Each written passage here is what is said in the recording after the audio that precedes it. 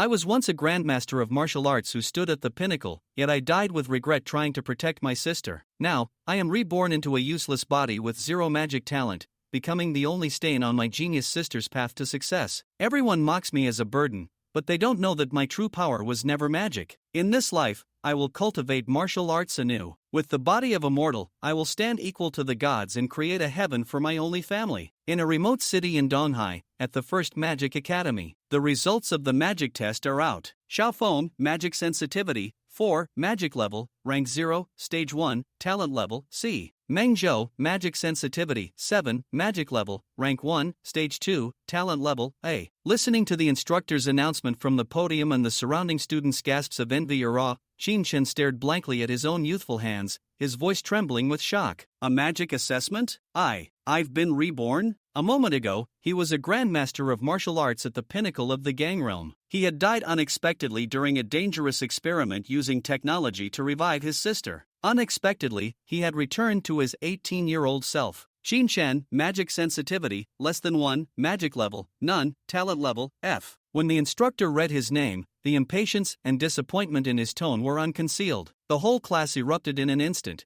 and waves of ridicule washed over him. Ha ha, I knew it. This good-for-nothing who was held back until 18 and is still in the first year with us has no rank. An F-ranked talent. Looks like he's being held back again this year. With a genius sister like Tian Shingha, of course he doesn't need to work hard. It's so comfortable being a burden. Tian Shingha, his sister, a genius girl who was already a rank 3 mage as a high school senior, and also the eternal pain in his heart. Chen ignored the surrounding mockery, lost in thought. This was a world overrun by demonic beasts, where magic reigns supreme, and he was a good-for-nothing with zero magic talent. In his previous life, it was precisely because of him, this burden, that his genius sister's hands were tied, coveted by countless prominent families, and ultimately met a tragic end in a conflict. His sister's death had changed him completely. He resolutely gave up magic and turned to the long-declined ancient martial arts. With his extraordinary martial talent, he fought his way to the peak of the gang realm and killed all his enemies. But his sister could never come back. Since I'm back, let's start over. Chen clenched his fists. His eyes no longer held the inferiority and confusion of a good-for-nothing, but the calmness and determination of a grandmaster. Just then, his phone vibrated. It was a message from his sister, Tian Shingha. Brother, I'm waiting for you at the school gate. A genuine smile finally appeared on Chen's face. He packed his things and walked out of the classroom amidst his classmates' jeers of "Look at that trash, he still has the face to smile." At the school gate, Tian Shingha, dressed in a green dress, stood like an ice lotus, waiting quietly. Brother, you. She was a little surprised. Today's brother seemed different. The deep-seated inferiority was gone, replaced by a confidence that put her at ease. You're here? What's up? Chen's smile was warm and calm. Instructor Lee wants to see us. In Instructor Lee's dormitory, a graceful female instructor in her 30s received them. Yujia, a new dimensional rift has been discovered in the Donghai area. I've arranged a trial team for you. All members are rank 3 mages. Are you interested? Instructor Lee got straight to the point. A dimensional rift was a great place for low-rank mages to improve their strength and earn resources. A flicker of interest appeared in Tian Shingha's eyes, but when she thought of her brother's situation at school, she hesitated and shook her head with a smile. Instructor, thank you for your kindness, but I think I'll pass. Sister, why not go? Chen said with feigned exaggeration. There's a lot of money in the rift. If you go, our lives won't be so tight anymore. He knew that his sister's tragedy in her past life was largely due to her lack of experience and ignorance of the evil in people's hearts. This trial was an excellent opportunity for her to grow. Instructor Lee glanced at the mercenary Chen with disgust, but still went along with his words to persuade Tian Shingha. Your brother is right. This is a rare opportunity. But my brother. Tian Shingha was still worried. Don't worry about me, sis. Chen interjected. Since Instructor Lee suggested it, she'll definitely take good care of me, right, Instructor? Instructor Lee was choked by Chen's words, but to get Tian Shingha to go on the trial, she nodded. Don't worry, I'll look after Chen. With this guarantee, Tian Shingha finally agreed, but she was still puzzled. Instructor, is this the only reason you called me over? Why did you need my brother to come too? Instructor Lee's expression instantly became solemn. She stared at Chen, then turned to Tian Shingha and asked a very sharp question. Yujia, you and your brother are orphans, dependent on each other. I want to ask, if someone were to threaten your brother's life to force you to be with him, what would you choose? Tian Shingha's face turned pale instantly. This question was impossible for her to answer. Just as she was struggling in agony, Chen spoke. The instructor is right. At a critical moment, a choice must be made. Why can't you answer? Isn't it because you're not strong enough? His voice was not loud, but it was resonant. You just need to keep getting stronger, become a rank 9 mage. Will such a problem still exist then? Only by standing at the pinnacle of the world will you not have to make any choices. These words were like a clap of thunder, exploding in the minds of both Tian Shingha and Instructor Lee. Tian Shingha's previously confused eyes instantly became clear and bright. She seemed to have found her future path and nodded heavily. Teacher, I think I have my answer now. Instructor Lee was so angry she couldn't speak. She had intended to use this question to make this burden Chen back down, but he had turned it around to strengthen Tian Shingha's resolve to become stronger. A fleeting murderous intent flashed in her eyes as she looked at Chen. This piece of trash must not be allowed to stay. Leaving the instructor's dormitory and returning to their small home, Tian Shingha began to pack her things: toothbrush, toothpaste, shower gel. Are you going on a trip or a trial? Chen was amused and exasperated watching his sister. I don't need to bring these? Of course not. Chen couldn't help but scold. The place is overrun with demonic beasts and incredibly dangerous. You think you'll have time for a bath and brushing your teeth? What if someone peeks? Tian Shingha was stunned by his scolding, then stared at Chen, a happy smile spreading across her face. Brother, you haven't scolded me like this in a long time. Chen's heart softened. Yes, in his previous life,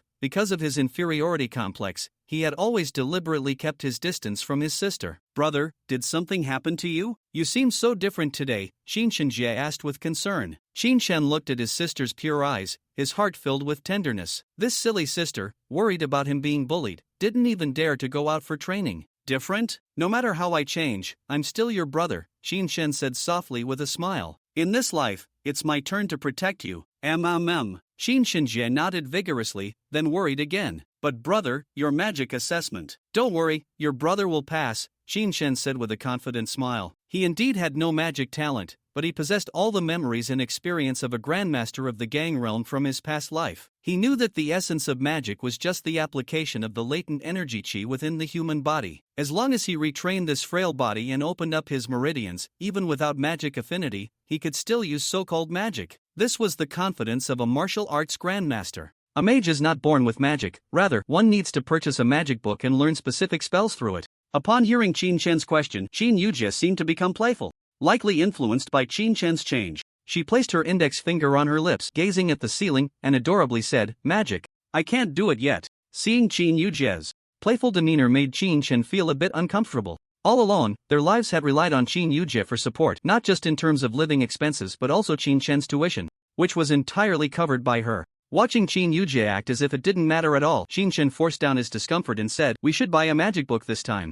Even though Chen knew how to use magic, he couldn't teach it. In his past life, he focused on body refinement, while learning magic required a magic book. However, after hearing Chen's words, Tian Shingha thought for a moment and shook her head, saying, "No, it's too expensive. In the market, even a low-level magic book costs tens of thousands, and it's not even a particularly powerful spell." The money Tian Shingha had was meant for Chen's tuition, and they simply couldn't afford a magic book. Upon hearing Tian Shingha's words, Chen's expression turned serious as he said, "We must buy it. I know what you're worried about, but if you don't buy it, you won't be going out." Chen's words were firm, and although he said this, he felt inexplicably heartbroken. A third-tier mage who still couldn't cast any spells was hardly different from an ordinary person. He understood why Tian Shingha still had no magic. When Tian Shingha heard that Chen didn't want her to go out, she became anxious. "Brother, I only have 50,000 with my scholarship. What will happen to your tuition if I buy a magic book?" Chen was still studying abroad, and he wasn't a genius. He had to live frugally every day just to afford his tuition. In the market, a low-level magic book costs at least 20 to 30,000, and the tuition for the Magic Academy, especially for someone like Chen with no talent, was exceptionally high. If she bought a magic book, Chen would probably have no tuition to attend school. Hearing Tian Shingha's concerns, Chen fell silent. His silly sister. Even now, she was still worrying about tuition fees. A magic skill, though just a skill, could very well determine the safety of the entire team. At this moment, Chen also understood why Mentor Lee's sister had asked Tian Shingha that question. In such circumstances, Tian Shingha was still considering his tuition. However, he couldn't tell Tian Shingha about his rebirth. After thinking for a moment, Chen said in a deep voice, "I'll handle the tuition myself. You don't need to help. Just go buy a good magic book from the market." Upon Hearing Qin Chen's words, Qin Yujie hesitated and looked at him. You earn money? You're not even a mage yet. How can you earn over 40,000 for tuition? Qin Chen's face darkened at this remark. He immediately reached out his right hand and ruffled Qin Yujie's hair vigorously, wearing a fierce expression. Are you looking down on your brother? It's just tuition. Hurry up and buy the magic book, otherwise, you won't be going out this time. If you don't go out, I'll just be sitting around doing nothing. Do you want to see me like before? Hearing this, Qin Yujie panicked, disregarding her messy hair, and anxiously said, Brother, don't. I'll go buy it, okay? Hearing this, Qin Chen finally revealed a smile and said, That's more like it. Seeing this, Qin Yujie reluctantly tidied her messy hair. Her brother was back, but he had become so annoying. However, this was better than the incredibly insecure brother he had been before. Although she thought this way, Qin Yujie hesitated and said, But 50,000, what can you buy with that? For a magic book? A first-level fireball costs over 100,000. Upon hearing this, Qin Chen also came back to his senses. Indeed, learning from magic books through mental communication was absurdly expensive. 50,000 was the tuition for a semester, but it was impossible to buy a decent magic book with that. A fireball was a first level magic and already cost over 100,000. If it were a 7th level meteor shower, a large destructive magic, even having money might not guarantee you could buy it. Such magic books were available at a price but hard to find in the market. Thinking of this, Qin Chen looked at Qin Yujie and said, I'll go with you to buy it. I can help you find a better magic. Qin Yujie was now at the 3rd level and could learn 3rd level magic books, but since both of them were quite poor, wanting to learn 3rd level magic was wishful thinking. However, there were many useful spells among the 1st level magic, though Qin Chen had already forgotten which ones were useful. He had never practiced magic himself, and could only accompany Qin Yujie to the store to take a look. Hearing Qin Chen's words, Qin Yujie looked at him in disbelief. You'll help me find one? A person with almost zero magical talent was actually going to help a genius like her find magic. It seemed utterly unreliable. Seeing this, Qin Chen also came back to his senses and, noticing Qin Yujie's disbelieving expression, glared at her and said, Are you itching for a beating? Qin Yujie, seeing this, playfully winked at Qin Chen and then hurriedly dashed out the door. Qin Chen couldn't help but chuckle. Seeing his sister, he was no longer that emotionless killing machine, but being able to see his sister in front of him felt really good.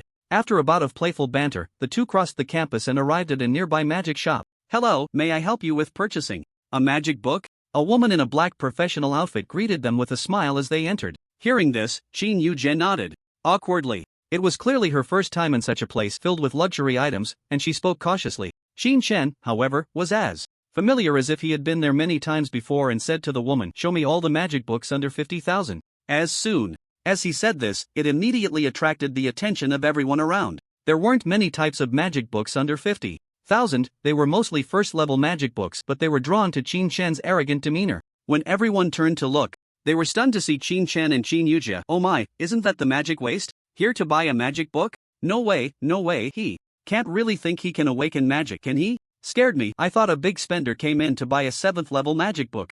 Indeed, Qin Chen's appearance did not look like someone buying low-level magic. Hearing the voices around them, Qin Yujie was initially a bit worried, but seeing that Qin Chen was unaffected, she relaxed and looked at him with a smile. The waiter, though startled, managed to maintain a smile and said, Please, wait a moment, sir. With that, the waiter walked into the room to fetch the magic book. Meanwhile, the crowd around them began to murmur. Look at that loser. He actually bought a magic book. Hasn't he been held back for 3 years? He still hasn't awakened any magic? Keep it down, can't you see who's next? To him? The crowd turned to follow the direction of the speaker's finger. A woman, as if she had stepped out of a painting, was smiling blissfully at Qin Chen, causing the previously noisy crowd to quiet down. The initial mockery turned into hushed whispers. Wow, it's Qin Yujie. Does he really need his sister to come along to buy a magic book? This guy must be worried that someone will snatch it away after he buys it. You might be right.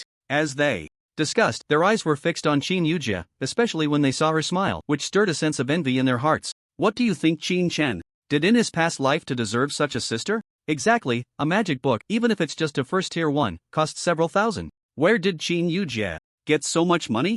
Others in their senior year are already at 3rd tier. Not only are their tuition fees waived, but they must also be getting a decent scholarship, so it's normal for them to have a few thousand. But even with a scholarship, wouldn't a few thousand be the limit? Just to buy a magic book for Qin Chen? Everyone assumed that Qin Yujie was buying the magic book for Qin Chen, and their faces were filled with envy. There were many people with magic levels but no magic books. However, seeing a complete waste without any magical talent owning a magic book intensified their feelings of unfairness. Although the murmurs were quiet, Qin Yujie could still hear them. She couldn't help but frown but thought better of saying anything. Instead, she quietly watched Qin Chen in front of her. The crowd around them, witnessing this scene, began to disperse. Soon, the news of Qin Yujie taking Qin Chen out to buy a magic book spread throughout the school. In an instant, all the students knew that Qin Chen had used Qin Yujie's money to buy a magic book. At that moment, those who hated Qin Chen were not just his classmates. Even some teachers who learned of the news felt a sense of disappointment. This matter quickly reached the ears of Mentor Lee. Furious, Mentor Lee nearly went to find Qin Chen on the spot. Although Qin Chen usually acted recklessly, he had never been extravagant with money. But now, Qin Chen actually had Qin Yujie buy him a magic book? This only intensified the murderous intent in Mentor Lee's heart, and he immediately picked up the phone and dialed a number. Beep. The phone rang, and a hoarse voice came from the other end. I didn't expect you to call me. If you keep talking like that, don't contact me again. Come on, sis, I was just joking. By the way, why did you call me? Help me deal with someone. Upon hearing this, a wave of murderous intent came from the other end. Did someone provoke you? In response, Mentor Lee said solemnly, it's not that they provoked me. But he then proceeded to tell everything about Qin Yujie's situation without holding back. When Qin Chen heard about the evil deeds, the person on the other end of the phone was also speechless. I can't believe it, sister, are there really such shameless people in this world? Less nonsense, can you solve it? If I weren't your mentor, I wouldn't even bother calling you. No problem, leave it to me. We'll discuss the specifics when we get there. Alright. After saying this, Mentor Lee hung up the phone and continued to busy herself with her tasks in the dormitory as if nothing had happened. At this moment, Qin Chen was still unaware that danger was about to descend upon him. He was walking out of the magic shop with a frowning Qin Yujie by his side. Qin Yujie was holding a magic book in her arms, her face scrunched up as she said, brother, why did you pick a defensive magic for me? She had thought Qin Chen would choose an offensive one, but unexpectedly he had selected a defensive water magic for her. After hearing this, Qin Chen said to himself, don't underestimate water magic, it can save your life at a critical moment. But I feel like this magic is useless. It just lets me hide in the back. Upon hearing this, Qin Chen turned around and asked, useless? Do you want to buy an offensive magic and go in to hunt magical beasts with them? Qin Yujie nodded in response. Seeing this, Qin Chen's expression became serious as he said, the idea is good, but do you know what kind of magical beasts you'll be facing tomorrow? Upon hearing this, Qin Yujie's expression changed. Windblade, a first-tier magic, could indeed be used against first-tier magical beasts.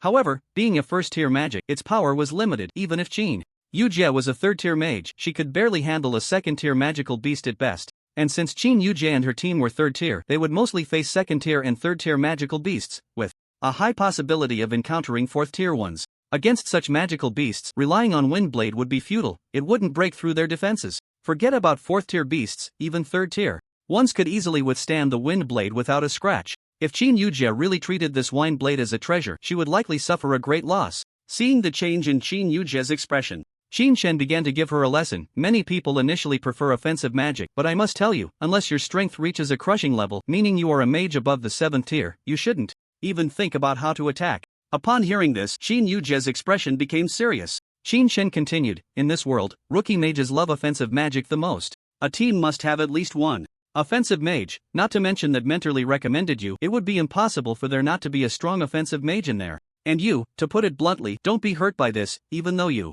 are a third-tier mage now. If you were placed in a first-tier mage's team, your contribution might be less than that of your teammates. I recommended you to be a water mage, partly to help you protect yourself, and partly so you can use this water shield to protect your teammates. Hearing this, Qin Yujie looked confused and said, but I'm facing second-tier and third-tier magical beasts. The water shield, it probably won't hold, right? The water shield can only withstand attacks from first-tier magical beasts. It would struggle against second-tier and third-tier ones. Looking at Qin Yujie's worried expression, Qin Chen smiled lightly and said, I'm not saying you have to block it. Hearing this, Qin Yujie looked puzzled. Then, you just need to release magic at critical moments and showcase your talent. This time, the danger shouldn't be too great for you. It's mainly about training your combat awareness. Your magic isn't strong enough right now, and I'm sure the team leader will quickly notice your shortcomings. But as long as you demonstrate enough combat experience, it will be greatly beneficial for you in the future, Qin Chen instructed. In fact, there are many geniuses in this world, and it's not lacking talents like Qin Yujie, who are naturally strong in mental power.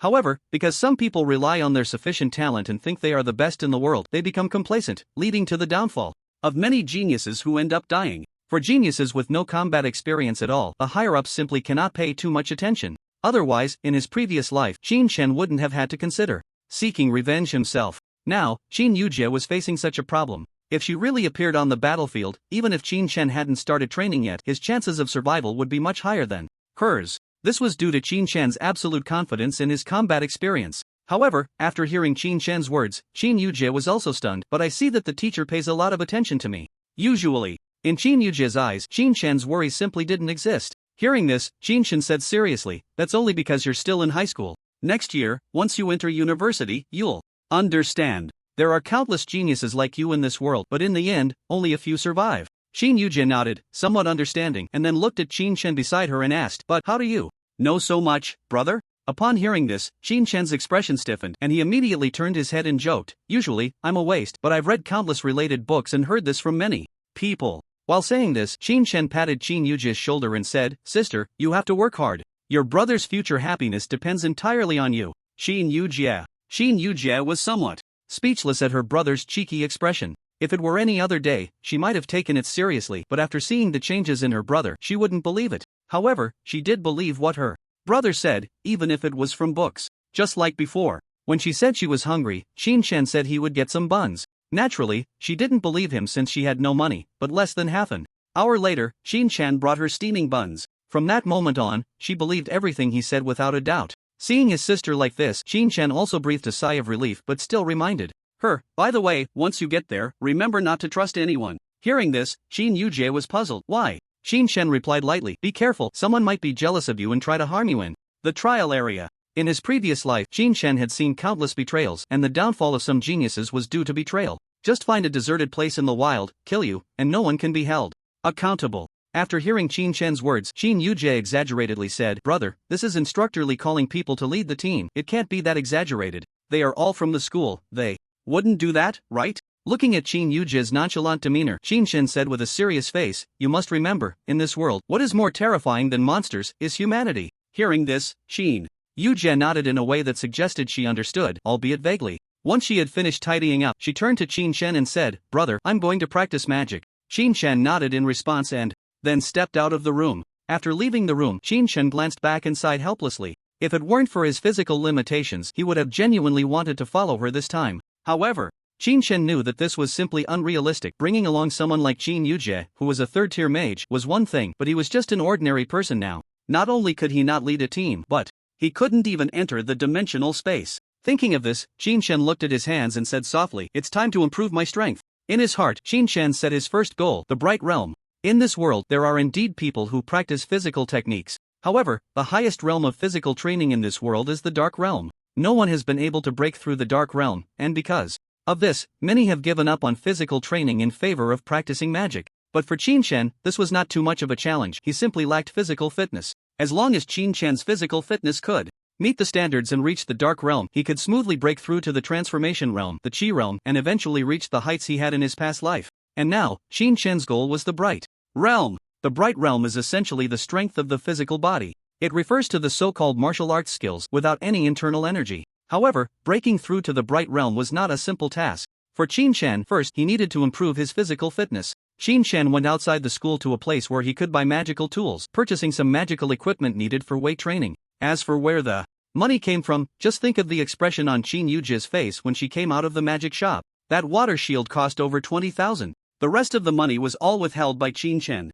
It wasn't that Qin Shan wanted to withhold this amount, it was that if he wanted to improve his strength, he had to use this money. As the saying goes, the poor study literature, the rich study martial arts. And Qin Shan's training in physical techniques was indeed martial arts. Without some medicinal support, it would be impossible to sustain his training. Even in his past life, he had to gather herbs in the wild to heal himself, otherwise, he might not have succeeded in his training, and his body would have collapsed first. Therefore, money was extremely scarce for Qin Shan. However, he still had some money left, enough to support his training until he could start earning. As long as Qin Shan could inflict damage on the monsters, he could make money. Qin Shan's speed in making money was much faster than Qin Yujie's. After strapping the weight-enhanced magical tools to his legs, Qin Shan immediately felt as if a great mountain was pressing down on his legs. The pain was unbearable. Qin Shan gritted his teeth and took a step, feeling as if he had used all his strength. After testing the effects of the magical tools, Qin Shan chose not to continue and instead turned off the equipment. This one tool had cost him over 10,000, leaving him with less than 10,000 left. The remaining money needed to be spent carefully. However, Qin Shan wasn't in a hurry to start training. Instead, he went to the pharmacy to buy some wound-healing medicine. These medicines were quite cheap, hundreds of times cheaper than those that could directly enhance physical fitness. Those kinds of medicines, while convenient, were expensive. Having been a waste for so long, all the money he spent came from his sister. Where would he get the money? To buy those medicines? For Qin Chen, just the medicine for treating internal injuries was almost unbearable. After that, Qin Chen found a secluded place and began to train secretly. The initial stage of cultivation didn't require contact with other things. It was essentially just fitness training, but it was more rigorous than regular workouts. The main focus was on strengthening his physique. As long as his physical condition improved, Qin Chen's realm would eventually return. By the time Qin Chen finished his training and used up the medicine, it was already evening when he returned to the dormitory. The dormitory was empty, and Qin Yujie had also left at that time. Qin Yujie left a note on the table, and when Qin Chen opened it, he saw a neat and beautiful line of writing. Brother, Teacher Lee has called for a meeting, so I won't be back for the next few days. Take good care of yourself tomorrow. Looking at the note in his hand, Qin Chen tucked it into his pocket. For Qin Chen, there was no sense of reluctance. There was no need for any reluctance. If he felt that way, it would be better not to let Qin Yujie go. Without strength, he would ultimately drag Qin Yujie down. Right now, Qin Chen's main focus was still on improving his own strength. With Qin Yujie gone, he found it much more convenient. This time, Qin Yujie would be away for at least a week or half a month. During this time, although Qin Chen couldn't break through to the Ming realm, his strength would definitely see a qualitative leap. A night of silence. The next day, Qin Chen got up early to start exercising his body. By 5 or 6 in the morning, he was already on the school playground, walking slowly. After the first day's adaptation, Qin Chen had gradually begun to familiarize himself with the rhythm of the magical equipment. Now, Qin Chen could walk slowly. Of course, he walked very slowly, even slower than a turtle. However, he didn't feel the slightest impatience about it, because the path of body refinement was just that monotonous. With the help of magical equipment and medicine, his progress was even faster than in his previous life. The sky gradually brightened, and many classmates noticed Qin Chen moving slowly on the playground. Some who had originally planned to jog in the morning ran while glancing at Qin Chen. The labels of the first waste, a burden, and a leech had long made Qin Chen famous. Seeing him exercise today was quite a novelty for them. At the school gate, a tall beauty in a school uniform walked into the school. Beside her was a large group of admirers. Although the girl felt a bit impatient, she didn't drive them away, as she was already used to it. The girl's name was Ranmo, and she was one of the school beauties. Every time she entered the school, she was always followed by a crowd. However, these people would disperse once they reached the classroom door, allowing Ranmo to enter her class immediately. However, this time, as she approached the playground and saw so many people gathered, she curiously asked, "What are all these people doing around the playground?" Upon hearing this, someone nearby stepped forward and said, "Randa, the school beauty, you mean them? Today, I don't know what got into Qin Chen. He actually decided to start exercising, and many people are curious, so they're just watching." Qin Chen? That famous waste of the school?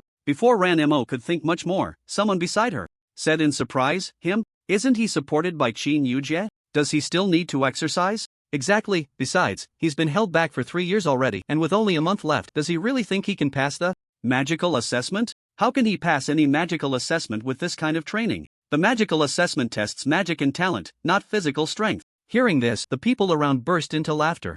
In their eyes, Qin Chen was merely struggling in his death throes. With a month left until the magic assessment, this Qin Chen, who had no magical talent, was actually here training his body. Wasn't that just a desperate struggle? To everyone, Qin Chen was simply trying to grasp at straws because his magical talent was nearly zero, and with the college entrance exams approaching, he had started to make a last-ditch effort. Ranmo, after hearing the mockery from the crowd, casually turned her gaze to Qin Chen. Just one glance, and she lost interest. She had heard a bit about Qin Yujie, but she had no interest in focusing on this useless Qin Chen. At this moment, however, Qin Chen was oblivious to the gazes and idle chatter around him. This was the path of body refinement. No one would take it seriously, because in this world, body refinement could only reach the dark realm at most. That was barely comparable to a 5th-tier magician. Moreover, only those seasoned Dark Realm experts who had faced life and death could rival a 5th-tier magician. If this body refiner lacked experience, even a 1st-tier magician could easily deal with him. Thus, body refinement was very unpopular, and no one respected a body refinement expert. However, it wasn't that no one dared to try it. There were still some magicians who considered pursuing the path of body refinement. Of course, it wasn't because body refinement was particularly powerful, but because having physical strength provided an extra means of survival in this world filled with magical beasts. Yet Qin Chen had no such opportunity, as he could not achieve anything in magic and could only slowly enhance his strength through body refinement. Now drenched in sweat, Qin Chen was struggling to move forward on the playground. Not far away, in the teaching building, several teachers were peering through the windows at Qin Chen's current state. Many of the instructors were curious about Qin Chen's appearance. "I say, what's wrong with that guy Qin Chen today? He actually started exercising? Ahem, as a teacher, mind your image. Upon hearing this, the one who spoke earlier replied with a grin, what's there to be afraid of? That guy Qin Shen has no friends at school, and I don't need to curry favor with Qin Yujia, right, Instructor Lee?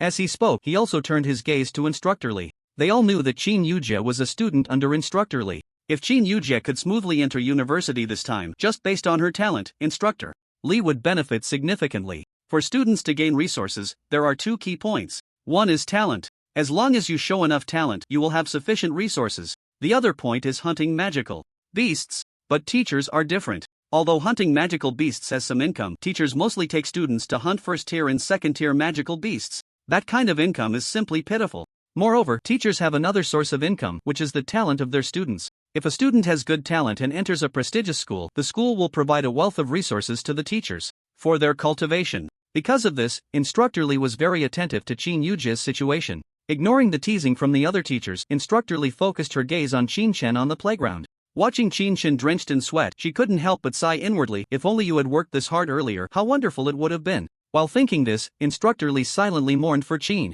Shen. She did not believe that Qin Shen could achieve anything now. 3 years have passed, 3 years of time, and he has only reached level 3, still a first-year student now, with a magical talent that is practically zero. This has led Qin Shen to realize that his future can only stop here. If he had worked as hard as he does now 3 years ago, perhaps Mentor Lee would have helped him find another path. Although body refining has a relatively low ceiling, it is easy to get started, and basically, anyone can learn it. However, for Qin Shen now, wanting to achieve a certain level of accomplishment in body refining is far too late. Body refining is simple, but gaining combat experience is exceptionally difficult. Magic only requires familiarity with the strength of spells and understanding the characteristics of magical beasts, allowing one to cooperate with teammates to cast spells. But body refining is different. It requires close combat with magical beasts, and the strength of the human body is far inferior to that of magical beasts. A slight misstep could lead to death. The danger is evident. Body refining is simple, but gaining experience is too hard. Therefore, even though Mentor Lee sees Qin Shen's extraordinary effort at this moment,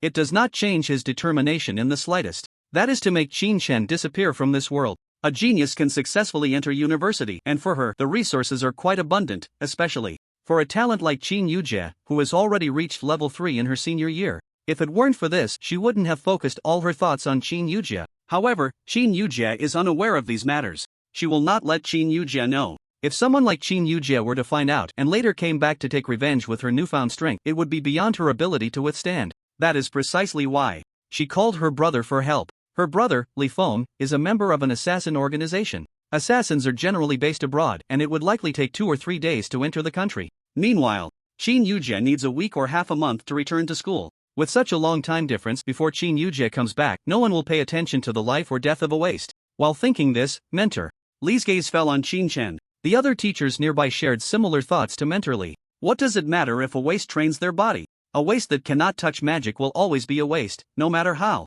much they train. Qin Shen, however, was completely unaware of their thoughts. At least within the school, Qin Shen was safe. No one dared to lay a hand on him, and the principal would not allow such things to happen. Of course, the verbal insults from those around him were also nothing to Qin Shen. Thus, this continued for an entire day, and by night, Qin Shen finally stopped training, his stamina giving out. At this moment, he felt utterly exhausted, but he did not remove the magical gear from his legs. Instead, he wore it and walked step by step toward the school cafeteria. If he didn't hurry, he would miss mealtime.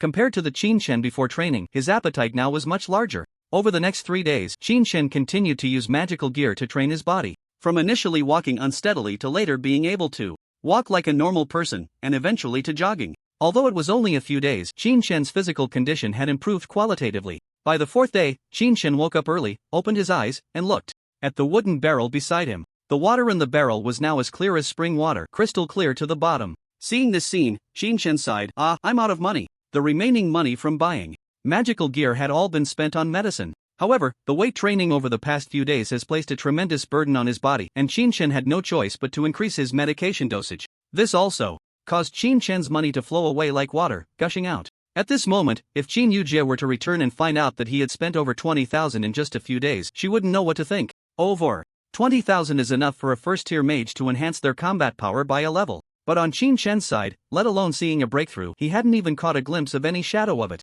It's time to make some money, Qin Shen thought to himself as he rolled out of bed. After washing up, he pushed the door open and stepped outside. Now, Qin Shen was ready to earn some money. At this point, Qin Chen had enough self-defense capability to venture into the other dimensional space. As long as he had the ability to protect himself, he wouldn't have to worry about being broke. With this thought in mind, Qin Chen walked out of the campus. This was the first time in a while that Qin Chen had stepped out of the campus. In Donghai, there were 5 other dimensional spaces that Qin Chen knew of. Some places were absolutely safe, designated for students to enter, and they were for genius students. There were pros and cons. The advantage was that as long as their strength wasn't exaggerated, these students would be completely safe in such other dimensional spaces. Of course, the downside was that the maps were too small. Compared to such places, Qin Chen preferred other types of other dimensional spaces. The ones specifically for demon hunters were true life and death trials. Compared to the spaces accessible to students, these spaces were not as safe. Because the terrain inside was vast, with some hidden high-level demon beasts lurking, even members of the Magic Association wouldn't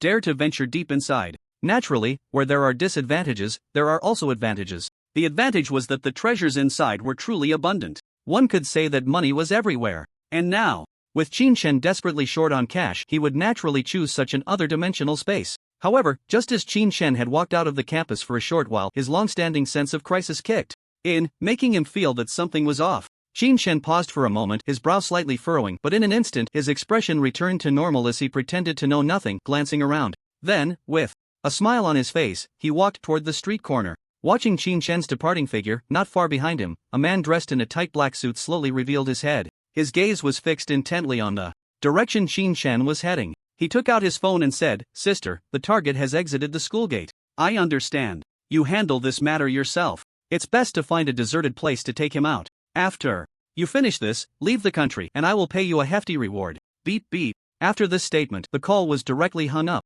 Li Feng looked at his phone with a bit of a toothache, but he also knew how significant this matter was for his older sister, so he immediately put the phone in his pocket and quietly followed behind Qin Chen. Qin Chen walked ahead, moving slowly, but he felt a bit puzzled. Is someone planning to take action against me? It wasn't unusual for someone to want to take action against him. There were plenty of people in this school who wanted to beat him up, so this was nothing new. However, the person behind him didn't seem like someone who just wanted to give him a beating, because Qin Chen sensed a killing intent from that person. Years of wandering had made Qin Chen exceptionally sensitive to such killing intent, but he couldn't quite understand it. If he hadn't been reborn, given his previous life situation, he would have probably been dead long ago. But why, in his past life, did no one take action against him? With such doubts in mind, Qin Chen arrived at a place selling popsicles and bought one. Then he looked around somewhat blandly. Behind him, Li Feng stood there as if nothing was amiss, looking around as well. However, what Li Feng did not know was that he had already been targeted by Qin Chen. The distance was a bit far, and Qin Chen could not see the person's appearance, who was dressed entirely in black.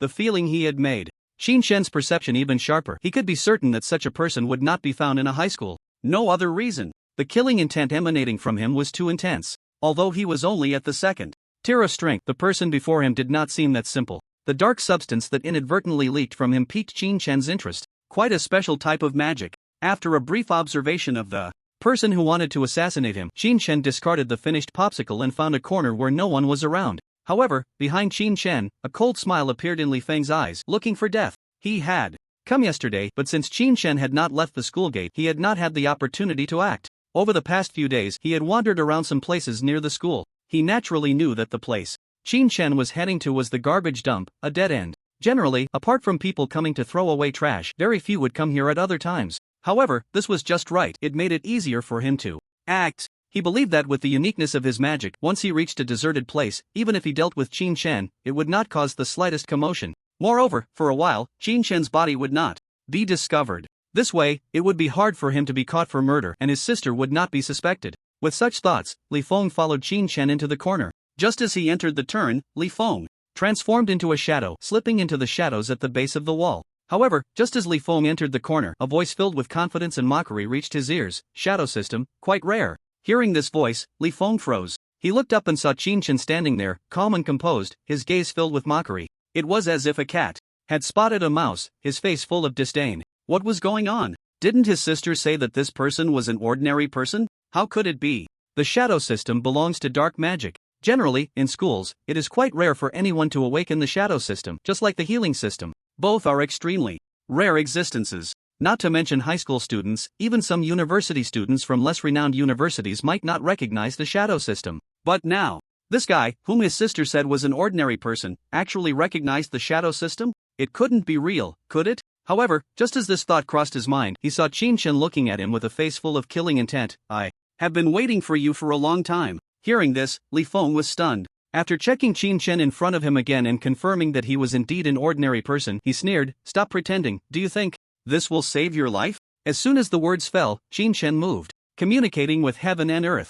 At this moment, Qin Chen had no spiritual power or qi within his body, and logically, there should be no possibility of releasing qi or magic, but Qin Chen did it. At this moment, a faint glow emanated from his palm. Such a forced display of qi seemed impossible to others, but for Qin Chen, it was completely achievable. And all of this was due to the benefits brought by Qin Chen's research in his previous life. Because of his research, he also discovered that some ancient texts could be explained through science. Nothingness, having nothing, possessing only the strength of the body without qi, renders everything meaningless. This is the state of Wuji, where the ground state vacuum suddenly appears, which is the void. The void is also nothing, yet it holds significance. It contains the possibility of giving birth to something. This is also Tai. The yin and yang have not changed, the vastness of the great void, without light or form, formless and nameless, silent and desolate. Tai, where qi has not yet been seen. The ground state vacuum suddenly splits into excited state quantum vacuum and negative vacuum, with the quantum vacuum containing endless zero-point energy. The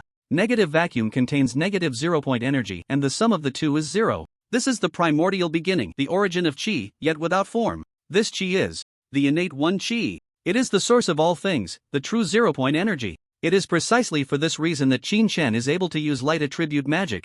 However, this is not magic, it merely appears as magic to others. Only Qin Chen knows that this is qi. When Li Feng saw the light in Qin Chen's hand, he was immediately horrified. Light magic? Aren't you just an ordinary person? As soon as he finished speaking, Li Feng immediately began to probe Qin Chen, but he could not sense any magical fluctuations. Feeling this, Li Feng was taken aback. Are you a human or a ghost? However, just as he finished speaking, the light in Qin Chen's palm gradually spread, quickly illuminating the shadows at the street corner. A thin figure slowly emerged from the shadows. Feeling the shadows around him gradually dissipating, Li Feng was startled. Just as he wanted to dodge, he found a figure appearing in front of him. Qin Chen's face, unafraid of any human color, slowly materialized before his eyes as he waved his right hand. Seeing Qin Chen make a move, Li Feng's face turned pale, soul draw flash. As soon as he spoke, Qin Chen, who had just prepared to capture Li Feng, suddenly grabbed at nothing. Qin Chen was slightly taken aback, but a cold smile appeared on his face. Shadow magic, huh? Although it's relatively rare, I can see through his flaws. Qin Chen didn't know how many shadow mages he had encountered, let alone these little 2 or 3 tier mages. Even a 9th tier mage wouldn't dare to get this close to Qin Chen. Immediately, Qin Chen lifted his right foot, using his left foot as the center, and turned around 180 degrees. Whip kick.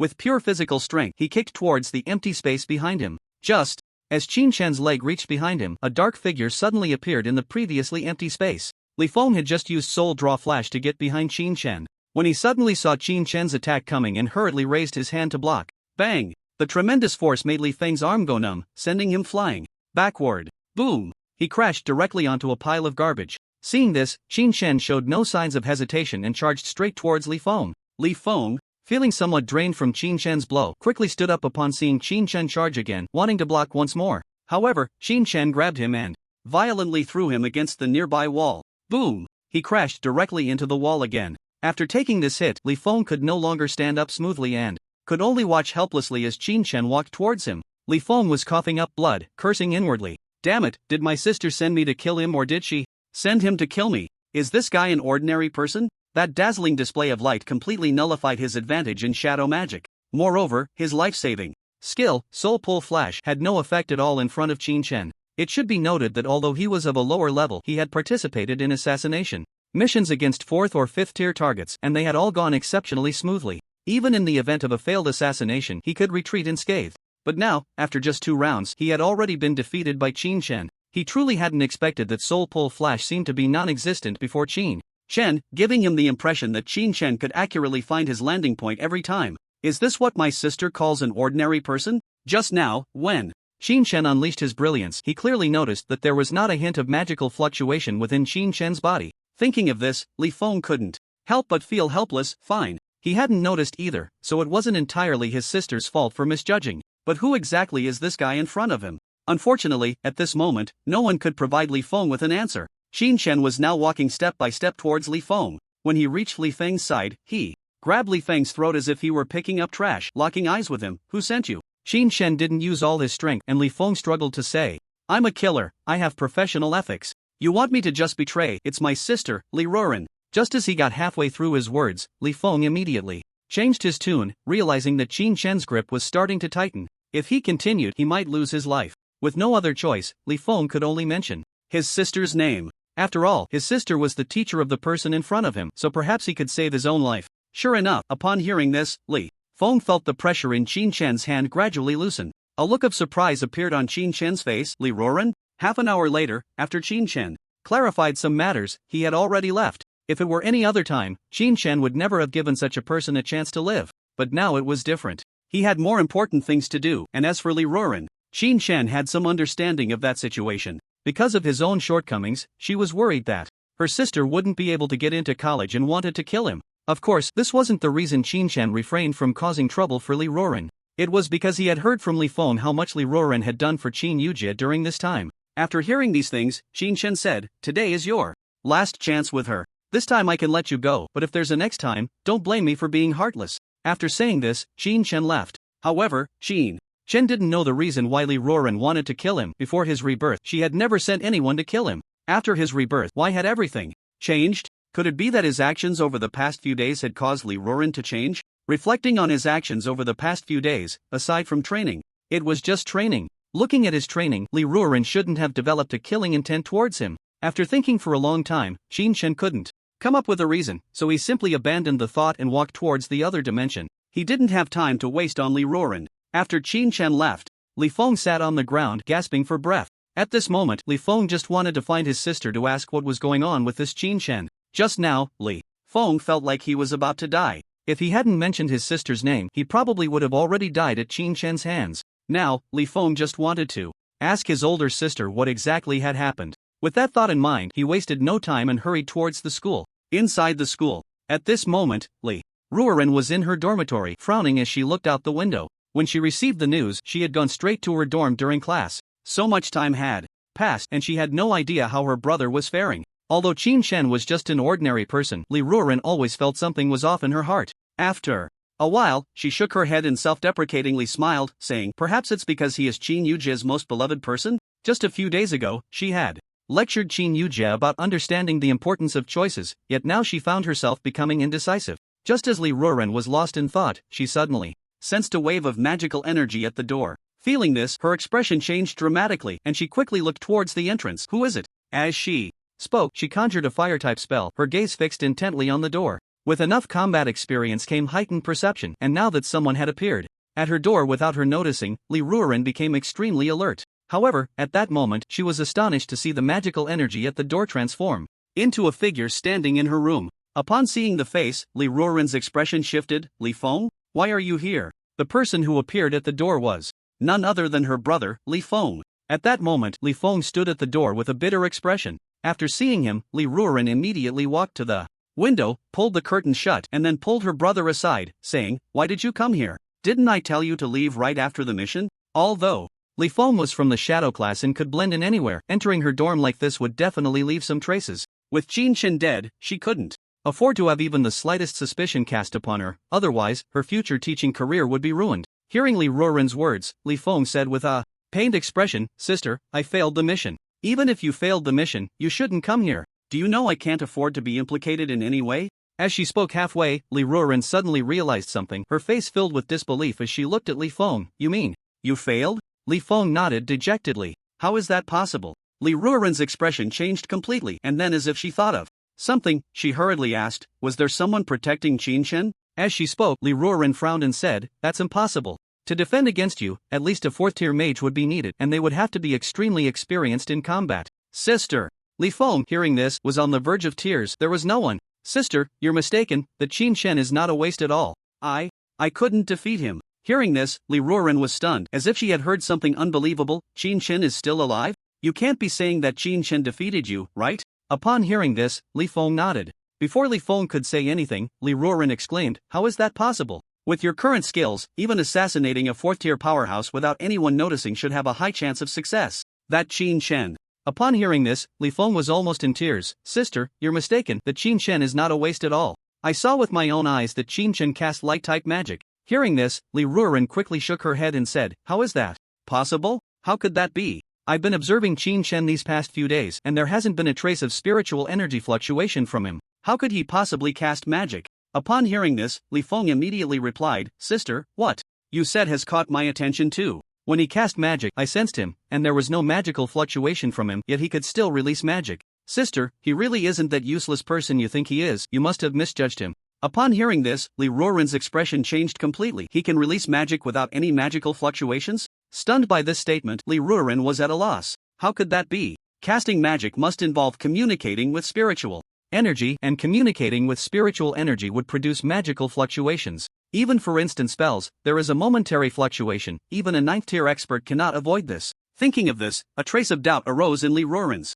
heart, and her gaze towards Li Feng was filled with hostility. Are you sure he can release magic without any magical fluctuations? Upon seeing Li Ruoran's gaze, Li Feng's heart sank, and he looked at Li Ruoran with some fear, nodding his head. Seeing Li Feng's reaction, Li Ruoran's expression immediately turned extremely stern. She stepped forward and grabbed Li Feng by the collar, then shouted hoarsely at him, "Do you know how much this person's life or death relates to my future? You let him go this time, who will let your sister go next time? Even now, you still won't tell me the truth?" Li Ruoran naturally wouldn't believe Li Feng's words, but Li Feng showed no resistance at all. At this moment, he was on the verge of tears. "Sister, I'm not lying to you. He really used magic. If not, why would I help him when I have no relation to him? Sister, his death would benefit you more than his survival. I can't possibly help an outsider deceive you, can I? What a situation." He had come to help his sister complete a task, but unexpectedly, not only did he get beaten up, but he was also suspected by his own sister. Looking at Li Feng's almost crying face, Li Ruoran's expression stiffened. "You really didn't let him go on purpose?" Upon hearing this, Li Feng cried, "Sister, I really didn't let him go. That guy was too ruthless. I only had a brief encounter with him, and in just 2 rounds, I was captured. If I hadn't mentioned your name, I might have died at his hands." Upon hearing this, Li Ruoran's expression changed completely. "You even mentioned my name?" Hearing this, Li Feng nodded. "Yes, sister, that guy is terrifying, completely unlike the useless person you described. Moreover, during our battle, he only cast a single light spell to illuminate me and didn't release any other magic. His combat experience doesn't seem at all like the useless person you mentioned." However, Li Ruoran's expression kept changing in response to Li Feng's words. Not a useless person? Could it be that she really misjudged him? But if he truly had such abilities, why had he acted like a useless person for 3 years? Li Ruoran naturally didn't know that Qin Chen's abilities had only been honed in these few short days. What Li Ruoran didn't know even more was that Qin Chen was a reborn individual, and that unparalleled terrifying combat experience was forged through countless life and death duels. Hearing Li Feng's words, Li Ruoran then looked at Li Feng and asked, after he found out, did he do anything special? Upon hearing this, Li Feng quickly nodded. "Sister, after he left, he told me to bring you a message." Hearing this, Li Ruoran raised an eyebrow. "What is it?" He said, "This is the first time, and I hope it will be the last. If there is a next time, I'm afraid we both will be finished." Hiss. Hearing Li Feng's words, Li Ruoran couldn't help but gasp. If what Li Feng said is true, then Qin Chen's hidden abilities are a bit terrifying. To be able to counterattack Li Feng in the midst of an assassination attempt and only in 2 rounds, capturing him wouldn't be a difficult task. At this moment, Li Ruoran also understood that the reason Qin Chen wasn't coming to find her was probably because she was Qin Yujia's instructor. Why did Li Ruoran want to kill Qin Chen? It was precisely because Qin Chen was holding Qin Yujia back, but now, after realizing Qin Chen's capabilities, she understood that he was far from being that useless person. Since he wasn't useless, it was already a done deal that Qin Yujia would smoothly rise up. With that, Li Ruoran's desire to kill Qin Chen had almost dropped to 0. Thinking of this, Li Ruoran slowly closed her eyes and sighed helplessly. "I understand." As she spoke, she opened her eyes and looked at Li Feng with a complex expression, saying, "In that case, you should find a time to leave." Since there was no need to kill Qin Chen anymore, her brother staying here was of no use. Moreover, even if she had tried to kill Qin Chen when he was unprepared, she had failed. The odds would be even lower if he was on guard. However, after hearing his sister's words, Li Feng's eyes twinkled, and with a hint of mischief, he looked at his sister and said, "Sis, do you need more people over there?" Hearing this, Li Ruoran looked at Li Feng in surprise and asked, "What do you want to do?" Li Feng smiled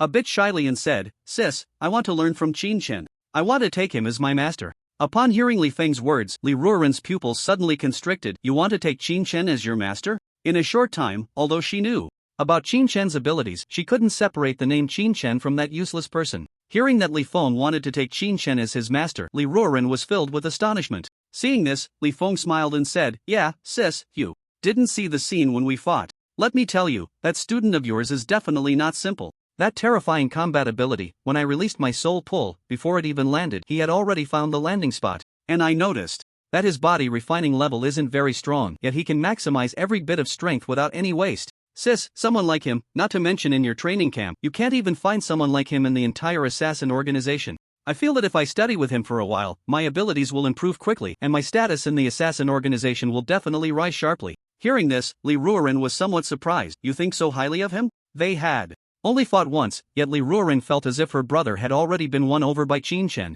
Li Feng immediately laughed and said, "That's not it, sis, you didn't see the scene at that time." Li Feng then described the scene to Liuran word for word. After hearing Li Feng's description, Liuran fell into silence. If it really was like that, then Chen had truly kept everyone in the dark. Looking at Li Feng, who was eagerly staring at her, Liuran sighed helplessly and said, "Alright, since you insist on entering the training camp, I will arrange an identity for you. However, during this time, you must cut off contact with your organization." Upon hearing this, Li Feng's face lit up with joy. Of course. At this moment, Liuran felt a bit dazed. The news Li Feng had brought her was too shocking. She then asked somewhat helplessly, "Let me arrange an identity for you. Which group do you want to be in? Just let me be in the same group as Chen." At this time, Chen had no idea that the Li Feng he had defeated was already eager to take him as a master. Right now, Chen's mind was solely focused on one thought: making money. Somehow managing to get a mask, Chen arrived at the entrance of the dimensional space. The door to the dimensional space looked as if the fabric of space had shattered like a mirror.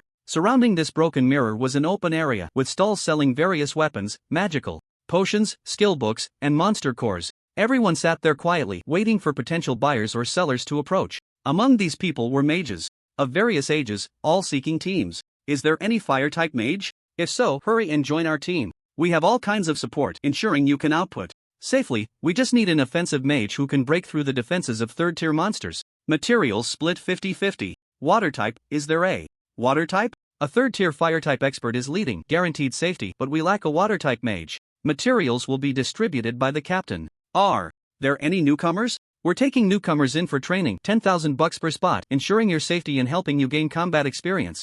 There were all sorts of calls, and some people were directly taking newcomers for training. However, upon hearing this, Chen immediately gave up. Because generally, in such teams, not only do they charge money, but the monster cores or parts from the monsters are mostly taken by the captain, leaving the underlings with little chance to earn. However, such teams weren't without their benefits, which was absolute safety. In these teams, the captain usually signs an agreement to guarantee the safety of teammates. If a teammate dies, the captain must provide corresponding compensation. The compensation for a life is not a small amount, even if they encounter some irresistible factors and the entire team is wiped out. As long as the captain survives, they must pay the corresponding compensation. Of course, this held no allure for Chen. His current goal was to make money, but he also knew that he had no spiritual power at all, and in terms of physical skills, he hadn't even reached the Ming realm. Thus, no team would need him. If Chen wanted to get in, he could only find a team himself. After glancing around and finding no one needing team members, Chen approached the team that needed a water-type mage. This team already had 4 members, 2 men and 2 women, all looking quite young, seemingly students. The third-tier fire mage appeared to be the oldest among them, but he looked to be only around 25. It wasn't that Chen could see through his abilities, it was just that in this team, he was the only third-tier mage, while the others were all second-tier. Do you need a water-type mage? Upon hearing Chen's words, the other man who had been calling out snapped back to attention, looking Chen up and down as he asked, "Are you a water-type mage?" Chen nodded in response. Hearing this, the man excitedly said to the person behind him, "I found a water mage, shall we set off?" As soon as he finished speaking, the 2 women beside him also breathed a sigh of relief.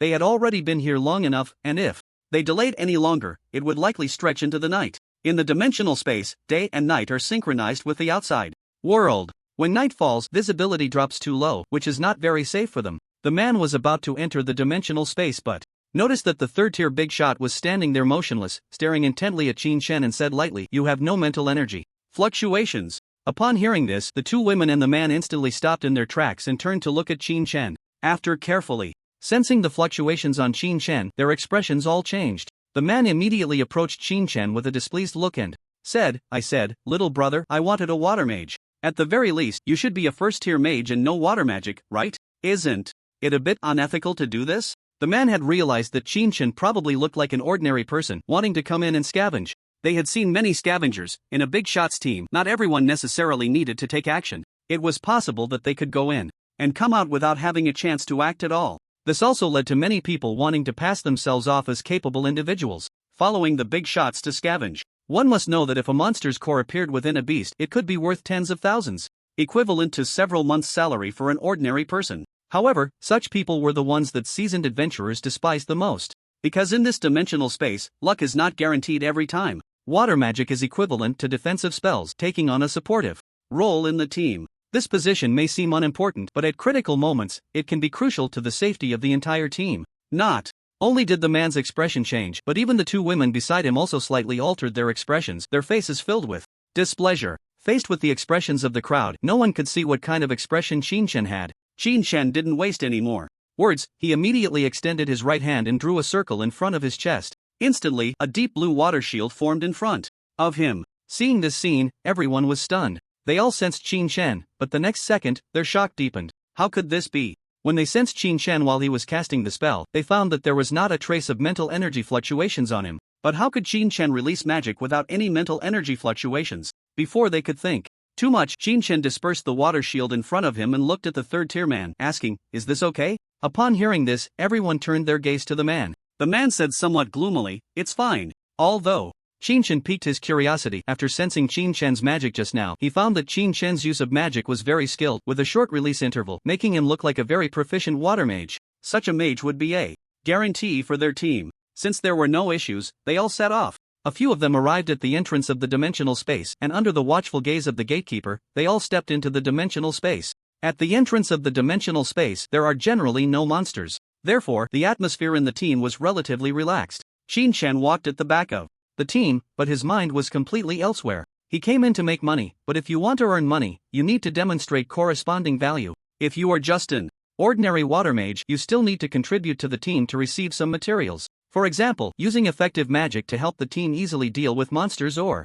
escape from danger. If this third-tier mage solves everything alone and others give you a bit, that's just kindness on their part. If they don't share, you can't say anything. Just consider it an opportunity to broaden your horizons. But does Chen need that? Not at all. What Chen needs is a team that can bring him along. As for teaming up to farm monsters, to Chen, these people are just a burden, slowing down his pace of making money. While Chen was thinking this, the others in the team were buzzing with conversation. 2 men and 2 women were not far in front of Chen, chatting away while occasionally glancing back at him. Why? How can he release magic without feeling any fluctuations in mental power? Yeah, and the speed at which he casts spells, I think even the captain can't match him. How is he doing it? How is he doing it? Everyone had this question in their minds. The third-tier captain turned to glance at the distracted Chen and said lightly, "It's either due to the help of magical tools or innate talent. There's no other explanation." Upon hearing this, the man immediately replied, "Magical tools? If he had such tools, why would he come to a place like this to make money?"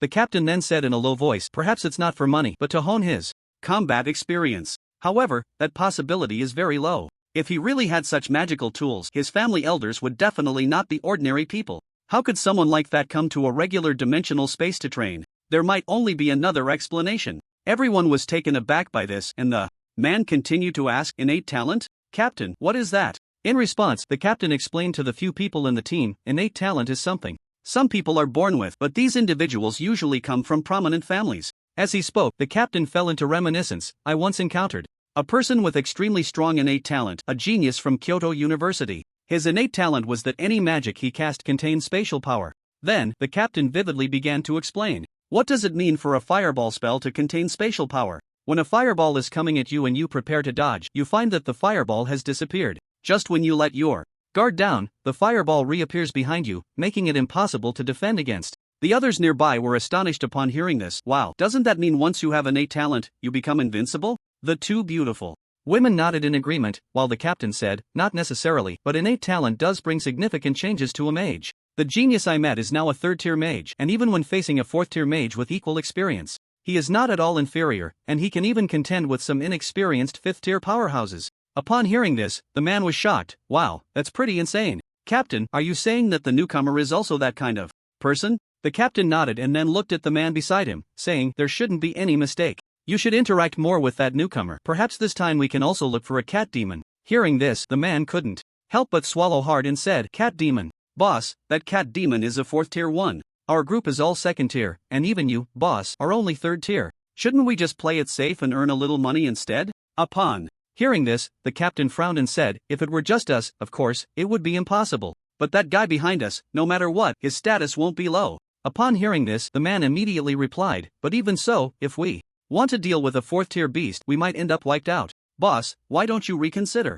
The captain immediately said, foolish. Someone like that must have powerful magical tools on them. If we don't seize this opportunity, finding such a teammate next time would be a pipe dream. Hearing the captain's words, the man felt it made sense, so he stopped talking and went straight to the back of the team, next to Qin Chen. At this moment, Qin Chen was surveying his surroundings. There were still some scattered teams around, so he didn't need to worry about anything. Just then, Qin Chen suddenly felt someone had appeared beside him, a bit surprised. Before Qin Chen could speak, the man looked at him with a big smile.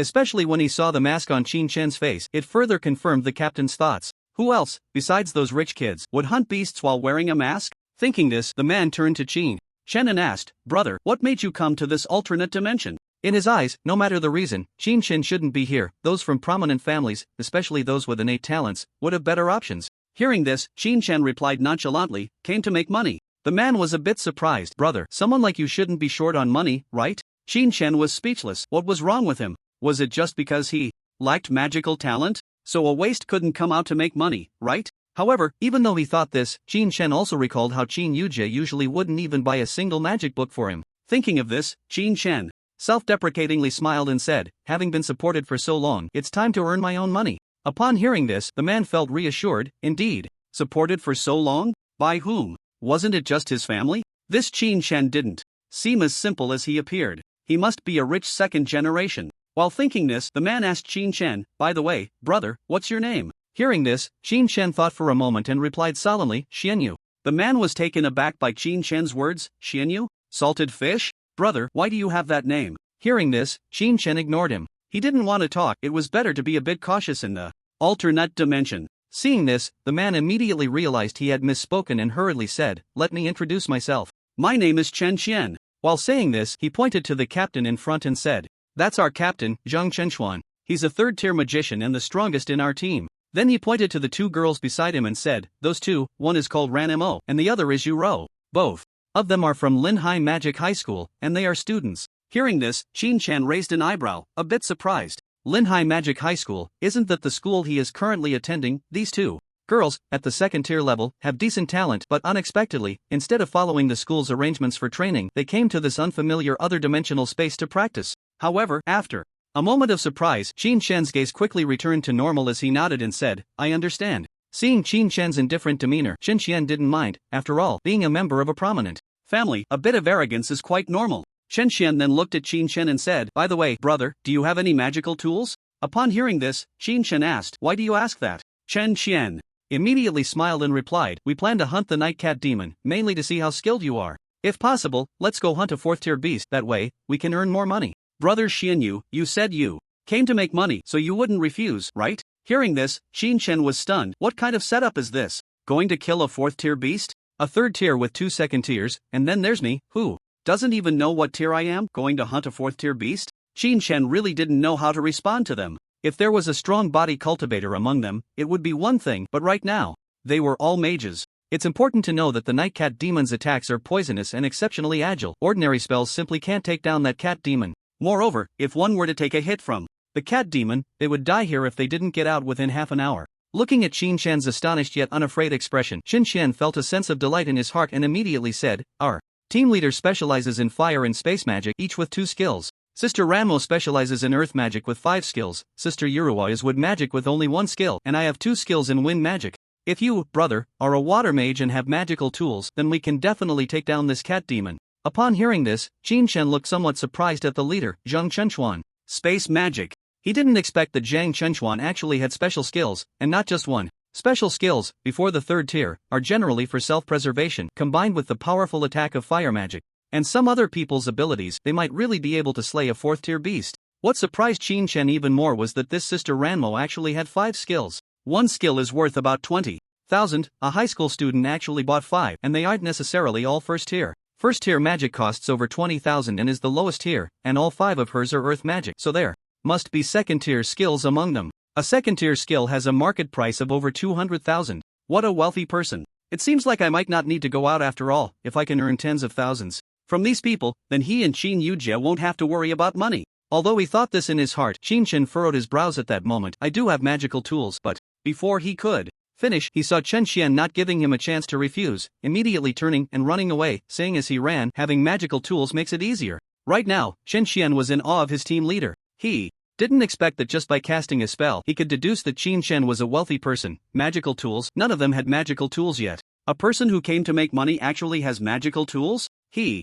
must be from a rich family. Watching Chen Xian flee as if for his life, Chen Xian couldn't help but laugh and cry. I wanted to say, these are magical tools for body cultivation. Chen Xian knew that Chen Xian must have misunderstood something. He thought he had some powerful magical tools, but Chen Xian's magical tools had no other effect besides increasing pressure on himself. Of course, they did have some defensive capabilities. However, this thing had a terribly poor defense. But since it was a misunderstanding, let it be. He never expected that there would be so many wealthy people in this team. As long as they had money, Chen could make a profit. At this moment, Chen Xian was completely unaware of what Chen Chen was thinking, and with a beaming smile, he approached the captain and said, "Wow, Captain, you're amazing. You guessed it right away." Zhang Chenchuan replied casually, "What did you find out?" Seeing this, Chen Xian excitedly said, "At first, I asked him what he came here for, and he said he wanted to make money." Zhang Chenchuan frowned slightly at this, and then I asked him if he needed to make money to come here. Guess what that guy said? After being supported for so long, he should be self-sufficient. Chen Xian said with great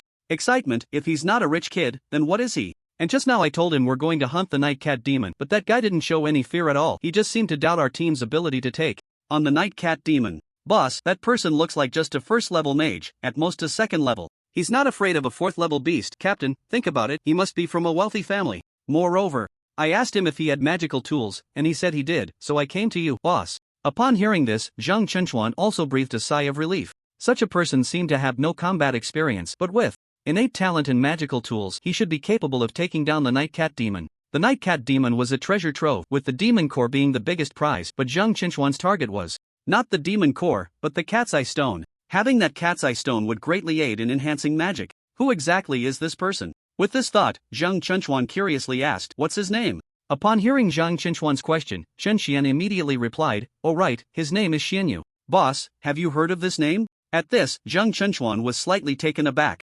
"Xianyu? I haven't heard of him. Could he be a descendant of some big family that I don't know?" He knew many prominent figures in Kyoto, but he had never heard of anyone with the surname Xian. Beside him, Yuro said somewhat speechlessly, "Xianyu. Salted fish." He's already indicated that he doesn't want to reveal his identity, okay? Upon hearing this, Zhang Chenchuan nodded. Since he doesn't want to expose his identity, we don't need to dig deeper. Besides, this person has magical tools which could save our lives in critical moments. We shouldn't treat him as just an ordinary first-level mage. Hearing this, Chen Xian immediately smiled and said, "Boss, don't worry, absolutely." Meanwhile, Ranmo and Ro exchanged glances and nodded. They then walked deeper into the space. Chen Xian saw that the few people finally stopped chatting and followed the main group.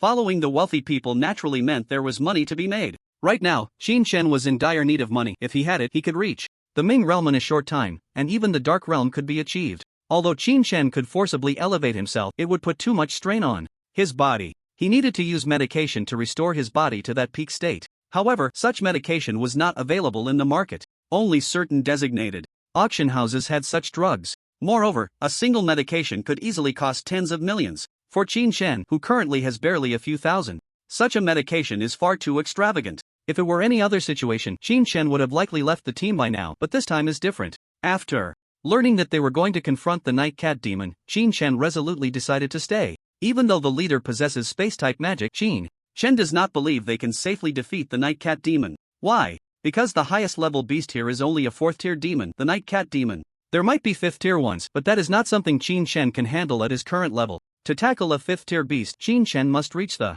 Bright Realm, and even that is not easy. A 4th tier demon beast, even with a demon core, is only worth about 1 million, which is still far from the tens of millions for that kind of medication. Furthermore, Chen Xian cannot engage in mass slaughter of 4th tier beasts. He can only kill one, and if luck is not on his side and he doesn't obtain a demon core, his earnings would likely only be around 1 to 200,000. This is still for a 4th tier beast, which is too little for Chen Xian. However, the people around him are different. They possess so many abilities even with just 2nd and 3rd tier levels. If he can help these few individuals successfully obtain what they want, Chen Xian could earn far more than from a 4th tier demon beast. Just as Chen was thinking this, some 1st tier demon beasts began to appear around them, and Zhang Chenchuan, after casually dealing with a few beasts, continued to move forward. Although there were 2 women in the team, they kept pace with Zhang Chenchuan without any hesitation. Of course, all of this was because Zhang Chenchuan intentionally slowed down. A third-tier space mage moving at full speed would leave almost everyone in the team behind. Zhang Chenchuan did this to wait for Qin Shen. After all, Qin Shen is just a first-tier mage. However, after walking a distance, Zhang Chenchuan noticed that Qin Shen was actually able to keep up with his pace. Although every mage has a similar physique, there is a significant difference in mental endurance. He did not expect that a rich young master would have such capabilities. What he did not know was that while he was assessing Qin Shen was also evaluating him. The leader of a team is equivalent to the soul of that team. Moreover, it seemed that apart from himself, there were no scattered members. They all appeared to be people who often worked together. Such a team has a relatively high level of safety. If it weren't for knowing they were going to deal with the Night Cat demon, Qin Shen would have likely left long ago. As they observed each other, about half an hour passed, and Zhang Chenchuan noticed that Qin Shen's expression had not changed at all. Meanwhile, the 2 girls, Ranmo and Uro, were already a bit out of breath, while Chen Xian, utilizing wind-type skills, was doing much better than the 2 girls. The 4 of them had traveled from a safe area to a relatively dangerous one. This area was the activity zone for second-tier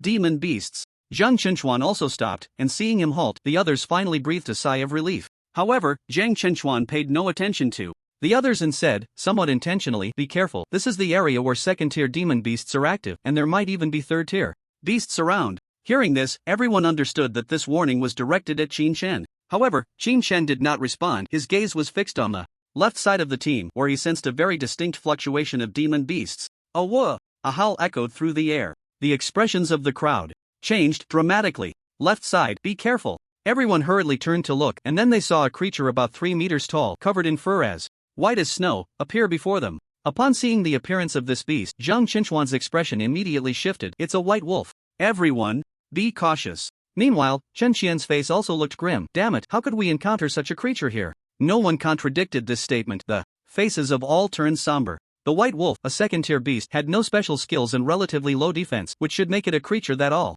mages would prefer to encounter. However, at this moment, everyone felt unusually cautious in the face of this second-tier beast. The second-tier white wolf had no magic and low defense, but its agility was quite remarkable, making it a source of headache for many. If it were any other second-tier beast, they could probably deal with it easily, but facing such a nimble creature, everyone felt a wave of anxiety. Just as the crowd was feeling this headache, the white wolf fixed its gaze on the 5 people in front of it, as if they were nothing more than a group of corpses in its eyes. 1 step, 2 steps. Everyone held their breath, staring at the white wolf before them. But in the next second, a whoa! Another howl rang out, and Zhang Chenchuan's face changed drastically as he hurriedly said, "It's calling for its companions. We need to finish this quickly and deal with this white wolf, then evacuate." Just as Zhang Chenchuan's voice echoed, the white wolf moved. Its murderous face locked onto the crowd, charging straight towards them. Boom, boom. The massive body caused the ground to tremble. However, facing such a ferocious beast, everyone was on high alert, except for Qin Shen, who stood at the back with an expression that seemed out of place. At this moment, Qin Shen felt a bit drowsy. A second-tier beast with no special abilities was much easier for Qin Shen to handle. He could even take down a white wolf by himself. Of course, that was only true for Qin Shen. Not everyone had the resources to train their bodies. Qin Shen felt somewhat helpless, but the others were on high alert. When Uro saw the white wolf charging towards them, a faint green light appeared in her hands. Wood element. Kuan's forest. A delicate shout rang out, and a vine emerged from the ground, attempting to ensnare the white wolf. However, the white wolf was too fast, and this move missed entirely. Seeing this, Uro's face changed drastically as she hurriedly said, "Captain, I can't control it." If it were a first-tier agile beast, she could manage, but this white wolf was too quick. Before the vine could rise, the white wolf had already escaped its range. Hearing this, Zhang Chenchuan quickly said, "Try again, I'll control the situation." Upon hearing this, Uro didn't hesitate and was about to release her ability again, but the white wolf charged straight towards her.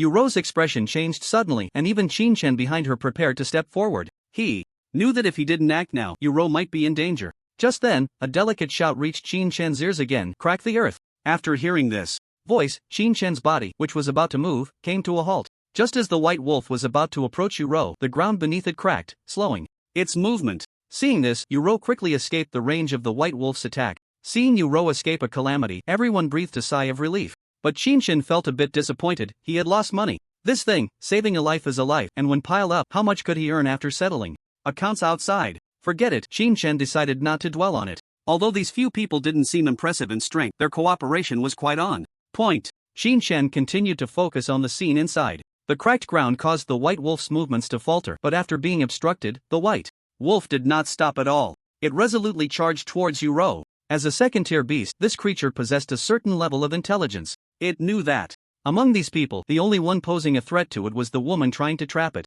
The white wolf rushed towards Uro. However, this time, Zhang Chenchuan was the first to arrive in front of Uro, with invisible magical fluctuations shimmering in his hands. He shouted loudly, "Gravitational space!" Boom! The white wolf's back seemed to be crushed by something, collapsing directly. Upon seeing this scene, Zhang Chenchuan's eyes lit up and he immediately shouted, "Now's your chance!"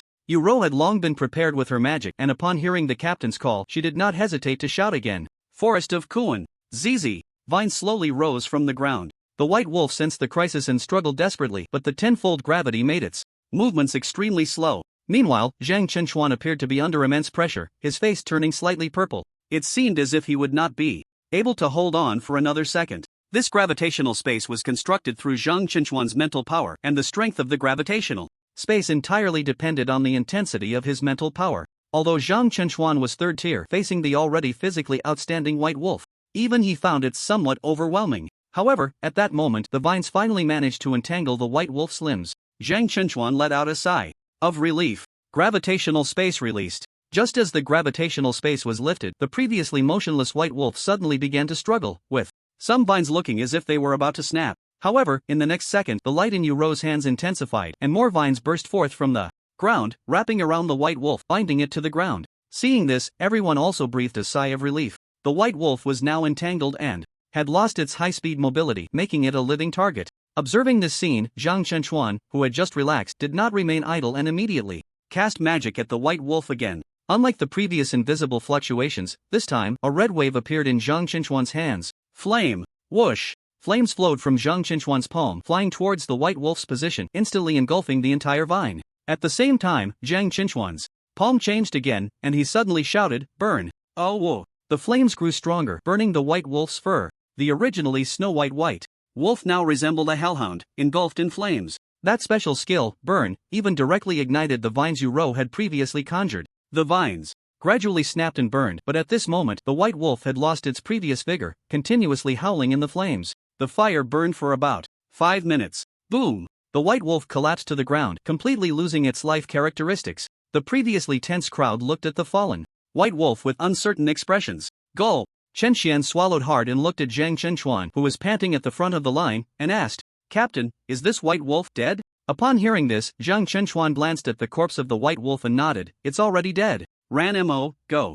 Take care of the body." Hearing Zhang Chenchuan's words, Ranmo also nodded and headed towards the beast's direction to start cleaning up the corpse. Although the white wolf had been burned to death and its fur was of no use as a second-tier beast, it likely still had a demon core. This was not a small sum of money. Even though Ranmo came from a well-off family, she wouldn't just abandon the corpse of a second-tier beast for no reason. Because in the entire team, besides Zhang Chenchuan, only Ranmo had a spatial ring. With so many skills between the two of them, it was normal for them to possess such a rare item as a spatial ring. Beside them, Chen Xian looked at Zhang Chenchuan with a face full of joy and said, "Boss, amazing. A second-tier white wolf king, taken down in one blow. I doubt there are many third-tier beings who could do that besides you." As soon as he finished speaking, Zhang Chenchuan also let out a sigh of relief, and a faint smile appeared on his face. Here, the greatest threat to them was indeed the white wolf. Seeing this, Zhang Chenchuan looked around and soon spotted Qin Chen, whose expression was very serious. He thought Qin Chen was frightened by the scene before him, so he stepped forward and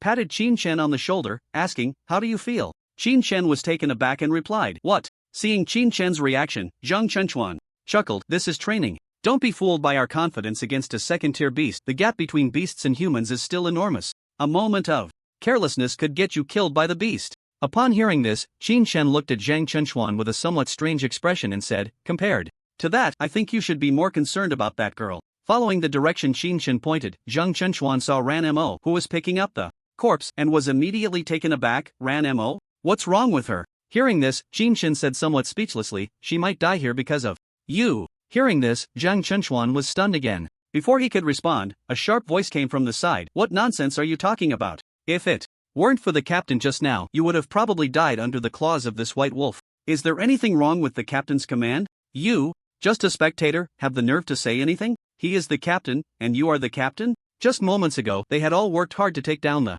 beast, while only Qin Chen and Chen Xian stood there in a daze.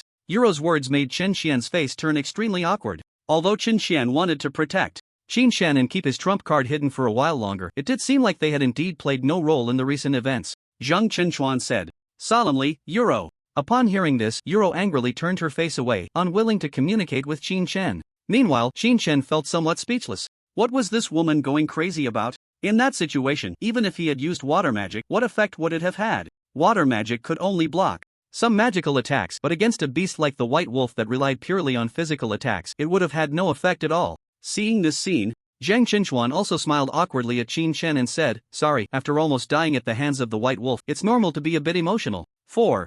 Zhang Chenchuan, the later Qin Shan acted, the better the outcome for them. After all, they knew that Qin Shan must have some trump cards up his sleeve. Hearing this, Qin Shan was completely unconcerned as he said, it's fine, I don't mind. Upon hearing this, Yuro beside him became a bit anxious, and just as she was about to speak, Zhang Chenchuan jumped in first. However, Brother Xianyu, what do you mean by saying I would harm Ranmo? This point, Zhang Chenchuan didn't quite understand. Qin Shan then pointed to Ranmo, who was about 500 meters away from them, and said lightly, leaving her here alone, isn't that harming her? Upon hearing this, Zhang Chenchuan laughed. Brother, you don't know, this White Wolf is a second-tier beast, and the area is full of second-tier beasts. When they sense the corpse of the White Wolf, those beasts won't come over. Hearing this, Qin Shan looked at Zhang Chenchuan with a somewhat strange expression. Was this Zhang Chenchuan really foolish or just pretending? Without thinking too much, Qin Shan said somewhat speechlessly, but do you know this is a white wolf? When it howled just now, what do you think it was doing? Suddenly hearing this, Zhang Chenchuan's face changed dramatically. The breath he had just released was instantly caught in his throat, and he hurriedly turned to look at Ranmo, shouting hoarsely, Ranmo, run! Ranmo, who was a bit distant from everyone, heard Zhang Chenchuan's words and felt somewhat confused, but although she didn't know the reason for the captain's command, she immediately chose to obey. Just as Ranmo was about to stand up, boom, boom, the huge footsteps sounded, and the entire ground shook as if an earthquake had occurred, causing Ranmo, who had just stood up, to fall back down. It was at this moment that Ranmo realized something was wrong. She turned around and saw that she was now surrounded by white wolves from all directions. Zhang Chenchuan, seeing this scene, finally understood what Qin Shan meant by harming Ranmo. Wolves are pack animals, and that howl from the white wolf was calling for its kind. Clearly, Zhang Chenchuan also knew this. But after everything, in his eagerness to get on good terms with Qin Shan, he had completely overlooked this fatal point. The target of the white wolves was not them, but Ranmo. Among all of them, only Ranmo had come into contact with the already deceased white wolf, and in the eyes of these not-so-intelligent white wolves, the one who killed the white wolf was Ranmo. The beasts all moved closer to Ranmo, giving no chance for anyone else to approach. Seeing this, Zhang Chenchuan immediately shouted at Ranmo among the pack of beasts, defend. Hearing this, Ranmo hurriedly cast her magic. The surrounding soil began to rise, gradually forming a circle that enveloped Ranmo completely. Zhang Chenchuan's shout also drew the attention of the white wolves to their group, but since they did not carry the scent of the dead white wolf, the pack did not immediately attack Zhang Chenchuan and the others.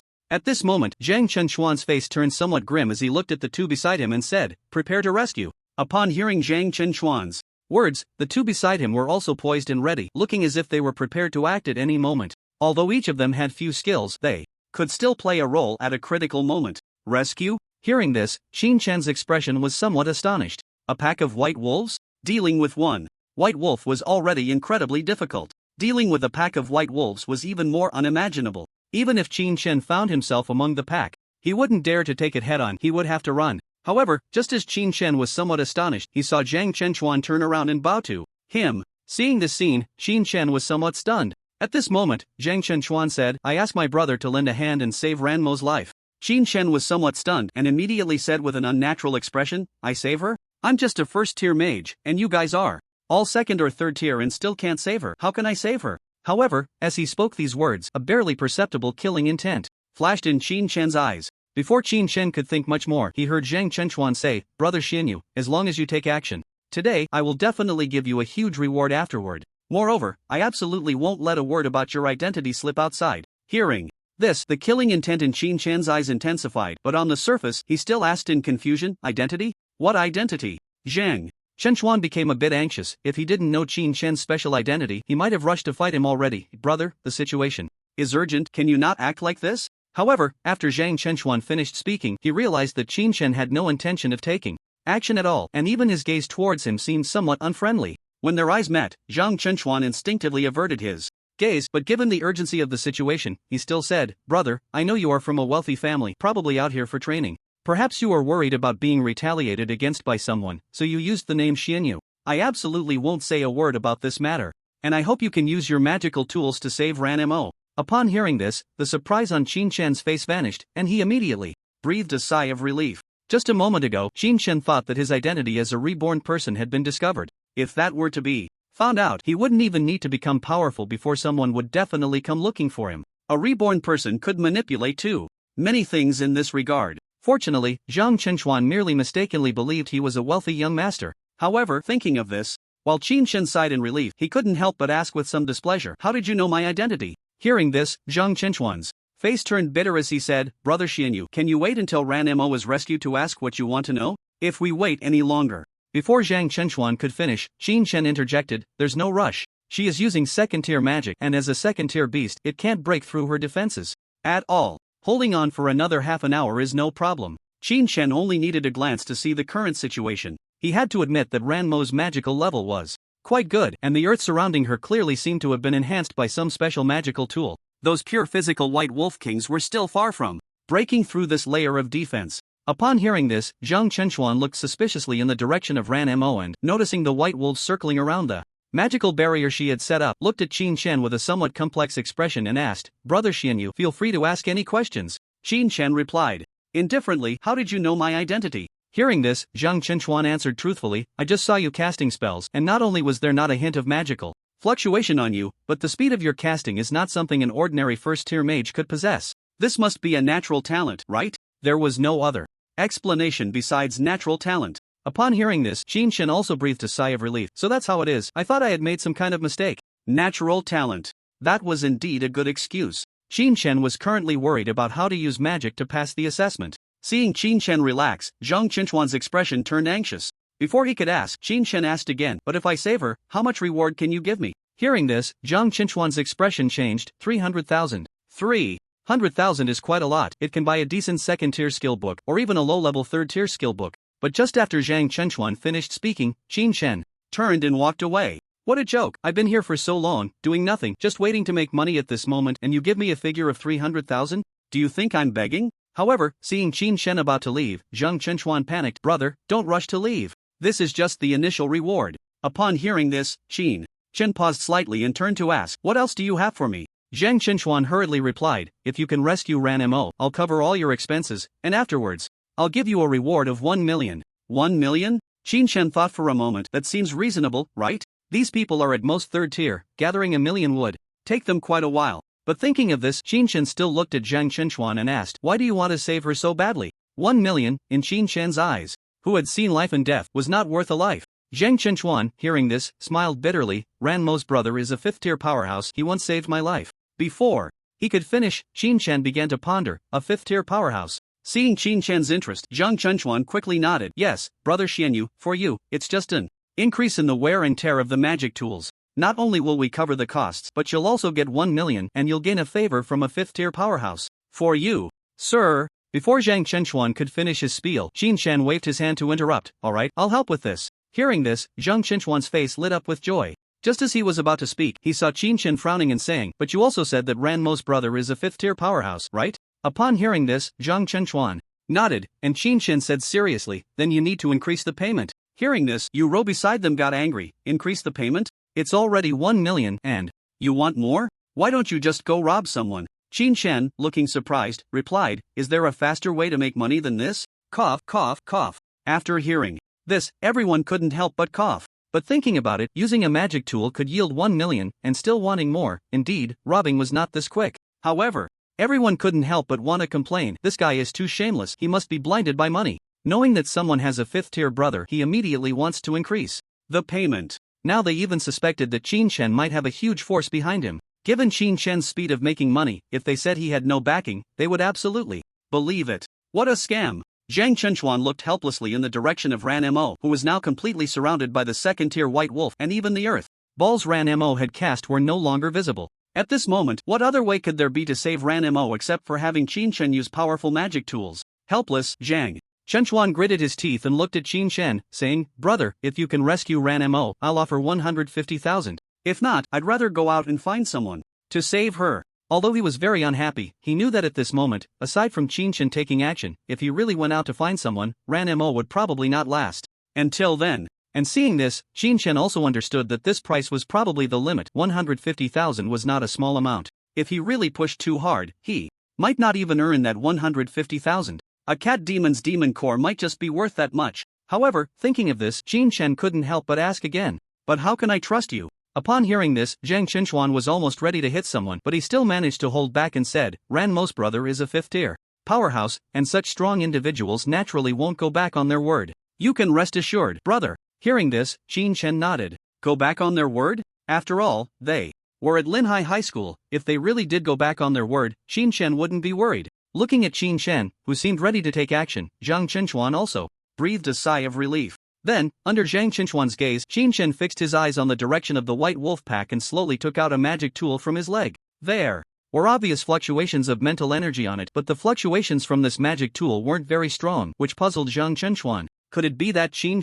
intended to rely on this magic tool to save Ranmo? Not just Zhang Chenchuan, but also Yoro and Shen beside him turned their attention to Chen, whispering to each other, I wonder why the boss is talking so much with this kind of person. With this time, he might as well go out and find reinforcements. No, Ranmo might not be able to hold on until then. Having him take action should be the most reliable method. Yoro said somewhat displeased. Reliable? It's just a few magic tools. Yoro, who had hardly any skills, felt a bit uncomfortable looking at the magic tool in Chen's hand. Chen beside her also smiled wryly. Yeah, it's because of the magic tools, but the magic tools that can deal with the white wolf pack cost at least a few million. Ordinary people simply can't afford it. You have no choice. As he said this, Chen tone shifted and he became excited. But I wonder how powerful this magic tool really is. A magic tool that can counter a second-tier white wolf pack. Just thinking about it is quite thrilling. Seeing Chen envious expression, Yoro couldn't help but turn her head aside, still filled with displeasure. Chen didn't mind her, just looking at Chen's direction with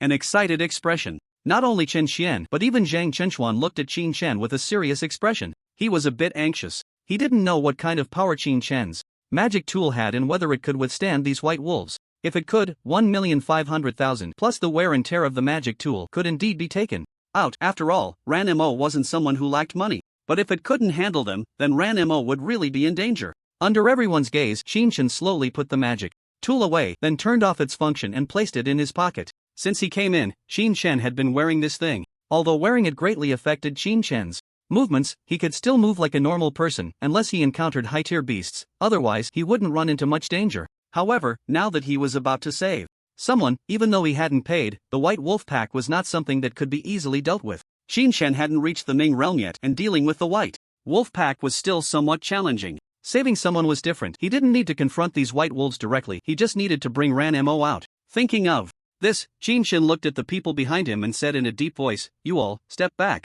Hearing Chen's words, everyone froze. They were already so far from the beasts. Why step back? Could it be that the power of this magic tool was too great? But would that harm Ranmo? Zhang Chenchuan felt a bit worried, but seeing Chen's confident expression, he ultimately chose to trust him and, along with the two beside him, began to step back step by step. As everyone's gaze was fixed on him, a smile suddenly appeared on Chen's face. Here it comes. The crowd held their breath, their eyes wide open, staring intently in Chen's direction, eager to see the power of his magical tool. 3. Chen's body began to move slightly as he started to bend down slowly. This action left everyone around him puzzled. 2. With both hands on the ground, Chen's smile grew wider, while Zhang Chenchuan's expression turned serious. Could it be a earth-type magical tool? 1. As the last word fell, everyone held their breath. However, in the next second, Chen's calm voice rang out, let's go. Whoosh! Chen shot out like an arrow released from a bow, charging straight towards the pack of white wolves. The sudden movement left everyone dumbfounded. They thought Chen was about to use some powerful earth-type magical tool, but instead, he just charged straight in. Zhang Chenchuan was the first to regain his senses, urgently shouting towards Chen, damn it, come back. He had seen magical tools before. Generally, they contained enough mental energy to generate magic through the tool itself. There was no way any magical tool could be used for close combat. Anything that could be used for close-range attacks was not a magical tool, it was a weapon. While thinking this, Zhang Chenchuan was about to rush in. But before he could act, Chen also came to his senses and quickly looked at Zhang Chenchuan, saying, boss, don't be impulsive. Shouldn't we go out and find someone? The pack of white wolves, how could they, as second-tier fighters, deal with them? If they went in now, it would probably be a death sentence. They had no hope that Qin Shin could come out alive. A first-tier mage charging in without using a magical tool was a one-way ticket to death. Let alone a first-tier, even a fifth-tier mage would not dare to engage in close combat with a second-tier beast without powerful magic support. Hearing this, Zhang Chunchuan turned around with a grim expression. Find someone? Is it still too late to find someone now? Can Ranmo hold on until then? Upon hearing this, Chen Xian's expression also turned grim as he said, but boss, this is the pack of white wolves. If we just charge in like this, even if the three of us go, we won't come back. Zhang Chunchuan understood this logic, but he couldn't comprehend why Qin Shen had charged in directly. Damn it, if he has a magical tool, why charge in directly? Is he looking for death? Ha!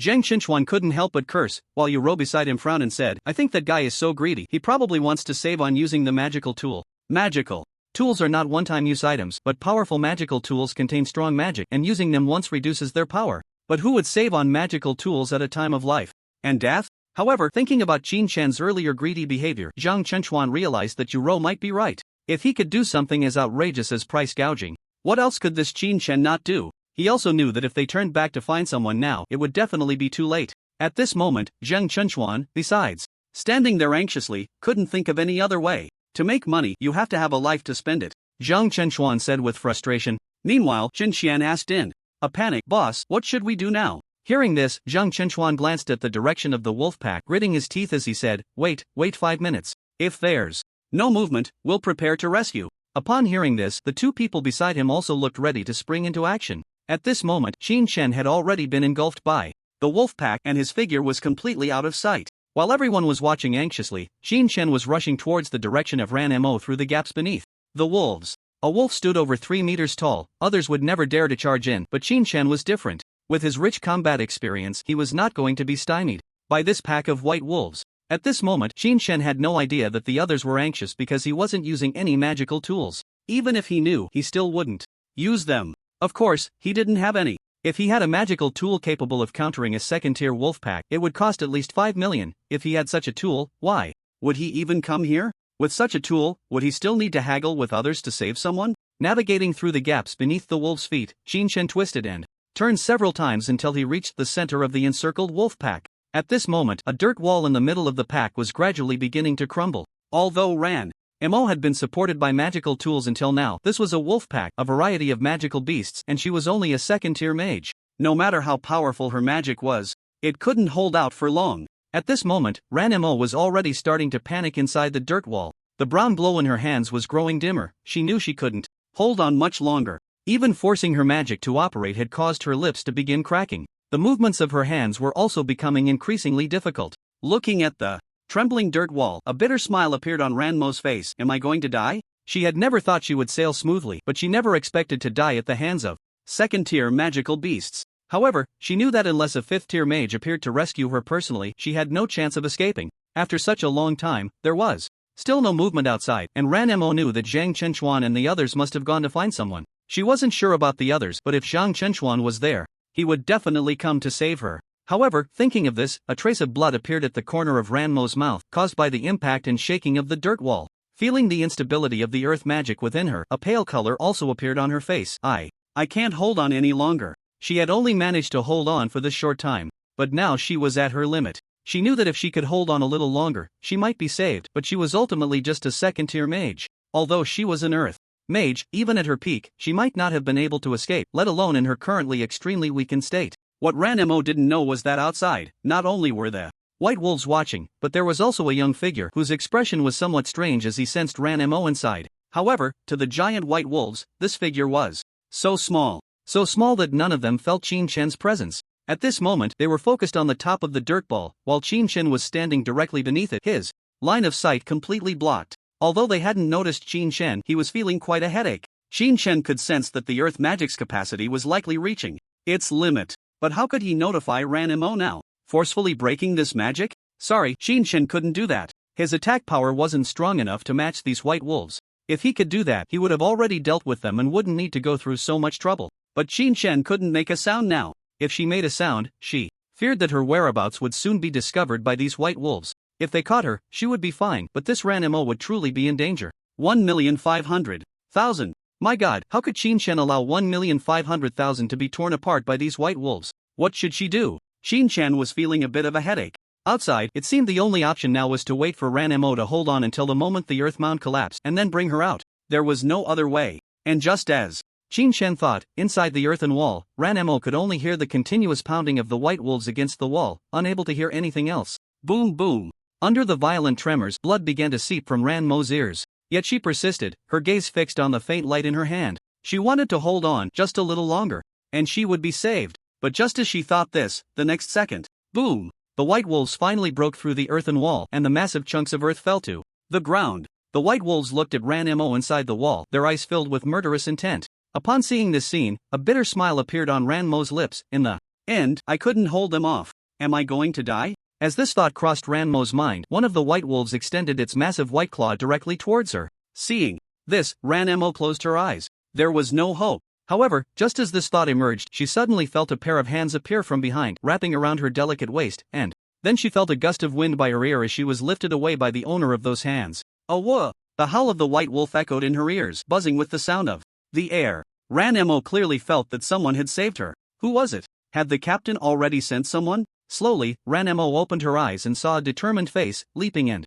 rushing outside. Upon seeing this face, Ranmo was momentarily stunned. Is it you? There was no answer. At that moment, Qin Shen was desperately dodging the attacks of the white wolves. Ranmo's body was tainted with the scent of the white wolf's corpse, causing Qin Shen to become a target for the white wolves the moment he took her away. To be precise, it was Ranmo and Qin Shen's arms that became the target of the white wolves. Seeing their prey being taken away, the white wolves erupted in fury. All the white wolves, as if mad, frantically chased after Qin Shen, their massive claws swiping at him. Qin Shen instinctively ran outside while continuously dodging the attacks of the white wolves. Each time he dodged, it was just right. The giant claws of the white wolves barely grazed past his clothes without touching him, leaving only the sound of air being sliced. And in Qin Shen's arms, Ranmo closed her eyes several times when she saw the claws so close to her, but the next second, she was safe again. However, after a few close calls, when she confirmed that the white wolves couldn't reach Qin Shen, Ranmo couldn't help but ask the desperately running Qin Shen, "Why did you save me?" She had thought someone might come to rescue her, perhaps Zhang Chenchuan or some other high-level mage. But she had never imagined that a newly joined first-level mage would choose to save her in such a life-or-death manner while she was surrounded by second-level monsters. Yes, a life for a life. At that moment, Ranmo had no idea that what seemed perilous was actually all under Qin Shen's control. Qin Shen's physical strength had been sufficiently enhanced. If these second-tier monsters could harm him, then all his training in the past life would have been in vain. In his previous life, Qin Shen had no idea how many times he had faced such scenes, and these second-tier monsters were truly beneath his notice. Although Qin Shen was in urgent need of money, he would never put himself in danger just for the sake of earning it. Hearing Ranmo's words, Qin Shen replied lightly, "Because you are valuable." 1,500,000, that's quite valuable. However, for a moment, Ranmo didn't quite understand the meaning behind Qin Shen's words, her face filled with astonishment. Valuable? What does that mean? Taking advantage of Ranmo's daze, Qin Shen said nothing more and led her out of the woods. Outside the woods at that moment, time rewound to 5 minutes earlier. Zhang Chenchuan and the others were quietly waiting for Qin Shen's actions. Although Qin Shen's behavior seemed a bit off, they didn't believe that someone as clever as Qin Shen, especially when it came to saving people and making money, would put himself in such a dangerous situation. They were also gambling at this moment, betting that Qin Shen could safely rescue Ranmo. If they won the bet, everyone would be happy. If they lost, there was nothing they could do. Going out to find someone now would be too late. Beside them, Yuro, who had a good relationship with Ranmo, saw Zhang Chenchuan's expression as he waited for Qin Shen to come out and couldn't help but say, "Captain, do you really believe in that guy? Why don't we just rush in? If we wait any longer, it might be too late." Meanwhile, Chen Xian, who was like a transparent person, was also anxious. "Yeah, boss, you two help me control the situation, and I'll use my wind abilities to bring Ranmo out. We can't just put her life in the hands of someone we just met, right? If something happens to Ranmo, it won't be easy to explain to Brother Ran." Brother Ran, referring to Ranmo's brother, Ran Fengzhui. He had a good relationship with Zhang Chenchuan, but after all, Ranmo was Ran Fengzhui's sister, and Ran Fengzhui was at the 5th tier, backed by a huge force. Even if Zhang Chenchuan wouldn't suffer later, his life wouldn't be easy. Hearing Chen Xian's words, a bead of sweat appeared on Zhang Chenchuan's forehead. Wait a little longer, just a little longer. Zhang Chenchuan was confused. Where had Qin Shen gone? Why hadn't there been any movement after such a long time? Could it be that he had run away? To be honest, there was indeed such a possibility, but Zhang Chenchuan was puzzled again. In this situation, what benefit would it bring Qin Shen to run away? Before Zhang Chenchuan could think much more, Yuro became anxious. "Captain, we can't wait any longer. If we wait any longer, it might really be too late." 5 minutes had already passed, and if they waited any longer, it would probably be too late for them to go in now. Upon hearing Yu Ro's words, Zhang Chenchuan's face darkened. With no movement for such a long time, it seemed that Qin Shen might really have run away. Thinking of this, Zhang Chenchuan immediately waved his hand, preparing to lead his teammates to rescue. However, just at that moment, the howl of the white wolf echoed.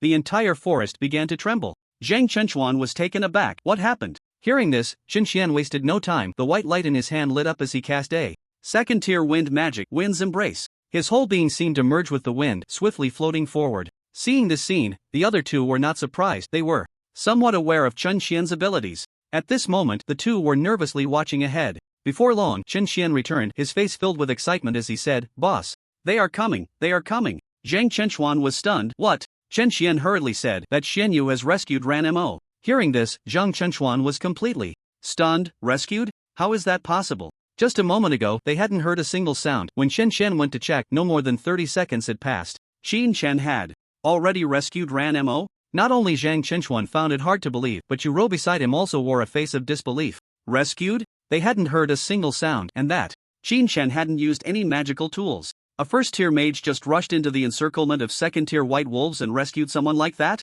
Seeing the two in a daze, Chen Xian grew anxious. Really, boss, they came out. I saw Qin Chen carrying Ranmo out, but it seems Ranmo is injured and a whole bunch of white wolves are chasing them. Boss, what should we do? No response. Zhang Chenchuan was staring intently ahead. Ahead, dust was flying and it was impossible to see what was happening. But soon, Zhang Chenchuan saw a small shadow appear in front of him. He focused and saw it was Qin Chen. The moment he saw Qin Chen, Zhang Chenchuan let out a sigh of relief and a hint of excitement appeared on his face. Just as he was about to order his team to rescue Qin Chen and the others, he heard Qin Chen's anxious voice from ahead, "Everyone, run fast." From a distance, seeing 3 people standing there dumbfounded, Qin Chen was speechless. He had already told them to run far before he went in. What were they still doing standing there? As soon as Qin Chen's voice fell, a few of them reacted. They turned and ran. Chen Xian unleashed his powers and cleared the way, while Zhang Chenchuan hurriedly grabbed Yu Ro beside him and used his spatial abilities to escape. Chen Xian was at the front, and Zhang Chenchuan was second.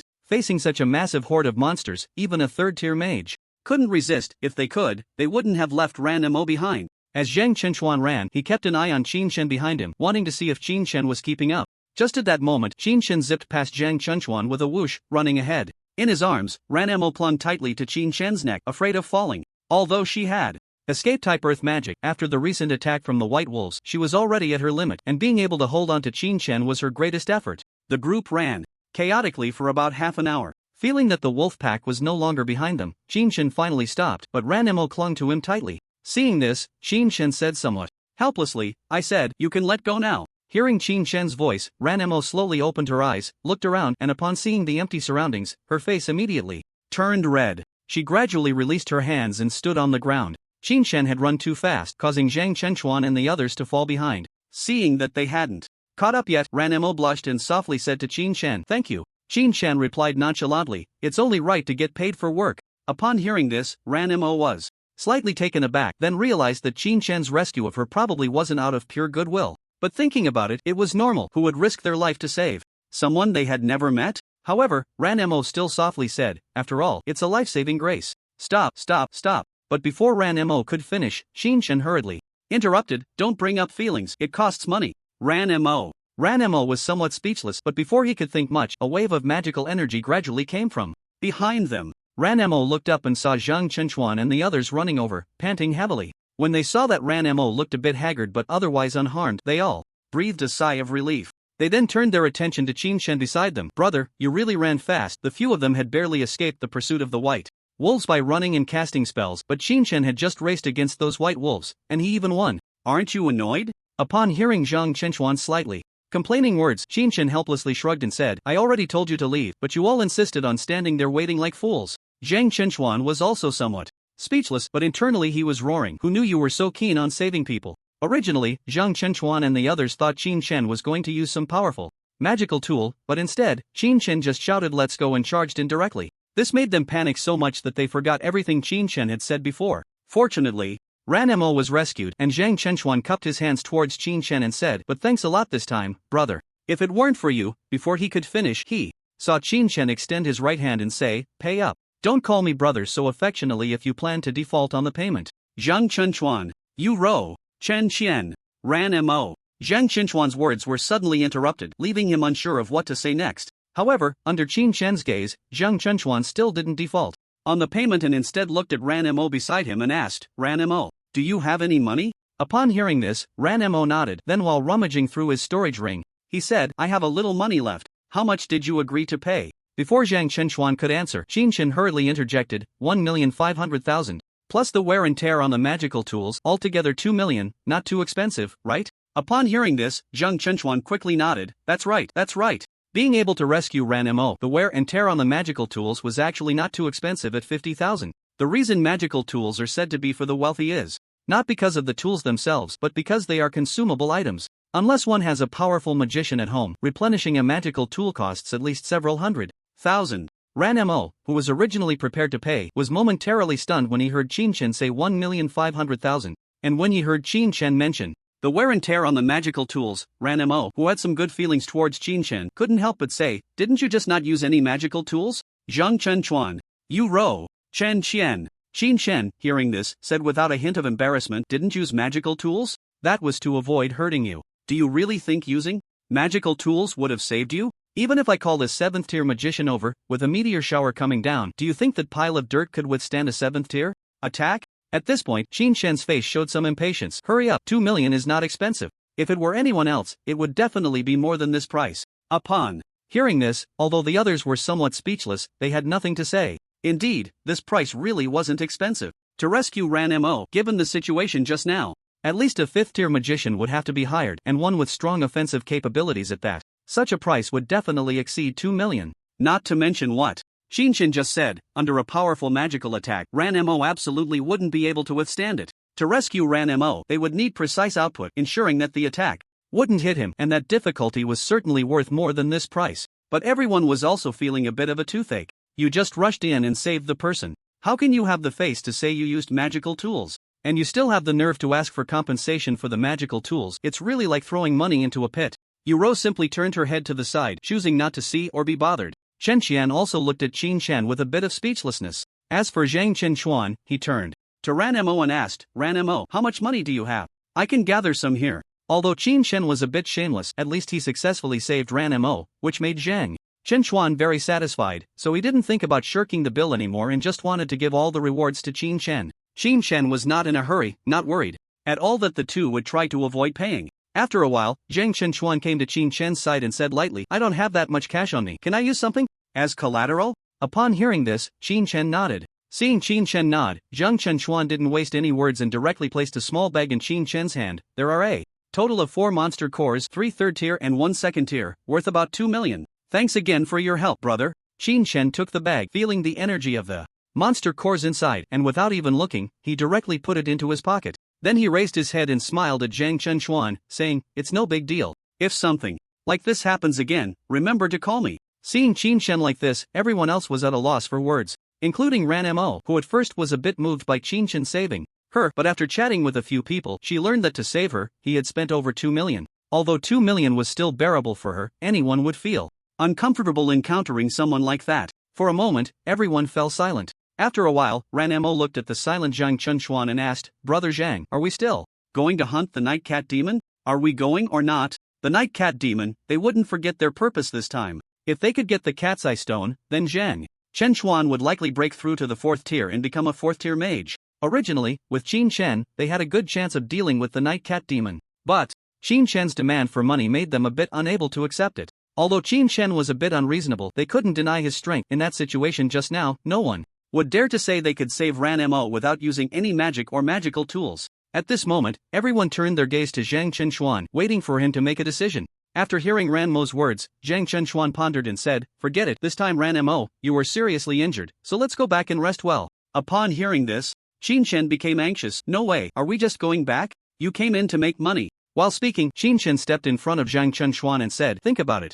You came in and killed a white wolf, but not only did you not collect the body, you also lost 2 million. If you don't bring back the cat's eye stone this time, won't you be at a huge loss? The others looked at Qin Shen with a bit of speechlessness, internally complaining, are you serious? Losing 2 million, who do you think it goes to? Don't you have any idea? If the captain weren't here, Yuro and Chen Shen would probably be ready to fight Qin Shen right now. After hearing Qin Shen's words, Zhang Qinchuan was momentarily at a loss for words. It took him nearly 2 minutes before he slowly said, "Our strength is already insufficient, and now Ranmo is seriously injured, which has greatly reduced our combat power. Unless you take action, we have no chance of dealing with the cat demon, and we currently lack the means to pay you. So, apart from going back, we have no other choice." Although he was displeased with Qin Shan, Zhang Chenchuan's words were not as harsh as they could have been. He had initially thought Qin Shan was just a reckless young man, a rich kid entering this alternate dimension for the first time, but Qin Shan didn't seem as simple as he appeared. The price he demanded indicated that he was not an ordinary person.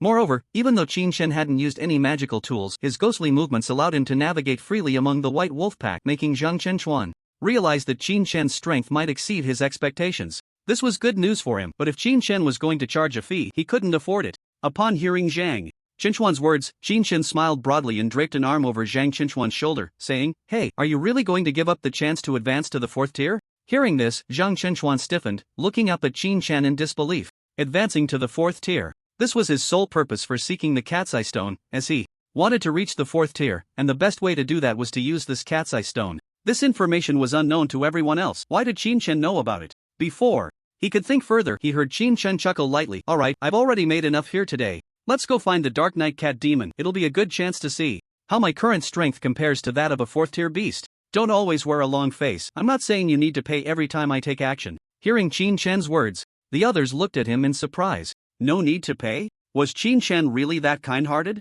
They were somewhat speechless. Usually, it was expected for team members to help each other out. For instance, if they needed something, they would ask Zhang Chenchuan. So, when they learned Zhang Chenchuan was coming, even knowing his ultimate goal was the 4th tier beast, they resolutely came here. But was Qin Shan really that kind of person? If he were, why would he take advantage of the situation?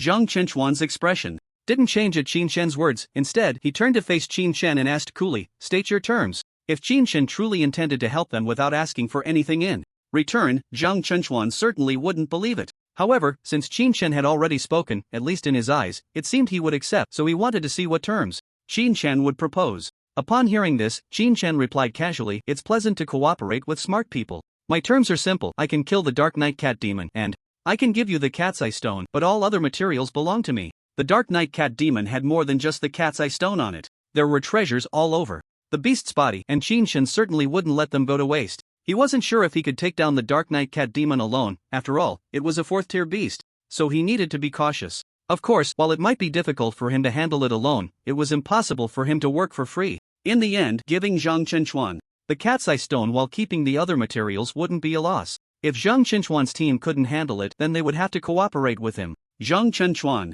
would get the Cat's Eye Stone, and he would make a profit. It was a win-win situation. He couldn't think of any reason Zhang Chenchuan would refuse. After hearing Qin Shan's words, Zhang Chenchuan resolutely refused. "No way." Upon hearing this, Qin Shan was puzzled. "Why not?" Zhang Chenchuan glanced at Chen Xian and Yu Rou, who looked somewhat displeased, and then said lightly, "They came with me. I can't let them go back empty-handed." The three of them came in this time without taking a single cent. Zhang Chenchuan then realized that his thoughts had been led astray by Qin Shan. They were originally team members, and their rewards were usually distributed according to daily needs, but with Qin Shan joining today, everything was thrown into disarray. Meanwhile, Chen Xian, Yu Rou, and Ranmo were somewhat surprised to hear Zhang Chenchuan's words. They had originally thought Zhang Chenchuan had truly given up, but now, was he trying to help them secure some benefits? Upon hearing Zhang Chenchuan's words, Qin Shan frowned and said, "You should know that aside from coming in and killing those low-level monsters and a second-tier white wolf, they haven't contributed anything at all. And you also need to know that up until now, aside from asking you for money to save people, I haven't asked you for any other money." While speaking, Qin Shan looked at Zhang Chenchuan seriously and said, "I'm not one of them, not your close friend. If we're temporarily teaming up, shouldn't it be that the more we do, the more we gain?" Hearing this, Zhang Chenchuan was taken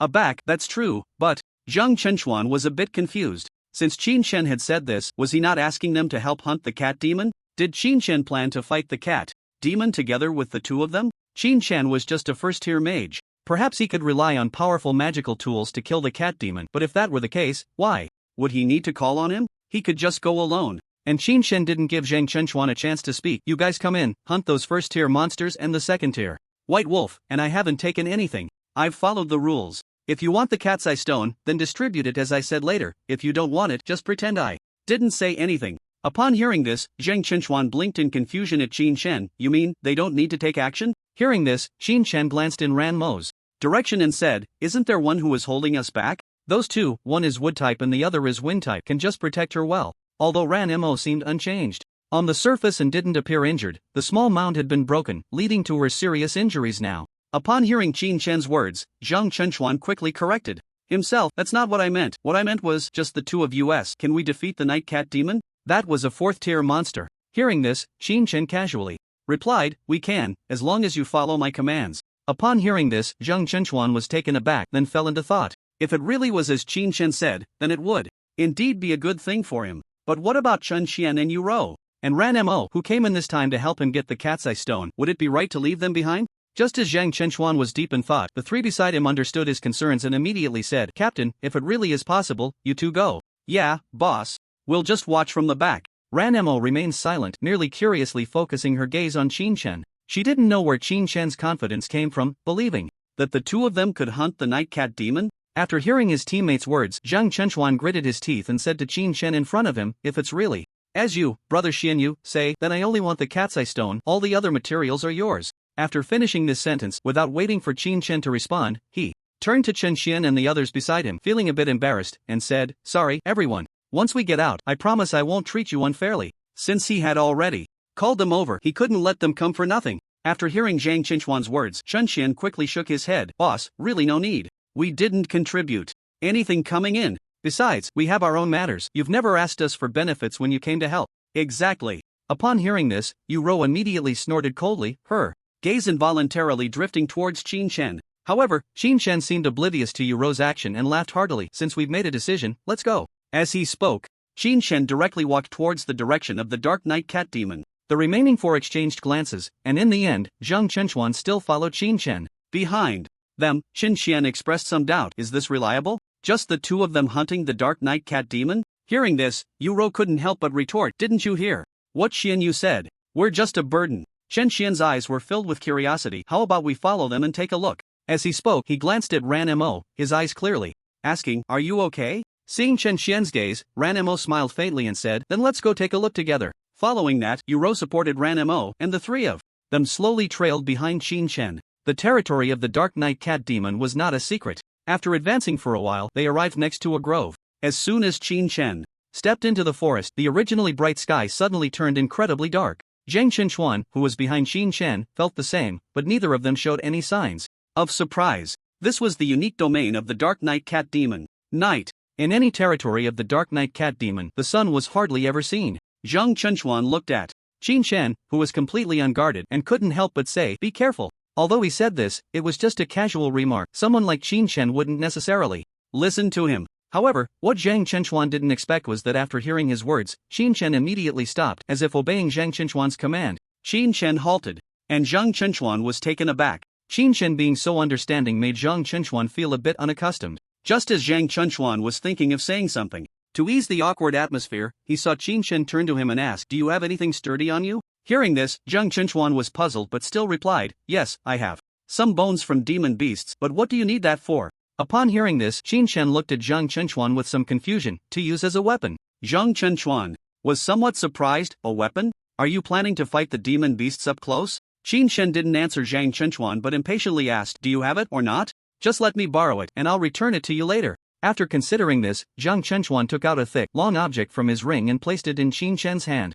Qin Chen looked at the staff in his hand, which resembled a cane, and asked Zhang Chenchuan with a somewhat unnatural expression, are you serious? Hearing this, Zhang Chenchuan nodded without speaking. Qin Chen smacked his lips. Fine, a staff it is then. This staff clearly wasn't anything high-end. It was a dull yellow, without even a demon core on it, and at first glance, it looked like something for those below the first rank of mages. However, due to the special materials, this staff was quite sturdy. Qin Chen had never intended to use this thing to cast spells. Since he had something handy, it was time to prepare for a hunt. Let's go. Qin Chen turned to Zhang Chenchuan and said, who nodded in agreement and followed Qin Chen inside. Behind them, everyone watched as Qin Chen took another staff from Zhang Chenchuan, leaving the crowd somewhat speechless. Yu Rou said, is this Qin Chen really out here for training? Chen Chen shook his head slightly in response, doesn't seem like it, he looks more like a robber. Ranmo found it amusing to see the two chatting but looked curiously in Qin Chen's direction. This Qin Chen indeed resembled what the two had said, he looked more like a robber. However, thinking of this, Ranmo still worriedly asked, do you think they can win?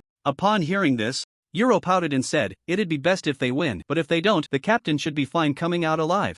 Zhang Chenchuan had space-type spells, if the others were in trouble, he could still manage on his own. Chen Xian added, exactly, it'd be better if they fail. This guy casually robs 2 million, he must have more than that on him. If he really gets killed by the cat demon, we can take his body and see how many treasures he has. Ranmo retorted, what good would that do if he's dead? If it's really like you said, his storage space is probably customized, and we wouldn't be able to take anything. Ranmo's family background was a bit better than the two, and if Qin Chen really had treasures, they wouldn't be able to take them. Euro, hearing this, angrily said, well, we can't just let him off easy. If we bring his body out, we'll rob his family and make him spit out all the money he has. Ranmo, upon hearing this, adorably shrugged her hands. The forest was dimly lit, with puddles of water almost everywhere on the ground. The water in these puddles wasn't ordinary. It was the poison exuded by the night cat demon, with human and beast corpses scattered around, looking quite terrifying. At this moment, Qin Chen seemed oblivious, holding the staff Zhang Chenchuan had given him, resolutely walking at the front. The few people behind him found it just right that Qin Chen was taking the initiative to explore.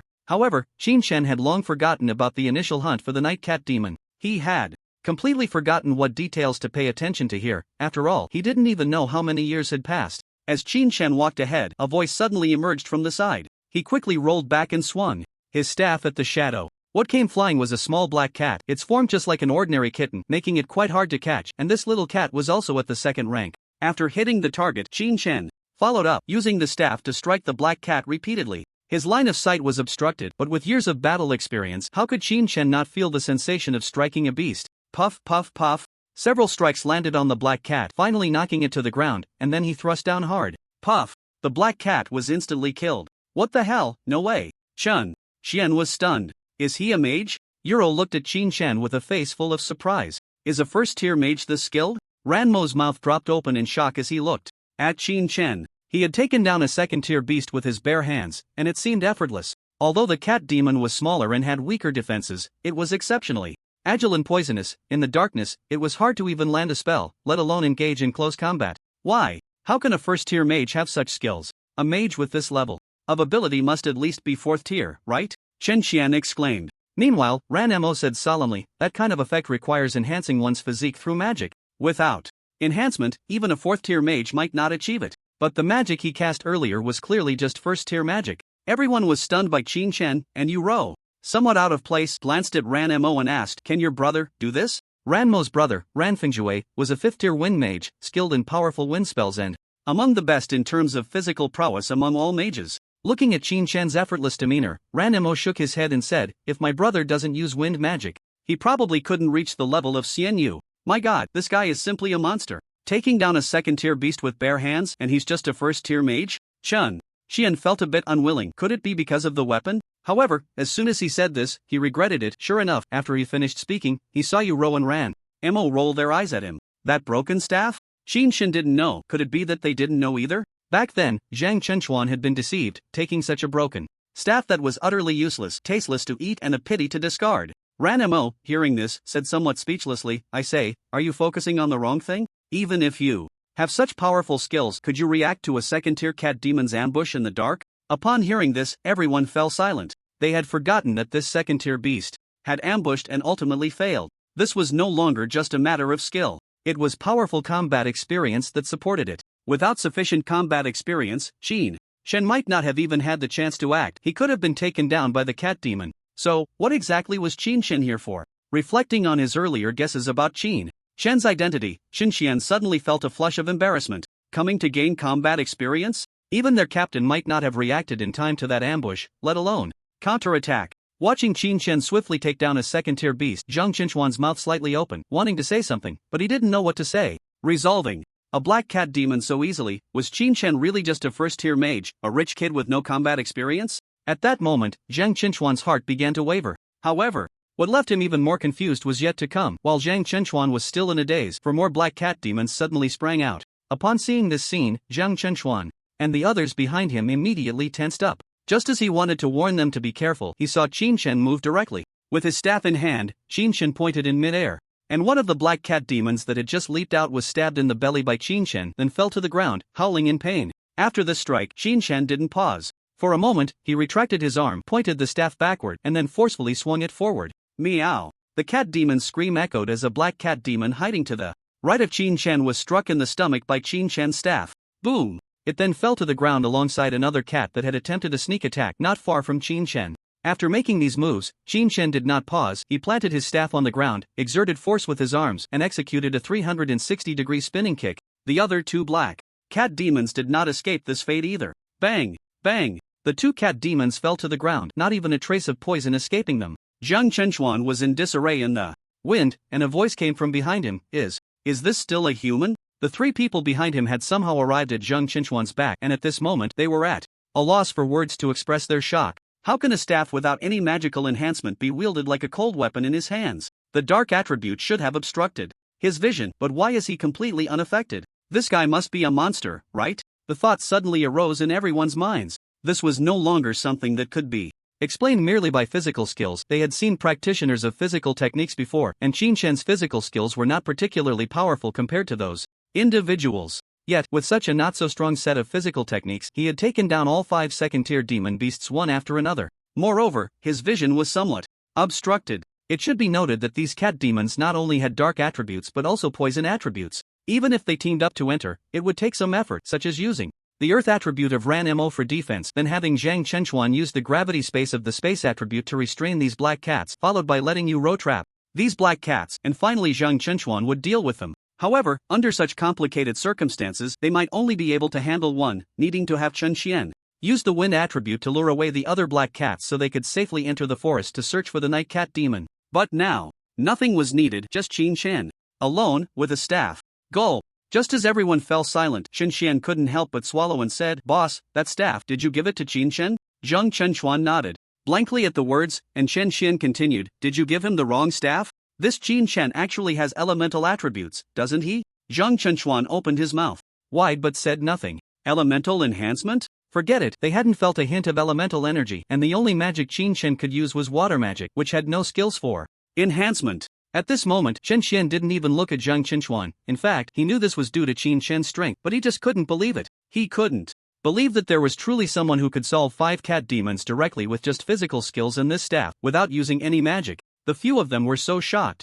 They didn't know what to say, and even Zhang Chenchuan understood that it was impossible for anyone in this world to use such weak physical skills to simultaneously deal with 5 second-tier demon beasts. This was utterly unreasonable. If physical skills really had such power, then why were there so few people practicing them in this world? After casually dealing with a few cat demons and sensing that there was no longer any threat around, Qin Shen turned to the pitch-black area behind him, feeling Zhang Chenchuan far away from him, and said speechlessly, "I say, are you going to keep up or not? Hurry up, we're almost at the lair of the night cat demon." Hearing Qin Shen's words, Zhang Chenchuan suppressed the shock in his heart and stepped forward. Chen Xian approached Qin Shen with a grin and said, "Brother, your physical skills are so domineering. I've never seen anyone practicing physical techniques as overpowering as you." Qin Shen smiled faintly and replied, "It's alright, just getting by." Qin Shen was different from them. These people were most worried about encountering agile, small creatures, as aiming spells was a significant issue for them. However, for Qin Shen, these creatures were the easiest to deal with. He knew exactly what actions these beasts would take next, without a hint of hesitation.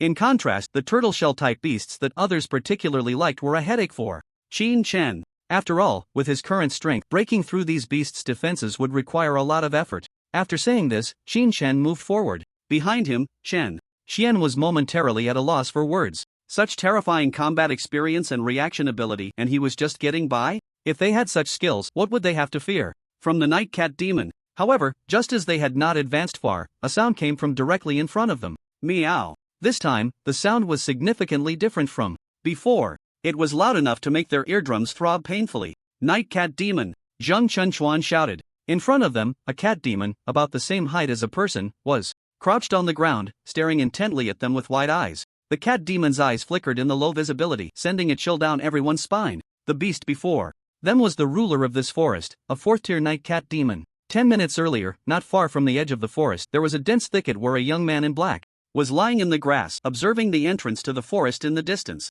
After waiting for Zhang Chenchuan and the others to enter, he turned to the leader beside him and said, "Captain, they have all gone in." Upon hearing this, the leader immediately asked, "What is their strength like?" The young man in black pulled out a set of paper and a pen from his pocket. This was not ordinary paper and pen. There were faint magical fluctuations emanating from them, clearly indicating they were magical tools. The members of the squad seemed to have known this all along and did not say much about it, quietly watching the young man. The young man directly released the previously used ability onto the pen. At that moment, he held the pen in his right hand, which glimmered with a unique light. As he wrote on the paper, he appeared to struggle, and soon, some large characters appeared on the paper. Looking at the words, the young man was stunned. This. The leader beside him asked in confusion, "What's wrong? What is their strength?" Zhang Chenchuan, Tier 3. Ranmo, Tier 2. Chen Xian, Tier 2. Yu Rou, Tier 2. Upon hearing this, the leader was even more puzzled. What about the other person? The young man hesitated and said, "Strength unknown." The leader, confused, asked, "What does unknown mean?" As he spoke, he looked at the paper, but when he focused on it, he was shocked to find that the column for Qin Chen simply read unknown. Seeing this scene, the leader's pupils constricted sharply. How is this possible? This was a top-tier magical tool set, Swift Writing. This set of magical tools is used in conjunction with skills to capture individuals and then record their power using these tools. Clearly, the person who possesses this set of magical tools has a rather extraordinary identity. An extraordinary identity implies a broader perspective than others. However, he has never experienced a situation where the magical tools failed to record someone else's power. Generally, there are only two possibilities. One is that the person has no power at all and is not a mage. The other is that the person's power is even more terrifying than that of the one who crafted the magical tools, making it impossible to record. However, the second possibility was likely dismissed right away. After all, the creator of this magical tool is an 8th-tier mage. Do Zhang Chenchuan and the others know an 8th-tier mage? Are they crazy? But if he has no power, how could Zhang Chenchuan bring this person to the territory of the Night Cat Demon? With this thought, the leader said in a low voice, "It seems there is only one possibility." What? The others nearby looked puzzled, and the leader explained, "This person probably really has no power but possesses powerful magical tools. Otherwise, Zhang Chenchuan would definitely not have brought him in." As for the aspect of physical skills, the leader did not consider this angle. Because there is too little training in physical skills, and it is quite dangerous in battle, it is basically impossible. If there are physical skills to deal with the Night Cat Demon, then the magical talent would definitely be higher. Hearing the leader's words, the others cautiously looked at him and asked, "Captain, what should we do?" In response, the leader said solemnly, "Wait. Wait for them to come out." Upon hearing this, everyone nodded. They then all hid around the forest. Meanwhile, on the other side, after seeing the cat demon, Zhang Chenchuan approached Qin Chen and asked, "How do we fight this cat demon, the two of us?" Qin Chen replied calmly, "Follow my lead." As he spoke, Qin Chen leaned on his staff and charged out. This staff is actually quite suitable as a cane. Under different circumstances, Qin Chen would definitely not use this thing, but now it was necessary. The night cat demon is covered in poison, even its fur is highly toxic and cannot be touched. Qin Chen cannot use magic, so he must attack the demon beast with physical skills, which means he also needs a weapon. Watching Qin Chen charge out, Zhang Chenchuan behind him was stunned. Follow his lead? How to follow his lead? Before Zhang Chenchuan could think much, he saw Qin Chen directly engage the night cat demon ahead. The night cat demon, compared to the white wolf, is even more of a headache for the mages. This cat demon possesses shadow-type abilities, making its figure even more elusive in this dark place. Whoosh! As Qin Chen got close to the cat demon, he directly thrust his staff forward. Although the 4th-tier cat demon is large, it is still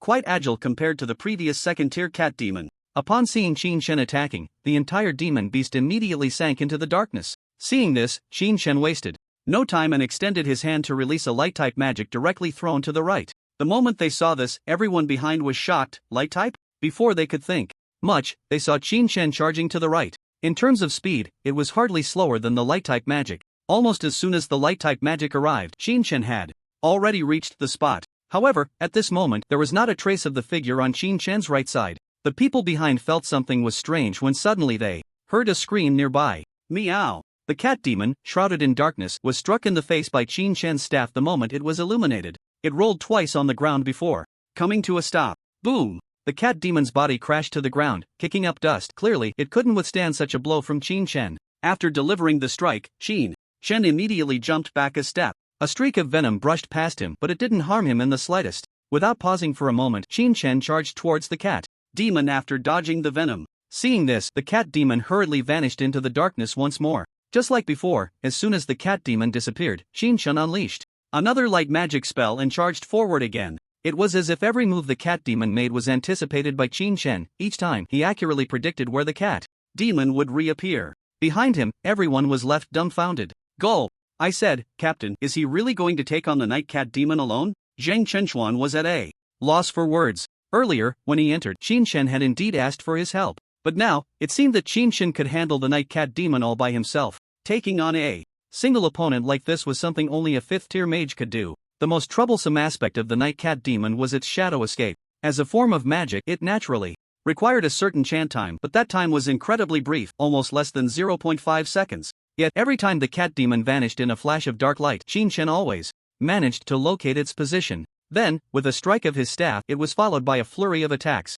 Watching Chen completely overpower the night cat demon, Zhang Chenchuan felt incredulous, and behind him, Chen Xian's voice rang out, "Boss, I think this guy is planning to take it on one-on-one. One-on-one with a 4th-tier beast." Moreover, he had already cast several light spells. Who would believe it if this got out? Yet, these events were truly unfolding before their eyes. Meanwhile, Yu and Ranmo behind them were so shocked they couldn't utter a word. What kind of terrifying battle experience did it take to suppress the night cat demon so thoroughly? Just as everyone stood there in a daze, they heard Chen Xian's urgent voice, 3 o'clock direction, 12 body lengths, attack. Hearing this, Zhang Chenchuan was taken aback. At that moment, Chen was at his 12 o'clock position, and the cat demon was also there. What did it mean for Chen to tell him to cast a skill? Before he could think too much, Chen struck at the night cat demon again. The night cat demon immediately executed another shadow escape. This time, Chen did not follow. He stood still and casually tossed down a light spell. The night cat demon was instantly revealed, 12 body lengths away, at 3 o'clock.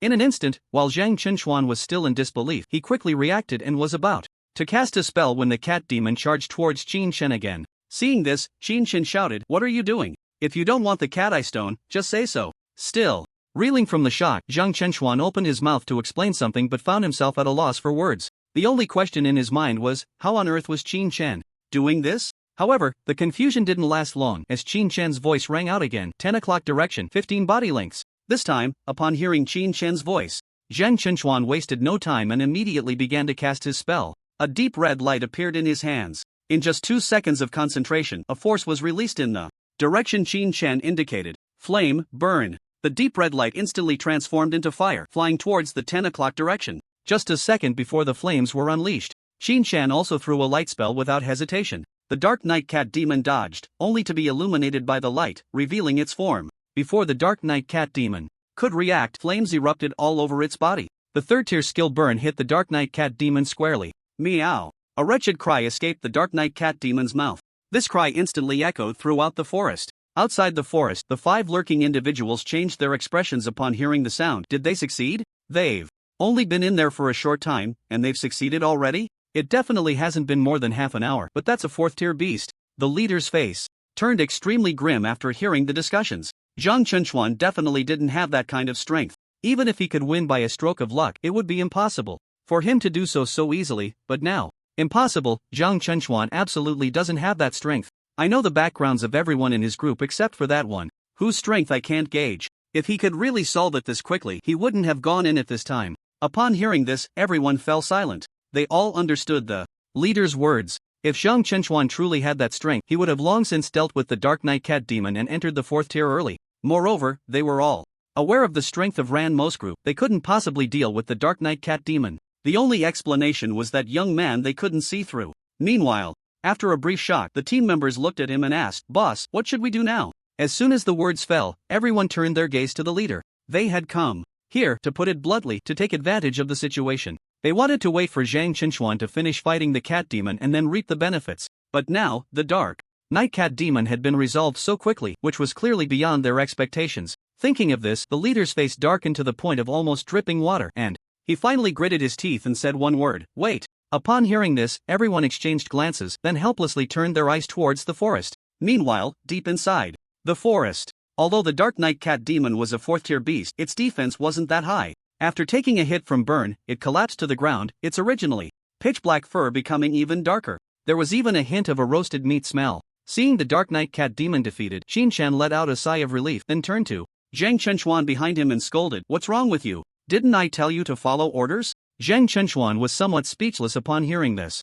With that single combat stance, did you really think one hit would solve it? Who knew you still needed help? However, despite thinking this, he was still somewhat surprised by Chen's strength. From start to finish, aside from using the light to reveal the cat demon's position, he hadn't used any abilities at all. He had simply relied on his physical prowess to toy with the cat demon. This level of strength was simply terrifying. He knew that even if he hadn't intervened today, the cat demon would likely have met its end regardless. But despite these thoughts, Zhang Chenchuan still said, "Sorry, it's my fault." Watching Zhang Chenchuan apologize, the others behind him remained silent. At this moment, they could fully understand Zhang Chenchuan's feelings. Before coming in, who would have thought someone could deal with this Dark Knight cat demon without using any powers? They had been in this alternate dimension for at least a few years, and today was the first time they saw someone handle a beast like this. A person like that, without casting magic, would probably make their team no match for Qin Chen. Just as everyone was thinking this, they heard Qin Shen's voice beside them. I say, you captain, you're really not doing your job well. Everyone was somewhat speechless.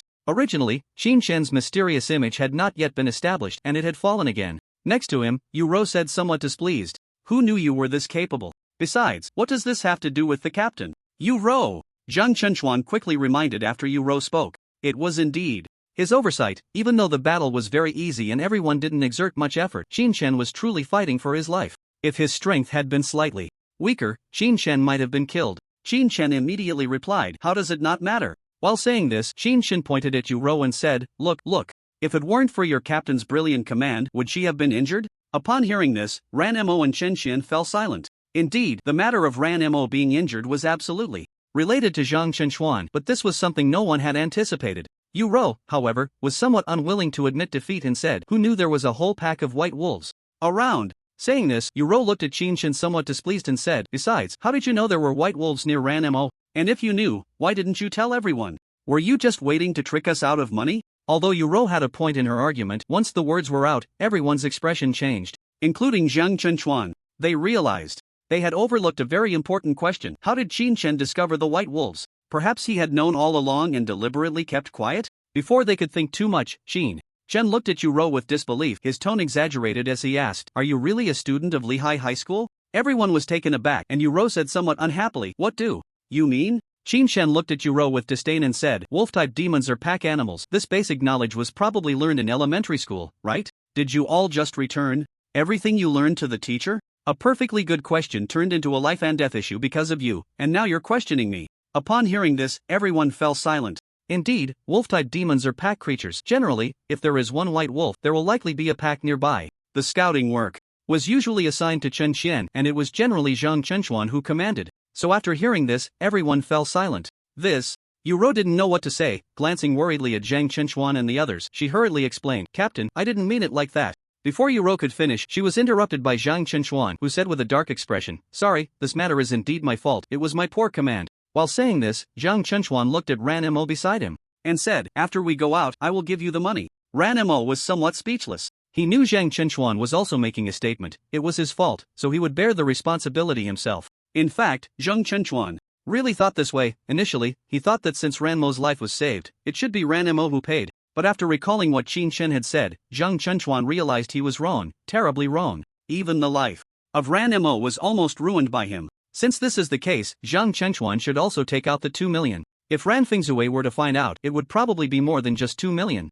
Looking at Zhang Chenchuan's gloomy expression, Ranmo also said, forget it, brother Zhang Chenchuan, we were all a bit anxious back then, I don't blame you. Upon hearing this, Qin Chen became anxious. How can you not blame him? You must know that a person's life only happens once. Luckily I was here this time. If it weren't for me, you would probably be in trouble by now. But you can't expect to run into me every time you come here, right? At these words, the crowd fell silent again. Although they felt a bit uncomfortable seeing Qin Chen's shameless demeanor, they knew he was speaking the truth. If it weren't for Qin Chen, any other person might have led to Ranmo's demise here, and they also couldn't kill the night cat demon. Hearing Qin Chen's words, Ranmo smiled sweetly, flicked her dark hair behind her ear, and then smiled at Qin Chen, saying, I know, but brother Zhang Chenchuan didn't do it on purpose, so you don't need to say more. Thank you again. Upon hearing this, Qin Chen seemed to feel he had achieved his goal, immediately waving his hand and laughing exaggeratedly. No need for that, since the money is already given, it would be too embarrassing to thank me again. Ranmo replied lightly, a deal is a deal, my life is worth more than 2 million.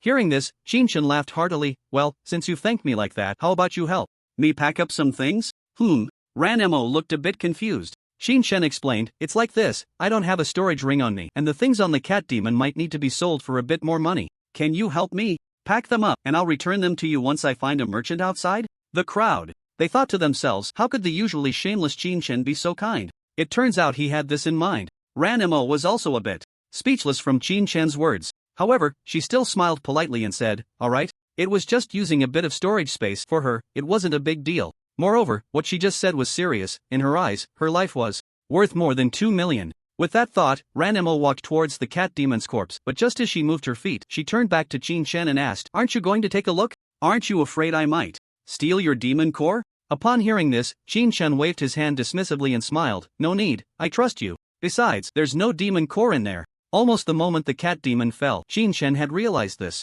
Otherwise, why would he let Ranmo go without a second thought? Ranmo was a bit speechless at this, but she still helped Chen pack up. Chen then looked at the crowd and smiled. Alright, it was a pleasure collaborating with you all this time. We can head out now. They had been in here for 2 or 3 days. It was time to leave. Now Chen had a large sum of money in hand and couldn't wait to go out to get money for cultivation. He could also buy some skill books for his sister, which would ease his worries about her. The others looked at Chen speechlessly but said nothing more. Yuro went to help Ranmo with the corpse, while Chen took down the cat's eye stone and handed it to Zhang Chengchuan. After about 10 minutes of tidying up, everyone was ready to head back. On the way back, the group felt quite uncomfortable. This operation had gone exceptionally smoothly, but they couldn't stand Chen smug demeanor. However, what they all didn't know was that outside the forest, a small team was lurking. A group of 5. Chen followed Ranmo at the back, while Yuro, worried that Ranmo was too kind-hearted, stayed close to her, casting a hostile glance at Chen. In front of the 3, Chen was excitedly speaking to Zhang Chengchuan, who was holding the cat's eye stone. Boss, now that you've got the cat's eye stone, you might reach the 4th tier in less than a week. Upon hearing this, Zhang Chengchuan smiled faintly. Indeed, this was the only good news in the past few days. Once he reached the 4th tier, it would signify a tremendous change for Zhang Chengchuan. Although it seemed like just a 1st tier, the path of a mage was divided into different levels. From 1st to 3rd tier was one tier, 4th to 6th was another, and 7th to 9th was yet another. Although a 2nd tier mage could easily surpass a 3rd tier mage under special circumstances, it was utterly impossible for a 3rd tier mage to surpass a 4th tier one without powerful magical tools. Thinking of this, Zhang Chengchuan bitterly smiled and said, just lucky, that's all. This time, he truly had good luck in finding a teammate like Chen. Without him, dealing with the Dark Knight Cat Demon would not have been so simple.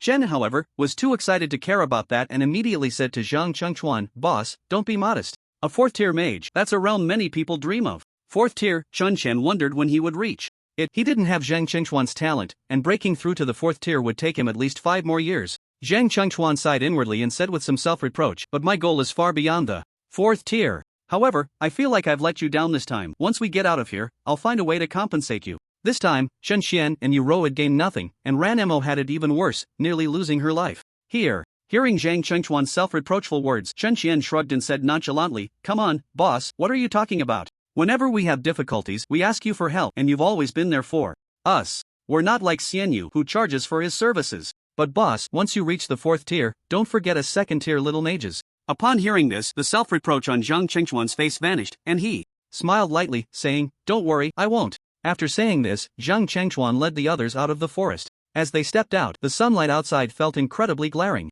Including Chen, everyone squinted and raised their hands to shield their eyes from the sun. The dark domain of the Night Cat Demon was a ranged domain. Even if it died, it wouldn't disappear immediately. They would have to wait until the dark attributes left behind by the Night Cat Demon in the woods completely faded away. However, just as the group began to adapt to the outside environment, an untimely voice suddenly rang in their ears. Oh, the Dark Knight Cat's Eye Stone, old Zhang, this is quite a haul. Upon hearing this, everyone became alert, their eyes warily turning towards the source of the voice. A small team of 5, fully armed, stood there, looking at them with mocking expressions. When Zhang Chengchuan saw the leader, he almost blurted out, Shiman Hao. Hearing this, Shiman Hao looked at Zhang Chengchuan with a teasing smile and said, it's me. Surprised, aren't you? Shiman Hao and the others had been lurking outside for a while. Although they were initially on high alert due to Chen unpredictable strength, their courage surged when they saw the staff in Chen's hand. Just think about it, if this person truly possessed the kind of power or background they imagined, would he be using a staff that even newcomers would disdain?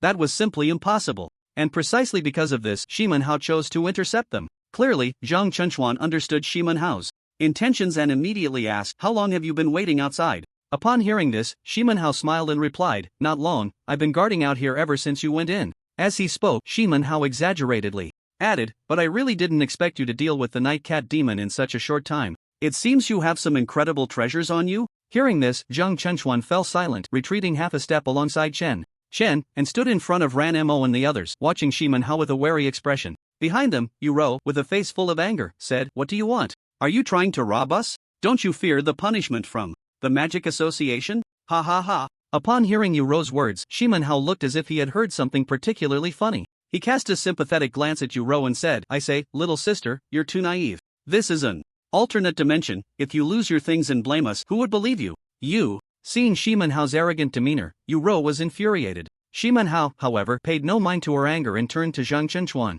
with a smile, saying, Zhang Chenchuan, you know the deal. Will you hand over the storage rings, or should we take action? Zhang Chenchuan's expression darkened at this. Take action? That was almost unthinkable. The 5 people before him were all wearing magical gear, shoes, pants, clothes, all magical. It seemed they had received news about his plan to attack the Night Cat Demon and had come to intercept him. Each of the 5 was a 3rd-tier mage. And who knew what other magical gear they had? If a fight broke out here, even Qin Chen might not be able to win. After all, humans were different from magical beasts, and besides, there were 5 of them. As the 5 approached, closing in to about 10 meters away, Zhang Chenchuan spoke up. Aren't you afraid of retaliation from the Dai Wind Pendant? At this critical moment, Zhang Chenchuan had no choice but to invoke the name of the Dai Wind Pendant. Upon hearing the name, the group hesitated, glancing in surprise at Ranmo behind Zhang Chenchuan. Everyone had heard of the Dai Wind Pendant. A 5th-tier powerhouse with an unpredictable temperament, they appeared calm and collected everywhere, but when it came to killing, they were ruthless. Back when the Dai Wind Pendant was only 3rd tier, a member of a prominent family in the East Sea had teased Ranmo, which caused the Dai Wind Pendant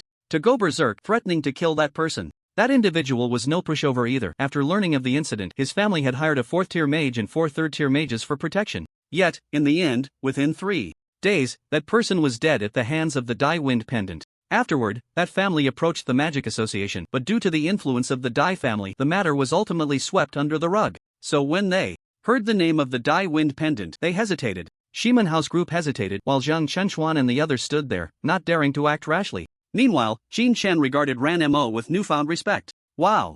This background is impressive. The current 3rd-tier team is fully armed, and if they really fought with all their might, a 5th-tier mage would be no match for them. Although it is generally difficult to challenge someone of a higher tier, with 5 people combining their skills and magical tools, an ordinary 5th-tier mage would hardly pose any threat. After all, this is a magical world where all humans live in groups. Right now, just the name of a person from the Dai Wind Drop has frightened them. It seems that this big brother Daimo has some real skills. Just as everyone fell silent, Qin Chen spoke up. Hey, I say, you guys, you don't dare to go up, nor do you retreat. What does this mean? Are we fighting or not? Upon hearing this, everyone's expression changed. Xian Yu, Zhang Chengchuan and the others looked a bit flustered. Why was Qin Chen causing trouble at this moment? You're just a 1st-tier mage, although your combat quality is impressive. Do you really expect to take on 5 people? On the other side, Shiman and the others, who had initially been intimidated by the Dai Wind Drop, were already feeling a bit embarrassed. When they heard Qin Chen's words, their faces darkened to the point of almost dripping water. Shiman glared at Qin Chen with a fierce expression and asked, May I ask who you are? Qin Chen, hearing this, dug into his ear and said nonchalantly, Are you deaf? Didn't you hear what they just called me? Do I need to repeat it for you? Upon hearing this, Zhang Chengchuan and the others' expressions changed again, and Yu couldn't help but mutter, This guy is way too arrogant. Beside them, Daimo was speechless. Arrogant? Indeed, quite arrogant. Although he had just dealt with a 4th-tier monster, didn't he know how he did it? If it weren't for Zhang Chengchuan stepping in, Qin Chen wouldn't have been able to break through the cat demon's defenses. Now, to provoke the few people in front of him, wasn't that asking for death? Sure enough, upon hearing Qin Chen's words, and seeing his indifferent demeanor, Shiman smiled, but hidden within that smile was a deep murderous intent. I say, are the newcomers nowadays so arrogant? It was one thing for a Dai Wind Drop to threaten them, but now a guy without a rank could be so brazen? Feeling the murderous intent from Shiman Zhang Chengchuan stepped forward without saying a word, standing beside Qin Chen, his gaze fixed firmly on Shiman Xian Yu doesn't know better, don't go overboard. Hearing this, Shiman smiled and said, Overboard? You're already talking to me like this while writing on my face. If I don't do something, how will I face my brothers in the future? At this point, Shiman tone suddenly turned icy. You can leave today, but this kid must die. As soon as he finished speaking, the atmosphere in the room became tense. Daimo's expression changed drastically. Shiman you. After all, Qin Chen had saved his life. If he let Qin Chen be killed by these people, Daimo would definitely feel guilty, so he had to stand up at this moment. Before Daimo could finish speaking, Shiman coldly interrupted. Daimo, we're not going to make a move against you because of your brother. I've let go of the 3 people beside you because of your relationship with them. This is already the greatest respect for Dai Wind Drop. Upon hearing this, Daimo hurriedly said, Xian Yu is a member of our team. Hearing this, Shiman sneered, A member? I've been investigating you for quite some time. This guy only teamed up with you this time after entering the alternate dimension, right? You had no prior connection at all.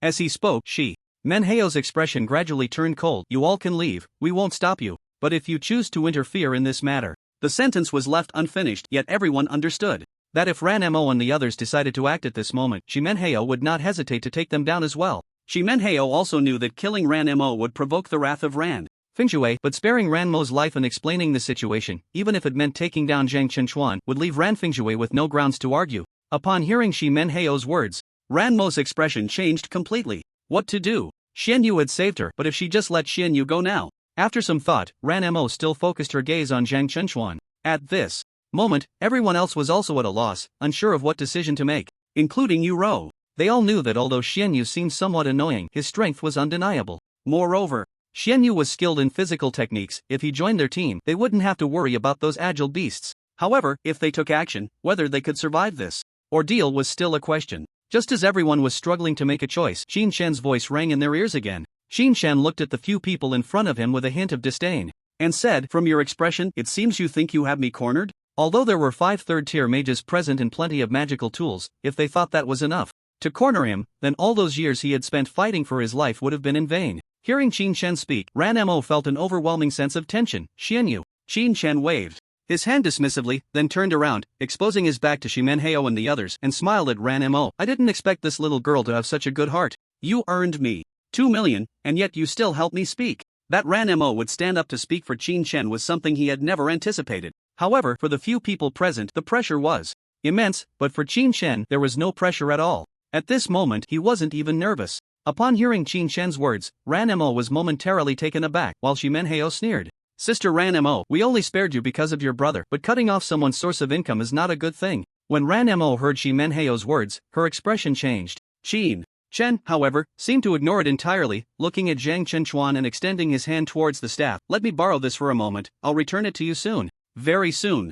As the last word fell, Qin Shen vanished from the spot. They watched as Qin Shen had just been holding the staff and talking to Zhang Chenchuan one moment, and the next, he disappeared from everyone's sight. At that moment, Shiman expression changed completely. Without any fluctuation of spiritual energy, Qin Shen had simply vanished before everyone's eyes. This move from Qin Shen caused the previously calm Shiman and the others to panic instantly. Shiman instinctively took a step back. Bang! Suddenly, a noise came from behind. Upon hearing the sound, Shiman and the others felt the hairs on their bodies stand on end and turned around in an instant. They then saw that Qin Shen, who had been standing in front of Zhang Chenchuan, had somehow appeared behind them, blood flowing from the staff in his hand. The team member who had been at the back was lying on the ground, motionless, with a bloody hole in his back. Dead? A third-tier mage, clad in magical armor, just like that? Everyone was horrified. Even Zhang Chenchuan and the others looked at the direction where Qin Shen stood, their faces filled with shock. How did he do that? This was the question that puzzled everyone.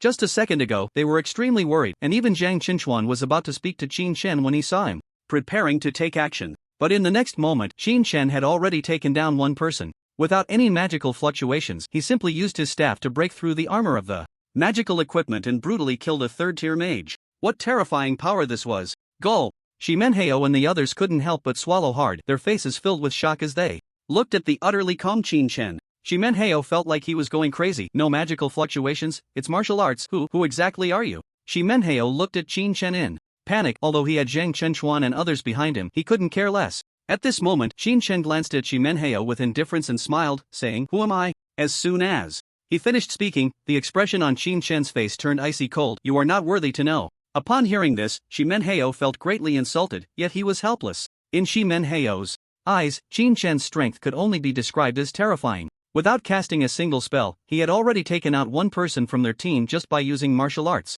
At this moment, Shiman finally understood that their ability to quickly deal with the Night Cat demon was likely due to the person in front of them. Shiman felt his heart consumed by fear as he watched Qin Shen step by step approach him, and his expression changed as he hurriedly shouted, "So what if you succeeded in a sneak attack? Do you really think you can defeat all 4 of us?" At this critical moment, Shiman whose confidence was shaken, chose to brainwash himself to overcome the fear that Qin Shen instilled in him, and this method indeed proved effective. When one person had died, everyone was in a state of panic, but after hearing Shiman words, the fear in their hearts gradually dissipated. Yes, they still had 4 people, and right now, Qin Shen was just one person. No matter how strong he was alone, could he really annihilate their entire team? Moreover, Qin Shen had no magic at all. He was relying solely on martial arts. Could martial arts even get close to them? With this thought, the fear in everyone's hearts began to fade, and colorful magical fluctuations began to gather in their hands. Seeing this scene, Qin Shen smiled. It was as if he were looking at a group of fools. He looked at the people in front of him and said with a faint smile, "Martial arts? Can't get close?" As he spoke, Qin Chen took a slight step forward. Bang! The ground immediately kicked up dust. At this moment, Xin Shan also sneered. Do you know what the biggest drawback of magic is compared to martial arts? What? Upon hearing this, Shiman Heyo instinctively asked. That is, the casting time is too slow. Whoosh! As the last word fell, Xin Shan vanished from everyone's sight once again. Heavenly Quartz Energy, the foot's bubbling spring. This was a martial art from Wudong, a technique that had been eliminated by the world. In his previous life, Xin Shan had obtained this technique by chance, allowing its user to achieve a rapid enhancement in a short time. It sounds a bit mystical, but this technique indeed has the effect of shrinking the distance. In ancient times, due to the abundance of immortal cultivators, the spiritual energy of heaven and earth gradually dissipated, and this technique began to decline. Now, as everyone started to practice magic, the spiritual energy of heaven and earth began to revive, and Qin Shen had also learned this technique in his previous life. Therefore, they would never be able to figure out why Qin Shen could move so quickly without knowing any magic.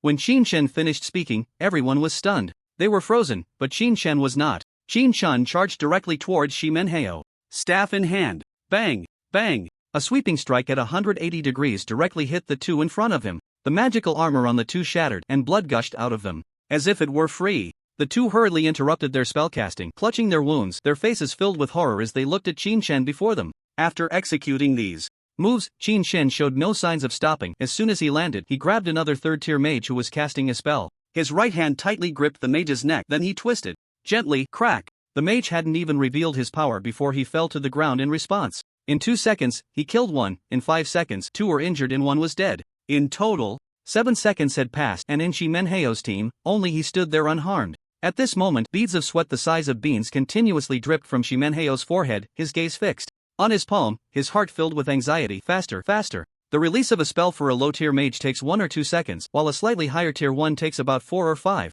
seconds. Just as the magic in Shimen Heyo's hands began to take shape, the purple glow gradually emerged. The fear in his heart lessened, and a faint smile began to appear on his face. However, before this smile could fully form, a sharp pain shot through his arm. Qin Shen had somehow arrived at his side, striking his arm with the staff. Bang! The tremendous force caused the magic Shimen Heyo had just formed to dissipate instantly. At that moment, Shimen Heyo's mood plummeted. Is it over? Am I going to lose? No. Impossible. I am a third-tier mage, leading a team of third-tier mages. How could I lose to someone completely devoid of magic? Unwillingness, a deep sense of unwillingness, instantly spread throughout Shimen Heyo's body. The unwillingness in his heart transformed into motivation. The magic in his hands began to coalesce again. Looking at Shimen Heyo's face filled with resentment, Qin Shen smiled and said, a third-tier mage? Perhaps you hold the status of magic in too high regard. Upon hearing this, a surge of anger filled Shimen Heyo's face as he roared, seeking death. Just as the magic in Shimen Heyo's hands was about to fully coalesce, Qin Shen struck again.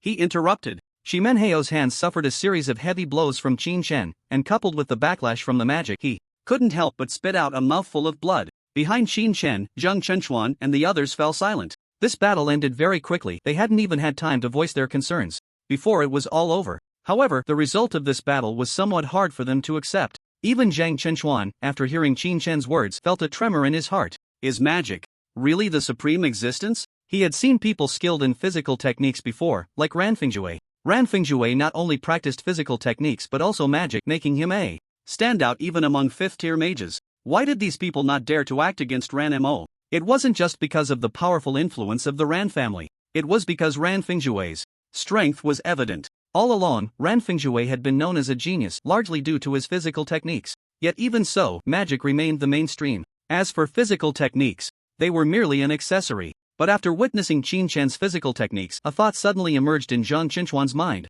If Ran Fingjue didn't use magic, could he defeat the Qin Shen before him? This thought had just emerged but had already become indelible in Zhang Chenchuan's mind. In front of Zhang Chenchuan, Shiman Hao repeatedly cast spells as if refusing to accept his fate, but each time he was about to release them, he was forcefully interrupted by Qin Shen. Spit blood, release, interrupt. It was unclear how long this had gone on. Ultimately, Shiman Hao collapsed to the ground due to backlash. After casually dealing with the remaining 2 injured individuals, Qin Shen gathered the bodies of the 5 together, took their storage rings, and burned their bodies to ashes. After resolving these individuals, Qin Shen nonchalantly placed the rings into his pocket and then approached the others, saying, let's go. At that moment, there was no expression on Qin Shen's face. If you want to kill, you must be prepared to be killed. This is the survival rule of this world. The others saw Qin Shen take the storage rings but none of them spoke.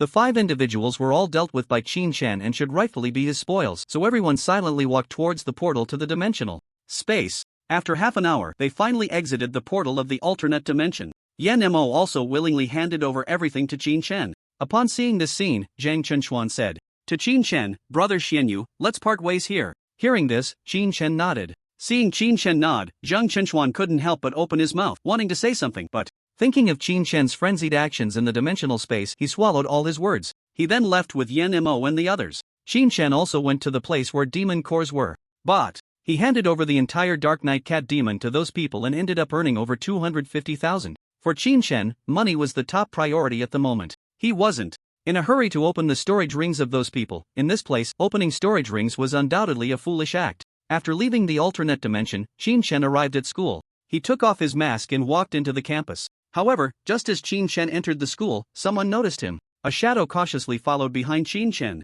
When Qin Shan reached the dormitory and found that the shadow was still following him, he turned around and asked, "What? Want to seek death again?" The person following him was none other than Li Feng, who had attacked him that day. He was also Li Ruoren's younger brother. Qin Shan had no good feelings towards Li Feng at all. When Li Feng saw that Qin Shan had noticed him, he was secretly shocked but still shamelessly said to Qin Shan, "Mr. Qin, don't misunderstand, I came to find you for something." Hearing this, Qin Shan frowned. "Something? What is it?" Li Feng looked at Qin Shan with a serious expression and said, "I want to be your disciple." Not interested. Upon hearing this, Qin Shan turned around and left without a second thought. Li Feng panicked. "Wait, I've been waiting for you for a long time, don't reject me so quickly. Taking me as your disciple would be beneficial for you." Hearing Li Feng's words, Qin Shan's steps paused slightly, then he turned back to look Li Feng up and down and asked, "Beneficial? What benefits?" Seeing Qin Shan pause, Li Feng's face lit up with joy, and he hurried to Qin Shan's side, saying, "Mr. Qin, I've heard about what happened at your school while you were away." Qin Shan replied, "And then?" The events at the school were known to many, and Qin Shan wasn't curious about how Li Feng knew.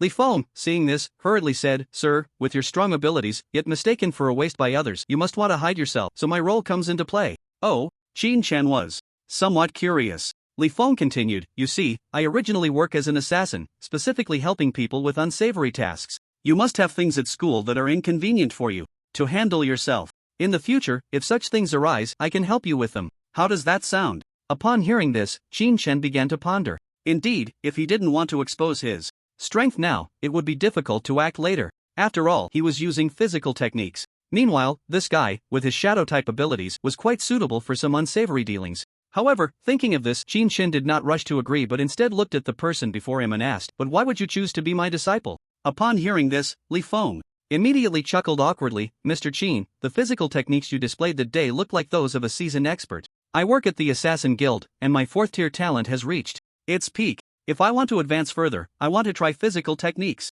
Hearing this, Qin Shan nodded, "So that's how it is." Li Feng's face lit up with joy, "So you agree?" However, Qin Shan shook his head, "Not so fast. Before that, I need to meet your sister." "Why do you want to see my sister?"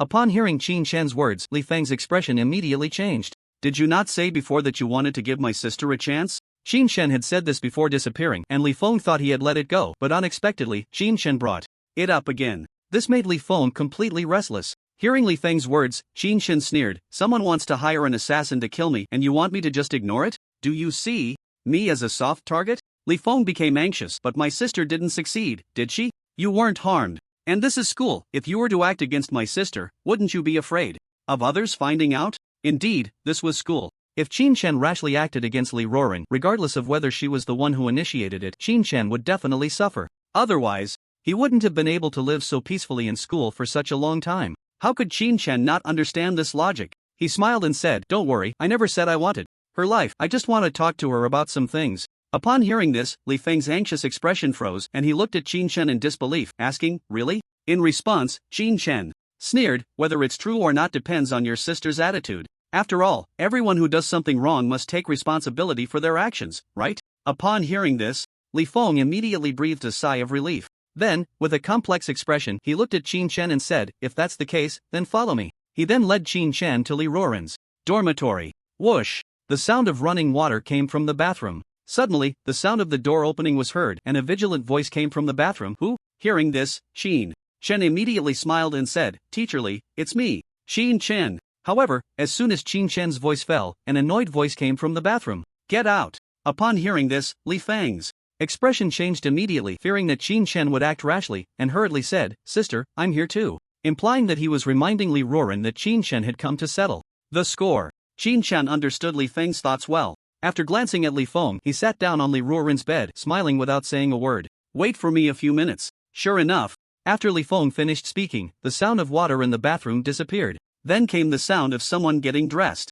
About 5 minutes later, Li Ruoran emerged fully dressed, with some dampness still in her hair. As soon as she stepped out, Li Ruoran looked at the two with a displeased expression and asked, "What are you two doing here?" At that moment, Qin Chen had come over with his younger brother, and it was clear that nothing good was going on. Seeing Li Ruoran's expression, Qin Chen smiled and said, "I didn't realize our mentor Li is still a beauty." Hearing Qin Chen's teasing, and glancing at her younger brother who dared not speak, Li Ruoran's expression did not improve at all. Instead, she coldly looked at Qin Chen and asked, "You didn't come just to say these things, did you?" Upon hearing this, Qin Chen immediately smiled and said, "Of course not. It's just that a few days ago I was ambushed by a teacher at school, and feeling scared, I came to chat with you." At that moment, Qin Chen showed no signs of fear, and Li Ruoran knew that fear? It was just talk. Observing Qin Chen's demeanor, Li Ruoran felt a bit wary. This Qin Chen was completely different from when he had come before. If she hadn't sent her brother to assassinate him, she probably wouldn't have been able to connect that useless student from school with the person before her.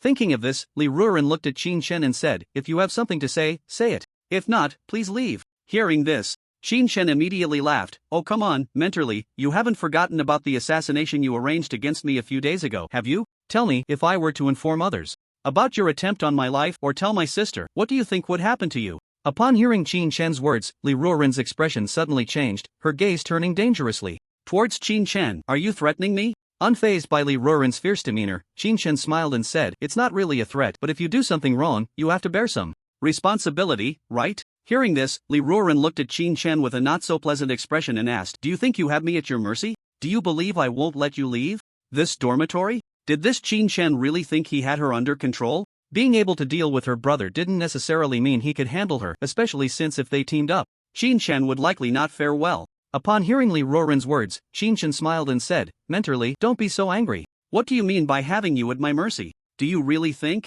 that with your 4th tier strength plus this useless one beside me, you can quietly kill me? If Mentor Li really thinks so?" Changing his tone, Qin Chen's gaze turned icy as he looked at Li Ruoran and coldly said, "You might as well give it a try." As his words fell, a murderous aura emanated from Qin Chen. The cold killing intent gradually filled the entire room, causing the freshly bathed beauty, Li Ruoran, to shiver involuntarily. Meanwhile, Li Feng, who was beside Qin Chen, felt his breath becoming a bit labored and hurriedly gestured towards Li Ruoran. At that moment, Li Ruoran also noticed Li Feng's expression and her face changed instantly. She then looked at Qin Chen with a serious expression and asked, "So, why exactly did you come this time?" Seeing Li Ruoran's cooperative demeanor, Qin Chen immediately retracted his murderous aura. As the killing intent dissipated, Li Feng gasped for air. Just now, he was extremely worried that his sister would get into a fight with Qin Chen over a disagreement. As for Qin Chen's strength, Li Ruoran didn't believe it, but he had truly witnessed it. If a fight really broke out, the two of them together would probably not be a match for Qin Chen. Ignoring Li Feng's thoughts, Qin Chen slyly looked at Li Ruoran and said, "If Teacher Li wants to kill someone, but fails, shouldn't there be a hush money involved?" Hush money? Hearing this, Li Ruoran let out a sigh of relief. Thinking about the life Qin Chen and Qin Yujia had led in recent years, they were indeed quite short on money. So it was all about money. Knowing that Qin Chen was not a waste, Li Ruoran also felt regret about the assassination plan against him. Since Qin Chen had taken the initiative to approach her and even mentioned wanting money, it could be considered a good thing for Li Ruoran. With this in mind, Li Ruoran immediately looked at Qin Chen with a bland and disdainful expression and asked, "What do you want?" Upon hearing this, Qin Chen smiled. "1 book of 3rd tier water magic plus 1st, 2nd, and 3rd tier ice magic." Hearing Qin Chen's words, a murderous intent spread in Li Ruoran's eyes, and she had the urge to take Qin Chen down right then and there. Li Feng, quick on his feet, hurriedly stopped Li Ruoran. "Sister, don't be impulsive, sister." But Li Ruoran quickly broke free from Li Feng, shouting, "Whose side are you on? Can't you see how he's threatening your sister?" Upon hearing this, Li Feng was almost in tears. "I know, but the two of us together can't even take on this Qin Chen." But with Qin Chen here, he didn't dare to say it out loud. Seeing Li Ruoran's agitation, Qin Chen looked at her in surprise and said, "Am I wrong? A dignified magic teacher can't even produce a magic book?" Watching Qin Chen's exaggerated demeanor, Li Ruoran was furious, gritting her teeth and saying, "For magic books, why don't you just go die? 2 3rd-tier ones would cost over $1 million, not to mention there was also an ice magic book inside. The price of ice magic, being a special type, was already outrageous. A 3rd-tier one would cost over $1 million. Moreover, there were also first and second-tier magic books. Altogether, if there were no connections, it would probably cost over 3 million. How much does a mentor earn in a year? Only about 200,000. This Chen really dared to ask for something worth 3 million right off the bat. Seeing Li Ruoren's fierce expression, Chen didn't take it to heart at all. Instead, he grinned and said, I mean, we're negotiating a price here. Prices need to be discussed. You can't just give me whatever I ask for. Listening to Chen's words, Li Ruoren was infuriated, but she also knew it wasn't the right time to fall out with him. After thinking for a moment, she said, I don't have any skill books. If I had money, would I be looking for someone to kill you? And it's my brother I'm looking for. Upon hearing this, Chen was somewhat surprised. Not even one? Seeing that Chen was now speaking nicely, Li Ruoren's anger subsided a bit and she immediately said, no, I only have 5 magic spells on me and not a single 4th tier one. All the students I've had over the years are useless. It was hard enough to find someone like your sister, but then there's you dragging me down. What money could I possibly have? If it weren't for that, why would I look for someone to assassinate my own student? Alright, Chen is Li Ruoren's student. After hearing Li Ruoren's words, Chen understood why she wanted to have him killed. It turned out it was all for the sake of making money. Although there was a consideration for his sister, in this world there is no such thing as a free lunch. With this thought in mind, Chen looked at Li Ruoren in front of him and said, since you're already this poor, I won't make it difficult for you. Just agree to 2 of my requests. Upon hearing this, Li Ruoren completely calmed down and asked Chen, what requests? Chen raised a finger. First, help me repeat a year. Hearing this, Li Ruoren was slightly taken aback. Repeat a year? Chen nodded in response. Li Ruoren was shocked. Why? While other students were trying to find ways to give gifts out of fear of repeating a year, Chen's first request for help was to have him repeat a year? Upon hearing Li Ruoren's question, Chen's expression turned displeased. Don't ask what you shouldn't. Hearing Chen's tone, Li Ruoren felt quite annoyed. Who do you think you are? Before she could finish her sentence, she was interrupted by Li Feng beside her. Li Feng was almost in tears. Sister, just listen to him. We can't beat him. Looking at Li Feng's expression, Li Ruoren was somewhat surprised at her brother. What happened to her brother? After being defeated once, he became so obedient? Which side was he on? However, even though she thought this way, Chen's first request wasn't too excessive. While thinking this, Li Ruoren looked at Chen and relaxed her tone, asking, what's the second request? Chen replied indifferently, I need you to help me with tasks, any tasks. Whenever I call you, you must be at my beck and call. What I need is absolute obedience. Before Chen could finish speaking, Li Feng's expression also changed. He glanced nervously at his sister. Not just Li Ruoren, even Li Feng felt that Chen's request was a bit too much. After just that one glance, he saw his sister's face darken completely, as if it could drip water. Li Ruoren gritted her teeth and said, are you joking? At this moment, Li Ruoren no longer cared about her brother's obstruction. All she wanted was to quietly eliminate Chen in front of her. Even if someone found out, Li Ruoren wouldn't hesitate to make her completely obey Chen. Did he really think so highly of himself? If Li Ruoren agreed, she would become Chen's puppet. How could she possibly agree to such a thing? With this thought, Li Ruoren gritted her teeth and said, are you joking? While speaking, the magic in her hands began to gradually condense. Seeing this scene, Li Feng looked at Chen with a wary gaze. He felt immense regret. If he had known that Chen would make such a request, he would have never brought Chen here, no matter how many reasons he had. Meanwhile, Chen, watching the magic condensing in Li Ruoren's hands, showed no signs of tension on his face. Instead, he looked at Li Ruoren with a hint of pity. I advise you not to do anything foolish. You only have 2 choices today. One is to become my person and completely obey my orders. The second is to die. Upon hearing Chen's words, Li Ruoren completely exploded. Even before the magic in her hands was fully condensed, her hands were already moving. You go die. If others saw this scene, they would probably faint on the spot. This was a sign of entering the 4th tier mage. 1st to 3rd tier mages could not move while casting spells, they could only be live targets. However, once they reached the 4th tier, they could cast spells while moving. Of course, this required extremely strong control. It wasn't just about reaching the 4th tier to be able to use it. But was this useful? Just as Li Ruoren's arm began to move, she was struck on the wrist by a palm from Chen. Li Ruoren winced in pain, and the magic she was about to cast dissipated instantly, while Chen continued his actions without pause. In a flash, his right hand, almost unseen by anyone, seized Li Ruoren's throat, his tone icy as he said, do you think you have a third choice? As his words fell, the killing intent emanating from Chen was laid bare, without a hint of concealment. A wave of chilling cold instantly swept through the entire dormitory. Beside them, Li Feng felt as if he had fallen into an ice cave. Having just sensed the murderous aura from Chen, he began to tremble all over. Li Ruoren, caught by Chen at the throat, found it hard to breathe, but Chen had no intention of killing her. More shocking to her than the thought of her own death was the realization that Chen possessed such strength. Although the space was small, giving an advantage in physical combat, she was a 4th-tier mage. A 4th-tier mage, unable to fight back against a student. At that moment, Liuran even doubted whether Qin Shen was truly the person she knew. If he was, how could a waste possess such power? Meanwhile, Li Feng was also stunned. He had originally thought that with his sister by his side, even if they couldn't defeat Qin Shen, at least they could escape. As long as they could get away, they would have a chance to survive when help arrived from the school. But that was impossible. On that day, Li Feng had not witnessed Qin Shen's terror. And now, he was experiencing it. Faced with Qin Shen, they didn't even have the chance to cast a spell. A mage who cannot cast spells, what difference is there between him and an ordinary person? Li Feng trembled all over, feeling somewhat fortunate that Qin Shen had not chosen to kill him that day. If he had, he probably wouldn't have had a chance to escape at all. It was too fast. Even before Li Feng was ready, his sister had already been subdued. Ignoring Li Feng's thoughts, Qin Shen, with his right hand gripping Liuran, said flatly, "You have two choices, obey me or die." As he spoke, Qin Shen's right hand tightened slightly. If someone wanted to harm him, and if it weren't for her identity as a teacher, Qin Shen wouldn't waste so many words.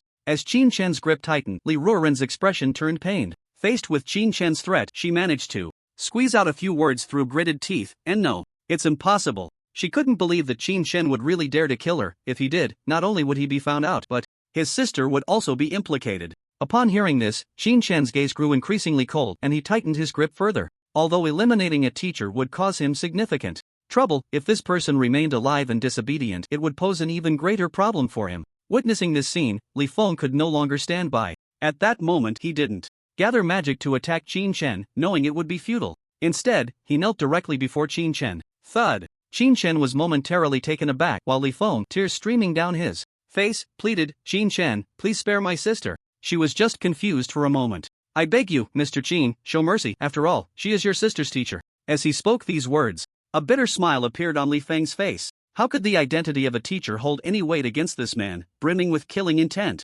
Sure enough, upon hearing his words, Qin Shen showed no signs of softening. Instead, he tightened his grip slightly. But seeing Liuran looking at him with a face full of hatred, Qin Shen also smiled faintly and said, "What's wrong? Do you hate me?" Upon hearing this, Liuran gritted her teeth, her face flushed with anger as she stared at Qin Shen. However, the strength of Qin Shen was an insurmountable chasm for her, and she couldn't break free at all. Looking at Liuran's fierce expression, Qin Shen smiled lightly and said, "If you obey, both you and your brother can live. If you don't, both your brother and you will die here. If you die, your brother will be next." As he spoke, Qin Shen licked his lips. Upon hearing Qin Shen's words, Liuran's expression suddenly changed, and she turned to look at Li Feng, frantically signaling him with her eyes. But Li Feng remained kneeling there, motionless. It was as if he hadn't heard Qin Shen's words at all. Seeing this, the unwillingness in Liuran's heart dissipated instantly. She knew that her brother had already made a decision. If she died here, her brother would probably die too, right? Thinking of this, Liuran helplessly closed her eyes and said with some difficulty, I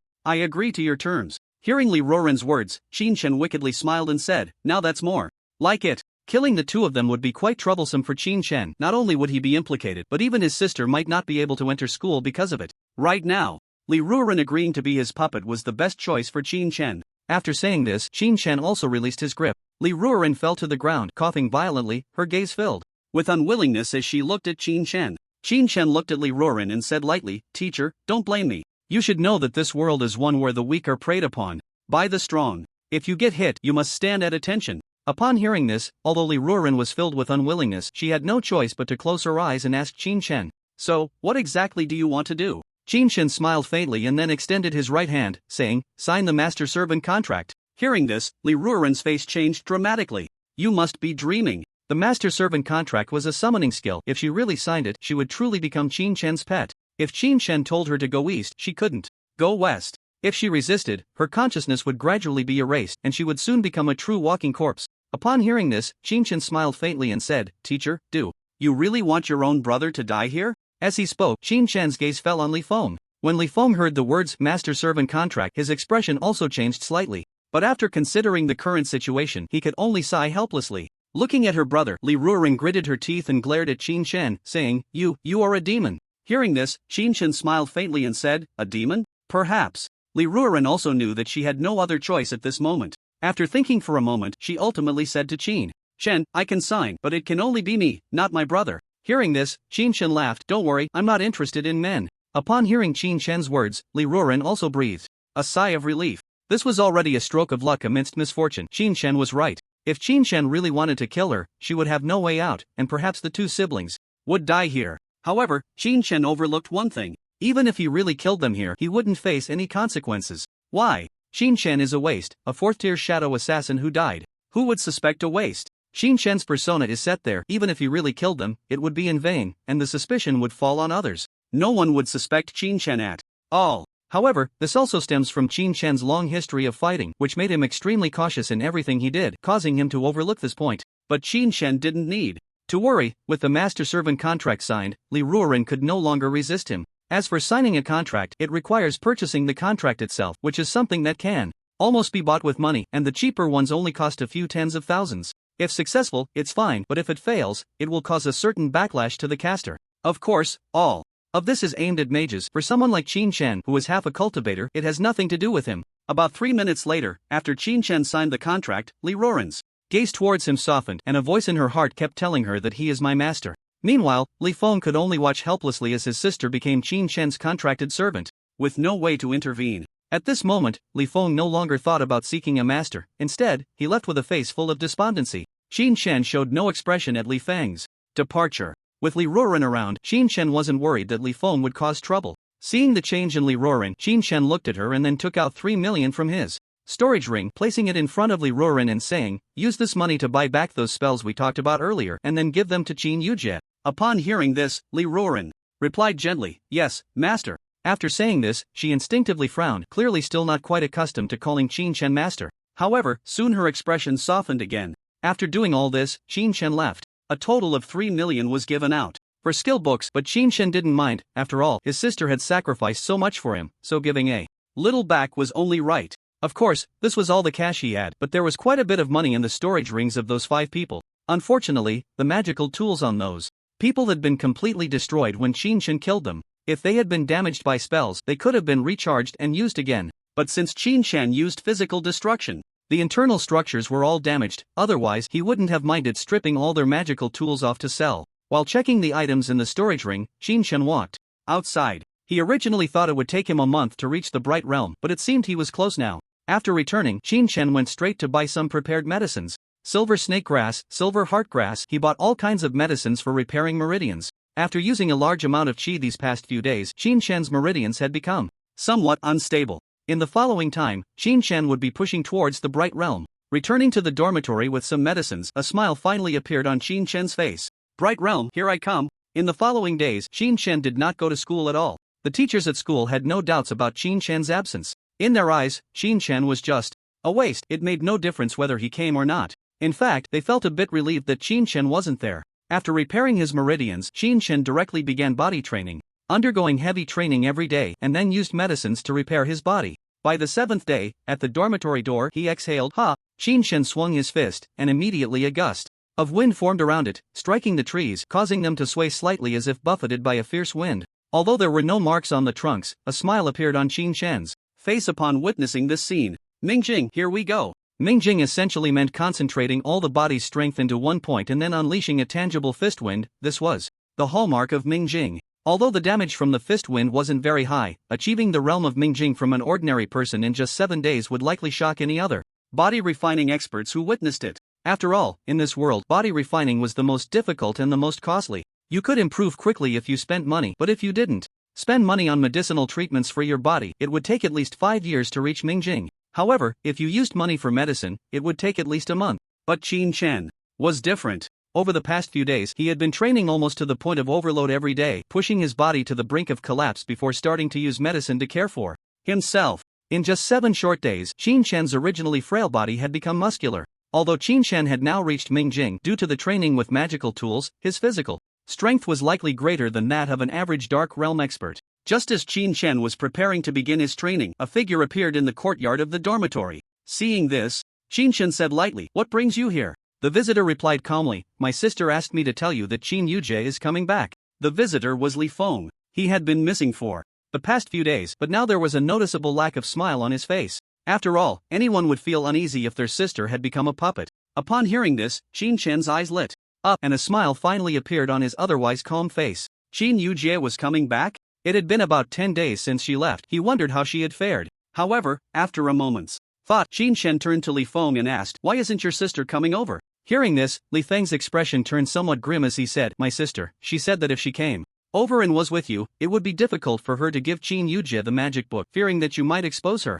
In reality, Li Ruren wasn't avoiding him for that reason. It was because when she saw Qin Chen, she felt an irresistible, absolute obedience that was quite uncomfortable for her, a usually strict teacher. Normally, in class, she maintained a cold demeanor towards all her students. But with Qin Chen, she had different feelings, which made her too apprehensive to face him. However, upon hearing this, Qin Chen didn't mind and nodded, looking at Li Feng as he asked, "Did she say when she would be back?" Li Feng replied casually, "About 2 hours." Upon hearing this, Qin Chen nodded, "Got it, you can go back now." Yes. After Li Feng left, Qin Chen went to take a cold shower. Then he donned his full set of magical gear and headed early to the school gate to wait. The magical gear he wore was quite different from that of others. Qin Chen's gear had no offensive or defensive capabilities. Instead, all of his magical gear was designed to increase his weight. After reaching Mingjing, the load on Qin Chen's body had significantly enhanced his physical strength. The hat weighed 500 pounds. The pants weighed 600 pounds. The shoes weighed 200 pounds. Each. The clothes weighed half a ton. If someone else were to wear Qin Chen's body, they would likely be crushed under the weight, let alone walk. However, at this moment, Qin Chen donned this set of equipment and, like an ordinary person, arrived at the school gate. Yet, under the clothing, not many could notice the magical gear on Qin Chen. He stood at the entrance, wearing over a ton of magical equipment, as if it were nothing, waiting patiently. At this time, Qin Yujie had just stepped out of the dimensional space, where a small team was chattering away. "I didn't expect you, Qin Yujie, to be so skilled with just one water magic spell. If it weren't for you, the teacher would have acted early, and we would have been disqualified." Upon hearing this, the others nodded in agreement. A girl with freckles looked at Qin Yujie and said, "Exactly, if it weren't for you, the captain might have been injured." In response, Qin Yujie shyly smiled and said, "It's just good luck. It's a pity that our gains this time were snatched away, otherwise, we could have split a good amount of money among ourselves." Hearing this, the girl shrugged helplessly and said, "There's nothing we can do, other families are wealthy, and we commoners can't compare. I just didn't expect that Meng Wan would bail out and betray us at the last minute, otherwise, we wouldn't have come out so early. But it's a bit of a pity, you only know one water shield. If you had a few more spells, we four could have come out much sooner. If it weren't for them reaping the benefits, each of us would have at least made 100,000. Qin Yujie felt a bit speechless at this. If they had made that money, she wouldn't have to worry about her brother's tuition. However, she wondered how her brother was doing after being away for a few days. The girl beside her noticed Qin Yujie's dejected expression and asked, "Qin Yujie, are you really short on money?" Qin Yujie nodded in response, "Yes, my brother's tuition isn't ready yet. I originally planned to earn some for him, but I didn't expect to be intercepted. It seems I'll have to find another dimensional space to make money." Upon hearing this, the girl hurriedly said, "Qin Yujie, don't do that. The dimensional spaces outside are very dangerous. There's no teacher to protect you. Just like this time, if it weren't for the school's organization, we all might have died in there." Qin Yujie understood that they had just dealt with a third-tier beast and everyone had reached their limits. However, they hadn't expected to be directly intercepted by a sudden intruder who not only took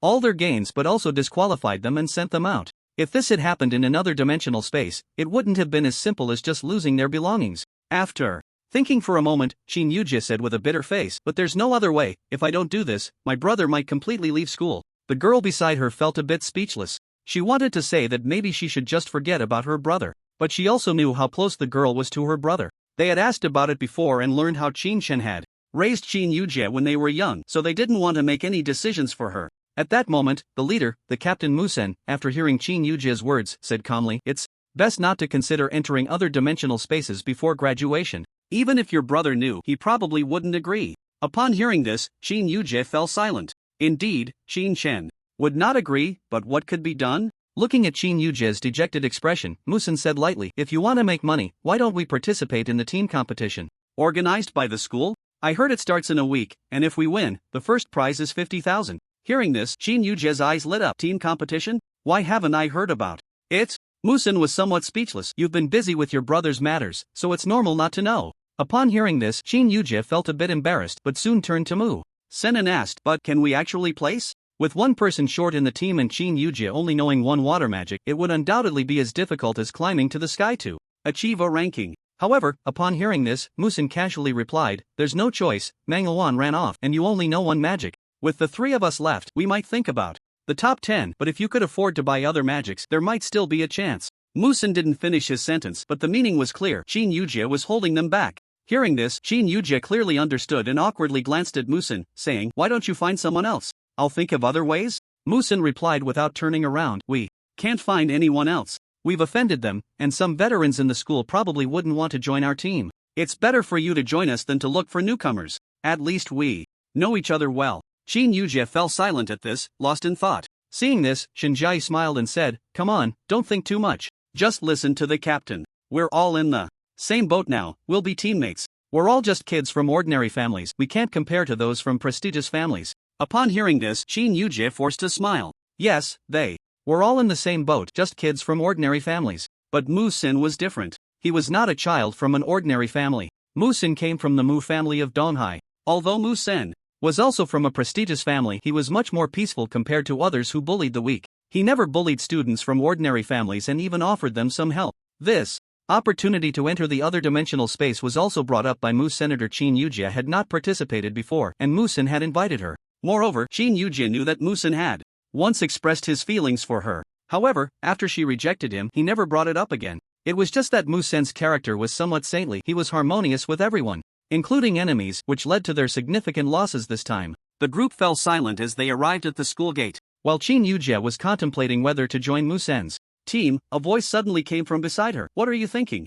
So lost in thought?" Startled by the voice, Qin Yujie looked up to see Qin Shen's smiling face. "Brother, what are you doing here?" Qin Shen smiled lightly and said, "There's nothing going on at school. I heard you were back, so I came to pick you up. How was this training?" Upon hearing this, Qin Yujie's expression suddenly turned a bit gloomy. Seeing this, Qin Shen was taken aback and looked at the few people behind Qin Yujie. What happened? Did someone bully her? But looking at the distance, they maintained, it didn't seem like it. Behind Qin Yujie was Shinjai. Shinjai looked at Qin Yujie, who was silent, and with a cute shrug of her small hands said, "Your tuition plan might be in vain. We got robbed halfway through this time." Robbed? Hearing this, Qin Shen hurriedly turned to Qin Yujie and asked, "Are you okay?" Upon hearing this, Qin Yujie shook her head and said, "I'm fine, it's just that I was supposed to get 100,000, but they took it from me, so I'm not feeling great." At her words, Qin Shen's pupils slightly constricted, revealing a hint of danger. Who? Instinctively, a faint killing intent emanated from Qin Shen. However, this killing intent quickly dissipated as if it had never existed. Even Qin Yujie, Shinjai, and another male, Zhong Yon, did not sense this killing intent from Qin Shen. Only Mu Sen, born into a prominent family, glanced at Qin Shen with mild surprise. Before Mu Sen could think further, Shinjai spoke without reservation. Who else could it be? Meng Luan and Shi Menzhou, those two guys. As she spoke, Shinjai made a biting gesture, and even her angry expression looked quite adorable. Upon hearing this, Qin Shen was taken aback. Shi Menzhou? Someone from the Shiman family? Mu Sen's expression turned surprised again. He had just sensed something unusual about Qin Shen, and now, seeing Qin Shen's reaction to the mention of the Shiman family, Mu Sen was astonished. The Shiman family, although they were also students at the school, usually kept a low profile, only interacting with people from prominent families like theirs. But who was Qin Shen? A well-known waste in the school. If it weren't for Qin Yujie, Mu Sen wouldn't even spare Qin Shen a glance. But how did Qin Shen know? Just as Mu Sen was pondering this, Qin Yujie tugged at Qin Shen's sleeve, looking pitiful as she said, "Brother, I'm fine."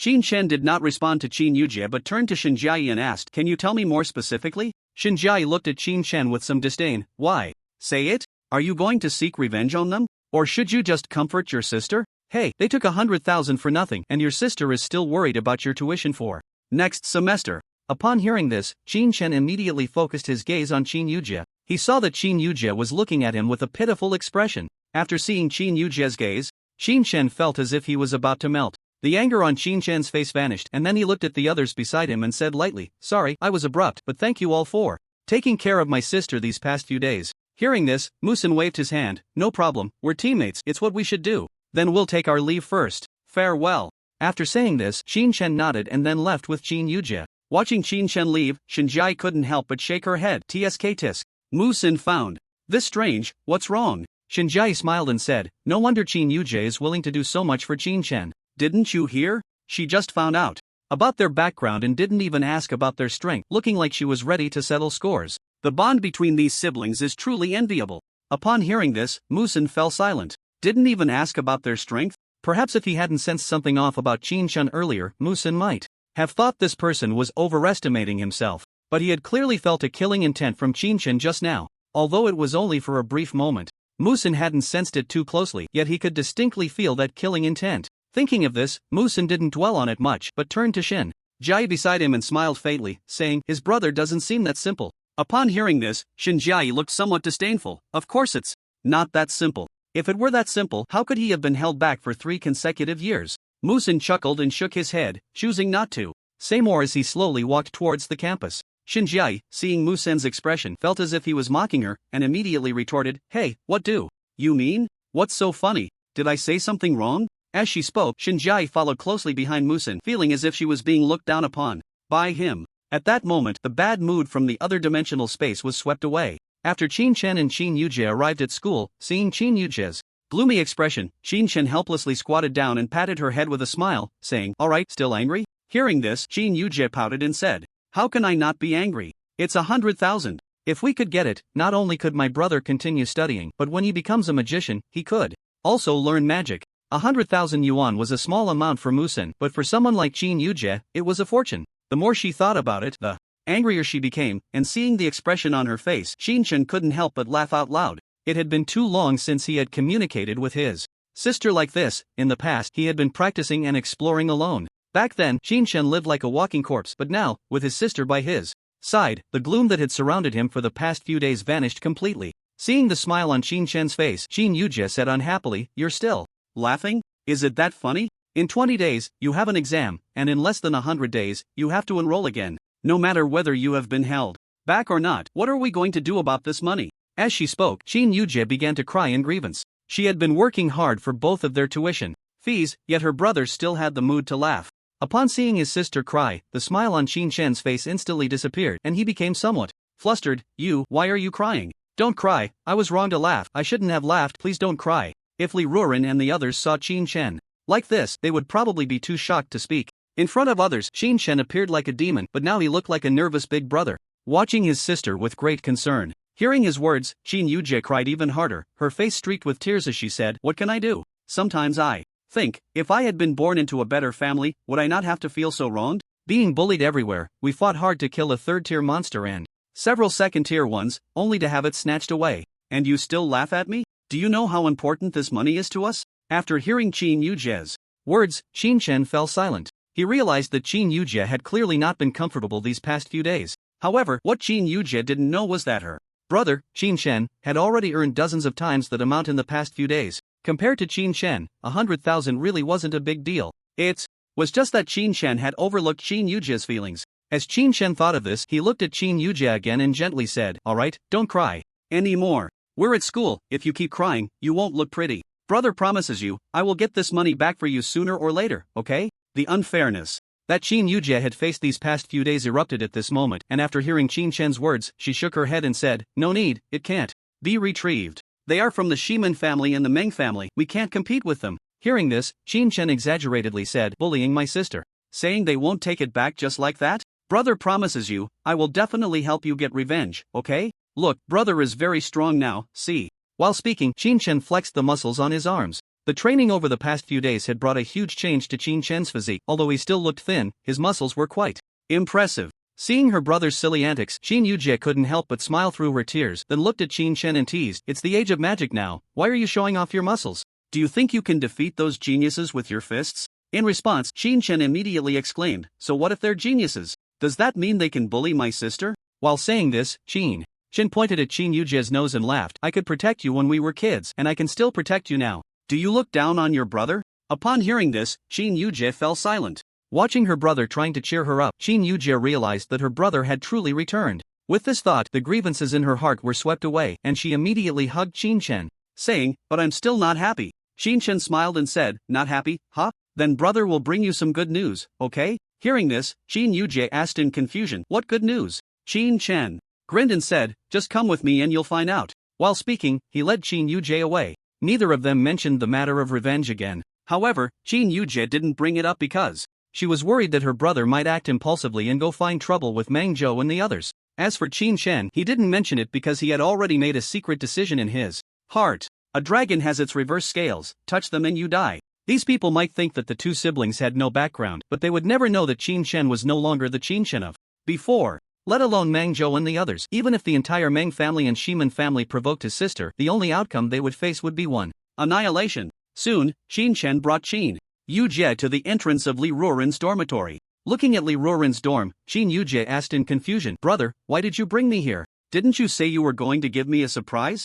Qin Shen smiled and said, "Yes, the surprise is inside." While speaking, he led Qin Yujie into the dormitory. At that moment, Li Ruoren was quietly waiting in her room due to the imprint. Creak! The door to the room was opened. The moment Li Ruoren saw Qin Shen, her expression became extremely unnatural. The birth of the imprint left Li Ruoren with no secrets in front of Qin Shen. The authority she had established as a teacher in front of the students had already shattered in front of Qin Shen. When she saw the two arrive, Li Ruoren quickly adjusted her tone and looked at them, saying, "You're here." Hearing this, Qin Yujie nervously glanced at Qin Shen. Qin Shen then commanded Li Ruoren, "Take it out." Qin Yujie was taken aback, puzzled by the tone Qin Shen used when speaking to Li Ruoren. Before she could finish her confusion, she saw Li Ruoren take out 4 skill books. When she felt the magical fluctuations emanating from the books, Qin Yujie was instantly dumbfounded. This is. Qin Yujie looked at the magical book in front of her, unable to speak in her astonishment. A magic book? As she sensed the magical waves from the book, her expression changed completely. One was a 3rd-tier water magic book, and there were 3 ice magic books of 1st, 2nd, and 3rd tiers. So many magic books. Looking at these books, envy welled up in Qin Yujie's eyes. These were all spells she could learn. If she could master them, they wouldn't be in such a predicament in the other dimensional space. Seeing the astonished expression on Qin Yujie's face, Li Ruoren spoke seriously. 3rd-tier water magic, wave burst. 1st-tier ice magic, freeze.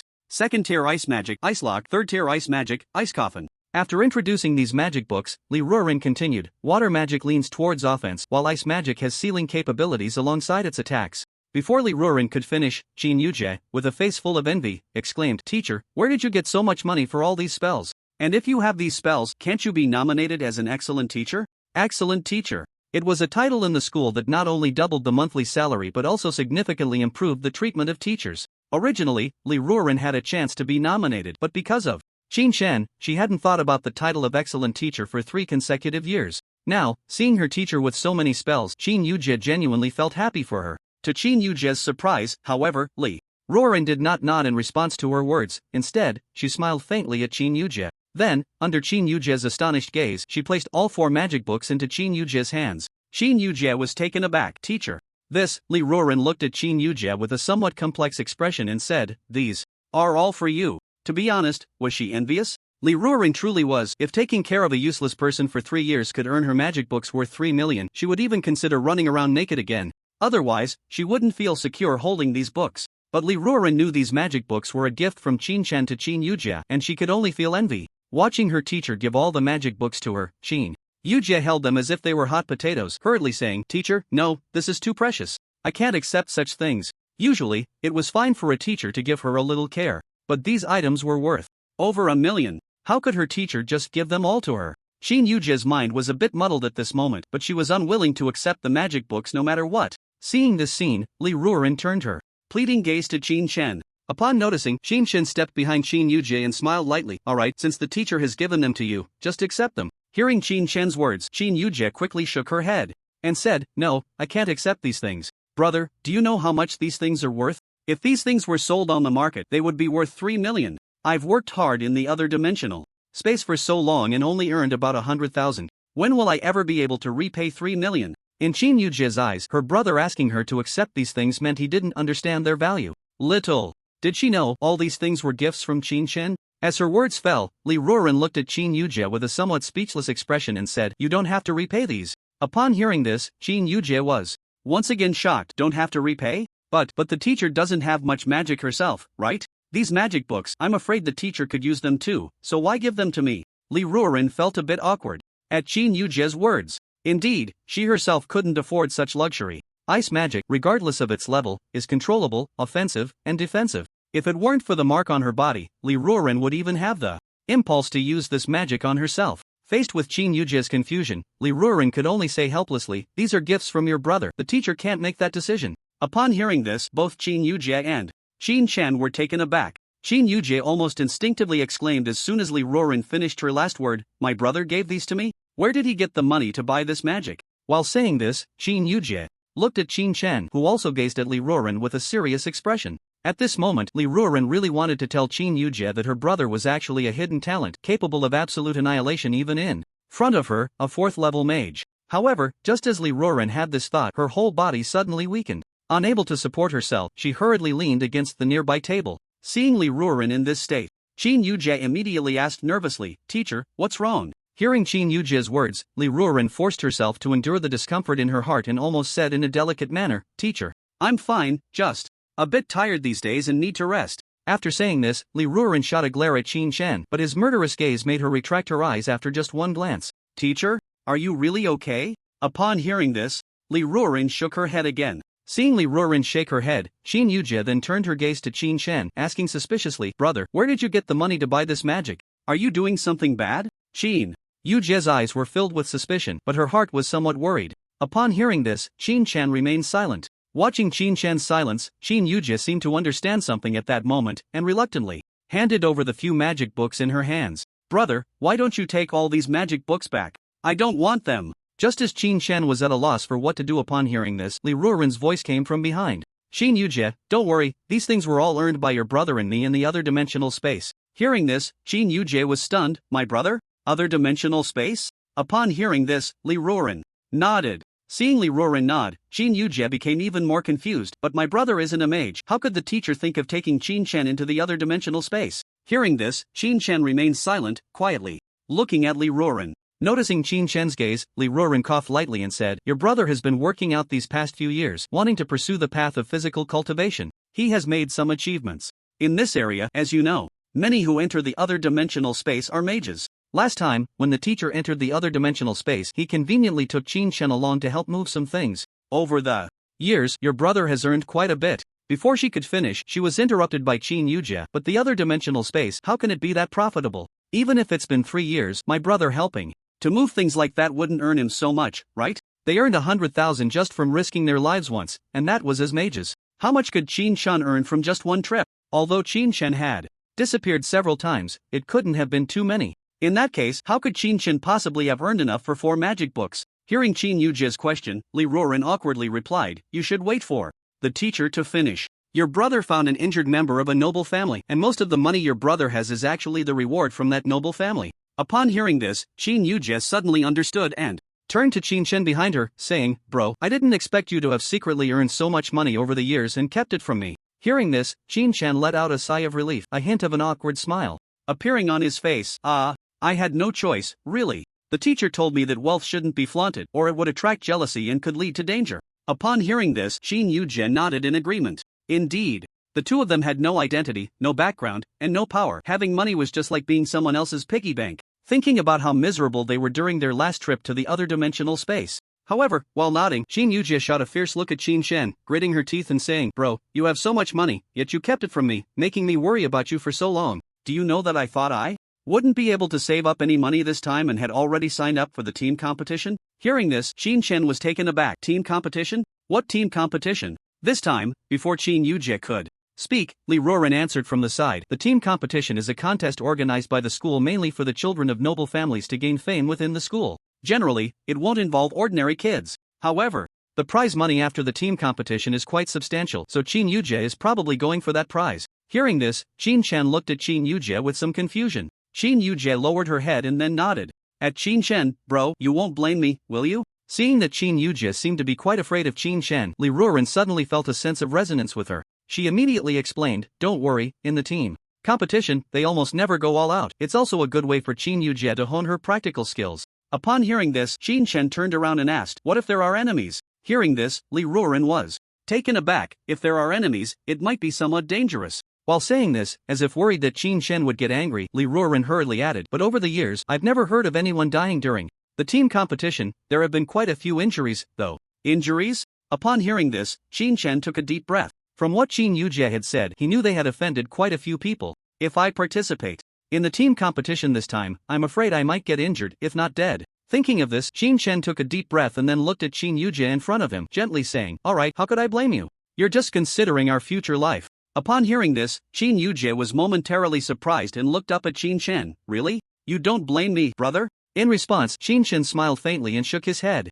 "No blame. Now, go greet the teacher. Since you're participating in the team competition, these spells will be quite useful for you, won't they?" Hearing Qin Shan's words, Qin Yujie's eyes immediately curved into crescent moons as she smiled at him, saying, "Thank you, brother." With that, she turned her attention to the spellbooks in her hands. For spellbooks, there were also 2 third-tier spells, one of which was a special ice type. With these 4 spellbooks, their chances of winning the team competition had increased a bit. After exchanging greetings with Liuran, Qin Yujie was about to leave when she noticed Qin Chen still there and curiously asked, "Brother, aren't you leaving?" In response, Qin Chen smiled and said, "Teacher Lee has something to discuss with me. You go back and practice your spells." Upon hearing this, Qin Yujie didn't think much of it and happily bounced away. However, Qin Chen's presence made Liuran increasingly uneasy. With Qin Yujie here, Qin Chen might have some reservations, but what about when Qin Yujie leaves? After closing the door, Qin Chen stepped closer to Liuran, who looked at him nervously and asked, What are you going to do?" "Nothing." Liuran. Ignoring Liuran's speechless expression, Qin Chen looked at her and asked, "Can you arrange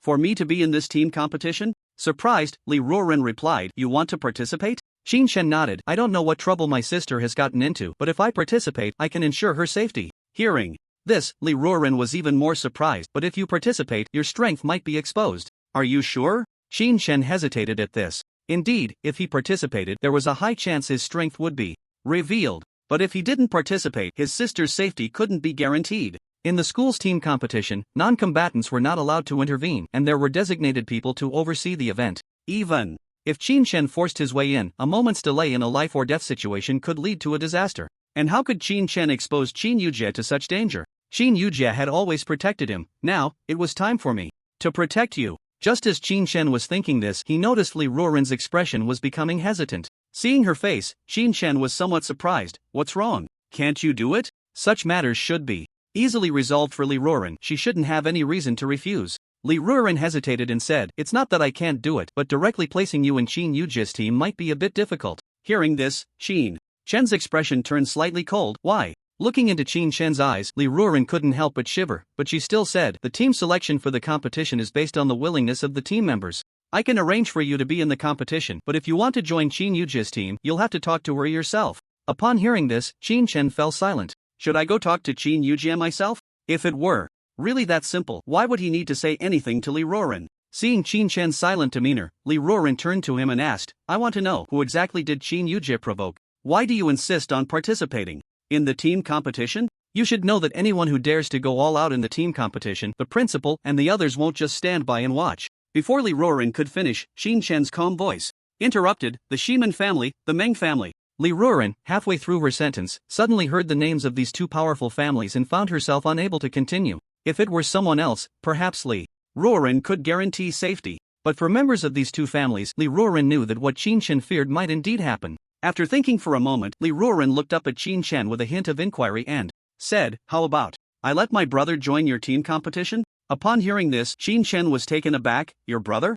Liuran nodded. "My brother, as a shadow mage, may not be very high in level, but he has a wealth of experience and a keen insight into magical identification. At a critical moment, he could save your sister's life." At that moment, Liuran seemed to be completely on Qin Chen's side, considering everything for him. As for Li Feng's safety, she didn't seem to care at all. If Li Feng knew, he would definitely cry out that his sister was heartless. Hearing this, Qin Chen felt a lot more at ease. Indeed, the only person he could trust right now was Li Feng. If Li Feng joined, it might greatly protect his sister. Clearly, Li Feng was the best candidate for the team. Thinking of this, Qin Chen also breathed a sigh of relief and then looked at Liuran, saying, "Well, since that's the case, I can rest easy. I'll talk to your brother properly later. I'll take my leave now." After saying that, Qin Chen left Liuran's dormitory. Watching Qin Chen's departing figure, Liuran's expression only returned to normal after he disappeared, her face showing a complex look as she gazed in his direction. She felt an immense loathing for the person before her, yet every time she saw Qin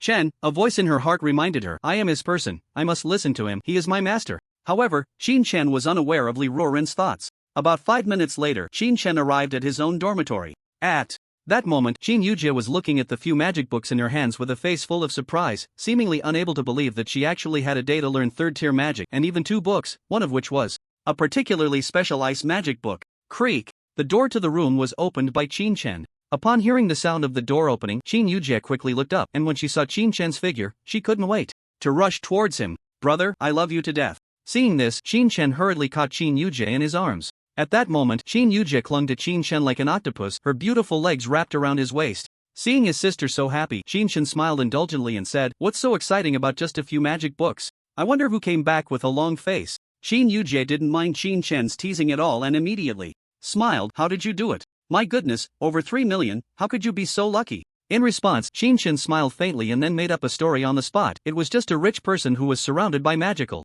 beasts. The teachers all told me not to interfere, but I saved him, and he just rewarded me. When Qin Yujie heard this, she sighed at Chen's good luck and said to him, so, does that mean you won't have to worry about your tuition next semester? Upon hearing this, Chen nodded and smiled, saying, that's right. So with these few magic books, you should practice hard, sister. In the future, when it comes to making money, I'll be here for you. You're different from me, you're a genius, and we can't waste your talent. Seeing her brother truly restored and no longer as humble as before, Qin Yujie beamed with joy and immediately buried her head in Chen's arms, rubbing against him vigorously. Chen, seeing this, helplessly patted Qin Yujie's perky bottom, saying, I said, you should get down. Why are you clinging to me instead of practicing magic properly?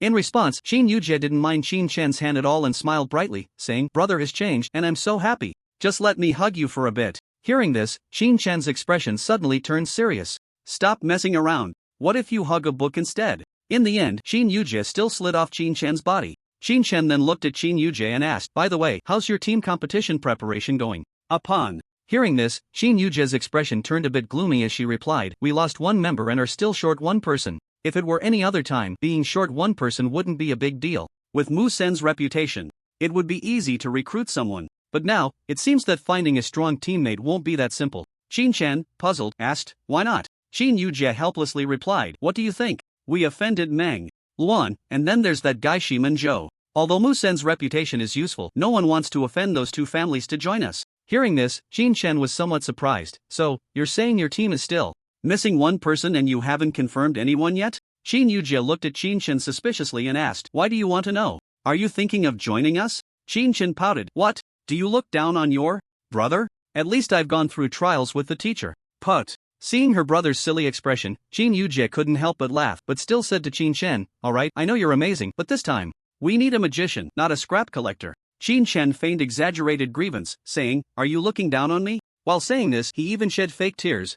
Daughters grow up and leave home. Even my sister looks down on me. What's wrong with being a scrap collector? Isn't it all for this family? To make sure you have enough to eat and wear, look at the hardships I've endured. Day in and day out, risking my life, and in the mouths of my closest loved ones, I'm just a scrap collector. As he spoke, Chen sadly touched his non-existent tears. Fortunately, Liuran wasn't here, otherwise, she might have stabbed him with a knife. Seeing this scene, Qin Yujie felt a bit heartbroken and said, alright, brother, I was just saying it casually. I didn't mean it. I know you're working hard, but you didn't say anything, which made me anxious about your tuition for a long time. Qin Yujie knew very well that those 4 magic books cost 3 million, and her brother had spent it all on her. In an ordinary family, it would be impossible. In this world where the strong are respected, what Chen did was truly commendable. Hearing this, Chen sighed sadly, saying, wasn't it all to train my sister's abilities? I'm just an ordinary person. How much can you earn? In the end, it all depends on you, the genius mage.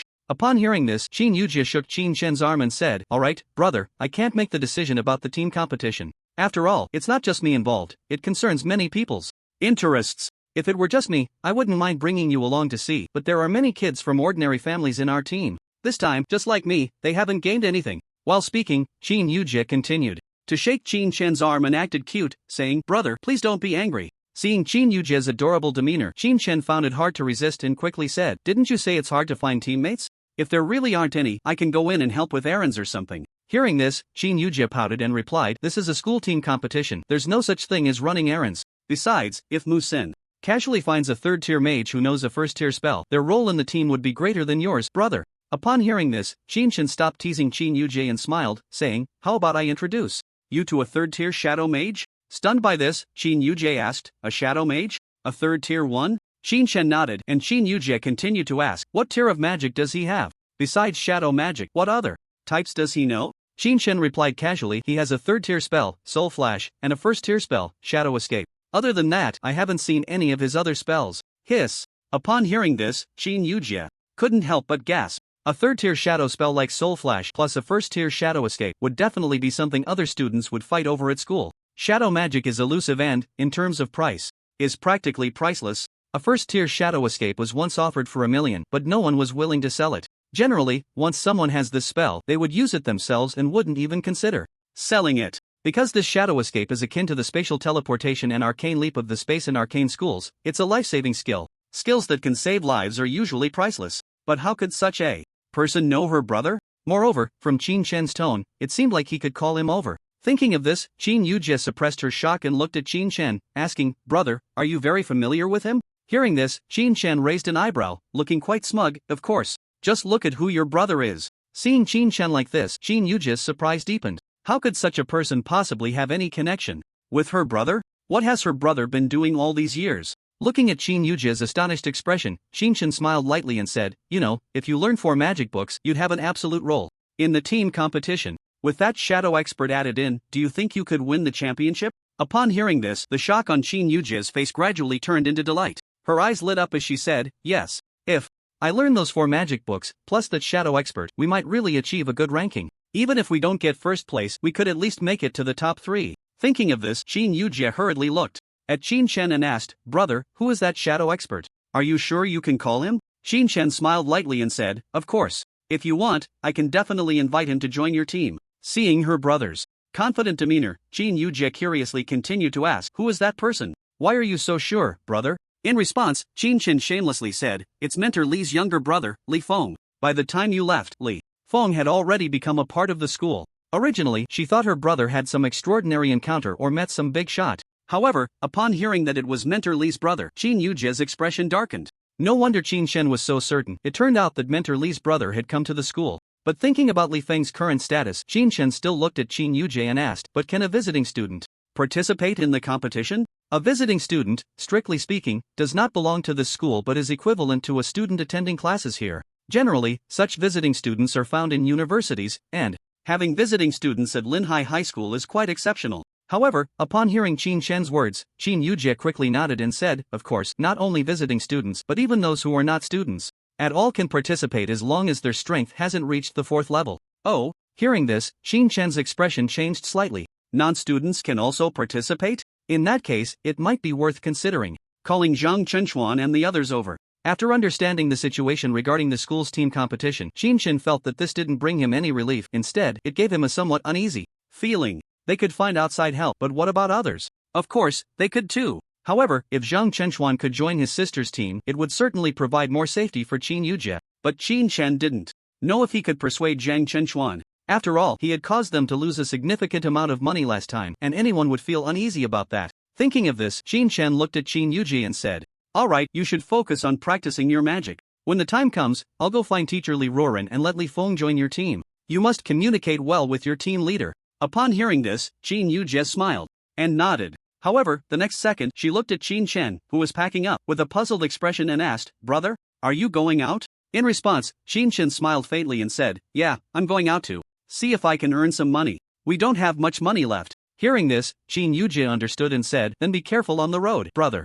Qin Shen nodded and then left the dormitory. Now, Qin Shen had reached the Bright Realm. The next realm would be the Dark Realm. The Bright Realm is about the strength of the body. The Bright Realm can also be referred to as the first level of strength. The Dark Realm, as the name suggests, is the second level of strength. Many geniuses have stopped at the peak of the Bright Realm when facing the transition from the first to the second level. This is because many people do not know where the power point of the second level lies, and even if they do, it is difficult to improve. However, for Qin Shen, all of this was just retracing the path he had already walked. The second level of strength is essentially the power of the bones. The Bright Realm strengthens the body, while the Dark Realm strengthens the bones. To strengthen the bones, using drugs can help to some extent, but that kind of enhancement is quite slow. If one wants to quickly advance to the Dark Realm, they need to find some materials: beast bones and some auxiliary medicinal materials. Auxiliary medicinal materials are abundant in the market, but not all beast bones can help one reach the peak of the Dark Realm. This is still related to bloodlines.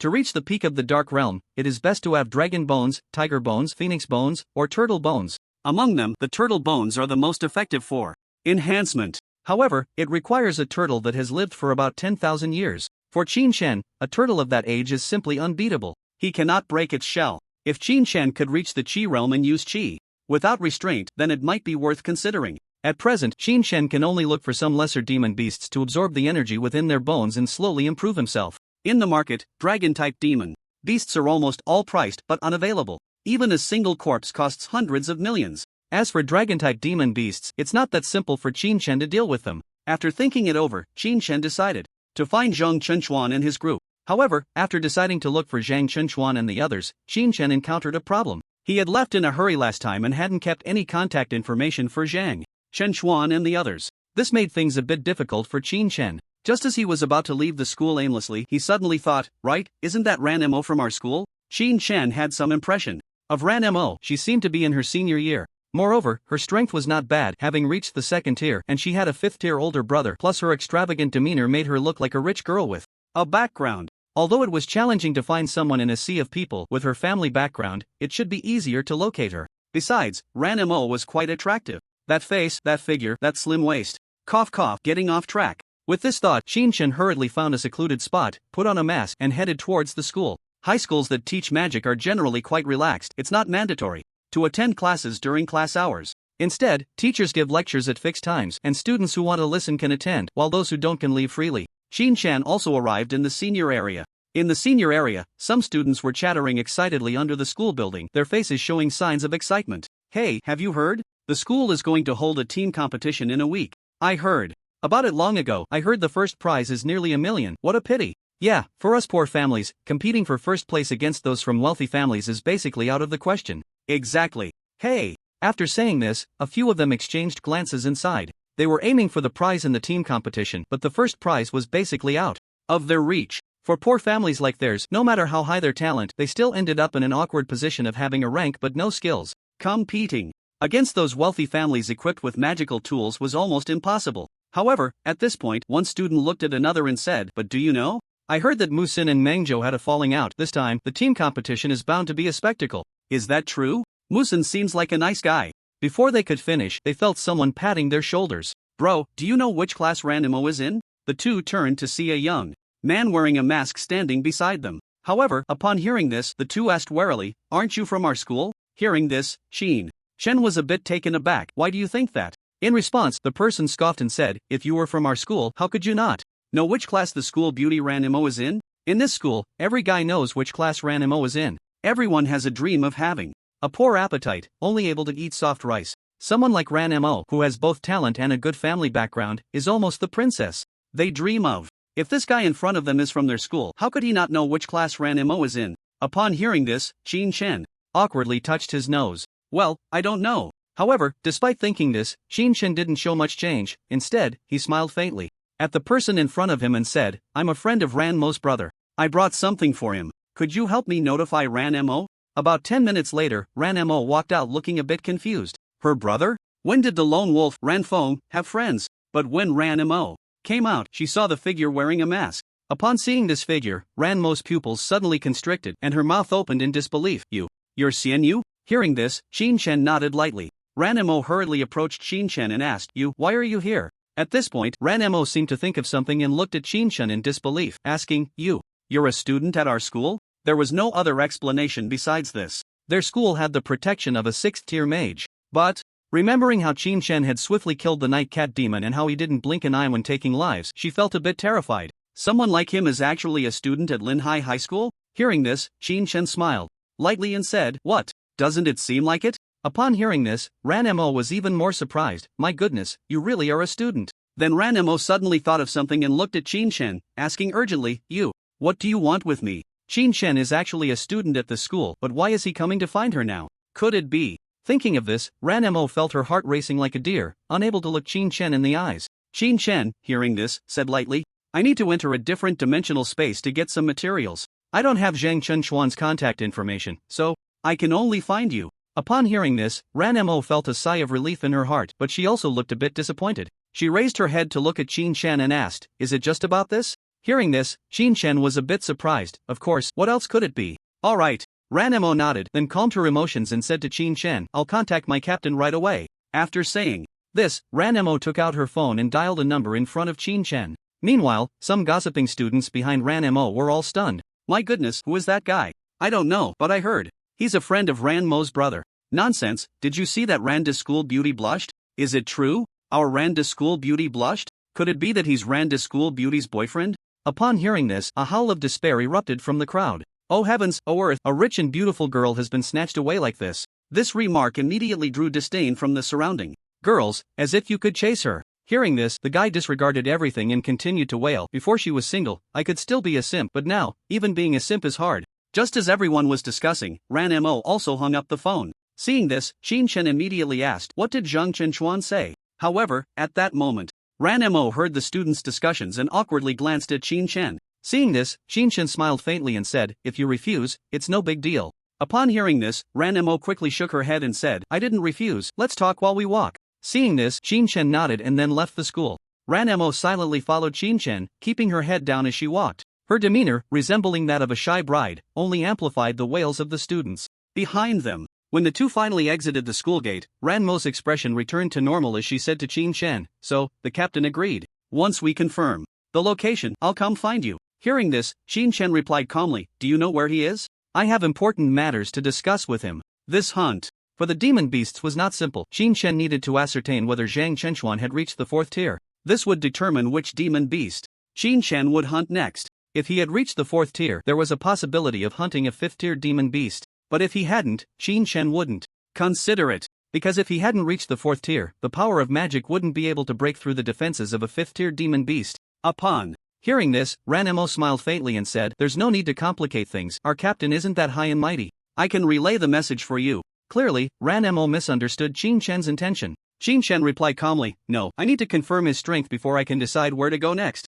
Hearing this, Ranmo looked at Chen in surprise. Confirm his strength? You two can take down the Night Cat demon together. What more do you need to confirm? But as soon as she finished speaking, it seemed Ranmo thought of something, and she looked at Chen with disbelief, saying, it can't be that the demon beast you're hunting this time is even stronger than the Night Cat demon, right? Upon hearing this, Chen smiled faintly, neither confirming nor denying. Ranmo was somewhat speechless, then said to Chen, wait a moment, I'll call our captain. As she spoke, Ranmo took out her phone and dialed Zhang Chenchuan's number. Captain, we're at the school gate, you should come over. On the other end of the line, Zhang Chenchuan's weak voice came through, didn't I tell you to wait for me at the entrance to the other dimensional space? But Xianyu insisted on talking to you in person. It seems the demon beast we need to deal with this time is even more terrifying than the Night Cat demon. Upon hearing this, there was silence on the other end of the line. More terrifying than the Night Cat demon? Could it be that Chen wanted him to hunt a 5th tier demon beast? After thinking for a moment, Zhang Chenchuan gritted his teeth and said, fine, you wait. There, I'll be there soon. As he spoke, he hung up the phone. Ranmo, feeling a bit embarrassed, smiled at Chen and said, sorry, our captain will be here shortly. Chen replied calmly, no rush. As he spoke, his gaze was not on Ranmo. The center of attention among classmates, Ranmo felt somewhat speechless. After seeing Chen's demeanor, in other places, she was the center of admiration, but here with Chen, it felt as if he had no interest in women at all. However, Ranmo didn't dwell on this issue for long and cautiously looked at Chen, asking, by the way, what kind of demon beast do you want to hunt this time? Why do we need to confirm whether our captain has reached the 4th tier? But Chen's next words completely changed Ranmo's expression. Oh, the demon beast? The Black Abyss Dragon. At this moment, Ranmo even doubted whether she had heard wrong. Seeing this, Chen repeated, Black Yalong. Upon hearing this, Ranmo looked at Chen with uncertainty and asked, why do you want to hunt Black Yalong? Chen glanced at Ranmo but did not respond. Ranmo, however, became even more anxious. Are you hunting Black Yalong just to make money? If you need money, we can hunt some lower tier monsters. With your strength, if you team up with the captain to hunt a 4th tier monster, with a bit of luck, you could earn enough for Black Yalong in a few weeks. Even if that doesn't work out, we could hunt some weaker monsters. Why choose Black Yalong? Is it just because Black Yalong pays well? If you need money urgently, just tell me, I can lend you some. Ranmo blurted out a long string of words. Chen's answer had shocked her too much. Black Yalong, a 5th tier monster, and one of the best among the 5th tier. Even a fully equipped 5th tier team wouldn't dare provoke it. But now, Chen actually wanted to hunt Black Yalong with Zhang Chenchuan? In her view, even if Zhang Chenchuan had reached the 4th tier, the two of them would have no chance of winning. Has Chen gone mad? To take Zhang Chenchuan to hunt such a monster was undoubtedly courting death.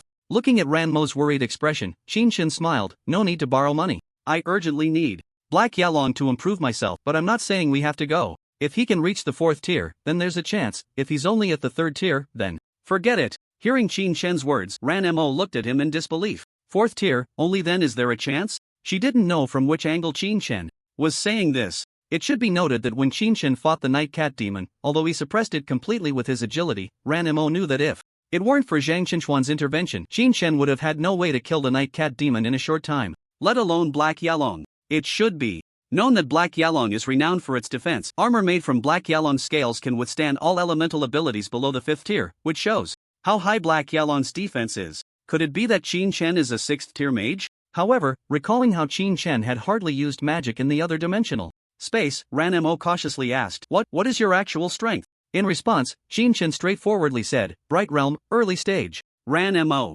was somewhat speechless and then asked again, I want to know, what tier of mage are you? Bright Realm, early stage, that could at most be a 4th tier mage. Qin Chen continued, magic. I haven't practiced. Ranmo. At this moment, Ranmo didn't know what to say to Qin Chen. No magic, early stage Bright Realm. It should be known that her brother was not only a 5th tier mage but also a peak expert in the Dark Realm. Under such circumstances, she couldn't even be sure. If Zhang Fengzhu could take Zhang Chenchuan to deal with Black Yalong, and now Qin Chen, who was only at the early stage of Bright Realm and had no realm at all, wanted to take Zhang Chenchuan to hunt Black Yalong? Arrogant? Ignorant of danger? It seemed to be both. With Ranmo's silence, the entire scene fell quiet.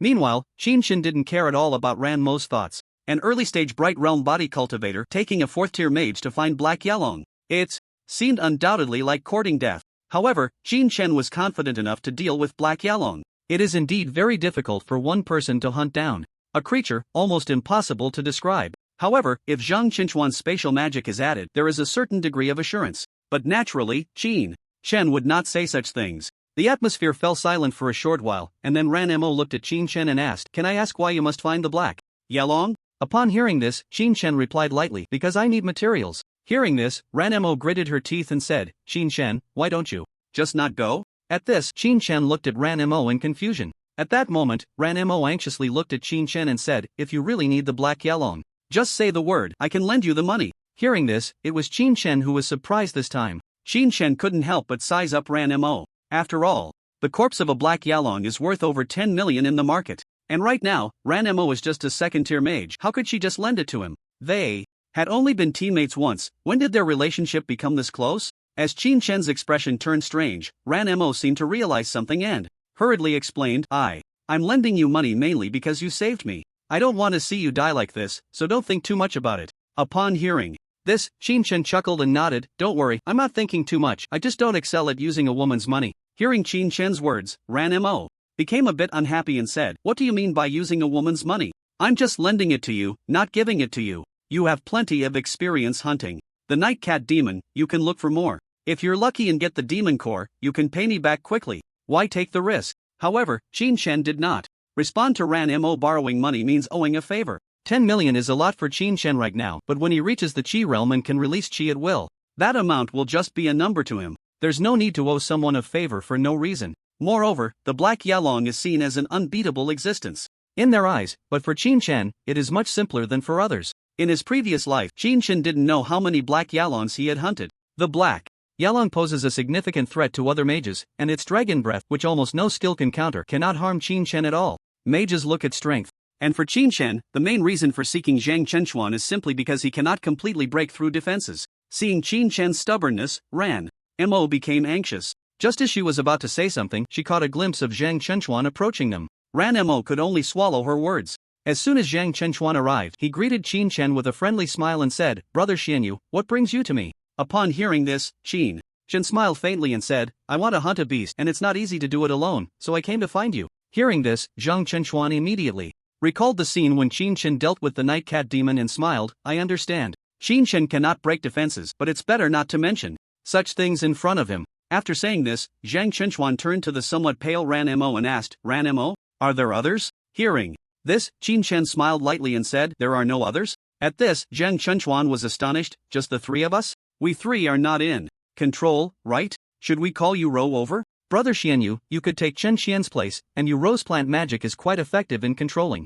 monsters. Upon hearing Zhang Chenchuan's words, Qin Chen smiled faintly and said, It's not three, just the two of us. Two? Zhang Chenchuan was taken aback. Why? What about Ranmo? Even in the entire East Sea, Ranmo's defensive magic is among the best. Before Zhang Chenchuan could finish, Qin Chen interjected, No need, where we're going this time, bringing them along is too dangerous. Qin Chen immediately noticed that Zhang Chenchuan had already reached the 4th tier. At the 4th tier, one can move and use magic, which makes things much easier. However, upon hearing this, Zhang Chenchuan was confused. Too dangerous? Brother Xianyu, what kind of monster are you planning to hunt this time? Could it be a 5th tier monster? If even a 4th tier Night Cat Demon could be easily dealt with. What monster could still pose a danger? Aside from a 5th tier monster, it seemed there was no other explanation. But what use would a 5th tier monster be to someone like him who had just entered the 4th tier? In response to Zhang Qinchuan's astonished gaze, Chen smiled and said, well, a 5th tier Black Yalong. I wonder if brother Zhang Qinchuan is interested in hunting it together?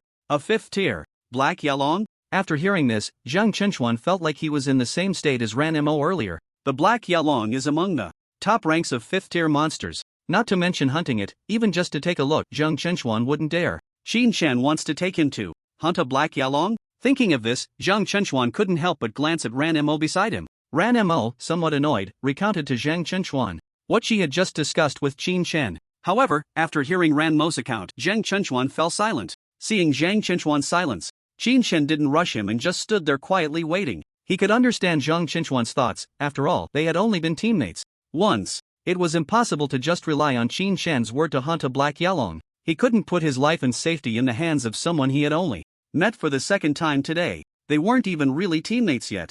Zhang Qinchuan's silence didn't last long before he raised his head to look at Qin Chen and asked the same question as Ranmo. I wonder what your current strength is, brother? With experience, Qin Chen immediately replied, no magic. In terms of physical skills, I'm at the early stage of the Ming realm. Hearing this, Zhang Qinchuan's pupils suddenly constricted. Early stage of the Ming realm? However, after learning about Qin Chen's realm, Zhang Qinchuan began to understand some things. No wonder. Ranmo, hearing this, was puzzled. No wonder what? Zhang Qinchuan replied lightly, I noticed brother Xianyu has ample experience in physical skills, but he couldn't break through the defenses. Logically, that shouldn't be the case. If he's at the early stage of the Ming realm, it makes sense. Zhang Qinchuan and the others didn't know that Qin Chen had just entered the early stage of the Ming realm. If they knew that Qin Chen wasn't even at the Ming realm before, they wouldn't know what expression to make. But after saying this, Zhang Qinchuan suddenly questioned, wait, brother Xianyu, we saw you using magic before. How come you don't have a magic realm now? Suddenly hearing this, Ranmo also reacted and quickly turned to look at Qin Chen.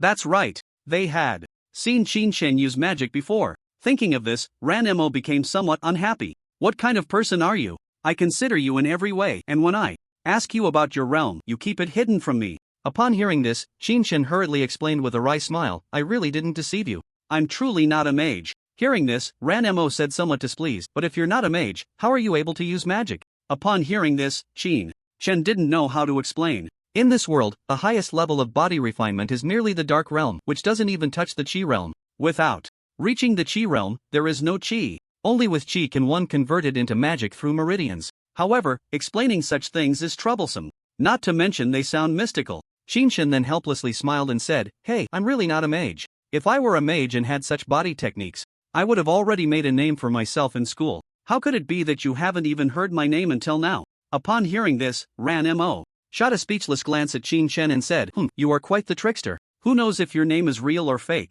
Xianyu, I really need to ask my classmates about this. Ranmo's offhand remark was made in frustration, but little did she know she had inadvertently spoken the truth. One can only imagine Ranmo's expression if she knew that Xianyu was actually the infamous waste of the entire school, Qin Chen. Zhang Qinchuan, on the other hand, was clearly more composed. He didn't dwell on this issue for too long and instead asked Qin Chen the next question. So, brother, since you're at the initial stage of the Bright Realm and I'm just a 4th tier mage without any 4th tier magic, how do we hunt the Black Abyss Dragon? Upon hearing this, Ranmo also became more serious. This was the crux of the matter. If you want someone to risk their life for you, merely painting a rosy picture won't cut it. You must present a viable way to deal with the Black Abyss Dragon. There are certainly those who deceive newcomers into selling out their teammates for something. Hearing Zhang Qinchuan's words, Qin Chen simply smiled and said, just like we did with the Night Cat Demon. Qin Chen would control the situation while Zhang Qinchuan would deal damage. However, upon hearing this, Zhang Qinchuan's tone became serious. But the Black Abyss Dragon is immune to all elemental magic below the 5th tier. Even if I learned 4th tier elemental magic, it would be useless. Moreover, I currently only have 3rd tier magic. How can I output damage? This was a crucial question, a decisive factor. He had no doubt about Qin Chen's ability to control the situation, but without a chance to break through its defenses, talking about anything else was pointless. As the team leader, Zhang Chuan naturally considered things more comprehensively than Ranmo. Upon hearing Zhang Qinchuan's question, Ranmo's expression also changed slightly. It turned out she had overlooked so many key issues before. Seeing both of them focus their attention on her, Qin Chen smiled lightly and said, you don't need to worry about that. Since I'm asking for your help, I naturally have a way to deal with the Black Abyss Dragon. It just depends on whether you agree or not. Upon hearing this, Zhang Chenchuan's expression changed. What you said is equivalent to saying nothing at all. What do I have to help you with? I can't just help you out of obligation because we've met once, can I? If it were Ranmo or Ranfeng who said this, I might consider it, but you? Even if I help you, what do I get in return? Zhang Chenchuan's words were quite blunt. Ranmo beside him also looked a bit pale. However, she didn't refute him. After all, Zhang Chenchuan made a lot of sense. Qin Shen was asking for help without even mentioning any benefits and without any guarantee of safety. Who would be willing to help him? Hearing Zhang Chenchuan's words, Qin Shen smiled lightly and said, if you help me, then I only need the dragon bones. You can have the entire corpse of the Black Abyss Dragon. But how to deal with the Black Abyss Dragon, even if I told you now, you wouldn't believe it. Upon hearing this, Zhang Chenchuan frowned. Then you have to tell me. Seeing Zhang Chenchuan's determined expression, Qin Shen could only helplessly say, Hyalong, do you know where the key factor to defend against elemental magic lies? Zhang Chenchuan was taken aback and asked, what do you mean? In response, Qin Shen did not answer his question but continued, it's dragon scales. And dragon scales don't matter much to me, it's that I haven't reached the dark realm yet. Even without dragon scales, I can't break through Hyalong's defenses, but without dragon scales, you can. Upon hearing this, Zhang Chenchuan was even more confused. So, what do you plan to do? Qin Shen replied calmly, if Hyalong has no dragon scales, then its defense is not even as good as an ordinary 5th-tier monster. I'll go and take down Hyalong's dragon scales. You just need to deal with Hyalong when it has no dragon scales. This shouldn't be too much of a problem for you, right? Hearing this, Zhang Chenchuan immediately said, if Hyalong has no dragon scales, my magic can definitely harm it. But how can you solve the problem of Hyalong's dragon scales? How can I trust that you can definitely solve it? A person in the early Bright Realm can solve the problem of Hyalong's dragon scales? If that were the case, Hyalong wouldn't be considered invincible below the 5th tier. Although there are few body refiners, they do exist, and I've never heard of anyone in the early Bright Realm being able to confidently solve the problem of Hyalong's dragon scales. If it were otherwise, everyone wouldn't have given up body refining to switch to magic. Regarding Zhang Chenchuan's doubts, Qin Shen could only helplessly say, if you really don't believe me, there's nothing I can do. After all, I'm just in the early Bright Realm. Thinking of this, Qin Shen felt that his assumptions were somewhat naive. Indeed, no one would risk their life to do something they had no confidence in. After all, he was only in the early Bright Realm. If he were at the peak of the Dark Realm, Zhang Chenchuan wouldn't have so many questions. In fact, Qin Shen wouldn't even seek Zhang Chenchuan's help. At the peak of the Dark Realm, Qin Shen could naturally break through Hyalong's defenses without needing Zhang Chenchuan. With this in mind, Qin Shen helplessly said, if that's the case, then forget it. As he spoke, he turned and walked towards the school. In fact, Qin Shen could also ask Liuran for help, but Liuran didn't have many offensive spells, and 3rd-tier fire magic wasn't cheap. If he wanted to give her offensive magic, she definitely wouldn't have that much money. So, he could only temporarily give up. Just as Qin Shen was about to leave, he heard Zhang Chenchuan's calm voice behind him. If you really want me to go, I can agree, but there's a condition. Hearing this, Ranmo's expression changed, and he quickly looked at Zhang Chenchuan. Qin Shen turned around with curiosity and asked Zhang Chenchuan, what condition? Upon hearing this, a smile appeared on Zhang Chenchuan's face as he looked at Qin Shen and said, it's simple. Use all your strength to defeat me and let me see your true power. Qin Shen couldn't help but laugh as he looked at Zhang Chenchuan and asked, defeat you? Are you sure? Zhang Chenchuan nodded. He knew he wasn't Qin Shen's opponent. That day, Qin Shen had taken down a 3rd-tier team, and it was still fresh in his memory. But that was also because those people had no idea about Qin Shen's true abilities and had suffered a huge loss from the start. Moreover, now that he had reached the 4th tier, there was a significant difference from the 3rd tier. At least he could now move and use magic, no longer just a target for Qin Shen. With the uniqueness of the space system, he was curious to see just how strong Qin Shen really was. Beside him, Ranmo's expression suddenly turned anxious. Captain, you guys? Upon hearing this, Zhang Chenchuan waved his hand and said, it's just a friendly spar. Don't worry. Qin Shen, however, smiled faintly and said, is it really appropriate to fight here? At this, Zhang Chenchuan was taken aback. Indeed, this was the school entrance, bustling with people. If they acted recklessly, they might be taken away by the Magic Association for questioning. Realizing this, Zhang Chenchuan looked at Qin Shen with a smile and said, I know a place, follow me. Qin Shen nodded in response and then followed Zhang Chenchuan. As they left, Ranmo quietly trailed behind the two. As for the place Zhang Chenchuan mentioned, it wasn't far from their school. The school was in a rural area with many secluded spots. After arriving at an open space of several hundred square meters, Zhang Chenchuan stopped and turned to Chen, saying, this is it, we can really stretch our legs here. Qin Shen agreed with a nod. He stood there, quietly watching Zhang Chenchuan in front of him. Zhang Qinchuan also assumed a stance, looking at Qin Shen, a hint of a smile appearing on his face. The difference between the third and fourth tiers was just a word, but only Zhang Qinchuan knew how much he had improved. Knowing that Qin Shen had no magic, Zhang Qinchuan realized that as long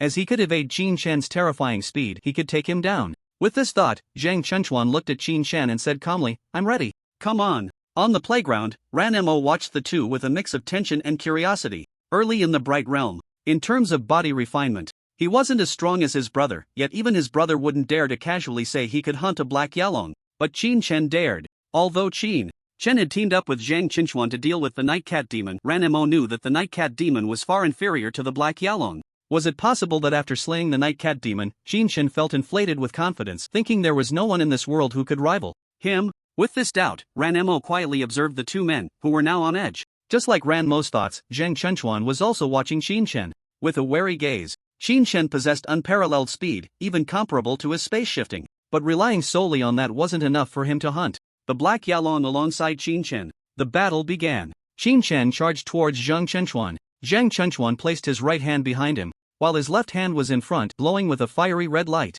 Third-tier fire magic, Scorch. Just as Qin Shen was about to reach Zhang Qinchuan, he unleashed the Scorch towards Qin Shen. A flame the size of a balloon surged towards him. Seeing this flame, Qin Shen did not take it head-on. His physical strength alone could not withstand the power of the third-tier Scorch. He couldn't take it, he could only dodge. In the next moment, Qin Shen stepped aside and retreated a step. The flame grazed Qin Shen's face and smashed towards the ground behind him. Just as it was about to hit the ground, the light in Ranmo's hand flared up and a dirt wall suddenly rose from the ground, blocking the flame completely. Seeing Ranmo helping them clean up the mess behind him, Qin Shen let out a sigh of relief. He then charged towards Zhang Qinchuan once more. Seeing Qin Shen easily evade his attack, Zhang Qinchuan's expression changed, and he immediately prepared to cast another spell. While casting spells, he retreated backward. What is the biggest difference between a mage and a body cultivator? Ranged versus melee. The distinction between a mage and a top laner. In ranged combat, mages have the advantage, while in melee, body cultivators excel. However, Zhang Qinchuan felt that Qin Shen seemed oblivious to this fact. At this moment, Zhang Qinchuan was constantly on guard against Qin Shen's terrifying speed, yet Qin Shen was approaching him slowly. Slow? In fact, it wasn't slow compared to other body cultivators. Qin Shen's speed was already considered average, but compared to the speed at which Qin Shen had wiped out the third-tier squad that day, it was still far off. Zhang Qinchuan cast another spell. This time, it was not a burning spell but a fireball. When Qin Shen was about 10 meters away from Zhang Qinchuan, the fireball shot directly toward him. 10 meters, in the face of a magical attack, was merely about a second. However, that second was enough for Qin Shen. Qin Shen suddenly stomped his right foot onto the ground, his body leaning back, his legs firmly planted like steel nails. Iron bridge. Feet as solid as cast iron, body straight as a board, slanted like a bridge. At the critical moment, Qin Shen assumed the posture of an iron bridge. However, it was precisely because of this stance that Qin Shen exposed a significant flaw. Zhang Qinchuan saw the scene, gathering magic in one hand while saying to Qin Shen, "Aren't you going to use your movement technique? If you don't, you'll lose." Then, he threw another fireball at Qin Shen. The fireball was getting closer and closer to Qin Shen, yet in the next second, Qin Shen hurriedly got up. Just as Qin Shen stood up, the fireball was merely a fist's distance away, about to smash into him. A smile gradually appeared on Qin Shen's face. "Movement technique? Then I'll take your advice." Whoosh! In the next second, the fireball struck the air and the spot where Qin Shen had been was now empty.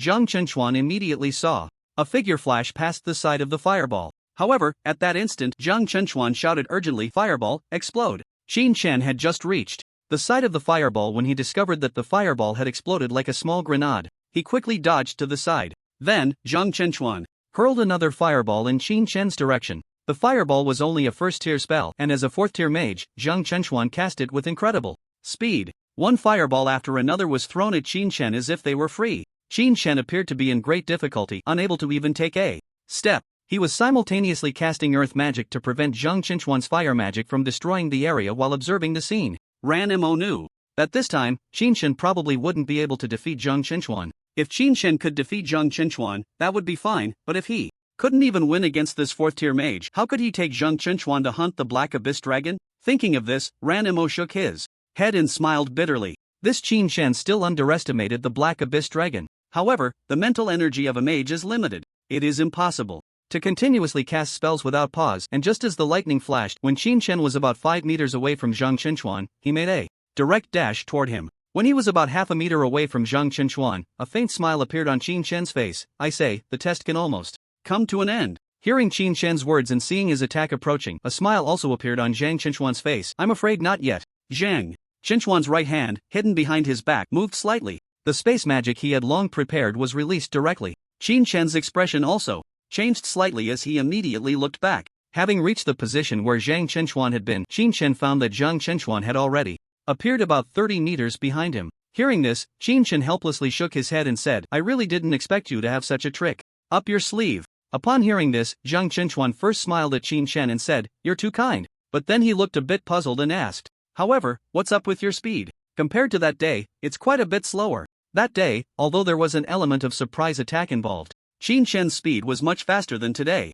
Could it be that Qin Shen was still injured from that day? Not only Zhang Chenchuan had such doubts, but Ranmo also looked at Qin Shen with a hint of confusion in her heart. Upon hearing Zhang Chenchuan's words, Qin Shen smiled. A slower speed was only natural. Before the duel began, Qin Shen had already maximized all his magical tools. This meant that Qin Shen was currently fighting Zhang Chenchuan while carrying nearly 2 tons of weight. He wanted to test his own strength, and Qin Shen was also testing himself. In his previous life, Qin Shen's physical training had not reached its limit. After all, that was the first training session, but this time, with a chance at rebirth, how could Qin Shen let this opportunity slip by? Without answering Zhang Chenchuan's question, Qin Shen's forehead also showed some sweat, and looking at Zhang Chenchuan in front of him, he revealed a meaningful smile. Let's go again. Upon hearing Qin Shen's words, Zhang Chenchuan frowned. Isn't that unnecessary? With this level of strength, I won't agree to go with you. Not knowing Qin Shen's current state, Zhang Chenchuan only knew that if they were to hunt the Black Yalong based solely on Qin Shen's current strength, it would be a fool's dream.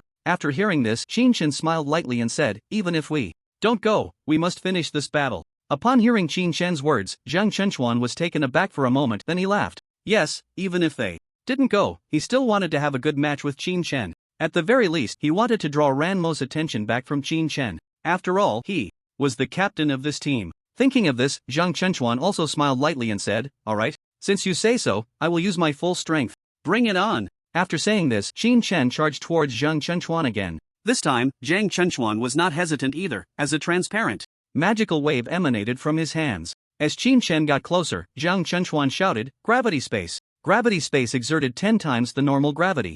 This gravity increased with the weight the opponent could bear. Under normal circumstances, a body cultivator like Qin Shen, who weighed around 140 pounds, would experience a weight of 1,400 pounds under 10 times gravity. However, at this moment, Qin Shen was carrying nearly 2 tons, which meant 20 tons under 10 times gravity. It seemed quite overpowered, but this gravity space had its limits. The limit was 1 ton, so what would happen to Qin Shen, who was already carrying nearly 2 tons? Zhang Chenchuan looked at Qin Shen. He saw that Qin Shen's movements were not affected in the slightest, and he continued to charge towards Zhang Chenchuan at full speed. Zhang Chenchuan's expression showed a hint of surprise. Before he could think much, he saw that Qin Shen was already 5 meters away from him. Zhang Chenchuan immediately released a spatial shift and moved behind Qin Shen. At the moment Zhang Chenchuan cast his spell, Qin Shen also turned around. Just as he turned, a massive fireball entered his vision.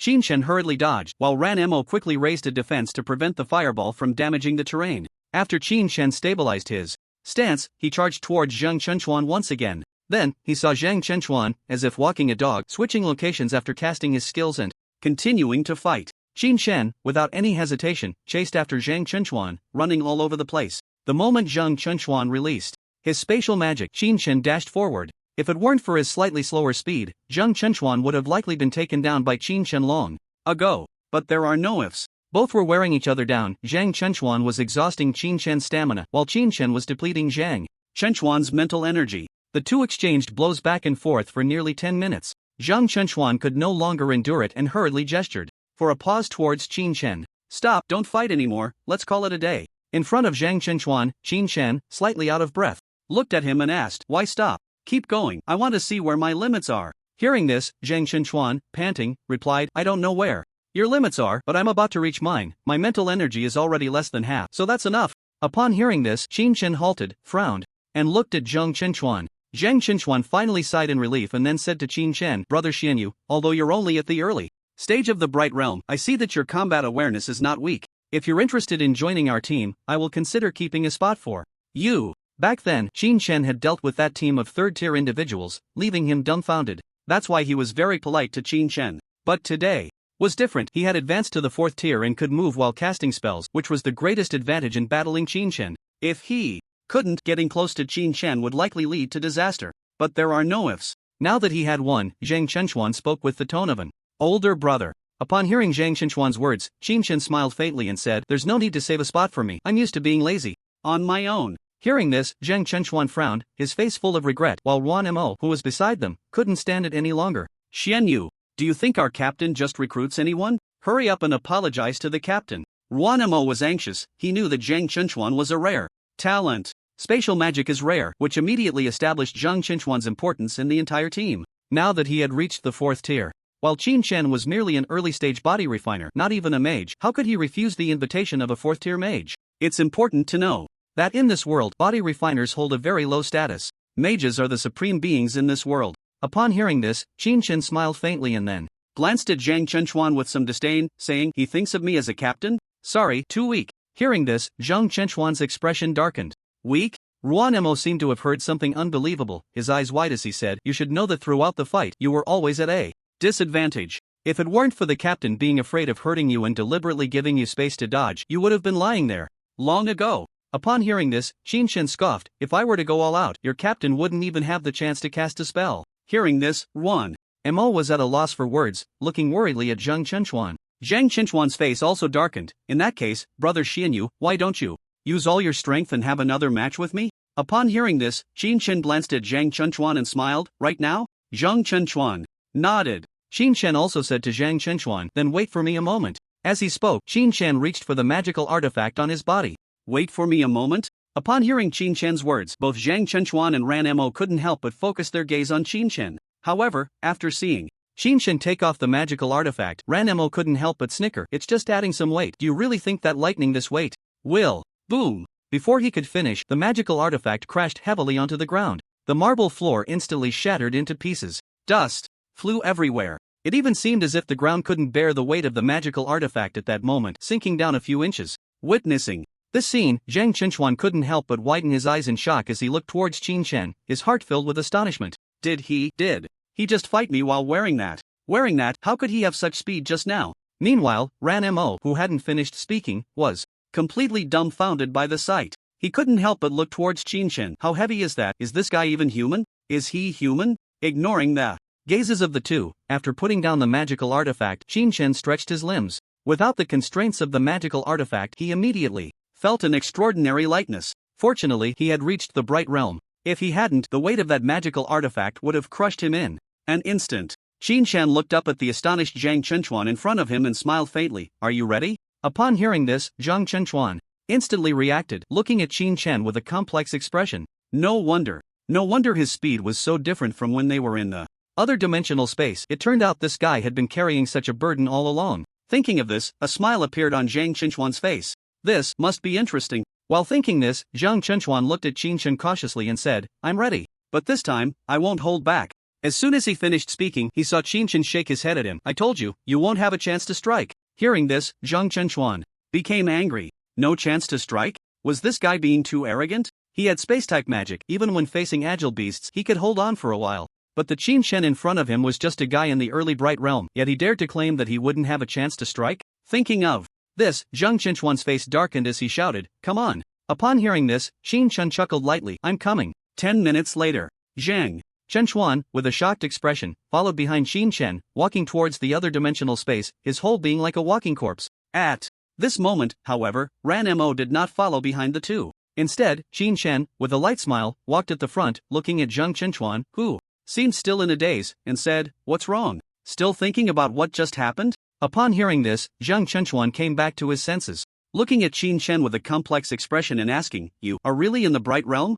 Qin Chen helplessly shrugged and said, "Absolutely." Hearing this, Zhang Chenchuan's astonishment deepened. But in the bright realm, how could there be such terrifying speed? Just then, as soon as Qin Chen finished saying he was coming, Zhang Chenchuan, on high alert, watched Qin Chen as if facing a great enemy, preparing to cast magic. But just as he was about to structure his mental energy, he suddenly felt a chill at his neck. The voice of Qin Chen also reached his ears. "You lost." How fast was it? He was now a 4th-tier mage, and although he was prepared to exert all his strength to cast a 3rd-tier spell, his casting speed was slightly slower. However, he never expected that Qin Shen's speed could be so fast that he couldn't even form his mental framework. The more he thought about it, the more astonished Zhang Chenchuan's expression became. Upon hearing Zhang Chenchuan's words, Qin Shen smiled faintly and said, "The weight has been lifted, so of course my speed has increased." Hearing this, Zhang Chenchuan asked, "How heavy is that magic tool of yours?" The magic tool was already worn by Qin Shen, and upon hearing the question, Qin Shen looked down at his magic tool and replied with a faint smile, "About 2 tons, I haven't counted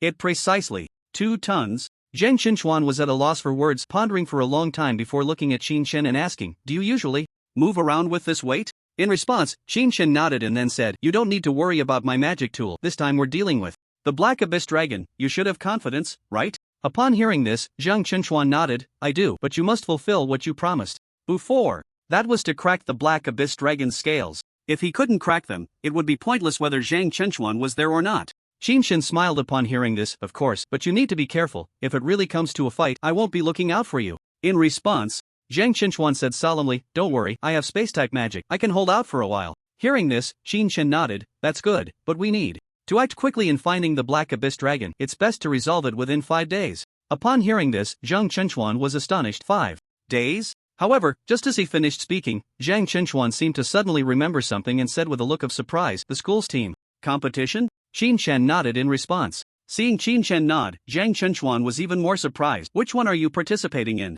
Qin Shen was going to participate. Zhang Chenchuan knew that there were no 4th-tier mages among those participating in the team competition. Below 4th tier meant that one couldn't move while casting spells. Even if he was a space-type mage who could move, facing someone like Qin Shen, failure would be measured in seconds. If Qin Shen participated in the school's team competition. Thinking of this, Zhang Chenchuan couldn't help but silently mourn for those students from Linhai High School. It made sense, this guy Qin Shen had no magical realm at all. Being above 4th tier was a significant bug. But then again, in this world, who could be so powerful in body refinement while having no magical realm at all? Was there really such a person? To Zhang Chenchuan's knowledge, there wasn't. In this world, magic was the mainstream and body refinement was merely an accessory. Only this current freak was solely focused on body techniques without practicing magic. If it weren't for the limits of body techniques, Zhang Chenchuan would probably never surpass Qin Shen in his lifetime. Fortunately, Zhang Chenchuan could only comfort himself this way. But then he thought, this guy was already so abnormal in the bright realm. What would happen if he reached the dark realm? While Zhang Chenchuan was lost in thought, Qin Shen smiled and said, "Of course, I'm participating. After all, the first prize comes with quite a few rewards." Upon hearing this, Zhang Chenchuan nodded and said non-committally, "Although the prize for first place is substantial, when divided among everyone, the amount each person actually receives isn't much." Qin Shen smiled faintly and said nothing, while Zhang Chenchuan looked puzzled and asked, "I mean, brother, with your conditions, you shouldn't care about this bonus, right? After all, the speed of making money." As he spoke, he looked at Qin Shen with envy. Entering an alternate dimension had already earned him over 10 million. Not to mention the items in those 5 spatial rings, even the rings themselves were worth a considerable amount. Hearing this, Qin Shen merely smiled faintly and did not respond. Seeing this, Zhang Chenchuan tentatively said, "Brother, what exactly are you participating in the team competition for?" Upon hearing this, Qin Shen turned to look at Zhang Chenchuan, who quickly explained, "Brother, don't misunderstand, I'm just asking. If it's inconvenient, then forget it." Upon hearing this, Qin Shen sighed, My sister offended someone and I'm afraid someone will trip her up during the competition." Zhang Chenchuan was taken aback and asked, "A scion from a prominent family?" Qin Shen nodded in response. Seeing this, Zhang Chenchuan said, "Brother, if you're worried, you can tell me. I can have Ranmo join your sister's team. Then you can rest assured. Ranmo has a full set of defensive skills, like a turtle shell. Unless the opponents are reckless and go all out, otherwise, they definitely won't harm your sister in the slightest." Chen nodded slightly at this. He had seen Ranmo's defense with his own eyes. A group of second-tier white wolves couldn't break through her defenses in a short time. In terms of defense, Ranmo was indeed skilled. However, after thinking for a moment, Qin Shen said, "Forget it, I already took 3 million from her last time. Asking her for help this time feels a bit unreasonable." Upon hearing this, Zhang Chenchuan quickly said, "Xian, you brother, you're being too formal. Ranmo isn't that kind of person. You saved her life, and in her words, she's worth far more than that price.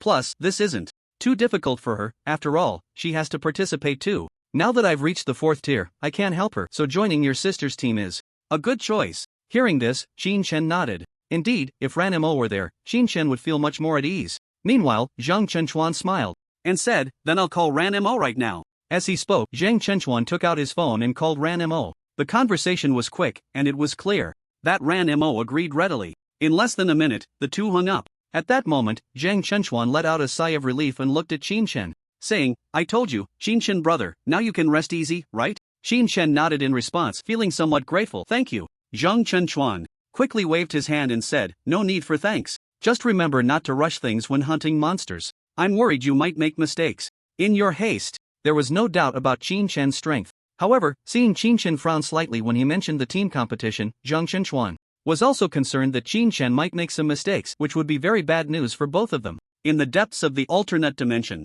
they needed to find the next intersection through the alternate dimension they had passed last time. There were many monsters inside. If Qin Chen was in a hurry, it would consume a lot of time, and being anxious was not good for anyone. As they chatted, the two entered the alternate dimension. Meanwhile, on the other side, after hanging up the phone, Ranmo felt a bit curious. Qin Yujie's team? Could it be that this big shot has a connection with Qin Yujie? As for Qin Yujie, Ranmo was somewhat aware of her. Her talent was even stronger than his. However, due to having a useless brother, Qin Yujie couldn't afford a single spell at the third tier. Looking at himself, he was filled with magic like a turtle shell. Both had brothers, but the gap was not ordinary. But what was the relationship between Xianyu and Qin Yujie? Could it be that he was one of Qin Yujie's admirers? With this thought, Ranmo began to understand a bit more. Although both were school beauties, due to Ranmo's special status, others treated her with a distant yet respectful attitude. Qin Yujie was different. Despite having a useless brother that resulted in few admirers around her, most of her suitors were from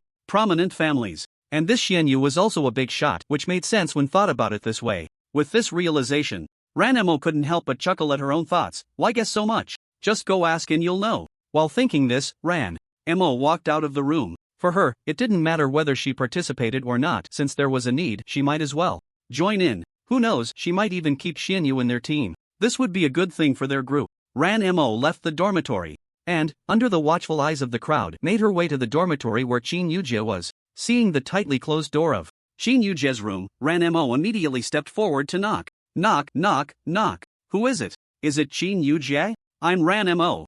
Creak. The door to the room was opened. A bewildered Qin Yujie stepped out of the room. Ranmo? As fellow school beauties, Qin Yujie had naturally heard of Ranmo's name. Upon seeing Ranmo standing at the door, she immediately smiled and said, "Sister Ranmo, what brings you here? Please come in." While speaking, she invited Ranmo inside. The two weren't very familiar with each other, although she didn't know why Ranmo had come. Since Ranmo had personally come to visit, Qin Yujie naturally wouldn't put on a stern face. Ranmo entered the room, surveying the surroundings. When she noticed there was another bed beside Qin Yujie's, she curiously asked, "This is?" Following the direction of Ranmo's finger, Qin Yujie smiled and said, "Oh, that's where my brother sleeps." Hearing this, Ranmo was taken aback. "You two sleep in the same room?" Although she knew a bit about Qin Yujie, she only knew her name and had never learned about her life. She didn't expect that Qin Yujie actually shared a room with her brother. Was that convenient? Yeah, what's wrong? Qin Yujie didn't think much of it. Before entering school, they had always eaten and slept together, with no distinction between genders. After entering school, Qin Chen had taken the initiative to suggest they live separately, but after being bullied for 3 years, Qin Yujie simply brought Qin Chen to her dormitory. To Qin Yujie, it was nothing, but to Ranmo, it felt somewhat unbelievable. "Hey, you're a girl. Isn't it inconvenient to live with your brother?" Upon hearing this, Qin Yujie seemed to recall something happy, her eyes squinting into crescent moons, and then she shook her head, saying, "Not at all. But Sister Ranmo, did you come to find me for something?" Seeing that Qin Yujie didn't want to dwell on this topic, Ranmo suddenly remembered something else. She then looked at Qin Yujie and asked, "By the way, Qin Yujie, do you know someone named Xianyu?" Xianyu? Qin Yujie looked at Ranmo with some confusion. "I don't know her, Sister Ranmo. Why are you asking me this?" Ranmo, seeing that Qin Yujie didn't recognize her, deepened her own thoughts, but on the surface, she smiled nonchalantly and said, "It's nothing, just asking. By the way, I heard your team is short on people, is that true?" Upon hearing this, Qin Yujie seemed to recall something unpleasant, immediately furrowing her beautiful brows. "Yes, that guy Manhwa is so annoying. Not only did he switch teams, but he also threatened the students at school, preventing them from teaming up with us. Now, the captain doesn't even have enough people to form a team." Hearing this, Ranmo raised an eyebrow. "Is Manhwa really that outrageous?" Qin Yujie nodded and then said, "Right now, it's just me, Zhang Jai, Musin, and Li Ruran's brother, Li Feng, in one team." "Wait a minute. What is it?" Qin Yujie turned her head, looking at Ranmo with a dazed expression. Seeing Qin Yujie's expression, Ranmo felt her heart melt.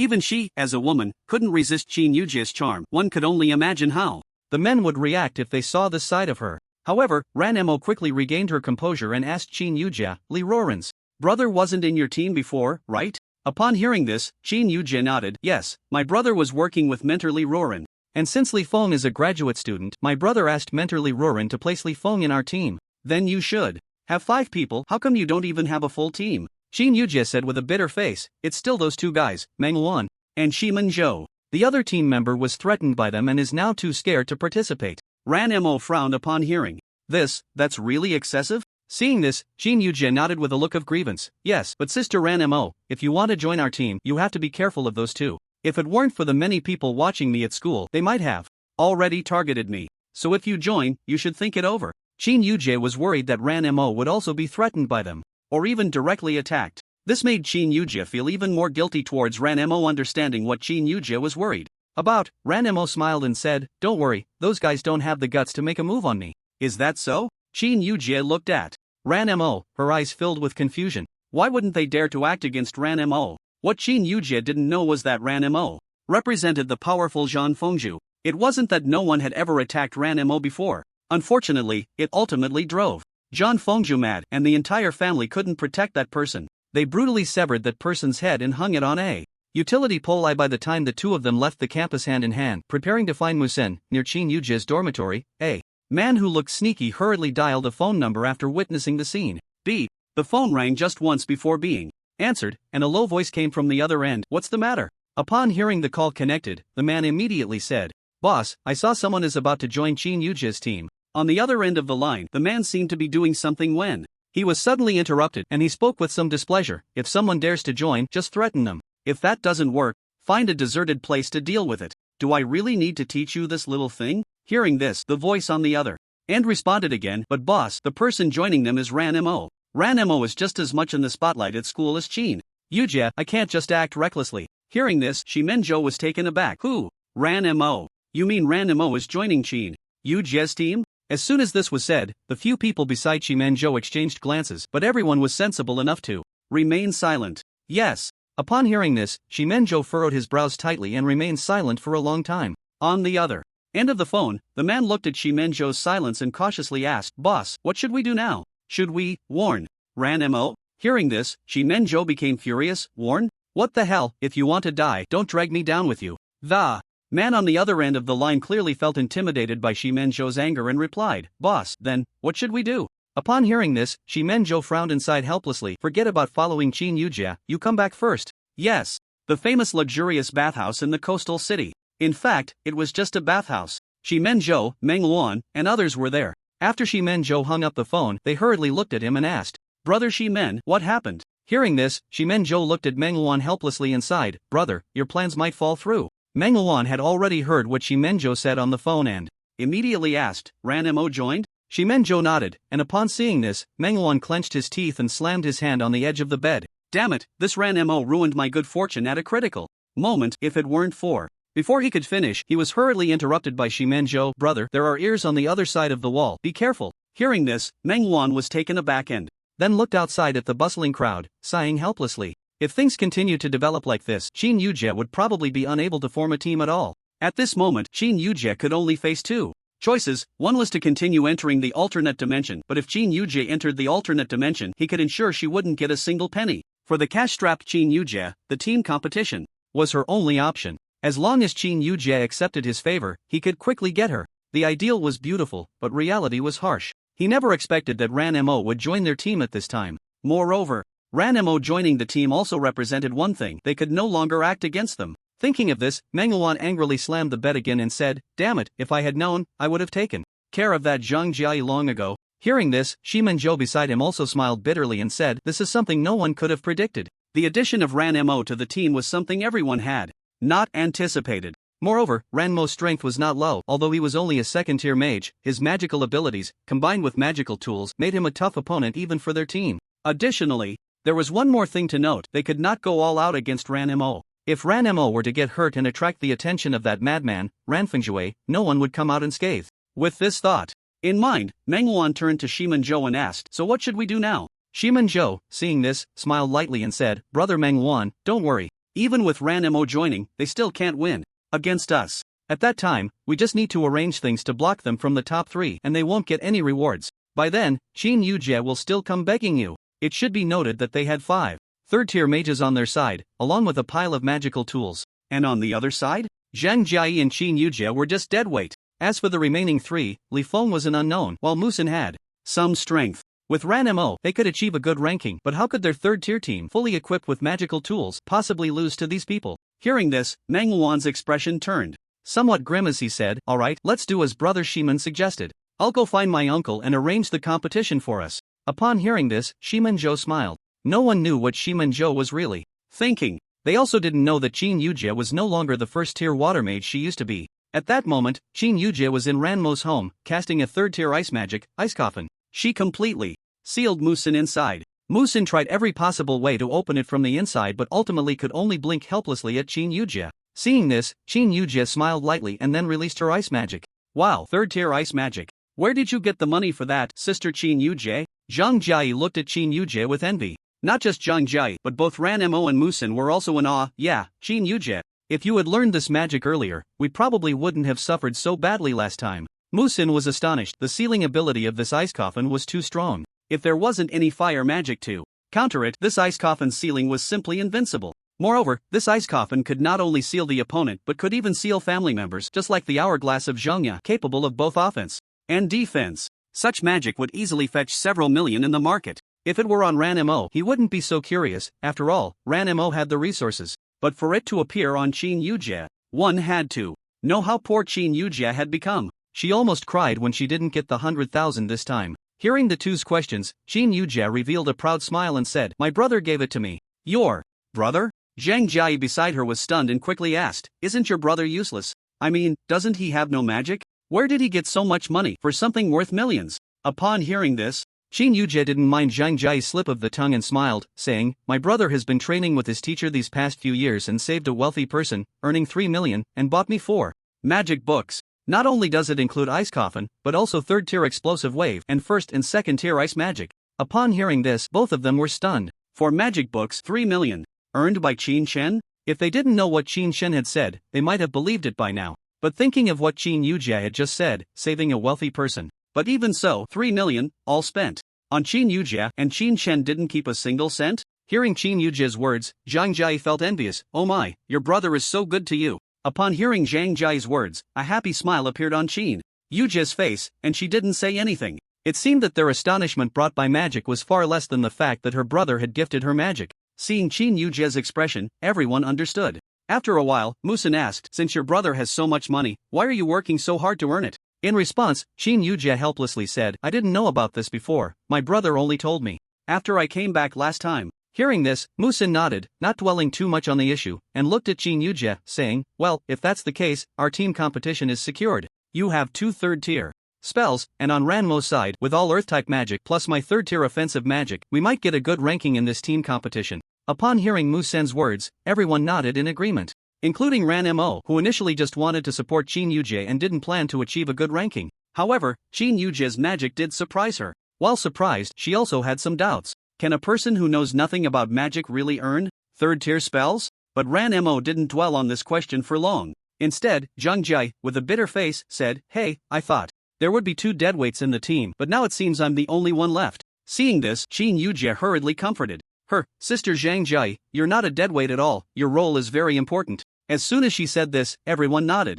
Zhang Jiayi's magic is quite special. Healing magic. As long as a person isn't dead, they can be revitalized under Zhang Jiayi's treatment. Of course, such magic isn't available for sale in the market. If it were, it would have been sold out long ago. Moreover, Zhang Jiayi's magic wasn't obtained through a magic book. There are 2 ways to acquire magic. The first is to buy a magic book and the second is to awaken naturally. Such people are called awakeners. Generally, awakened magic consists of some special types of magic. Such individuals are valuable in any team. Even though Zhang Jiayi is currently just a second-tier mage, looking at her 36 billion, one can tell how terrifying her healing ability is. Zhang Jiayi is like a living embodiment of youthful beauty. So, when Zhang Jiayi calls herself a deadweight, it's a bit of an exaggeration. Amidst everyone's laughter, Ranmo looked at Musen and said, "But if we go on like this, we probably won't have any substitutes. Participating in a team competition requires not only 2 people but also 2 substitutes. the role of substitutes can be significant or minor. First, if someone is knocked down and loses combat ability, a substitute is needed. Second, during the team competition, people can be swapped in and out. A mage's magic isn't inexhaustible, even Zhang Jiai is the same. She can only heal the physical body but cannot heal mental strength. So without substitutes, aiming for a good ranking would be extremely difficult. Originally, Ranmo didn't want a place, but now that she saw Qin Yujie with her magical abilities, she felt tempted. Of course, Ranmo's temptation wasn't for the so-called prize, it was for reputation. In the school's team competition, whichever family wins, that family will have a louder reputation within the school. When these students graduate, they will naturally consider such a powerful family. Although secretly, no one dares to provoke Ranmo in terms of reputation, even Ranmo has to admit that the reputations of the Shiman and Ming families are much better than theirs. It wasn't just Ranmo who knew this, Musin was aware of it too. Moreover, not only in terms of reputation, but even in terms of further education, it would be of great help. Thinking of this, Musin looked at Ranmo and asked, "Do you have anyone in your team?" Hearing this, Ranmo nodded. One is a wood-type control mage, and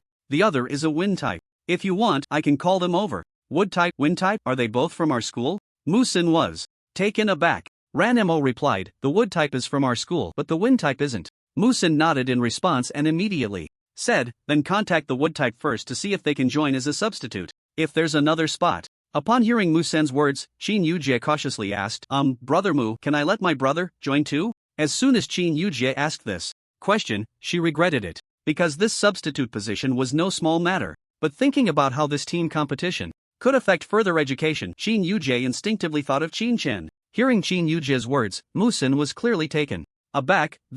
While saying this, he turned his gaze to Ranmo beside him. It was easier for him to say, after all, they were friends who had fought together, though they had only fought together and nothing more. However, since Ranmo had just joined, would she have any dissatisfaction upon hearing this? As Musen's gaze turned to her, Ranmo smiled lightly and said, "I have no problem with that. Of course, if you want to arrange someone in, Musin, I can refrain from notifying my friends." This time, coming in was mainly to boost Qin Chen's favorability. In her view, someone like Qin Chen was terrifyingly powerful. Such a person was far more important than the family's reputation, although she knew that physical skills had their limits. But Qin Chen, at the early stage of the Bright Realm, could easily overpower Zhang Chengchuan, a 4th-tier mage with space-type magic, without any resistance. What would Qin Chen's strength be at the peak of the Dark Realm? 5th tier? 6th tier? For her, that was already enough. Meanwhile, upon hearing Ranmo's words, Musin immediately turned his gaze to Qin Yujie. Seeing Qin Yujie looking at him with obvious embarrassment, Musin smiled wryly and said, "I don't have anyone here, it's just that missing a substitute makes it quite challenging for us." After hearing this, Qin Yujie didn't respond. Instead, her small hands tightly gripped the hem of her clothes with great force, to the point that her hands turned pale. At that moment, Qin Yujie was also thinking that if they didn't let her brother participate, then she probably wouldn't need to participate either. Knowing that her brother had money, Qin Yujie's main goal for the team competition was to have Qin Chen as a substitute so that he could smoothly reach the second year of high school. The second year is really tough. Seeing Qin Yujie's nervous demeanor, Musin helplessly smiled at her. "Alright, it's just one less substitute. Even if we don't get first place, getting second place would still be quite rewarding." Upon hearing Musen's words, Qin Yujie whispered, "I'm sorry." Musin, seeing this, felt somewhat helpless. "There's no need to apologize. In fact, if it weren't for you, this team competition wouldn't have been able to proceed at all. 5 main members, 2 substitutes, and 5 of them joined because of you." Hearing this, everyone was momentarily stunned. Indeed, Ranmo, Qin Yujie, Li Feng, along with Yu Rou and Qin Chen,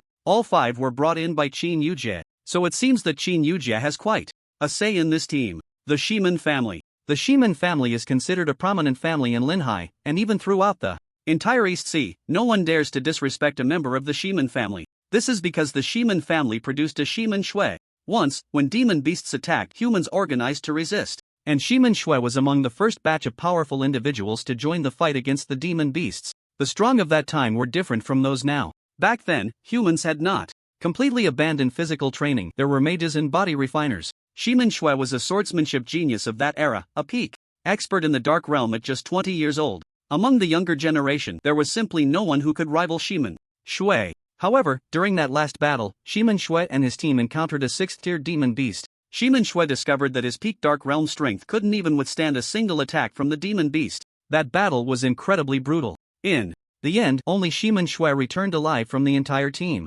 Moreover, after returning, Shiman Shui appeared dejected and directly sealed himself away for 20 years. 20 years without stepping out. 20 years sealing a sword. No one knew what had happened. Nevertheless, Shiman Shui had made a name for himself in the Shiman family, and even though he was stronger than the head of the Shiman family, people were still polite when they saw members of the Shiman family. Outside was the same. However, at this moment, the atmosphere in the Shiman family was somewhat heavy, because outside the hall of the Shiman family, everyone dared not breathe, watching the furious Shiman Shan Hui. Who is it? Who has the audacity to kill a member of our Shiman family? Shiman Shan Hui glared at the servant in front of him, his face filled with rage. Inside, everyone fell silent. Shiman Shan Hui is the father of Shiman Hao, and everyone could understand his feelings at this moment. Not only Shiman Shan Hui, but also Shiman Ronghua, beside him, looked angrily at the person who reported. Was there any trace left at the scene? Upon hearing this, the servant immediately shook his head in fear. No, when young Master Shiman wanted to enter the other dimensional space, he said he was going to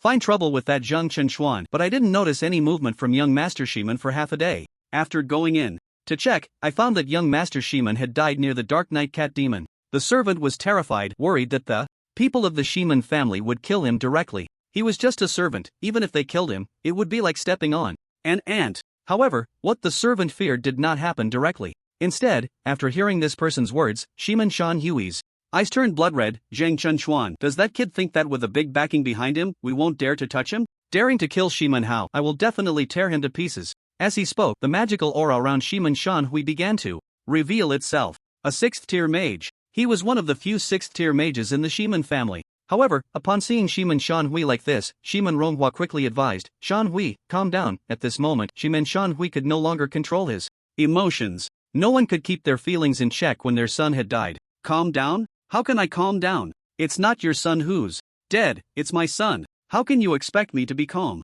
Shiman Shan Hui was on the verge of exploding with rage. If Shiman Ronghua said one more word, it was likely that Shiman Shan Hui would lash out. Seeing this scene, Shiman Ronghua let out a quiet sigh and then said, Don't worry, this matter will naturally be resolved fairly for you. It's just a Zheng Chenxuan, he won't dare to turn against us. As soon as he finished speaking, Shiman Shan Hui's expression turned to one of gritted teeth.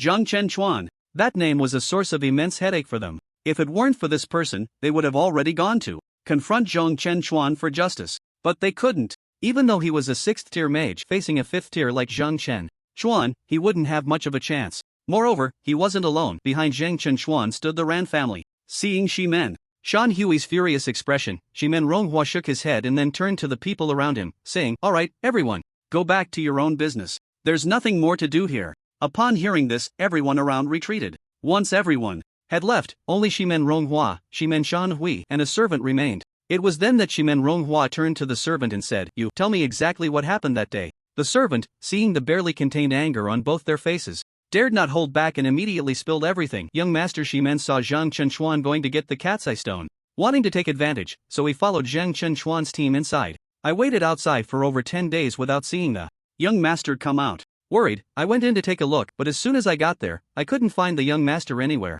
At this point, the servant looked at the increasingly grim faces of the two and was so frightened that he began to cry. Sir, that's all I know. The young master's death has nothing to do with me. Upon hearing this, Shiman Ronghua waved his hand, signaling the servant to relax, and then asked with some confusion, Zheng Chenxuan? Who else was in their team? How could they possibly kill Shiman Hao? He knew all 5 members of the team. They were all 3rd-tier powerhouses. Moreover, they were well equipped with magical artifacts. Although Zheng Chenxuan was also a 3rd-tier powerhouse with extremely rare spatial magic, it was still a pipe dream to think he could kill Shiman Hao just like that. Hearing this, the servant hurriedly replied, One Ran Mo, 1 Zheng Chenxuan, and 3 others I don't recognize. Upon hearing this, Shiman Ronghua's pupils suddenly constricted. Ranmo was among them? The servant nodded immediately. With Ranmo involved, this matter had become complicated. However, seeing Shiman Shan Hui's almost frantic demeanor, Shiman Ronghua knew that if this issue wasn't resolved, Shiman Shan Hui might truly do something reckless. But what about handling the situation with Ran Fengzhu?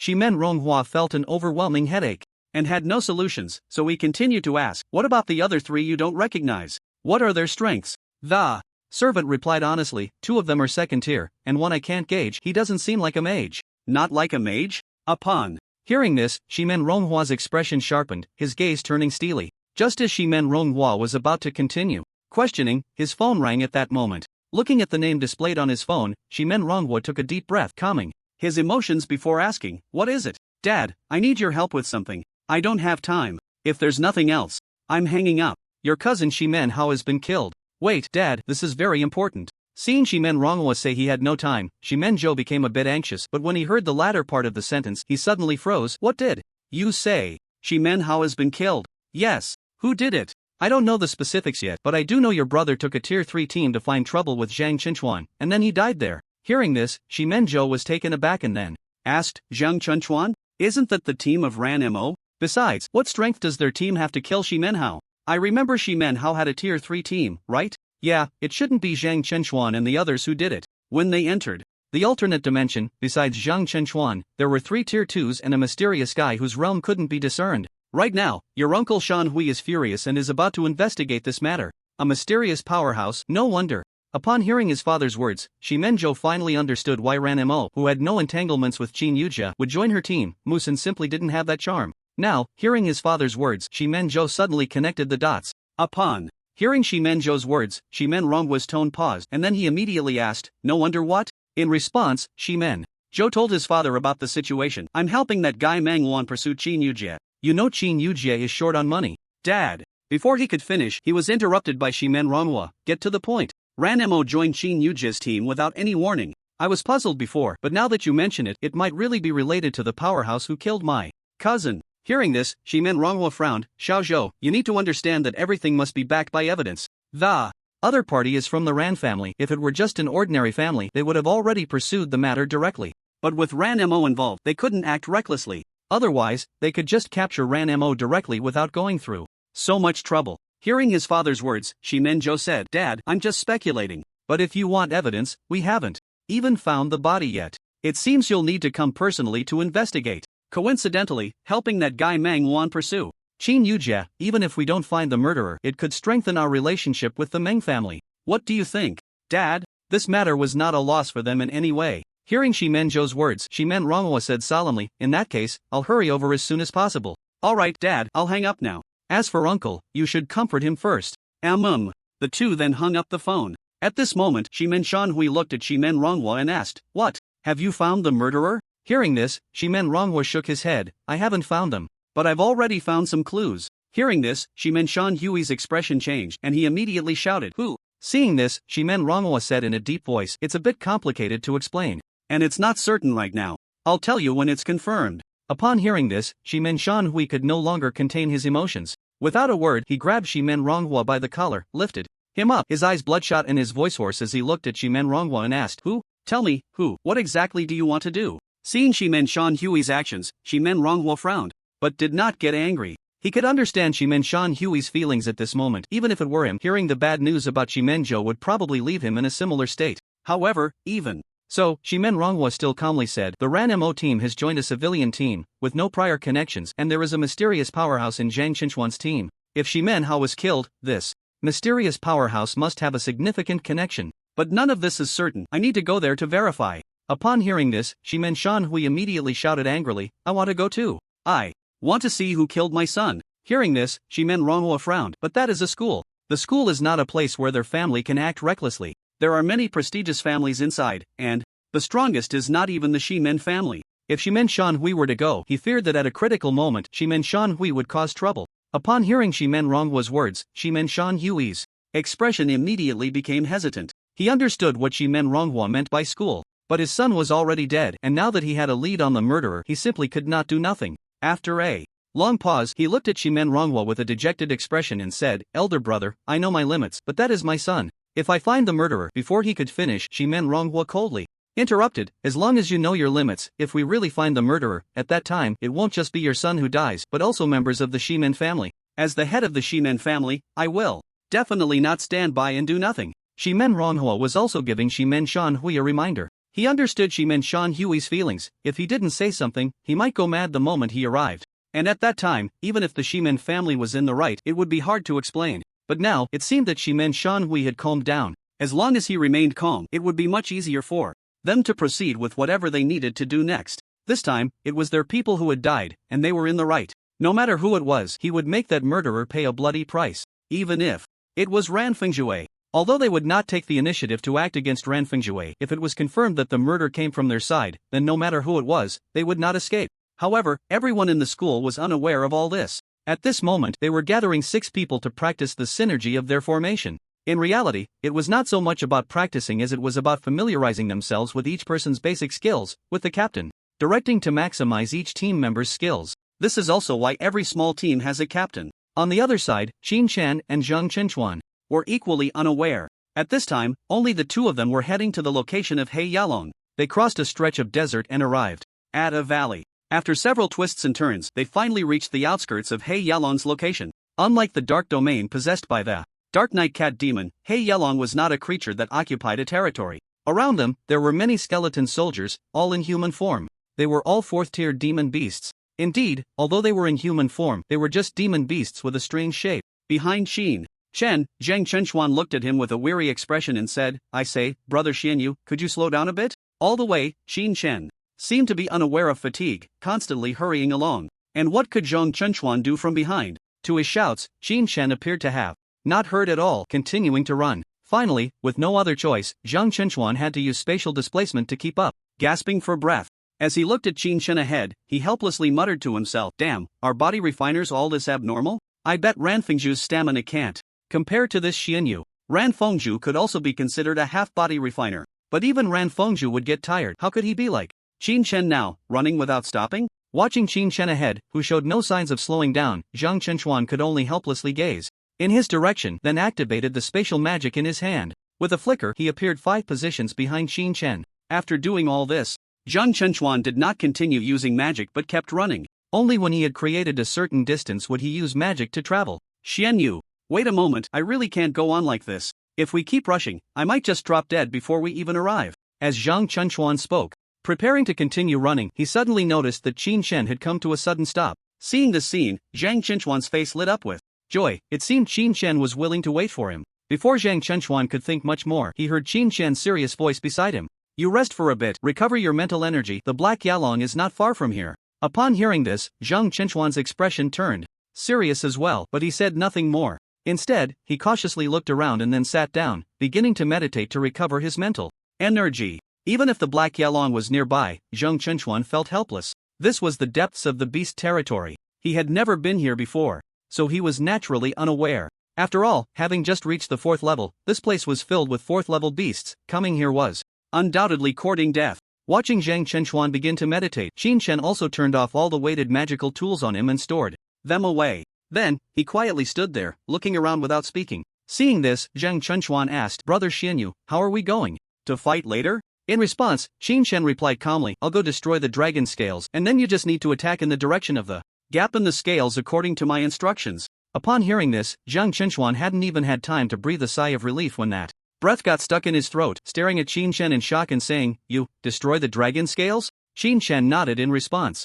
"Zhang," Chenchuan exclaimed in surprise, "but to destroy the dragon scales, the strength of the early stage of Mingjing is probably not enough, right?" Chen replied honestly, "Not enough, still far from it, but with the technique, it should be about right." About right technique. Hearing the words from Chen, Zhang Chenchuan looked at him with some confusion and asked, "Technique, what is that?" Hearing Zhang Chenchuan's question, Chen was momentarily taken aback, not having thought that he would unconsciously mention the matter of techniques. However, this didn't affect Chen much. After a brief pause, he explained to Zhang Chenchuan, "Techniques are similar to magic, but body refiners can still have a certain combat power without techniques, while a magician without magic is actually no different from an ordinary person." Zhang Chenchuan listened, completely bewildered. "Body refiners have techniques? How come I've never heard of that before?" Hearing this, Chen said lightly, "Haven't you heard of the norm? Many things from ancient times have been passed down, but after the emergence of mental power, all these things were destroyed by people." Zhang Chenchuan was taken aback by this. "Destroyed? Why?" Chen smiled and said, "You aren't qualified to know these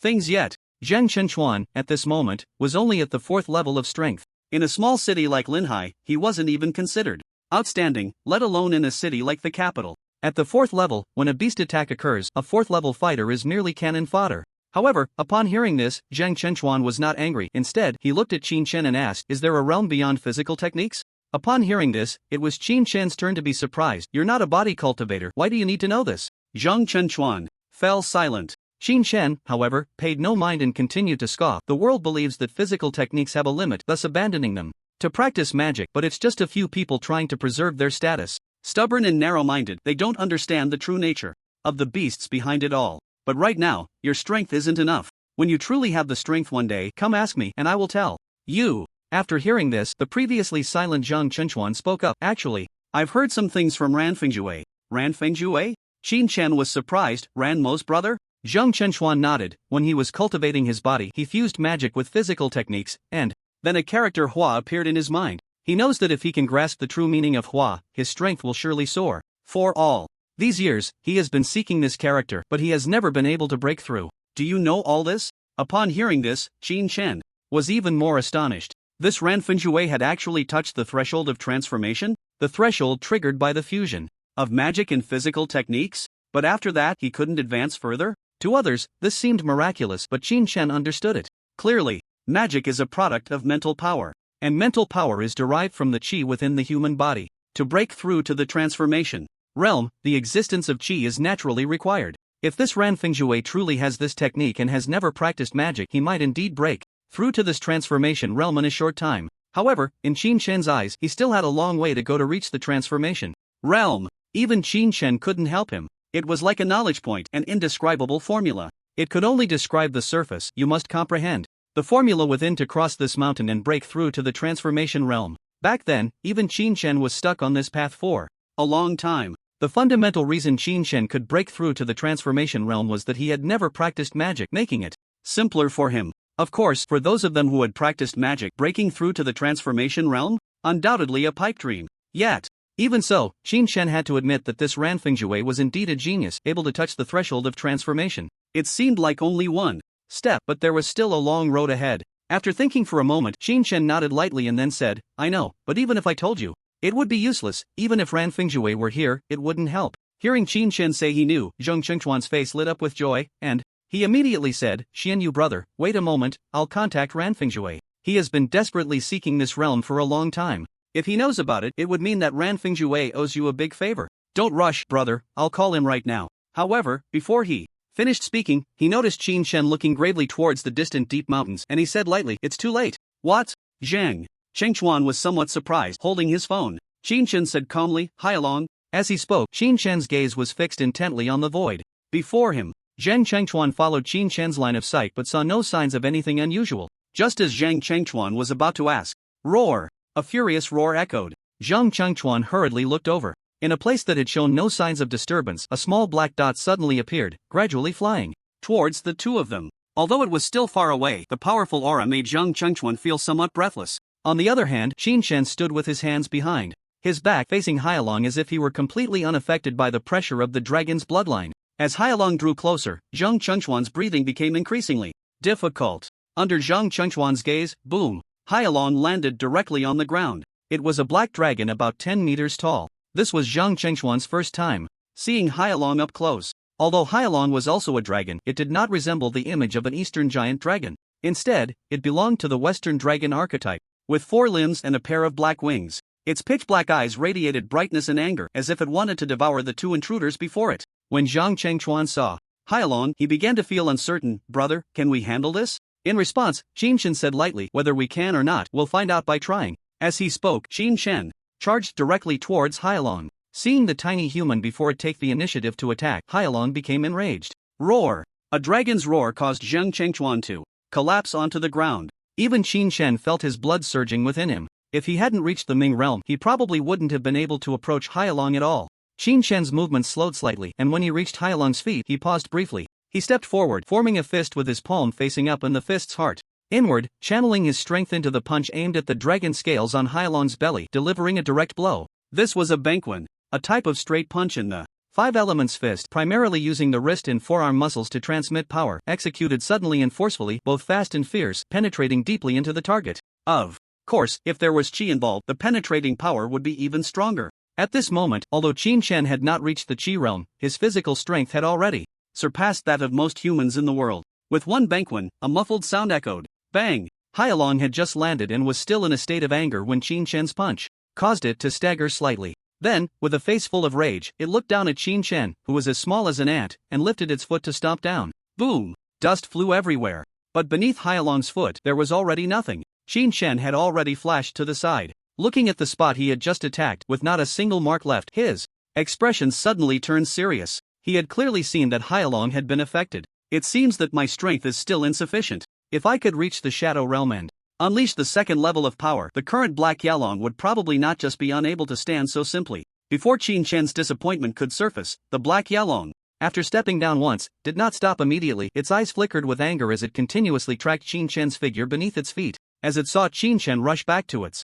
feet again, the Black Yalong lifted its foot once more, directly stomping down towards Qin Chen's direction. Seeing this, Qin Chen's expression did not change at all. He rolled to the side and, just as the Black Yalong's foot landed, he seized the moment and struck again with a punch. Bang! A muffled sound echoed, missing with its foot and getting hit twice. Although it was nothing painful for the Black Yalong, the fact that such a weak human, like a mere insect, dared to provoke it made the Black Yalong feel an uncontrollable rage, and it continued to attack towards Qin Chen. Meanwhile, Zhang Chenchuan, who was slumped on the ground, felt a wave of relief wash over him as the Black Yalong's gaze focused on Qin Chen. He stood there watching Qin Chen constantly maneuvering beneath the Black Yalong's feet, observing how effortlessly Qin Chen handled the situation. Zhang Chenchuan was astonished. Is there really such a person in this world? It was the first time he had heard that a human could contend with demons solely through physical strength. Although it was said that a peak expert in the Shadow Realm could match a fifth-tier beast, for Zhang Chenchuan, that was merely a legend. This was the first time he had seen someone able to physically contend with a fifth-tier beast.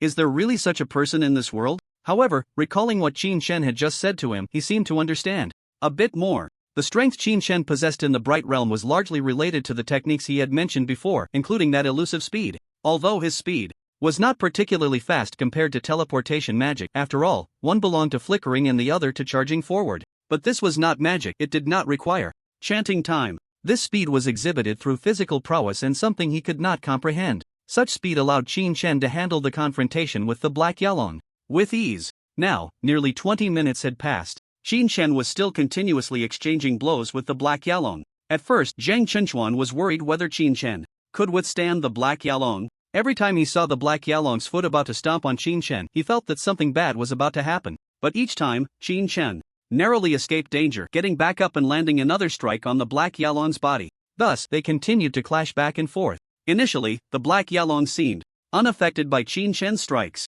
However, as the attacks accumulated, especially on the same spot, even the defenses of a fifth-tier beast began to falter. Bang! Qin Chen landed another punch on the same spot, causing the Black Yalong to wince in pain and let out an angry roar.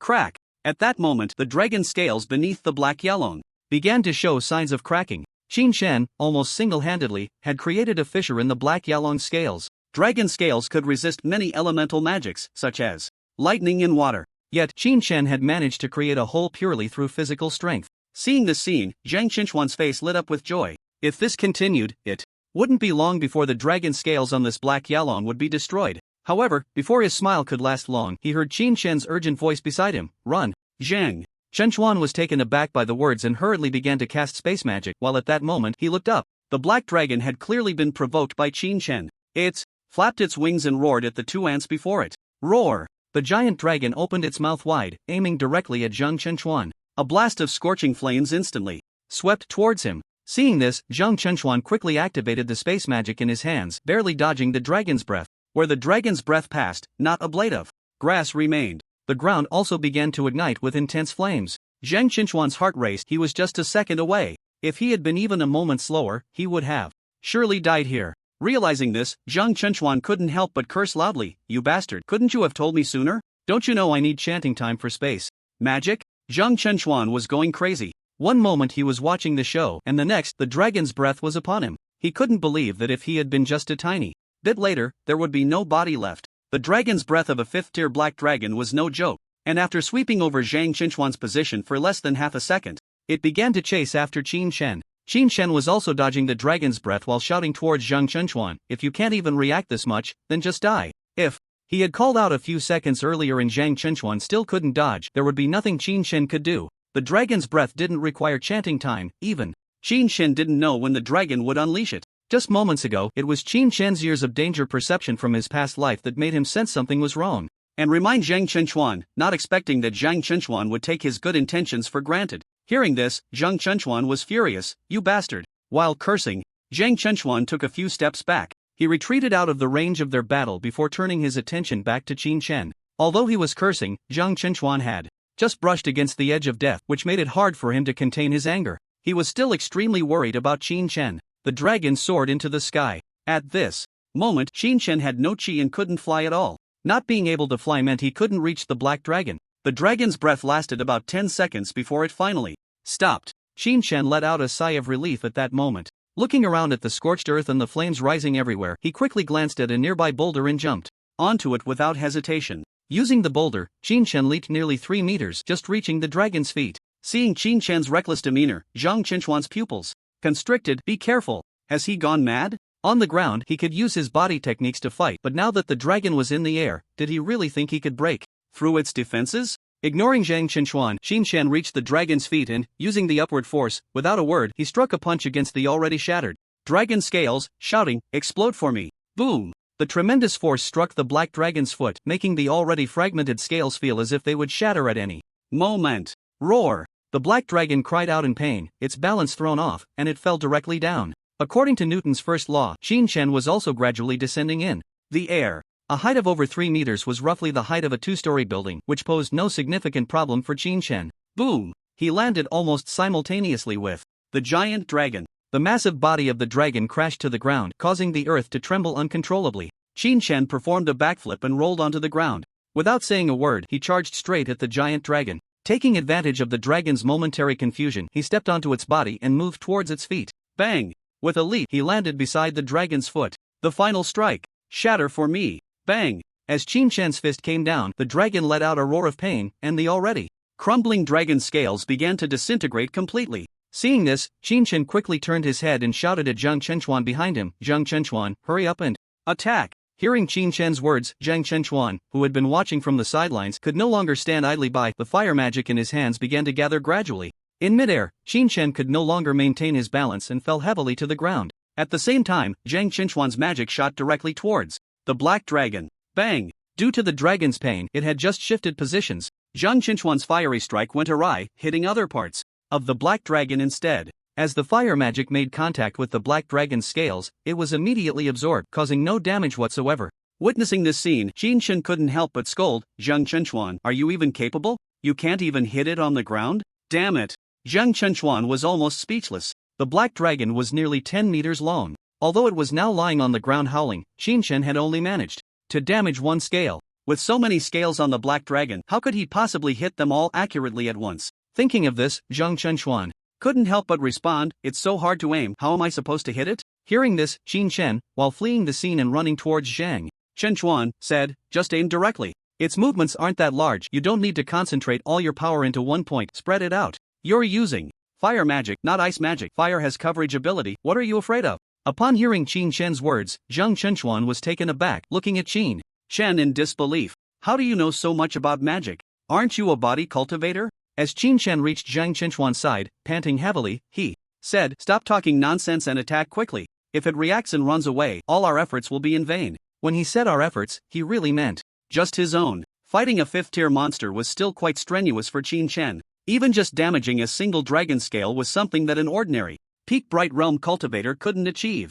Zhang Chenchuan also understood the urgency of the situation and immediately followed Qin Shen's method, releasing fire magic in a wide area towards the black dragon. The area increased, but the attack power weakened significantly. However, Zhang Chenchuan added a burning effect to all his flames. At that moment, the flames surged towards the black dragon. Most of the flames were absorbed by the black dragon. However, the area where the scales had been broken was now defenseless. Even a 3rd-tier magic could inflict some damage on the black dragon. Roar! As the wound was burned by the flames, the black dragon let out a cry of pain, and its entire body began to stiffen. Zhang Chenchuan was momentarily stunned and exclaimed, "Wow, it really works?" However, as soon as he finished speaking, he heard Qin Shen angrily shout from the side, "What are you dawdling for? Attack! Quickly!" What was up with Zhang Chenchuan? He always faltered at critical moments. Did he really think that his spread-out 3rd-tier magic could instantly kill the black dragon? Zhang Chenchuan immediately reacted upon hearing this. He then quickly cast the next 3rd-tier spell towards the black dragon.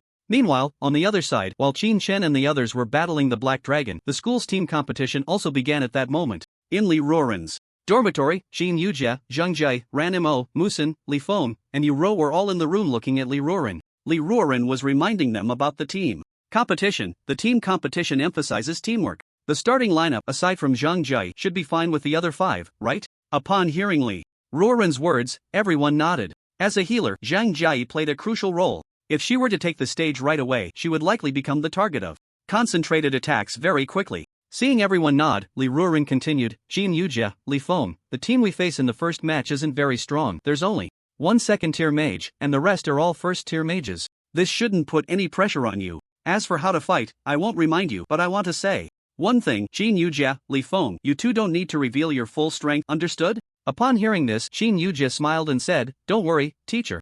Li Feng also nodded expressionlessly. Seeing this, Musen and Ranmo didn't say much, facing their first opponent with only one second tier and the rest being first tier. If they revealed all their strength now, they could basically relax and sleep. If Chen weren't absent, they would probably wish he could take the stage. After all, with Ranmo around, they wouldn't face much threat. However, they had no idea where Chen had gone these past few days. When they asked their mentor Liuran, she only stammered that he was out running errands for her. No one doubted this. For them, Chen, an ordinary person, being there or not didn't make much difference. Letting him participate this time was merely to give him some experience. Looking at how relaxed everyone in the room was, Musen furrowed his brows and said, but this time, that old guy Shiman Ronghua is coming. I suspect they might pull some tricks during the competition. If we face them, we need to be a bit cautious.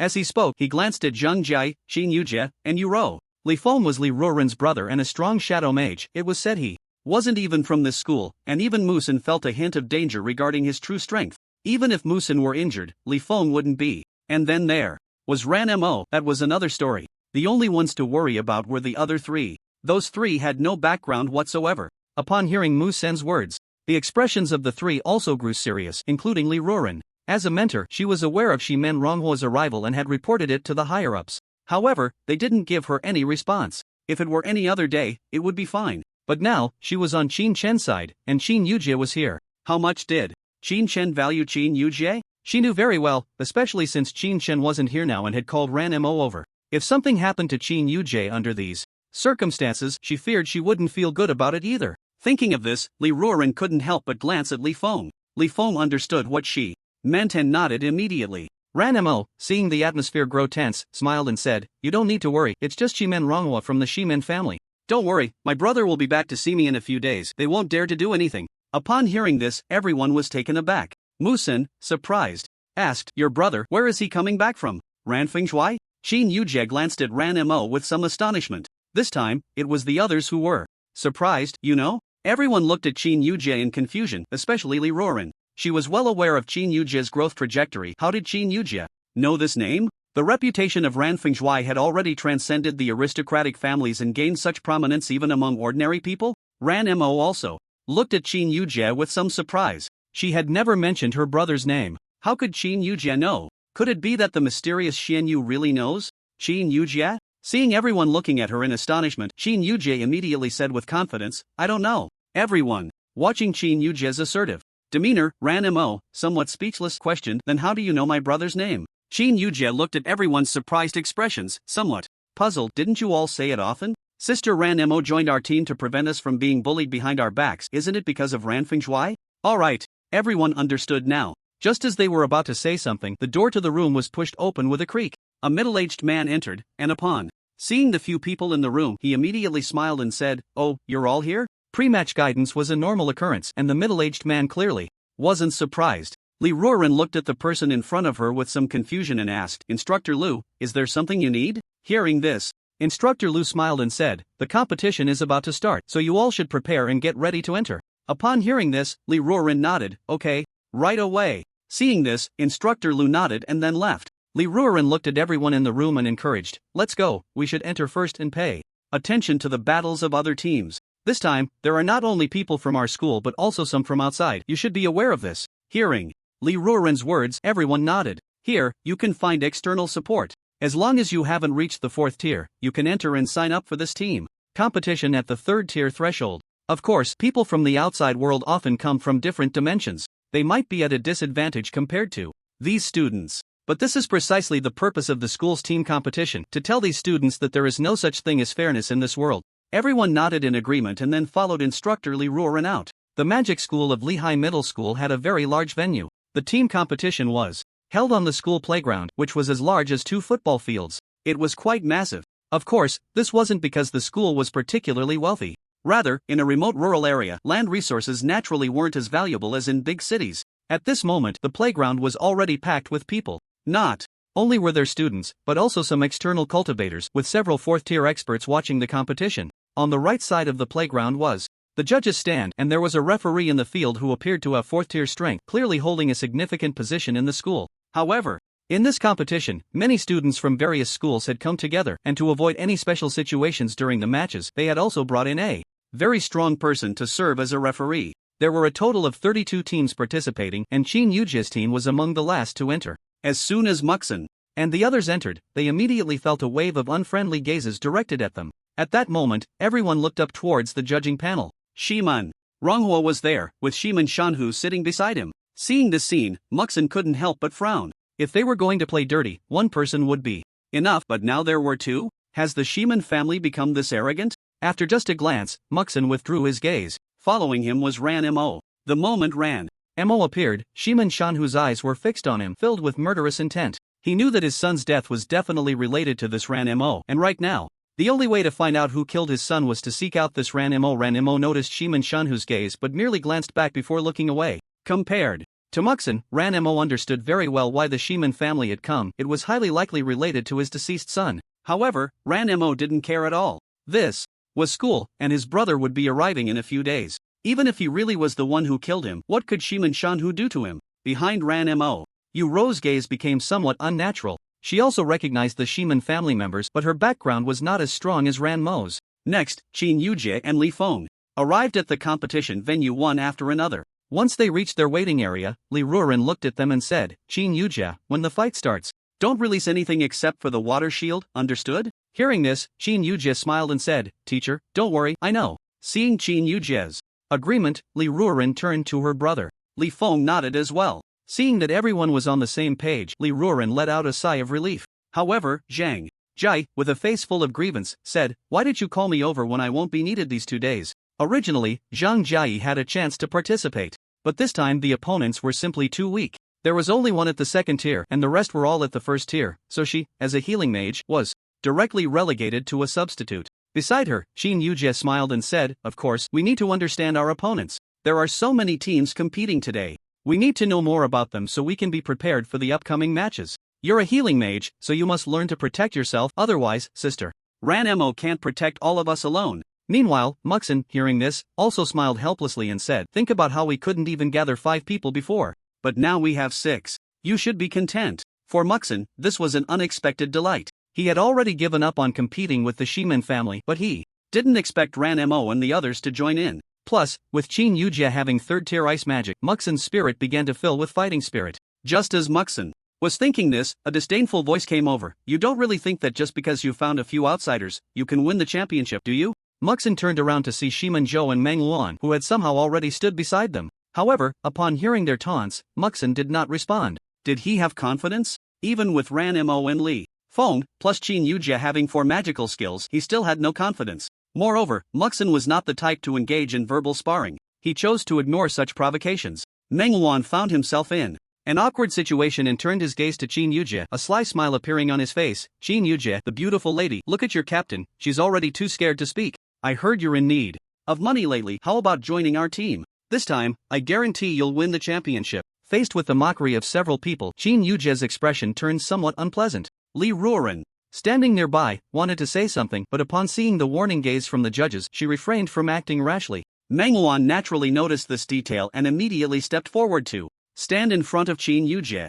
Qin Yujie, think it over carefully. If you join me, I can guarantee that even if your brother becomes useless in the future, he will still be a person of authority herein. Lin Hai, what do you think? As he spoke, he reached out, preparing to touch Qin Yujie's chin. With the backing of the Shiman family, Meng Luan's courage had grown significantly. Qin Yujie instinctively furrowed her brows and took a step back, while Meng Luan disregarded her retreat and moved closer. Just as his hand was about to touch Qin Yujie, a cold voice suddenly came from the side, Is your family very wealthy? Hearing this, Meng Luan was taken aback. He saw that Ranmo had somehow already positioned herself in front of Qin Yujie. Looking at Meng Luan's outstretched hand, she smiled and said, Or is it that your Meng family has reached a point where they can do as they please? As she spoke, Ranmo made an exaggerated gesture and exclaimed, Oh my, have you already started to snatch people? Why don't you try reaching out a little further? While saying this, Ranmo puffed out her chest, looking at Meng Luan with a teasing expression. Meng Luan's hand was less than 10 centimeters away from Ranmo's body.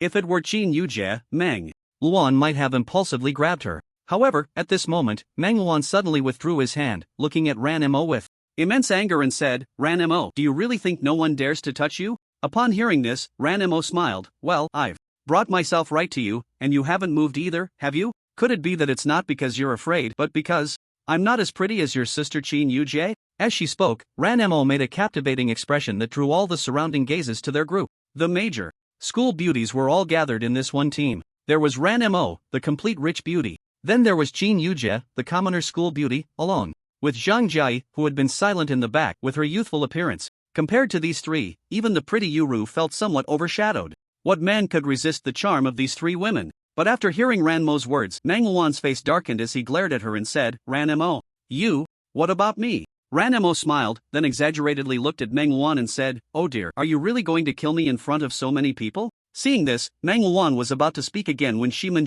quickly intervened, urgently signaling Meng Luan with his eyes. Meng Luan was furious, but could he really kill someone in public? Not even Ranmo, let alone an ordinary student, could do that. This was a school, with so many eyes watching. After thinking it over, he had originally planned to suppress Musen's momentum, but now, with Ranmo here, his entire plan was thrown into disarray. Helpless, Meng Luan gritted his teeth and shot a glare at Ranmo, then shouted, you wait for me. Upon hearing this, Ranmo smiled and said, alright, they've already started threatening me, haven't they? Are they planning to secretly plot against me? Of course, after all, the area around the school is filled with their people. A weak girl like me might trip and get hurt just walking, or even worse, die. Don't you think so? You? Meng Luan was furious. What did she say to her? This Ranmo is acting just like a madwoman, and now she's starting to slander. With so many classmates listening, even if Ranmo were to cut her wrist, she could still accuse him of doing it, and he wouldn't be able to clear his name even if he jumped into the Yellow River. Seeing Meng Luan on the verge of losing control, Shiman quickly interjected, sorry, it was actually Meng Luan who saw Qin Yujie wanting to come over to catch up.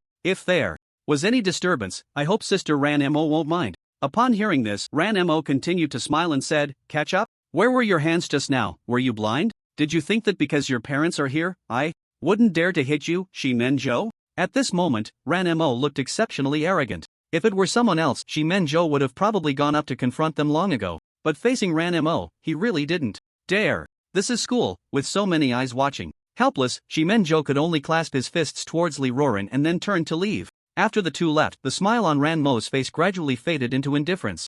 At that moment, Qin Yujie's voice reached her ears, Sister Ranmo, thank you. Hearing this, Ranmo looked at Qin Yujie and said gently, no need to thank me. If those two come to bother you again in the future, you can come find your sister. As she spoke, a look of affection appeared on Ranmo's face. A girl like Qin Yujie truly had far superior talent than her. With 4 spells, although ice magic is special, in terms of technique, it is definitely comparable to space magic. However, in just a few days of training, while Qin Yujie's ice magic hadn't reached perfection, it had already surpassed most of the students in the school. Such talent made even Ranmo envious. Yet this talent appeared in a girl from an ordinary family. She also had an older brother, and at school, she became a wealthy girl in the eyes of others, someone no one dared to provoke. But right now, Qin Yujie was being nibbled at by both humans and ghosts. The disparity in their backgrounds was vividly reflected in the two of them. As the competition was about to begin, in the other dimensional space, Qin Shan and Zhang Chenchuan finally defeated the Black Dragon under Zhang Chenchuan's final blow. Boom!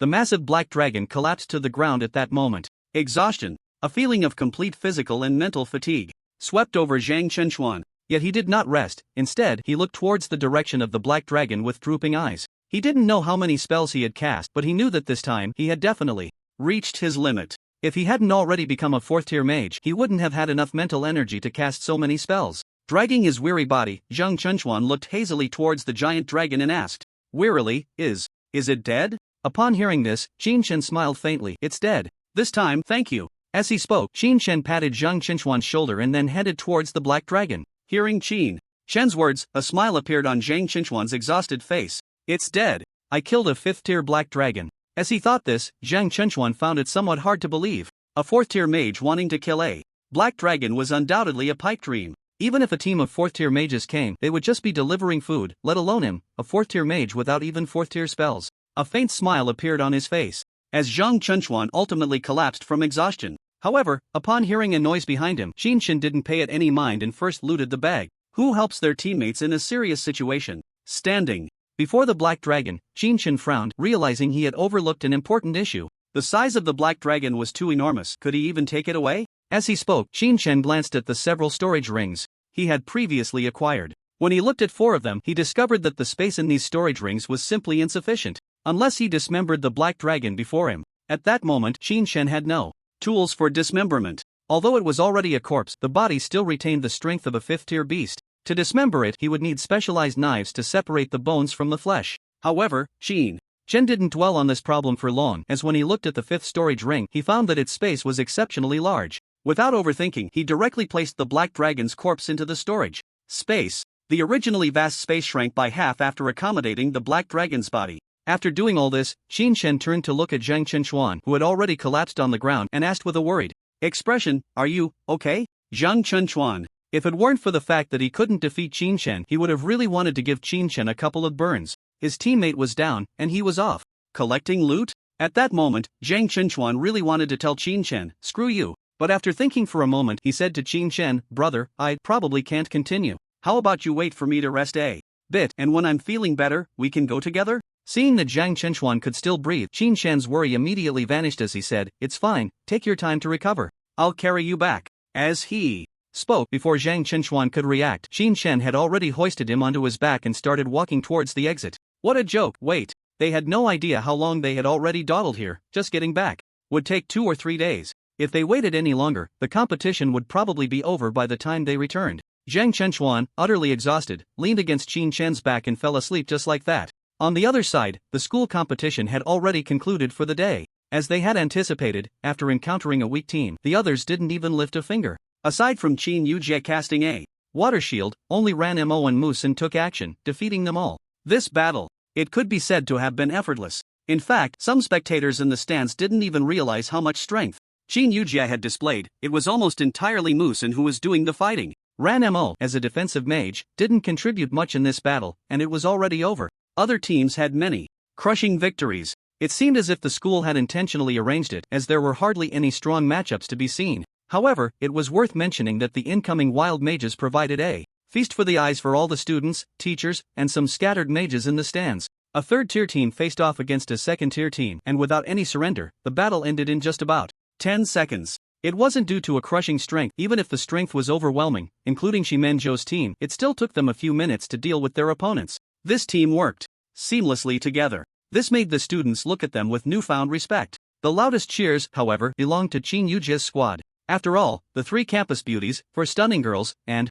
a beautiful mentor were all part of this team. When Chen Yujie's team entered, it sparked a chorus of howls. After the first day of competition ended, everyone returned to review their performances. This included Chen Yujie and the others. Each person was incredibly eager for the championship. In Liuran's dormitory, the computer screen displayed the 16 battles from today's competition, and when it came to the team that defeated their opponents in just 10 seconds, Liuran paused and said to everyone, "Take a look at this match and share your thoughts on each player's performance." Upon hearing Liuran's words, everyone focused on the match, except for Zhang Jie, who hadn't seen this fight at all. The match began. The Wind and Earth mages initiated their spells first. The Wind mage moved with the breeze, while the Earth mage created a ground wave. Both spells were designed to help their teammates move, directly reducing the distance between the two teams. Then, the Water mage used a tidal wave to block everyone's escape route. Finally, the Fire mage finished the battle. The entire fight seemed to leave the opponents with no chance to retaliate. However, as they watched this match, everyone furrowed their brows. Liuran, noticing the worried expressions on their faces, smiled and said, "What do you think would happen if you faced this team?" Upon hearing Liuran's question, everyone was taken aback. They hadn't expected her to ask this at that moment. Soon after, all eyes turned to Musen. Since entering the school, Musen had always led a small team and had been the captain. Here, based solely on observation, it seemed no one could rival Musen. After hearing the question, Musen looked at mentorly Liuran and pondered, "Teacher, is our opponent tomorrow them?" Liuran nodded and then asked Musen, "What do you think the chances are if this team faces them?" Musen was about to say it would be 50-50. But the words caught in his throat and he instead reflected, "If we are unprepared, it might be a bit dangerous if we encounter them." However, he quickly shifted his tone and looked at Ranmo and Chen Yujie, saying, "But there are no ifs. Although they haven't revealed much strength, their teamwork has already alerted all the other teams. If this team doesn't have a strong trump card, our chances against them would be 90-10. 90-10 was not an exaggeration. Although these people coordinated well, Musen, coming from the Mu family, had experience that ordinary students couldn't compare to. Dealing with them might be challenging, but if they only had today's level of strength, the odds of winning against them would be quite high. Upon hearing Mu Sen's words, Liuran looked at him in surprise but then smiled, saying, "So what do you think if they haven't revealed their strength?" Mu Sen was taken aback, then frowned and said, 50-50. Hearing this, everyone was shocked. Liuran, however, was not surprised at all and smiled. Exactly. This highlights the importance of having a trump card, and it's also why I didn't let Li Feng and Qin Yujie go all out. Do you understand? Mu Sen was momentarily stunned, then respectfully said to Liuran, "I understand. Thank you for the reminder, teacher." Mu Sen thought that Liuran was going to remind him, always keeping a trump card up his sleeve, but how could Mu Sen not understand this principle? However, at this moment, it was also Liuran's good intention, so Mu Sen naturally had no displeasure. Just then, Liuran looked at Mu Sen and said, "No, you don't understand." Everyone was puzzled, as if they had no idea what the two were talking about, and immediately turned their attention to Liuran. Even Mu Sen was taken aback. What? Seeing this, Liuran looked at Mu Sen with a serious expression and said, "You only noticed some other people, but as the captain, you forgot your old rival." Old rival? Hearing this, Mu Sen was confused. Shiman. Upon hearing this, Liuran nodded. Mu Sen smiled and said, "Don't worry, teacher, we have already considered Shiman as an old rival. I know him like the back of my hand, including Manhwa. If we really face them, winning won't be that simple." After he spoke, Liuran's expression did not improve because of this statement. Instead, she looked at Mu Sen and said, "But did you notice those unfamiliar faces in Shiman team?" Hearing this, Mu Sen was taken aback. Unfamiliar faces? The two on the bench? Upon hearing this, Liuran nodded. Mu Sen was somewhat surprised and said, "Teacher, you are being too cautious, aren't you?" The two on the bench were indeed unfamiliar faces that Mu Sen had seen today. They were likely third-tier mages, but they only had a numerical advantage. However, why did Liuran seem to feel like every tree and bush was an enemy? Thinking of this, Mu Sen said, "Teacher, you can rest assured. Although I lost in the previous encounters, you know what my team's configuration is like." In the previous period, Mu Sen's team consisted of 4 civilian mages, and Qin Yujie could only cast 1 water magic. Under such circumstances, he could still hold his ground against Shiman and others. Now that his strength had greatly increased and with Ranmo on his side, how could he still fear Shiman? Upon hearing this, Liuran smiled faintly and said, "I hope so, but as the captain, you still need to be a bit cautious. After all, this is not just your glory." Hearing this, Mu Sen's expression became extremely serious, and he said, "Don't worry, teacher, I will be careful." After Mu Sen said this, Liuran no longer asked further questions. She then began to study the opponents for the next day. Meanwhile, in a luxurious villa near the coast, because the area is large and the population is sparse, even a luxurious villa is only worth about 1 million. However, being able to buy such a house proves these people's financial strength. After all, the children of ordinary families cannot afford such houses. At this moment, inside the villa, everyone was having a meal. All were trained by the Shiman family, so they naturally dined together. There were a total of 7 people, 5 team members and 2 substitutes. Among the 2 substitutes, one looked delicate and weak, while the other appeared to be a frail scholar. The 2 of them looked utterly devoid of any lethality. However, at this moment, Shiman treated these 2 with particular respect. Song Meijiao, after watching that team's match today, what do you think? Upon hearing this, the girl named Song Meijiao looked at Shiman beside her and asked, "Is their full strength really just like this?" Hearing this, Shiman smiled faintly and said, "Aside from the substitute who is a healer and that one who has never made a move, most of the others have already shown their strength." Upon hearing this, Song Meijiao chuckled lightly and replied, "In that case, young Master Shiman, you need not worry. These people are not worth concerning yourself with. 1 third tier and 1 fully magical second tier, and yet they are considered not worth worrying about?" If it were anyone else saying such a thing, Shiman would not have been so amiable. But the person before him was different. This person was a powerful specialist. He had spent a fortune to find for this team competition. A mind type. This type was so rare that many people had never even heard of it, even scarcer than healing types. And all of this was completely unknown to Mu Sen and the others. Even if they had some hidden cards, encountering such a powerful individual would surely leave them feeling frustrated. With this thought, the smile on Shiman face grew wider as he looked at Song Meijiao, pointing to a large table of delicious dishes, and said, "Eat and drink as you please. If the hospitality is lacking, I hope you will forgive me." The next day, the competition continued. 16 teams were divided into 4 major groups. Qin Yujie's team was in Group A, while Shiman team was in Group B. This arrangement was to determine the 4 finalists for the day. Once the 4 finalists were decided, the advancing teams from Group A and Group B would compete, followed by the advancing teams from Group C and Group D. When the referee announced this rule, everyone, including Mu Sen, was taken aback. Ranmo said in surprise, "So, if we make it to the top 4, the first team we'll face is Shiman team?" She had thought Shiman would place their match in the finals. After all, The parents had been called in, and this little formality should be easy to resolve. After all, the finals were the most exciting matches. But now, it seemed they would have to face them early. Hearing Ranmo's words, Musen's expression darkened as he said, "Those guys are doing it on purpose." Upon hearing this, Ranmo was puzzled. On purpose? What do you mean? Musen pointed to the grouping chart and gestured to Ranmo. Take a look for yourself. Only then did Ranmo notice the contents of the chart. Their group was in a dire situation. 3 teams, all third-tier squads, and 1 team was that previously encountered wild team. On the surface, their squad was the weakest. Seeing this scene, Ranmo exclaimed, "Where did so many third-tier teams come from?" There were hardly any third-tier students in the school. She knew for sure there were no more than 10. Yet now, the 3 third-tier teams combined had already reached 20 individuals. Moreover, 1 team was an outside wild team. If they wanted to duel, they would have to go all out. Right? Hearing Ranmo's exclamation, Musen said calmly, "They want to force out our strength this way, they won't have any advantage in the battle." Upon hearing this, Zhang Jia beside them asked in confusion, "But if they want to force out our strength, wouldn't it be better to wait until the finals?" To this, Musen replied, "It's not that simple." Hearing this, Qin Yujie asked, "Why?" This time, before Musen could respond, Ranmo reacted and said, "Solemnly, Group C and Group D both have third-tier teams. If they put the match in the finals, they would also expose some of their strength. But we are different. We have 3 third-tier teams in our group. If we make it to the top 4, we might not have much hidden strength left." With this, the top 4 have gained a significant advantage. Upon hearing Ranmo's words, Zhang Jia beside her expressed her concern. "Then, does that mean we've lost?" Looking at the worried faces of everyone, Li Feng couldn't help but scoff. So many tricks. Hearing Li Feng scoff, Musen, on the other hand, paid no mind and turned to Qin Yujie and Li Feng, saying, "In the upcoming match, you two will probably have to reveal one of your strengths."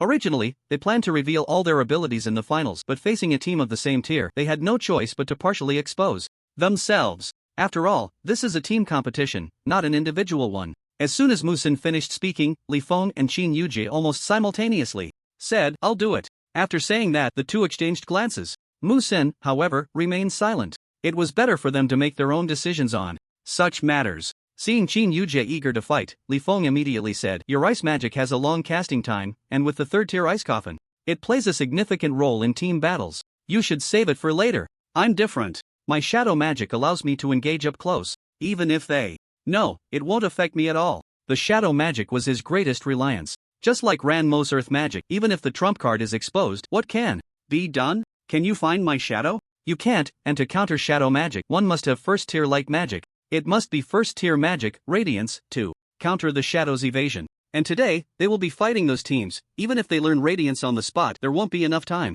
But this Qin Yujie wanted to say something more, and Musen directly slammed the table, saying, "Alright, let's do it this way. Li Feng, I won't direct you. Here. I'm not very familiar with shadow magic, so act according to the situation." Hearing this, Li Feng nodded. In fact, Li Feng's combat experience was much higher than theirs. Although he suffered a crushing defeat at the hands of Qin Chen, he was a genuine shadow mage. When facing even wild teams, you may have enough experience against monsters, but do you have experience dealing with people? He was a killer. Seeing Li Feng nod, Musen then looked at Qin Yujie and said, "Qin Yujie, you will be a substitute this round. Let Zhang Jia take your place. We need healing for the third-tier team." Upon hearing this, Qin Yujie quickly nodded. She was different from Li Feng. He could disregard Musen's commands, but she could not, as her captain was Mu. Senator. Watching Qin Yujie nod, the referee's voice suddenly rang out, "Group A, Team 1 versus Team 2. Upon hearing the referee's voice, Musen led everyone onto the stage. Although Li Feng was prepared to reveal his strength, he still quietly stood at the back.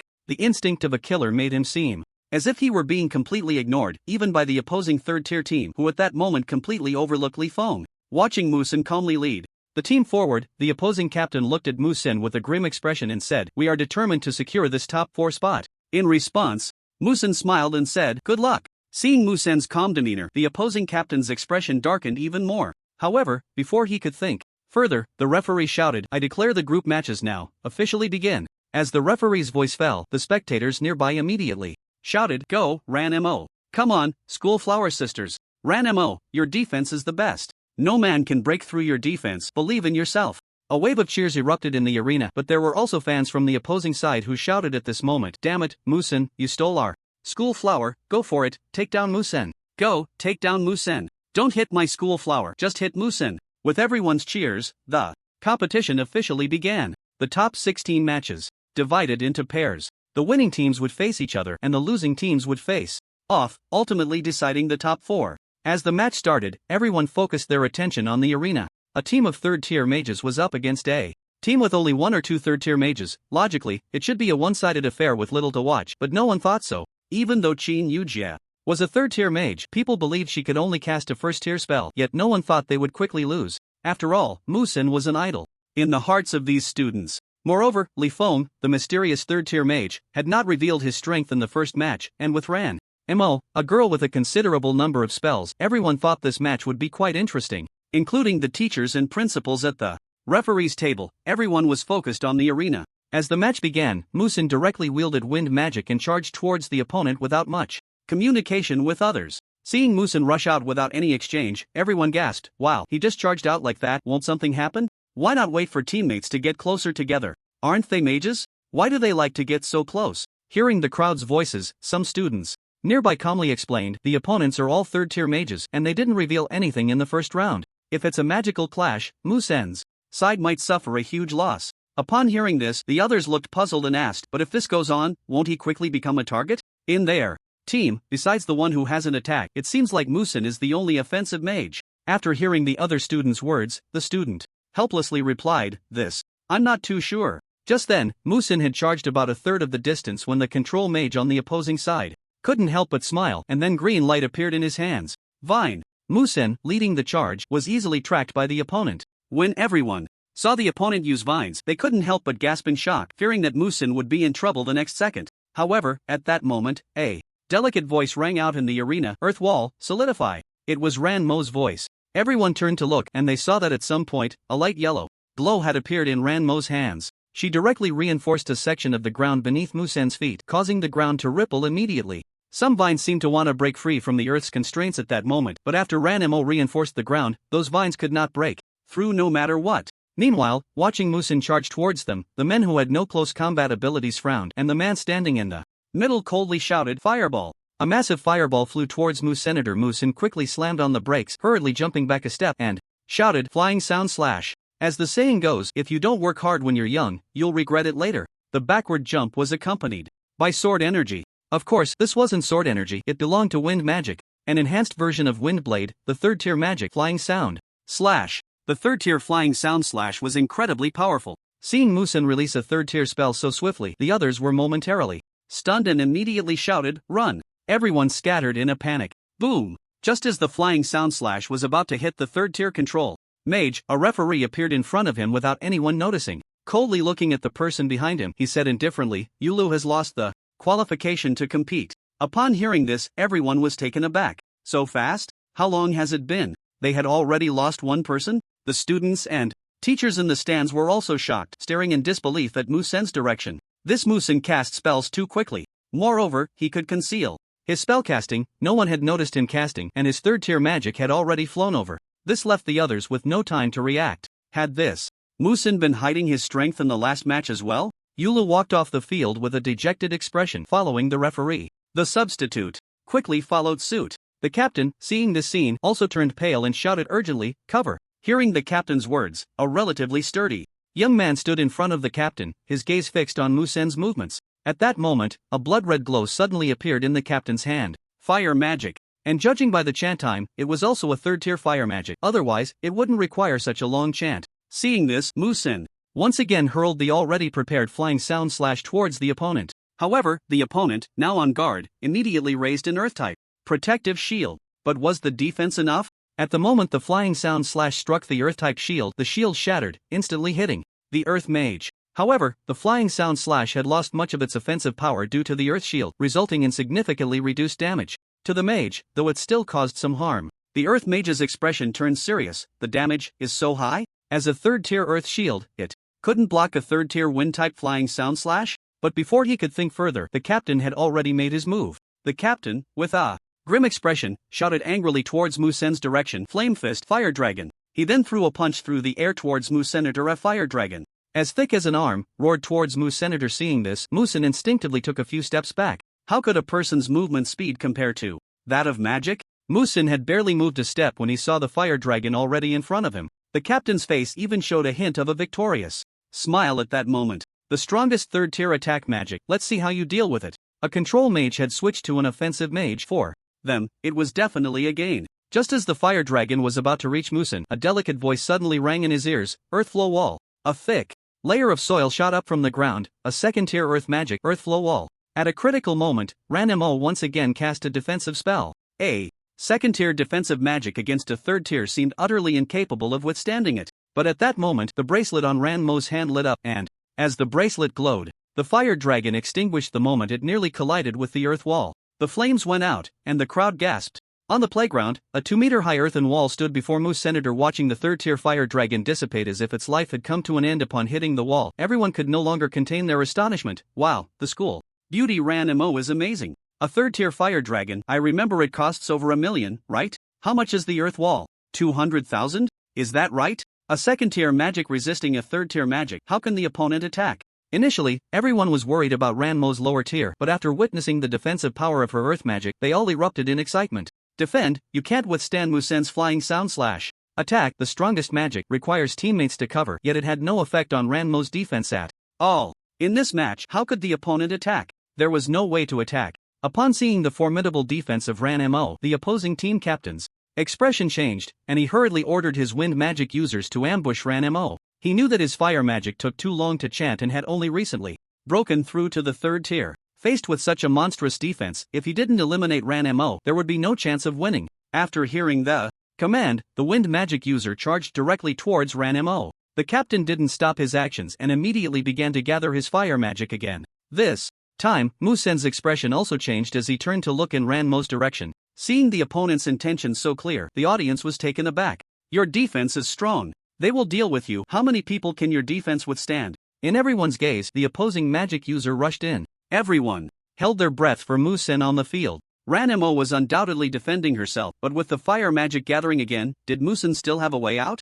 Under the watchful eyes of the crowd, Ranmo seemed to ignore the approaching wind magic user and resolutely cast the earth wall again towards Musenator. Upon witnessing this scene, the wind magic user revealed a cruel smile, looking for death. He was about 10 meters away from Ranmo. How fast was wind magic? 10 meters, almost instantaneous. Yet, at this moment, Ranmo was not defending herself but providing defense for Musenator as long as he aimed a wind blade.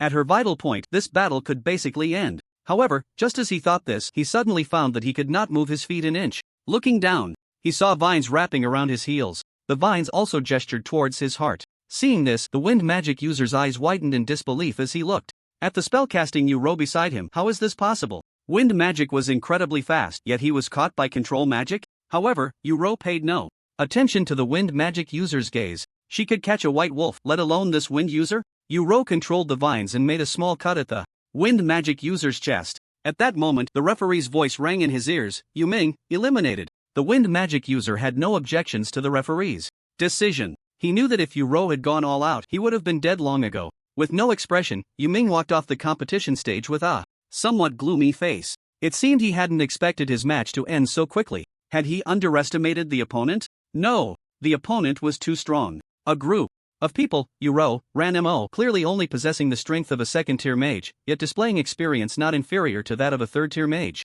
Especially Ranmo. That second-tier magic astonishingly withstood the third-tier magic. Thinking of this, he couldn't help but smile wryly, because he knew they had lost. Even though their output and tank were still in play, they knew they had lost. On the field, it was 5 against 4. Previously, Eula had exited, and the substitute had just come on, only to leave again. Perhaps it was not 5 against 4, but 4 against 4. Because from start to finish, Lee Foam had not made a move. 4 against 4, and the opponent had a healer. Was there still a chance to fight in this match? Thinking of this, the opponent also smiled wryly and immediately made a gesture for applause. The referee entered the field at this moment, looking at the opposing captain and asking, "Friend, is there any question?" Upon hearing this, the opposing captain, with a face full of bitter smiles, said, "We lost." Hearing this, the referee showed no expression, looking at the players behind him to confirm, "Are you sure you concede?" Upon hearing this, everyone turned their gaze to the captain, then to the opposing team, and helplessly nodded, "We concede." This match could no longer continue. Their output couldn't break through the opponent's defense, and their defense couldn't withstand the opponent's output. The opponent still had a healer who hadn't moved at all. It was hard to even send an assassin to deal with the backline, only to be controlled by the opponent's support. How could they fight? There was no way. After seeing a few people confirm, the referee said with a serious face, "The opponent concedes, Team Musen wins." Upon hearing the referee's words, Musen was not surprised at all. However, he was still amazed by Ranmo's defensive capabilities. The third-tier fire dragon had withstood it just like that. Although it relied on the power of magical tools, such defensive ability was truly terrifying. Unlike Musen, the audience below erupted. Wow, Ranmo's defensive ability is so strong. Is there anyone in our school who can break through Ranmo's defense? My god, my goddess. Amazing. Everyone in the audience screamed. This was an unexpected result for them. They originally thought this battle would be exceptionally difficult, but Ranmo's defensive ability left the opponent feeling despair.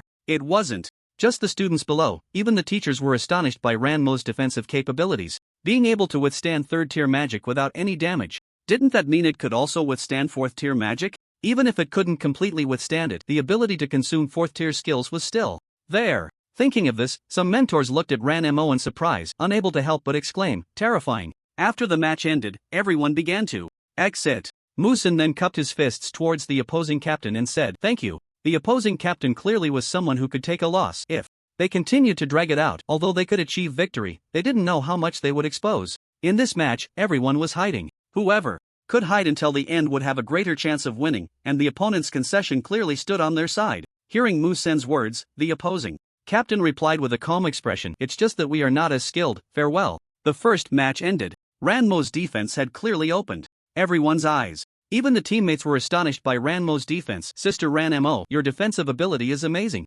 Chen Yujia looked at the few people coming off the stage and immediately approached Ranmo. Yanmo smiled faintly and said, it's just the use of a magic tool. Without the magic tool, it's basically impossible to withstand a third-tier fire dragon. Although the earth element has some advantages against the fire element, it is nearly impossible to block it out of thin air. However, Chen Yujie didn't care about that and excitedly said, but even so, Sister Yanmo is amazing. Chen Yujie's thoughts were simple. The magic tool could be considered Yanmo's possession, and being able to withstand a third-tier spell as a second-tier mage was already incredible. Everyone exchanged smiles. On the other side, Shiman Zhou and his team, who were crushing their opponents, originally wanted to step down and watch their match to see what they might reveal. But upon seeing that the other side had surrendered early, they couldn't help but curse, damn it, a bunch of useless trash. Losing faster than we win, and we're facing a third tier with a second tier. Although they also crushed their opponents, the fact that their opponents didn't surrender meant their victory came at a slower pace compared to Musen's team. Hearing Shiman Zhou's words, Manhwa immediately laughed and advised, brother Shiman, don't worry. This time, we also got to see Sister Yanmo's defense, but this defense is a bit terrifying. A third-tier fire magic can't break through. What should we do? Upon hearing this, Shiman Zhou realized and immediately looked at Song Meijiao beside him. When Song Meijiao noticed Shiman Zhou's gaze, she nodded lightly and said, I'll make sure she can't cast any magic at all. Just leave it to me. Upon hearing this, Shiman Zhou and the others awkwardly smiled. Then thank you, Sister Song. The match took a break for about half an hour. The instructors had special magic tools to help the students recover. With the exams approaching, the students' time was precious. At this time, the school didn't skimp on resources at all and directly used magic tools to assist the students in recovering. Meanwhile, the teams for the decisive matches had already emerged. The competition for the top 4 was between Musen's team and a group of wild third-tier teams. Because Musen's team had defeated a third-tier team, no one underestimated them anymore. When the match began, the opposing team directly sent out 2 third-tier offensive mages, 1 fire and 1 light. The light mage's magic was indeed quite troublesome at the first tier. However, the light magic after reaching the third tier was not inferior in output to other elemental magics. The match commenced. Compared to the previous match, this team's coordination was exceptionally terrifying. Musen didn't charge in recklessly like in the last match. It might work against a poorly coordinated team, but against a well-coordinated team, such actions would undoubtedly accelerate one's demise. Both sides immediately began long-range attacks. 2 third-tier mages faced off against a third-tier ranged mage. Even though everyone knew about Yanmo's defensive capabilities, they still felt a chill for her before the match began. For a second-tier mage to withstand a third-tier attack was already shocking. But what about 2 third-tier mages? If you protect yourself, what about your teammates? However, the result was astonishing. Facing the output from the 2 third-tier mages, Yanmo single-handedly withstood all the attacks from the opposing side. This battle thoroughly showcased Yanmo's strength. Even the instructors on stage, upon witnessing Yanmo's unparalleled defense, looked at her with serious expressions. Many instructors pondered in their hearts, if they encountered Yanmo, could they break through her defense? The ridiculous thing is that all the teachers had only one feeling, that is, it can't be done. The competition had reached a stalemate due to Ranmo's defensive capabilities. After all, Musen's output was not at a level that could crush everything in its path. Everyone thought that the next phase would be a contest of endurance. At this moment, Li Feng, who had not made a move until now, stepped forward. At the beginning, everyone thought Li Feng wouldn't take action, and some spectators even believed he was just there to fill the numbers. However, Li Feng swiftly eliminated the opposing light mage in the blink of an eye. His single move left the spectators dumbfounded. Shiman Zhou, whose match had ended early due to the stalemate on Mu Sen's side, exclaimed upon seeing Li Feng's action, "Shadow system?" While saying this, he looked gravely at Song Mei Zhao beside him. That gaze seemed to ask, "Can you handle this shadow mage?" When Song Mei Zhao saw Li Feng's move, her expression also turned serious and she turned to Shiman Zhou, asking, "Is there a light mage in the team?" As far as he knew, there was none. Neither second nor third tier light magic would work, only first tier radiance could deal with the shadow system. Shiman Zhou, unaware before the match, clearly had not prepared for this. Hearing Song Mei Zhao's words, Shiman Zhou shook his head. "No, but it shouldn't be a hindrance for us." Seeing the shadow system, Shiman Zhou felt no worry at all. In response, Song Mei Zhao nodded, clearly surprised by the presence of a shadow mage. However, Shiman Zhou wasn't completely at a loss. Although they lacked such magic, they still had magical tools. What intrigued Shiman Zhou was where Mu Sen and Ranmo had found this shadow expert. He had never encountered a shadow mage in his life. While pondering this, he shifted his gaze back to the arena. Inside the arena, with Li Feng's move, the entire match began to tilt heavily in one direction. The shadow system was an unexpected presence for everyone. Caught off guard, the light mage fell, and no one could restrain the shadow system anymore, as they didn't know whose shadow it was hiding in. Everyone focused their attention on Li Feng, and at that moment, Mu Sen seized his opportunity to strike. Unsurprisingly, with the disruption caused by Li Feng, Mu Sen's attack led to the complete defeat of the opposing third-tier team. This battle's conclusion firmly established the foundation for Mu Sen and his team to be among the top 4. The next match would be against Shiman Zhou's team. After eliminating the last mage on the field, Mu Sen turned his gaze to Shiman Zhou. Meanwhile, in another dimension, Qin Chen, carrying Zhang Chunchuan on his back, was nearly going crazy. "Damn it, you said 5 days, but just the travel took so long. I'm telling you, if anything happens to my sister, just find a shady spot and lie down."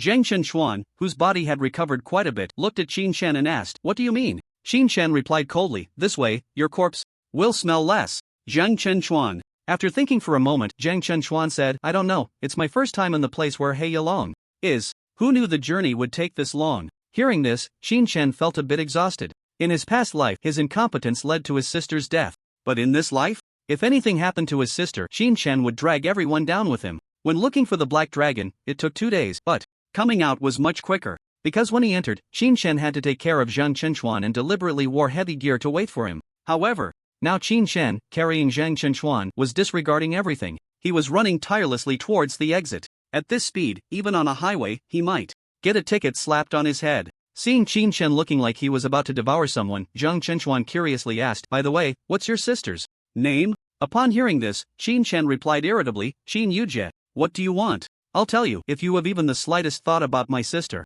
I'll kill you right now, believe it or not." Zhang Chunchuan was somewhat speechless. "I was just asking, why are you so angry?" At this point, Zhang Chunchuan seemed to think of something and was taken aback. "Your sister is called Qin Yujie?" Hearing this, Qin Chen continued to run and coldly said, "What about it?" Zhang Chunchuan, unable to believe it, exclaimed in surprise, "So, you are Qin Chen?" Qin Chen didn't respond because they were almost at the exit. "Faster, just faster. Sister, wait for me." Behind him, Zhang Chunchuan saw that Qin Chen didn't reply and took it as a confirmation, immediately exclaiming, "Wow, Ranmo mentioned to me before that there's a pair of siblings in their school, but the brother is a waste, relying on his sister for tuition.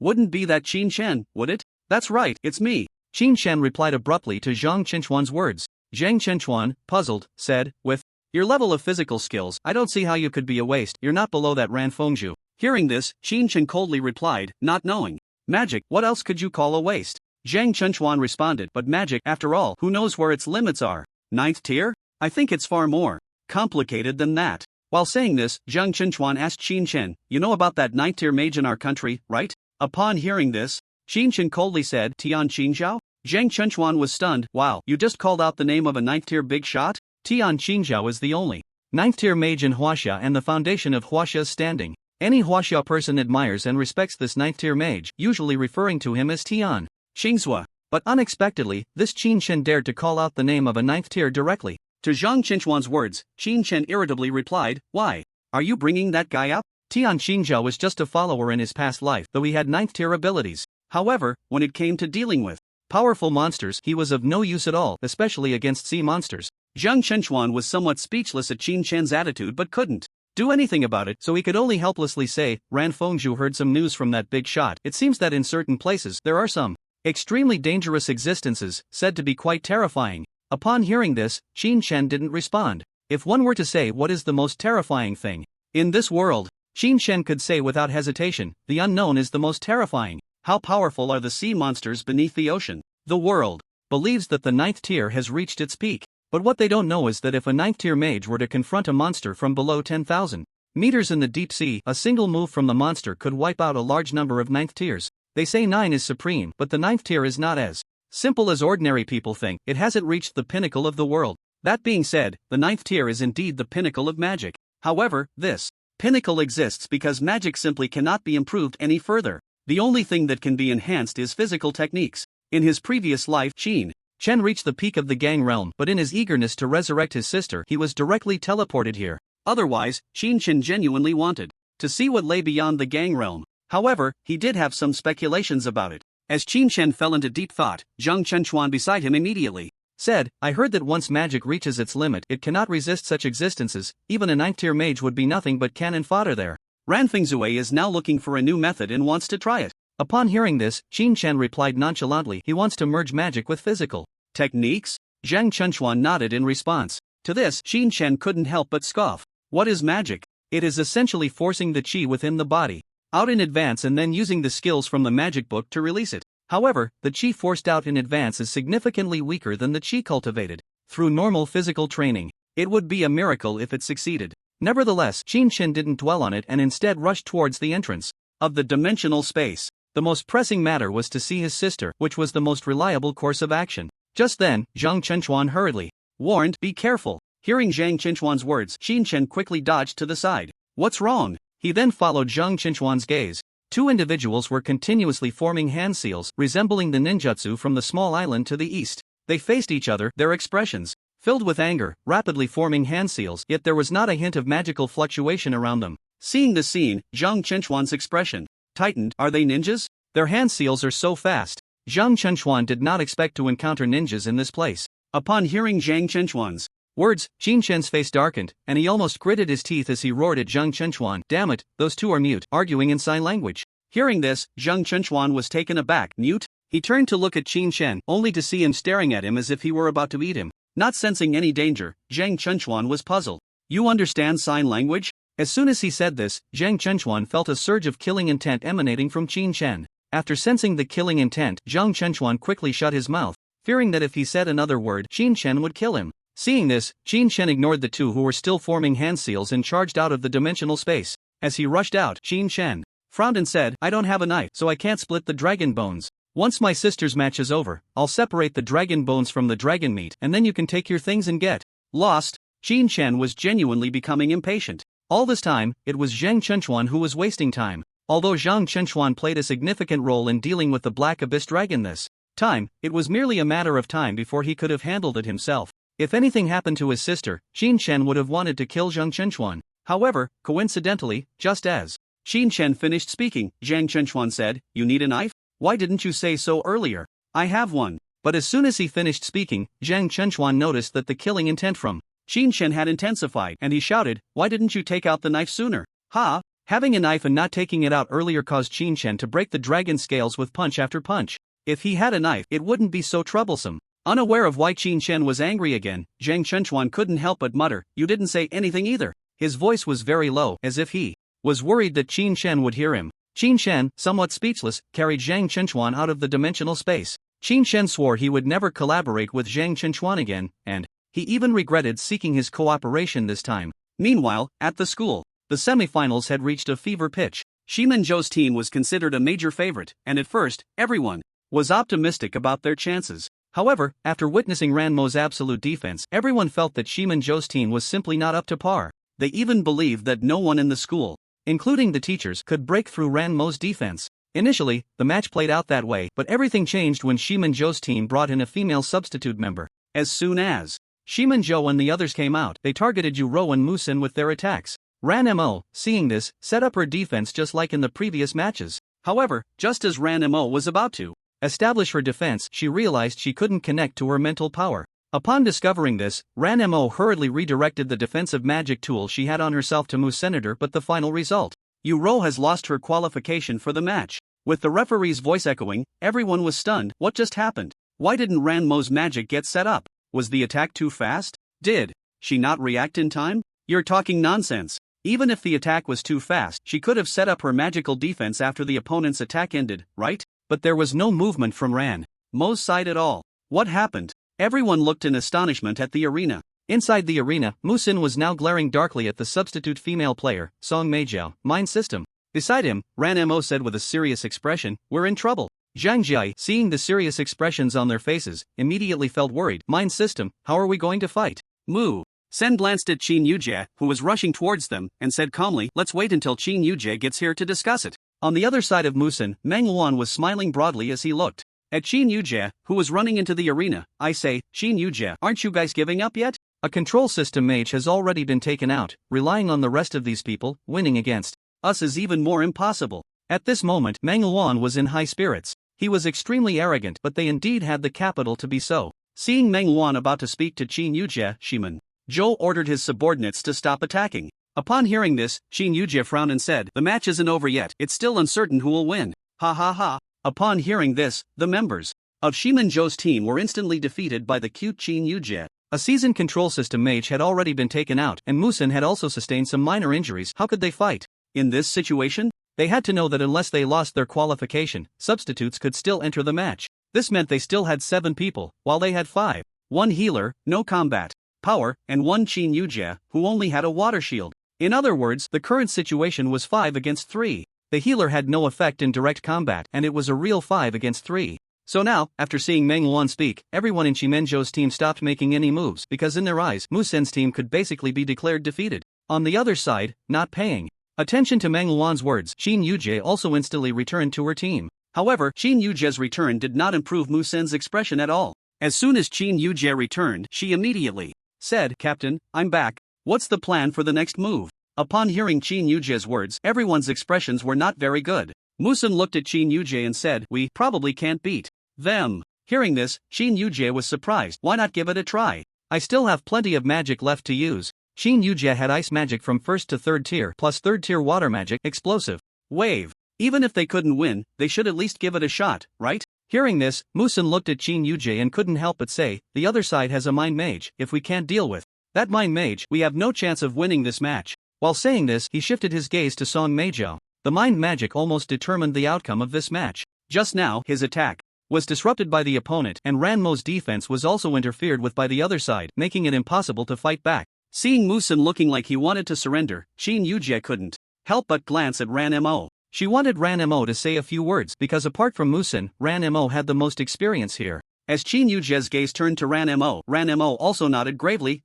Sen is right, we basically can't continue fighting." Ranmo didn't understand why Qin Yujie insisted on continuing this match, but she also knew that there was no need to go on. A mind mage had controlled everyone. If this match continued, they would only face humiliation from the opponent. So in this situation, surrendering would be much more straightforward. Upon hearing the two, a hint of disappointment appeared on Qin Yujie's face. She hadn't even entered the fray, she hadn't shown her full strength yet. This was the magic her brother had worked so hard to earn for her over such a long time. He hadn't even kept a penny for himself, spending it all on her magic. But now, despite having this 3 million worth of magic, she couldn't even win this team match. At this moment, Qin Yujie felt like a complete failure. Qin Yujie's performance immediately caught everyone's attention. However, they didn't know why Qin Yujie felt so upset. From their perspective, there was no need to continue this battle. All the strength that needed to be revealed had already been shown. Surrendering now would at least be more dignified. Meanwhile, Meng Luan, who was facing Qin Yujie, smiled at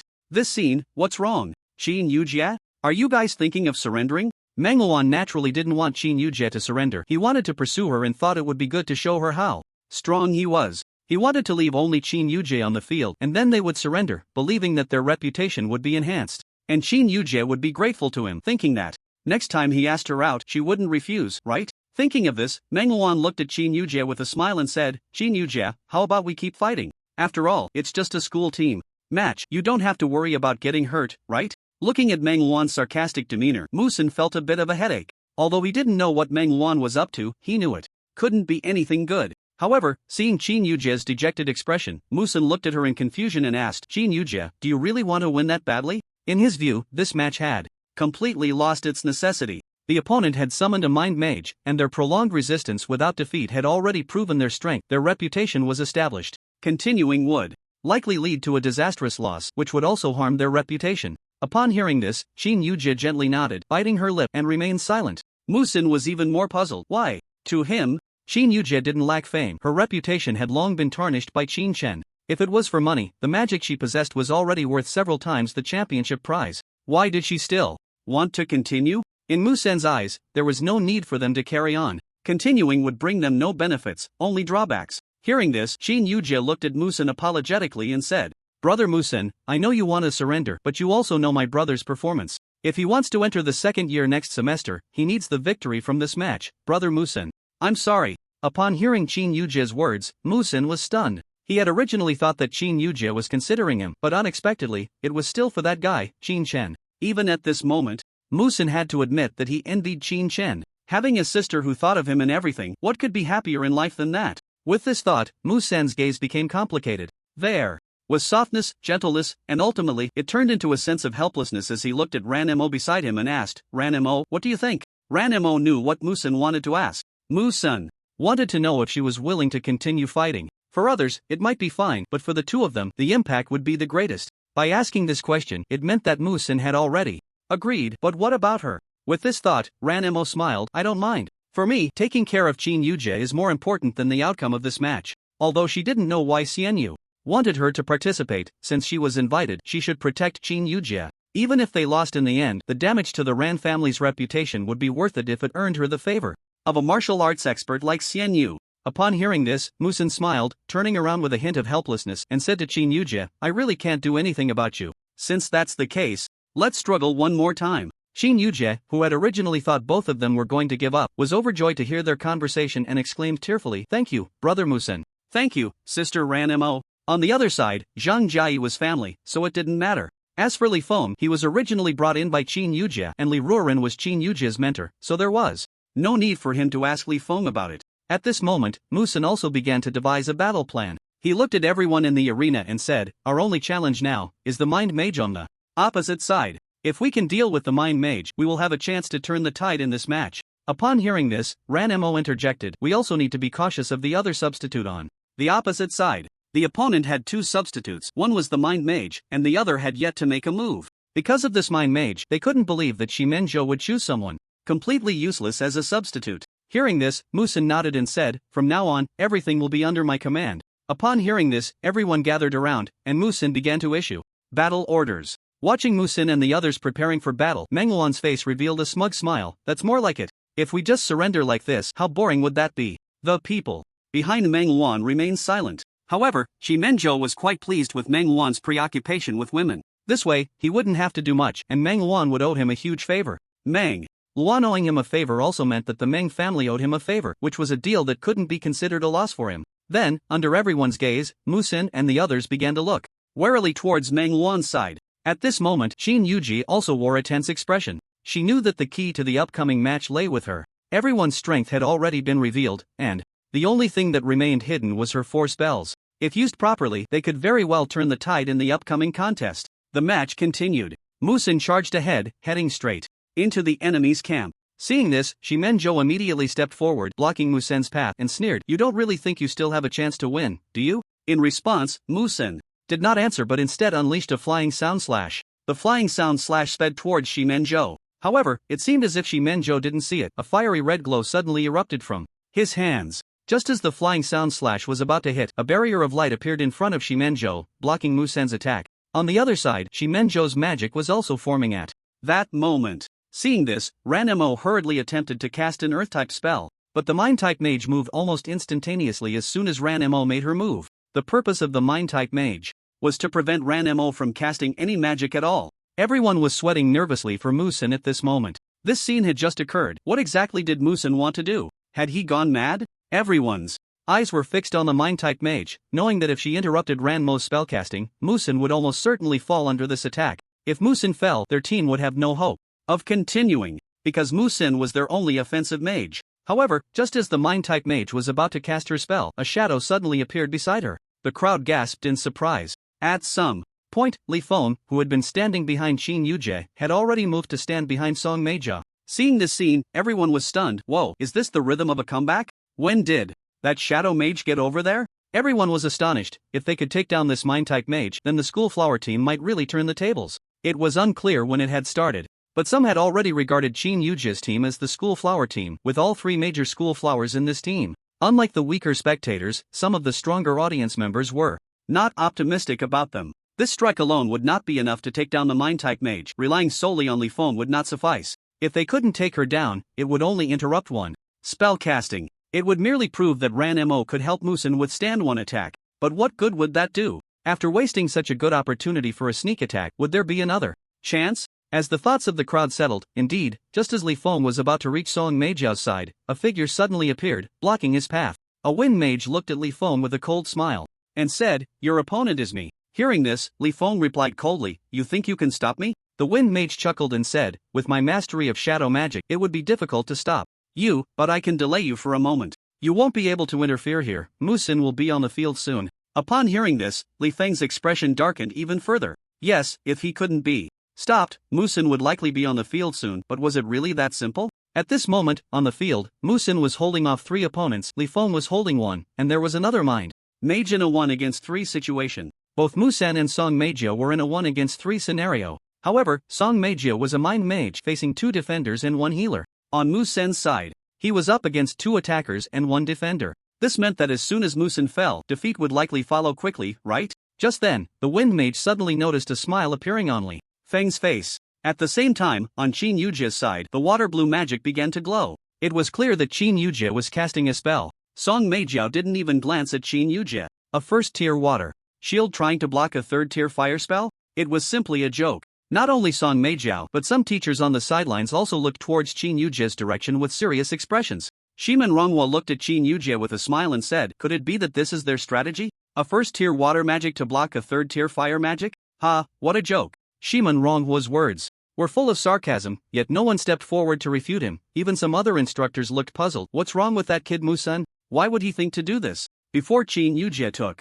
the stage, they had clearly seen that it was a tactic devised by Musenator. Although Musen's combat experience wasn't extremely seasoned, he certainly wouldn't make such a serious mistake, right? What was wrong with Musen? What was wrong? Everyone had this question in their hearts, including the principal. The principal furrowed his brows tightly, his gaze fixed on Qin Yujia's direction, while the water blue light in Qin Yujia's hands grew even more vibrant. Suddenly, the principal sensed something and relaxed his brows, looking at Qin Yujia in surprise, murmuring, "This child Qin Yujia." Hearing this, the director of education was taken aback. "Principal, what's wrong with Qin Yujia?" Upon hearing this, the principal smiled lightly. "It's nothing, just keep watching." Hearing this, the director of education became anxious. What is there to watch? If this strike lands, Musen will likely be defeated. If Musen falls, how will the rest fight? Upon hearing the director's words, the principal smiled lightly and said, "It won't be that easy for him to lose. You underestimate this child Musen too much, and you underestimate Qin Yujia as well." Hearing this, the director of education was confused. Underestimating Musen, underestimating Qin Yujia? While pondering this, he turned his gaze to Qin Yujia. Meanwhile, on the other side, Shiman Zhou also noticed this but scoffed at Sen, saying, "I say Musen, usually I can still think highly of you, but what's wrong with you today? You wouldn't have placed all your hopes on Qin Yujia, would you? Or do you think Qin Yujia's first-tier water magic can withstand my third-tier fire magic?" Musen remained silent upon hearing this. Instead, she coldly looked at Shiman Zhou in front of her, and the magic in her hand began to coalesce again. Seeing this scene, Shiman Zhou said somewhat disinterestedly, "Alright, goodbye then, your turn is up, eh?" As he spoke, he glanced towards Qin Yujia's direction and sneered, "It should be over." However, as soon as the words left his mouth, he sensed something was off on Qin Yujia's side. He suddenly turned his gaze towards her. It seemed that Qin Yujia felt Shiman Zhou's gaze. She shot him a cold glance and shouted, "Ice magic, ice coffin." As soon as Qin Yujia finished speaking, everyone except for a few in the know changed their expressions drastically. Instantly, they saw the water blue light in Qin Yujia's hand surge, and ice magic was unleashed from her fingertips. At the same time, Shiman Zhou quickly hurled his magic towards Musenator. Just then, Ranmo hurriedly began to prepare a defense. As Ranmo was setting up the defense, Song Meijiao was getting ready to intervene when a voice suddenly rang in her ear, "Be careful." Upon hearing this, Song Meijiao quickly turned her head towards Li Feng's direction. Because the only one who posed a threat to her on the field was Li Feng, there was no one else. But just as she turned her head, she felt a powerful, icy chill sweep over her before she could even turn around. She was directly covered by layers of ice magic. The ice spread from her feet, creeping up her legs, and soon completely froze her. The mental magic in her hands also vanished. The ice enveloped Song Mei Zhao's entire body, forming the shape of a coffin, which then crashed to the ground. If at that moment a few black guys joined in with a Swana, it would have been even more fitting. The mental magic was interrupted. Ranmo successfully cast Earth Magic, which caused Shiman Zhou's attack to hit Ranmo's defense directly. Just how thick was Ranmo's defense? If Shiman Zhou truly had confidence in his attack, he wouldn't have sought out a mental magic user. All of this, though it seemed slow, happened in an instant. The audience, just a second ago, was worried whether Qin Yujie's defense could withstand the third-tier fire magic, and the next second, after witnessing this scene, the entire venue erupted. What the hell? Didn't Qin Yujie only have a first-tier water magic? Why does she have a third-tier ice coffin? Damn, how much is a third-tier ice magic worth in the market? Where did Qin Yujie get so much money? One Qin Chen already consumed all her scholarship. I'd be surprised if she had a water shield, but a third-tier ice magic must be worth over 1 million, right? My god, a commoner school beauty? Who the hell spread that rumor? This one magic is worth more than our entire team's magic combined. Everyone was shocked the moment they saw Qin Yujie unleash her ice magic. Qin Yujie was talented and beautiful, but being poor was already part of her character. At this moment, suddenly casting a third-tier ice magic left everyone momentarily stunned. Even Shiman Zhou and Meng Wan looked towards Qin Yujie in astonishment. They were dumbfounded. They couldn't comprehend where Qin Yujie had gotten the money to buy this ice magic. However, while they were stunned, Musen was not. Seizing the opportunity while a few people were dazed, he immediately unleashed a flying sound slash towards Shiman Zhou. At that moment, the mage with light-based defensive abilities hurriedly cast a defensive spell to block it. However, everyone was still in shock. As Musen's attack descended, Shiman Zhou and Meng Wan quickly regained their composure from the shock, exchanging a complex glance before Shiman Zhou remarked, "Good move." Musen, seeing this, was equally unyielding and smiled, "Your mind system mage has already fallen." Upon hearing this, Shiman Zhou chuckled and replied, "You don't think this means you've won, do you? The referee hasn't called him off yet. Although ice magic possesses destructive capabilities, its offensive delay is relatively high. Currently, Song Mei Zhao was merely controlled, posing no immediate danger. However, if time dragged on, she could indeed be in life-threatening peril. This was also why the referee had yet to call her off. Musen was aware of this as well and immediately said with a smile, "It all depends on whether you have the ability to break the ice coffin. The ice coffin, a third-tier ice magic, is nearly impossible to break with fire magic. While fire can melt ice, second-tier fire magic lacks the power, and third-tier fire magic would harm the person inside the ice coffin." For now, Musen only needed to quietly wait for Song Mei Zhao to exit the stage. With Song Mei Zhao sealed, Ranmo let out a sigh of relief and turned to Qin Yujie, smiling, "Well done, Sister Yujie." Hearing this, Qin Yujie also smiled in response but did not answer. Although she remained silent, she knew that her ability to hit the target was entirely due to the efforts of Ranmo and the others. If they hadn't drawn the opponent's attention earlier, it would have been quite difficult for the ice coffin to hit the mind system mage. After casting a third-tier spell, Qin Yujie immediately shifted her gaze to Shiman Zhou and the others. As her gaze turned, the expressions of Shiman Zhou and the others stiffened. Even Meng Wan's face turned somewhat grim. A third-tier ice magic. Could they block it? With this thought, he couldn't help but glance at the defensive mage in front of him. "Can you block a third-tier ice magic?" The defensive mage replied, his expression somewhat grim. "Without amplification, it's very difficult to defend against." Upon hearing this, Shiman Zhou immediately shouted, "In that case, let's not hold back." As his words fell, everyone exchanged glances, and then each person pulled out a staff from their storage rings. Seeing this move from the others, Ranmo and Musen also pulled out their staffs without any surprise.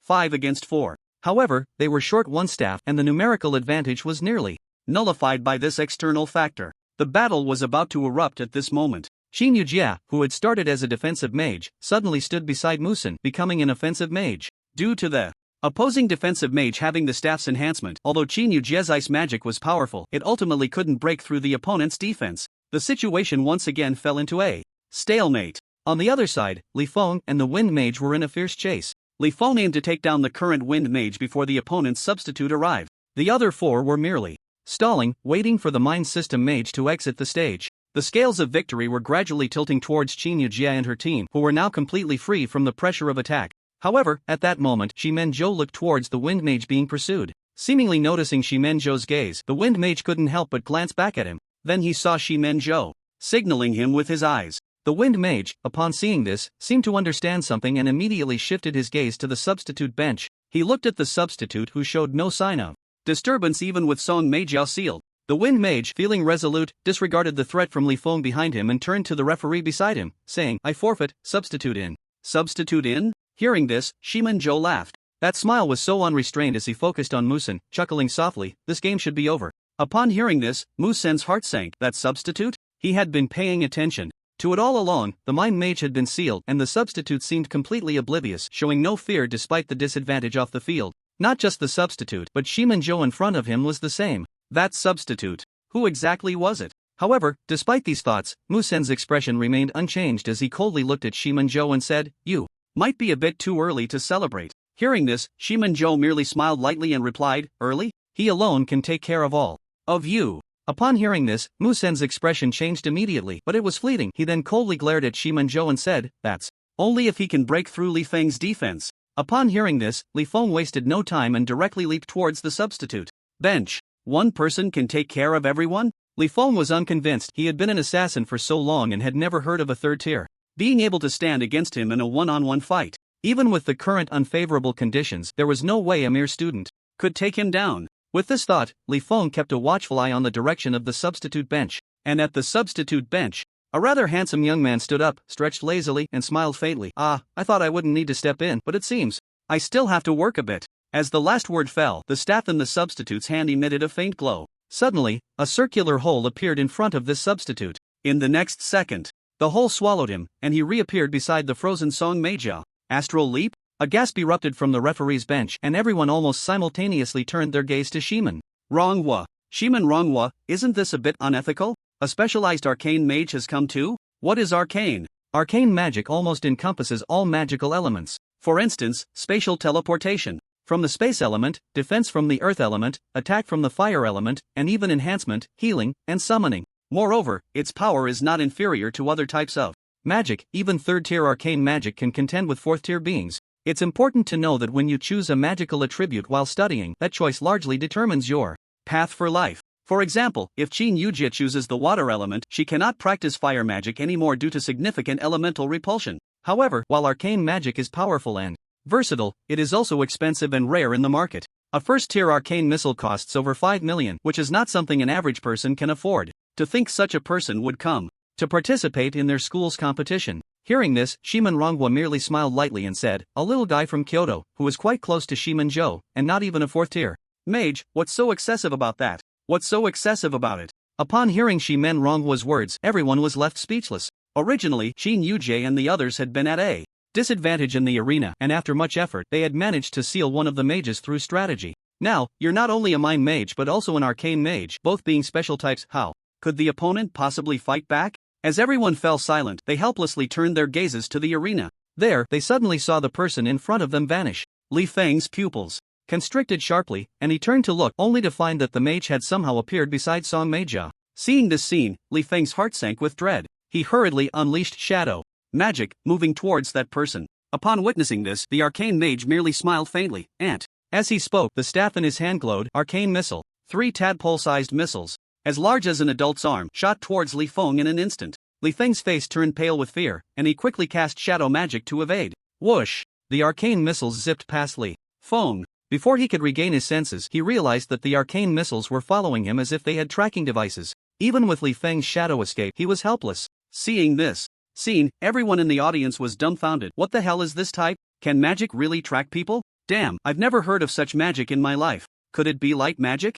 Impossible, light magic can't have such spells. The colors of arcane magic were very close to light magic, but they had never heard of light magic having such spells. Under everyone's gaze, the arcane missiles relentlessly pursued Li Feng, giving him no chance to rest. At this rate, Li Feng would be completely finished. Realizing this, everyone turned their attention to Qin Yujie. Could it be that the school beauty Qin Yujie's hard-won advantage was about to end like this? It couldn't possibly end like this. Under the watchful eyes of the crowd, Qin Yujie wasted no time and immediately cast an explosive wave towards Shiman Zhou and his companion. Shiman Zhou and his companion were too shocked by the fact that Qin Yujie had so many third-tier spells to react in time and hurriedly tried to block her. Taking advantage of their distraction, Qin Yujie once again directed a spell towards the arcane mage. Powerful ice energy began to coalesce in her hands. All the spectators in the arena could see that Qin Yujie was trying to replicate her earlier tactic against the mind mage, aiming to seal the arcane mage in an ice coffin. But would Qin Yujie succeed? Clearly, the arcane mage who had just appeared was not as simple as imagined.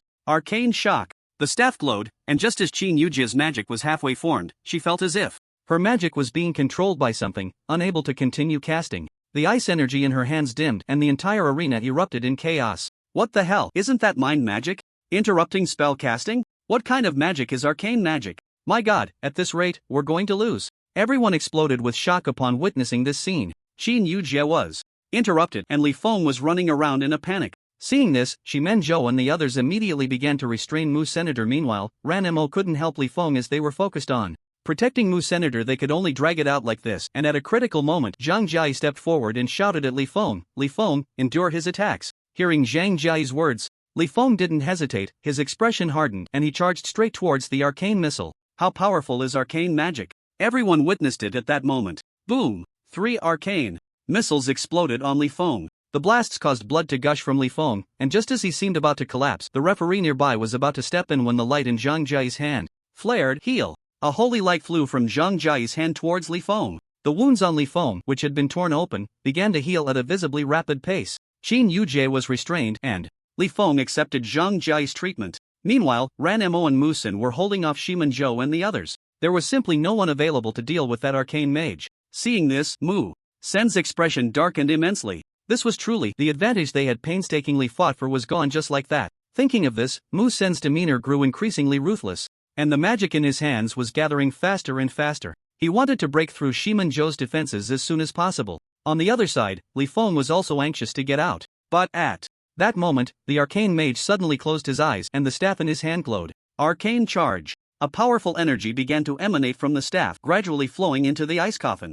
that Chen Yujie had previously released. Crack! The once incredibly solid ice coffin began to shatter at that moment. Everyone's pupils constricted sharply upon seeing this scene. Musin shouted urgently, "Stop him!" Musin tried to force his way through, but Shiman Zhou and the others seemed to know what was happening, quickly casting attack spells to block Musen's advance. Li Feng was receiving treatment from Zhang Jiai. The only one available on the field was Chen Yujie. Watching all her teammates being held back, Chen Yujie began to hesitate. She could no longer cast spells. If she could, she might even be able to trap both of them together. But there were no ifs. Now, in just a few seconds, that powerful mind mage would be released. If the mind mage was released, their team would have no hope at all. If they lost this time, when would her brother be able to enter the second year of high school? And if he were to repeat a year again, would her brother revert to the way he was in the first 3 years? Insecure, bullied, deliberately keeping his distance from her? At that moment, Chen Yujie was stunned. She thought of that night long ago. 2 9-year-olds, a boy and a girl, hiding in a place filled with the stench of garbage. The little boy was shivering all over from the cold, rubbing his hands as he asked the little girl, "Sister, are you hungry?" The little girl, looking somewhat pitiful, replied, "Brother, I'm hungry." Hearing this, the little boy immediately smiled and ruffled the little girl's dirty hair, saying, "I'll go find you something to eat. You wait here." "Brother, where will you find food in this cold winter? Maybe you shouldn't go out, it's cold outside." The little boy smiled and looked at the little girl nonchalantly, saying, "It's just food, trust your brother." After saying this, the little boy turned and left. The little girl watched her brother's departing figure with great anticipation. Before long, the little boy returned with a steamed bun, his face bruised and swollen, and handed it to the little girl, saying, "Here, I brought you a big white bun." The little girl's eyes lit up at the sight of the bun and she eagerly grabbed it, taking big bites. But after just 2 bites, as if remembering something, she looked up at the little boy and asked, "Brother, what about you?" Glug! The little boy's stomach made a sound as he chuckled nonchalantly, saying, "I've eaten, I'm not hungry anymore, you go ahead and eat." Soon after, the boy and girl went to school together. The girl was exceptionally talented, becoming the envy of many students, while the boy was a magic failure, ridiculed by others all day long. Suddenly, one day, the boy found the girl and said with a humble expression, "How about we keep our distance from now on? You're a genius, and I'm a waste, you don't have to leave every scholarship for me as tuition." The words of the little boy, Chen, echoed in Chen Yujie's mind, and she cried. Crystal clear tears slid down Chen Yujie's delicate face. It seemed that at that moment, Chen Yujie understood something, looking at the arcane mage with a hint of determination in her eyes. "Brother, I still like the you from before." As she spoke, she dashed towards the arcane mage. "Chen Yujie, come back." Seeing Chen Yujie's actions, Musen and Ranmo were all shocked. Why did Chen Yujie dare to rush out like that? Was this victory, the hope for her brother to advance to the second year, really that important to her? But they had no time to think further. They desperately tried to rush forward, but Shiman Zhou and the others held Musen and the others back tightly. Li Feng, seeing this, panicked. Ignoring his own injuries, he forcibly cast a dark magic spell, but being heavily injured and anxious, he accidentally failed in his spellcasting. Everyone couldn't help but look at Chen Yujie. The arcane mage clearly noticed this as well. Watching Chen Yujie charge towards him, the arcane mage couldn't help but reveal a contemptuous smile. Arcane missile. 3 arcane missiles shot towards Chen Yujie. As the arcane missiles flew towards her, Chen Yujie seemed not to see them at all, resolutely charging towards the arcane mage. Boom! The 3 arcane missiles hit Chen Yujie without any pause. Under the attack, Chen Yujie's body was instantly sent flying. Seeing this scene, Liuran panicked as well. How could she not know what position Chen Yujie held in Chen Chen's heart? Thinking of this, Liuran hurriedly wanted to step forward to stop it, but was suddenly blocked by a figure. Instructor Lee, it's better for teachers not to interfere in student battles. Liuran turned to see it was Shiman Zhou's mentor, Zhou Yang. If it were any other day, Liuran might not have intervened, but not now. Her life was entirely in Chen Chen's hands. If Chen Yujie got hurt, how furious would Chen Chen be? Thinking of this, Liuran disregarded the teacher-student relationship and shouted, "Get out of my way." But Zhou Yang was not concerned about that. Seeing Liuran seemingly going mad, he immediately stepped forward to block her. With Zhou Yang blocking her, Liuran became even more anxious, and at that moment, she began to gather magic in her hands. Zhou Yang was also taken aback by this scene. However, Zhou Yang understood Liuran's feelings quite well. Chen Yujie was the most outstanding student in Liuran's hands. If Liuran wanted to advance further, she would likely have to rely on her student. Now that Chen Yujie was injured, it was understandable that she was concerned. Watching Liuran cast magic, Zhou Yang also stepped forward without saying a word. In the resting area for the contestants, 2 teachers were fighting. If it were any other day, a large crowd would have already come to intervene. But now, no one was paying attention to them. Everyone's gaze was fixed on the arena. Chen Yujie, who had been knocked to the ground, was bleeding from her mouth, yet she did not give up on her goal. Struggling to get up, Chen Yujie fixed her eyes on the arcane mage. She knew that this battle was likely lost. However, she did not want her brother to leave her again, to become that humble version of himself from before. At that moment, Chen Yujie seemed oblivious to what lay ahead, taking one painstaking step after another towards the arcane mage. The arcane mage frowned as he saw Chen Yujie charging at him again. But he did not think much of it. His staff glowed once more.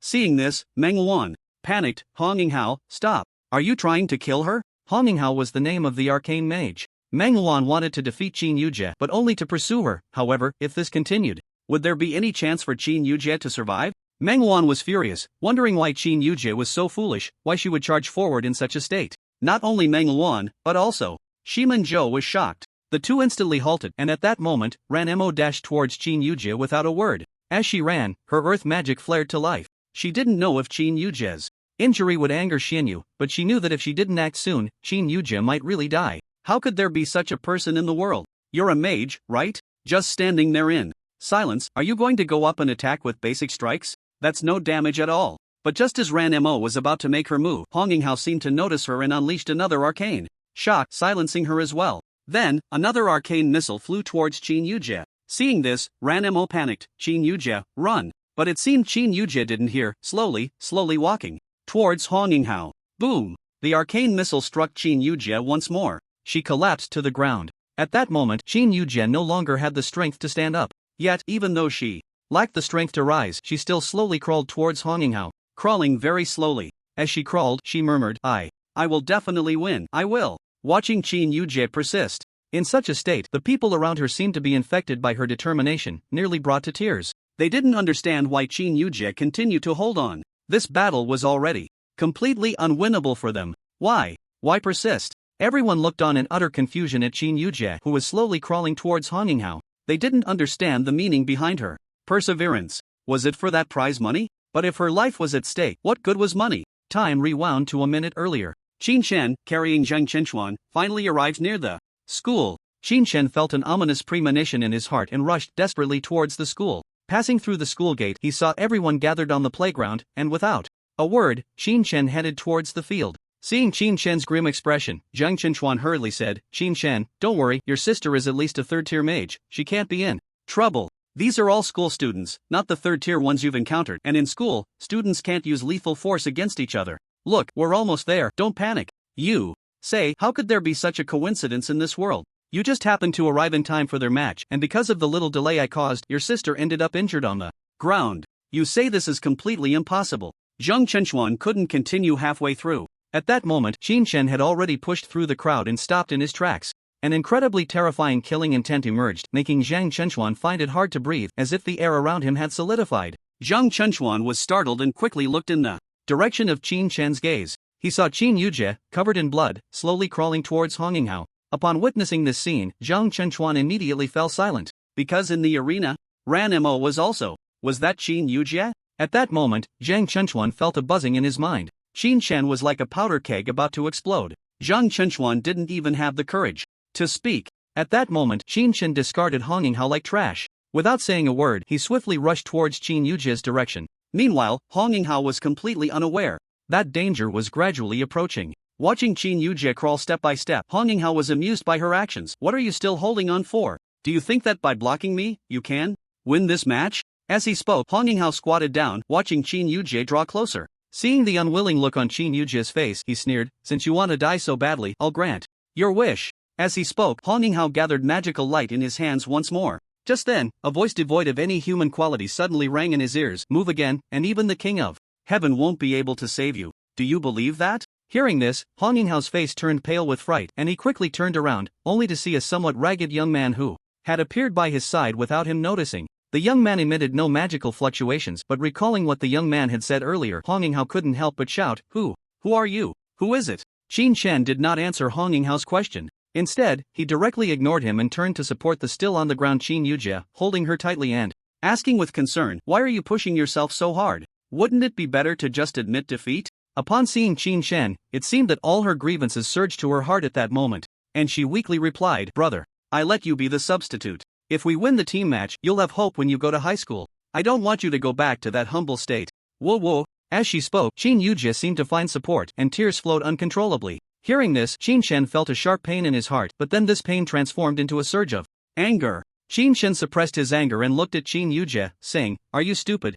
Is my going to high school more important than your life?" Hearing this, Qin Yujie, who could barely keep her eyes open, said, I want to win." Seeing this, Qin Chen couldn't help but feel a pang of heartache, then softly said to Qin Yujie, "It's just victory. Trust your brother." This sentence seemed to take him back 9 years, when Qin Chen confidently told Qin Yujie, "It's just food. Trust your brother." The same words, different times, different places. Upon hearing this, Qin Yujie seemed to let go of her obsession and fainted. Seeing this, Qin Chen looked at Qin Yujie with a pained expression, then silently carried her on his back. Step by step, he walked towards the outside of the arena. Right now, Qin Yujie needed treatment, but fortunately, her life was not in danger. Just as Qin Chen was about to leave, a voice suddenly came from behind. "Who the hell are you? Stop right there, I'm talking to you." Pat.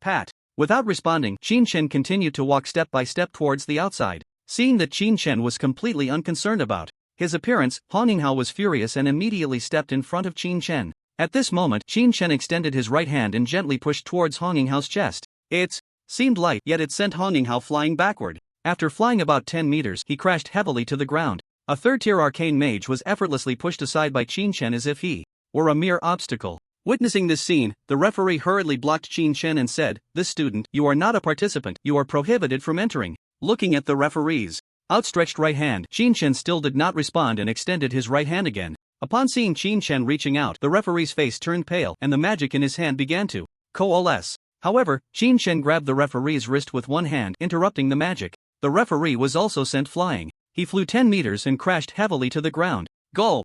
Watching as a fourth-tier mage was effortlessly dealt with by Qin Chen, everyone couldn't help but focus their attention on him. Seeing this, the members of the referee's panel could no longer hold back. As they prepared to step down, they found that Qin Chen was already looking at them. "I'm taking her out. If you want to die, come at me together." At that moment, a powerful aura erupted from Qin Chen, fleeting yet intense. This was the chi that Qin Chen forcibly manifested from within, and although it would cause some damage to his meridians, he had reached the brink of fury. All he wanted now was to kill. Feeling the immense threat emanating from Qin Chen, everyone at the referee's panel was stunned. They looked at Qin Chen on the ground with faces full of horror. They watched as Qin Chen carried Qin Yujie step by step down. No one dared to speak at that moment. As Qin Chen walked towards Liuran, the members of the referee's panel exchanged astonished glances, then quietly asked, "What type of magic is that? Why do I feel attributes of gold, wood, water, fire, and earth?" A colleague nearby, hearing this, nodded in terror. "I felt it too. I even sensed space magic and the arcane magic that Hong Yinghao used. That gaze is terrifying. Is he Qin Chen?" At this moment, Qin Chen had unknowingly removed his mask. They recognized at a glance that the one carrying Qin Yujie was the so-called waste of 3 years from their school. But why did this waste possess such immense power? They even felt a hint of threat. Everyone's gaze was now fixed on Qin Shen in the arena. At this time, Qin Shen had reached Zhang Jia's side, and in the midst of her terrified expression, he lifted her up and walked towards Li Ruoran. Zhou Yang, seeing Qin Shen approach step by step, had long since fled, leaving behind a trembling Li Ruoran. In the eyes of the crowd, Qin Shen looked at Li Ruoran with rage and said, "Is this how you take care of my sister?" Li Ruoran's heart trembled at this sight, and she hurriedly tried to explain. Slap. A slap full force. This slap left everyone stunned. They never expected Qin Shen to be so bold as to publicly slap a school mentor. This slap was not just a blow to Li Ruoran, but a slap in the face of the school itself. Even Li Feng, who was behind, felt a tightness in his heart upon seeing this, but sensing the terrifying killing intent emanating from Qin Shen, he immediately hesitated. At this moment, Li Ruoran felt extremely wronged. She had no idea why Qin Yujie was suddenly fighting so desperately. If she had known, she would never have let Qin Yujie take the stage. Before Li Ruoran could think much more, she saw Qin Shen glance coldly at her and say, "I'll come back later, there's no time to listen to your explanation now." As he spoke, Qin Shen turned his gaze to the trembling Zhang Jia, his expression softening a bit. Looking at Zhang Jia, he took out a spatial ring from his pocket. Upon seeing the spatial ring, Shiman Shan Hui's eyes instantly turned ferocious, wanting to explode. But he was stopped by Shiman Ronghua beside him. Meanwhile, Qin Shen took out a demon core from a third-tier demon beast from the spatial ring and handed it to Zhang Jia, saying, "Heal my sister. This is for you." As he spoke, he turned and left. Zhang Jia opened her mouth to say something, but Qin Shen had already departed. She looked down, her eyes shining as she gazed at the demon core in her hand. She wanted to say that they were teammates and didn't need a reward. But who would refuse money that was right in front of them? Without saying another word, Zhang Jia began to treat Qin Yujie. At this moment, under the gaze of the crowd, after settling Qin Yujie, Qin Shen's eyes suddenly shot towards Zhang Chunxuan. He then slowly stepped into the arena. After noticing Qin Shen's gaze, Zhang Chunxuan was so frightened that he hurriedly stood beside Qin Yujie, his eyes warily scanning the surroundings. It was he who had delayed things a bit. If he had come a little earlier, Qin Yujie probably wouldn't be in such a dire situation. Now, Qin Shen might hate him to death. As Qin Shen entered the arena, the surrounding crowd immediately reacted, gasping in unison, Is that Qin Shen? His appearance doesn't lie. It's definitely Qin Shen. But didn't Qin Shen say he couldn't use magic? Just now, it seemed like some magic was emanating from him when he confronted the judges. Everyone thought of this and exchanged glances. However, it wasn't long before they turned their attention back to Qin Shen. "I always thought Qin Shen was the biggest loser in our school, but I never expected to see another side of him today." That's not surprising. Qin Shen and Qin Yujie are each other's only family. If someone did this to his only relative, anyone would go crazy, right? At this moment, Qin Shen appeared to them like a demon, and Qin Shen slowly stepped into the arena. Mu Xin and Li Feng looked at Qin Shen with complex expressions. Li Feng felt this way because Qin Shen had hurt his sister. However, ultimately, it was his failure to protect Qin Yujie. Mu Xin, like everyone else in the arena, looked at Qin Shen with inexplicable astonishment. Why is he so strong? At this moment, Ranmo also looked at Qin Shen with a complex expression. When he saw Qin Shen bringing Zhang Chunxuan, he had already thought of it. Qin Shen and Xian Yu were the same person? The young man who rushed into the White Wolf Pack to save her that day was actually the laughingstock of their school for 3 years, that loser? As the saying goes, 30 years in the East River, 30 years in the West River. In the blink of an eye, this loser had become someone they looked up to. Ranmo looked at the grin-faced Qin Shen with a complex expression, and hurriedly said, "I'm sorry, Qin Shen. I didn't protect your sister well." Before he could finish, he was interrupted by Qin Shen, who coldly said, "Don't worry, not a single one of them will escape." Upon hearing Qin Shen's words, Ranmo's heart sank, suddenly recalling that day in the alternate dimension when Qin Shen had slain the people from the Shiman family. Without waiting for Ranmo to think much, Qin Shen waved to the crowd and said, "Step back." Mu Sen's expression changed. "You want to go alone? The one opposite is..." Before he could finish, Qin Shen grabbed Mu Sen by the neck without hesitation, his face twisted in rage as he said, "I said, step back. If you don't want to die, get the hell out of the way." Mu Sen struggled desperately in Qin Shen's grip while Ranmo hurriedly tried to dissuade him. But it seemed Qin Shen sensed something, suddenly turning to glare at Ranmo, his eyes filled with a crimson hue. Seeing this, Ranmo instinctively halted. In that moment, Ranmo felt as if her breath had frozen. An invisible wave of energy radiated from Qin Shen's entire being. At that moment, Ranmo felt as if the Qin Shen before her had transformed into someone else entirely.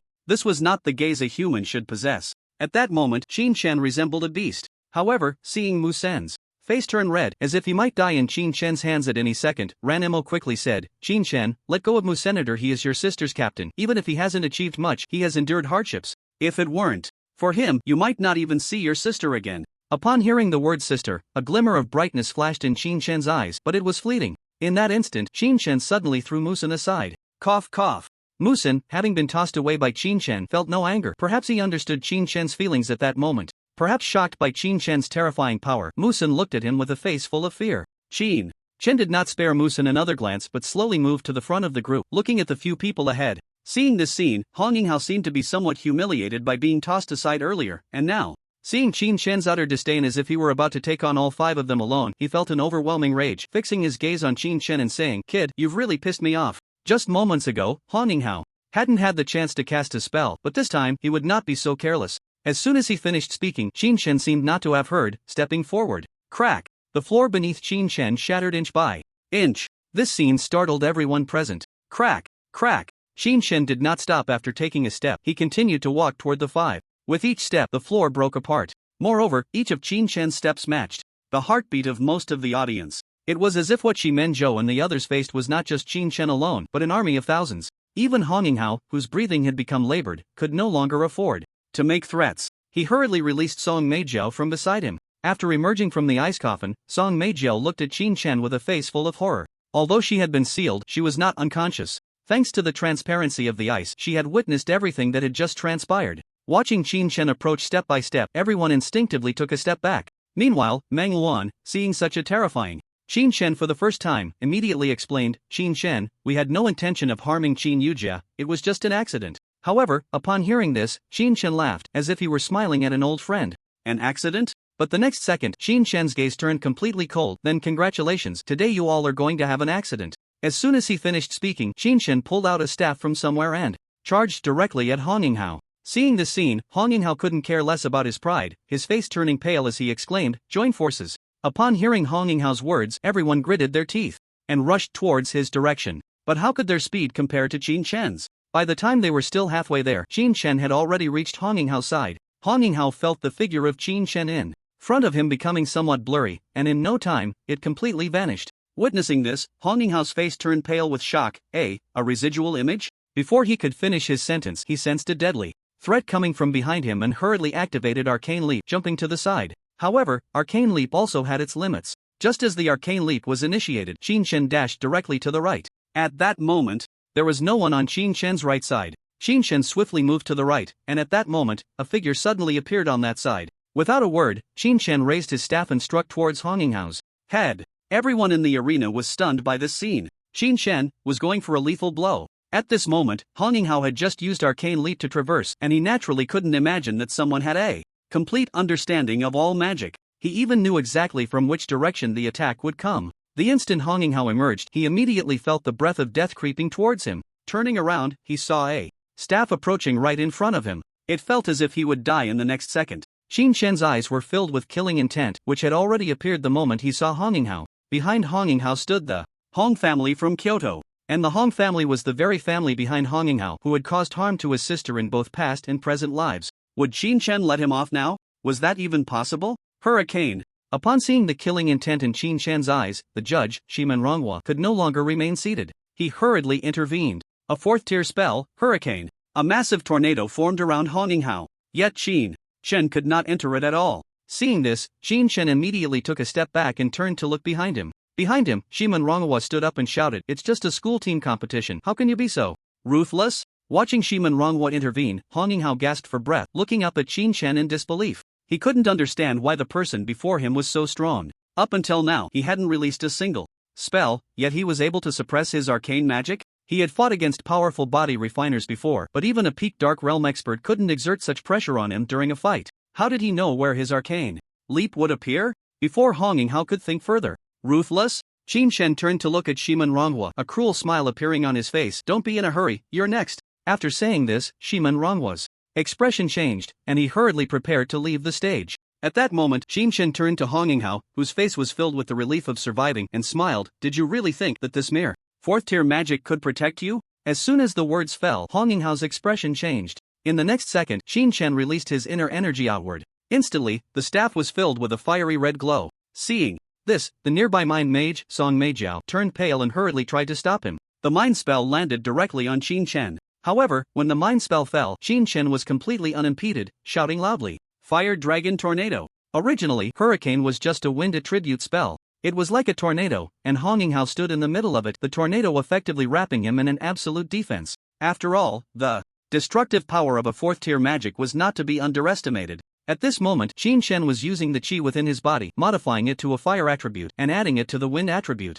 Suddenly, what was originally a hurricane that served as absolute defense for Hong Yinghao had transformed into a lethal weapon seeking his life. As for the mind-type magic, that was for dealing with mental power. What did it have to do with his qi? Boom! The tornado was instantly ignited. Fiery red light shot up into the sky. Ah! A scream erupted from within the tornado, Hong Yinghao's voice filled with despair. Help me, save me, help! I don't want to die, save me. Inside the fire tornado, the fire magic intertwined with the wind magic continuously swept over Hong Yinghao. At this moment, he couldn't even summon a single magic tool, let alone cast any spells. On the entire playground, apart from the roaring of the fire tornado, all that remained was Hong Yinghao's wretched cries. This scream sent chills down the spines of the surrounding students and the mages who had come to join the battle. Everyone's gaze towards Qin Shen was filled with fear. Yet at this moment, Qin Shen paid no attention to anyone else. His eyes were fixed on the hurricane before him. He was waiting for the hurricane to dissipate. He wanted to personally kill Hong Yinghao.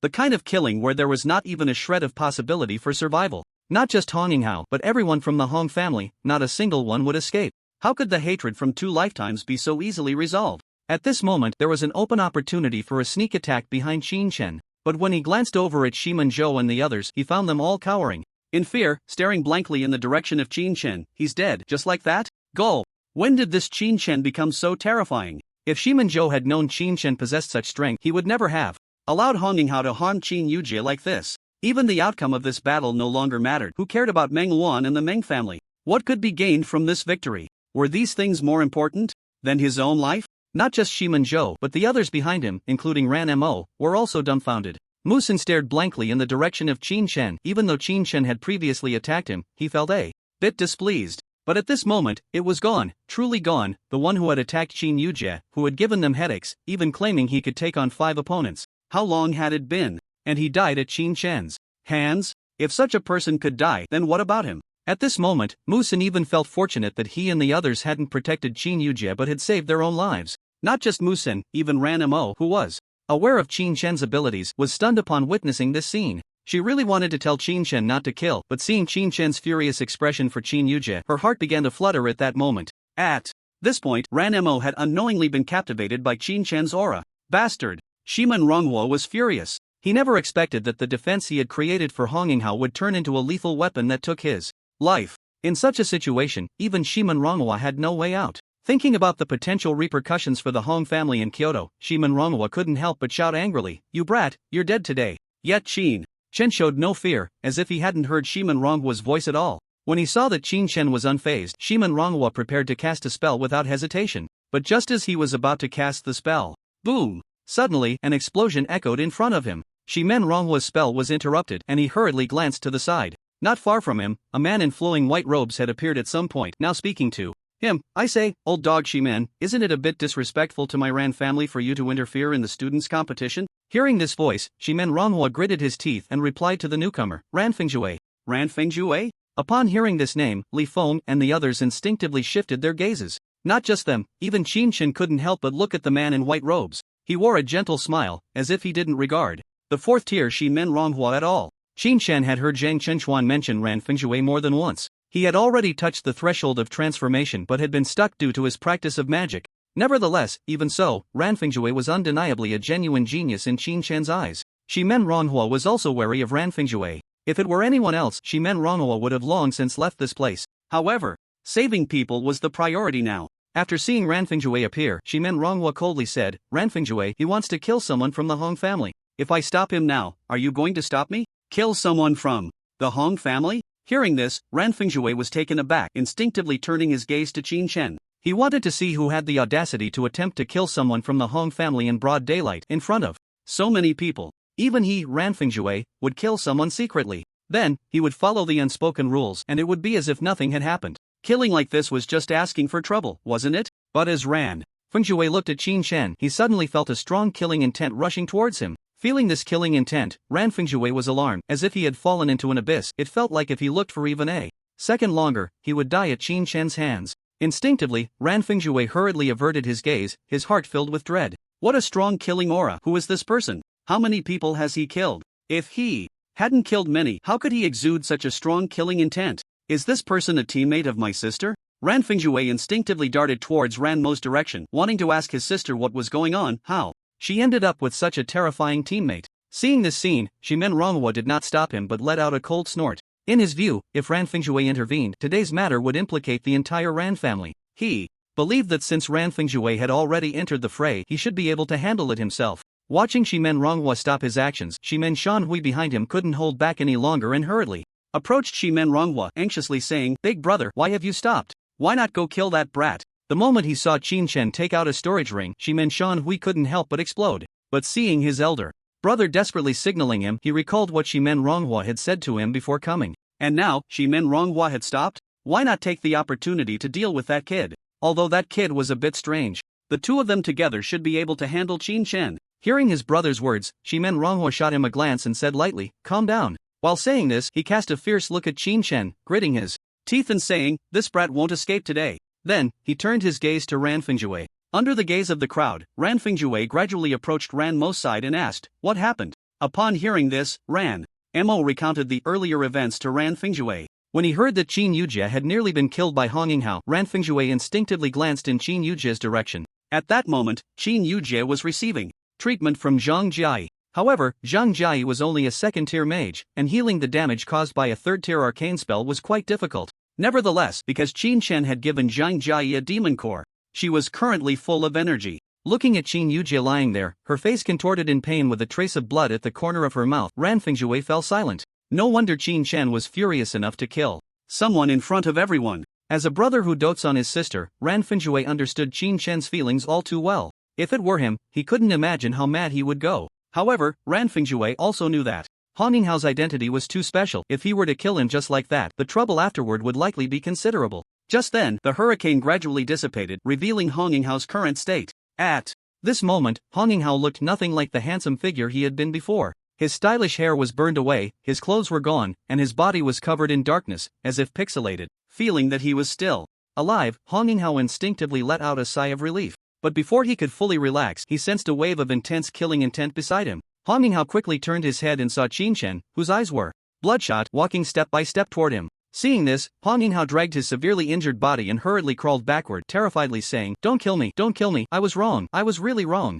At that moment, Hong Yinghao had lost all dignity. Who could maintain their dignity when their life was at stake? Hearing Hong Yinghao pleas for mercy, a dangerous smile appeared on Qin Chen's lips. "Not kill you? I said, today, you must die." Holding his staff, Qin Chen walked step by step toward Hong Yinghao. Just then, a hand suddenly reached out and rested on Qin Chen's shoulder. "Hey brother, it's about time to stop. You can't really kill someone in broad daylight, can you?" Hearing this, Qin Chen's arm suddenly shook. This movement caused Ran Fingjue, who had come to intervene, to change his expression. He felt a tremendous force coming from Qin Chen's arm, making him hurriedly step back 2 paces. Step, step. As Ran Fingjue retreated, 2 clear footprints were left on the floor. Even his hands were trembling at that moment. Feeling the residual power in his hands, Ran Fingjue's expression changed, and just as he was about to speak, he saw Qin Chen suddenly look at him, "Get lost, or die." Hearing this, Ran Fingjue's expression changed, but thinking of what his sister had told him, he calmed down again. He understood Qin Chen's feelings all too well. With that thought, Ran Fingjue looked at Qin Chen and said, "Brother Qin Chen, this is enough, you can't really kill him, can you?"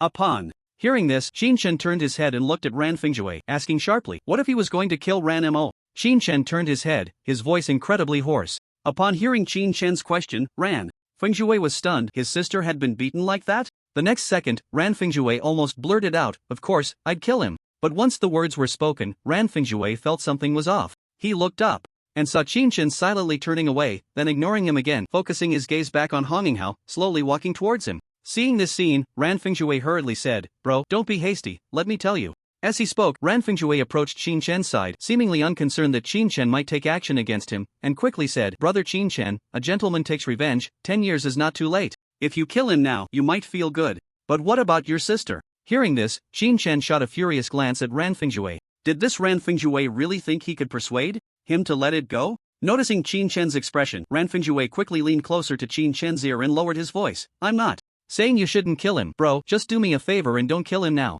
How about I help you take care of it tonight?" Upon hearing this, Qin Chen coldly replied, "You help me? Don't you fear the Hong family's retaliation? You should know that Hong Hai is a 7th-tier mage. Hearing this, Ran Fingjue was taken aback, looking at Qin Chen in surprise. You actually know about Hong Hai? Qin Chen replied indifferently. Just a waste. Bro, let's take a look at what kind of person we are, shall we? Ran Fingjue had sensed Qin Chen's impressive physical prowess, but he had no magical ability at all. How could someone like him dare to call Hong Hai a waste? What Ran Fingjue didn't know was that Qin Chen had known about Hong Hai since his previous life. Back then, Hong Hai had knelt before Qin Chen like a dog, begging for mercy for the sake of the entire Hong family. In Qin Chen's eyes, he was no different from a waste. However, Ran Fingjue didn't say much more and instead looked at Qin Chen and said, Bro, how about this? Tonight we split up and I'll help you take care of Honginghao. What do you think? Hearing this, Qin Chen looked at Ran Fingjue with a hint of amusement and asked, Why are you helping me like this? As far as I know, this is our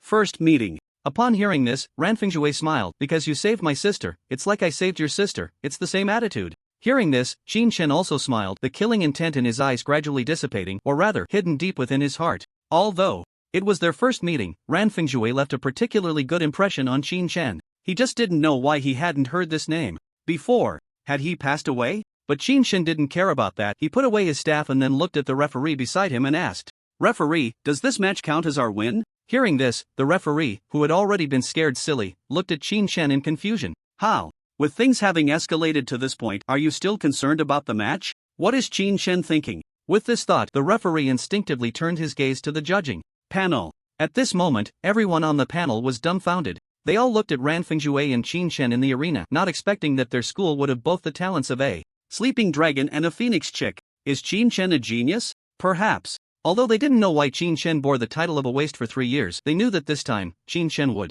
likely become famous in one battle, almost killing a member of the Hong family in Kyoto who would still dare to provoke Qin Chen. Looking at the silent crowd, Qin Chen couldn't help but frown, then turned to focus on the remaining 4. If the match isn't over yet, then. Before he could finish, Shiman Zhou and the others hurriedly said, We surrender, we surrender. Shiman Zhou and the others were almost in tears. When had they ever experienced such a scene? Even though they were used to hunting monsters, they had never seen anyone effortlessly beat Hong Inghao like this. If they didn't surrender now, they feared they would end up like Honginghao, or even worse. After all, Honginghao had the Hong family backing him, while they, although having some influence, were far from being comparable to the Hong family. Upon hearing this, Qin Chen slowly turned around and walked towards the outside of the arena. Behind him, Ran Fingjue saw this scene and also breathed a sigh of relief. While feeling relieved, he also thought about Qin Chen's earlier move. Looking at his still slightly numb hands, Ran Fingjue hurriedly caught up and asked, Brother, what did you just use? Why didn't I feel any magical fluctuations, but what you used seemed like magic?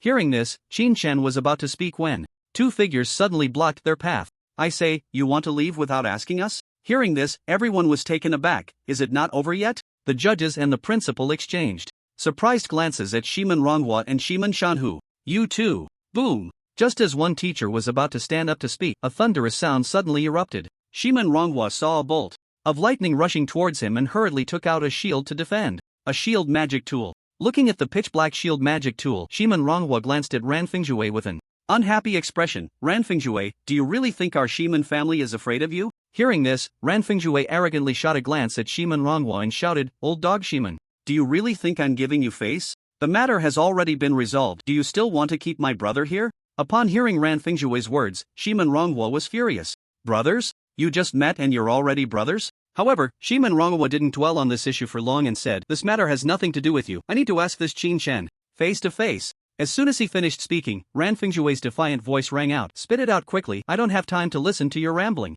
Do you really think your Shiman family can act like a local tyrant in Linhai and bully others? Honginghao is still alive, he hasn't died. What reason do you have to stop us? Upon hearing this, Shiman Ronghua's expression turned cold. Honginghao is fine, but my brother's son, Shiman Hao, was killed a while ago when he went to another dimension, and I want to ask this Qin Chen brother about it. Hearing this, everyone in the arena was stunned. Shiman Hao was killed. Is it related to Qin Chen? At that moment, everyone couldn't help but turn their gaze towards Qin Chen. Is Shiman Hao dead? When did this happen? After hearing the news of Shiman Hao's death, everyone was dumbfounded. They didn't even know when it had happened. At this moment, someone in the know said, I heard. Shiman Hao went out 2 weeks ago and hasn't returned. I thought he went home, but he's actually dead? Qin Chen did it? My god, if he wasn't caught, that would be fine, but if he is caught now, I'm afraid Qin Chen will be taken in by the Magic Association, right? If it were any other time, they would never believe that someone like Qin Chen would kill. It wasn't that Qin Shen's personality was gentle, but rather that he had previously been seen as a useless person. However, after witnessing Qin Shen's actions today, who would still regard him as a waste? Given the current situation, if it weren't for Ran Fengjue's arrival, one could only imagine how far Qin Shen would go in his rampage. Did they really think that the two from the Shiman family could stop Qin Shen? Hadn't they seen the expressions of the teachers at the referee's table, including the 6th-tier principal, who looked utterly stunned? At that moment, Shiman Shanhui could no longer contain his anger and shouted at Qin Shen, return my son's life. Upon hearing this, Ran Fengzhui stepped forward without hesitation, standing in front of Qin Shen, and retorted angrily, just because you say you killed your family member, does that mean it's true? Who knows if that useless Shiman Hao was actually killed by a beast? In response, Shiman Ranghua chuckled lightly and said, if he didn't kill him, then I want to ask, how does Qin Shen have Shiman Hao's storage ring? You should know what a storage ring is. Ran Fengzhui. Upon hearing this, Ran Fengzhui's expression changed slightly, instinctively shifting his gaze to Qin Shen. Meanwhile, Qin Shen, unfazed, looked at Shiman Ranghua and then took out 5 storage rings from his pocket, smiling as he said, I killed quite a few that day. Which one are you referring to? Seeing the 5 storage rings quietly resting in Qin Shen's palm, Shiman Ronghua's expression changed completely. Well, kid, so it really was you who killed him. Qin Shen replied with a faint smile, yes, I did it. So what? Do you really think you can stop me? To put it bluntly, even if Shiman Shui came, he wouldn't be able to. Upon hearing this, Shiman Ronghua's expression shifted slightly. Who exactly are you? How did Qin Shen know the name Shiman Shui? This name was only known among certain noble families, and Shiman Shui was merely a legend. Hardly anyone had seen Shiman Shui, including Shiman Hao, who didn't even know the name. How did Qin Shen know about it? Hearing this, Qin Shen did not respond to Shiman Ronghua's nonsense but instead smiled and said, how is Shiman Shui's swordsmanship coming along? Has he reached the level of unity between man and sword? I say, if it's just you few here today thinking you can stop me. As he spoke, Qin Shen's expression turned cold, adopting a fighting stance as he looked at Shiman Ronghua and said, you, including him, are all unqualified. While saying this, Qin Shen pointed at the principal, who was watching the drama unfold from the side. But the principal was a renowned 6th-tier powerhouse. Everyone was stunned upon hearing this. Has Qin Shen gone mad? The anger of the Shiman family hadn't been fully extinguished and he was already provoking the principal? Did Qin Shen really think he was invincible? However, upon hearing Qin Shen's words, the principal fell silent. The principal did not react excessively. He knew that what Qin Shen said was the truth. Even the principal himself wasn't sure if he could match Qin Shen. What advantage did he have over others? Fast casting. Great power. But he had been watching Qin Shen's performance closely. It seemed that Qin Shen understood everything about magic. The arcane system was one of the least popular, yet Qin Shen was clearly aware of where the arcane jumps would land. The principal did not believe that Qin Shen was just lucky, because before Hong Yinghao even appeared, Qin Shen's attack had already passed. If the arcane system was like this, then what about himself? Even if he really cast a 6th-tier spell, could he truly inflict damage on Qin Shen before the casting was complete? The answer was no. Because Qin Shen's understanding of magic is terrifying. The 4th-tier hurricane, infused with fire energy by Qin Shen, instantly transformed into a 5th-tier fire tornado. A 4th-tier spell becoming a 5th-tier spell? This is simply an unheard-of technique. This is not just a simple addition of fire energy. It requires a deep understanding of magic to achieve this, and as for how it was done, perhaps even the only 9th-tier mage in Huaxia, Tianqing, couldn't manage it? Although it's unclear why Qin Shen had been useless at school for so long, the principal knew in his heart, if he faced Qin Shen he would have no chance of winning. If he could casually elevate a 4th-tier spell to a 5th-tier, then low-tier spells were utterly ineffective against Qin Shen. As for high-tier spells, while they are powerful, their casting time is relatively longer. He might not even finish casting before Qin Shen took him down, right? Looking at the principal's silence, everyone was astonished. The principal didn't dare to speak? At this moment, after hearing Qin Shen's provocation, Shiman Ronghua sneered, although the two of us can't deal with you, we can still delay you for a while.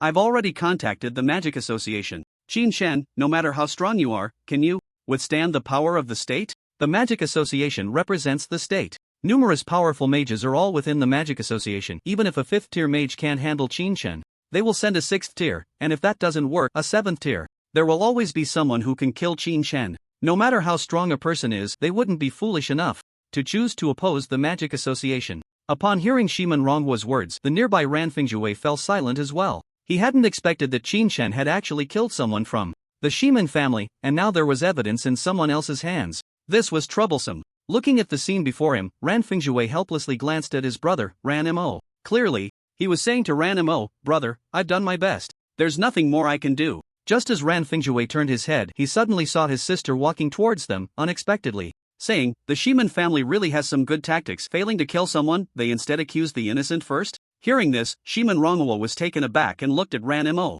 With confusion, what do you mean? As he spoke, Shiman Ranmo felt an ominous premonition in his heart. With Shiman Ranmo's question, everyone looked at Ranmo with some surprise. What was going on? The matter of the murder was almost confirmed. Could it be that Ranmo still wanted to stand on Qin Shen's side? If Qin Shen hadn't taken out his storage ring, it would be one thing, but now that the storage ring was out, what else was there to say? Not only them, but even Ran Finjue's expression changed as he said, Sister, I know you want to help Qin Shen, but I've done what I should have done, and you. Ran Fingjue seemed not to have heard Ranmo's earlier remark about failing to kill. In Ran Fingjue's eyes, his sister might have some connection with Qin Shen, otherwise she wouldn't be speaking up for him like this. Hearing Ranmo say this, Shiman Ranghua, not wanting to offend Ran Fingjue, smiled and said, Ranmo, some things shouldn't be said lightly. You should step back. I can pretend you never said that today. Upon hearing this, Ranmo smiled. Pretend I never said it? While saying this, Ranmo looked at Ran Fingjue and said, Brother, when you weren't here, your sister almost got killed.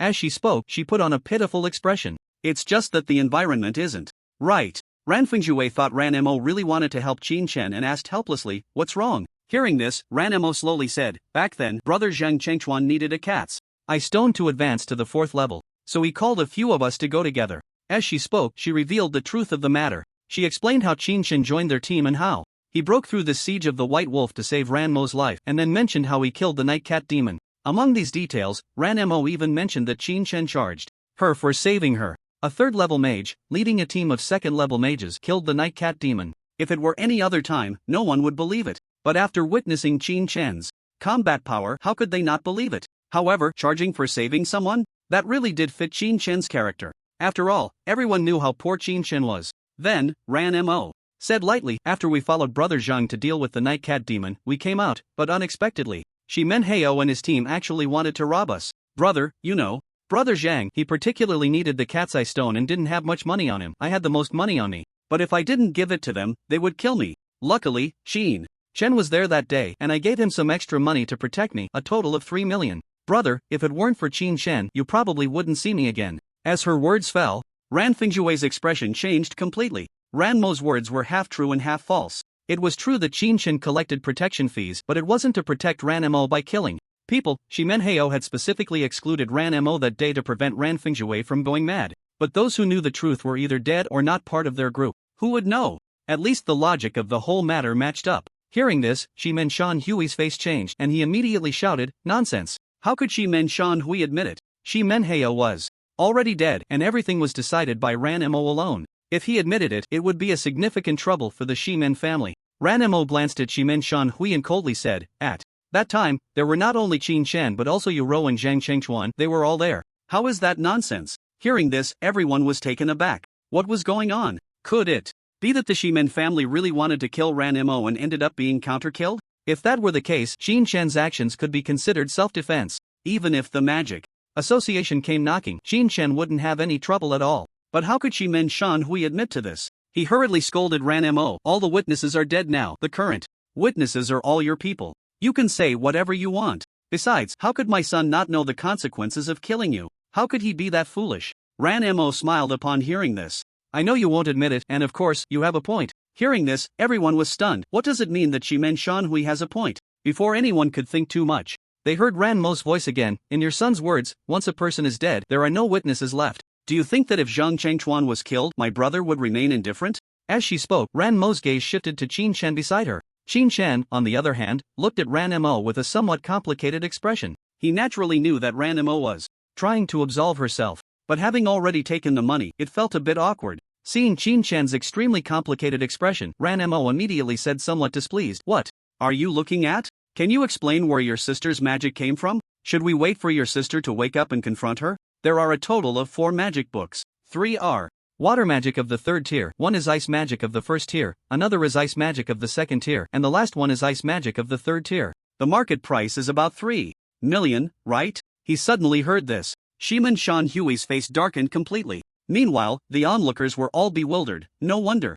I saw Qin Shen only went out once recently. How could he have so much money? So it turns out it was given by the protective Ranmo girl. My goodness, does that mean he was killed after trying to kill someone? How can the Shiman family have the face to complain? At that moment, everyone seemed to understand, especially when Ranmo mentioned that Chen Yujia had 4 magic books. Previously, the 3rd-tier ice coffin had astonished everyone. They had been curious about where Chen Yujia got the money to buy that ice coffin, but after hearing Ranmo's words, everyone understood. Everyone then looked towards the Shiman family, wanting to see how they would respond to Ranmo's sharp words. Upon hearing Ranmo's words, Shiman Shanhui wanted to explain but was stopped by Shiman Ronghua. Beside him, Shiman Ronghua glanced at Ranmo with a somewhat complicated expression, then looked at the menacing Qin Chen and fell silent. After a moment, Shiman Ronghua said lightly, "Brother, let's go." Shiman Shanhui seemed a bit reluctant. "Brother, my son." Shiman Ronghua replied calmly, "Let's think it over." But just as the two were about to leave, a voice came from behind. "I say,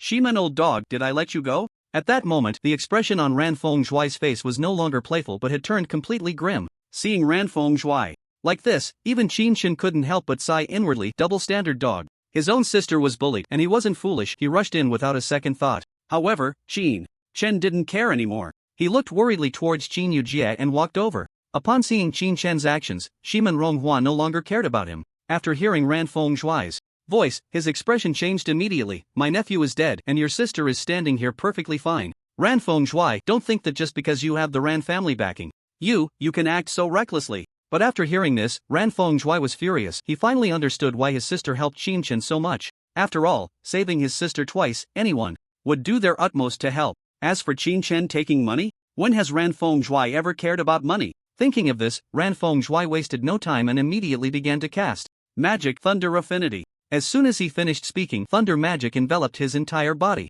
Ran Fengshui transformed from a ruffian into a demon from hell. Although it wasn't as fierce as Qin Chen when he was angry, everyone held their breath. The principal, seeing this, could no longer sit still and hurriedly stood up to say, "Young friend Ran Fengshui, this is a school, how about give this old man some face?" When Qin Chen was angry, he didn't step in to stop it. First, because he initially thought Qin Chen was a waste and never considered that Qin Chen had such great abilities. But when he realized it, he was intimidated by Qin Chen, making him too afraid to act. Moreover, everyone had witnessed how Chen Yujia was beaten. Everyone felt sorry for Hong Yinghao, but no one sympathized with him at all. If anyone's sister were beaten like that, they would react just like Qin Chen. And most importantly, Hong Yinghao is not dead. But now, Ran Fengshui is different. The impression Ran Fengshui gives off is one of constant cursing, arrogance, and an overwhelming domineering presence. Now that Ran Fengshui is about to take action, the principal can no longer remain silent. Upon hearing this, Ran Fengshui coldly replied, "Principal, it's better for you not to get involved in family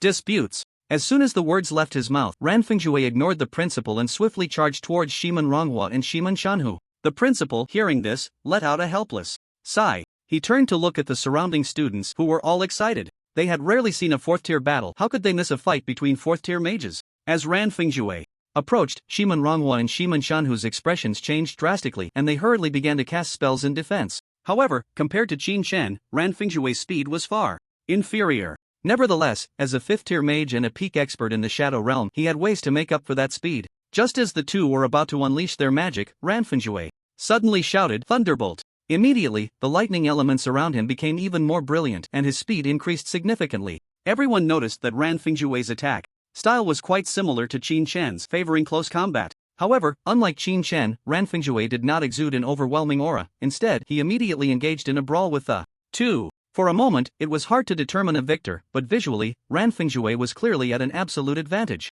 Could the Shiman family members not defeat just one Ran Fengshui?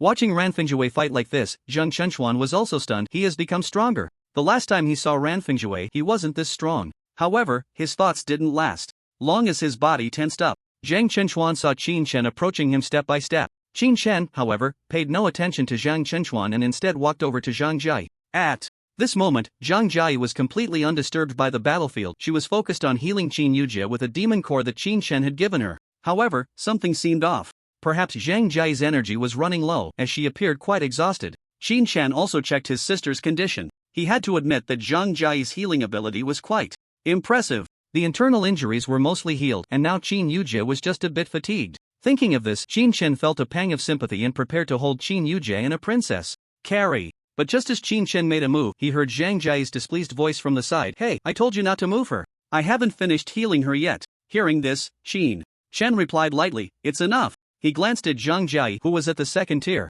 To be able to heal to this extent was already commendable. While speaking, Chen picked up Qin Yujie and prepared to leave. However, Zhang Jia was unwilling to let him go. Without saying a word, she stepped forward and grabbed Chen's sleeve, saying, "You can't leave. I haven't finished healing her yet, put her down." While saying this, she looked at Chen suspiciously and added, "Are you regretting giving me a demon core just now and wanting to take it back? Since there's no reason to take it back, are you telling me to treat you halfway and then give up? I tell you, that's impossible. The demon core is already mine." Upon hearing this, Chen was defeated by Zhang Jia's cuteness and immediately said, "Don't worry, the demon core I gave you, I have no intention of taking it back." As he spoke, Chen turned his head and no longer looked at Zhang Jia. "This is already your limit for treatment, that's enough." For Zhang Jia, Chen had no malice. After all, this person had saved his sister. Although Chen had lost his rationality a bit earlier, he had not turned into a murderous monster. Upon hearing Chen's words, Zhang Jia became unhappy. "Limit? Do you know where my limit is? Are you underestimating my healing ability?" Hearing this, Chen turned his head lightly and looked Zhang Jia up and down. Zhang Jia felt uncomfortable under Chen's gaze and quickly took a step back, asking, "What do you want?" In response, Chen couldn't help but chuckle. "Not that figure, but you should know that healing ability is about magic, not figure." Hearing this, Zhang Jia was taken aback, and then as if she suddenly understood something, her face turned red as she exclaimed at Chen, "Chen, you lecher, you bastard." Chen just held Chen Yujie and slowly left. The people around, seeing Chen carrying Chen Yujie away, hurriedly made way, their eyes filled with awe as they looked in Chen's direction. Behind Chen, Ranfengjue was fiercely battling with the two old guys from the Shiman family. Although he had an absolute advantage in physical skills, Ranfengjue's speed was nowhere near as terrifying as Chen's, and in terms of experience, he was far behind Chen. Back when Chen was wearing weighted magical gear, with his outstanding combat experience, even Zhang Chengchuan was hard to deal with, let alone now when Ranfengjue was facing two opponents. However, Ranfengjue was not at a disadvantage. Instead, he kept pressing the two in the fight. "Damn it, bullying my sister, huh? Bang! Do you really think our Ran family has no one? Boom! I go out for a while, and you let my sister be treated like this? Crash! You still want to send people to rob my sister? Don't! Not only did you fail to rob, but you also want to kill? Clang! Let me see if I don't beat you to a pulp today. You all don't know that my sister is not someone you can bully." With each sentence, Ranfengjue landed a blow, leaving Shiman Ranhua and Shiman Shanhui covered in wounds. They could only barely defend with magic. The lightning magic on Ranfengjue was too domineering. Ordinary magic simply couldn't compete. "I've long been unhappy with you, old dog. Shiman, who are you putting on a smiling face for every day? You don't know how sinister you are behind the scenes. Damn it, dare to bully my sister, I'll kill you." Boom! Once again, a punch filled with thunderous power struck Shiman Ranhua. Shiman Ranhua, caught off guard, was sent flying by Ranfengjue. Coincidentally, Shiman Ranhua flew straight towards Chen. Seeing this scene, Ranfengjue was also startled and quickly looked towards Chen. Just as Shiman Ranhua was about to crash into Chen, Ranfengjue noticed that Shiman Ranhua passed right through Chen's body. Seeing this, Ranfengjue's pupils suddenly constricted. After image? Bang! Shiman Ranhua crashed heavily to the ground, but at this moment, no one cared about Shiman Ranhua's life or death. Instead, Chen turned back with some displeasure and glanced at Ranfengjue, who was now frozen in place. Chen didn't pay it any mind and turned to leave, still holding Chen Yujie. And at that moment, Ranfengjue's heart was in turmoil. What was that just now? Magic? No, it can't be. If it were magic, why couldn't he feel any magical fluctuations from Chen? But if it was based on speed, how could it reach the level of an afterimage? At this moment, Ranfengjue was completely stunned. He didn't even care about Shiman Shanhui and Shiman Ranhua, who were lying on the ground like dead dogs, and hurried over to Ranmo and the others, saying, "Sister, let's go." Hearing this, Ranmo hesitated for a moment and glanced at the two members of the Shiman family on the ground. "Brother, what about them?" Ranfengjue looked at the two lying "They're like dead dogs" with some disdain and immediately said, "Don't worry about them, I have something important to ask Chen." Upon hearing this, Ranmo was taken aback. "Important matter?" Ranfengjue didn't explain further and immediately took Ranmo to chase after Chen. Behind Ranfengjue, Zhang Chunchuan, Zhang Jai, Musin, Li Feng, and Li Ruran exchanged glances, then followed in Ranfengjue's footsteps to leave. The people in the arena watched as a few individuals left, looking at each other in confusion. They still hadn't processed what had just happened. They just stopped fighting halfway? Then their gazes turned to Shiman Ranhua and Shiman Shanhui. Seeing the two lying unconscious on the ground, everyone was somewhat speechless. Fine, continuing to fight would lead to casualties. Meanwhile, Shiman Zhou and the others, who were trembling in fear, watched as Ranfengjue and the others left before daring to step forward to help Shiman Ranhua and Shiman Shanhui up, along with the completely pixelated Honginghao. At this moment, Mangluan was so scared that she was dumbfounded, looking at Shiman Zhou beside her and asking in terror, "What do we do now?" Shiman Zhou, supporting his father, said with some effort, "Let's go back, we'll talk about it later." At this time, his father was still unconscious and Hong Yinghao behind them was still pixelated. It was really not suitable to chat here. Upon hearing this, Manhwa hurriedly went up to help Shiman Zhou and the others carry Shiman Ranmo and Shiman Shanhui away. Watching the main characters leave the arena, the director of education hesitated and looked at the principal beside him, asking, "Principal, what should we do?" The principal frowned tightly upon hearing this. Today's incident had escalated quite a bit. What he thought would be a normal team match unexpectedly turned into such a big deal. However, Qin Chen had brought the principal an unexpected surprise. If it weren't for Qin Yujie getting injured today, Qin Chen might have continued to keep it a secret. But now the students were still gossiping and continuing. Like this wasn't a solution. The principal thought of this and said to the director of education in a deep voice, "Dismiss the other students for now." Hearing this, the director of education asked again, "Principal, what about the rankings?" They were in the top 4. The competition wasn't over yet. Although the most exciting part was scheduled for tomorrow, would they really be able to compete then? Thinking of this, the principal looked at the team that had entered the finals and asked, "You guys, about the finals?" Before he could finish, the few people were so frightened that they panicked, and one of them immediately stood up and said, "No, Principal, we won't compete in the finals. We concede." Compete in the finals? They couldn't even defeat Shiman Zhou's team. What right did they have to face Qin Chen and his team? Even if the opponent only had Qin Chen, they would be running all over the place. How could such a match be played? Upon hearing this, the principal was not surprised. He then announced the rankings. The first place, of course, went to Qin Yujie and their team, while the second place went to the outdoor mages present. The third place was awarded to another team. Because they knew that since the Hong family had fallen here, the Shiman family would definitely not participate in this competition. After announcing the results, the principal looked at the mages and said, "Everyone, I'm sorry. There will be no rewards today. Please come back tomorrow to collect them." Upon hearing this, the members of the competing team let out a sigh of relief and then awkwardly smiled at the principal, saying, "Principal, we're not in a hurry." The situation had escalated too much. Even they couldn't be anxious about the rewards at this moment. Besides, as a principal, he couldn't possibly renege on such a small amount of money, could he? Meanwhile, Ranmo, along with Ran Fingzhui and the others, had chased all the way to the dormitory of Qin Yujie and Qin Chen. Just as Ran Fingzhui was about to open the door, he was hurriedly stopped by Ranmo. "Brother, don't open the door." Hearing this, Ran Fingzhui became anxious. "Don't. I have something important to ask Qin Chen." Upon hearing this, Ranmo quickly replied, "Right now, Qin Chen must be concerned about his sister. If you barge in." At that moment, Ranmo was genuinely afraid that Qin Chen and Ran Fingzhui would end up fighting. Ran Fingzhui, however, understood what Ranmo meant and raised an eyebrow. "What's wrong with going in? Does he dare to make a move?" Upon hearing this, Ranmo nodded. Although he didn't speak, the meaning in his eyes was clear. Hearing this, Ran Fingzhui became angry. "Oh, so you think your brother can't handle him?" Upon hearing this, Ranmo hesitated. Could he? His brother would definitely be angry, but if he said he couldn't, would his brother go in to try? However, thinking about Qin Chen's previous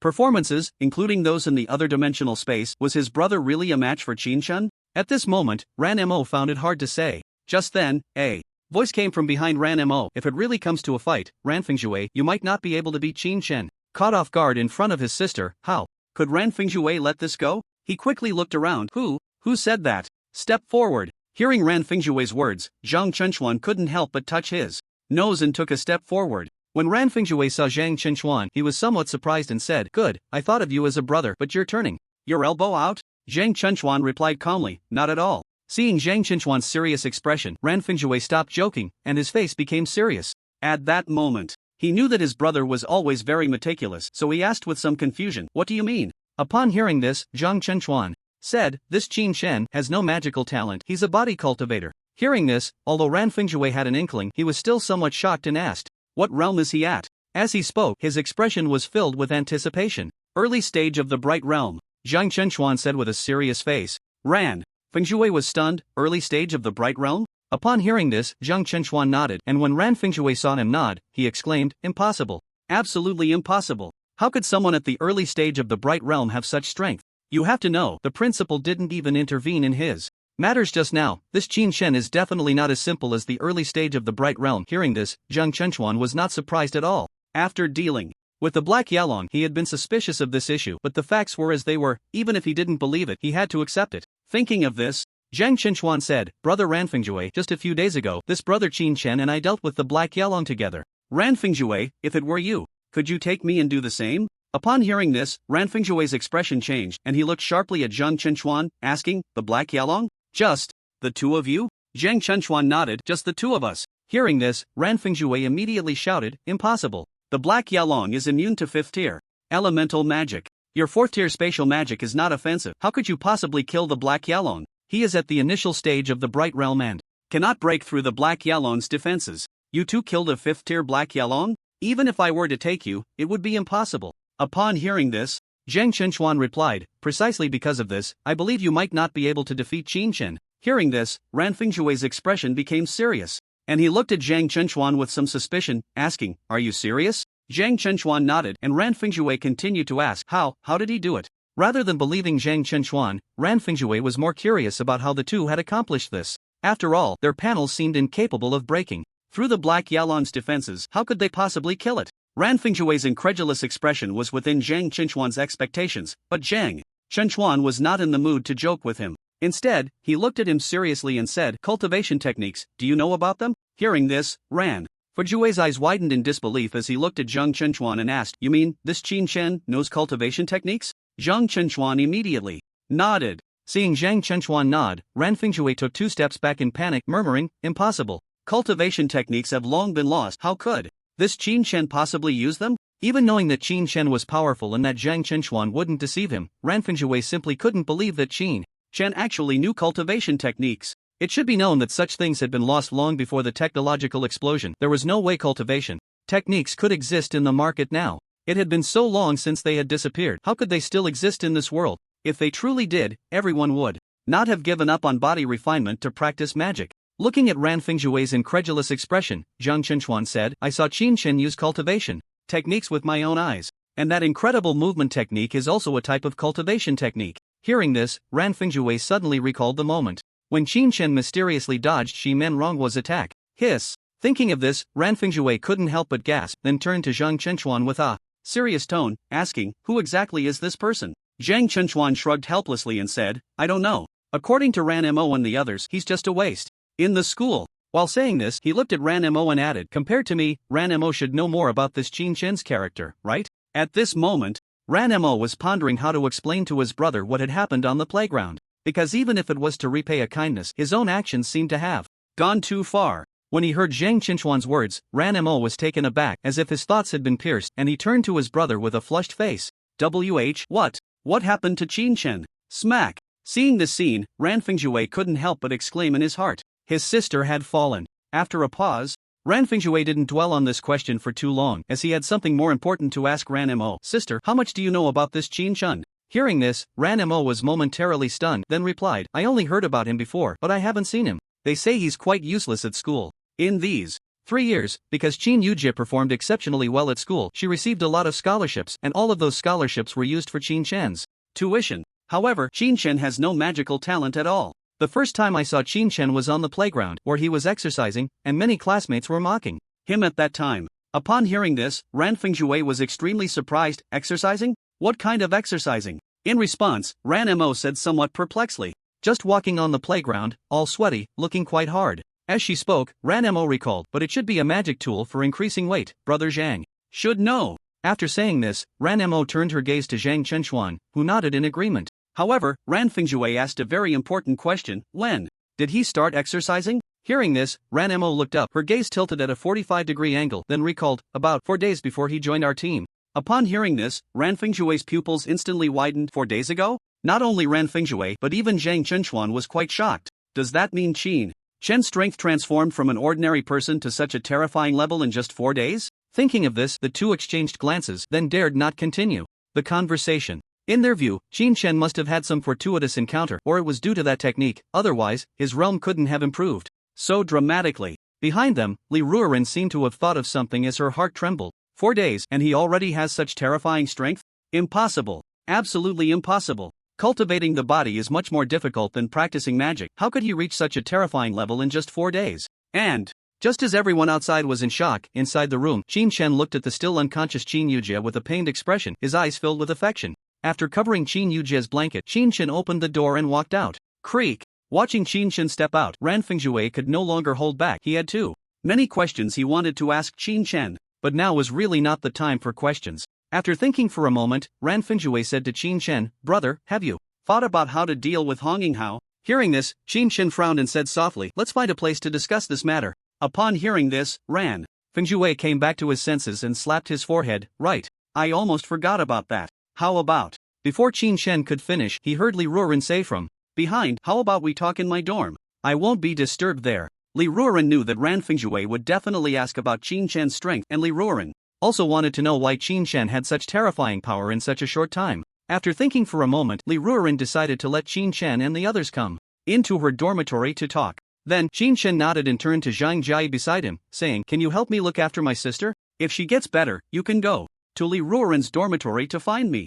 Zhang Jia, who completely didn't understand what Ran Finjue had been talking about, pouted after hearing Qin Shen's words, and said, "I knew you would boss me around." However, despite saying this, she still walked into the dormitory. Qin Shen and the others exchanged glances and then followed everyone to Li Ruoran's dormitory. Among these people, Li Ruoran and Li Feng were under his control, while Zhang Chunchuan and Ranmo were both from Ran Finjue's side, so it was impossible for them to betray Ran Finjue, which made Qin Shen feel more at ease. When the few of them arrived at Li Ruoran's dormitory, she closed the door. At that moment, Qin Shen looked at Ran Finjue and asked, "What do you want to discuss with me?" In response, Ran Finjue chuckled and said, "I just want to discuss how to assassinate Honging Hao tonight." Meanwhile, Li Feng raised his hand and said, "I can help. I'm from the shadow system, so it's more convenient for me to do this kind of thing." Upon hearing this, Qin Shen glanced at Li Feng and said lightly, "Your strength is too weak. It's almost impossible to succeed, Li Feng." He then sat down again. Seeing Li Feng sit down, Qin Shen turned to Ran Finjue and said, "Why not just kill him directly?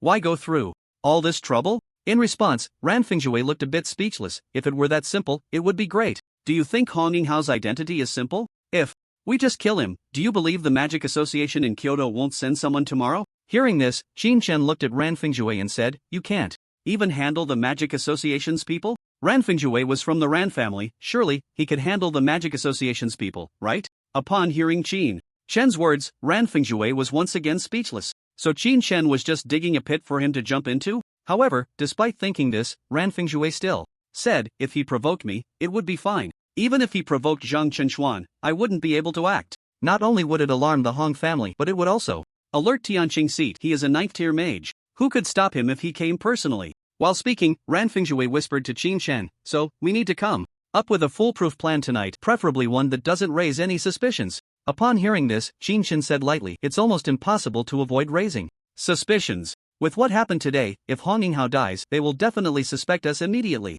Hearing this, Ran Finjue nodded. Qin Shen's reasoning made sense, but if that were the case, it would probably be impossible to take revenge. Thinking of this, Ran Finjue looked at Qin Shen and asked, "How about we wait until Honging Hao arrives in Kyoto to kill him?" But thinking about it, that wouldn't work either. By the time he got to Kyoto, the level of defense would be much higher than it is now. However, before Ran Finjue could think much more, he heard Qin Shen snort coldly and glare at him. "If it weren't for the consequences, I would have killed him today. You want me to wait until he gets to Kyoto? Do you think that's possible? A gentleman's revenge is not too late even after 10 years? What a joke. If it weren't for worrying about his sister being affected, he would have killed him directly today. At most, he could wander the world, but now that he had a sister, Qin Shen had to take that into consideration. Now let Qin Shen release Honging Hao back to Kyoto? Qin Shen does not have that habit." For Qin Shen's answer, Ran Finjue was not the slightest bit surprised and immediately said, "In that case, we need to come up with a perfect plan tonight. At the very least, we can't leave any obvious evidence, otherwise Tianqing's will definitely contact my Ran family. The influence of the Ran family and the Hong family is not much different. If Honging Hao actively provokes Ran Finjue, then killing him is just killing him. However, if he hasn't provoked Ran Finjue or anyone from the Ran family, then at this time, if you kill someone, you will definitely be found." Upon hearing this, Qin Shen's expression changed. "Can you contact Tianqing?" Hearing this, Ran Finjue was taken aback. "What do you mean?" However, Ran Finjue did not think too much and said to Qin Shen, "I only know him. I can't contact Tianqing's Zhua. But if we take out Honging Hao and leave no evidence behind, I fear Tianqing's will soon contact my family." After hearing this, Qin Shen fell into deep thought. His current situation is definitely a life and death struggle with the Hong family. This point, Qin Shen understood very well. Having beaten Honging Hao like this, let alone killing him now, even if he doesn't kill him, if his sister arrives in Kyoto, she will definitely face retaliation from the Hong family. At this time, Tianqing would indeed be a good protector. With this in mind, Qin Shen said to the side, "Ran Finjue, tonight we kill directly." Hearing this, Ran Finjue was taken aback. "Are you crazy? Aren't you afraid the Magic Association will come knocking?" If Tianqing finds my family, I might be in trouble with you. Upon hearing this, Qin Shen calmly said, if he finds your family, just let him come find me. Hearing this, Ran Fengzhuai was even more confused, then looked at Qin Shen with disdain. Find you? You really don't think that solving one Honginghao means you can disregard Tianqing, right? A dignified 9th level mage, actively looking for you? Hearing this, Qin Shen nodded and said lightly, just tell him that the information about the ancient myths is fake. Hearing this, Ran Fengzhuai was once again taken aback. Ancient myths? Upon hearing this, Ran Fengzhuai was somewhat confused and curiously asked, what is that? Why say such things to Tianqing? However, Qin Shen did not explain but said lightly, just say whether you will do it or not. I've already given you the method for Tianqing. As for whether you believe it, that's your business. Hearing this, Ran Fengzhuai confirmed again. Are you sure this will work with Tianqing? Qin Shen nodded.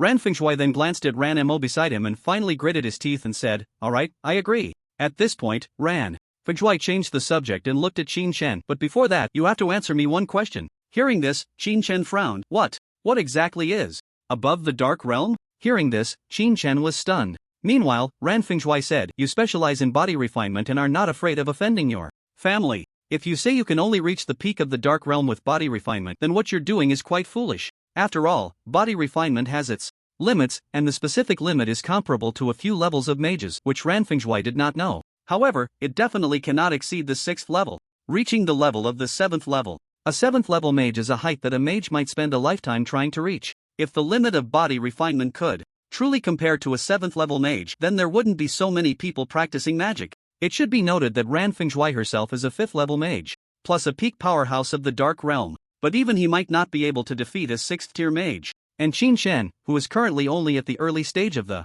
bright realm, no matter how special he is, cannot compare to a 7th tier mage. Because just like the leap from 3rd tier to 4th tier, there is a significant divide between 6th tier and 7th tier. This gap cannot be bridged by physical skills, it is almost impossible. Upon hearing Ran Fengzhu's words, Qin Shen replied calmly, haven't you already encountered it? The transformation realm. Hearing Qin Shen's words, Ran Fengzhu seemed to have anticipated this, as expected. Without further ado, Ran Fengzhu moved to Qin Shen's side, clapping a hand on his shoulder as if they were old friends who hadn't seen each other in years, grinning widely as he said, brother, do you have any methods to break through to the transformation realm? If you do, could you let me know? If you ever have any problems, just come to me. From now on, your sister is my sister, and I will make sure she never suffers a bit of injustice. Upon hearing this, Qin Shen fell into deep thought. A method to break through to the transformation realm? To be honest, he really didn't have one. If he did, he would have already had Qin Yujie start training her body. Why let her keep practicing magic? One must know that if Qin Yujie had been training her body, the injuries she sustained today wouldn't be so severe. After all, a top laner's tankiness is far superior to that of a mid laner. Watching Qin Shen lost in thought, Ran Fengzhu steeled himself and leaned closer, whispering, brother, what do you think of my sister? At this, Qin Shen was taken aback, turning to glance at Ranmo with confusion. What do you mean? In response, Ran Fengzhu didn't answer Qin Shen's question but continued on his own. My sister has such great magical talent, and when she asks for money from home, they give her whatever she wants. Even I, as her brother, am no exception. I feel so pain for her on a daily basis, and she's also quite beautiful, talented, and wealthy. What do you think? Before Ran Fengzhu could finish, Qin Shen was dumbfounded, quickly standing up and shaking off the hand on his shoulder, staring at Ran Fengzhu in shock. What exactly do you mean? Hearing this, Ran Fengzhu's eyes sparkled mischievously as he leaned closer, lowering his voice, brother, as long as you tell me the method to break through to the transformation realm, I'll introduce my sister to you. How does that sound? In Ran Fengzhu's view, his sister had some feelings for Qin Shen, and Qin Shen gave off a good impression. Since his sister had been wronged, he wasn't worried about Ranmo facing any injustice by following Qin Shen. Although Qin Shen was a body cultivator, he was different from others. He had methods to break through to the dark realm. This way, Qin Shen's value would be immeasurable. No matter how you looked at it, Ran Fengzhu wouldn't be at a loss. Ran Fengzhu's voice was low, but it was loud enough for everyone in the room to hear. Beside them, Ranmo's face turned crimson as she shot a furious glare at Ran Fengzhu, immediately scolding, brother, what nonsense are you talking about? Upon hearing Ranmo's words, Ran Fengzhu was somewhat speechless. What nonsense? Look at you, you're not a child anymore, and you still don't have a partner. I'm just trying to find you one, and you're not happy about it. I'm still in high school. Ranmo was on the verge of tears. High school, she had just turned 18, and her brother was already trying to marry her off? And what did he mean by not having a partner? Did others not know, or did Ran Fengzhu not know? It wasn't like no one had pursued Ranmo, but ever since a rich kid who pursued her was directly dealt with by Ran Fengzhu, who would dare to approach her again. Hearing this, Ran Fengzhu spoke with righteous indignation. Those losers could never be worthy of you. You're looking for someone like Qin Chen, right? As he spoke, Ran Fengzhu pulled Ran Mo aside and said, "Look at him, so young yet so accomplished, facing those two old dogs from the Shiman family without a hint of fear. You also said it yourself, you gave him 3 million, and without a second thought he bought 4 magic books for his sister, not keeping a single cent for himself. For his sister, he's not any worse than your brother, right? You see, you also said it." Zheng Qinchuan said it too. "If I were to encounter Qin Chen, I might not even win." How old is Qin Chen? How old am I? To be honest, my admiration for Qin Chen is like the floodwaters of the Yellow River, unstoppable. Ranmo watched Ran Fengzhu awkwardly praise Qin Chen, her face filled with black lines. "So, you plan to sell your sister like this? Just to break through the peak of the Dark Realm?" Upon hearing this, Ran Fengzhu quickly denied it. "How can we call it selling when it comes to scholarly matters?" "Then what do you call it?" Ran Mo asked decisively. "That's a transaction." As he spoke halfway, noticing Ran Mo showing signs of anger, Ran Fengzhu quickly shook his head. "No. This is about finding a good family for you.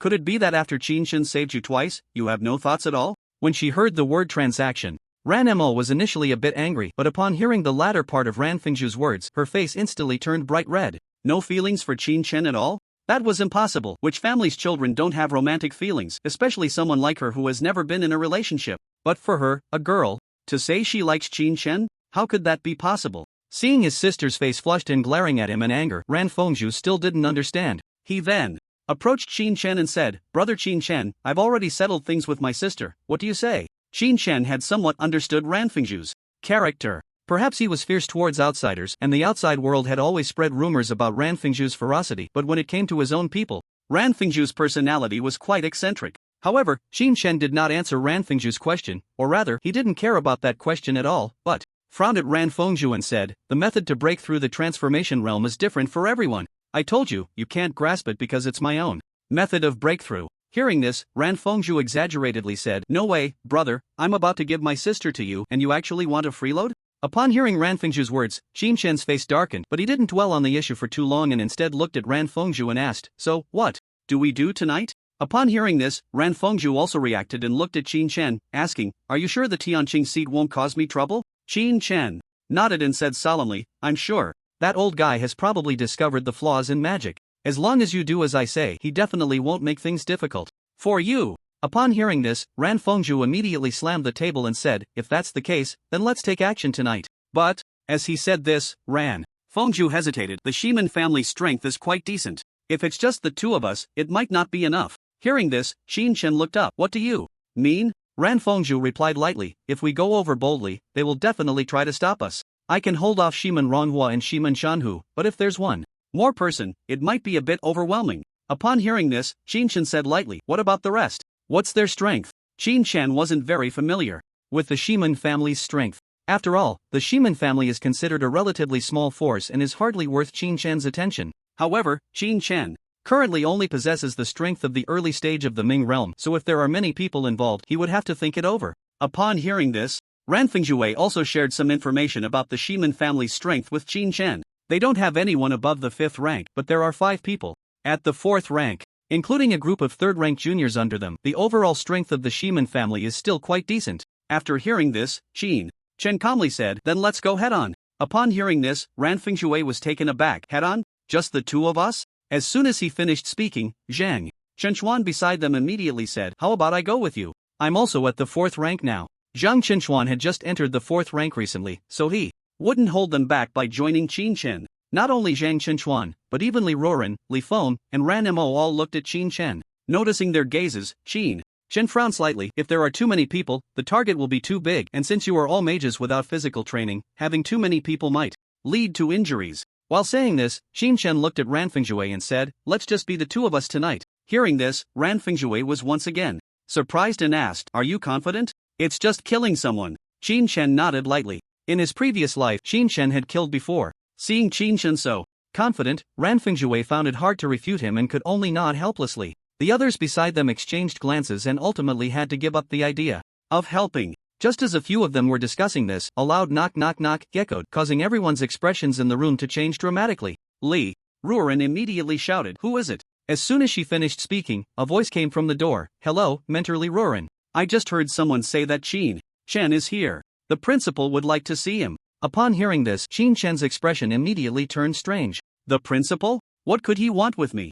However, Qin Shen didn't think too much about it and shouted towards the door, "Come in." Creak. The door to the room was opened. The visitor was a male teacher, whom Qin Shen did not recognize. As soon as this male teacher opened the door and saw so many people in the room, he was momentarily taken aback, then smiled and said, "Oh, so many people? Group activity?" Qin Shen looked at the newcomer, feeling somewhat unfamiliar, while Liuran immediately introduced, "This is our third-year teacher, Shang Zi. He usually likes to joke around." Upon hearing Liuran's serious introduction, Shang Zi showed no curiosity at all. After all, Qin Shen was no longer the useless person he used to be. On the playground, Qin Shen's performance had made all the teachers extremely anxious, especially those who had previously used him as a negative example. Because of this, when calling for Qin Shen, even some of the deans didn't dare to come over. In the end, it was Shang Zi, who loved to joke around, that came. Clearly, Qin Shen didn't mind and instead looked at the teacher in front of him and asked, "May I ask what the principal wants with me?" Upon hearing this, Shang Zi's expression became serious and he shook his head. "It seems to be about the results of this competition. I don't know the specifics, but it should be nothing bad. If it were something bad, they wouldn't have called for Qin Shen, they would have just notified him directly." Hearing this, Qin Shen nodded and said, "Alright, then let's go." Upon hearing this, Shang Zi didn't say much more and led Qin Shen away. Meanwhile, in the principal's office, at this moment, sitting next to the principal was a beautiful woman who looked to be in her 40s. She hesitated and said to the principal, "Principal, are you sure about promoting Qin Shen directly to university? This is only the first year of high school, isn't it a bit rash?" Upon hearing this, the principal picked up the teacup on the table. Clink, clink, clink. "Principal." The principal set down the teacup and glanced at the beautiful woman. Smiling as he said, "Qin Shen's abilities are sufficient and our school can't teach him anything more. In university, he will learn much more." In the principal's eyes, Qin Shen's magical prowess was already far beyond his own. Their school, Linghai, could no longer provide him with any knowledge. Thus, the principal decided to promote Qin Shen directly to university. Hearing this, the beautiful woman furrowed her brows and said, "How exactly does Qin Shen use magic? I didn't see any fluctuations of mental energy when he casts spells. Even if he has innate talent, there should be some magical fluctuations, but Qin Shen, he has none at all." In response, the principal chuckled lightly and said, "Who knows? Everyone has their own secrets. This child doesn't seem as simple as he appears." The principal then placed the teacup on the side table and looked at the beautiful woman, saying, "Alright, it's settled. You don't need to say more. Even if we keep Qin Shen, it wouldn't mean anything to us." Upon hearing this, the beautiful woman sighed. Just then, there was a knock on the door. "Is the principal in? I've brought Qin Shen over." Hearing this, the principal was taken aback and quickly looked towards the door. "Come in." Creak. The door opened, and Shang Zi walked in with Qin Shen. Shang Zi looked at the principal with great respect and said, "Principal, I've brought the person. I'll take my leave now." The principal nodded in acknowledgement. Seeing this, Shang Zi slightly bowed and then turned to leave. After Shang Zi closed the door, the principal looked at Qin Shen and gestured to the empty seat beside him, smiling, "Sit."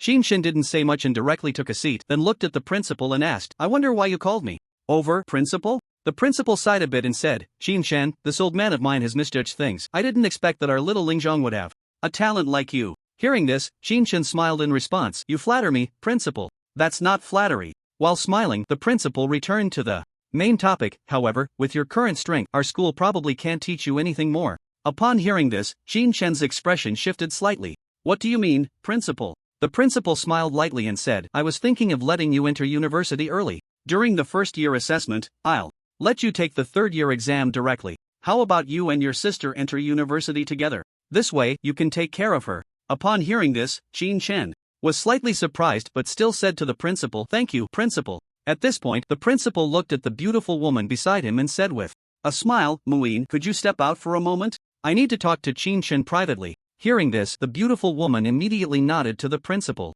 and then pushed the door open to leave. Qin Shen observed this scene and his expression changed slightly, but he didn't say anything. After the beautiful woman left, Qin Shen looked at the principal with some confusion and asked, "I wonder why you called me here, principal? Is there something you want to say?" As he spoke, Qin Shen remained extremely vigilant, watching the principal closely. It was as if the moment the principal showed any sign of unusual behavior, Qin Shen would rush forward and take him down in an instant. Hearing Qin Shen's words, the principal turned his gaze to him, and upon noticing the hostility in Qin Shen's demeanor, he chuckled in surprise. "Alright, little guy, no need to be so hostile. My old bones can't take your antics." However, as soon as he finished speaking, Qin Shen did not relax his guard. The principal found Qin Shan's demeanor somewhat amusing, but then his expression turned serious as he looked at Qin Shan and asked, "The reason I called you here is to ask how you plan to handle the situation with Han Ninghao?" Upon hearing this, Qin Shan's expression changed drastically, looking at the principal in disbelief. It seemed he was puzzled about how the principal knew about this matter.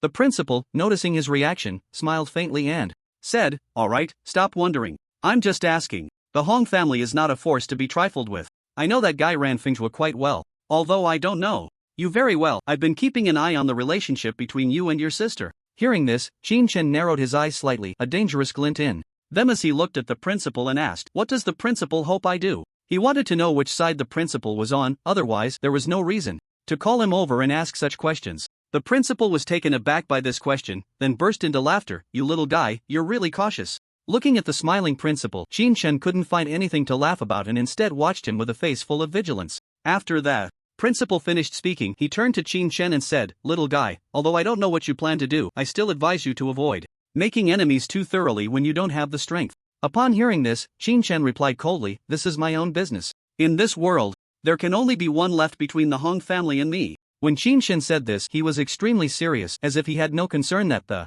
principal would leak any information. The principal, hearing Qin Shan's words, looked at him in surprise. "Are you serious?" Qin Shan retorted, "What do you think?" The principal looked at Qin Shan with some astonishment, then his gaze fell on him. Qin Shan also stared back at the principal, and neither of them spoke. For a moment, the entire principal's office fell silent. After about a minute, the principal finally chuckled self-deprecatingly, "It seems I've underestimated you, little guy." He had no real worries about Qin Shan, he was merely offering a friendly reminder. After all, the Hong family was not a small force and they had a 7th-tier mage in their ranks. They also possessed 7th-tier magic, making their combat power formidable and not to be underestimated anywhere. However, it seemed that Qin Shan did not regard the Hong family as a threat at all. After some thought, the principal said lightly, "Since you've made your decision, I won't stop you. Just decide for yourself." If Qin Shan was just acting impulsively, the principal would never believe it. After all, Qin Shan's strength was nearly comparable to any family in Linhai. Although it was unclear why he had pretended to be a waste for 3 years, a person who could endure to such an extent would surely leave himself a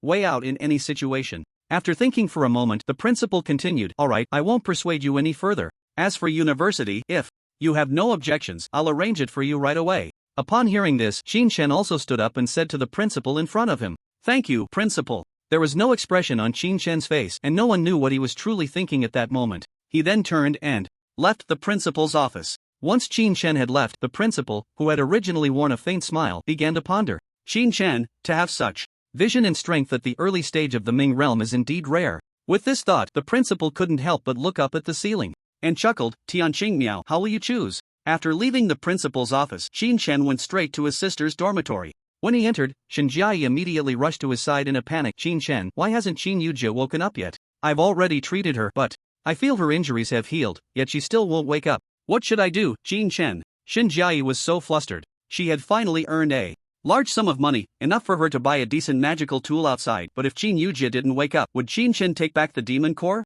Qin Shan, upon hearing this, replied calmly, "She's just tired, let her rest a bit longer. She should wake up by tomorrow. You don't need to stay here anymore, you can leave." Shen Jiai's eyes lit up with surprise, but she still looked at Qin Shan with some worry and asked, "Then I leave?" Qin Shan nodded in response. Shen Jiai then hopped out like a startled rabbit, taking her 2 large bunnies with her. In the room, only Qin Yujie and Qin Shan remained. After confirming once more that there was nothing wrong with Qin Yujie, Qin Shan sat down beside her and began to purchase some medicinal materials to heal his own injuries. Using qi forcefully before reaching the qi realm would cause some damage to Qin Shan's meridians each time. However, Qin Shan wasn't short on money now, so this little damage was not a problem for him. His body had already endured countless injuries. If it weren't for that, he might have collapsed on the playground today. Even the members of the Dai Win team had not noticed any issues with Qin Shan's injuries, nor did they know what type of mage he was. But no one asked too many questions, as everyone had their own secrets. All of this was thanks to body refinement, or rather, Qin Shan's body refinement.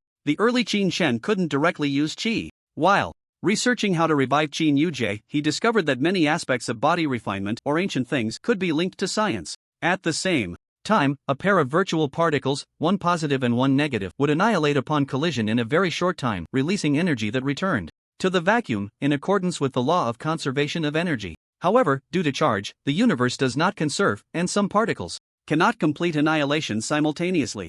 This is CP violation, leading to antimatter annihilating faster and leaving behind completely unannihilated positive particles, which are massless. This is the Taisher. From one comes form, though it has form, it has not yet acquired substance. It is precisely because of this that Qin Chen's qi is attributeless, allowing him to convert the attributes of his qi at will. However, Qin Chen's body's endurance had not yet reached the qi realm, so every time he used qi, it would cause damage to his meridians. Therefore, as long as he had not reached the qi realm, Qin Chen would need some treatment every time he used qi. After Qin Chen had healed his meridians with medicine, he turned his gaze to the window. At this moment, it was already deep into the night. Remembering how Qin Yujia had been beaten to a pulp by Honginghao on the playground during the day, a surge of anger rose within him. Although he didn't understand what the principal meant when he spoke to him earlier, it did not change Qin Chen's thoughts. The fact that Honginghao was still alive was already the greatest mercy Qin Chen could offer him. Feeling that he was no longer in serious danger, Qin Chen stood up, opened the door, and walked out. Just as Qin Chen opened the door, he saw Ran Fingjue, who had somehow arrived at the doorway, looking sneakily at Qin Chen and asking, "Brother Qin Chen, do you want a wife? Just say the word, and I guarantee." As he spoke, Ran Fingjue noticed that Qin Chen's expression was not good and immediately shut his mouth, quickly changing his tone. "Shall we head out now?" Hearing this, Qin Chen nodded. "Let's go." After saying that, the two of them dashed straight out of the school. Half an hour earlier, at the Shiman family home, Honginghao was there, and it should have been a lively place, but at this moment, the Shiman family was shrouded in gloom. Shiman Ronghua, Shiman Shanhu, and Honginghao all looked somewhat dispirited. The injuries they sustained during the day seemed as vivid as if they had just happened. Bang! Honginghao slammed his hand on the table in anger, shouting, "And nobody with no background dares to lay a hand on me. I want him dead." After the events of the day, Honginghao had been pondering what kind of person Qin Chen was, but upon hearing Shiman Ronghua and the others say that Qin Chen was just an ordinary person, his expression changed completely. Meanwhile, Shiman Ronghua added, "Today, I originally wanted to save you, but I was stopped by that Ran Fingjue guy. Please forgive me." Upon hearing this, a dangerous glint flashed in Honginghao's eyes. "Ran Fingjue? That guy is just waiting for me to die." As he spoke, he gritted his teeth and said, "Does he really think my Hong family is a soft persimmon to be squeezed?" Shiman Ronghua, hearing this, helplessly replied, "Nephew, you understand my difficulties. I really can't provoke the Ran family. Today, He glanced at his own injuries, his face full of helplessness, as if to imply that they were afraid to act against Ran Fingjue because of the Ran family's reputation. Hearing this, Honginghao shot a glance at Shiman Ronghua and said, "No need to justify, I understand you. You are no match for Ran Fingjue." Honginghao mercilessly exposed Shiman Ronghua, who immediately wore an awkward smile. "What my nephew says is true." However, at this point, Shiman Ronghua changed the subject and looked at Honginghao, asking, "Young Master Hong, what do you plan to do this time? After all, the other party is the Ran family. If your Hong family acts rashly, it might not be good for you." Upon hearing this, Honginghao's expression darkened as he looked at Shiman Ronghua and said, "Not good?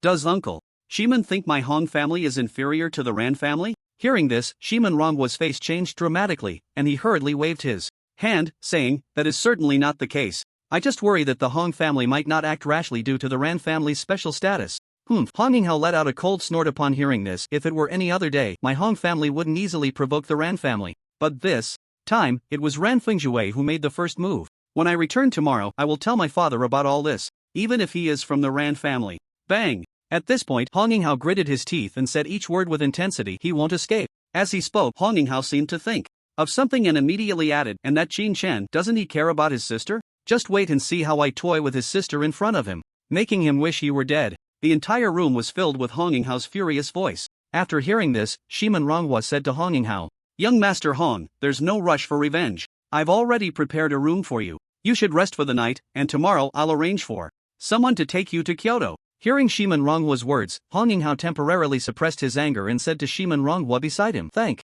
you, Uncle Shiman." Seeing this, Shiman Ronghua quickly forced a smile and said, "It's my duty. It's just unfortunate that my nephew has suffered." As he spoke, a hint of bitterness appeared on Shiman Ronghua's face. Noticing Shiman Ronghua's expression, Honginghao was taken aback, then looked at the silent Shiman Shanhui, who seemed as if he had lost a son and suddenly realized something. He immediately said, "Uncle Shiman, don't worry. This time, I will let you see with your own eyes how I torment that Qin Chen. It will also be a way to avenge Shiman Hao." Upon hearing this, Shiman Ronghua immediately said with reverence, "Nephew, just focus on your own matters." As he spoke, the bitterness on his face deepened. "Let's not trouble young Master Hong with our small family matters." Hearing this, Honginghao said somewhat displeased, "What? Does Uncle Shiman not trust me?" Upon hearing this, Shiman Ronghua quickly waved his hand. I wouldn't dare.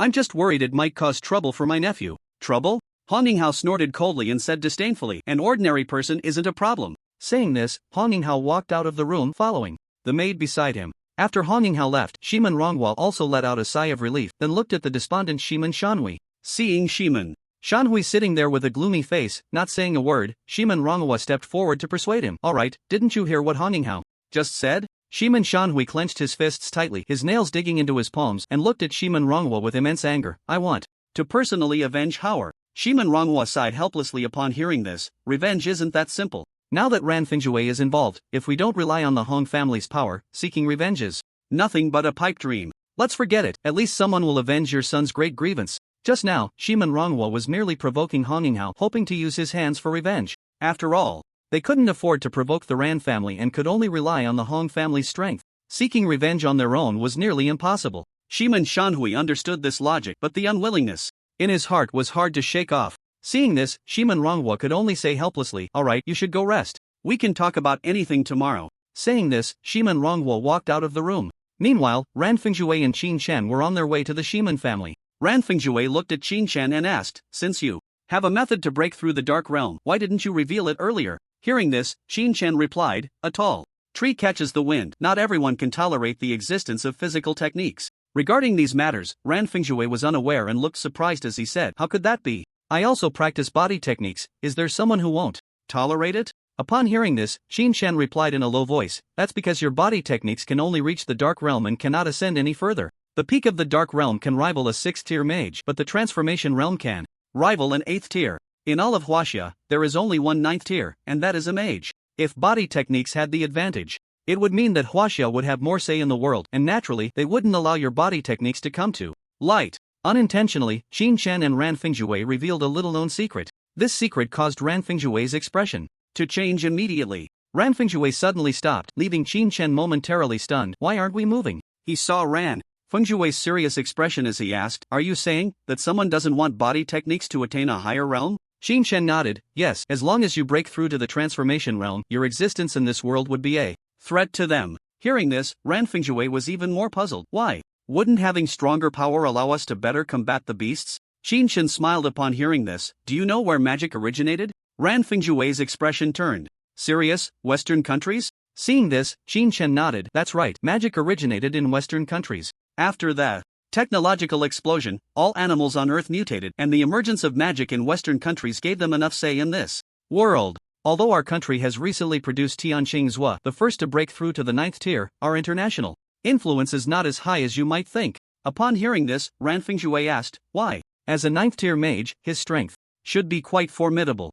Why would there be a lack of influence? Moreover, according to Ran Fingjue's understanding, before Tianqing Zhua emerged, Huaxia's status in the world was extremely low. It was precisely because of Tianqing Zhua's appearance that Huaxia was hailed as the second largest country in the world. As the second largest country, it should have considerable influence. How could it be as Qin Chen said? Qin Chen seemed to have anticipated what Ran Fingjue wanted to ask, and upon hearing this, he scoffed. There are two reasons. First, although Tianqing Zhua has broken through to a 9th tier mage, he is not the only 9th tier mage in this world. Upon hearing this, Ran Fingjue nodded. He knew this, and he even knew that there was more than one 9th tier mage in the Western countries. However, with the presence of 9th tier mages, Huaxia's status in the world should be quite high, not as Qin Chen described. But before Ran Fingjue could think further, he heard Qin Chen continue. And second, although Tianqing Zhua has 9th tier capabilities, he does not possess 9th tier magic. You must understand that apart from those who awaken, not everyone can naturally awaken magic, otherwise, the only other way to learn magic is through magic books.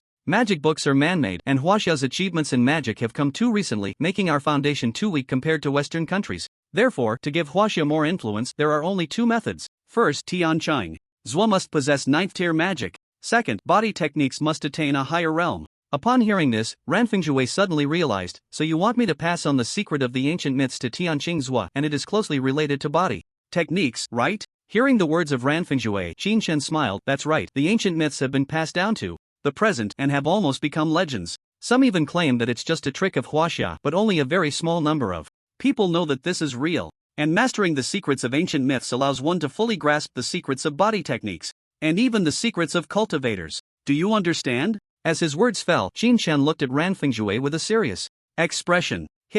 Upon hearing this, Ran Fingjue couldn't help but gasp, then looked at Qin Chen with disbelief. Cultivators? Hearing this, Qin Shen smiled. That's right, cultivators. Perhaps it seems unbelievable to you, but you must know that this truly exists. You should understand that Huaxia has a history of 5,000 years preserved to this day, and it's not because there was nothing. Even before the technological explosion, almost everyone believed that the end of science was theology. And theology, do you know what it is? What? Ran Fingzhui instinctively asked. Qin Shen shook his head helplessly. Theology? I don't know, but what I do know is that body techniques can be explained by science, and many scientific aspects have some records in ancient texts. Perhaps only after truly mastering the secrets of ancient myths can all of this be unraveled. Upon hearing this, Ran Fingzhui's eyes widened. You mean, you haven't mastered the secrets of ancient myths? Hearing this, Qin Shen smiled. Ancient myths? It's not that simple. If I really mastered them, would I still be in the Ming realm? I might have already become a cultivator. Why would I still need to refine my body? Hearing this, Ran Fingzhui found it even more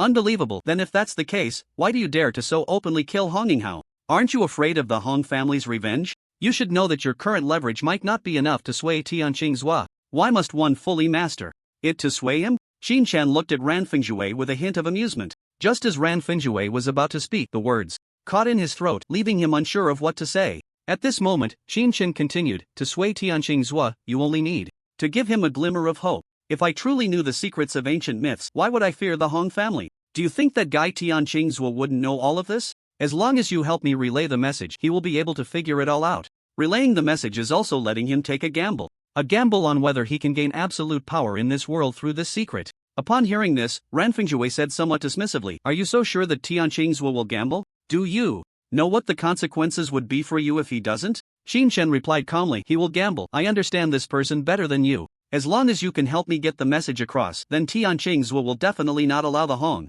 family to run amok, because this concerns the hope of all humanity's survival. Ran Fingzhui looked at Qin Shen in a daze, completely silent. Today, it seemed he had heard some unknown secrets that could shake the world. Why did Qin Shen understand Tianqing Zhua so well? And where did Qin Shen get this information? According to his sister, Qin Shen had been in school for the past few years and was previously an orphan. Logically, he shouldn't know these secrets. However, Ran Fingzhui didn't foolishly ask these questions because he knew that everyone has their own secrets, and he also understood that as long as he could follow in Qin Shen's footsteps, he would definitely find the threshold to transformation. He also didn't think that Qin Shen was lying. It all seemed very real, to the point that he had staked both his and his sister's lives on it. If it were false, it wouldn't make sense at all, unless this Qin Shen was a novelist capable of leaving Tianqing Zhua stunned. But could that be possible? Impossible.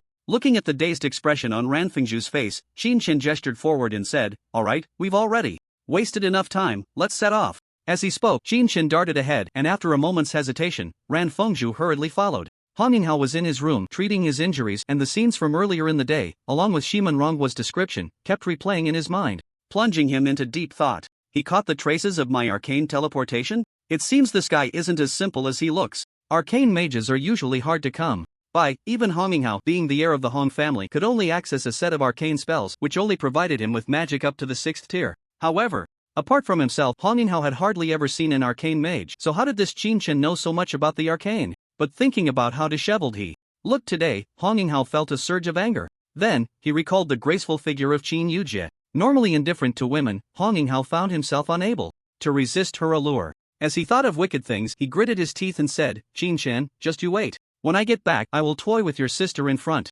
of you, making you wish you were dead. After saying this, Honginghao felt much more relaxed and prepared to lie down and rest. Just as his words fell, a cold, mocking voice suddenly reached his ears. Wait until you get back? I'm afraid you won't have that chance. As soon as the voice fell, Honginghao felt a chill run down his spine and quickly turned his head, only to see two figures appear before him, both looking at him with murderous intent. Upon seeing this scene, Honninghao's heart lodged in his throat. He wanted to scream for help, but the next second, he was struck on the neck by Qin Shen's hand, collapsing like a dead dog. Ran Fengzhu witnessed this and said to Qin Shen, be careful, let's split up. I'll check if the Shiman family has come over, you quickly deal with him. Thud. As soon as the words left his mouth, Ran Fengzhu heard a sound and quickly turned his head, only to see Honninghao's body severed in two. Staring at this scene, Ran Fengzhu's eyes widened in disbelief as he looked at Qin Shen and said, when I said to split up, I meant for us to go our separate ways, not for you to chop off his head. Blood splattered all over Qin Shen, and he wiped the blood from his face, unfazed by Ran Fengzhu's words, and replied, got a problem with that?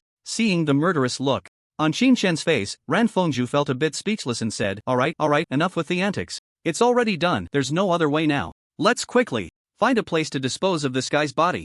Upon hearing this, Qin Chen replied coldly, dispose of the body? Ha! Are you really thinking of keeping his corpse? Don't you worry that the Hong family will come to Linhai and tear you to pieces? Seeing Qin Chen's expression, how could Ran Fengzhu not know what he was thinking? Has Qin Chen gone mad? After hearing this, Qin Chen merely smiled faintly and said, dispose of the body? No need. As he spoke, he glanced at Ran Fengzhu beside him, and said, wait for me a moment, I'll be right back. With that, Qin Chen grabbed Hong Yinghao's head and vanished from the spot. Ran Fengzhu, seeing this, hurriedly called out in a low voice, what the hell are you doing? But it was too late, Qin Chen had already left. Helpless, Ran Fengzhu, to avoid being discovered by the Shiman family, dared not run around and could only stay in the room, helplessly staring at the corpse. This Qin Chen is really ruthless. If it were Ran Fengzhu, he wouldn't even consider killing Hong Yinghao, at most he would just give him a good beating. After all, his sister wasn't in any serious trouble, and he could still take the beaten Hong Yinghao to the Hong family to ask for some benefits. But this Qin Chen, he did everything out of the ordinary, coming over without a word and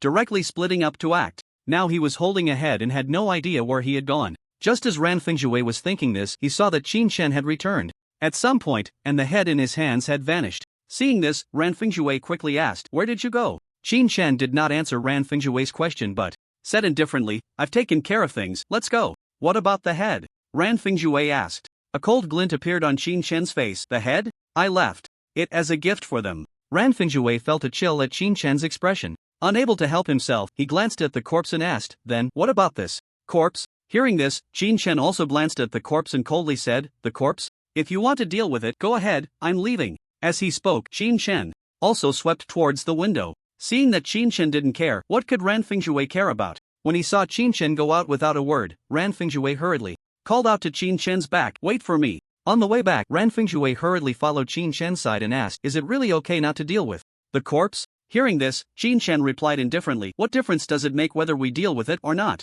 Hearing this, Ran Fengzhu was taken aback. That's true, in the end, they will definitely suspect us. But you really have guts, you just killed someone from the Hong family. Qin Chen asked, what if it were you? Ran Fengzhu smiled lightly, of course, I would go and ask for some benefits, Hong Yinghao is the heir, his life is worth a lot. Double standard. Qin Chen no longer wanted to talk to Ran Fengzhu. Didn't he know how he beat someone up during the day? Still talking about benefits, besides, were the benefits of a magician really benefits for Qin Chen? Not at all. Even if they were benefits, did Qin Chen care? Qin Chen knew much more than Ran Fengzhu. And Ran Fengzhu, hearing Qin Chen's foul language, wasn't angry. Instead, he looked at Qin Chen and asked, by the way, I feel like I've touched the threshold of transformation, but I've never been able to break through. Do you have any good suggestions? Hearing this, Qin Chen fell into thought and then looked at Ran Fengzhu and said, the qi in your body is too scattered because your practice of magic is too loose. If you continue like this, you might get lucky and touch the threshold of transformation, but if you're unlucky, you might never have hope in this lifetime.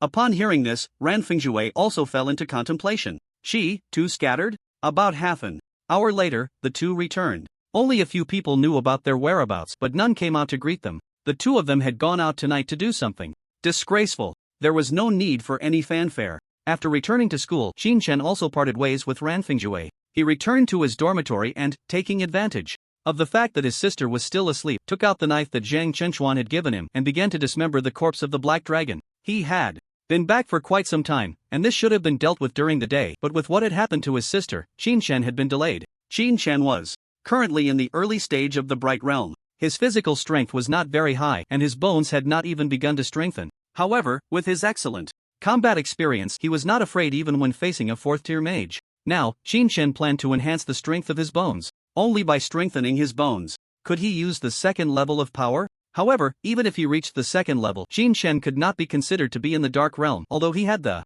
signs of the Dark Realm, his physical strength was still far from the ideal level. In other words, Qin Chen's current combat power was entirely due to his combat experience. Without that experience, he would just be an ordinary early-stage Bright Realm practitioner. However, when facing mages, the strength of an early-stage Bright Realm practitioner, combined with the techniques Qin Chen had learned, made him appear very powerful. But this power vanished when confronting demon beasts. The physical strength of demon beasts was far superior to that of humans. While thinking, Qin Chen removed the dragon bones from the black dragon and began to absorb their power to strengthen his own bones. On the other side, after parting ways with Qin Chen, Ran Fengzhu became somewhat dazed. His mood was very complicated at that moment. He couldn't say he was happy or disappointed. He was happy because he had finally understood why he had touched the threshold of transformation but could not reach it. He was disappointed because, according to Qin Shen, if he wanted to achieve transformation, he would have to give up the magic he possessed. And if he gave up magic, what would be left for Ranfengjue? Body techniques. He did not have Qin Shen's combat experience. When he had magic, Ranfengjue could use it alone, with body techniques to fight against 6th-tier mages. But what about after losing magic? Perhaps even facing a 3rd-tier mage would be somewhat dangerous. This was a dilemma for Ranfengjue. If he gave up body techniques, he could devote himself entirely to practicing magic, and in the end, although he might not reach the 9th tier, he could still become a dominant force at the 7th or 8th tier. But as Qin Shen said, what good would such an existence be? In this world, being a 9th-tier mage did not guarantee enough influence. One must possess a 9th-tier magic. However, in the vast land of Huaxia, there was not a single 9th-tier magic book, let alone the fact that he might not even reach the 9th tier. One option was to give up the magic he had been cultivating for so many years, and the other was to pursue higher strength, even cultivation. This choice left Ranfengjue at a loss for what to do. Outside the school, in the house of Ranmo. At that moment, in the room, Zhang Chenchuan and Ranmo sat there with serious expressions, deep in thought. No one knew what they were thinking. Suddenly, they heard a noise from outside the door, and the two quickly turned to look. They then saw Ranfengjue walking in with a serious expression. Upon seeing Ranfengjue's demeanor, Zhang Chenchuan's heart sank. Failed? However, Ranfengjue seemed to have not heard Zhang Chenchuan's words and walked over to his seat, sitting down. Seeing Ranfengjue like this, Zhang Chenchuan couldn't help but glance at Ranmo, who also turned his gaze over at that moment, and the two began to exchange glances. What's going on? After thinking for a moment, Zhang Chenchuan looked at Ranfengjue and asked again, Ranfengjue, what's wrong? Did the operation fail? As Zhang Chenchuan's voice reached her ears again, Ranfengjue came back to her senses and then looked at Zhang Chenchuan with a somewhat complicated expression, saying, it was successful, it's just what? Ranmo instinctively asked, brother, are you and Qin Shen okay? Hearing Ranmo's concern for Qin Shen, Ranfengjue glanced at her and forced a smile, saying, Qin Shen is fine, he's doing great. The one in trouble now is your elder brother. Upon hearing this, Ranmo was immediately taken aback, then nervously looked up and down at Ranfengjue as if trying to find some injury on him, saying, brother, are you okay? Is there still some expert from the Shiman family? To this, Ranfengjue smiled bitterly and said, there are no experts. This operation went very smoothly. Hearing this, Ranmo was puzzled. If it went smoothly, why do you still have this expression? Looking at Ranmo's worried face, Ranfengjue sighed and then recounted everything Qin Shen had said earlier. As they listened to Ranfengjue's words, they initially thought something unexpected had happened during the operation, but when they heard Ranfengjue recounting Qin Shen's words, they instinctively breathed a sigh of relief. However, the more they listened, the stranger their expressions became, and, by the end, both were left in shock. When Zhang Chenchuan heard that the world does not allow physical techniques to possess strength above the dark realm, he couldn't help but ask, but how did this Qin Shen know about it? He's only at the early stage of the bright realm. To this, Ranfengjue smiled bitterly and said, yes, although he is at the early stage of the bright realm, Zhang Chenchuan. Do you think Qin Shen can't break through the dark realm and reach the transformation realm? Upon hearing this, Zhang Chenchuan was stunned. He wanted to say he couldn't, but the more he interacted with Qin Shen over the past few days, the more he felt that Qin Shen was unfathomable. Could it really be that Qin Shen couldn't break through to the transformation realm? Is that even possible? Perhaps. But to say he definitely could, no one in this world had ever heard of someone breaking through to the transformation realm. For a moment, Zhang Chenchuan didn't know how to respond. Seeing Zhang Chenchuan's reaction, Ranfengjue also smiled helplessly and voiced his own doubts. I asked him how I could break through to the transformation realm. He said my chi is too scattered, and because of practicing magic, if I want to break through to the transformation realm, I must give up the magic I have so that I can break through to the transformation realm. After saying this, Ranfengjue couldn't help but look at Ranmo and Zhang Chenchuan, asking, what do you think? I should choose? Upon hearing this, the two exchanged glances, completely unsure of how to respond. How should one choose? Such a question is incredibly painful for anyone. One has practiced magic for many years. Think about Zhang Chenchuan, who took over 20 years to reach the 4th level. And Ranmo is still at the 2nd level. But what about Ranfengjue? He is already at the 5th level. Who knows how much suffering he has endured to reach this point?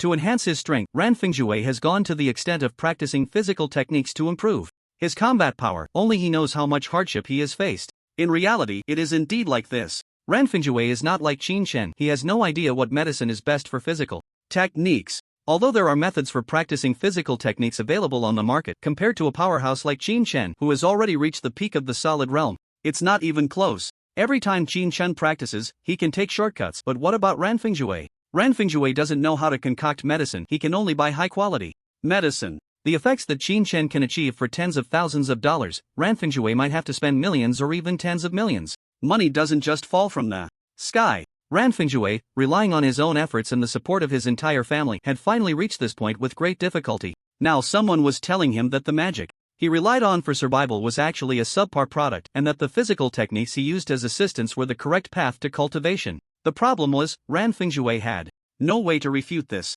If Ran Fengjue found it hard to choose, how could Zhang Chenchuan and Ranmo help him decide? For a moment, the entire room fell silent. At that moment, Ran Fengjue also sensed that the atmosphere was off and immediately smiled at the others, saying, "Alright, let's get some sleep. I might have to go to Kyoto tomorrow." Upon hearing this, Ranmo and Zhang Chenchuan were taken aback, then asked, "Going to Kyoto? For what?" Hearing this, Ran Fengjue let out a bitter laugh and said, "After causing such a huge mess today, I must deliver the news to the Ran family before it reaches Kyoto. Otherwise, this matter might not be so easy to resolve." Upon hearing this, the two exchanged glances and then nodded. Indeed, killing Hong Yinghao was already a significant issue. If the Hong family found out, they would likely go mad. At that point, it would be fine if they found the Ran family, but what if they came directly to Linhai? Could Qin Chen and Qin Yujia hold them off? Could even Ranmo truly remain unscathed? It should be noted that Ran Fengjue had also taken action today. After saying this, Ran Fengjue didn't wait for the two to respond and directly returned to his room. Ranmo glanced at Zhang Chenchuan, then helplessly returned to her own room.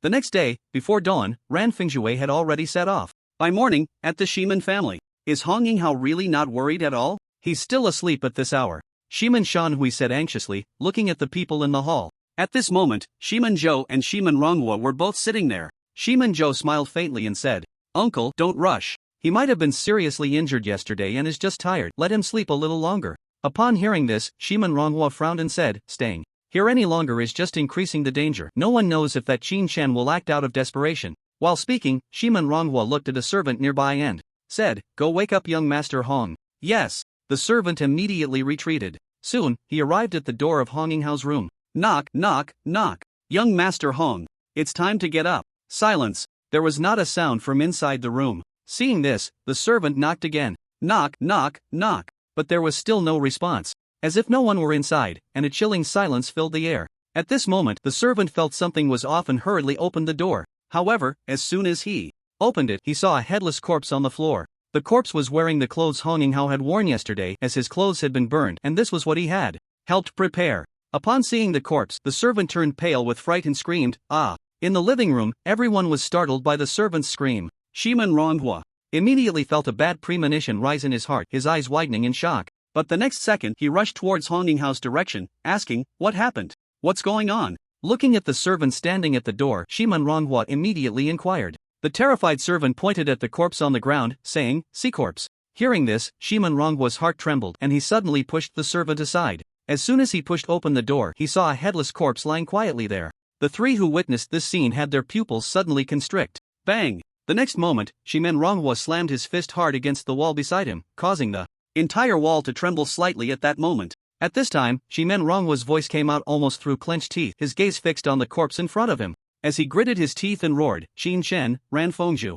Almost the instant he saw the corpse, Shiman Ronghua knew who the murderer was. Aside from the two of them, no one else had the guts to kill Hong Yinghao right under their noses. Behind him, Shimen Zhou had never seen such a scene before, his face filled with terror as he stared at the headless corpse, not daring to take a breath. Looking at the corpse, Shimen Zhou seemed to see Qin Chen's face filled with murderous intent from yesterday, as if he were standing right in front of Shimen Zhou, coldly saying to him, "The next one is you." Shimen Ronghua's expression changed, and just as he was about to speak, a terrified voice suddenly came from behind, "Sir, something terrible has happened." Hearing this, Shimen Ronghua's expression shifted and he turned sharply to look at the servant, asking, what happened?" The servant, trembling and nearly in tears, rushed to Shimen Ronghua's side and said, "I was just about to prepare breakfast, but in the kitchen, I found young Master Hong's head." Upon hearing this, Shimen Ronghua's breathing became rapid. Meanwhile, Shimen Zhou looked at his father's face, which was suddenly filled with rage, and asked in fear, "Dad, what should we do now?" Upon hearing this, Shimen Ronghua's face darkened as he said, "Quickly notify the Hong family, tell them something big has happened to young Master Hong. Bring the head over and hurry to deliver it to the Hong family." After issuing a series of commands, the servants immediately set to work. Once Shimen Ronghua finished speaking, his entire demeanor turned extremely grim. He couldn't understand why they dared to kill like this. Were they really not afraid of the Hong family's revenge? The Shimen family was in a state of chaos. Meanwhile, Qin Chen was sitting cross-legged on the bed, continuously feeling the endless power within him. Having absorbed the power of the Black Yalong, Qin Chen had directly advanced from the early stage of the Bright Realm to the early stage of the Dark Realm. This improvement was quite significant for Qin Chen. If he were to face the Black Yalong again, he believed he could handle it alone without needing Zhang Chunchuan's help. However, against other mages, this improvement seemed rather minimal, unless he encountered a body-refining mage, like Ran Fengzhu. Otherwise, other mages would be easily defeated in a single move before Qin Chen. Now, Qin Chen only needed to push his physical condition to the limit, while Ran Fengzhu needed to wait for a brand new opportunity to break through to the transformation realm. As Qin Chen had said before, the transformation realm requires comprehension, and each person's understanding is different. Qin Chen also unexpectedly discovered that he could not achieve a breakthrough to the transformation realm in this life through the insights of his previous life. However, this was not a problem for Qin Chen. After all, his sister was still alive, and his state of mind had changed completely from before. Now, the biggest change for Qin Chen was that when using qi, it would not cause significant damage to his meridians, which was the difference between the Bright Realm and the Dark Realm. In other words, Qin Chen can now use magic recklessly, and there is no casting time. Its power is several times stronger than other spells. This is because magic itself dilutes the qi and releases it. Just as Qin Chen was adjusting his state, Qin Yujie beside him woke up at that moment. Qin Yujie slowly opened her eyes, looking at the familiar surroundings and her brother sitting there in meditation, and was momentarily stunned. Brother, what are you doing there? Upon hearing this, Qin Chen also opened his eyes and looked at Qin Yujie, who had already sat up and smiled lightly. Awake? At this, Qin Yujie seemed to remember something, and her expression dimmed a bit. Brother, we lost the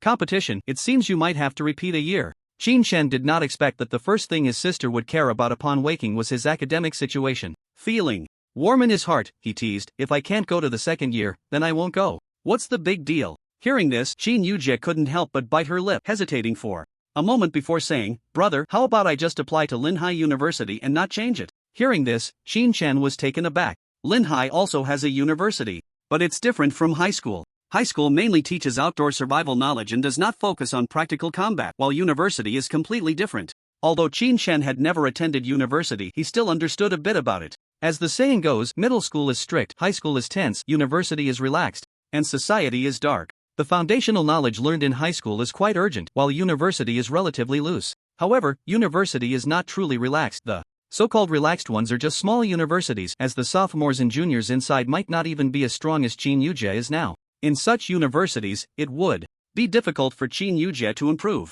He knew this, and Qin Yujie knew it too, but her desire to attend Linhai University was not because there was no pressure there, but because she could better take care of Qin Chen at Linhai University. Upon hearing this, Qin Chen smiled mischievously at Qin Yujie. Aren't you afraid that your strength won't improve at Linhai University? Is it worth it for a brother like me who has no magical talent? Hearing this, Qin Yujie made a bitter face and said, What can I do? I supposed to just leave you here alone? If I really went to Kyoto University, we might hardly meet in the future. You would be here all alone, wouldn't you be bullied every day? While saying this, Qin Yujie seemed to remember something and made a face at Qin Chen. Did you forget that when I was in the second year, you were bullied and came to my class to find me? Qin Chen was taken aback. He quickly recalled that at that time, Qin Yujie was in her second year, while Qin Chen was still that downtrodden repeat student. Because someone teased his sister, Qin Chen immediately took action, but as an orphan, his physique couldn't compare to others. Not to mention wealthy families. Using magic, even ordinary families would easily overpower him. At that time, Qin Chen was naive, crying, and seeking revenge from Qin Yujie.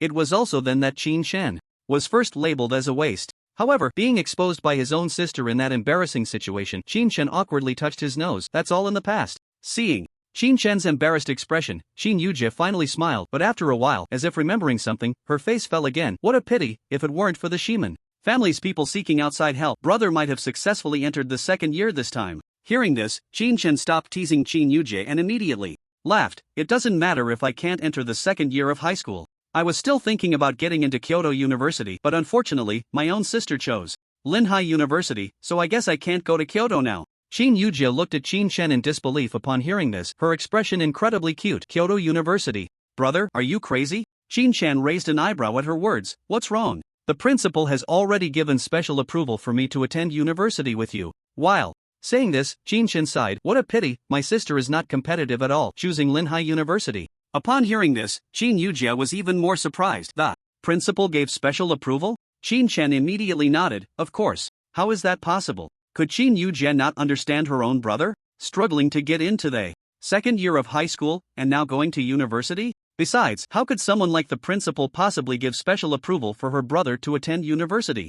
Unless she could reach the 4th tier before graduating high school, there might be some hope. Qin Shen pretended to be displeased and said, "Why don't you believe your brother? You can go ask the principal." When Qin Yujie heard this, she was completely stunned, looking at Qin Shen in disbelief and asking, "Brother, are you serious?" Qin Shen nodded proudly. Qin Yujie couldn't help but open her mouth wide, then, somewhat astonished, covered her mouth with both hands and asked, How did you do it?" Qin Yujie thought Qin Shen was going to repeat the first year, and she had already prepared to attend Linhai University with her brother. However, she never expected that in the blink of an eye, her brother not only didn't get held back but was also going to university with her? This was such an unbelievable thing in Qin Yujie's eyes. If she didn't know her brother wouldn't lie to her, she might have started to doubt it. However, Qin Yujie believed it, but how did her brother manage to do it? When she saw the puzzled look in Qin Yujie's eyes, Qin Shen smiled faintly and said, "We won the team competition, so the principal gave special approval for me to enter university." As for the specific reason, Qin Shen didn't know, and even if he did, there was no need to tell Qin Yujie. Upon hearing this, Qin Yujie suddenly widened her eyes and looked at Qin Shen. "You won?" Qin Shen nodded with a smile. However, the next second, Qin Yujie was incredibly excited. "You actually won? No wonder the principal would give you special approval to enter university." But halfway through her sentence, Qin Yujie froze. She turned to Qin Shen and asked, How did you do it? They have strong practitioners from the arcane and mind departments." Hearing his sister's question, Qin Shen seemed to transform into a boastful older brother, showing off to his sister, "You should see who your brother is. Do you really think that what you can't do, your brother can't do either? When I went up, all those from the arcane and mind departments were just my defeated opponents." Listening to Qin Shen, a sweet smile appeared on Qin Yujie's face as she sat there, her eyes squinting like crescent moons, looking at Qin Shen. After waiting for about 5 minutes while Qin Shen spoke, he finally looked at Qin Yujie and raised an eyebrow. "So, what do you think? Do you think your brother is awesome?" Upon hearing this, Qin Yujie replied, "I don't think so." Qin Chen. Looking at Qin Shen's expression filled with black lines, Qin Yujie couldn't help but burst into laughter. Seeing the smile on Qin Yujie's face, Qin Shen's expression also softened. Reborn and returned, the greatest gain for him was that his sister could be by his side every day. It made his path of cultivation no longer confusing. At least, his efforts now had a goal. He needed to keep getting stronger, to protect his sister well, to be able to see her smile every day. After thinking of this, Qin Shen looked at Qin Yujie and smiled. "Are you hungry? Want to go get something to eat?" Upon hearing this, Qin Yujie, who had no particular feelings before, suddenly felt her stomach growl and immediately nodded at Qin Shen. Then, linking her arm with Qin Shen's, she walked out of the dormitory with a sweet smile on her face. As they walked through the campus, Qin Yujie suddenly noticed that the people around them intentionally or unintentionally moved away as they approached, as if they were afraid of something. Qin Yujie was a bit curious but didn't think much of it, following Qin Shen into the cafeteria. Behind them, a group of classmates looked at the two's intimate appearance and exchanged fearful glances at Qin Shen's back. "Wow, this big shot is really deep undercover. No kidding, one hit to take down a 3rd tier, that's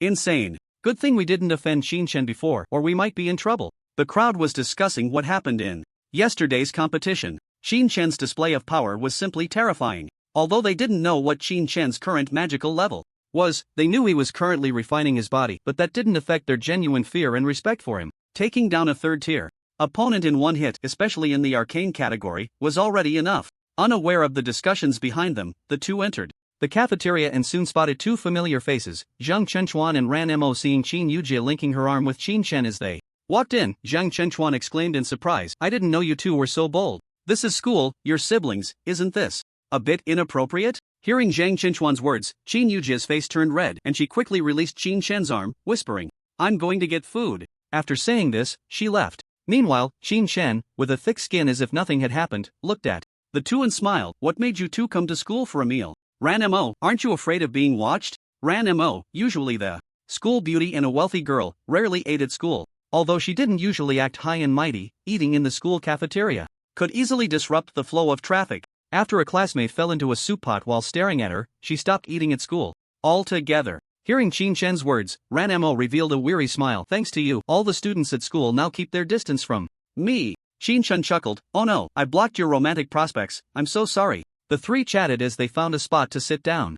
At that moment, Qin Yujie returned with her meal and handed it to Qin Shen, thoughtfully helping him place chopsticks and a spoon in his food tray before looking at Ranmo beside her with curiosity. "Hey, Ranmo, where's your brother?" Hearing this, Ranmo's expression stiffened slightly as she replied, "My brother went to Kyoto to handle some matters. Upon hearing this, Qin Chen's expression shifted, but he didn't say anything. Qin Yujia, not noticing Ranmo's stiff expression and thinking it was because she was reluctant to part with her brother again, immediately comforted her. Sister Ranmo, your brother is at the 5th tier. It's only right for him to be busy. As she said this, Qin Yujia looked at Ranmo and continued to ask, by the way, what happened in the team competition? How did we win? Hearing this, Ranmo looked at Qin Yujia in surprise and asked, you don't know? While saying this, she turned to Qin Chen and asked, didn't you tell Qin Yujia? Upon hearing this, Qin Chen helplessly shrugged and said, I did, but unfortunately, when I said I was dominating, someone didn't believe me. Qin Yujia shot a glance at Qin Chen and retorted, how could I believe that? You've only just become a mage, and it seems like it was because of you that Sister Ranmo and the others managed to turn the tide. Qin Chen awkwardly touched his nose at her words. Ranmo found Qin Chen's expression amusing. He couldn't reconcile the fierce, bloodthirsty Qin Chen with the one who doted on Qin Yujia so much. However, even though Qin Yujia said that she wasn't foolish, she definitely knew that this match had an absolute connection to Qin Chen. The situation on the field was already very clear. The Mind-type mage was about to be rescued, while the Arcane-type mage had basically suffered no damage. To win under such circumstances, she certainly wouldn't believe it had nothing to do with Qin Chen. But as for how they won, since Qin Chen hadn't told her, she wouldn't pry further. Yet, thinking about how hard she had fought on the field, it made Qin Yujia feel a bit sad about her title as a third-tier genius. Sigh, if I had known it would be this easy, I wouldn't have bothered to go on stage. I should have just let my brother take the stage. Hearing this, Ranmo and Zhang Chunchuan couldn't help but exchange glances. Qin Chen taking the stage directly? Would there even be a match left to play? That terrifying speed was something even the Shadow-type Li Feng couldn't match. Coupled with his incredibly terrifying strength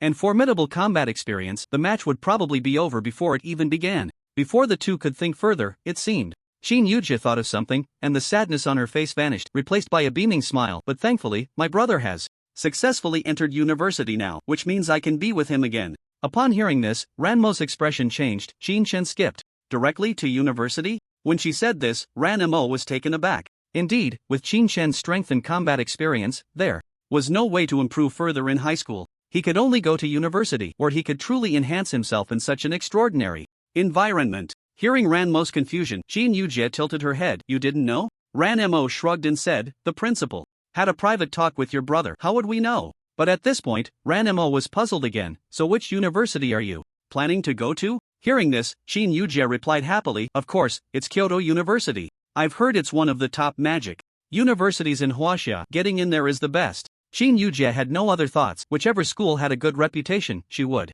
go to that university. However, after saying this, Qin Yujia asked, by the way, Sister Ranmo, what about you? Ranmo was also in her third year of high school, on the same track as Qin Yujia, and upon hearing Qin Yujia's question, she was momentarily stunned. Memories of what her brother had said before he left flooded her mind. Brother might be gone for a long time. Where are you going again, brother? However, Zhang Fengzhu didn't elaborate much and left directly, but before leaving, he urged Ranmo to spend more time with Qin Chen. In Zhang Fengzhu's words, Qin Chen was not as simple as he appeared on the surface. He seemed to be unfathomable. Of course, the depth here refers to Qin Chen's inner self. After finishing his words, he left directly without waiting for Ranmo to object. Suddenly, hearing Qin Yujia's question, Ranmo didn't know how to respond. After all, at that time, when Zhang Fengzhu said he would give himself to Qin Chen, Qin Yujia had been in a coma. Ranmo thought for a moment and finally hesitated, saying, I'm not sure either. Perhaps I will choose Kyoto like you. Upon hearing this, Qin Yujia's face lit up with joy. That's great.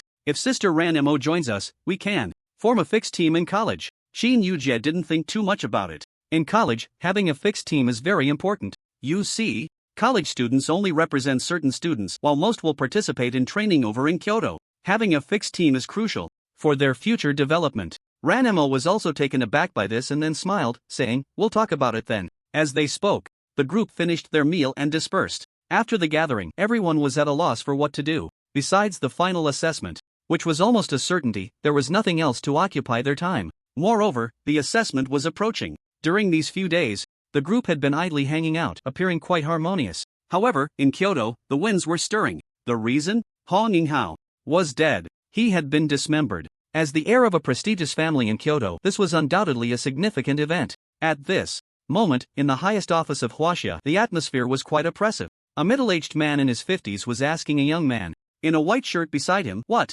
Just killed someone and came to me? Upon hearing this, Zhang Fengzhu changed his usual demeanor. no longer playful, but instead bowed seriously to the middle-aged man before him, Tianqing. Hearing this, Tianqing chuckled slightly and said, "Alright, don't give me that. You should know how significant this matter is for the entire country." Upon hearing this, Zhang Fengzhu's expression became serious, and he nodded. Tianqing, seeing this scene, couldn't help but ask, logically, "You should be very prudent. Why would you help a stranger deal with Honginghao? You must know that if Honginghao had provoked you, even if he were a member of the Hong family, there would be nothing to say. But now, you have helped a stranger with no background. Tell me, should I handle this or not?" Tianqing had basically understood the course of events. On the second day after Honginhao's death, Tianqing sent people to closely monitor the Hong family. As expected, on the following day, the Hong family sent people to prepare to head to Linhai, but they were intercepted by Tianqing. The only ninth tier in Huaxia, even the Hong family had to give him face. However, giving face didn't mean this matter would just pass. Tianqing certainly needed to give him an explanation.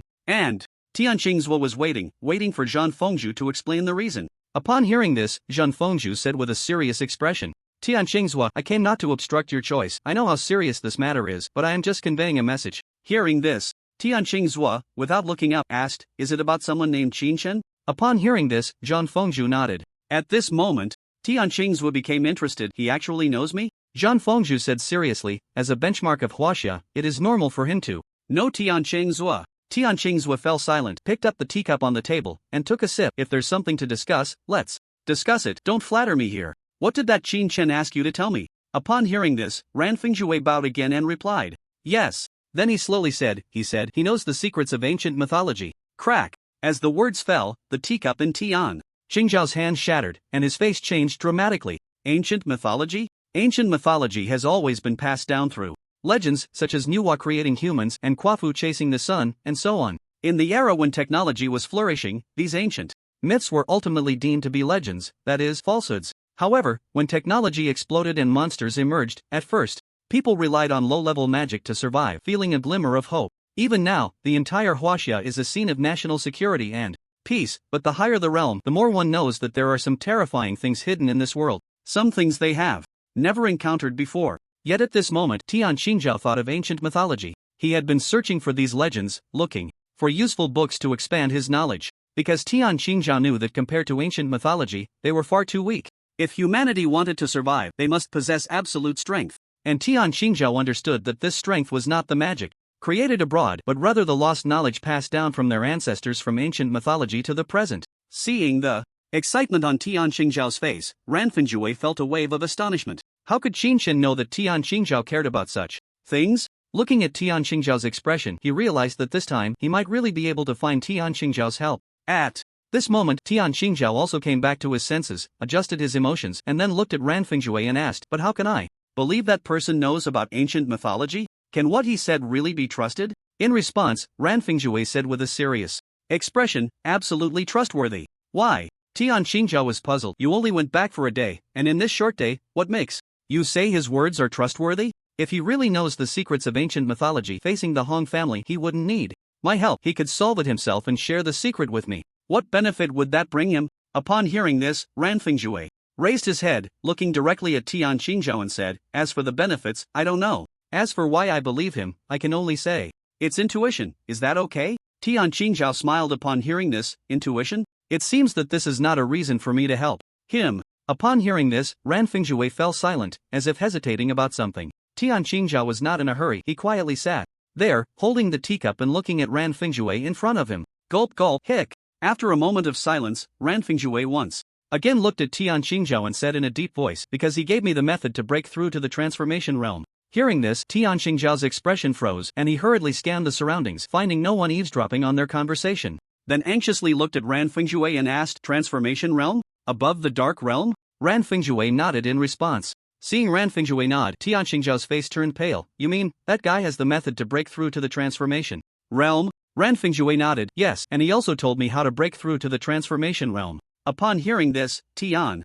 Xinghao's expression tightened. "What method? The method to break through to the transformation realm?" He just told Ran Fengzhui like that? But how does Ran Fengzhui know if this method is correct? At this moment, Tian Xingha was completely moved, wanting to know the secrets of ancient mythology was not that simple. Moreover, for them, such things are actually an ethereal existence. Even if they truly obtained the secrets of ancient myths, they might not necessarily gain anything from it. But now it's different. Transformation. That is a tangible benefit. At this moment, Tianqing Xiao had too many questions he wanted to ask. When Ran Fengjue heard this question, he replied calmly. He said, my chi is too scattered, which is due to practicing magic. If I give up magic and retrain my chi, then I can successfully break through the peak of the dark realm and become a transformed being. Upon hearing this, Tianqing Xiao's pupils suddenly constricted, and he stood up in excitement, supporting Ran Fengjue's shoulders and asking, you mean chi? That Qin Chen does he know about the existence of chi?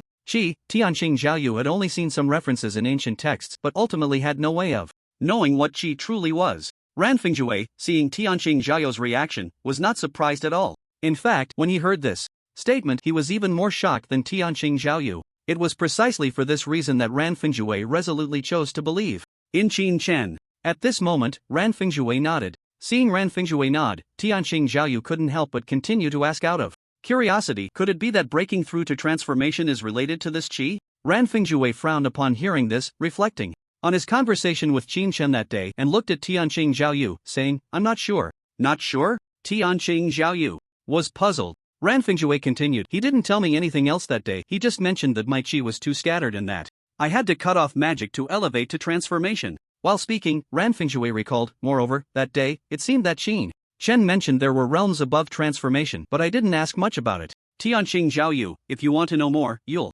need to talk to that Qin Chen guy. Upon hearing this, Tianqing Xiao was immensely shocked. There are realms above transformation, and they are in the hands of this Qin Chen? Thinking of this, Tianqing Xiao couldn't help but sit down, feeling an overwhelming shock in his heart. What kind of existence is this Hong family about to target? However, thinking of this, Tianqing Xiao felt a twinge of pity. Suddenly, he thought of something and quickly looked up at Ran Fengjue, reminding him, our conversation today, you and I both know, must not let a third person find out. Although Tianqing Xiao had many doubts in his heart, he had to remind Ran Fengjue that if he leaked the secret, it would likely bring a lot of trouble. Upon hearing this, Ran Fengjue seemed to have anticipated it and immediately smiled. Don't worry, Qin Chen already told me this. Tianqing Xiao was taken aback. What did he tell you? Ran Fengjue smiled and said, he told me that people abroad won't allow us in Huaxia to have strong beings above the dark realm. That is, transformed beings. If they find out, it might not be easy for you, Tianqing Xiao, right? Upon hearing this, Tianqing Xiao's pupils suddenly constricted, and then he immediately said to Ran Fengjue with a serious expression, arrange it immediately, I want to see this Qin Chen right away.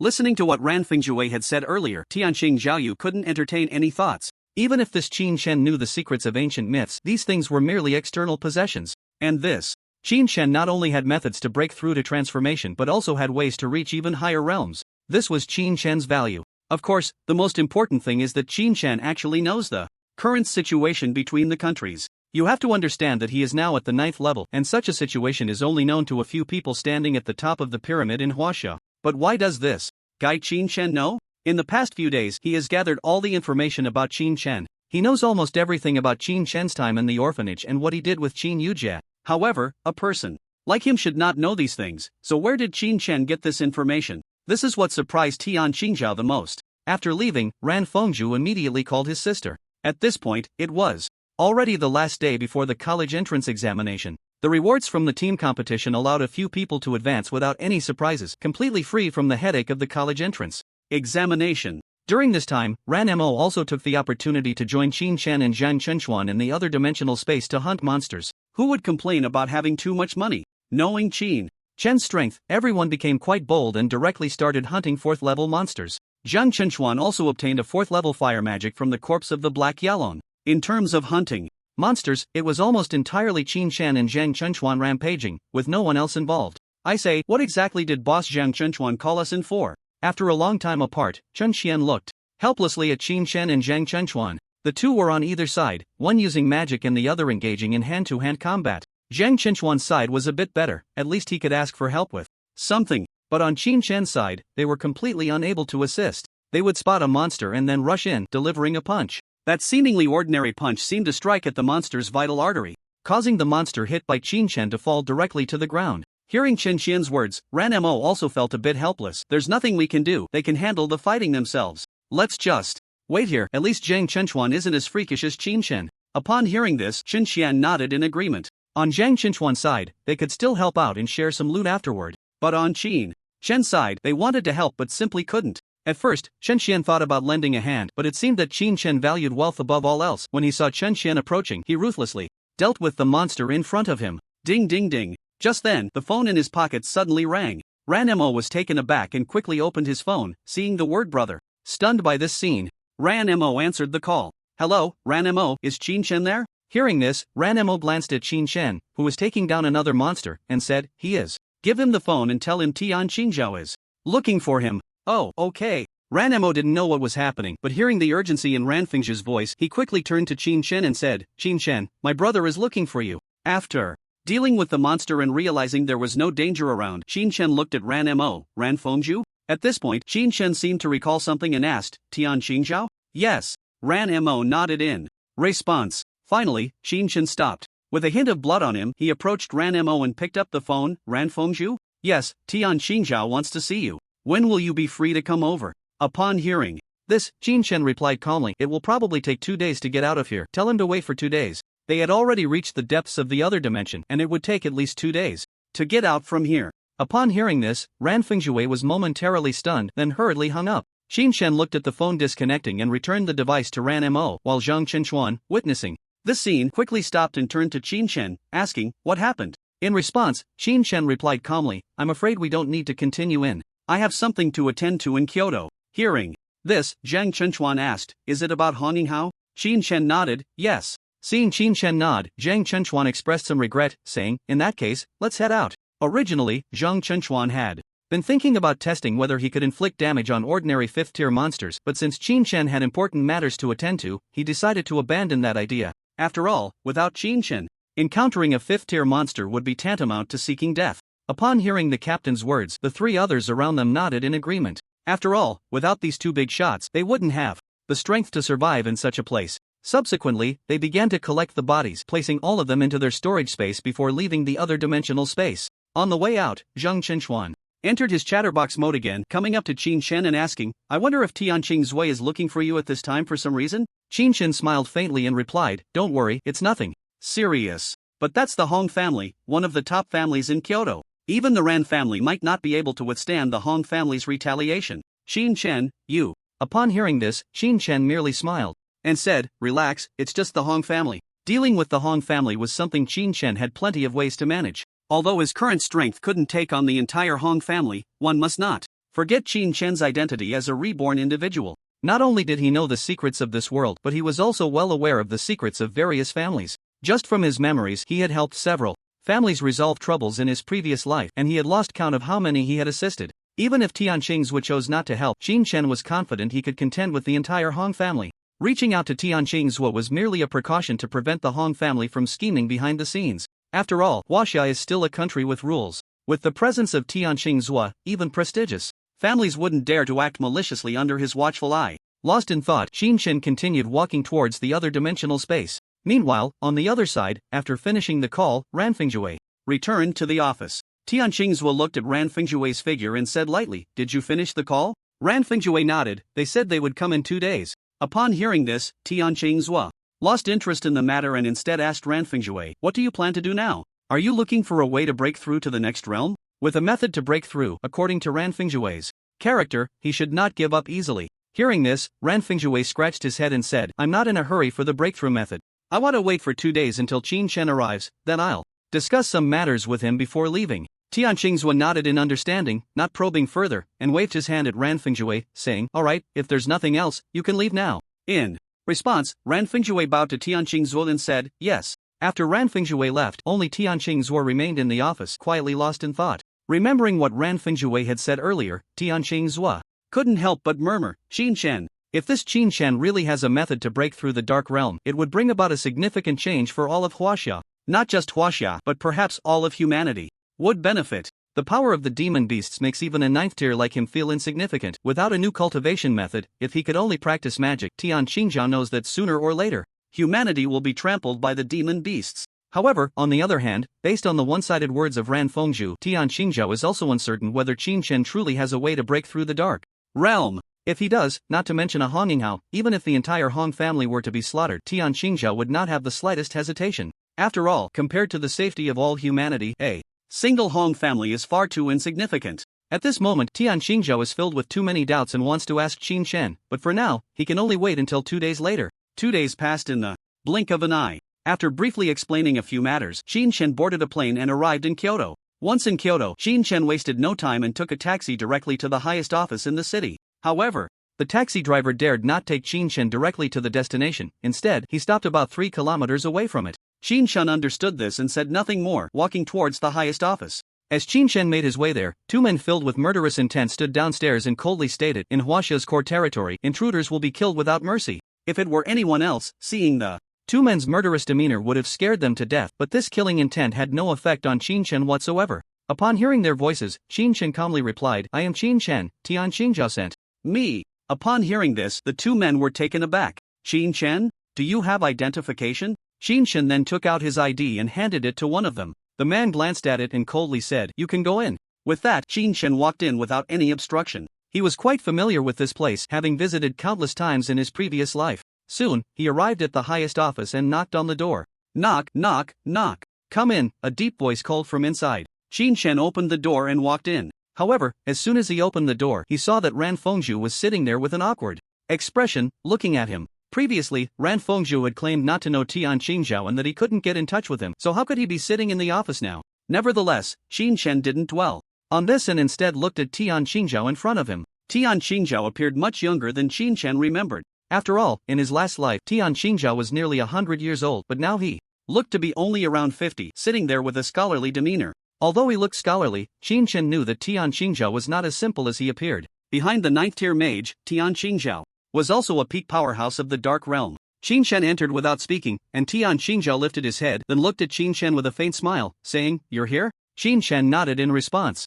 then casually found a seat and sat down, as if he were the master of the place. When Tian Shingha saw this scene, he didn't pay much attention. Just as he was about to speak, he heard Qin Shen's voice. "What? Do you want to know?" Upon hearing this, Tian Shingha looked at Qin Shen with some confusion and asked, "Do you really know the secrets of the ancient myths?" Tian Shingha had always been skeptical about Qin Shen knowing the secrets of the ancient myths, but if Qin Shen did know, it would be better for Tian Shingha to understand than to remain in ignorance. It seemed that Qin Shen had already anticipated what Tian Shingha was going to say, and he immediately smiled. "I know a little, but not comprehensively." Upon hearing this, Tian Shingha couldn't help but scrutinize Qin Shen in front of him, then his expression returned to normal. "I want to know why the ancient myths disappeared." If it were truly as the legends say, then the figures of these ancient myths were all invincible beings. But why had all these mythological figures vanished? Could it be that there are beasts in this world that even these mythological figures cannot deal with? Upon hearing this, Qin Shen simply smiled lightly. "This matter, I'm afraid, is a long story." While speaking, Qin Shen's gaze shifted to the side at Ran Fengzhu. His meaning was clear.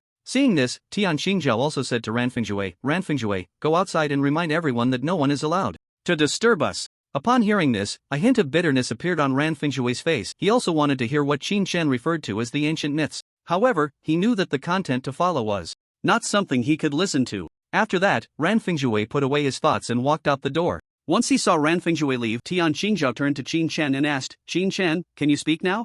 Upon hearing this, Qin Shen's expression became serious. "Tian Shingha, do you know what eras we Huaxia have experienced from the ancient myths to now?" Hearing this, Tian Shingha fell into deep thought. While pondering, Tian Shingha muttered, "From the ancient myths to now? Are you trying to tell me that those ancient myths are all true? Pangu opened the heavens, Nuwa created humans?" Upon hearing this, Qin Shen smiled and said, "Yes, these are indeed true." Hearing this, Tian Shingha looked at Qin Shen with some displeasure and said, "These things were already proven false during the technological era hundreds of years ago, and with the emergence of relative theories of evolution, it further denied the fact that Nuwa created humans. Are you here just to make a fool of me?" As he spoke, the pressure emanating from Tian Shingha intensified. The pressure of the 9th rank was terrifying beyond measure. However, Qin Shen appeared unfazed, smiling at Tian Shingha. Tian Shingha was taken aback. While Tian Shingha was momentarily stunned, Qin Shen immediately said, "If I want to tell you the secrets of the ancient myths, I certainly won't just talk about the myths. Moreover, the myths are not as simple as you think. They are a unified entity that has been passed down from ancient times to the present." Then Qin Shen looked at Tian Shingha and smiled. "If you hadn't experienced the technological era, would you believe someone if they told you that humans could fly without magic?" Upon hearing this, Tian Xingjiao's expression changed. "What do you mean?" Seeing this, Qin Shen smiled and shook his head. As the saying goes, myths are the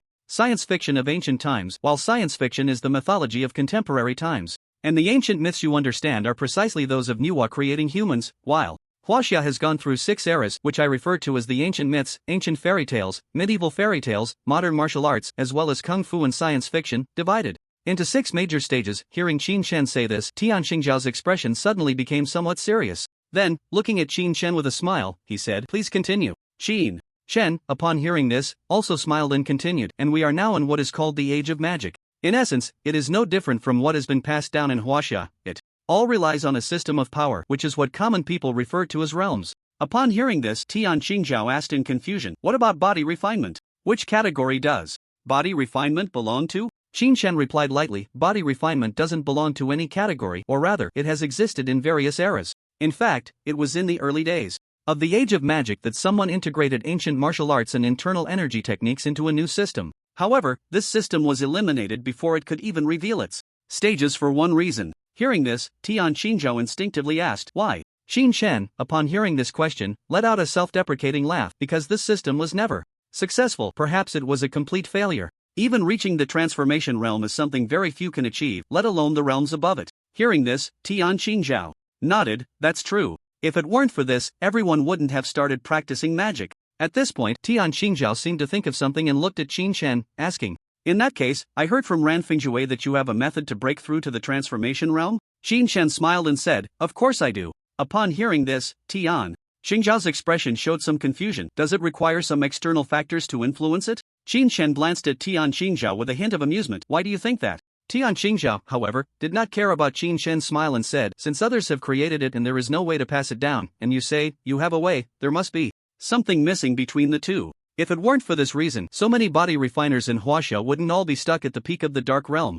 Hearing Tian Shingha's words, Qin Shen was somewhat surprised. He did not expect that Tian Shingha could see this point, but he still smiled and said, "That's right, there is indeed something missing." Upon hearing this, Tian Shingha looked at Qin Shen with a somewhat tense expression and asked, "What is missing?" Qin Shen turned around, looked at Tian Shingha, and said earnestly, word by word, "The spiritual energy of heaven and earth." The spiritual energy of heaven and earth? Tian Shingha suddenly froze upon hearing this familiar yet strange term. Qin Shen smiled and said, "This is a complex topic." In fact, during the ancient mythological period, it was divided into 3 small stages. From Panga creating the world to Nuwa creating humans is the creation myth. From Nuwa creating humans to the connection of the realms is the myth of deities. From the connection of the realms to Dayu controlling the floods is the hero myth. The creation myth mainly tells of innate deities, the myth of deities mainly tells of postnatal deities, and the hero myth mainly tells of demigods, that is, humans created by Nuwa herself. This is the transition from gods to humans. Gods, including the powers of demigods, are innate. However, demigods are not gods, they are merely humans created by Nuwa, especially after many generations of reproduction. Their divine power will gradually dilute to nothing, so they will die. While speaking, Qin Shen stood up and, under Tian Shingha's gaze, walked to the window, looking outside as he slowly said, "With death, there will inevitably be a pursuit of immortality. This postnatal pursuit of eternal life leads to the emergence of another powerful group that can contend with the gods after the demigods. This powerful group is called immortals, and immortals are formed by humans and even plants and animals cultivating themselves. Thus, a power system emerged, and the mythological universe entered the ancient immortal narrative period. Broadly speaking, from Nuwa creating humans to the spring and autumn and warring states periods all belong to this era. During this time, due to the abundance of spiritual energy, cultivators could directly refine spiritual energy for their own use. Hence they were called chi refiners, and this stage of the power system is known as the chi refining period. With the spiritual energy being excessively abundant, a large number of immortal beings appeared, which inevitably led to conflicts between gods and immortals. To suppress the rise of immortals, the gods severed all connections between heaven and earth, preventing the flow of spiritual energy, intending to cut off the foundation for becoming an immortal. This significant event is known as the severance of heavenly connection. Upon hearing this, Tian Shingha's expression changed dramatically, and he asked again, "What happened after the severance of heavenly connection?" Qin Shen could only smile bitterly and said, "After the severance of heavenly connection, the spiritual energy remaining in the human world became limited. By the time of the Qin and Han dynasties, the spiritual energy was no longer sufficient for direct refinement, and cultivators began to search for treasures rich in spiritual energy to refine elixirs, thus extracting essence for cultivation, known as alchemists, and this stage of the power system is called the external elixir period." At this point, Qin Shen turned around with a smile and looked at Tian Shingha behind him, asking, "In this situation, do you think it's possible for humanity to pursue the highest realm of body refinement? Is it possible?" "It is no longer possible. The spiritual energy of heaven and earth has completely dissipated, and for humanity to break through to the realm of the ancients is nearly impossible. However, upon thinking of this, Tian Shingha felt a slight unease. If that's the case, why did you let Ran Fengzhu sever his magical cultivation to practice body techniques? According to what you said, body techniques can no longer be improved, right? He still clearly remembered what Ran Fengzhu had told him before. If it was truly as Qin Shen said, why let Ran Fengzhu sever his magical cultivation? Hearing this, Qin Shen smiled, because there is now a possibility to break through to the transformation realm. Upon hearing this, Tianqing Zha's pupils suddenly constricted. How is that possible? With the spiritual energy of heaven and earth dissipated, how can one improve to the transformation realm? Qin Shen stood with his hands behind his back and said lightly, if we follow the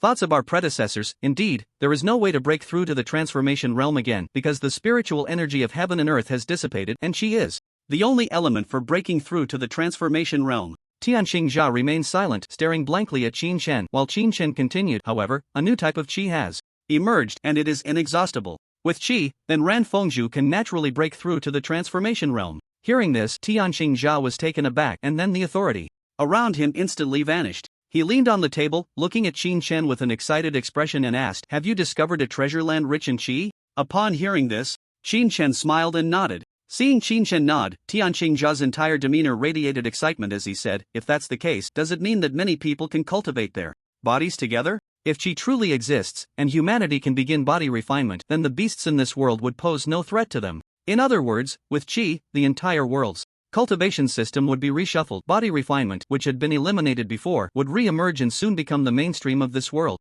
In such a case, Xiao would also possess sufficient influence in this world. This was precisely why Tianqing Zha was so excited. At this moment, Tianqing Zha no longer regarded Qin Shen as a junior, he had already seen Qin Shen as an equal, or rather, as the hope of Xiao. However, upon hearing this, Qin Shen unexpectedly shook his head. Seeing Qin Shen shake his head, Tianqing Zha was momentarily taken aback, then as if realizing something, he hurriedly said to Qin Shen, if you really have such a method, not to mention just one Honginghao, I can take you to slaughter the entire Hong family right now. Tianqing Zha thought Qin Shen was still angry about the Honginghao incident and was unwilling to share this method. Upon hearing this, Qin Shen was also taken aback, then shook his head with a smile. He hadn't expected Tianqing Zha to be so decisive, willing to trade the entire Hong family for just a few of his words. But things were not that simple. If refining the body were truly that easy, then in his past life, there wouldn't have been only Qin Shen as a peak expert in the realm. Seeing Qin Shen shake his head again, Tianqing Zha grew anxious. What other requests do you have?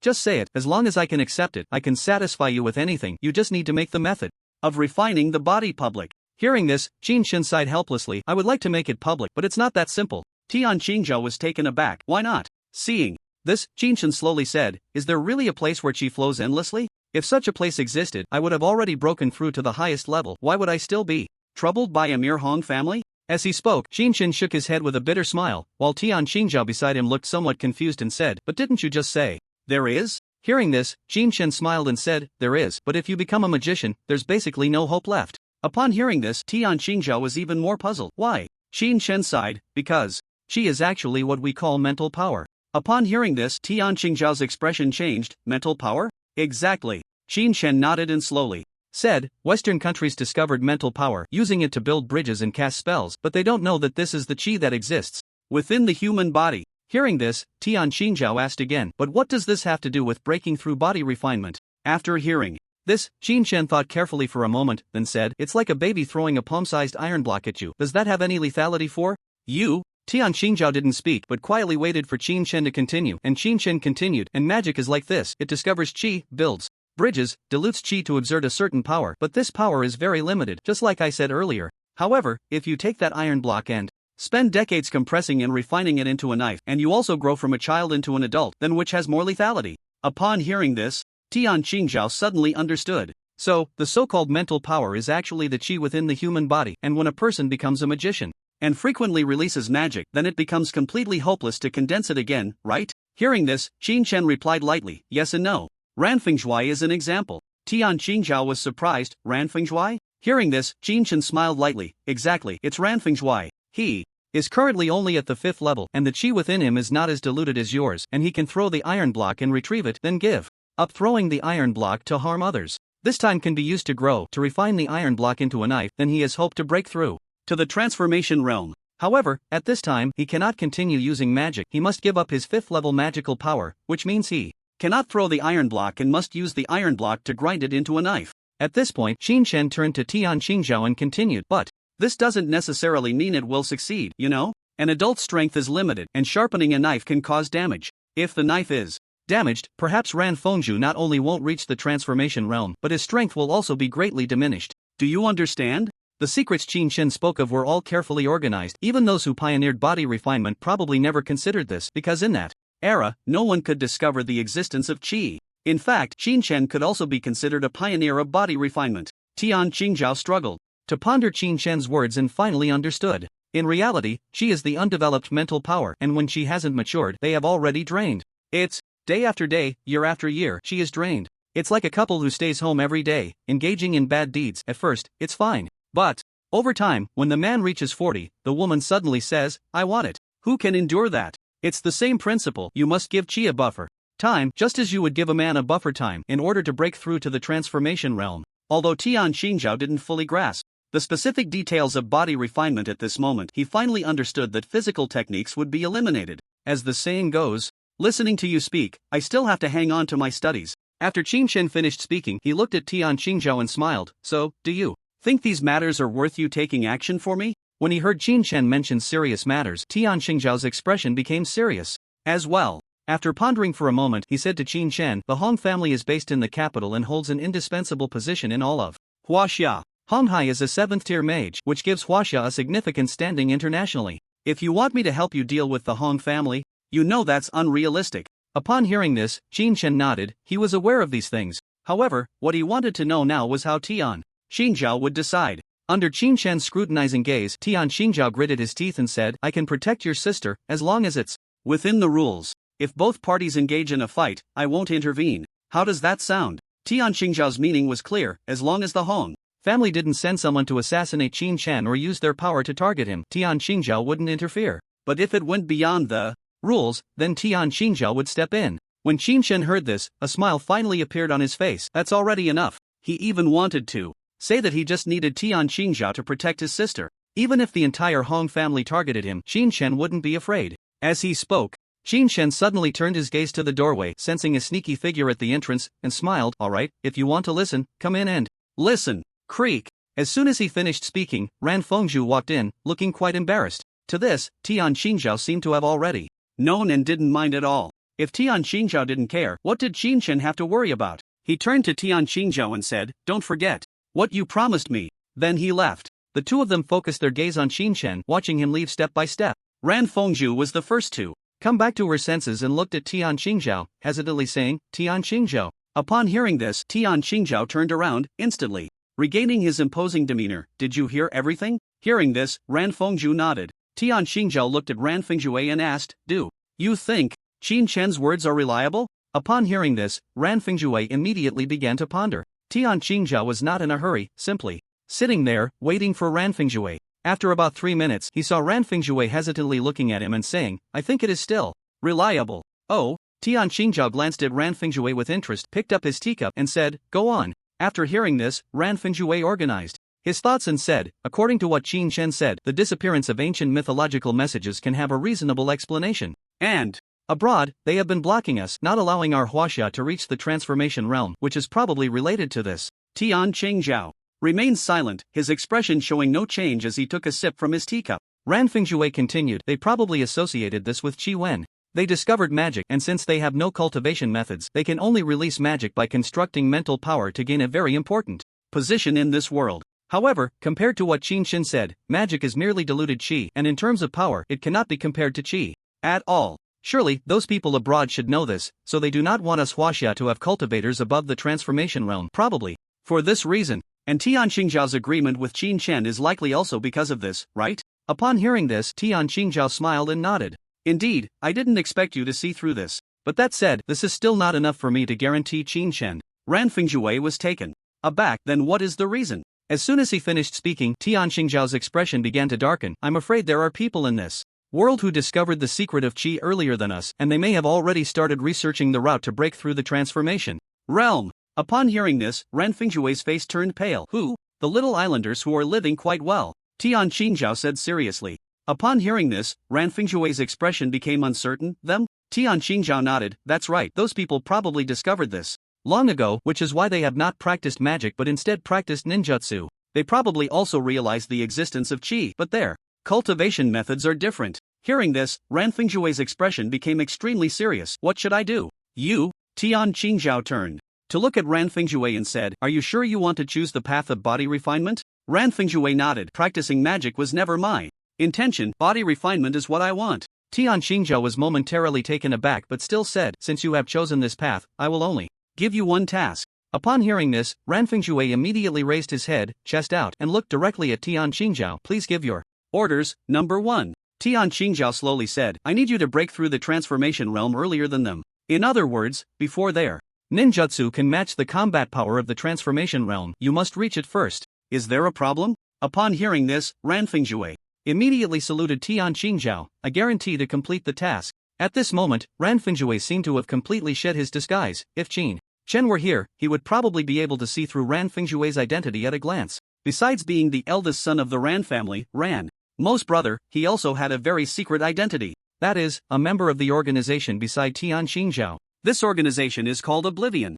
After leaving Tian Xingzhao's highest office building, Qin Shen directly took a plane back to Linhai. Back in Linhai, Qin Shen looked at the empty dormitory and couldn't help but call Qin Yujie. After his rebirth, Qin Shen had bought a phone for Qin Yujie to make communication easier. When the call connected, he heard the sound of a television on the other end, which puzzled him. Where are you? Upon hearing this, Qin Yujie's pleasant voice came through the phone. I'm at Sister Ranmo's place. They said you went to Kyoto for a while and then Sister Ranmo brought me here. Hearing this, Qin Shen let out a sigh of relief and replied, okay, wait for me there, I'll be there soon. After saying that, he hung up the phone. On the other end of the line, after hanging up, Qin Yujie turned her attention back to the television. Seeing this, Ranmo asked, is your brother back? Qin Yujie nodded nonchalantly and said, yeah, he came over as soon as he heard I was here. While speaking, she cracked some sunflower seeds, her gaze fixed on the TV. Ranmo was curious about how things were going for Chen, but it was clear that asking Qin Yujie wouldn't yield much information. They would have to wait for Qin Chen to arrive.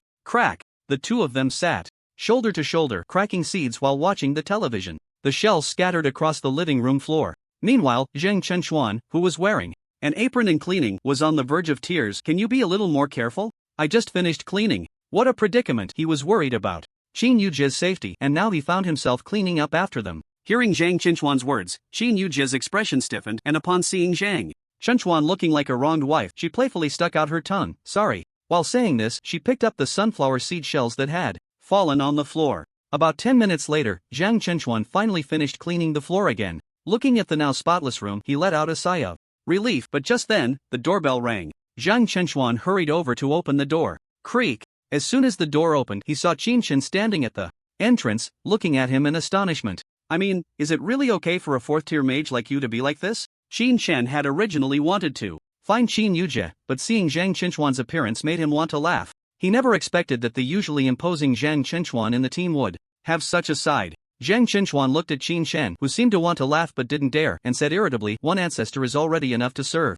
Now another one has come. What can I do? Zhang Chenchuan had come to understand Qin Shen's character. As Qin Shen's friend, as long as Qin Yujie was safe, Qin Shen had no complaints about his friends. The corpse of the Black Dragon was given to him without a second thought. Millions worth of things, and he didn't even blink. As long as he didn't touch Qin Shen's sore spot, Qin Shen was quite easy to deal with. Qin Shen looked at Zhang Chenchuan with some sympathy. His sister used to love cleaning, but now she was getting lazier. Stepping into the room, he saw the two girls sitting on the sofa, comfortably watching TV. However, as soon as Qin Yujie saw Qin Shen enter, she immediately stood up on the sofa and jumped towards him. Brother, you finally came back. Seeing this, Qin Shen hugged Qin Yujie tightly, allowing her to wrap around him like an octopus. He glanced apologetically at Ranmo and said, sorry for the trouble I caused you during the days I was away. Upon hearing this, although Ranmo had many questions she wanted to ask Qin Shen, she smiled faintly, as Qin Yujie was present, and replied, it's fine, not a bother at all. It was quite boring at home, so it's nice to have someone to keep me company.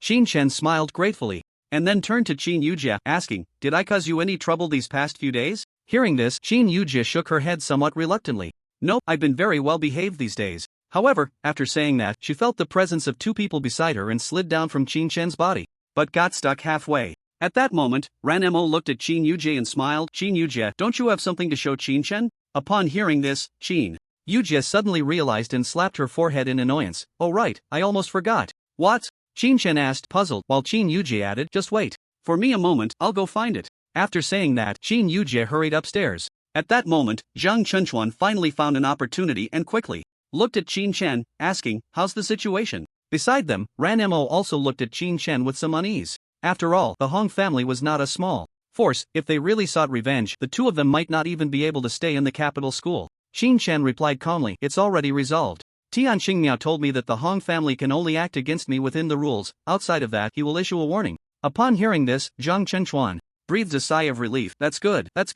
In that case, your life is safe. Meanwhile, Ranmo's expression was somewhat grim as she said, but even if it's within the rules, you probably won't be in a good position, right? From their perspective, it's too easy to pull some tricks. As a member of a prestigious family, Ranmo understood these families better than Zhang Chunchuan. Even within the rules, it was normal for them to take action against you during training. Moreover, afterward, it would be difficult to find any evidence. In response to Ranmo's concern, Qin Chen smiled and said, it's fine, at least I can ensure that I'm safe within the capital. Upon hearing this, Ranmo helplessly replied, since you don't seem to care, I have nothing more to say. She then directly changed the topic, but when do you plan to go to the capital? Qin Chen replied lightly, in a few days. Just as Qin Chen finished speaking, they heard Qin Yujie's footsteps coming down the stairs. The group instinctively stopped their conversation. Qin Yujie appeared with a hairpin on her head, smiling brightly at Qin Chen. Brother, do I look good? In the room, Qin Yujie was showing off the hairpin to Qin Chen like a treasure. When Qin Chen saw the hairpin, he was taken aback. Did Ranmo buy this for you?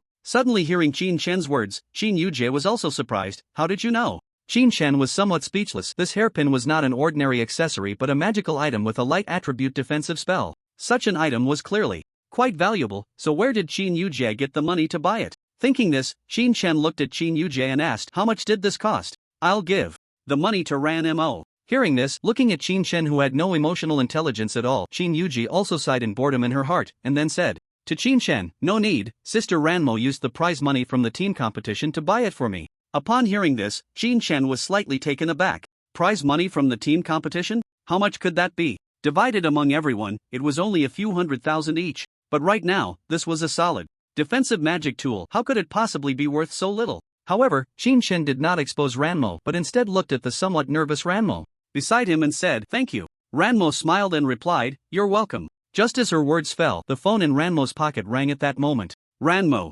glanced apologetically at Qin Chen, then answered the call. It seemed that Ranmo was still in a good mood. Watching Ranmo answer the phone, Qin Chen began discussing with his sister about renting a house in Kyoto. Although Qin Chen had money now, the housing prices in Kyoto were too high. He simply didn't have enough to buy a house. Meanwhile, Ranmo, looking at the phone in her hand, walked aside with some confusion. It was a call from her family. However, Ranmo hadn't been in contact with her family for a long time, so why were they suddenly calling now? Ranmo stepped aside and answered the phone. A deep voice came through the line, you're on break now, right? Upon hearing this, Ranmo replied honestly, yes. Since you're on break, there's nothing else to worry about. Hurry back. Listening to the somewhat anxious tone on the phone, Ranmo asked, what's wrong? What happened? The voice on the other end hurriedly said, a place has been discovered in Lucheng with ancient ruins. It's said that there's a powerful treasure inside.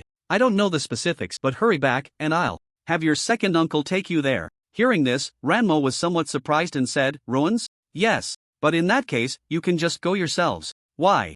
Do I need to come back? What was her strength? Second tier. What use was a second tier person entering ruins? Upon hearing this, the voice on the other end quickly replied, this is an illusionary ruin, only those below the 5th tier can enter. Those above the 6th tier are not affected by the illusion, and it's said that there are treasures passed down from ancient times inside. Before the voice could finish, Ranmo exclaimed in surprise, treasures passed down from ancient times? The voice on the phone immediately responded, exactly. Hurry back and I'll explain everything to you then. Oh, okay. Ranmo somewhat dazedly hung up the phone. When Ranmo walked back into the hall, the Qin siblings were still discussing the housing issue. Zhang Chenchuan, on the side, found it hard to interject and was looking around helplessly. When he saw Ranmo walking over in a somewhat dazed manner, he was puzzled. Ranmo, what's wrong? Hearing Zhang Chenchuan's voice, the Qin siblings fell silent, looking at Ranmo with confusion. Why did Ranmo seem like a different person compared to before? The call? What had happened? No one thought too much about it, and Ranmo murmured, my dad wants me to come back early. Upon hearing this, Zhang Chenchuan frowned. Is it about the Hong family? Could it be that because Ranmo and Qin Chen were getting too close, the Ran family didn't want to provoke the Hong family, so they wanted Ranmo to return? Just a moment ago, the siblings were discussing whether to rent a bigger place for Ranmo to move in with them. However, Upon hearing this, Ranmo shook her head and said, my dad told me that there's a ruin in Luqing that's about to open and I need to come back early. Hearing this, Qin Yujie was puzzled. Ruins? What ruins? Qin Yujie had never heard the term ruins before. Qin Chen, on the other hand, showed a flicker of emotion, but remained silent. Ranmo explained, ruins are remnants left by ancient people filled with high-level magical artifacts, and within the ruins, one's realm can be quickly elevated. Qin Chen understood this about the ruins, and Zhang Chenchuan knew a bit as well, but Qin Yujie was completely in the dark. Upon hearing Ranmo's words, Qin Yujie was somewhat surprised and said, your dad isn't asking you to go back and enter the ruins, is he? Just like the point that Ranmo was concerned about earlier. What level of power does Ranmo have now? At the second level, what use is it to enter the ruins? Qin Chen raised an eyebrow at this. Can't anyone above the 6th level enter? Qin Chen knew a bit about the ruins in Lu City. Upon hearing this, Ranmo was about to explain, but was immediately taken aback and said, how do you know? Not just Ranmo, but Qin Yujie and Zhang Chenchuan also looked at Qin Chen in astonishment. At that moment, Qin Chen realized what was happening, and seeing Qin Yujie's surprised expression, he awkwardly scratched his nose. Just a guess. Qin Yujie felt relieved upon hearing this, but Ranmo and Zhang Chenchuan were not as naive as Qin Yujie. A guess? They knew Qin Chen must know something. However, with Qin Yujie present, they couldn't ask directly and could only say to everyone, Qin Chen is right, anyone above the 6th level can't enter, so my dad wants me to go back. Upon hearing this, Qin Yujie nodded and then said to Ranmo, then, if that's the case, Sister Ranmo, you should go back. But when do you plan to return? Will you make it back in time for the entrance exam? Before Ranmo could respond, Zhang Chenchuan interjected, that won't be a problem, the ruins will open for less than a month. By the time the holiday ends, it should be fine, even if it's a day or two late, it won't be a big deal. After hearing Zhang Chenchuan's explanation, Qin Yujie nodded but hesitated and looked at Ranmo, asking, Sister Ranmo, can we go in? Upon hearing this, Ranmo's face lit up with joy. Qin Yujie going in? If Qin Yujie goes in, that means Qin Chen has to go in too, right? To be honest, even though there would be someone leading the way, the place was filled with 5th level beings, and his second uncle was just an average 5th level existence. If they encountered a stronger 5th level being, like Ran Fengjue, they would be no match. But if Qin Chen went in, that would be a whole different story. Understanding Qin Chen's combat power, Ran Mo immediately focused her gaze on him. Not just her, but Zhang Chenchuan did the same. Qin Chen, is he going? Is he going? Seeing the two of them looking at him with such anticipation, Qin Chen naturally understood what they were thinking. However, he also fell into deep thought at that moment. This ruin. According to Qin Chen's memory, there should be a very important weapon inside. The Shinong ruler. If he went along with the Ran family, there would definitely be disputes over the ownership in the end. It wasn't that Qin Chen was afraid of the Ran family or that he was soft-hearted. Although Ran Fengjue had helped him a lot, it wasn't worth the value of a Shinong ruler. Qin Chen was mainly afraid of trouble. After thinking for a moment, Qin Chen came back to his senses and looked at Ranmo and Zhang Chenchuan beside him, saying, I won't go with your Ran family. If we go together, there will definitely be disagreements over the ownership of the items. If you want to go, take Zhang Chenchuan with you. After hearing Qin Chen's words, Ranmo's expression changed as well, but then she thought about the issue of ownership. If Qin Chen really went along, he would be getting himself into big trouble. Even if her second uncle didn't know Qin Chen, he might still underestimate him because of his strength. At that moment, Ranmo began to hesitate. Entering the ruins was a certainty. However, the conflict between the two and the choice of whom to side with became a major issue for Ranmo. On one side was her second uncle, a 5th-tier powerhouse, and on the other was Qin Chen, whose strength was an unknown. After some thought, Ranmo looked at Qin Chen and asked, Can you take me in with you? Upon hearing this, Qin Chen was momentarily taken aback, then he smiled helplessly and said, Actually, for a mage, there's really no need to gain any benefits from the ruins. Cultivating inside is at least 10 times faster than outside. Your second uncle is asking you to go in, actually thinking of you. It doesn't matter who you go in with. The ruins were inherently a place filled with spiritual energy, and for them, cultivating inside could indeed yield results with half the effort. Qin Chen felt a bit more at ease alone. At least inside the ruins, there wouldn't be so many concerns. If someone teamed up with him, it would be too troublesome. However, Qin Yujie, who was beside them, immediately grabbed Qin Chen's arm and said, Brother, what ruins? I want to go too. Hearing this, Qin Chen felt a bit uneasy. He had completely forgotten about Qin Yujie. Having been alone in his past life, how could he expect Qin Yujie to just follow his lead upon hearing this?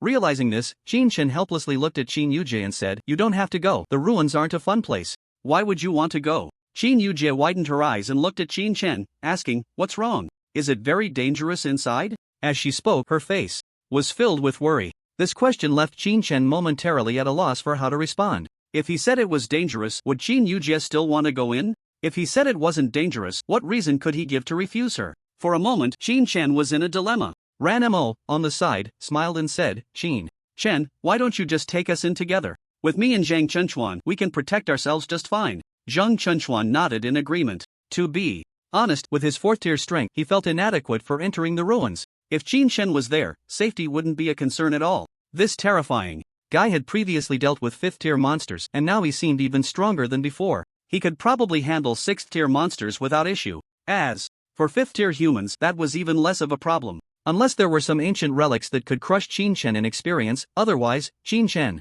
was an invincible presence. Mages needed to pull and maneuver against body cultivators. If they couldn't do that, they wouldn't be a match at all. After hearing Ranmo's words, Qin Chen hesitated for a moment, then nodded, all right then. While saying this, he smiled at Qin Yujie, ruffled her hair, and said, but once we're in the ruins, don't run around. Feeling Qin Chen's hand messing up her hair, Qin Yujie pouted and shook her head, brushing Qin Chen's hand away, and said unhappily, I know, I'm not a child anymore. Qin Chen smiled at her words, but his face was still filled with concern. The ruins are not as simple as imagined. If it were just him, it wouldn't be a problem, he could just run if he couldn't win. But with a group of people, if someone gets caught in a group control, then Qin Chen wouldn't even be able to escape. After thinking for a moment, Qin Chen seemed to have thought of something and looked at the somewhat unhappy Qin Yujie beside him, saying, by the way, what about your healing teammate? Do you want to ask her if she's coming? Shenjiai? Qin Yujie looked at Qin Chen in confusion, and Qin Chen nodded, yes, that's her. The ruins are quite dangerous, and if we don't have a healer, getting injured inside would be troublesome. Although he knew that Ranmo definitely wouldn't lack healing potions, if they were in the middle of a battle, the potions wouldn't be effective immediately, as healing the body also takes time. If they forced themselves to fight right after taking medicine, the backlash on their bodies would be quite significant. Of course, Qin Chen was not concerned about himself but about Qin Yujie. Given Qin Chen's current strength and combat experience, getting injured was basically impossible. Hearing this, Qin Yujie hurriedly said that I'll contact Shenjiai right now. As she spoke, Qin Yujie walked aside to make the call. Ranmo also smiled at Qin Chen and said, then I'll inform my family too. Qin Chen nodded in response. However, once the two had left, Zhang Chenchuan beside them finally spoke up. Qin Chen, is there some danger? If there is, I'll think of a way to persuade Ranmo and Qin Yujie. Seeing Qin Chen's frowning expression, Zhang Chenchuan naturally understood that this ruin was not simple. Zhang Chenchuan also knew that with Qin Chen's strength, even if there was danger, he should be fine alone. But bringing along 4 deadweights would probably complicate things.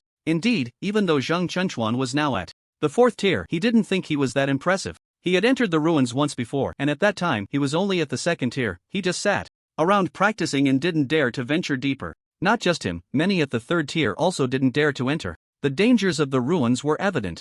Upon hearing this, Qin Chen waved his hand dismissively, forget it, it's fine, let's just go together. Now that they had provoked the Hong family, he didn't know when they would retaliate, and leaving Qin Yujie alone here made Qin Chen uneasy. Although Tian Shingha said he would protect them, who knows what the outcome would be? Qin Chen wouldn't gamble Qin Yujie's life entirely on Tian Shingha. If Zhan Fengzhu hadn't left, it would have been nice to have someone to look after them, but now Zhan Fengzhu had also left. Ranmo and the others were clearly going to enter the ruins as well. For Qin Chen, it was better to bring them into the ruins than leave them outside. Although it was equally dangerous, at least it would be within his control. Seeing that Qin Chen had agreed, Zhang Chenchuan fell silent. Since Qin Chen had made a decision, then so be it. Meanwhile, Qin Yujie and Ranmo had also finished their calls. Qin Yujie looked at Qin Chen with a beaming smile and said, Shenjiai has agreed to come. She said she would be here soon. Qin Chen nodded in response, while Ranmo remained silent, clearly troubled by something. Qin Chen didn't pay attention to Ranmo's expression but looked at the others and said, in that case, Qin Yujie, you go with Ranmo to buy some necessary items.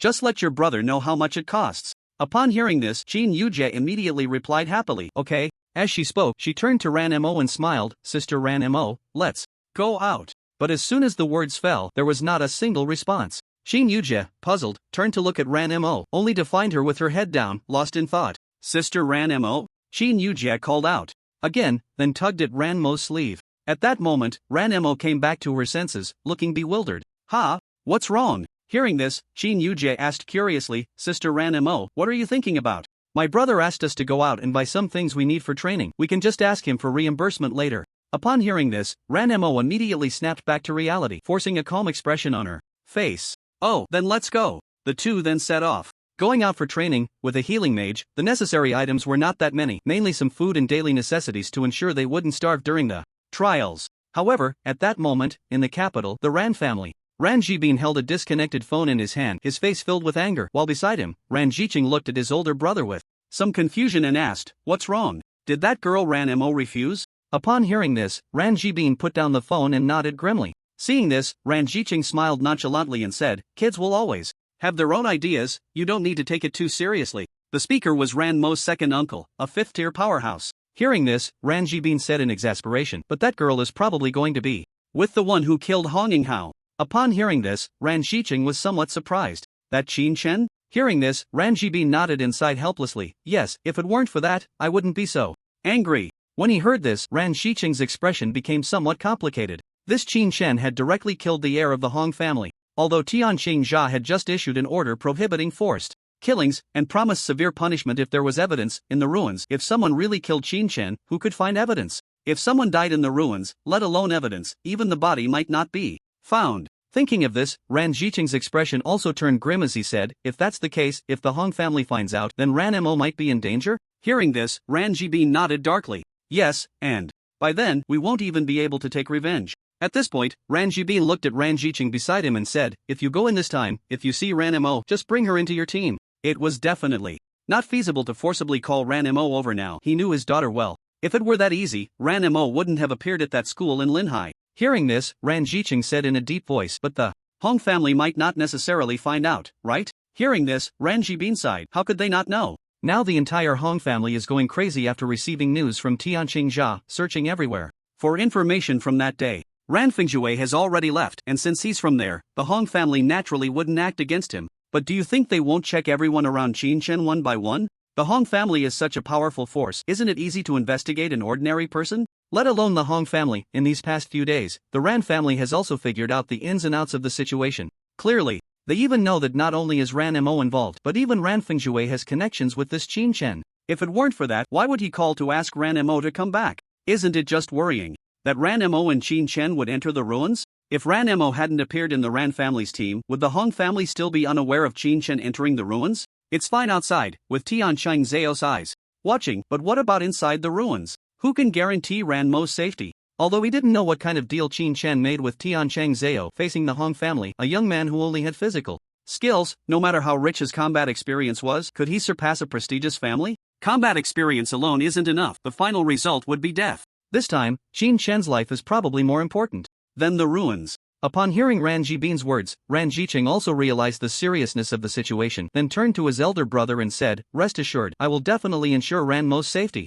Brother, you don't need to worry too much. This time I'm going in. It's not that easy for the Hong family to make a move. I've always treated Ranmo like my own daughter. Do you still not trust me?" Hearing this, Ran Jibin felt somewhat helpless. It's not that he doesn't trust his own brother. He doesn't trust Ranmo. But at this point, it doesn't matter what is said. In a couple of days, the ruins in Lu City will open. And even if they forcibly pull someone in now, it would be too late. If they forcibly pull someone in, they might not even make it to the ruins. They can't abandon the entire ruins for just one Ranmo, can they? Thinking of this, Ran Jibin waved to his younger brother beside him. "Forget it, you go prepare first and give me a spot for this entry into the ruins." "Yes." After saying that, Ran Jiqing stepped back. In the following time, the entire Huaxia began to stir. More and more people started to move from other cities to Lu City. At first, people didn't pay much attention, but when they saw some well-trained troops beginning to surround Lu City layer by layer, they started to feel something was off. After asking some passers-by, they finally learned the truth. Lu City was about to open the ruins, and it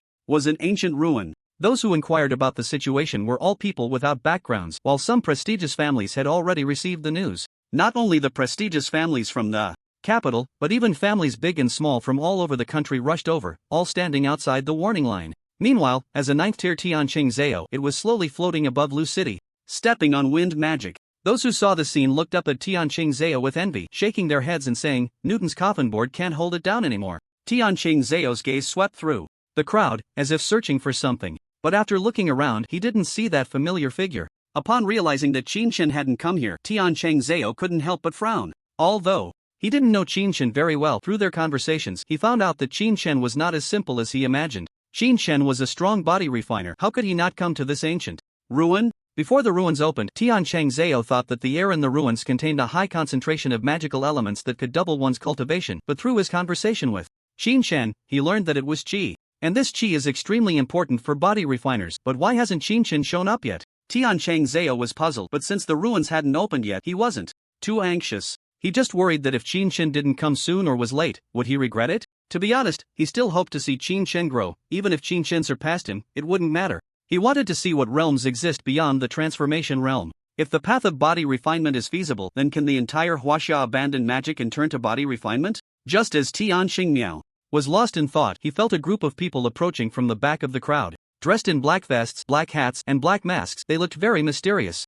This group consisted of 5 people, and upon seeing the one leading them, Tianqing's previously tense heart completely relaxed. Chen had finally arrived. Sensing this familiar aura, Tianqing let out a sigh of relief, then shifted his gaze deeper into Lucheng. The black vests, black hats, and black masks were already a striking presence among the crowd, instantly drawing everyone's attention. Wow, who is this? Looking so flashy. They're just entering a relic. Are these people here on vacation? Some ordinary family magicians around were staring dumbfounded at Chen and his group. Under the cover of the black hats and masks, the 3 figures in the middle of the crowd were noticeably smaller than the 2 men in front and behind them. At this moment, under the black hats, 3 pairs of eyes were darting around. Oh my, so many people. Although Chen Yujia knew that relics had their benefits, she was still somewhat surprised upon seeing the crowd around her. The number of people here seemed to be about the same as in their school, and with the uneven positioning, it looked quite intimidating. Beside her, Xinjia nodded in agreement. Yeah, with so many people, there should be a lot of good stuff in the relic, right? After hearing the word relic, Xinjia eagerly followed Chen Yujia over. Even abandoning Musenator, there was no other reason. Compared to Musen, Chen gave a greater sense of security, making one feel that as long as they were by Chen's side, they wouldn't be harmed. Of course, that wasn't the main reason. The main reason was that with her joining Chen, there would be 3 girls in total, making it more convenient to stay together at night. Moreover, this group was not weak. One was a 4th-tier existence, another could easily defeat 4th-tier opponents, and there was also a 3rd-tier ice magician. Even the weakest 2nd-tier, Ranmo, was astonishing in terms of defense. It should be noted that before encountering Shiman and the others in that match, Xinjia had hardly ever made a move. Teaming up with these people was far better than being with Musen and his bunch of wooden lumps. Beside them, Ranmo smiled and said, "There are indeed many good things here, but many of them are not for us to compete for. We just need to find some places rich in magical elements and quietly cultivate there. The effect of 1 day's cultivation there is better than 10 days outside." Upon hearing Ranmo's words, Chen Yujia and Xinjia looked ahead with faces full of surprise, like naive young girls. "So, when do we go in?" Hearing this, Ranmo smiled and replied, "Not sure, but most people have arrived, so it should be soon. However, you must be careful before you go in, everything inside is very dangerous." Upon hearing this, Chen Yujia and Xinjia nodded obediently. At this moment, Chen also began to examine the relic before him. However, the more he observed, the stranger his expression became, because Chen discovered that the relic before him was actually a formation. Yes, it was a formation. Moreover, by observing this formation, Chen also understood why it could only accommodate those below the 5th rank. In fact, this formation could only allow those with qi to enter. However, for those above the 6th rank, the qi within their bodies was almost unrecognizable, having completely transformed into magic, making it impossible for them to integrate into this formation. Only those below the 5th rank could enter normally. In his previous life, Chen had been unable to perceive the mysteries of this relic due to his low strength and vision, but how could this formation escape Chen's notice now? Just as Chen was preparing to further study the formation before him, he suddenly heard a gritted voice beside him. "Chen, I didn't expect you to actually dare to come here." The sudden voice silenced the surrounding noisy crowd. All eyes turned to the speaker. The speaker was a middle-aged man who appeared to be around 40, looking much like an ordinary middle-aged person. However, the faint aura of a peak 5th rank expert emanating from him made people instinctively wary. Hong Lei, who would be foolish enough to provoke a member of the Hong family? Didn't we just hear a few days ago that Hong Ninghao was gone? How come? Before he could finish, a teammate hurriedly covered his mouth and whispered urgently in his ear, "Damn, do you want to die? If you want to die, don't drag us down with you." The speaker, also filled with fear, glanced at the visibly darkening face of Hong Lei and quickly nodded. The crowd around them quieted down, turning their attention to Chen and his group. Seeing the strange attire of Chen and his companions, everyone was curious about who dared to provoke a member of the Hong family at this time. However, Chen showed no sign of movement, as if he hadn't heard Hong Lei speaking to him, continuing to observe the formation before him. Watching Chen's calm demeanor, Hong Lei's expression darkened, and he heard the voice of a younger member of the Hong family beside him. "Uncle, did you mistake the person?" This guy is the one who caused Brother Hong Yinghao's death, right? Hong Yao said, sizing up Qin Chen. In her eyes, Qin Chen had no trace of magical aura. No matter how she looked at it, he was no match for Hong Yinghao. Not only Hong Yao, but the other members of the Hong family also turned to look at Qin Chen, and after just one glance, their thoughts aligned with Hong Yao's. However, Hong Lei remained silent upon hearing this, his face darkening as he looked at Qin Chen and said in a low voice, "Kid, do you dare to take off your hat?" Upon hearing this, Qin Chen knew he couldn't avoid it any longer. He looked at Hong Lei with a helpless expression, took off his hat, and complained, "I mean, come on. I'm dressed so thoroughly, and you still recognize me?" Hong Lei replied with a grim expression, "Don't think that just because you're wearing a disguise I won't recognize you. I'd recognize you even if you turned to ash." Hearing this, Qin Chen felt a bit helpless. He had thought he was dressed securely enough not to be recognized, but unexpectedly, he was still identified. Since that was the case, he could take off the disguise. After thinking for a moment, Qin Chen looked at the people behind him and said helplessly, "Alright, you guys don't like this outfit, right? Just take it off." Qin Chen basically wouldn't leave these people behind in the relic, and since he had already been recognized, there was no need to hide anymore. Upon hearing Qin Chen's words, his teammates nervously glanced in the direction of Hong Lei. They were well aware of Qin Chen's thoughts, but being recognized in such a situation would likely put a target on their backs once they entered. This was not good news for them. In that moment, as Qin Chen's words fell, not a single person moved. Everyone looked at Hong Lei with wary expressions. The crowd around them, witnessing this scene, finally reacted, instinctively shifting their gazes to Qin Chen. Damn. Qin Chen? The guy who killed Hong Yinghao? How dare that guy come here? Hong Yinghao just died a few days ago, and he dares to appear in front of the Hong family so soon. Isn't he afraid? The last person hadn't finished speaking when a companion hurriedly covered his mouth, whispering in his ear, "Damn, are you trying to get yourself killed by saying that in front of the Hong family?" As for the Hong family, the moment Qin Chen took off his hat, their expressions changed instantly, and they glared at Qin Chen with gritted teeth. Qin Chen. They never expected that Qin Chen would actually dare to come. Did he really not fear dying in the ruins? Just as everyone was thinking this, Qin Yujie, standing behind Qin Chen, felt no sense of danger or abnormality around her. Upon hearing Qin Chen's words, she instinctively peeled off her vest, complaining as she did so, finally I can take this off." After removing the vest, she looked reluctantly at her outfit. Who wears a vest now? Plus, this white dress doesn't match the vest at all. The crowd. "Miss, is this really the time to worry about matching outfits?" Zhang Chenchuan and the others beside her felt a bit embarrassed. They hadn't expected Qin Yujie to be so unfazed at this moment. However, before anyone could think much more, Xinjiai nodded in agreement. "I don't know what kind of eyesight your brother has, picking something so ugly that's useless. It's obvious at a glance who he is. I give you a thumbs up." As she spoke, Xinjiai also took off her strange outfit. The crowd, who had been holding their breath in tension, suddenly found themselves at a loss for words upon seeing these two lively characters in Qin Chen's team. Did they not realize that the people before them were from the Hong family? In fact, they truly did not know. In Qin Yujie's eyes, her once fearless brother had returned, so there was nothing for her to worry about. She could leave everything to Qin Chen. With a 9th-tier powerhouse above them, what was there to fear? As for Xinjiai, her thoughts were even simpler. She had seen Qin Chen in action. He was filled with killing intent, and just a glance could make her tremble. Was there anyone in the world more terrifying than Qin Chen? Of course not. Even if she didn't know how powerful the Hong family was, in her eyes, they were simply no match for Qin Chen. Watching the two carefree figures, Ranmo and Zhang Chenchuan exchanged glances, ultimately helplessly removing their strange outfits. To be honest, they didn't like them either. In front of them, seeing the nonchalant demeanor of the few, Hong Lei shot a dark look at Qin Chen and said fiercely, "Kid, you've got guts. I didn't expect you to dare show up here under these circumstances." Hearing this, Qin Chen shrugged helplessly and replied, "I was hoping that putting on a vest would make you not recognize me." Upon hearing this, Hong Lei's expression darkened further. "Do you take me for a fool? Wearing a black vest, with a hat and mask, and not a hint of magical fluctuation, who else could that be but Qin Chen?" Watching Qin Chen and the others throw their vests aside, Hong Lei said fiercely, "Kid, do you really think you can fool me? Even without the vest, I still recognize you." The atmosphere suddenly became tense. Who is this guy? Qin Yujie, due to Qin Chen's request for secrecy, was still completely unaware of the situation. Seeing so many people looking at her brother with murderous intent made her a bit nervous. Noticing Qin Yujie's anxious expression, Zhang Chenchuan explained the situation to her. "These people are the family of the arcane mage from that team competition. That person was injured by your brother and sent to the Shiman family. The next day, when they were about to return to the Hong family, he suddenly died, so these people believe your brother killed him." With so many people present, Zhang Chenchuan naturally couldn't admit that Qin Chen had killed Hong Yinghao. Hearing this, Qin Yujie felt a bit confused. Then why don't they think it was the Shiman family's doing? Besides, how could my brother kill someone? Zhang Chenchuan and Ranmo exchanged glances, speechless. "Your brother wouldn't kill someone?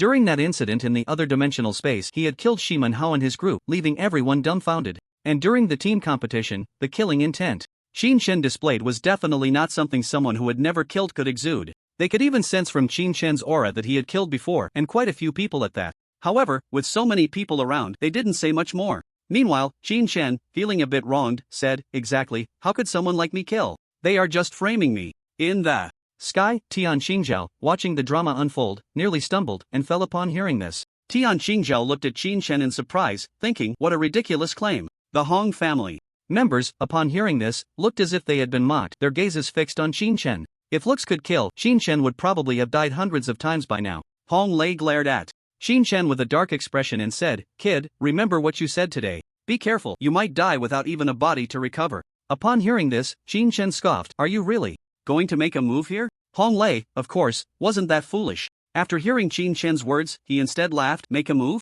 How could we of the Hong family kill someone?" At this point, Hong Lei's tone shifted, his expression darkening as he said, "But in this world, unexpected things always happen. Some people can choke to death just drinking cold water, some can get hit by a car while walking, and in a magical world, being killed by beasts is also quite reasonable, isn't it?" As he spoke, a cold smile appeared on Hong Lei's face, his gaze intentionally drifting towards the people around Qin Shen. Just as he finished speaking, Qin Shen looked up at Tian Shingha in the sky and asked, "Hey, I said someone is threatening people, are you going to do something about it? It's so blatant." Hearing Qin Shen's words, Hong Lei's expression stiffened and he looked up at Tian Shingha with an unpleasant look, only to see that Tian Xingzhao's expression was also somewhat complicated at that moment. However, as Hong Lei's gaze shifted, the complexity on Tian Xingzhao's face vanished, replaced by an imposing demeanor as he looked at Hong Lei and said, "Hong Lei, watch your words." With Tian Xingzhao speaking, Hong Lei quickly suppressed the malice on his face and forced a smile as he looked at Tian Xingzhao, saying, "Tian Xingzhao, I was just joking." Tian Xingzhao remained silent, continuing to focus on the depths of the ruins.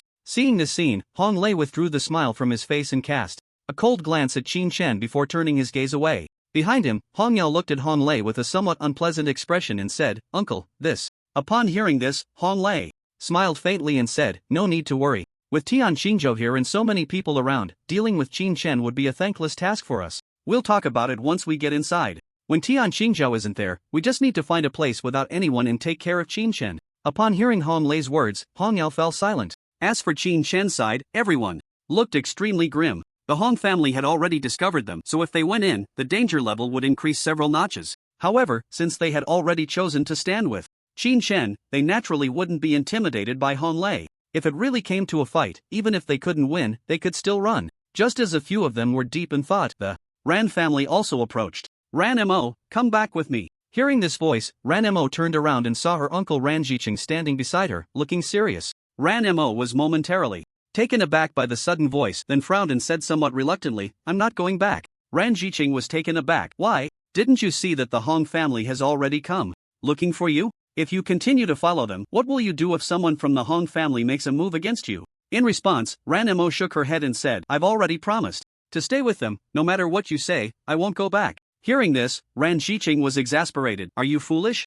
Do you really think that just because you're a Ran family member, the Hong family won't dare to touch you? Besides, putting the Ran family aside, you know how dangerous it is inside the ruins. There are so many ancient beasts, some even at the 6th or 7th rank. Your team only has Zhang Chenchuan, a mere 4th rank beginner. Are you not afraid of dying by sticking with this team?" Upon hearing this, Ranmo smiled and shook her head, saying, "Uncle, it's precisely because of that I won't go back." Because at this point, Ranmo couldn't help but look ahead at Qin Shen, who was focused on the ruins, and smiled lightly, "Because I believe that staying with them will be much safer." "You?" Ran Jiqing was so furious that he almost couldn't catch his breath, pointing angrily at Ranmo in front of him. However, recalling his elder brother's previous words, Ran Jiqing adopted a more conciliatory tone and said, "Dear niece, can I beg you? Your father asked me to take care of you. I can't just leave you behind, can I?" Hearing this, Ranmo smiled and said, "Uncle, don't worry, I understand your good intentions. If it really is as you say, I wouldn't joke with my life and would still return to your team."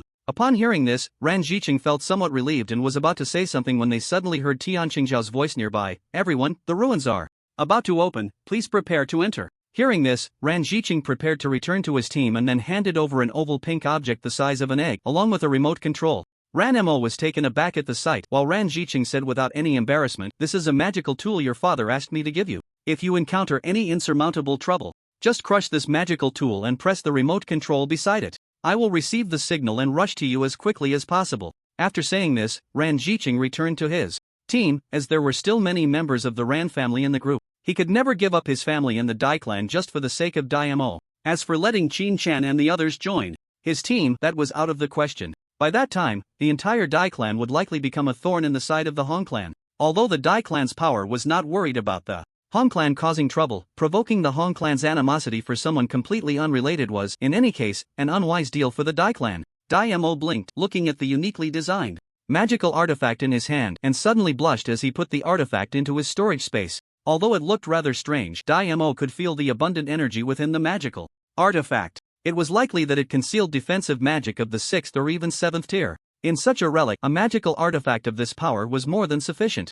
When Dai Mo returned to the team, Chen also looked at the people behind him and said, "Everyone, be careful." All the faces turned alert as they looked ahead. The white mist was thick, and magical energy was constantly slanting outward. For a moment, some even began to cultivate on the spot. The magical elements inside were far denser than those outside. If they could continue cultivating like this, they would likely break through their current realm in less than a month. As everyone's thoughts diverged, the sky blue figure noticed that the white mist had almost solidified and immediately addressed the crowd below. "The relic has been opened. You have about 10 minutes. Everyone, hurry and enter the relic." "Yes." Upon hearing the words of the sky blue figure, the crowd below eagerly looked towards the relic and rushed inside. The originally orderly crowd suddenly became chaotic. At this moment, Qin Shen looked at the people in the arena and said, "All right, go in. Once inside, don't forget what we discussed earlier." Hearing this, everyone was momentarily taken aback, and then Dai Mo looked at Qin Shen with a somewhat grim expression and asked, "Are you sure we will get separated once we go in?" Zhang Chenchuan chimed in at this moment, "Yeah, we've been in a relic before, but we've never encountered this situation."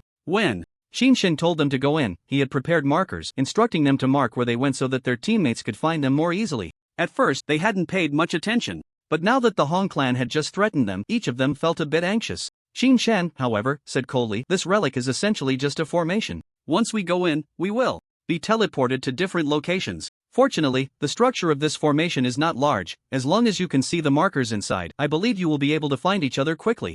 After saying this, Qin Shen looked at everyone and said, "Once inside, if you see a human team that you are familiar with, try to team up to ensure your safety." Hearing this, Shin Jiai said pitifully, "If we really find someone and team up, will they betray us?" At this moment, everyone turned their gaze to Qin Shen. Shin Jiai's concern was also theirs. Upon hearing this, Qin Shen replied lightly, "No. If you really find a team, each person's value in the team is significant. Even if someone encounters a monster and chooses to betray their teammates to survive, you will be the last to be abandoned." The crowd. Well, indeed, Shin Jiai was a healer and her status was unquestionable. It was hard to say whether there were any healers among these people. If Shin Jiai teamed up with someone, she would basically not be abandoned. And Qin Yujie, being of the ice element, had a similar special ability. The ink-dyed defensive turtle shell will certainly not be abandoned by anyone. The only one who might be abandoned is Zhang Chenchuan, who is at the 4th level. However, Zhang Chenchuan's strength is stronger than that of others. He is a 4th level mage and has every opportunity to form his own team. As for Qin Shen, they need not worry. Without their ties, even if Qin Shen encounters members of the Hong family, he can still run away if he can't fight them. He might even take down a few Hong family members while escaping. But the only thing that worries Qin Shen and the others is, what about Qin Yujie? Although Qin Yujie has already reached the 3rd level, her earlier attitude completely provoked the Hong family. If the Hong family discovers Qin Yujie, her danger level could significantly increase. The others are indifferent, but if something happens to Qin Yujie, would Qin Shen go mad? Everyone fell silent, and Qin Shen clearly noticed this, hesitantly looking at Qin Yujie. At that moment, Qin Shen regretted bringing Qin Yujie out. After seeing Qin Shen's gaze, Qin Yujie smiled and said, "Brother, don't worry, I will protect myself. After all, I'm a genius, right?"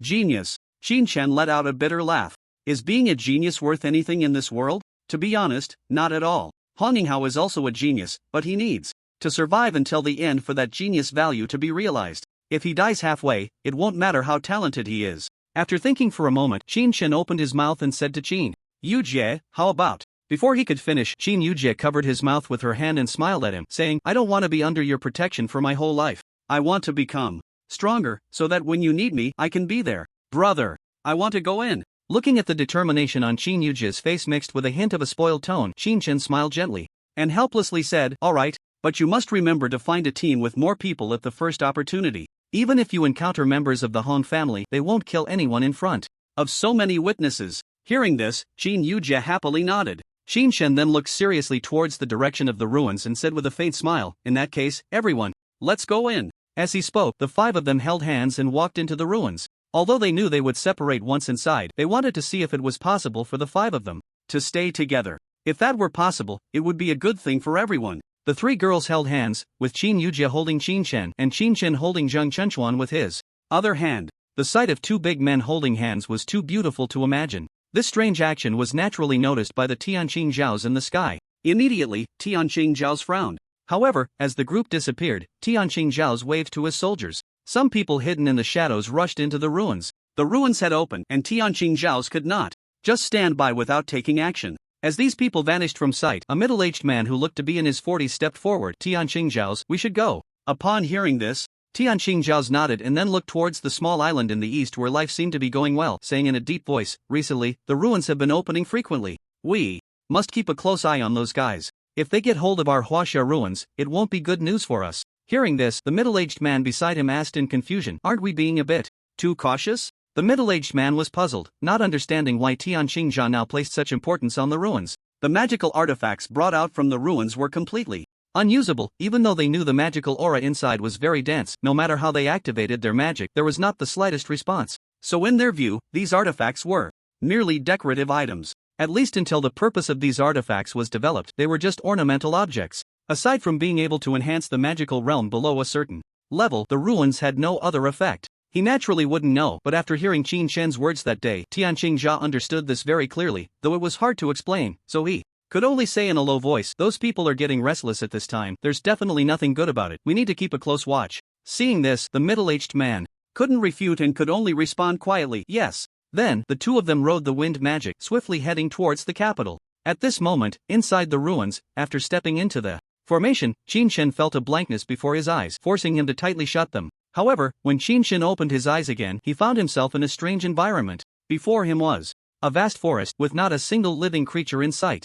The others around had completely vanished. Looking around, when he saw that there were no traces of people left, Qin Shen's expression became somewhat serious, as expected. Qin Shen didn't have much understanding of formations, only knowing a little from ancient texts on techniques. However, the current environment made Qin Shen feel somewhat unfamiliar. Although he had entered once, he hadn't explored the entire ruins. Instead, he had followed the main group directly to search for the Shinong ruler, so he was still a bit unfamiliar with the current surroundings. This time, to exit the ruins, he had to find the Shinong ruler. The Shinong ruler, fully named the Nine Earth Shinong ruler, was a divine artifact for restoration. In his previous life, Qin Shen had such an item, which was one of the most powerful auxiliary artifacts he had ever seen. This artifact only needed to come into contact with skin, and it would continuously heal injuries, including any lost chi. Even around the Shinong ruler, it was like spring all year round, with all the plants thriving. Even some precious medicinal materials that took a long time to mature could be quickly cultivated with the Shinong ruler without losing their medicinal properties. But that wasn't the most terrifying part. The most frightening thing was that this Shinong ruler didn't require any human effort to replenish its energy. It seemed to have a self-awareness. As long as there was consumption, it could self-repair. Such a treasure was rare for anyone, but at this moment, Qin Shen's mind was not on the Shinong ruler. Right now, Qin Shen still needed to find Qin Yujia and the others. After all, the Hong family had already entered. If they found Qin Yujia first, it wouldn't be good news for Qin Shen. After leaving a mark on a tree, Qin Shen walked straight ahead. However, he hadn't gone far when he saw a flicker of firelight shining ahead. Upon seeing this scene, Qin Shen frowned and hurriedly dashed forward. He then saw a third-tier mage, still in the aftermath of casting a spell, and in front of him, an unknown mage had been burned to a charred black. When Qin Shen realized this mage was not someone he knew, he breathed a sigh of relief. In the ruins, as long as one wasn't discovered and could carry the news out, it generally went like this. After all, the act of killing and robbing treasures is not uncommon, even in other dimensional spaces. However, those who started attacking from the periphery were somewhat foolish, because inside, powerful monsters were appearing. At this time, attacking humans clearly weakened their own forces, and if they failed to obtain the Shinong ruler, it would be difficult to get out of here. Such people are a disaster wherever they go. The third-tier mage looked at the human corpse before him, his heart racing as he stared at the body. After confirming the death, he quickly scanned the surroundings and, upon realizing there was no one around, a look of joy appeared on his face. "Ha, I've struck it rich this time." This was his first time killing someone, and the person he killed was someone he knew. If the other party hadn't let down their guard, it would have been far from easy to deal with the person before him. Looking at the corpse at his feet, the third-tier mage revealed a strange smile. "In your next life, remember not to trust others." With so many good things on you, flaunting them outside, isn't that just asking for death? As he spoke, he began to take off the storage ring from the corpse. Those who possess storage rings are not ordinary people. Even if there's nothing inside, the ring itself can sell for a large sum of money. Moreover, unless it's something particularly rare, no one would know whose it was when sold. After a quick check of the items in the storage ring, he pulled out a third-tier magic book and laughed heartily. Ha, finally got it. If I had to buy it myself, I wouldn't even know how much it would cost. Now I can be considered to have third-tier magic. However, just as his words fell, he suddenly heard a mocking voice beside him. Sorry, robbery. The sudden voice made the third-tier mage's face change instantly, and his body was covered in goosebumps. He hurriedly took a step back and looked around, only to find no one in sight. Seeing this, the third-tier mage quickly shouted, Who's nearby? If you have the ability, come out and let's have a fair fight. Upon hearing this, Tian Shingha smiled and then jumped down from the tree. The noise from the branches made the mage's expression change, and he immediately shouted, Who are you? In response, Tian Shingha smiled kindly and said, Don't be nervous. I'm not a good person. As soon as he finished speaking, the mage's expression tightened, and the magic in his hands began to coalesce, his voice low. Brother, the road is wide, let's go our separate ways. If you fight me here, it won't be good for you. He was not someone who had just stepped out into the world. At a glance, Tian Shingha's kind demeanor did not seem like that of a good person. Although he couldn't sense any magical aura from Tian Shingha, he knew that anyone who could appear at this moment was definitely not a fool. Moreover, being able to jump down from such a high tree undoubtedly indicated he was a body refiner. At this distance, if he wasn't prepared to fight, it was hard to say who would win. Tian Shingha looked at the mage before him without saying much. Instead, he simply smiled faintly. Seeing Tian Shingha smile, the mage became even more certain of his thoughts, his heart tightening suddenly, and the magic in his hands began to take shape gradually. Tian Shingha clearly noticed this but didn't take it to heart. Instead, he leisurely pulled out a thick, long, and extremely ugly staff from his storage ring. Seeing Tian Shingha so dismissive of him, at the moment the magic was about to take shape, the third-tier mage's eyes widened in shock as he shouted, Die. As he spoke, the magical energy in his hand was hurled towards Tian Shingha. Upon seeing the magic, Tian Shingha's heart stirred slightly. Then, holding his staff, he charged towards the person in front of him, completely ignoring the magic before him. When the man saw Tian Shingha recklessly rushing towards his magic, a cruel smile gradually appeared on his face, seeking death. To take on a second-tier fire magic head-on? How could that be possible? This person had no magical artifacts on him. To take it on directly showed how much he underestimated magic. It seemed he was lucky to have encountered a fool. However, just as this thought crossed his mind, the smile on his face froze, because he suddenly saw that the moment the person in front of him was about to touch the flames, the staff in his hand began to wave continuously, like a golden hoop, instantly sweeping all the flames onto the staff. And as the staff waved, he saw a white fish with black eyes and a black fish with white eyes entwined together. After about 5 seconds, the second-tier magic he had just released vanished as if it had never existed. Seeing this scene, the third-tier mage's pupils suddenly constricted, and he hurriedly took 2 steps back. Who are you? To take on second-tier magic head-on? What kind of person could possess such strength? This situation could only be achieved by a magical beast, right? But Tian Shingha did not answer his question. Instead, he continued to feel the fire magic on the staff that had not completely dissipated, somewhat satisfied. With the increase in his realm, the techniques Tian Shingha could use gradually increased, and the technique that had just neutralized the man's magic was called Taiji. If it weren't for testing his own magic, how could Tian Shingha waste so much time with this guy? Not answering the person's question, Tian Shingha looked up in confusion. Do you have any other magic? Whoosh! As soon as he finished speaking, the third-tier mage turned and ran. Although he was a third-tier mage, he could not cast third-tier magic. Even among third-tier mages, he was one of the weaker ones, and his strongest offensive fire magic had just been easily neutralized by the person in front of him. How could he continue to fight? Unable to win, he could only run. But could a mage outrun someone like Tian Shingha, who was from the Dark Realm? The answer was no. The mage had turned and run for about 2 or 3 seconds when he suddenly felt a sharp pain in his chest. In disbelief, he looked down and saw a cylindrical object piercing through his body. That object was the staff Tian Shingha had taken out earlier. Seeing this scene, the third-tier mage turned around in disbelief, looking at Tian Shingha, and asked in shock, Your speed. Bang! Before he could finish his sentence, Tian Shingha had already retracted his staff, and the mage collapsed to the ground. Tian Shingha glanced disdainfully at the blood on the staff. He took out some paper from his storage space and wiped off all the bloodstains on the staff. This was prepared for him by Chen Yujia, saying it would be useful when entering the ruins. However, it was just right to be used now. After cleaning the staff, Tian Shingha squatted down and searched the man for items. But apart from some dry rations, there was nothing valuable. Seeing this, Tian Shingha couldn't help but disdainfully say, Penny pincher. Tian Shingha casually put the dry rations back into his storage ring and approached the mage he had encountered earlier. After checking the man thoroughly and finding nothing, he took the person's storage ring. When Tian Shingha glanced at the items inside, worth Around several million, a smile finally appeared on his face. It was a familiar environment and a familiar way of survival. However, now that he had entered the gang realm and stood at the pinnacle of the world, all of this had already drifted far from him. What Qin Shen did not expect was that after his rebirth, he would return to such an environment once again. After packing everything up, he casually chose a direction to head towards. At this moment, the most important thing for Qin Shen was to find Qin Yujia first. However, he wouldn't pass up the opportunity to earn some money along the way. Moreover, if the Hong family really intended to deal with Qin Yujia, aside from Hong Lei, no one else could kill her. Unless Qin Yujia had bad luck and was teleported right next to Hong Lei. But even if she encountered Hong Lei, Qin Yujia wouldn't be in any immediate danger. To protect her this time, Qin Shen had borrowed countless magical tools from Ranmo and equipped them all on Qin Yujia. On the other side, after entering, Qin Yujia found herself surrounded by trees with no one in sight, and her expression changed slightly. However, recalling her brother's warnings, she refrained from calling out. As Qin Shen had said, in such an isolated environment, when no one is around, one should not shout loudly. If she happened to encounter a temporarily formed team, it would be fine, but if she ran into a lone individual, she could easily be killed. Qin Yujia carefully carved a mark on a tree, identical to the one Qin Shen had carved before, and walked cautiously.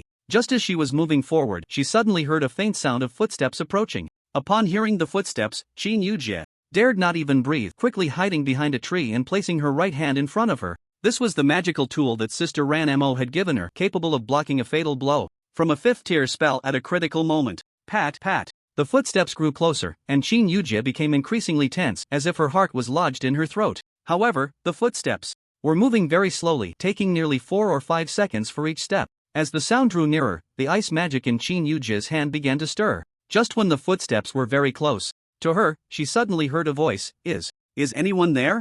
At that moment, Shinjiai was extremely frightened. She regretted following Qin Shen and the others in. Not only had she gotten separated upon entering, but now she had to find someone. She knew that if she encountered a beast here, she had no survival skills whatsoever. Other mages could fight back against low-tier beasts, but she was just a healer. What survival skills did she have? If it weren't for the 2 defensive magical tools Ranmo had given her, she would never have agreed to come here. But just after arriving, she felt a hint of danger, as if someone had been here before. Although she knew that finding someone would also be dangerous, it was still better than wandering alone and accidentally running into a beast. Behind the tree, just as Qin Yujia was about to attack, she froze upon hearing the voice and quickly peeked out. Shinjiai? Sure enough, at that moment, Shinjiai was touching a nearby branch and walking this way. Suddenly seeing a head pop out, Shinjiai was startled and fell to the ground in fright. When she came to her senses and saw Qin Yujia, Shinjiai almost burst into tears, feeling extremely wronged as she rushed to Qin Yujia's side and hugged her tightly. The pair of weapons rubbed against Qin Yujia's body as she cried, Sister Qin Yujia, I finally found you. I was so scared. Upon hearing this, Qin Yujia first patted Shinjiai's back and then hurriedly comforted her. It's okay. Now that we're together, you don't have to be afraid anymore. With tears in her eyes, Shinjiai nodded in agreement. Here, she not only had to guard against humans but also against monsters, which was incredibly difficult for a healer. Now that she had encountered Qin Yujia, her heart instantly relaxed by a large margin, but she still cried out in grievance. As soon as I opened my eyes, I found that all of you were gone. I searched for a long time and didn't dare to shout loudly, worried about attracting monsters. I finally found you. Hearing this, Qin Yujia looked curiously behind Shinjiai and asked, Is it just you? Where are the others? Shinjiai wiped her tears and lamented, I didn't see anyone else. If I had, I wouldn't have been so scared. Upon hearing this, Qin Yujia imitated Qin Shan and ruffled Shinjiai's hair, smiling as she said, Alright, since we're together now, you're safe, and I'm safe too. Let's hurry and find the others, shall we? Shinjiai nodded in agreement. With herself around, Qin Yujia wouldn't have to worry about getting hurt. The role of a healer was quite significant in a team. A 3rd-tier mage, when paired with a healer, could easily take on 2 3rd-tier offensive mages.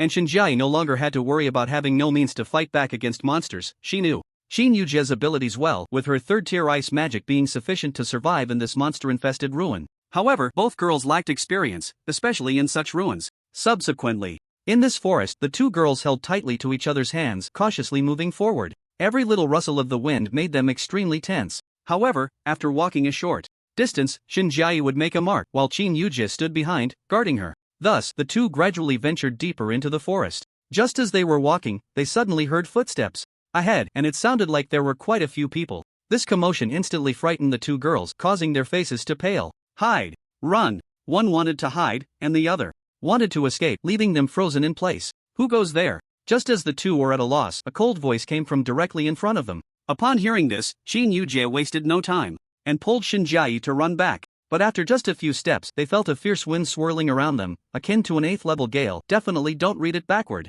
The two had barely taken a few steps when they were suddenly blocked. Qin Yujie quickly shielded Shinjiai behind her, looking warily at the man in front and asking, "What do you want?" The man, however, did not respond but glanced at something in his hand that resembled a compass, pointing it at Qin Yujie. After just a few seconds, he said to the person behind Qin Yujie, "Xia Xiang, it's 2 women, 1 third tier, 1 second tier." Upon hearing this, Qin Yujie's expression turned wary as she took a step back, but just as she did, she heard the man's voice from behind, "Ladies, please don't be nervous." Hearing this, Qin Yujie's expression turned slightly cold. "Who are you?" Seeing Qin Yujie looking at him with hostility, the man was used to it. After all, in such an environment, it was only right to remain vigilant. If these two girls were not nervous, then it would be them who should be worried. Now that Qin Yujie was tense, it actually put him at ease. After hearing Qin Yujie's words, Xia Xiang also stepped forward to stand beside her, joining the previous man. Upon seeing the faces of the two girls, even someone like Xia Xiang, who was accustomed to beautiful women, was taken aback for a moment.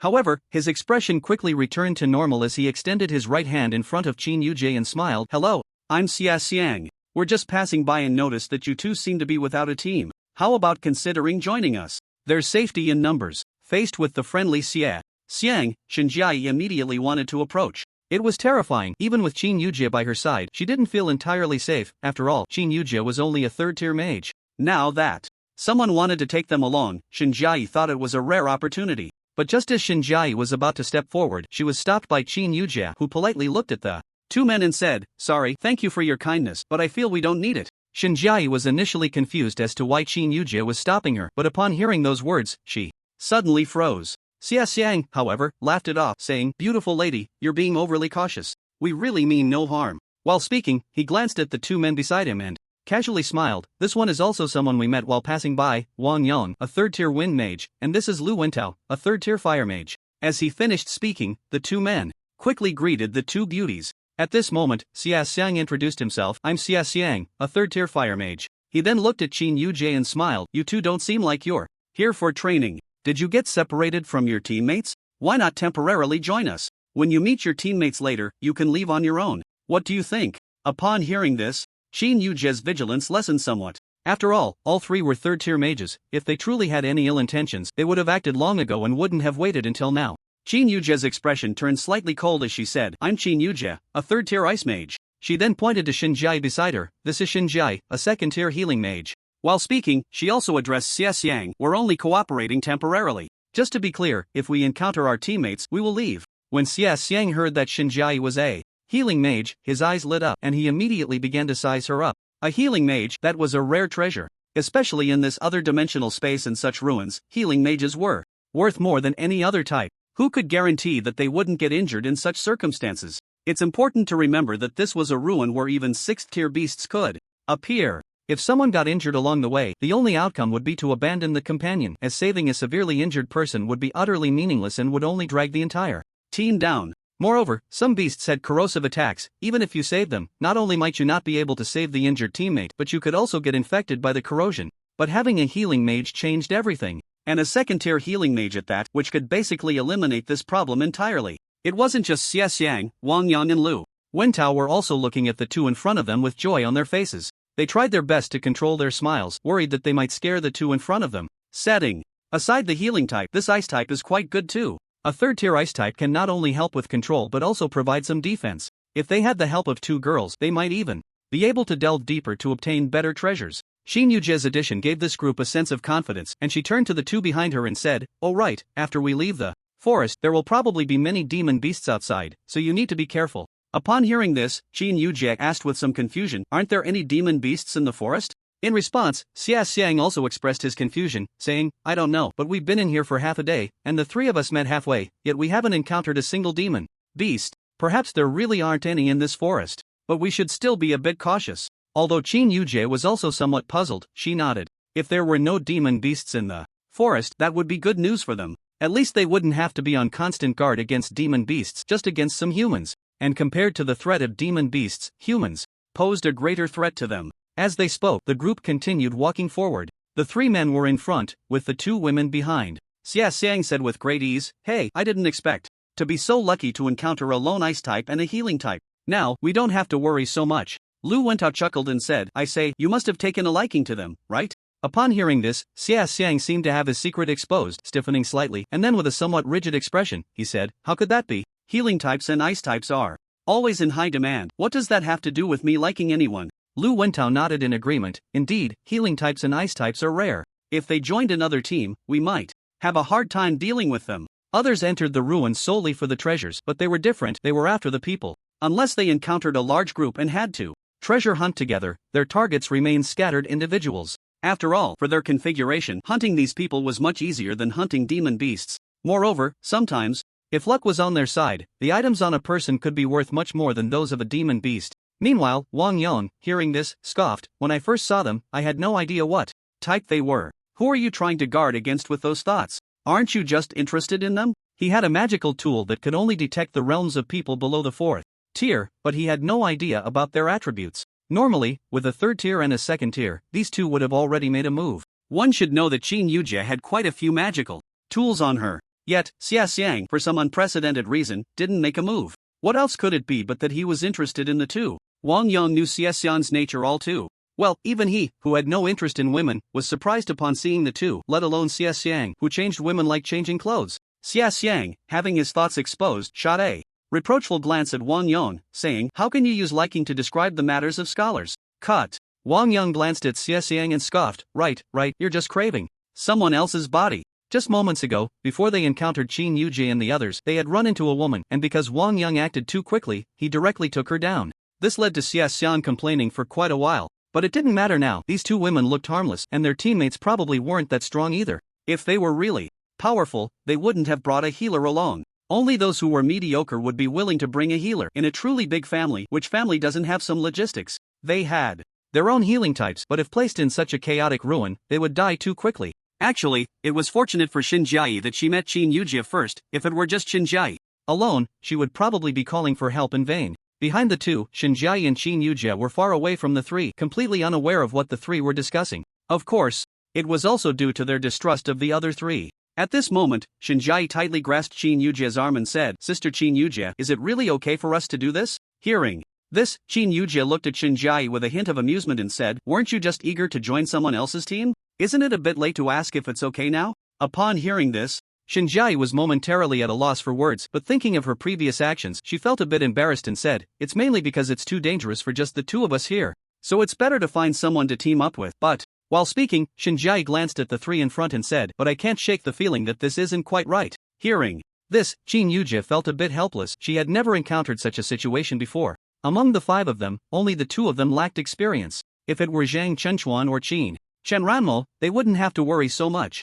After thinking for a moment while comforting herself, Qin Yujie also reassured Xinjiai, saying, don't worry, for now, let's stick with them. We can leave once we encounter other people. But, I just feel a bit uneasy. Xinjiai looked worriedly at the three in front. Xiang seemed to have noticed someone looking at her from behind, and upon seeing Xinjiai, she smiled at her. Xinjiai didn't want to show a sour face, so she forced a smile that looked worse than crying, saying while smiling, Sister Qin Yujie, look at him, he's smiling at me. Qin Yujie was somewhat speechless but still comforted Xinjiai, saying, we're just temporarily joining them. If we want to leave later, we can just back out. Our strength isn't bad now, and with the magical tools we have, even if we can't beat them, we can still hold our own. Yes, hold our own. If it were Zhang Chenchuan and Shen Jai, they might actually be able to win. The problem was that Qin Yujie's combat experience was too weak. If a fight broke out, even with Xinjiai's support, it would likely be Qin Yujie who suffered more. Upon hearing Qin Yujie's words, Xinjiai felt a bit reassured and continued to follow behind the few people.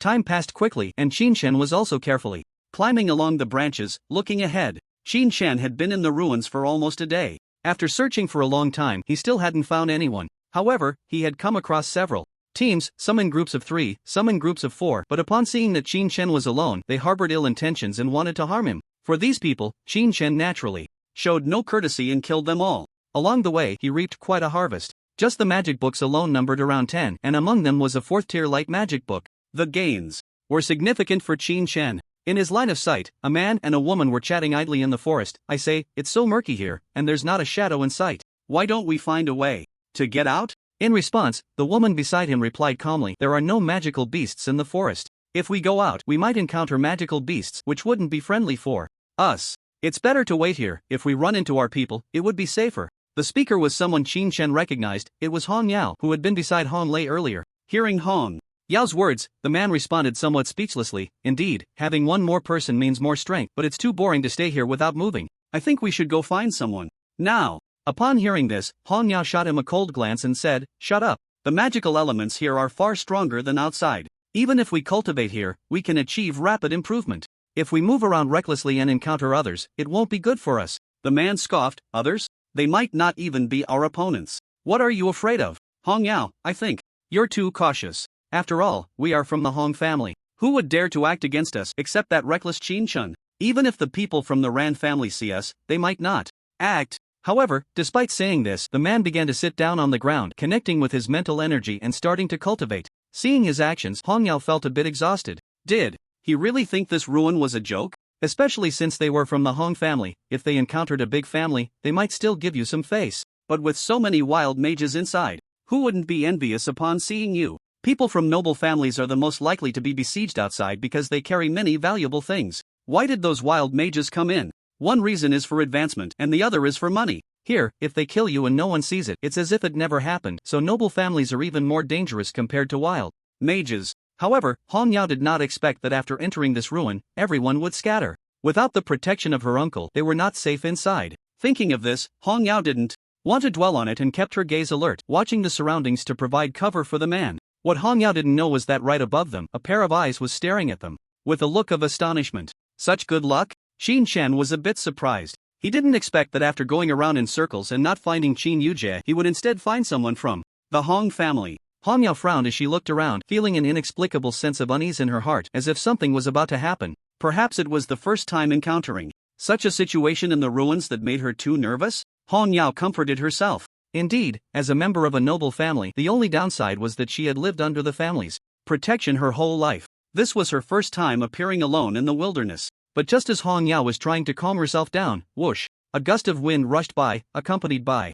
a pft sound. The previous Hong family man hadn't reacted in time and lost his head instantly. Hong Yao didn't even hear the pft sound. When she heard the wind, her expression changed immediately, and she looked around. Who? There was not a single shadow around, only the trees swaying beside him. Was someone here? Before Hong Yao could react, a cold voice came from behind. Earthquake Gaogang, a timeless beauty of Shishan. Hearing this, as a member of a prestigious family with no experience, Hong Yao instinctively replied, facing the sea, the rivers of Sanha flow for 10,000 years? But as soon as the words fell, Hong Yao's head rolled to the ground. Even as her head fell, her face was still filled with astonishment. Behind her, Qin Chen, covered in blood, looked down at the headless corpse with a helpless sigh. You know too much. After saying this, Qin Chen picked up the storage ring from the corpse, then looked around.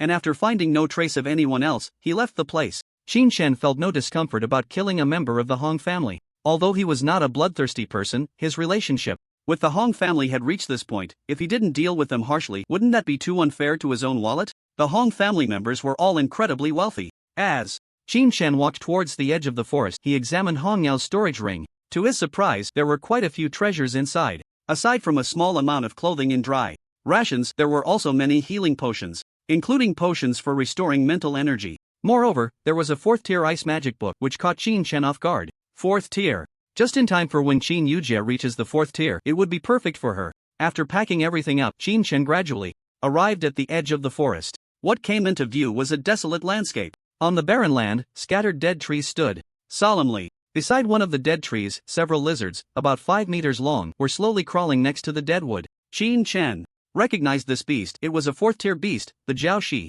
When these beasts saw Qin Chen still within the forest, they didn't pay him any mind, merely glancing at him before looking away, as if they were uninterested in him. Unlike the Jiaoxi, upon seeing the beast, Qin Chen's eyes lit up. Jiaoxi, what a good find. The Jiaoxi itself was a 4th tier beast with a chance to drop a 4th tier beast core. Additionally, being of the fire attribute, its armor could almost withstand attacks from fire attributes below the 3rd tier. Armor made from Jiaoxi was in high demand in the market. It's important to note that most offensive magic in the market is fire-based, which is why armor made from Jiaoxi's skin has a high circulation rate. However, it is said that this creature has gone extinct in the dimensional space. Unexpectedly, it was discovered in such circumstances. Without a second thought, Qin Chen took out his staff and charged directly towards the Jiaoxi. As Qin Chen stepped out of the forest, he immediately attracted the attention of those Jiaoxi. They slowly crawled towards Qin Chen. Seeing this, Qin Shen's face brightened, and he showed no signs of retreat. Currently, there were 5 Jiaoshi. For any other third-tier team, it would be quite a struggle for 5 people to take down one, but for Qin Shen, it was not a problem at all, just a bit of a hassle to break through their defenses. When he was about 3 meters away from the Jiaoshi, one of them on his right suddenly lunged directly at him. Qin Shen remained calm, raising his staff and swinging it like a club towards the Jiaoshi beside him. Bang! The tremendous force sent the Jiaoshi flying several meters away. Boom! He suddenly slammed into the ground, but only sustained some superficial injuries. After rolling twice, it abruptly flipped over and continued charging towards Qin Shen with a face full of anger. Qin Shen was momentarily taken aback, but before he could think much, the remaining 4 also charged at him. Seeing this, Qin Shen's expression changed, and he hurriedly raised his hands to block. Bang! He managed to deflect one's attack, but his expression grew slightly more serious. Something's not right. These are different. Qin Shen suddenly realized that the here were much stronger than those outside, both in terms of attack and defense. His attacks could only inflict some superficial wounds on these. If they had a total of 100 health points, it seemed that Qin Shen's strike could only deal 1 point of damage. This meant that he would need to strike each at least 100 times to take them down. Thinking of this, Qin Shen felt a bit puzzled. Could it be that these had become so powerful because they absorbed? Before he could ponder further, they attacked again. Qin Shen quickly raised his staff to defend. He was exchanging blows with the 5. While fighting, regret filled Qin Shen's heart. I was careless, I should have brought more help. Despite how effortlessly he fought against mages, it was because their levels were defined solely by their attack power. However, even if Qin Shen could forcibly use now, he couldn't use much of it. The more he moved, the more likely he was to injure his foundation. At this moment, Qin Shen could have retreated, but if he did, and others came, these would no longer be his to fight. Unless he could eliminate everyone who killed thee. But that was simply unrealistic. If they encountered, those people would definitely wait for others to charge out together. With so many eyes around, it would be too difficult to silently kill these. After thinking it over, Qin Shen realized he only had one option left. It was now a matter of outlasting thee. As he thought this, he continued to battle thee. However, he didn't notice that at the edge of the forest, someone was staring dumbfounded in Qin Shen's direction, completely stunned. Inside the forest, not far from the edge, a group of people was cautiously hiding among several large trees, the leaves providing some cover that made them less conspicuous. How long has Xiao been gone? Why hasn't he come back yet? I don't know. Should we go out and take a look? No way, there are so many strong ones outside. What can we do as first and second tiers? Yeah, there are so many 4th tier out there, we can't fight them at all. Going out now would be like walking to our deaths. As they spoke, they exchanged glances, all looking helpless. Meanwhile, a woman nearby watched their reactions and couldn't help but shake her head. These people were at the bottom of the food chain. They could only hide behind the cover of leaves. Here, aside from the aristocratic families, most of the scattered individuals were above the 3rd tier. It was hard to find 1st or 2nd tiers even among the families. They wanted to take a chance. It was said that if one encountered a fortuitous event in the ruins, jumping from 1st tier directly to 3rd tier wasn't unusual. Who would want to give up the temptation of the ruins? The woman was Ranmo. On the first day of entering the ruins, Ranmo encountered a lone 1st tier individual. She then continuously found some solitary 1st and 2nd tiers, and they banded together for warmth. Although they were all 1st and 2nd tier, now, including myself and that guy who was scouting, there were already 7 of us. 7 people is quite a force here. During this time, we encountered some 3rd tier mages, and upon seeing our numbers, even the 3rd tier mages dared not make a move against us. Even alone. 4th tier mage, upon seeing our group, ultimately left helplessly. Because if you kill one person, you risk being killed in return. 4th tier is not a level to act recklessly. Just then, some commotion came from outside, and the naturally cautious Ranmo immediately sent a wind mage to check the situation. However, it has already been 5 minutes, and that wind mage has yet to return, while the noise outside has not ceased. This made Ranmo a bit worried. Could something have happened? One must be cautious. This group is too weak. Even losing one person would be a significant blow to them. After thinking for a moment, Ranmo turned to the water mage beside him and said, "How about you go take a look? See if that guy is in trouble. Just keep your distance, and if something happens, report back immediately." Upon hearing this, the water mage was almost in tears. "I'm not going. I'm scared. If even the agile wind mage got into trouble, what chance does he, a water mage, have?" Seeing the water mage so cowardly, the others around understood his feelings. However, while everyone understood, Ranmo frowned. Disobeying orders is a significant taboo in the wild, especially in such a perilous ruin. Watching Ranmo frown, a man beside him looked at the water mage and said, "The captain told you to go, so you should go. Don't forget, if it weren't for Sister Ranmo, we probably wouldn't have made it this far. We would have been killed long ago."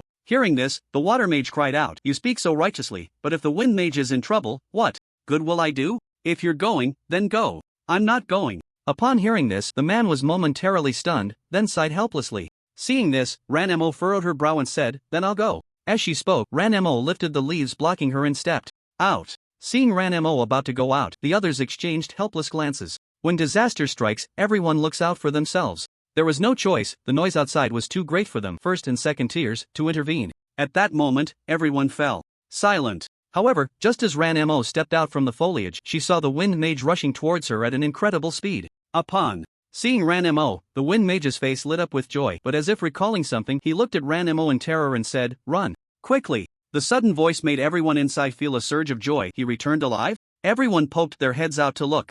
Then they saw Ranmo approach the wind mage and ask, "What's wrong?" The wind mage hurriedly gestured to Ranmo, "Let's talk inside." Seeing this, Ranmo wasted no time. Once the wind mage was shielded by the leaves, he gradually calmed down, but recalling what he had just seen, he said with a shudder, "Damn, do you know what I just saw?" Hearing this, one person quickly asked, "What? Just say it." The wind mage, looking very mysterious, said to everyone, "Right outside this forest, there are 5 4th-tier magical beasts that look like lizards. I don't even know what kind of magical beasts they are." Upon hearing this, Ranmo looked up in confusion. "Xiaoxi?" The wind mage was taken aback, and Ranmo urged, "What on earth happened? Keep talking." As soon as he finished speaking, the wind mage didn't dare to delay and hurriedly said, "Just now, I saw a big shot wielding a staff, directly engaging those 5 Xiaoxi. The battle was earth-shattering. I've never seen such a big shot before, my goodness, 1 person against 5 Xiaoxi. 1 person fighting 5 4th-tier monsters? Upon hearing this, not only the crowd but even Ranmo was taken aback. Everyone exchanged glances, then began to discuss, 5 Xiaoxi?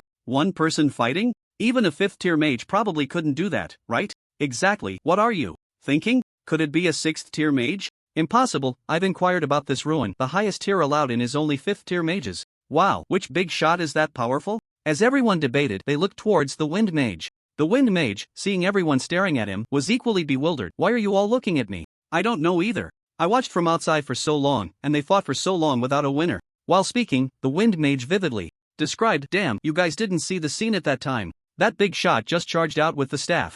Then with one swing, the staff hit the Xiaoxi. Damn, that kind of combat experience left me in awe." Hearing this, the entire crowd was shocked. Everyone was stunned. Why did this scene feel off to them? A mysterious person charged out with a staff, then swung it at the Xiaoxi? They are mages. Their combat style is magic. At first, when they heard this, they thought some big shot was casting spells from a distance to bombard the Xiaoxi, but it turned out he just went in to fight them directly? Meanwhile, the man who had spoken earlier felt something was off and quickly stopped the wind mage, asking, "You mean, that guy wasn't bombarding the 4th-tier Xiaoxi with magic but went in to fight them head-on?" Upon hearing this, the wind mage nodded, "Yeah, otherwise how could I have watched for so long?" Hearing this, someone else chimed in, "But you said there are 4 Xiaoxi outside, yet I've seen body refinement experts from some families, many peak experts in the Dark Realm, and even they don't seem as strong as you say, right?" He had seen peak Dark Realm experts who could individually take on 5th-tier monsters, but there is a significant difference between 5 4th-tier monsters and 1 5th-tier monster. You have to understand, these are Xiaoxi, their agility isn't too low, and with a group attack,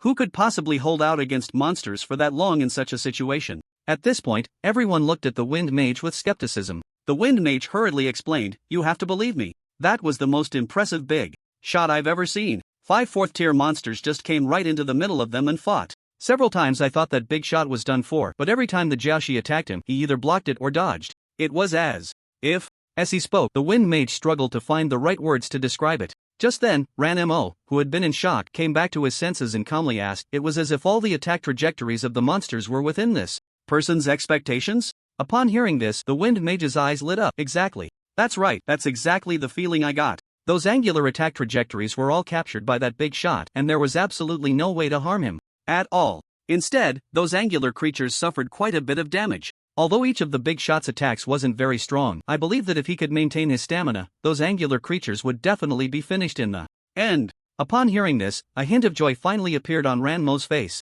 It was undoubtedly Chen. This fighting style was exactly the same as when he battled the Night Cat Demon back then. The 3rd-tier beasts, including those with teleportation skills, couldn't evade Chen's attacks. Every time the Night Cat Demon vanished, everyone was incredibly tense, yet Chen could always reach the spot where the beast was about to reappear first. It was the same when he defeated Hong Yinghao in the team competition. Thinking of this, Ranmo hurriedly said to those around him, "I'm leaving, goodbye." Hearing that Ranmo was about to leave, the wind mage was confused. Hey, where are you going? That big shot is still fighting the beast. If you go over and get hurt, that wouldn't be good. Upon hearing this, the water mage, thinking that Ranmo was still angry, could only helplessly pout and say, let her go, it doesn't matter. The wind mage was even more puzzled. Why? As soon as he finished speaking, the others began to explain what had just happened. After hearing this, the wind mage fell silent. He was the only wind mage in the entire team. If it were anyone else, they probably wouldn't be willing to do what Ranmo was doing. However, the man who spoke first looked somewhat puzzled as he gazed in the direction Ranmo had left, asking the others, I say, could that big shot be the friend this girl mentioned?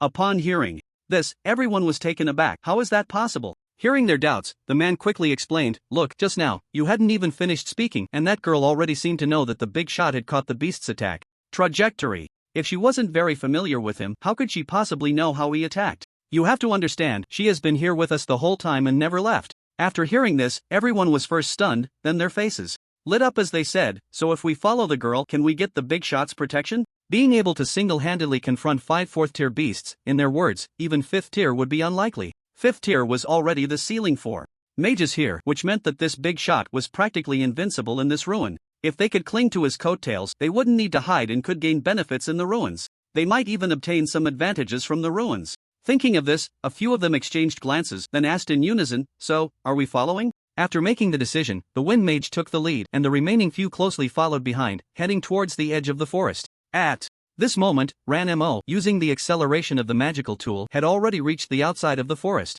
Just as she arrived outside, she saw Chen with a serious expression confronting 4 angular creatures. One of the angular creatures was already dead. Seeing this scene, Ranmo's pupils slightly constricted. She then called out to Chen, I'm here to help you. The sudden voice made Chen pause slightly. Out of the corner of his eye, he saw Ranmo rushing towards him in a hurry. Seeing this, Chen's face lit up with joy, and he quickly asked, do you have any offensive means? Damn, the defenses of these beasts were too hard to break. But Chen had no other choice. Even if Zhang Chenchuan came over, it would be useless. Zhang Chenchuan's greatest attack method is his fire-based abilities, but this Jiaoshi happens to be immune to fire magic. Right now, we can only see if there are any magical tools in Ranmo's hands. Upon hearing Chen's words, Ranmo was slightly taken aback, then stopped and said to Chen, wait a moment, let me look for something. Hearing this, Chen didn't dare to let his guard down, while fending off the beast in front of him. He said to Ranmo, don't look for fire-based ones, fire magic won't work on these Jiaoshi. Upon hearing this, Ranmo searched for magical tools while saying, it's fine, I have quite a few offensive magical tools here. Chen felt like crying without tears. Is this the difference between the rich and the poor? Chen supported himself in front while glancing at Ranmo out of the corner of his eye, wanting to see what kind of magical tool Ranmo would pull out. It seemed like Chen was handling things with ease, but only he knew the immense pressure he was under. Although one had already died, there were still 4 Jiaoshi left, and no one among those who entered the ruins could guarantee they could withstand these Jiaoshi. It seemed that Ranmo also understood the pressure Chen was facing. She didn't search for long, and in about 10 seconds, she pulled out a magical tool. Upon seeing this magical tool, Chen's expression showed slight surprise. Is this a magical tool? Because at that moment, Ranmo was holding a pot lid. Why does this magical tool look so bizarre? Is it a specialty of the Ran family? Hearing Chen's words, Ranmo felt a bit embarrassed and said, this is a magical tool I bought outside. It's an offensive light-based magical tool. You just need to aim this pot lid at the beast and the light will shine on it, unleashing an attack comparable to a 4th-tier light attribute attack, which can quickly erode the beast. However, upon hearing this, Chen, while dealing with the beast in front of him, said, then what are you hesitating for? Hurry up and attack. Now's the perfect time to take care of these beasts. But upon hearing this, a hint of hesitation appeared on Ranmo's face. It's not easy. Clang. While blocking a sneak attack from the Jiaoshi with his staff, Chen asked Ranmo beside him, what do you mean it's not easy? Hurry up and deal with them. If everyone comes out later, it'll be a disaster. Hearing this, Ranmo hesitated and said, this pot lid is an area attack. If you use it now, it might hurt you. Upon hearing this, Chen immediately realized, then said to Ranmo, wait for me a moment. While speaking, he increased the speed of his movements. Chen was a body refiner. Although he had a significant advantage in physical strength compared to other mages, he was even stronger than many other body refiners. However, the human body has its limits. Although Chen was somewhat confident in dealing with the remaining 4 Jiaoshi, at that point, his stamina would also be reaching its limit. He needed to rest. If it got to that point, it would still be somewhat dangerous for Chen. If it were just Chen, it wouldn't be a problem, but now, there was Ranmo added to the mix. Bang! Like a shrew smashing a wall with a brick, Chen swung his staff directly at the beast's belly. Roar! Although the Jiaoshi had strong defenses, after such a long battle, it was already covered in wounds. Withstanding Qin Chen's full force strike again, the Jiaoshi couldn't help but let out a pained cry and flew backward. Qin Chen did not step forward to deliver a finishing blow, as there were other Coxes approaching him from the side. Behind Qin Chen, another Coxie launched a sneak attack. Not only that, but one Coxie was coming from the left and another from the right, both flying towards Qin Chen, surrounded on three sides. If it were any other mage, they would have already fallen into a situation of certain death. Even the mages who had just emerged from the jungle held their breath upon witnessing this scene. Before the crowd's worries could fully rise, Qin Chen suddenly turned 180 degrees, leaping into the air and stomping down on the Coxie behind him. Bang! The weight of the Coxie was quite impressive. After taking Qin Chen's kick, it merely fell from the air to the ground. Then, everyone saw Qin Chen use the rebound force to directly attack the Coxie on his right. Holding his staff, Qin Chen swung his right hand towards the Coxie's head. Bang! The Coxie's head collided violently with the staff, sending Qin Chen flying. According to Newton's first law, Qin Chen landed back on the ground. However, the Coxie on the left was about to pounce on him. There was no way to evade. Everyone's hearts raced at that moment. And, at this critical moment, the crowd suddenly saw Qin Chen unleash a martial arts ultimate move, Donkey Roll, just barely dodging the last beast's attack. Seeing Qin Chen escape from a dire situation, everyone couldn't help but exclaim, "Wow, that's so strong. He can dodge that? Is this guy really a mage?" Definitely not. He's been fighting the beasts hand-to-hand the whole time. How could he be a mage? But even if he is a body cultivator, he shouldn't be this arrogant, right? Just a coincidence? No, it's not a coincidence, it's calculated. While everyone was exclaiming, a nearby wind mage couldn't help but speak up.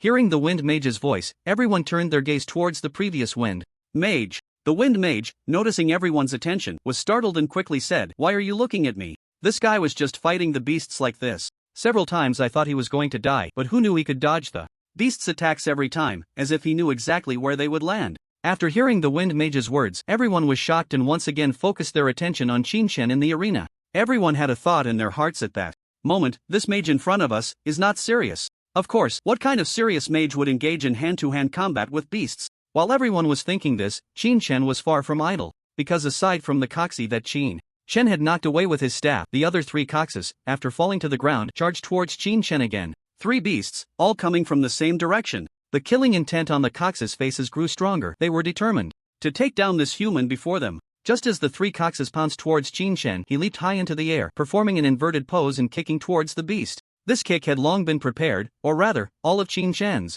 previous actions were a setup for this kick. Boom! The well-prepared kick struck the Coxie's belly with immense power. The Coxie was immediately sent flying backward, and behind this Coxie there were two more Coxes that, receiving the tremendous impact, also flew backward. Without a word, Qin Chen charged towards the direction of the Jiaoshi. As he ran, he shouted back at Ranmo, "Come here." Seeing this, Ranmo didn't dare to hesitate and hurriedly followed. Qin Chen quickly pulled out a weight-enhancing magical tool, maximizing its effect, and three demon beasts were pinned beneath him, unable to move. Noticing this, Qin Chen shouted to Ranmo beside him, "Hurry, cover it." Ranmo was momentarily stunned. He seemed not to expect that Qin Chen could so easily deal with the demon beasts. For a moment he was at a loss. Watching Ranmo dawdle at such a critical moment, Qin Chen grew anxious. "Cover it." In that instant, Qin Chen transformed into light. In that moment, brilliance erupted. The sudden scene left the first and second tier mages behind them dumbfounded, especially the wind mage, who stared in disbelief. What the hell, is he turning into Ultraman? No wonder this guy is so powerful. Is he the reincarnation of Ultraman? Smack! But just as this thought crossed his mind, he was suddenly tapped on the shoulder by someone behind him. "Are you stupid? Ultraman? Have you watched too much TV? That's a magical tool." Upon hearing this, the wind mage was taken aback. A magical tool? He then immediately focused his gaze on the scene. At the moment Qin Chen anxiously shouted, "Cover it," Ranmo also snapped back to reality and hurriedly placed the pot lid over the Jiaoshi. The light intensified, and the Jiaoshi howled in agony. However, this howl did not last long. The three Jiaoshi suddenly lost all signs of life. Seeing this, Qin Chen let out a sigh of relief. Damn, finally resolved it. If it weren't for Ranmo coming in time, it would have taken him a long time to deal with these demon beasts. Now, only one Jiaoshi remained, lying there half dead. This made Qin Chen reflect on the difference between the rich and the poor.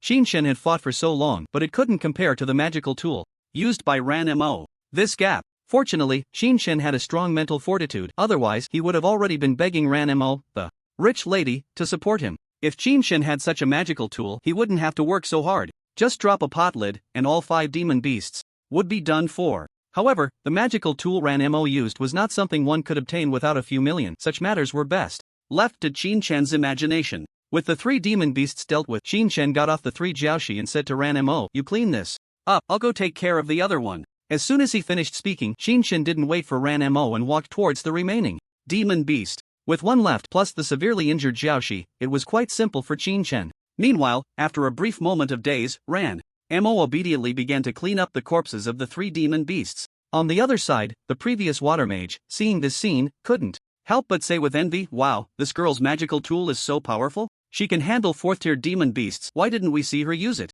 when she was with us before?" Upon hearing this, the wind mage beside him couldn't help but scoff. "If you had this magical tool, could you easily deal with 5 4th-tier demon beasts?" It sounded easy. Although magical tools had the ability to kill demon beasts, it also depended on the user. The further away the magical tool was, the lower the damage. Being able to easily deal with 3 jiaoshi was because the pot lid was already pressed against their faces. Otherwise, how could this magical tool have such power? Hearing this, the water mage was also left speechless, wanting to say something, yet unable to find the words. If it were him, he really wouldn't have the confidence to use this magical tool to deal with 5 4th-tier beasts. Setting aside the long-range power, the magical tool also contains magic, and using it once consumes it. Once it's used up, it must be recharged before it can be used again. And this kind of magic, which can unleash power comparable to that of a 4th-tier beast, would almost be unusable after about 2 uses. If it were him, wanting to deal with all 5 at once would be nearly impossible. The main reason lies with Qin Shen. If it weren't for Qin Shen's inhuman close combat ability, gathering all 3 of the horned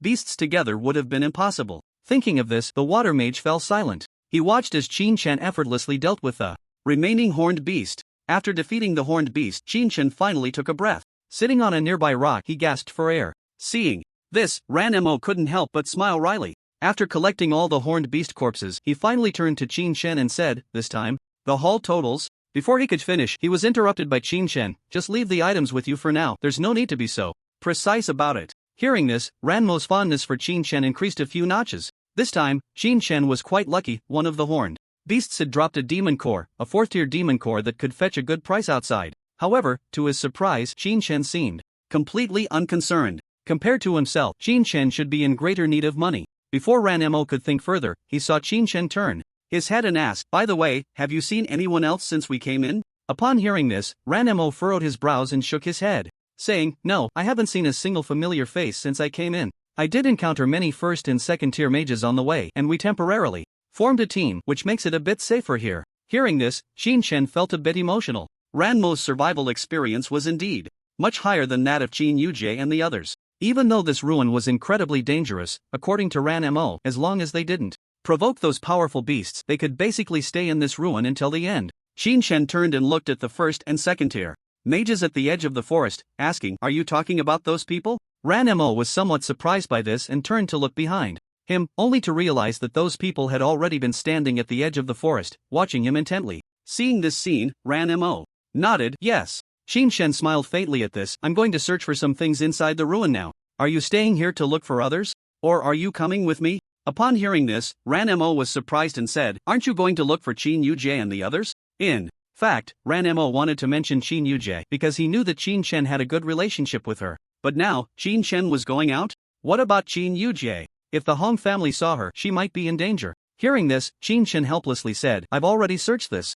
forest pretty thoroughly, but I haven't seen Qin Yujie and the others. They should not be with us. They must have appeared in another location. Now we can only go deeper inside and leave a mark for them to find us." Upon hearing this, Ranmo felt somewhat surprised. Not in the same area? Why did it seem like Qin Shen was very familiar with this ruin? However, Ranmo didn't think much of it. After hearing Qin Shen's words, she immediately said, "I'll go with you." As her voice fell, Qin Shen gestured towards the mages behind Ranmo, then asked her, "What about those people?" Hearing Qin Shen's words, Ranmo couldn't help but look back, only to realize that those people had somehow already reached the edge of the jungle. As Ranmo's gaze fell upon them, everyone couldn't help but feel a surge of excitement. Is the big shot going to take us along? However, Ranmo hesitated and said, "These few have pretty good combat power, but they don't listen to orders, which is a bit of a headache." Ranmo still hoped that Qin Shen would take these people with him, because if Qin Shen was going to be tempted by the treasures of this ruin, these people would provide a strong fighting force. After all, many hands make light work. Even if these people weren't as strong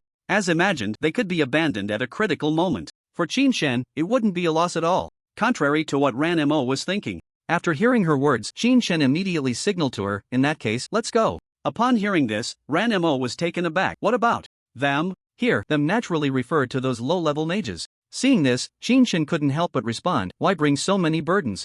Along? He really didn't understand what Ranmo was thinking. At this time, she still wanted to bring people? Well, since Ranmo didn't understand the situation of this ruin, Shin forgave her. Saying this, Shin turned and walked towards the interior of the ruin. Hurry up. If we delay, the food will be cold. I got it. Ranmo hurriedly followed him. Meanwhile, in another part of the forest, Xiang and the others were covered in wounds as if they had been scorched, with various injuries that looked quite terrifying. Damn it, we ran into a tough opponent. I didn't expect it to be a 4th level mage. Luckily, we ran fast this time. If we had been slower, we might have died there. Because of the healing type abilities, the few of them had become much more relaxed, from being cautious at the beginning to now searching for some isolated mages. Just a moment ago, they had encountered a mage, and when the 3 of them were preparing to team up against it, they discovered that the opponent was actually a 4th level mage. Without any defensive capabilities, they ended up in a 50-50 fight against the mage. Yes, 3 against 1, and it was a 50-50 fight.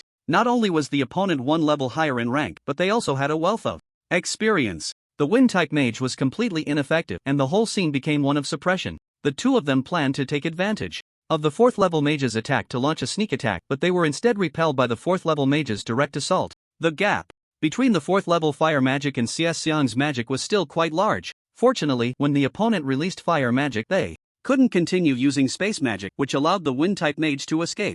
Otherwise, they might have all been left there today. Wang Yong and Lu Wentao, who were beside him, heard this and helplessly said, "Isn't that right? If it weren't for that healing girl, our injuries might have cost us our lives." The few of them exchanged glances, but upon thinking of Shinjai, they all breathed a sigh of relief. At this moment, Xiang's face darkened as he said, "It's fine. We are seriously injured, but that guy isn't doing well either. If we can contact that ice-type girl later, with the 4 of us together, I believe we can quickly take down that 4th level mage." Upon hearing this, Wang Yong couldn't help but ask, "Then Qin Yujia looks so aloof, would she choose to listen to us?" Xiang frowned at the words, but after a moment of thought, he replied lightly, "Let's talk about it when we get there." As he spoke, the group began to walk back. When they arrived at the spot where Qin Yujie and Shinjai were, they found the 2 girls in front of a tree, carving something into it. "Do you think if we make a mark here, your brother will be able to see it if he comes across it?" "I don't know, let's just carve it first." Although it might not be seen, if it were, they could return to their team sooner and not have to be so anxious.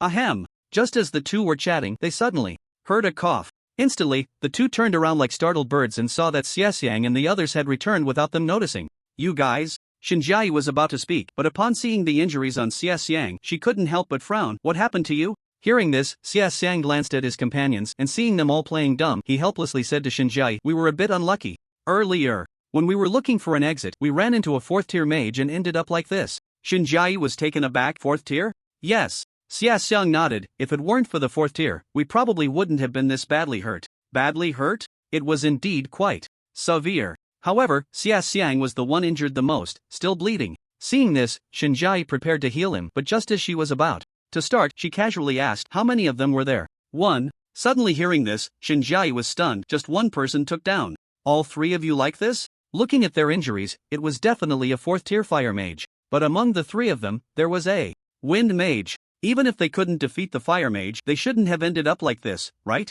Hearing this, Xiang and the others exchanged awkward glances and said, "Yes, the opponent had plenty of combat experience, and we weren't prepared at all, so we couldn't match up against that person." At this point, Xiang noticed that Shinjai seemed to have more questions and quickly advised, "Duty, let's hurry up and heal. If we don't treat this soon, I might bleed out and die here." Upon hearing this, Shinjai snapped back to reality. Oh. As she spoke, she began to cast her magic. Heal. Shinjai closed her eyes, and a holy light emanated from her hands. The light shone down on Xiang, restoring him to his former state. Even the wounds on his body were visibly healing at a slow pace. Feeling the magic of healing, Xiang felt a sense of relief in his heart. After he was healed, Qin Yujie turned to Xiang and asked, "By the way, when can we get out of here?" Hearing this, Xiang couldn't help but grimace. "I want to get out too, but that 4th-tier mage is still blocking the way. If you, beautiful lady, could help, I believe we could get out quickly after dealing with that 4th-tier mage." 4th-tier mage?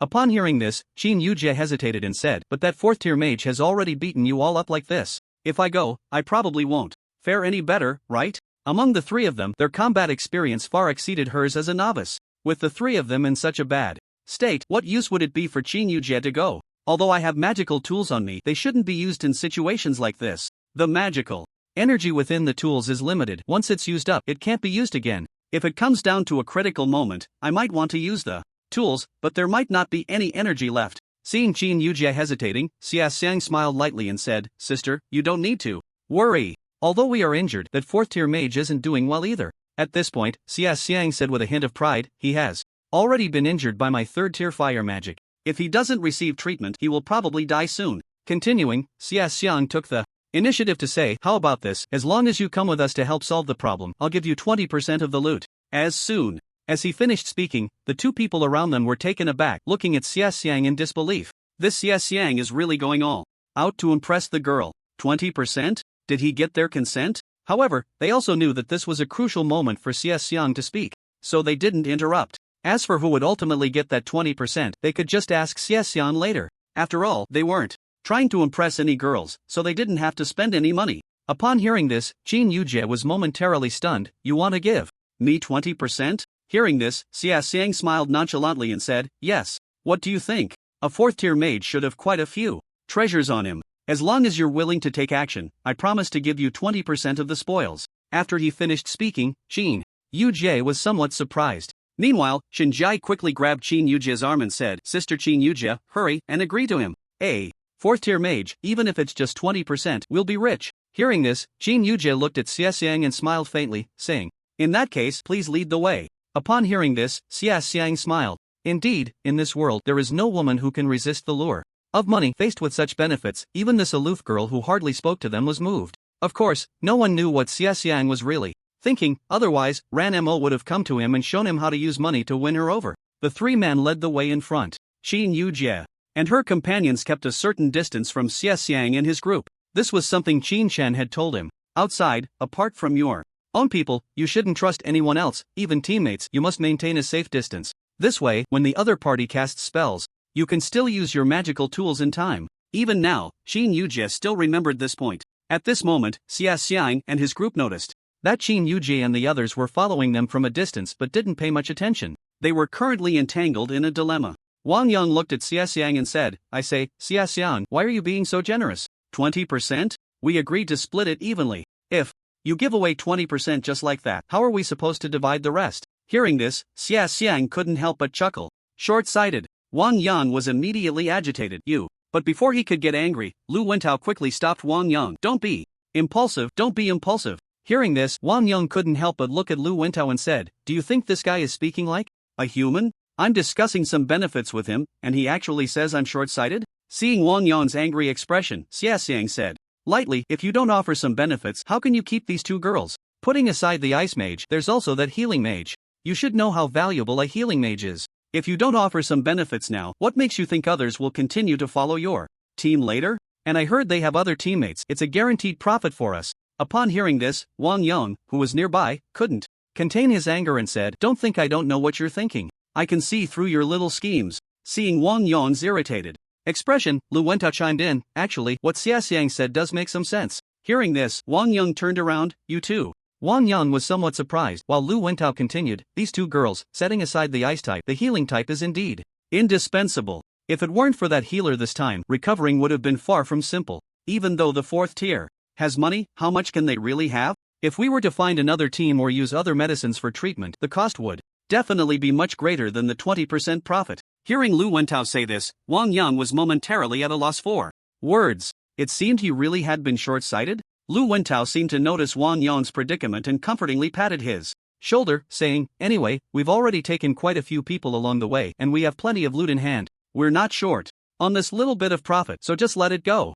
At these words, Wang Yang followed the two with a somewhat sullen expression. In fact, upon reflection, it was indeed true. However, it was absolutely impossible for him to admit his short-sightedness. The few of them were in good condition, but they had just seen the situation. Xiang was seriously injured. If it weren't for Shinjai being in the team, they would have faced considerable trouble just from that wound. This would also pose a significant obstacle to what they needed to do next. Xiang seemed to sense that the relationship between the two had reached a freezing point, and at that moment, he took on the leader's authority and said, alright, let's not dwell on those things. If it weren't for these two girls, we would have never been able to deal with that 4th tier. Could you, Lu Wentao, and a heavily injured me take down that 4th tier? Upon hearing this, Wang Yang already had the answer in his heart. Could they? Definitely not. If it were an ordinary 4th tier, it would have been dead long ago, but that 4th tier looked quite formidable. That terrifying combat experience made it unafraid, even when facing 3 people. Without these 2 girls, dealing with that 4th tier mage would indeed be quite difficult.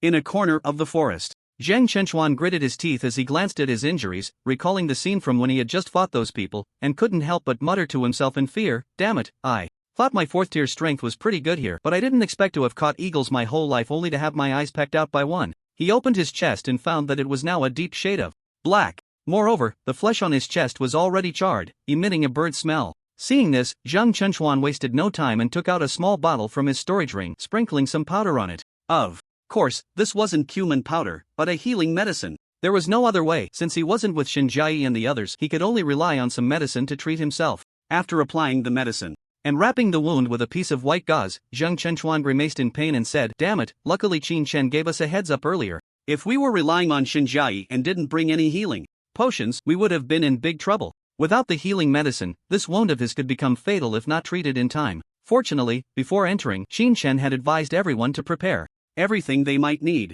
Once inside, they would scatter, and if injured without treatment, it was very likely they could die in there. Qin Yujie, Ranmo, and Zhang Jai all had magical gear to protect them. But he was different. Although he couldn't compare to Qin Chen's freakish abilities, he was still a key player in the team. However, he never expected to be ambushed by 3 third-tier mages. But now that he was in such a dire situation, that 3rd-tier fire mage was probably worse off than he was. His right arm had taken a direct hit from a 4th-tier fire spell. Even if he survived, he would likely be left with a permanent injury. With that thought, Zhang Chenchuan didn't dwell on it any longer. Instead, he pondered, "But I saw so many markers on the way, why haven't I found anyone else?" After a moment, he wondered, could it be that they all went out? So should he go out now? This was a significant dilemma for Zhang Chenchuan. However, recalling the recent battle, he felt a surge of anger. After some thought, he decided to stay and deal with that group first. Seeing that one of them was injured, the remaining 2 were no match for him. If he could take care of this group, they probably had quite a bit of money on them. Zhang Chenchuan had just noticed that although the 3 third-tier mages didn't seem very powerful, they definitely had storage rings on them. How could he let this money slip away? He gritted his teeth against the pain and prepared to search for those people. After all, if he delayed even a little, once those people regained their senses, it would be much harder to deal with them. With that in mind, Zhang Chenchuan couldn't help but sigh. If only Qin Chen were here. Even though there were 3 third-tier mages, with Qin Chen's combat experience, he could probably take care of all 3 in mere seconds. Having grown accustomed to Qin Chen being by his side, how could he endure this humiliation? Just as Zhang Chenchuan was lost in thought, he suddenly heard footsteps approaching. He quickly turned to look in the direction of the sound. He saw 3 people watching him from a distance. Leading them was the very same Xiang he had just knocked down. When Xiang saw Zhang Chenchuan, a mocking smile appeared on his face. "I thought you had left. I didn't expect you're still here." Upon hearing this, Zhang Chenchuan's expression turned serious as he looked at Xiang. "Aren't you already?" As he spoke, Zhang Chenchuan couldn't help but take a step back. Even at his peak, he couldn't handle these 3, let alone with his current injuries. But how had the leader healed so quickly? How long had it been since he had injured him? Not even an hour. In such a short time, his injuries had completely healed? Meanwhile, upon hearing Zhang Chenchuan's voice, Qin Yujie, whose view was blocked by the 3, frowned. Why did that voice sound so familiar? Could it be that the injured person was someone she knew? 4th rank. Before Qin Yujie could think much more, she heard Xiang in front of her continue to laugh. "You want to know why I recovered so quickly? After you die, I'll slowly tell you." In Xiang's view, Zhang Chenchuan was already like fish on a chopping board at this moment. Even with his full strength, he couldn't do anything to the 3 of them, let alone now that they had 5 people. Thinking of this, Xiang turned to Qin Yujie behind him and said, "Sister, you're ice-type. Why don't you cooperate with Wang Yong to control him, and we'll take care of the killing. When the time comes, we'll split the loot 2 ways with you." Hearing this, Qin Yujie interrupted her thoughts and stepped forward. However, Qin Yujie didn't intend to take action. She wanted to see who the other party really was. Whether it was someone she knew. Just as Qin Yujie took a step forward, she saw a familiar figure standing across from her. Zhang Chenchuan? Upon seeing Zhang Chenchuan, Qin Yujie froze on the spot, the name Zhang Chenchuan almost escaping her lips. Not only was Qin Yujie stunned, but Zhang Chenchuan was also taken aback. So the additional reinforcement was Qin Yujie? How could she be in a team with such people? However, the experienced Zhang Chenchuan quickly adjusted his expression after a brief moment of surprise, worried that the 3 might notice something amiss. The fleeting awkwardness on his face was indeed caught by Xiang and the others. When they saw Zhang Chenchuan's somewhat dazed expression, Xiang felt no sense of unease. Instead, he smiled broadly and said, "What's wrong? Stunned? An additional ice-type mage has Already scared you into silence? If this 4th rank mage in front of them knew there was also a healing mage, who knows what he would think? It wasn't just Xiang who thought this way. Wang Yang and Lu Wentao beside him had the same thought. Everyone was watching Zhang Chenxuan with hawk-like eyes, as if they were looking at a dead man. What they didn't know was that Zhang Chenxuan and Qin Yujie were already acquainted. The one who would suffer next was not Zhang Chenxuan. Qin Yujie stood frozen, not because she had already calculated everything, but because she was completely stunned. So the mage they were dealing with was Zhang Chenxuan? What would happen to her? If she said she knew Zhang Chenxuan at this moment, could her safety still be guaranteed? After all, not only were they here, but Xin Jiayi was also present. If these people discovered the relationship among them, not only would she be in trouble, but Xin Jiayi wouldn't escape either. For a moment, Qin Yujie didn't know what to do. On the other side, Zhang Chenxuan had clearly noticed this issue as well. After hearing Xiaxian's words, Zhang Chenxuan looked at him coldly and said, "Do you really think that with one more ice-type mage, it would be so easy to take me down?" Hearing this, Qin Yujie was also taken aback, clearly not understanding what Zhang Chenxuan meant. In response, Xiaxiang looked at Zhang Chenxuan with some surprise, then laughed heartily. "What are you pretending for? The 3 of us can injure you, let alone now that there's an extra person? Do you really think you can escape today?" Upon hearing this, Zhang Chenxuan glanced coldly at Qin Yujie. "3rd-rank ice-type? Then let's give it a try." Seeing Zhang Chenxuan's cold expression, Qin Yujie finally reacted, and her magic began to gather in her hands. Meanwhile, Xiaxiang, seeing that Qin Yujie's magic was about to take shape, quickly signaled to Wang Yang and Lu Wentao behind him. Without saying a word, Wang Yang went directly behind Zhang Chenxuan, aiming to cut off his escape route. Zhang Chenxuan seemed completely unconcerned by Wang Yang's actions, his gaze fixed intently on Xiaxiang and the others. Qin Yujie's magic was gradually taking shape. Xiaxiang and the others also began to move, they just needed Qin Yujie to unleash her 3rd-tier ice magic, and then the next steps would be up to them. In Qin Yujie's hands, a blue-white light gradually blossomed, and a cold expression suddenly appeared on her face. Once the magic was fully formed, Qin Yujie shouted fiercely, "Ice coffin!" At the moment Qin Yujie's voice rang out, Xiaxiang and Lu Wentao's eyes were locked onto Zhang Chenxuan, as if they were ready to act at the slightest sign of movement from him. However, they soon realized Zhang Chenxuan was not moving at all. Instead, at the instant Qin Yujie made her move, he stood there, smiling at them. Were they scared silly? Before the two could ponder their confusion, they noticed a torrent of ice energy sweeping toward them. Xiaxiang and Lu Wentao felt a chill run down their spines, and in the moment before they were about to be frozen, they struggled to turn their heads toward Qin Yujie's direction, their faces filled with confusion. It was as if they wanted to ask why the help they had called for was not assisting them but rather aiding the opponents. Not just these two, Wang Yang was also stunned. He had originally planned to cut off Zhang Chenxuan's escape route, but he never expected that Qin Yujie would turn on her own people. Wang Yang was just about to ask when Xin Jiayi jumped in first. "Sister Qin Yujie, what are you doing?" Xin Jiayi had been hiding at the back and hadn't seen Zhang Chenxuan's face at all. She thought Qin Yujie was cooperating with them and would quickly resolve the situation, but she never expected that Qin Yujie would attack her own people. Realizing this, Xin Jiayi anxiously stepped forward and grabbed Qin Yujie's arm, asking, What are you doing? Why did you freeze those two?" Xin Jiayi was a bit flustered. Why did it feel like something was off with Sister Qin Yujie after coming over here? Seeing this, Qin Yujie smiled faintly and pointed ahead. Xin Jiayi, puzzled, followed the direction of Qin Yujie's finger. She then saw Zhang Chenxuan standing quietly there. Upon seeing Zhang Chenxuan's face, Xin Jiayi was shocked. Zhang Chenxuan? Run! Wang Yang, who had been clueless until now, immediately understood upon hearing this. These two girls knew this 4th-tier mage. As soon as he grasped this information, Wang Yang turned and ran without a second thought.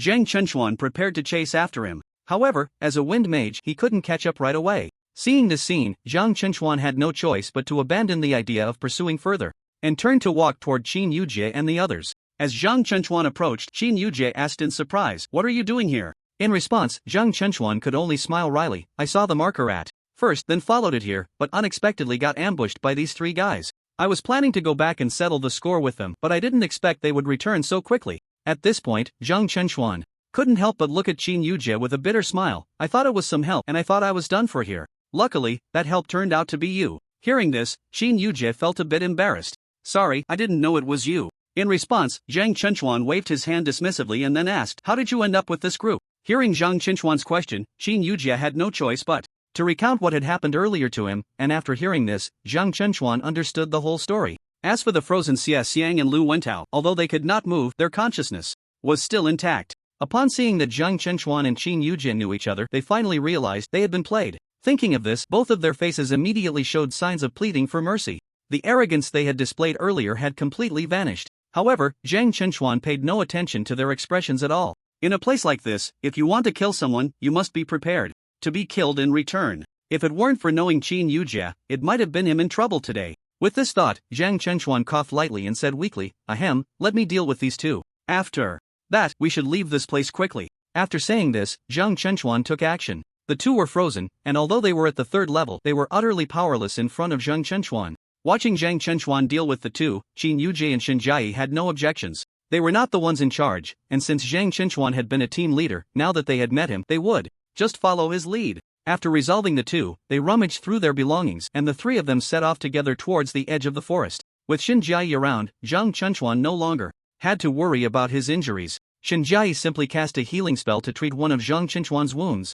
Looking at the shocking injury on Zhang Chenchuan's chest, Qin Yujie's expression fluctuated as she walked behind him. After a while, she finally came to Zhang Chenchuan's side and said softly, "Brother Zhang, I'm sorry." Just as Zhang Chenchuan had finished being treated by Shinjai and was putting on his clothes, he suddenly heard this and was momentarily taken aback. "What's wrong?" Qin Yujie said somewhat unhappily, "I didn't know it was you. If I had known." Upon hearing this, Zhang Chenchuan smiled. "You? No, I really have good luck. If it weren't for you, if it had been someone else, I might have really died here." Zhang Chenchuan finally understood why Qin Chen took such good care of Qin Yujie. Being someone with a powerful older brother, Qin Yujie's outdoor survival experience was alarmingly lacking. If those people had been a bit smarter, it would have been difficult to take out the other two this time. Perhaps Shen Jai, who had no magic and lacked experience, might have even been kidnapped by those two without using any magical tools. If it had been Ranmo, Zhang Chenchuan thought, he probably wouldn't even need to say anything, those two wouldn't even know how they died. However, this didn't matter to Zhang Chenchuan anymore. He had encountered these two inexperienced ones, and he didn't need to worry about the other two. When Zhang Chenchuan followed Shinjai to the edge of the forest, he found that dozens of people were already standing there. There were teams from the Ran family and the Hong family. Hong Lei and Ran Jiqing were among them, but the number of people in the team had significantly decreased, with only 4 or 5 scattered individuals left, clearly having gotten separated during entry. When Zhang Chenchuan, Shinjai, and Qin Yujie emerged, they naturally attracted attention. Upon seeing Qin Yujie's familiar face, Hong Lei immediately reacted, a cold smile appearing on his face. "I really ran into you guys." Around them, some onlookers exchanged glances, completely unaware of what had happened. Zhang Chenchuan stepped forward, standing in front of Qin Yujie and her companion, his face cold as he said, "Hong Lei, are you really thinking of killing us here? Killing someone means paying with your life, and debts must be repaid, that's only natural. Are you really thinking you can walk out of here alive?" As he spoke, Hong Lei glanced in Qin Yujie's direction and said, "This guy is the one who killed Inghao's sister, right?" As the words fell, Hong Lei licked his lips, and the magical aura around him began to stir slowly, as if he was about to strike at any moment. The pressure of a 5th-tier mage suddenly erupted, startling everyone around. A 5th-tier powerhouse was about to kill someone? What on earth had happened? Most of the onlookers were just confused bystanders, and upon seeing the 5th-tier leader's anger, they all fell silent. The crowd was hushed, and Qin Yujie and Shinjai frowned. They hadn't expected to encounter someone they had clashed with earlier. In such a situation, watching Hong Lei's murderous demeanor, Zhang Chenchuan remained relatively calm. "Hong Lei, are you really planning to kill someone here? If the Tianqing seat finds out about your actions, your Hong family will surely face dire consequences." As he spoke, Zhang Chenchuan turned to the side and addressed Ran Jiqing, "Uncle Ran, do you think I'm right?" Upon hearing this, Hong Lei's face turned furious. "Are you threatening me?" Zhang Chenchuan met Hong Lei's gaze directly, stating each word clearly, "It's not a threat, I'm just speaking the truth. Is it really the case that a prestigious family can do as they please in the ruins as long as they aren't seen by the Tianqing seat? If that's true, then I concede." As he spoke, Zhang Chenchuan lowered his hands, seemingly giving up resistance. This statement made the onlookers uneasy. Everyone turned their wary eyes toward Hong Lei, filled with hostility. Killing someone? That's against the law. If you weren't seen, that might be one thing, but if you were caught, then killing someone would surely bring the wrath of the Tianqing seat down upon you. At that point, even a prestigious family wouldn't escape unscathed. Usually, in the ruins, with fewer teams around, if someone was seen killing, then sorry, your ultimate fate would be to be taken away by the Magic Association for a chat. Moreover, the entire family would be implicated. The only way out would be to silence the witnesses. Now, if the Hong family were to kill someone right in front of them, what would their final outcome be? Thinking of this, everyone couldn't help but exchange glances. Seeing everyone looking at him with hostility, Hong Lei felt stuck between a rock and a hard place, quite uncomfortable. Ultimately, it was Ran Jiqing who gave Hong Lei a way out. "Alright, Hong Lei, let's think about how to deal with these monsters in front of us. You can't really kill someone in front of everyone, can you? Killing." In reality, it was just an unspoken rule. Many people died in the alternate dimension.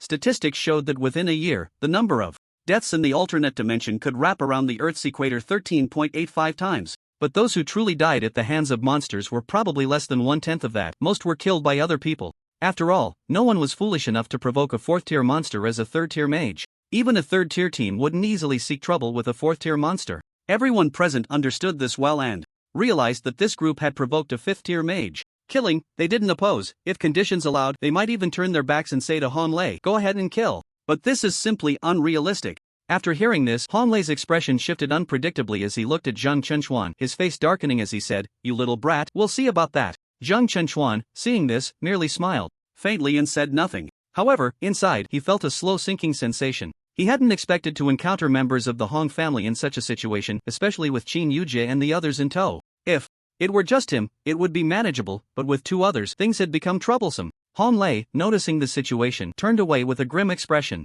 In his view, since they had already crossed paths, there was no way he would let them disappear from under his nose. Watching as the 2 finally ceased their dispute, everyone let out a sigh of relief. Everyone was worried that Han Lei would kill Zhang Chenchuan and the others right there. Normally, if someone were killed, no one would care. But now, being in the ruins and right under their noses, if Zhang Chenchuan and the others were dealt with by Han Lei, could they still escape? Most of the people present were 2nd and 3rd-tier mages. Logically, dozens of them shouldn't fear a single 5th-tier mage. However, since almost everyone in the room was unfamiliar with one another and had no personal stakes in the situation, who would want to provoke a 5th-tier mage, especially one from the Hong family? No one wanted to be the one to stick their neck out. The entire scene fell silent at that moment. Xinjiai, sensing something was off, looked at Zhang Chenchuan with a pained expression and asked, "What should we do now? That 5th-tier old man has set his sights on us." Zhang Chenchuan was somewhat speechless at her words. Old man? He turned to glance at Han Lei. Although he was older than them, calling him an old man seemed a bit excessive, didn't it? After thinking for a moment, Zhang Chenchuan reassured Xinjiai, "It's fine, we just need to stick to the crowd. That guy won't be able to do anything to us in the short term." Upon hearing this, Xinjiai expressed her disdain, saying, "Why are we so unlucky to run into you? It would have been so much better if we had encountered Qin Shen." Zhang Chenchuan was once again at a loss for words, but he didn't argue back. There was simply no way to refute. What could he say? That Qin Shen wouldn't be able to handle this old man either? It was hard to say. Despite Qin Shen not being particularly effective against monster beasts, he had a knack for dealing with mages like them. To put it bluntly, he was a bully among friends. Before Zhang Chenchuan could think further, Qin Yujie looked at him with a puzzled expression and asked, "Can't we ask Ranmo's uncle for help?" "No, why not?" Qin Yujie was confused. In fact, her reasoning was quite simple. Since they had a good relationship with Ranmo, her uncle would surely be willing to help. Why was it that when it came to Zhang Chenchuan, he said they couldn't get help? Looking at the 2 inexperienced women before him, Zhang Chenchuan was nearly driven mad. Did they think that just because they asked for help they would be willing to assist? Ranmo wasn't here. He only had a slightly better relationship with Ran Fengzhu and Ranmo. How could the Ran family choose to help people like them? A little common sense would make that clear. Moreover, even if Ranmo were here, it was likely that she would only care about Ranmo herself. The Ran family, accustomed to life and death, wouldn't care about the lives of others. If it weren't for Qin Shen somehow managing to convince Tian Shingha, the Hong family might have already torn their faces and started killing right here.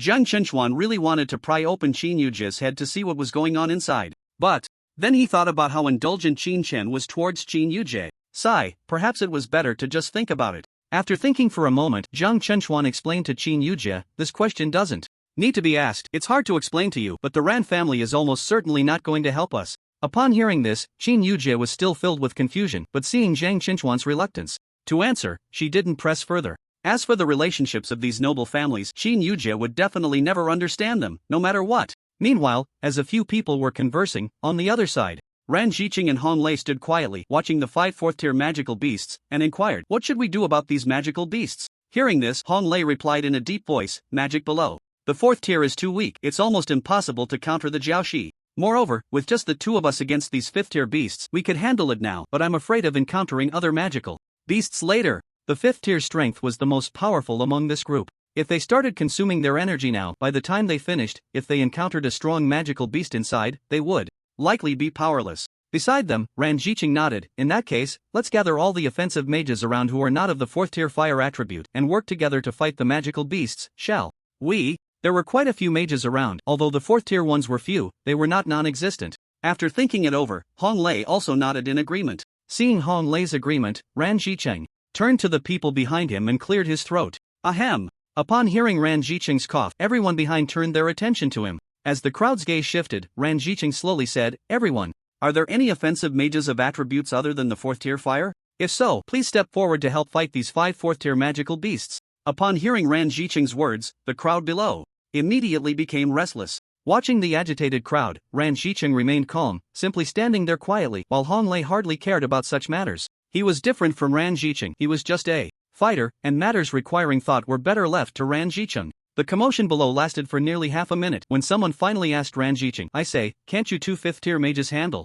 these 5 4th tier magical beasts?" As soon as the words fell, it sparked reactions from those around. "Exactly. If you can't solve it, what's the use of sending the 4th tier up? Yeah, hurry up and deal with the magical beasts so we can go in." Over here, the magical beasts were blocking the way, and they had been waiting for quite a while. The 5th tier experts weren't taking action, although they had 4th tier mages. They were not united and had no way to deal with these 4th tier magical beasts. They were all counting on the 5th tier experts to act, but now the 5th tier experts were asking them if they had any 4th tier mages. This immediately resonated within the crowd. Seeing the chaotic scene, Ran Jiqing seemed to have anticipated it, and with a faint smile, he addressed the person who had spoken earlier. "Everyone, it's not that we don't want to take action, we are currently only on the periphery and we don't know what level of magical beasts are inside. If we act now and expend some energy, what will we do if we encounter 5th tier magical beasts later?" As soon as these words were spoken, the crowd fell silent. Indeed, they were practically all in the same boat. If the 5th tier mages exhausted too much energy, it wouldn't be good news for them moving forward.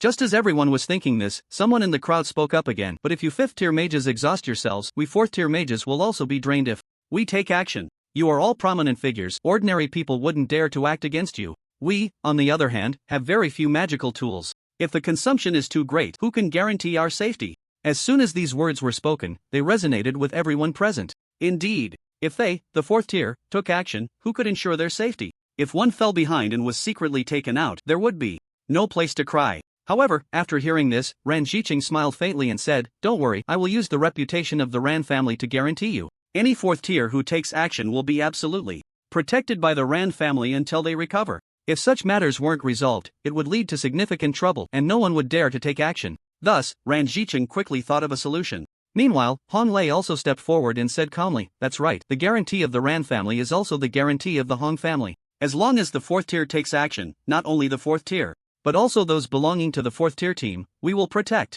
Upon hearing this, everyone in the audience began to stir. Before long, someone stood up and said, I am a 4th tier wing mage." Seeing someone step forward, a genuine smile finally appeared on Ran Jiqing's face, and he looked kindly at the person who stood up and said, "Please stand by my side." Upon hearing this, the 4th tier mage did not hesitate and directly came to Ran Jiqing's side. Witnessing this scene, other 4th tier mages also began to step forward. Although no substantial protection was offered, the presence of 5th tier mages ensured their safety, which was already an unexpected gain. Without these 5th tier mages, they would never have been able to deal with the 5 4th tier magical beasts so easily. It would have likely cost many lives. However, with the assurance of the 5th tier, it proved that they could safely defeat these 5 4th tier magical beasts. Meanwhile, Qin Yujie looked at Zheng Chunchuan and asked, "What should we do now?" In response, Zheng Chunchuan said solemnly, "Wait. After they finish dealing with it, we just need to follow behind the main force." "But," Qin Yujie expressed her concerns, "will they really not act against us?" Zheng Chunchuan replied with a serious expression, "Not for now, unless they no longer need these mages.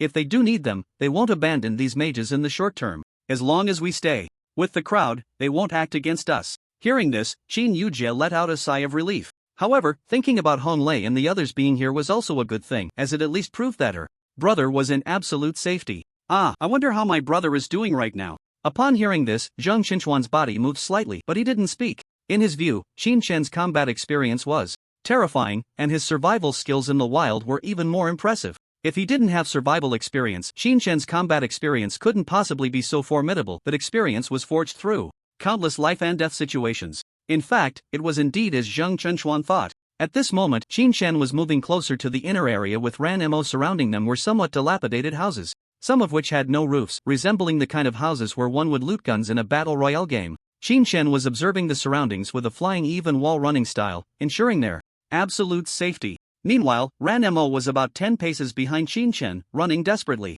The wind magic elements were also blowing on Ranmo's feet, clearly indicating a magical footwear. If it weren't for relying on the magical shoes, it's likely that Ranmo wouldn't have been able to keep up with Qin Chen's pace at all. They had been on the road for half a day, and Qin Chen seemed to be tireless, maintaining his speed without any sign of fatigue. On the other hand, Ranmo's magical tool was nearly out of energy. The shoes were gradually dimming at this point, and in utter helplessness, Ranmo could only gasp for breath and call out to Qin Chen, wait for me. Hearing Ranmo's words, Qin Chen immediately stopped, noticing that Ranmo was struggling to keep up behind him. He instinctively glanced at his wrist.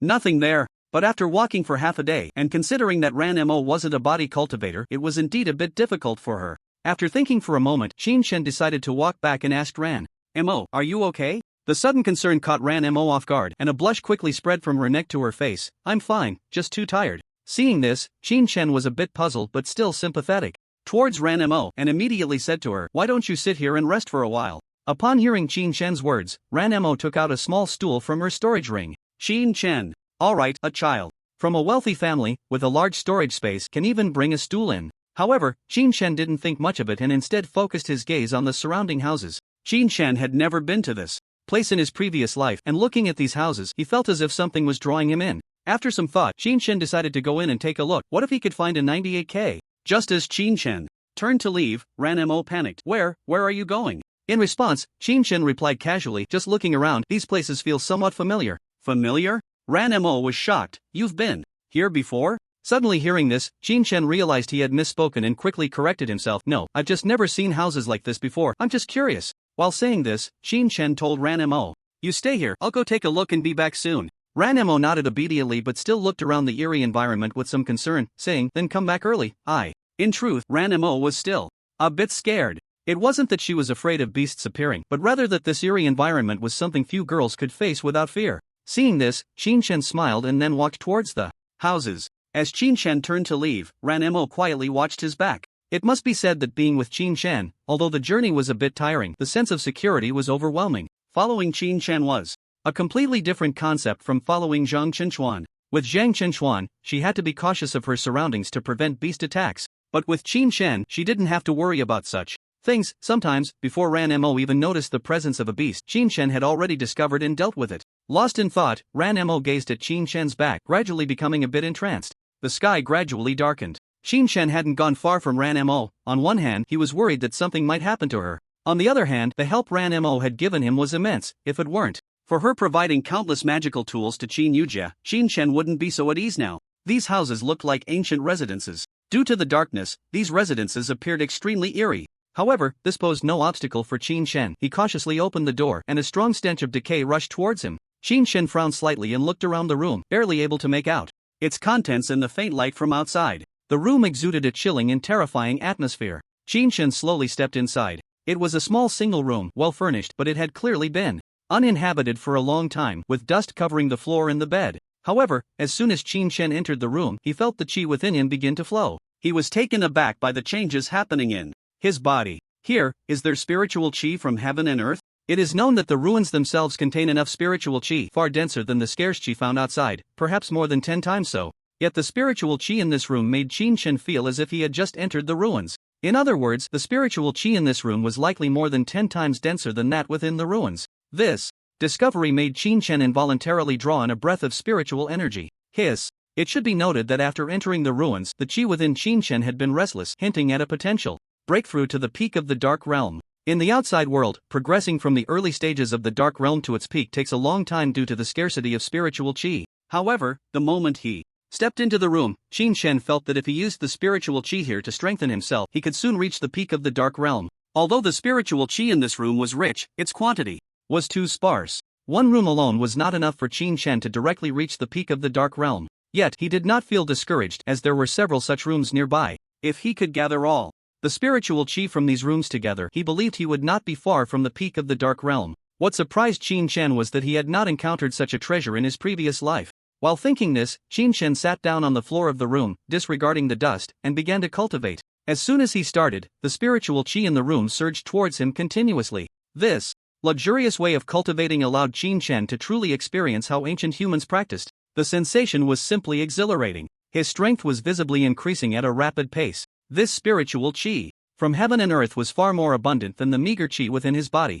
Perhaps the spiritual qi in Qin Chen's body was pitifully low compared to that in the room. He absorbed it quickly, and within just 5 minutes he had completely absorbed all the spiritual qi in the room. Feeling the spiritual chi from heaven and earth within his organs, even Qin Shen couldn't help but grin. Previously, he thought it would take a considerable amount of time to break through to this point. According to his calculations, it would take another 2 years to break through the Dark Realm. However, this time was suddenly shortened by about 3 months. In just 5 minutes, he had reduced the time by roughly 3 months, which was a pleasant surprise for Qin Shen. If he could absorb all the spiritual chi here, would he not soon reach the peak of the Dark Realm? If he truly reached the peak of the Dark Realm, then he would not be far from the Transformation Realm. With this thought in mind, Qin Shen wasted no time and immediately went to search for the next room. Upon entering the next room, the spiritual chi was identical to that of the previous room. This made Qin Shen eager to absorb it. After absorbing it, he moved on to the next room. Thus, about half an hour passed. The sky outside had completely darkened. However, Qin Shen was in the room with an incredibly joyful expression. He was rich.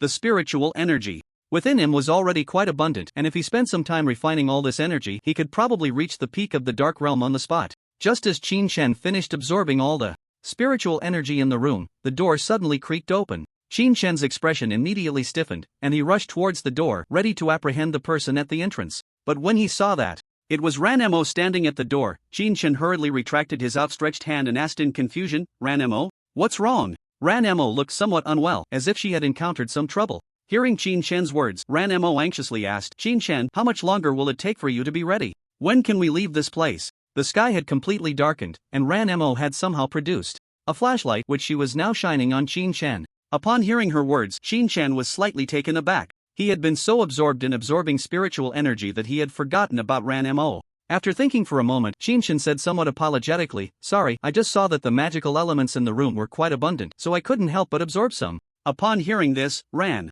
didn't seem to mind, but instead looked around anxiously and said, "Qin Shen, why don't we just leave here?"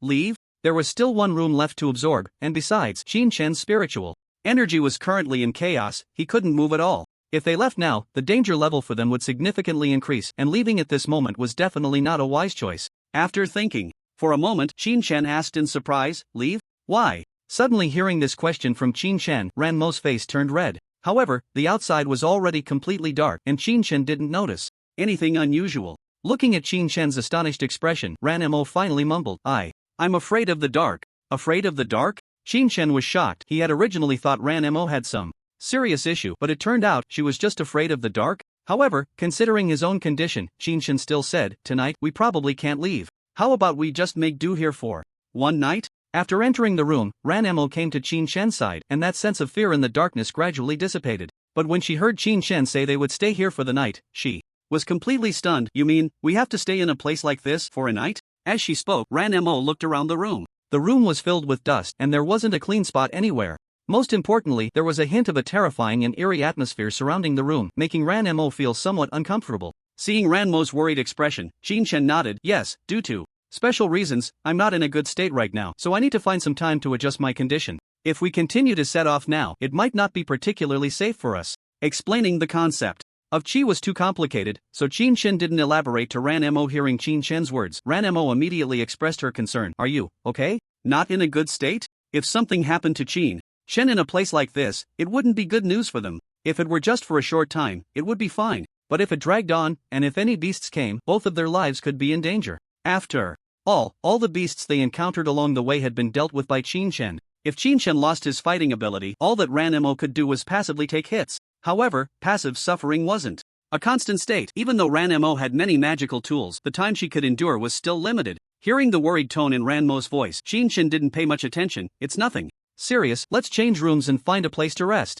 Before Ranmo could respond, Qin Shen pulled her out. Once they entered another room, as soon as she stepped inside, Ranmo felt extremely uncomfortable. In this space, the air in the room seemed to make her body tremble, as if every pore was cheering with the air in the room. Seeing this, Qin Shen replied nonchalantly, "This is chi, and it's also what I need to cultivate." "Oh." Ranmo nodded, half understanding. But since they had already chosen to stay here, Ranmo began to prepare the things she needed for sleeping. Tents, bedding, sheets, and various other items were all taken out by Ranmo. Qin Shen looked at the things she brought out and felt a bit speechless. However, he had already known about these items before they entered, so at this moment he didn't say much. As Ranmo started to organize her things, Qin Shen sat down on the floor and began to absorb the chi in the room. His entire body was completely enveloped by the chi. Such a vast amount of chi, such a luxurious way of cultivation, was something Qin Shen had never experienced before. Just as Qin Shen was about to settle down and refine the qi within him, Ranmo walked out of the tent and looked at Qin Shen, saying, "How about you go into the tent?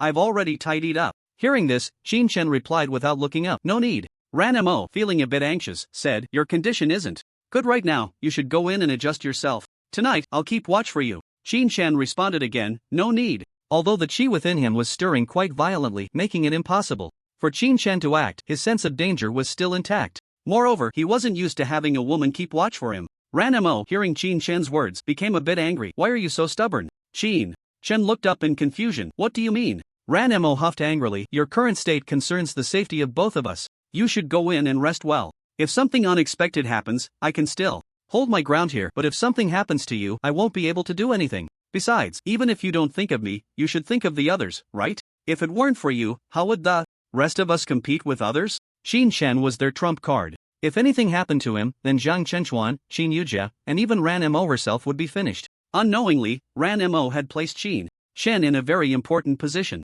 After hearing Ranmo's words, Qin Shen smiled lightly and said, "I'm just adjusting my state, not that I'm going to die. Besides, when did you start caring about me so much?" Upon hearing Qin Shen's words, Ranmo's face turned bright red, looking at the faint smile on Qin Shen's face as if he were mocking her. Seeing this, Ranmo angrily said, "No one cares about your life or death." As she spoke, she returned to her tent. After seeing that Ranmo had finally quieted down, Qin Shen began his own cultivation. He intended to use this qi to strengthen his internal organs. This is quite a massive project. Without the pure energy within these houses, Qin Shen thought about enhancement and wondered how long it would take. However, now that he had this energy, Qin Shen believed he could soon reach the peak of the dark realm. What puzzled Qin Shen, though, was, where did the energy in these rooms come from? Could it really be the energy left behind by ancient powerhouses? But it didn't seem like it belonged to any strong individual, because this energy looked more like something without an owner. At this moment, Qin Shen was even more curious about who left this relic behind. He only knew of one treasure in this relic, the Shinon ruler, but were there other treasures within?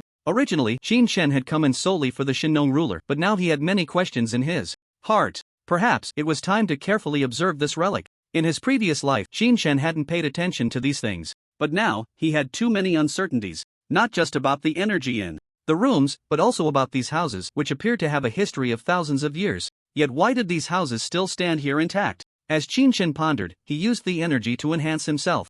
Meanwhile, Ranmo, exhausted from a day's work, entered the tent, still fuming, and fell asleep. At this moment, Ranmo didn't notice that the originally dim room was now shimmering with brilliant light from Qin Shen. If someone were to observe Qin Shen, they would find that his aura was growing at a visibly rapid pace. Moreover, this growth seemed different from the enhancement of physical skills. It didn't seem like physical skills at all. However, Qin Shen didn't think too much about it and continued to cultivate. After he had enhanced all his internal organs, he heard a yawn behind him. Ah!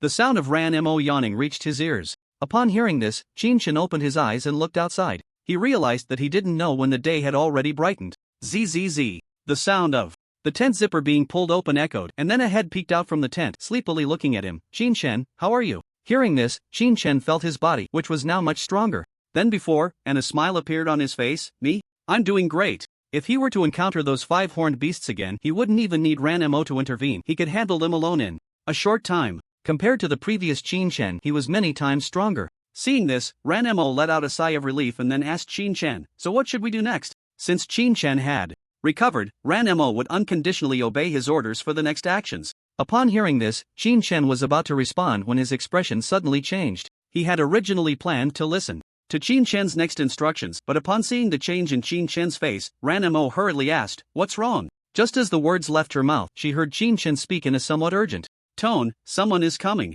After saying that, Qin Shen quietly opened the door a crack and focused his gaze on the entrance. Ranmo, seeing the scene, quietly moved to Qin Shen's side. They peered through the crack in the door. However, they didn't see a single figure. But seeing Qin Shen's serious expression, Ranmo didn't dare to disturb him. Compared to perception abilities, Ranmo was definitely no match for Qin Shen. Since Qin Shen had sensed something, it must mean someone had indeed appeared. Thus, the two quietly watched the empty space for about 5 minutes. Suddenly, figures appeared in their line of sight. After a few people saw the house, their faces were filled with surprise, and then they began to chatter away, not knowing what they were saying. The distance was too great to hear clearly. However, Qin Shen's expression suddenly changed. "Ninja? What ninja?" Ranmo almost instinctively asked. "Ninjas, they weren't from their Huaxia." "But isn't this Huaxia's territory? Why would there be ninjas appearing among the ruins of Huaxia?" and those ninjas didn't seem to notice that they had already been discovered. At that moment they were communicating in a language that Qin Chen couldn't understand. Boss, are we being too cautious?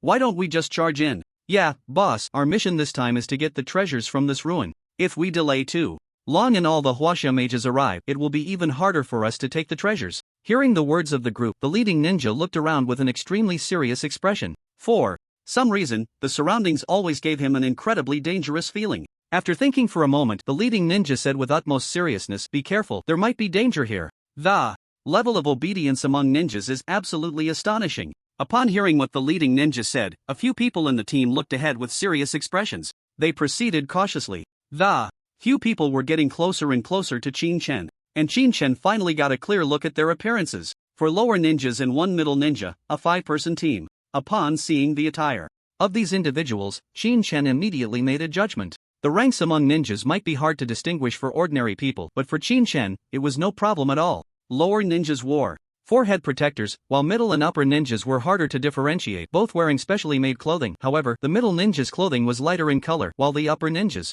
clothing was darker. Such ninjas, Qin Chen had no idea how many he had seen in his past life. For Qin Chen, distinguishing them was incredibly easy. The combat power of ninjas, lower ninjas were roughly at the bright realm, while middle ninjas were at the dark realm. Since the spiritual energy of the world had become scarce, upper ninjas were almost impossible to appear. This meant that the highest combat power sent by these countries was only at the level of middle ninjas. However, what puzzled Qin Chen was how these ninjas had reached the ruins. What was their purpose for coming in this time? After thinking for a moment, Qin Chen carefully closed the door and then looked at Ranmo behind him, saying, "Be careful, just stay inside the house and don't go out." Hearing this, Ranmo looked at Qin Chen nervously and asked, "Who are they?" Ranmo also sensed that these people were unusual, but with her experience, she had never seen such individuals. Upon hearing this, Qin Chen explained, "They are all ninjas." Hearing this, Ranmo was puzzled. What is a ninja? Ninjas are people from countries that live quite well. Upon hearing this, Ranmo asked with some concern, "Them? Isn't this Huaxia's place? Why are they here?" Qin Chen explained, "I don't know, but we'll find out if we go out and ask." Hearing this, Ranmo looked at Qin Chen nervously and asked, "Is it dangerous for you to go out now?" Qin Chen whispered, "No, these ninjas are just like your brother, practicing body techniques and ninjutsu, and the leader is about the same strength as your brother." About the same as my brother? Upon hearing this, Ranmo's heart suddenly felt a bit tense. "But there are so many people on the other side, won't you be in danger?" Hearing this, Qin Chen smiled faintly and said, "Danger? That won't be a problem. The main thing is for you to hide well and not let anyone else find you. I can deal with them quickly." If he had encountered these people yesterday, Qin Chen would have indeed had a headache. However, he had now broken through to the peak of the Dark Realm, and there was only one Chunin below. For Qin Chen, although it would be a bit difficult to take them down, if we were to talk about danger, he had absolute confidence in being able to resolve it. Upon hearing Qin Chen's words, Ranmo hesitated for a moment and looked at Qin Chen, saying, "Then you be careful. I definitely won't let them discover me." After hearing this, Qin Chen nodded, then opened the door and walked out. The few ninjas were cautiously observing the surroundings. "Boss, are we being too cautious? It feels like this is just an ordinary house, and there's no danger at all." The leading Chunin, upon hearing this, looked at the eerily quiet houses around and couldn't help but frown. Maybe I really misjudged the situation? Just as the words fell, creak,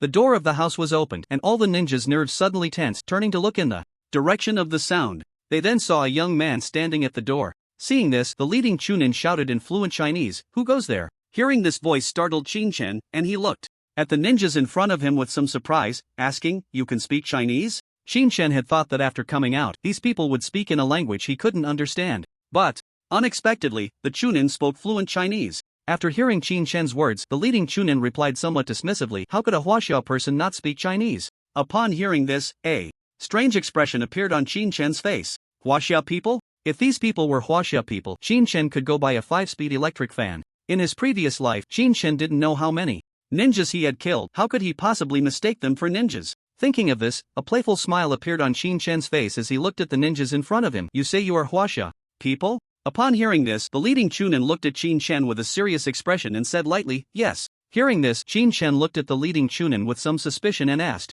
"What is the next line after Palace Jade Liquid Wine?" "What?" The Chunin was taken aback, completely unaware of what Qin Chen was talking about. Qin Chen couldn't help but chuckle and said, "I mean, you didn't even prepare well for your act? Do you really think that just knowing some Chinese makes you Huaxia people? Recently, there have been instances of people impersonating mainlanders, and this is not intended to target readers. If it has offended anyone, the author sincerely apologizes. The Chunin's expression changed. Who knows what you're talking about? Upon hearing this, Chen stopped teasing them and turned his gaze to the few ninjas in front of him, saying lightly, "Alright, your forehead protectors and clothing have completely exposed you." At this point, Chen was a bit curious. "But I want to know, why can you ninjas come here when we Huaxia people open the ruins? Could it be that you ninjas have some special passage, able to evade the detection of the Tianqing Xiao? Forehead protectors, clothing?" After hearing Chen's words, the leading middle-aged man's expression suddenly changed. He knew they had been exposed. Since they had already been exposed, there was nothing left to be concerned about.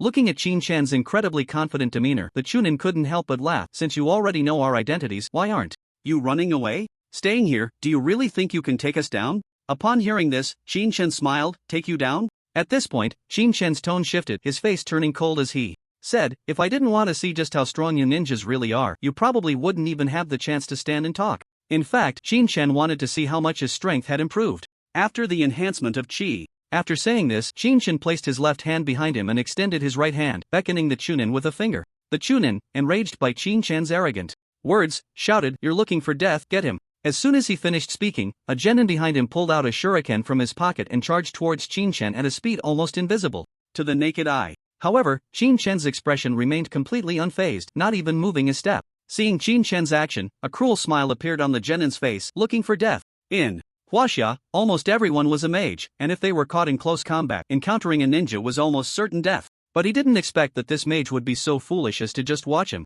approach. While thinking this, the ninja threw the shuriken towards Chen. Whoosh! The shuriken whistled through the air, heading straight for Chen's head. Just as it seemed about to hit him, Chen moved. He stood there, utterly calm, and as the shuriken was just about a meter away from his head, he tilted it to the left. The shuriken grazed Chen's ear and shot past him. Seeing this, the genin's expression changed slightly, but his movements did not stop. He kicked towards Chen almost at the same speed as the shuriken. Just as Chen dodged the shuriken, the genin also aimed a kick at him. However, at that moment, the genin's gaze caught sight of Chen's left hand moving so slow. That was the genin's first reaction. Chen's speed was so slow that he could easily see the trajectory of his left hand. But just as this genin had that thought, Chen's left hand suddenly accelerated. His arm swung through the air, leaving behind trails of afterimages, reaching out to the left. Just as the genin was about to kick Chen grabbed his ankle. The genin's expression changed, and he hurriedly tried to break free, but his foot felt as if it were frozen, unable to move at all. Just as the genin was at a loss, Chen's disdainful voice rang out, "Speed, slow. Strength, weak. So this is the level of your country's genin." Hearing Chen's words, the genin felt belittled and tried to break free, but Chen's strength was simply too great, making it impossible to escape. Just as the genin prepared to move again, Chen acted once more. He exerted a slight force with his left hand, then suddenly threw the genin to his right. Bang! The rapid speed left the genin no time to defend himself, and he landed face first on the ground. The violent impact caused him to lose consciousness immediately. Seeing the genin lose consciousness, Chen found it pointless and tossed him aside like trash. Thud! After the ninja was thrown aside by Chen, he immediately lost consciousness. Chen then looked at the silent crowd and asked lightly, "I say, is this all the strength you ninjas have? If it's only this." As the words fell, a strange smile appeared on Chen's face. "Then none of you will escape today." After saying that, Chen released a murderous aura, the terrifying killing intent from his body instantly freezing the fighting spirit of the few ninjas in front of him. Demon! This was the thought in the minds of all the ninjas. Even the Chunin, upon seeing how easily Chen dealt with the genin, couldn't help but swallow hard. Gulp. "Why you? Are you a body refiner?" A genin, unexpectedly had no power to retaliate against Chen in close combat, confirming without a doubt that Chen was indeed a body refiner. At first, the Chunin hadn't considered Chen as a body refiner, but he didn't expect Chen's close combat ability to be so formidable, resolving the genin in just 2 moves. He was well aware of the strength of his own subordinates. Even he himself, while capable of defeating them, would never be able to do so in just 2 moves. After thinking for a moment, the Chunin, with a fluctuating expression, said, "Who exactly are you? We have no grievances with you. Why must we fight to the death?" Upon hearing the Chunin's words, all the genin couldn't help but glance at him. Having already dealt with one, wasn't it too late to say such things now? Chen, surprised by this remark, looked at the Chunin and said, "Your subordinate has been beaten to this state by me, and you're not thinking of revenge?" Hearing this, the Chunin's expression turned serious. "You don't seem to be an ordinary person. We are acting under orders and do not wish to complicate matters. If you are willing to let us leave, we have no intention of clashing with you." They were ninjas, and in their eyes, there was only the mission. The person before them clearly seemed extraordinary, and their chances of winning were only half. In his view, this mission was extremely important, and it was absolutely impossible to waste time gambling on that half chance. However, Qin Shan had somewhat underestimated these ninjas. Among all the organizations in the world, it was this group of ninjas whose quality was truly impressive. But was that useful? In the face of absolute strength, no matter how high the quality, it was all nonsense. Moreover, what was the purpose of these people entering? The Shenong ruler? Absolutely not. Because the last time Qin Shan was seizing the Shenong ruler, he hadn't seen this group of people. This group must have other purposes for entering the ruins. The Shenong ruler was likely just a pretext. So, what was their true purpose? Qin Shan fell silent. He thought he understood enough about this ruin, but upon seeing the presence of spiritual energy within these houses, he realized that this ruin was probably not as simple as he had imagined. If that were the case, these foreigners likely knew something more. It was somewhat laughable that the people of his own country understood the ruins less than those from abroad. Watching Chen remained silent, the Chunin was momentarily taken aback, then silently approached the injured genin, preparing to drag him away. Qin Shan's strength was unknown, but he was certainly not an easy opponent. Since Qin Shan didn't want to make a move, they definitely wouldn't seek trouble. After all, losing combat power at this moment was not good news for them. Just as Qin Shan was pondering the purpose of these people's entry, he suddenly saw a few of them preparing to leave and immediately shouted coldly, "Stop!" Hearing this, the Chunin turned his gaze to Qin Shan and asked, "Do you have any other business?" Upon hearing this, Qin Shan grinned and questioned the Chunin in front of him, "Did I let you go? Did I let you go?" Upon hearing these words, Ranmo, who had been hiding and watching the show, was stunned. What was Qin Shan trying to do? Everyone was about to leave, why was he stopping them? If these people were all mages, Ranmo wouldn't be worried. After all, Qin Shan had some skills when it came to dealing with mages. However, the fighting styles of those people looked strikingly similar to those of Zhan Fengzhu and Qin Shan. With 4 people still capable of fighting, Qin Shan was likely to suffer a loss. Hearing this, the Chunin was also taken aback, then his expression turned somewhat grim as he said, "Sir, are you really going to make an enemy of us?" Where did Qin Shan get his confidence? Did he really think he could take on 4? After hearing this, Qin Shan laughed, "You are not from our country, yet you dare to come to our nation's ruins to fight for treasures. Now that I've caught you, you still want to leave? Do you think that's possible? Possible?" Upon hearing this, the Chunin's expression gradually darkened. He knew that this battle had to be fought no matter what. At the same time, as the Chunin was contemplating, he saw Qin Shan in front of him smirk disdainfully, then beckoned him with a finger and said, "You all, come at me together." The Chunin, who had originally been somewhat wary of Qin Shan, could no longer hold back after hearing this and immediately shouted in Japanese to the shinobi behind him, "Kill him." Whoosh whoosh whoosh, the shinobi obeyed the Chunin's orders. This was the ninja code. After hearing the Chunin's command, 3 shinobi immediately charged towards Qin Shan, while the Chunin's speed was slightly slower. Although his speed was a bit slow, it was merely a slow start. His attitude showed no sign of negligence. "Today, none of you will leave." The 4 charged towards Qin Shan, who showed no fear at all. On the contrary, he smiled, a very eerie smile. He did not move his body, just stood quietly in place. Just standing there quietly. 10 meters, 5 meters. In almost an instant, the Chunin was beside Qin Shan, but he did not launch an attack. Instead, he stared at Qin Shan like a beast lurking in the shadows, as if waiting for the right moment to deliver a heavy blow. Swish! Just as the closest shinobi was about to approach Qin Shan, he moved. Qin Shan's left foot suddenly stomped down on the ground, using the rebound force to lift his right foot slightly and kick directly at the shinobi. A side kick. The originally plain move became terrifyingly powerful as Qin Shan had reached the peak of the Dark Realm, unleashing an incredible momentum. The air around his right foot seemed to be shattered, making a whoosh sound. Bang crack! In the next moment, a dull thud and the sound of bones breaking rang out almost simultaneously, as the leading ninja was sent flying by a tremendous force, his chest caving in, and he spat out a mouthful of blood in midair. Seeing their comrade injured, the remaining 2 ninjas did not retreat. Instead, they rushed even closer to Qin Shan. They pulled out shurikens from their pockets and attacked Qin Shan from both sides. The 2 of them quickly sealed off all angles around Qin Shan, leaving him nowhere to escape. No! Seeing this scene, Ranmo, who was hiding in the room, couldn't help but widen his eyes, his heart racing as if it would leap out of his chest, and his body completely stiffened there. However, Qin Shan seemed to have already sensed the movements of the 2 lower ninjas. As the 2 lower ninjas charged at him, Qin Shan had just landed. Yet, he supported himself with one hand and spun his legs in the air for a full 360 degrees. With one kick, he sent the shurikens in the hands of the 2 lower ninjas flying away.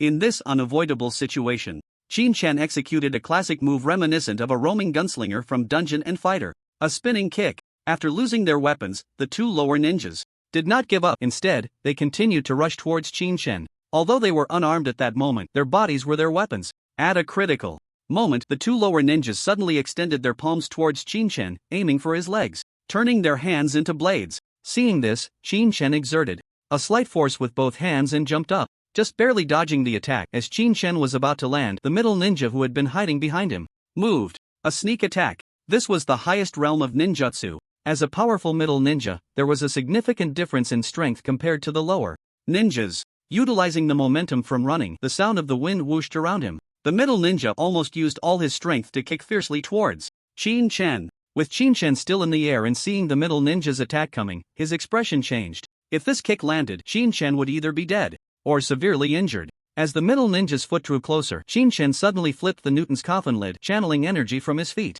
Using the power of this energy, he momentarily paused in the air. He landed a foot on the leg that the middle ninja had kicked towards him. Horse treads on the swallow. Using the force of the rebound, Qin Chen's body began to soar, directly leaping over the head of the middle ninja and vaulting behind them. The encirclement that had formed was suddenly re-established face to face. Qin Chen looked gravely at the three ninjas before him. The combat experience of these three ninjas was terrifying. It could be said that this was the most difficult battle Qin Chen had faced since his arrival. Of course, this difficulty was in comparison to the previous team battles. In fact, Qin Chen had not truly experienced many one-on-one confrontations. These opponents were only slightly stronger than the previous five-cornered ninjas. It was unknown what the ninja facing Qin Chen was thinking in his heart. And the middle ninja in front of Qin Chen, upon seeing that Qin Chen had managed to eliminate a lower ninja in such a short time without sustaining any injuries, wore a grave expression. Subsequently, under Qin Chen's gaze, the middle ninja took a step back and his hands began to form seals rapidly. He knew that in a hand-to-hand combat situation, gaining an advantage was likely impossible now. In this situation, only ninjutsu could resolve the issue with this guy in front of him. However, just as the middle ninja began to form seals with his hands, Qin Chen moved again. At that moment, a mocking smile appeared on Qin Chen's face as if he were laughing at the middle ninja's foolishness. In fact, it was indeed so. Qin Chen had just remarked on the middle ninja's terrifying combat experience, yet he did not expect that this middle ninja would attempt to release ninjutsu in such a situation. It should be noted that ninjutsu, like magic, does not require chanting to structure mental energy, but it does require hand seals. In other words, ninjutsu also requires a casting time. If it were an inexperienced person, they might succeed, but he was facing Qin Chen. This was a flaw that wasn't even a flaw, yet it was seized by Qin Chen. Qin Chen suddenly accelerated, once again employing a technique he hadn't used in a long time. Heavenly court energy, bubbling springs beneath his feet. Shadows flickered past and Qin Chen almost instantaneously appeared in front of the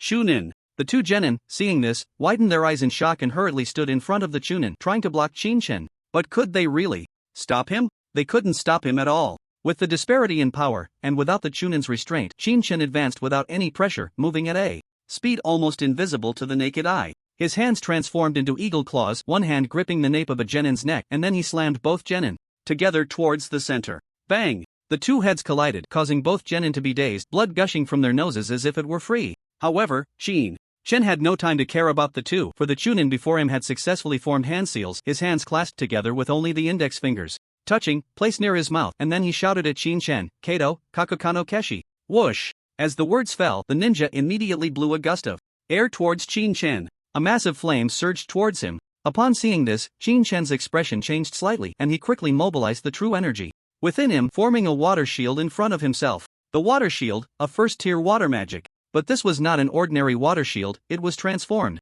through qi. The concentration of this qi was many times stronger than that of other water shields. The moment the flames made contact with the water shield, layers of water splashed up. An unknown fire-based ninjutsu was completely blocked by Qin Chen's qi, and at the moment the attack was about to dissipate, Qin Chen charged towards the Chunin. His right foot lifted high, as if this kick was aimed at the Chunin's life. The Chunin was still in the process of retracting his moves, unable to react in time, and saw Qin Chen's foot already close to him. There was no way to evade. Bang! Crack! As his foot came down, the sound of Qin Chen's kick striking the Chunin's chest and the sound of the Chunin's bones cracking almost rang out simultaneously, the tremendous force instantly shattering the Chunin's sternum. The Chunin's body glided through the air for a distance before crashing heavily to the ground, blood continuously pouring from his mouth, his body twitching uncontrollably, looking as if he were on the brink of death. Half a minute. In just half a minute, Qin Chen had dealt with the four ninjas before him. Although it seemed perilous, Qin Chen had not sustained a single injury. However, after landing, the killing intent on Qin Chen's face showed no signs of diminishing. He bared his teeth, grinning, and hoarsely asked, "So, what exactly do you want to take from the ruins?" At this moment, Qin Chen seemed to have transformed into a demon focused solely on killing. The exhilarating battle made him feel as if he had returned to his previous life, becoming a killing machine. This terrifying smile left the ink-stained girl behind him utterly stunned. Due to the tension, she held her breath tightly, clenching her fists, unable to believe that the Qin Chen who had always been so kind in front of her could be so cruel and domineering when it came to killing. This side of him instinctively filled her with a hint of fear. Yet, alongside the fear, there was an inexplicable flutter in her heart, a flutter that deepened her fascination with Qin Chen while gradually dispelling her inner terror. This battle allowed Qin Chen to fight with great satisfaction, almost bringing his previous life's combat experience to its peak. Otherwise, relying solely on his peak strength in the Dark Realm, he wouldn't even be able to defeat these people, let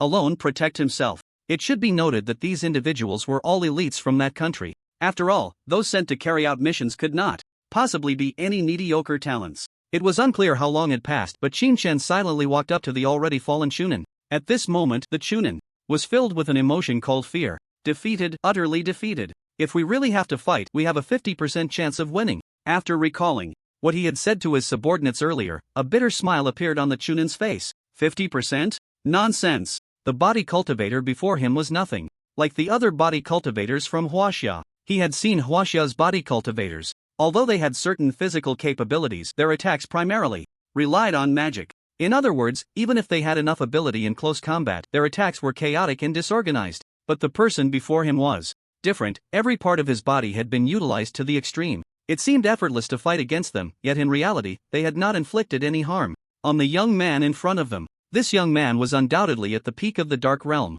However, just being at the peak of the Dark Realm could not possibly allow him to defeat the combined efforts of him and his subordinates. Over the years, he had killed quite a few powerful beings at the peak of the Dark Realm, but facing the person before him was like a baby facing an adult with almost no ability to fight back. Realizing this, the Chunin understood that this mission was a failure. Qin Chen had no idea what the Chunin was thinking, nor did he care. What Qin Chen wanted to know was why these people had entered the ruins of Huaxia. Was there only one country involved? Were there other countries? That was what Qin Chen needed to be concerned about. He realized that he seemed to have missed a lot in his previous life. These ruins appeared far more complex than they seemed on the surface. While thinking, Qin Chen dragged the Chunin into the house. At that moment, Ranmo finally came to her senses, casting a complex glance at Qin Chen, but once she looked, she couldn't take her eyes off him. Qin Chen closed the door to the room and, noticing that Ranmo was looking at him, asked with some confusion, "What are you looking at me for?" Upon hearing this, Ranmo snapped back to reality, recalling her earlier feelings, her heart racing like a startled deer. She hurriedly glanced around, as if trying to change the subject. Then she looked out the window and saw the lower ninjas that Qin Chen had thrown aside, asking, "What about those people? How should we deal with them?" Qin Chen smiled faintly and replied, "Those? We'll burn them later, but first, I need to ask some questions. Just wait a moment." After he spoke, Ranmo obediently nodded. At that moment, Qin Chen's gaze turned cold as he looked at the Chunin beside him. His attitude was a world apart from how he treated Ranmo. The Chunin knew that their operation had failed and they were completely done for. But before he could think much more, he saw Qin Chen pull out a staff from his robe and then look at him, swinging it directly at him. Smack! "Are you going to talk?" He remained silent. The ninja code forbade him from revealing any information. Seeing this, Qin Chen was not surprised at all. If he had easily spilled the beans, that would have puzzled Qin Chen. He had some understanding of ninjas. However, Qin Chen did not care about that. The staff in his hand continued to swing, hitting the Chunin again and again. Smack! "Are you going to talk?" Smack! "Are you going to talk?" After hitting for nearly 5 minutes, the Chunin's blood gradually stained his entire body, looking extremely terrifying. Meanwhile, Ranmo was also somewhat shocked. The quality of the person before her was frighteningly high, even in such a situation. He refused to reveal a single word. The Chunin could no longer hold back, turning to Qin Chen and shouting fiercely, "Why don't you just ask?"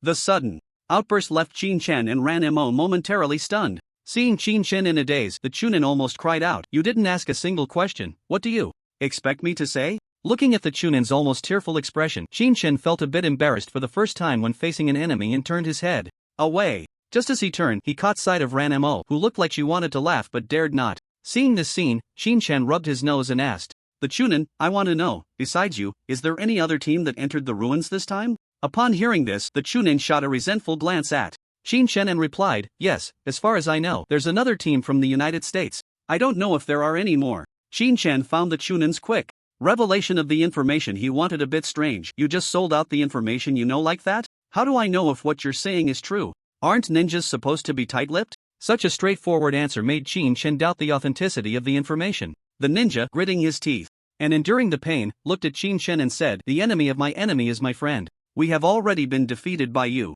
Unless we can get out alive, we are of no use at all. If you know any information, perhaps the things will remain in your huaxia, but if other countries get their hands on it, that would not be good news for us. Unless you can let us leave alive." Let them leave alive? Would Qin Shen do such a thing? The answer was no. These people had run into the barrel of Qin Shen's gun. How could he possibly let them go? After thinking for a moment, Qin Shen felt it made some sense and looked at the person in front of him again, asking, "Then I want to know, what is your purpose for coming in this time?" Upon hearing this, the Chunin couldn't help but glance at Qin Shen and slowly said, "The Shinnon's ruler. What else is there in this huaxia ruin besides the Shinnon's ruler?" Hearing this, Qin Shen smiled. If it weren't for the fact that he had obtained the Shinnon's ruler in his previous life and had not discovered these people's whereabouts, he might have believed what they said. Moreover, the Shinnon's ruler was almost public knowledge, mentioning it wouldn't raise any suspicions. But did the Chunin think he could fool Qin Shen? Sorry, that's not going to happen. However, no matter how much Qin Shen pressed the Chunin, he stubbornly clung to the topic of the Shinnon's ruler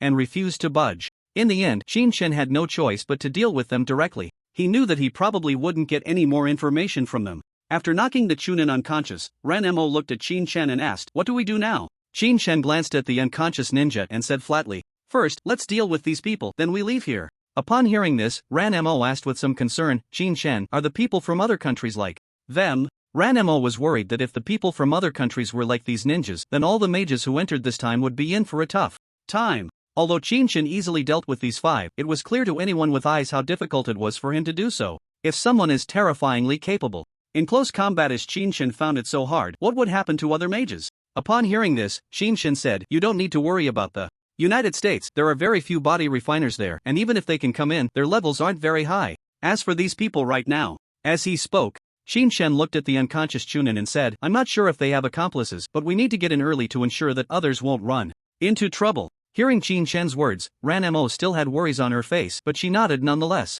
Qin Shen then gathered the few people together and used the chi within him to directly transform it into fire attribute magic, throwing it towards them. The fire burned fiercely, crackling loudly. Before burning these people, Qin Shen had already dealt with all the ninjas, leaving them completely unaware of the pain from the searing flames. How nice the bodies were. Quickly burned clean, and after tidying up some things, Qin Shen looked at Ranmo beside him and said, "Let's go." Ranmo fell silent upon hearing this and followed Qin Shen. The two of them sped deeper into the ruins. However, along the way, Ranmo was still reflecting on the scene when Qin Shen released magic. When Qin Shen cast the spell, Ranmo clearly didn't feel any magical aura, yet Qin Shen still managed to release magic. In fact, this doubt had already arisen when Ranmo learned that Xian Yu was Qin Shen. She knew very well what state Qin Shen was in. He definitely couldn't have any innate talent. But without innate talent, how did Qin Shen manage to release magic? Thinking of this, Ranmo couldn't help but quickly come to Qin Shen's side and ask this question. "Qin Shen, I want to ask, how did you release magic without any magical talent?" Upon hearing this, Qin Shen was taken aback, not expecting Ranmo to ask this question at this moment. This question, Tian Shingha and Ran Fengzhu both knew a bit about, but Qin Shen was too lazy to explain and directly asked Ranmo, "You know the Pythagorean theorem, right?" Upon hearing this, Ranmo nodded in confusion. "I know, but what does that have to do with your magic release?" Qin Shen said, "That's right, it has nothing to do with it at all." While saying this, Qin Shen accelerated towards the ruins, leaving behind a somewhat dazed Ranmo.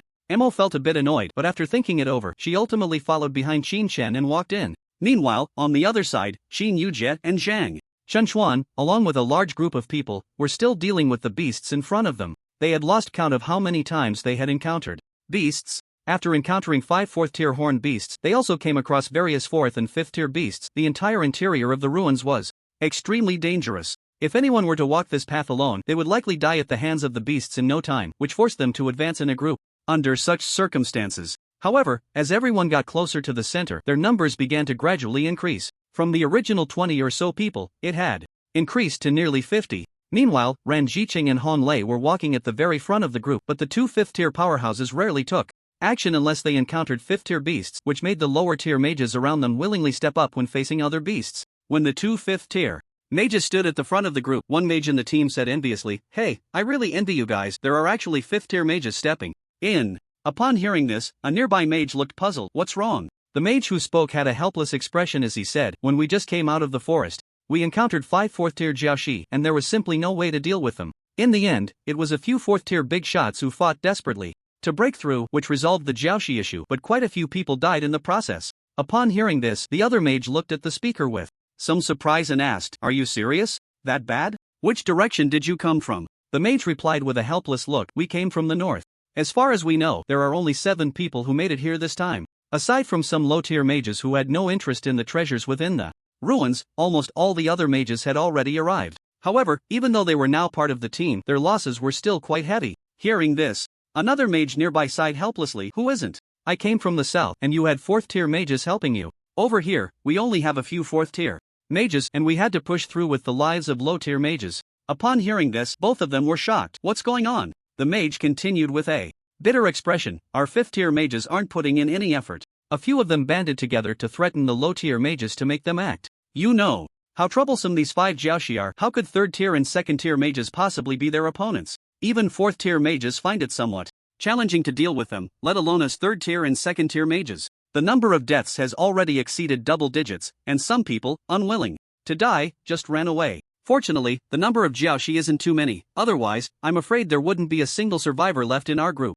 Upon hearing this, the mage who had been following the 5th-tier mage team seemed to understand something at that moment and exclaimed, "So you all encountered 4th-tier Jiaoxi? Does that mean every direction is almost the same?" Hearing this, the two nodded helplessly. Indeed, they had already noticed this issue when they entered the team.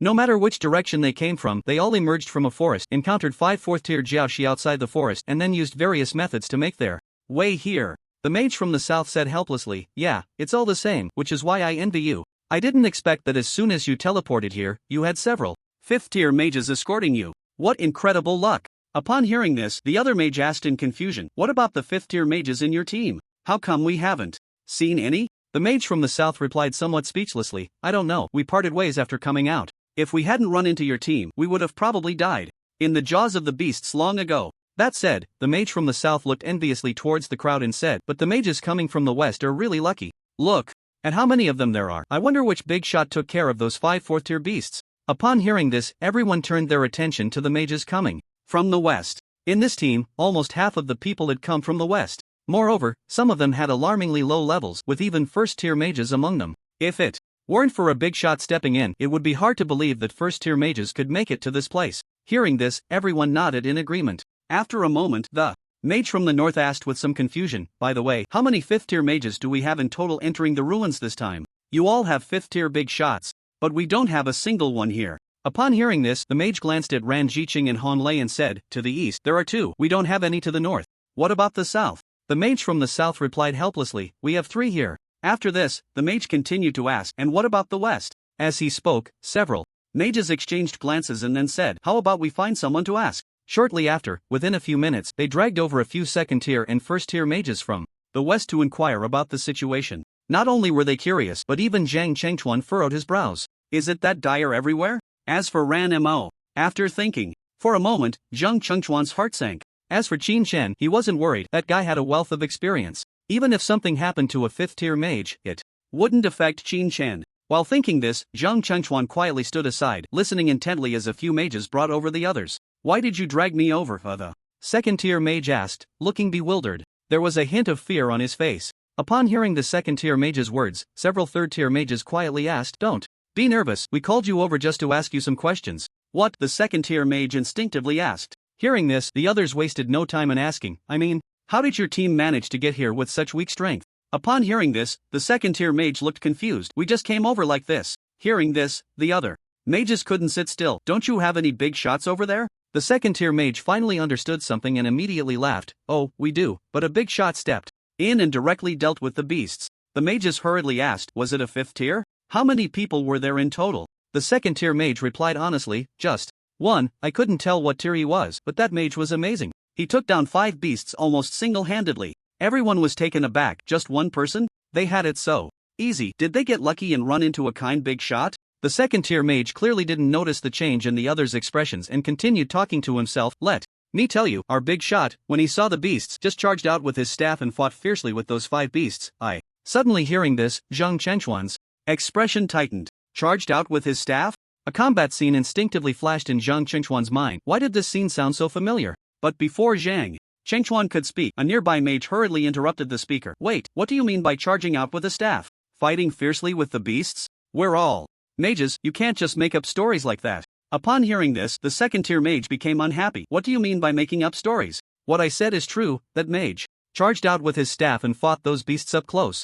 I wasn't the only one who saw it, many people saw it, okay? If it weren't for that big shot stepping in, do you think we could have easily made it here? Upon hearing this, someone immediately asked, are you saying that your big shot over there didn't use magic to kill the 5 beasts, but used melee skills to deal with the beasts? Upon hearing this, the second-tier mage immediately said, that's not so great, let me tell you. As he spoke, the second-tier mage exaggeratedly described the scene of the battle at that time. In their words, those demon beasts were instantly killed by Chen, and not only that, the beautiful mage who came to help, Ranmo, was also portrayed as a stunning beauty. When everyone heard that one person could slaughter demon beasts and that there was even a beautiful mage throwing herself into his arms, they were all stunned, including Zhang Chenchuan. Through the description of this second-tier mage, Zhang Chenchuan had already confirmed that it was undoubtedly Chen. But who was that beautiful mage? Was it Ranmo? Zhang Chenchuan felt a bit uncertain. What shocked Zhang Chenchuan even more was, when did Chen become so strong? Facing 5 4th-tier horned beasts, he could now crush them?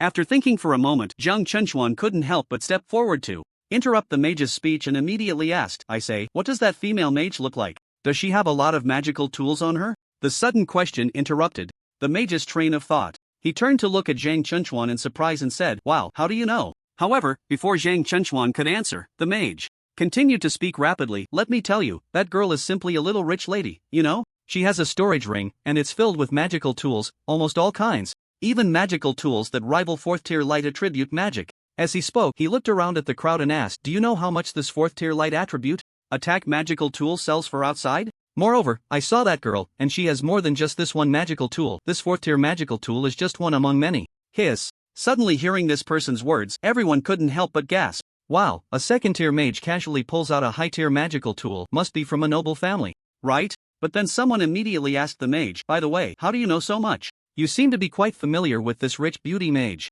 Upon hearing this, the mage grinned and said, that's not so great. You should know that this beautiful mage was our teammate before she threw herself into his arms. Everyone looked at the mage with envy, then continued to ask, come on, tell us more. How did that big shot kill the demon beasts? I want to learn too. Upon hearing this, the mage looked at the speaker with disdain and said, you? Impossible. Suddenly seeing the mage's contemptuous expression, the previous mage retorted, how can it be impossible? Since someone can do it, it naturally can be done. Come on, tell us. Then, seeing that this person was not giving up, the mage began to embellish the details of Chen's hunt for demon beasts. Zhang Chenchuan didn't continue listening but returned to his team. Qin Yujie, who was beside him, asked in confusion, Brother Zhang, what's wrong? Hearing this, Zhang Chenchuan replied lightly, I already know about your brother. Upon hearing this, Qin Yujie's face lit up with joy. Where is my brother? Is he okay? Him? Zhang Chenchuan looked at Qin Yujie with some surprise, but realizing that she didn't know Chen's strength, he felt relieved and said, it's fine, he's with Ranmo now, he should be okay.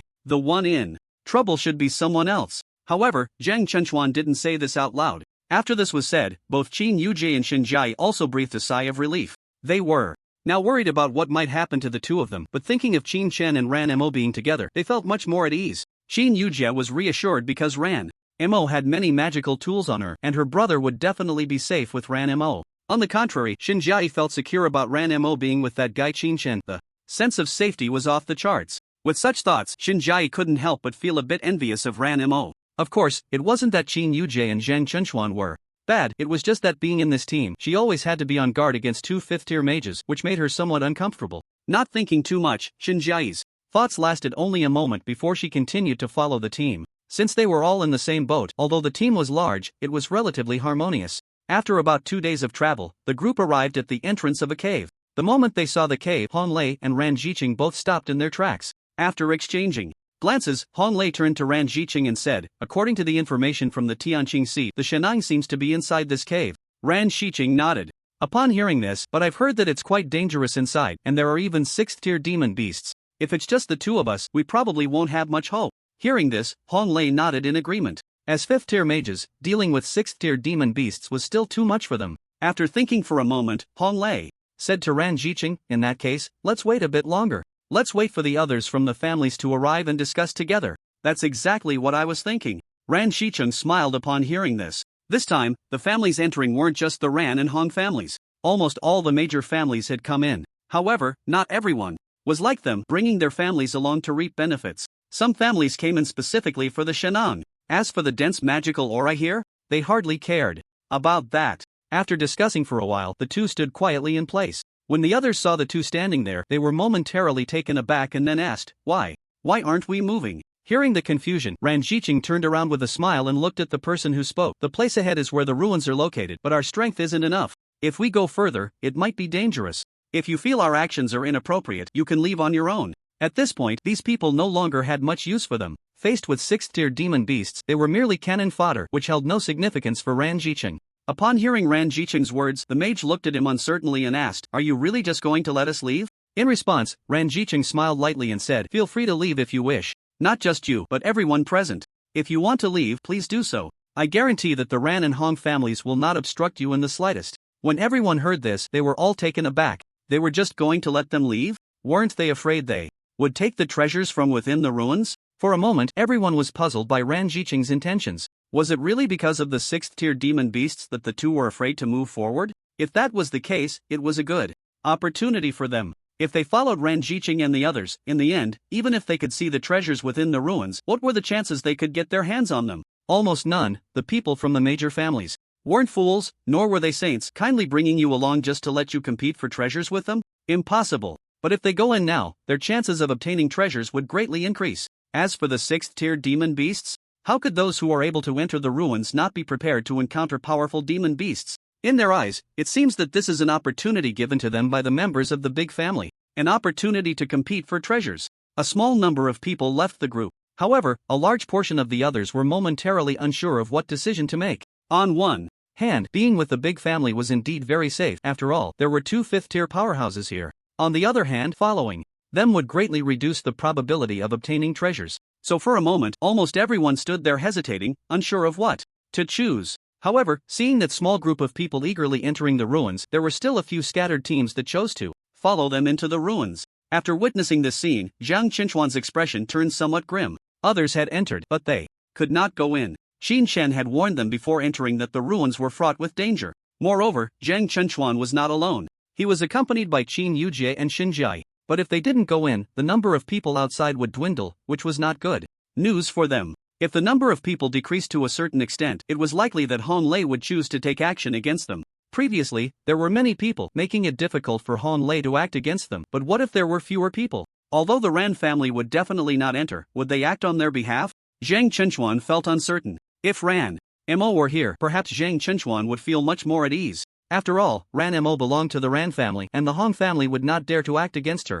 And in the case of worrying about Ran Mo leaking information, the Hong family would not act recklessly. But with Ran Mo not here, the Hong family naturally had no scruples. Sure enough, after some people chose to leave, Hong Lei cast a somewhat unfriendly glance in the direction of Qin Yujie. As Hong Lei's gaze turned, Jiang Qinchuan also defiantly looked back. Hong Lei noticed Jiang Qinchuan's gaze and immediately revealed a disdainful smile, his eyes seemingly saying, "You can't escape." Seemingly understanding the meaning behind Hong Lei's gaze, Jiang Qinchuan's heart sank even further. He knew that relying solely on himself, there was no way to withstand the current Hong Lei. He could only hope that Qin Chen would arrive here soon. At that moment, Qin Chen was swiftly heading towards the ruins with Ran Mo. Behind Qin Chen, Ran Mo also looked at him and asked, "Qin Chen, how much longer until we reach the ruins?" Ran Mo was already struggling to keep up. Being with Qin Chen was fine, but the main issue was that the journey was too exhausting. Qin Chen's speed was extremely fast, and even with Ran Mo using magical tools, she almost couldn't catch up to him. That wasn't the main issue. The main issue was that Qin Chen's endurance was simply terrifying.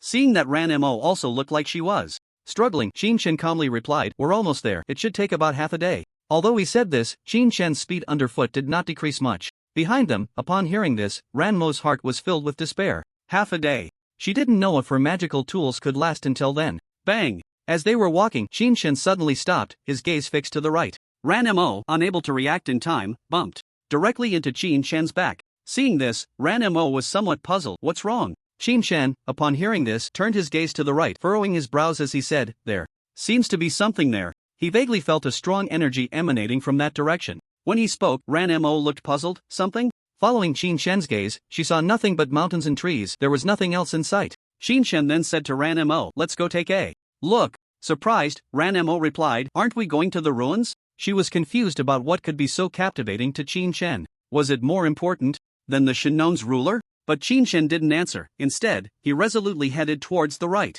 Seeing this, Ranmo felt helpless but had no other choice but to follow him. Not long after, the two of them stopped in their tracks. They had reached a cliff, and looking down, it was nearly impossible to see anything below. Upon witnessing this scene, Ranmo instinctively took a step back. At that moment, Qin Shen, however, focused his attention to the left. There was a narrow path there, just wide enough for one person to pass through. The energy fluctuations Qin Shen had sensed earlier were coming from this path. Just as he was about to walk towards it, he suddenly heard Ranmo calling out from behind Qin Shen. Hearing this, Qin Shen had just made a move but instinctively halted, turning to ask Ranmo, "What's wrong?" She hesitated before saying, "I can't get through here." The path was riddled with many gaps. If one wasn't careful, they could easily fall off the cliff. Ranmo had never encountered such a situation before. If she were alone, there was no way she would attempt to traverse this path. She hadn't undergone any formal training, and this place was uneven. Without ample experience, it would be nearly impossible to pass through. Qin Shen seemed to understand Ranmo's predicament. Almost as soon as she finished speaking, he looked at her, then crouched down and said, "Come on, I'll carry you." Surprised, Ranmo hesitated. "Can't we take another route?" Qin Shen shook his head. "There's something inside that's drawing me in. Perhaps it holds the most important thing in the ruins, so taking another route won't work." Ranmo was taken aback. The most important thing in the ruins? Isn't that the Shinome's ruler? Hearing this, Qin Shen was at a loss for words. He didn't know how to explain it to Ranmo. If it were just the Shinome's ruler, he shouldn't have encountered those ninjas. After all, in his previous life he had been to these ruins and taken the Shinome's ruler. If those ninjas were only after it, he should have seen them back then. But there were no ifs, and Qin Shen couldn't explain it to Ranmo. Forcing an explanation might expose his identity as a reborn person. No matter how close they were, he couldn't tell Ranmo that he was a reborn individual. This included his sister, Qin Yujie. Regardless of belief, if they knew Qin Shen was reborn, it would cause him a lot of trouble. In the end, Qin Shen and Ranmo still ventured down that narrow path. Since Ranmo was too afraid to walk it, Qin Shen decided to carry her for safety. Leaving her alone outside would not only make her easy to spot but could also potentially expose Qin Shen's location. That was not good news for him. Fortunately, by carrying Ranmo inside, he didn't worry about her leaking any secrets of the ruins. The two of them walked along the small path. Ranmo glanced at the empty cliff beside her, feeling a bit fearful, and tightened her grip around Qin Shen's arm. Qin Shen could barely breathe from how tightly Ranmo was holding him, and his pace quickened as he sensed that the ominous presence was not far away. It seemed to be right ahead. After about 3 minutes, Qin Shen spotted a dark area ahead that looked like a cave. Seeing this, Qin Shen's face lit up, and he quickened his pace, rushing towards that place with Ranmo. After a few twists and turns, Qin Shen finally arrived inside the cave. This was a cave within a cliff. It was pitch black inside, and he could hardly see anything. As soon as Qin Shen entered the cave, he looked at Ranmo, who had her eyes tightly shut, clinging to his neck, with her head buried in his back, not daring to look around. Seeing this, Qin Shen hurriedly said, "Let go. Hurry up. If you don't let go, I'm going to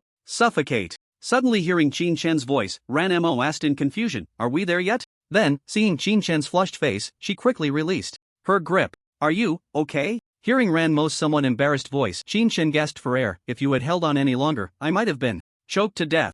Upon hearing this, Ranmo's face turned bright red. Qin Shen was speechless. This was the little girl who couldn't even open a bottle cap on her own. At a critical moment, she could almost crack open your skull. Fortunately, this Ranmo was not a body cultivator but just a mage. If she were a body cultivator, Qin Shen would have probably kicked the bucket right at the entrance of the ruins. Not thinking much more, Qin Shen shook his head and said, "I'm fine." After saying this, he began to survey his surroundings. The cave was quite spacious, about 300 square feet or so. Before Qin Shen could examine it closely, he heard Ranmo ask, "By the way, what exactly is in here?" Qin Shen did not answer but instead extended his hand, gathering chi in his palm. Suddenly, light burst forth from his hand, illuminating the entire cave. The cave was empty, and there was nothing of value to be seen. Although Ranmo was a bit puzzled, she quickly followed Qin Shen as he walked forward. Following his sense of chi, Qin Shen step by step reached the wall, where there was no path ahead. However, he could clearly feel that something inside seemed to be calling to him. Seeing this, Qin Shen reached out his hands and touched the wall.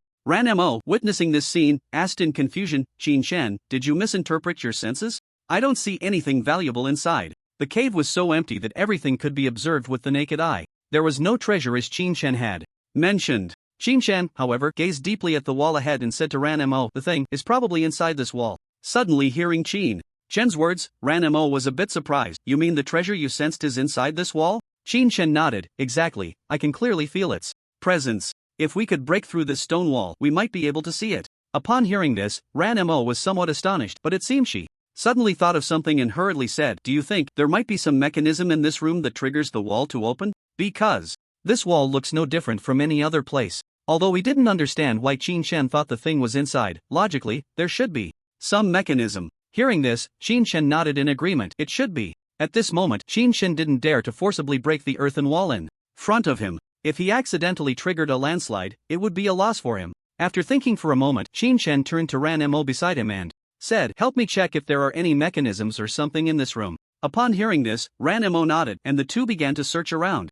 Meanwhile, not long after Qin Shen and the others entered the cave, just above them, a blonde-haired, blue-eyed man in his 20s was currently facing off against a group of people. The leader was a young man in his 20s, wearing a large gold watch, exuding a nouveau riche image, and behind him were two slightly older men, their eyes fixed on the blonde-haired, blue-eyed man. Seeing this, the blonde-haired, blue-eyed man smiled faintly and said, "Tianqing, why are you looking for me instead of searching for your Shinon ruler?" Hearing the words of the blonde-haired, blue-eyed man, the young man named Tianqing chuckled and said, "It's quite rare to run into you here. By the way, are the relics of our Huaxia so tempting that you had to sneak?"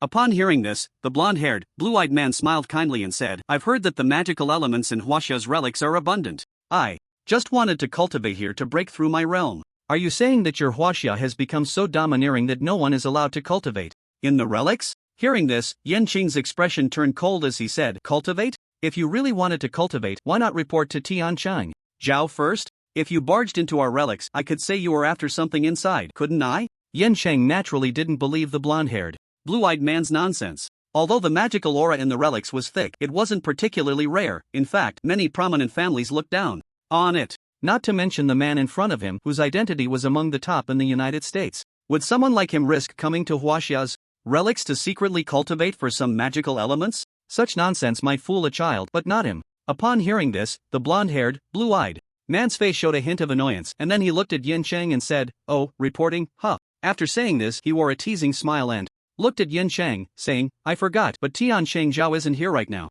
What do you think I should do?" Listening to the sarcastic tone of the blonde-haired, blue-eyed man, Tianqing was not affected at all. Instead, he smiled and said, "So, are you planning to stay here and not leave?" Hearing this, the blonde-haired, blue-eyed man smiled gently and said, While saying this, he looked around and smiled faintly. "This feng shui treasure land seems quite suitable for cultivation. I've already said I have no interest in the treasures within your Huaxia relics, and I understand some rules. After all, I should give face to Tianqing Xiao, right?" Upon hearing this, the smile on Tianqing's face gradually darkened. Give face to Tianqing Xiao. He was no longer a child and naturally wouldn't believe the words of the blonde-haired, blue-eyed man, although he didn't know what these people were up to. Tianqing had already set his sights on this group as soon as he entered. After entering the ruins, these people indeed did not head towards the direction of the Shinan. Instead, they came here, which made Tianqing unable to suppress his doubts. Could it be that he was overthinking? Were these people just here to cultivate? However, as soon as this thought surfaced in Tianqing's mind, he immediately dismissed it. Nonsense. The guy in front of him was from a prominent family in the United States. Cultivation? The magical cultivation in the United States was far ahead of Huaxia by an unknown margin. It was even said that they had begun researching scientific methods of magical cultivation. Science and magic were originally unrelated. Even after Huaxia's painstaking research for so long, there had been no results, yet the United States seemed to have already shown some signs. Would such a person come to the ruins of Huaxia to cultivate, just for the magical elements within the ruins? Impossible. Just as Tianqing was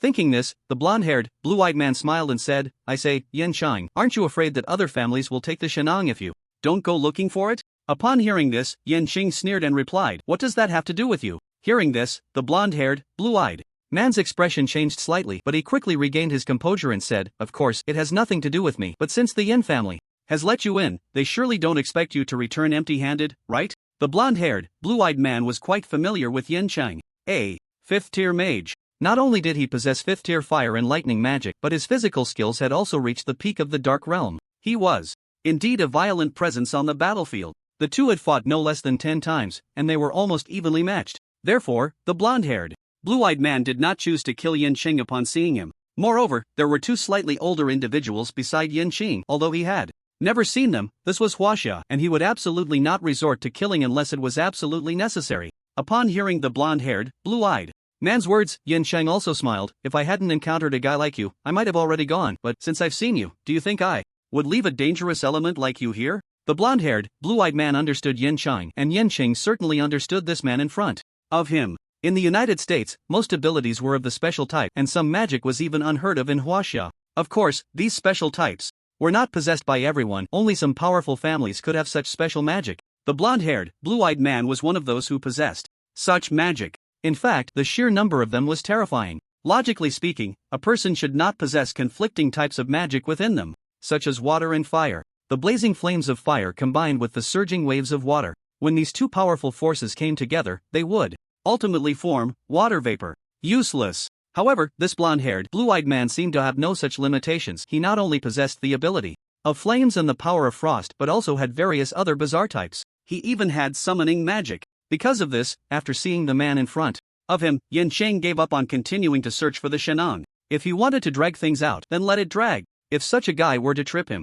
up during the search for the Shenang, it was likely that this group of people would not fare well. The blonde-haired, blue-eyed man, after hearing Yanqing's words, looked at Yanqing with a somewhat strange expression and said, "Yanqing, is this how you treat your guests? I'm merely using the relics of your Huaxia to break through my own realm. Why must you be so aggressive?" Upon hearing this, Yanqing, however, remained unfazed and replied, "Am I stopping you? If you want to cultivate, go ahead and cultivate. If you truly enter a state of cultivation, I guarantee I won't disturb you in the slightest." Hearing this, the blonde-haired, blue-eyed man's expression finally darkened. He couldn't help but focus his gaze on the detector in his hand. Seeing that the detector showed no signs of abnormality, the blonde-haired, blue-eyed man did not move easily. The people who came in this time were not just from their country, there were also those who were living quite well. Now he was afraid that Yanqing would waste his time, leading to someone else reaping the benefits, which would be a loss. The two parties stood there quietly, staring at each other without a word. At the same time, on Chen's side, Ranmo had been searching for a long time but still hadn't found anything. A bit anxious, Ranmo couldn't help but say to Chen, who was still searching, "Chen, could it be that you misjudged? There are no mechanisms in this room at all." In response, Chen simply said lightly, "My senses are never wrong. If you're tired, you can sit there and rest for a bit." Hearing this, Ranmo felt a bit helpless. To be honest, after traveling for so long, she was already quite tired and wanted to rest. But seeing Chen still searching, how could she let him search alone? However, although this place was quite large, it was very empty, and one could almost see everything in the room at a glance. There was nothing that could trigger a mechanism. How long would it take to find something like this? They had been searching for almost half an hour, yet Chen still hadn't found where the mechanism was. Chen sat down to rest for a while, noticing that Ranmo had already taken a small stool and sat down at some point. Seeing that Chen also looked tired from searching, Ranmo finally said, "Chen, could it be that there is no switch at all, and this door is meant to be forcibly opened?" Upon hearing this, Chen was slightly taken aback. He then looked towards the door. Perhaps that was the case. This room had no mechanisms at all. Maybe it was meant to be forcibly opened? While thinking this, Chen stood up and looked towards the wall, saying lightly, "In that case, I'll try to force it open." Hearing this, Ranmo nodded. Since Chen was so sure that he hadn't misjudged, it seemed that the wall indeed needed to be broken through. However, thinking of this, Ranmo asked with some concern, "If we force it open, will this cave collapse?" In response, Chen smiled lightly and said, "Don't worry, it won't collapse. Even if it does, I have confidence that I can get you out before it collapses." After hearing Chen's words, Ranmo clearly felt much more at ease. Then, under Ranmo's gaze, Chen slowly walked towards the wall, then slightly stepped back with his right foot. Dust immediately flew up from the ground. Chen's expression tightened as he directly struck the wall in front of him. Break! Bang! A loud sound echoed, and the wall suddenly shook, causing the entire cave to tremble. Chen also took a slight step back due to the immense recoil, and when he saw the wall in front of him completely unscathed, his expression changed immediately. No way to open it. With this punch, such a commotion had already been caused. If another punch were thrown, the cave might really collapse. Although Chen was confident he could take Ranmo out before the cave crumbled, if it did collapse, he wouldn't be able to retrieve anything inside. However, just as Chen struck the wall, at the mountain's peak, the blonde-haired, blue-eyed man and Yanqing were clearly affected as well. Feeling the ground beneath them tremble slightly, the blonde-haired, blue-eyed man's expression changed. Ninjas? Aside from those ninjas, it was unlikely anyone else could create such a disturbance. Thinking of this, the blonde-haired, blue-eyed man gritted his teeth in silent resentment. Are those people idiots? Don't they know how much noise this would cause? Similarly sensing the commotion, Yanqing, upon noticing the change in the blonde-haired, blue-eyed man's gaze, looked at him in surprise and said, "Something's definitely going on. There's something down there?" He had wondered why this blonde-haired, blue-eyed man had suddenly come to their Huaxia ruins. It was indeed for something. Although he didn't know what it was, judging by the man's expression, it was likely more important than the Shannon.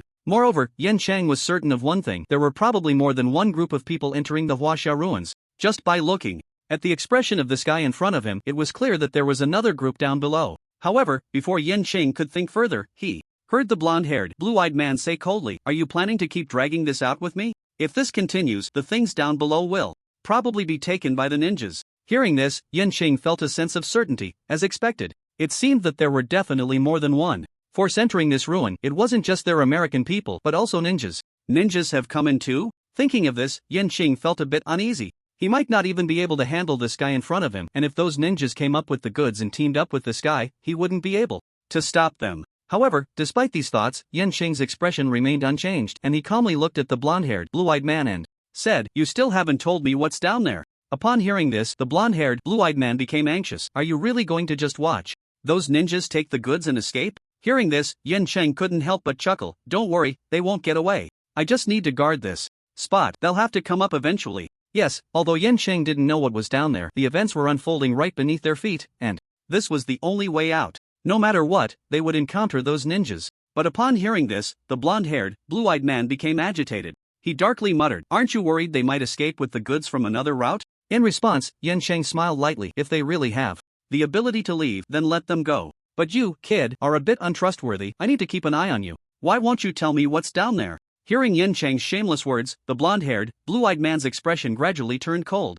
"If that's the case, then don't blame me for being rude. If this dragged on, they might really be outsmarted by those ninjas." As for the group that went down not being ninjas, the blonde-haired, blue-eyed man had never considered that possibility. Apart from ninjas, the only ones capable of making such a commotion are the martial arts of Huaxia. However, the martial arts of Huaxia were directly dismissed by the blonde-haired, blue-eyed man. If the Huaxia people knew that there were ruins beneath this, then Yan Chang, who clearly held a significant status in Huaxia, would not be completely unaware. Upon hearing this, Yan Chang's expression became serious, and he then smiled lightly. "Not polite?" Yan Chang shifted his tone, and a killing intent gradually began to spread across his face. Then, "Come and give it a try." Was Yan Chang not worried? He was indeed concerned, but he could not reveal his anxious emotions. If the guy in front of him caught on, it would expose his vulnerabilities. As for the items taken by the ninjas, that could wait until he dealt with this guy first. Hearing Yan Chang's words, the blonde-haired, blue-eyed man's expression also grew increasingly serious. He knew that today's battle was likely unavoidable. With this thought, the blonde-haired, blue-eyed man looked at Yan Chang and sneered. "In that case, let me see if you've made any progress over the years." The two were on the verge of a fierce battle. Inside the cave, after such a long time, the two finally resolved the issue with the wall and entered the cave's interior. Their method of entry couldn't have been simpler. Chen directly dug it out with his staff. The cave itself wasn't that hard. Perhaps there had been a formation before, but now, who knows how many years had passed, and even if there had been a formation, it had long since dissipated. It was precisely because of this that Chen discovered that the wall, which had been giving him a headache, could actually be dug through. Fortunately, he hadn't returned the staff that Zhang Chenxuan had given him. Since Zhang Chenxuan hadn't mentioned it, Chen naturally didn't need to return it. After all, it was borrowed. Based on his own abilities, why should he return it? However, Chen, worried about a potential collapse of the mountain, only dug a small hole that could accommodate one person. He then crawled through this hole with Ranmo. The entire interior of the cave was pitch black, with no light visible at all. This time, Chen didn't use chi. Instead, he had Ranmo turn on the flashlight and began to explore step by step. Faced with such a dark environment, Ranmo panicked and grabbed Chen's arm, following closely behind him. Thud! Relying on his perception of chi, Chen moved toward the direction of the chi, when suddenly he bumped into something, producing a sound. Upon hearing this noise, Ranmo hurriedly shone the flashlight over. Suddenly seeing what was beneath her feet, Ranmo couldn't help but close her eyes in panic. Chen focused his gaze and saw a skull. In front of them lay a headless skeleton. Upon witnessing this scene, Chen also held his breath, intending to say something, but then noticed that Ranmo had her eyes tightly shut, clinging to him. Chen was somewhat speechless. "Why are you so scared? Haven't you seen a dead person before?" Hearing Chen's words, Ranmo snapped back to reality from her terror, looking at the eerie white bones, unsure of what to say. Having seen dead people was one thing, but such sudden scares were truly frightening. It was like some people who aren't afraid of ghosts. Once you know there are ghosts, know what they look like, and understand their abilities, you wouldn't be scared at all. But if at night, you looked in the mirror and suddenly saw your reflection smiling back at you with blood flowing from its mouth, who wouldn't be afraid? However, in Chen's voice, Ranmo gradually calmed her emotions and explained, "I just suddenly appeared and startled you." Chen was once again speechless, but he didn't say much more. Instead, he led Ranmo forward. The person in front of them had been dead for who knows how long, and Qin Shen didn't care. There was nothing to gain from a dead body. Moreover, the qi was not emanating from this corpse. What truly concerned Qin Shen was where the thick qi was coming from. The closer they got to the cave's interior, the more he felt the extraordinary density of this qi. This piqued Qin Shen's curiosity. What could possibly have such a high concentration of qi? He could even sense that if he could cultivate here, he might reach the transformation realm before leaving. What kind of enhancement was this? Although Qin Shen had already broken through the bottleneck in his realm, he still needed a large amount of qi. The mysterious little house had so much qi, yet it only allowed Qin Shen to reach the peak of the dark realm. Thinking of this, Qin Shen eagerly took the flashlight from Ranmo's hand and shone it ahead. He then saw an iron box in front of him, and the qi was emanating from that place. As the flashlight illuminated the area, Ranmo curiously looked at the iron box and asked, What is this? Qin Shen shook his head in response, I don't know. However, he didn't rush to open the box. Instead, he motioned for Ranmo to stand aside and said, Be careful. As he spoke, Ranmo paused slightly. Then, Qin Shen carefully lifted the iron box with his staff. Creak! As he opened the iron box, Qin Shen immediately saw a sword lying quietly inside. The sword seemed to have weathered the test of time, with rust covering its blade, but that did not diminish its value. The moment Qin Shen saw the sword, his heart raced wildly. He felt an unprecedented powerful qi emanating from the sword. He even sensed that if he could absorb the qi from the sword, he might break through to the transformation realm in the next moment. Is this a sword? Ranmo asked curiously, and Qin Shen nodded. He then cautiously stepped forward, focusing his gaze on the sword. The sword was engraved with two characters, Xian Yuan. Looking at the characters on the sword, Qin Shen's expression tightened. Xian Yuan sword? Xian Yuan? That was a figure from ancient immortal tales. Could it be that this sword was the one used by Xian Yuan? Qin Shen eagerly picked up the sword. However, as soon as he grasped it, he suddenly felt a strong malevolent energy rushing into his mind. Instantly, a scene appeared in Qin Shen's mind. It was a brutal battlefield. Blood was flying everywhere. Numerous corpses littered the ground. The bloody scene was enough to shock even Qin Shen, who had killed countless people in his past life. Glancing around, Qin Shen seemed to see a man with a beard like Zhuge Liang, wearing a golden vest that revealed his muscular upper body. He was riding a panda and battling a demon with 6 arms alongside another man. Shi Yu was fighting against Yan Huang. As he watched, Qin Shen gradually became entranced. In the sky, that unmatched celestial power was precisely the strength Qin Shen had always yearned for. Qin Shen. Just as Qin Shen was completely immersed in this dreamlike state, he suddenly heard Ranmo's voice beside him. Qin Shen looked reluctantly at Ranmo and asked, What's wrong? Upon hearing this, Ranmo pointed to the sword in Qin Shen's hand and said lightly, It seems there are some words on this sword. Hearing Ranmo's words, Qin Shen immediately focused his gaze on the Xian Yuan sword. He saw that just below the 2 characters Xian Yuan on the blade, that is, on the hilt, were engraved 2 small characters, Shang Jian. What the hell? The Xian Yuan sword is something everyone knows in the history of Huaxia, and the Xian Yuan sword before him, with the fluctuations emanating from its blade, proved that this was indeed the real Xian Yuan sword. But after seeing the word Shang Jian, Qin Shen almost couldn't help but throw the Xian Yuan sword away. He could tolerate the rust, but what did Shang Jian even mean? Did he also need to find a Xia Jian? Who was he cursing? If you want to leave a relic, just leave. A relic? How could you also insult someone? Qin Shen was somewhat speechless, and Ranmo, after seeing the 2 characters clearly, also didn't know what to say. However, upon seeing Qin Shen's expression, she couldn't help but want to laugh, though she dared not laugh out loud. After witnessing this scene, Qin Shen helplessly said to Ranmo, Alright, if you want to laugh, just laugh. Upon hearing this, Ranmo could no longer contain her laughter and burst out, Ha! Whose relic is this? It's too cute, Shang Jian, ha! Listening to Ranmo's laughter, Qin Shen gradually calmed down. The sword before him was indeed a complete sword, but why was there a phrase like Shang Jian? Moreover, did those ninjas and people from other countries come to Huaxia just for this sword? But how did they find out about it? Furthermore, this relic could basically be determined to be left by Xian Yuan. But why was the Shinnong ruler also in this relic? Since ancient times, people have mistakenly believed that Shinnong and Xian Yuan were the same person. However, Qin Shen, when he reached a higher realm of body refinement, learned through ancient texts that the two were not the same person at all. But if that were the case, how could one explain why the Shinnong ruler was found in Xuan Yuan's relic? There was simply no way to explain it clearly. Seeing Qin Shen fall silent, Ranmo thought he was unhappy and immediately comforted him. Alright, it's just a Shang Jian, right? We'll see when we find the Xia Jian. Upon hearing this, Qin Shen temporarily set aside his thoughts and smiled at Ranmo, saying, Well, since that's the case, let's head out first.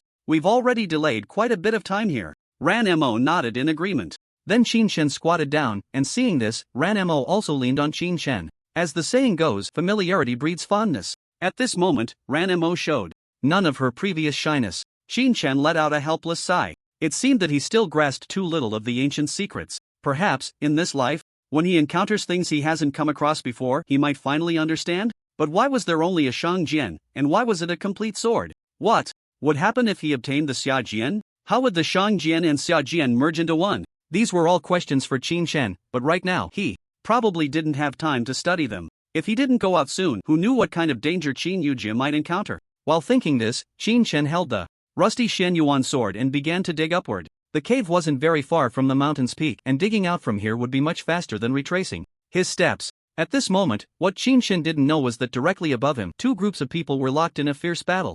Tianqing looked at the blonde-haired, blue-eyed man in front of him with a face full of exhaustion and shock. Beside him stood two servants, equally weary. What kind of magic is this? Why can't I use my magic? When he had just engaged in battle with the blonde-haired, blue-eyed man, Tianqing found himself either unable to cast spells, or having his magic unexpectedly interrupted. After finally managing to condense a spell, it went rogue and attacked the two servants beside him instead. It wasn't just Tianqing, the two servants also looked grave as they stared at the blonde-haired, blue-eyed man. From the beginning until now, they had been relying on physical techniques to fight against the American in front of them. Physical techniques against magic was a significant disadvantage for them. In their eyes, physical techniques served only as a supplementary role, and in terms of both offensive and defensive capabilities, they fell far short of magic. Their attacks couldn't break through the defenses of the man before them, and the continuous anomalies in the magic made them hesitant to use it freely. Fortunately, while they refrained from using magic, the man in front of them wasn't very aggressive, otherwise they might all have died here.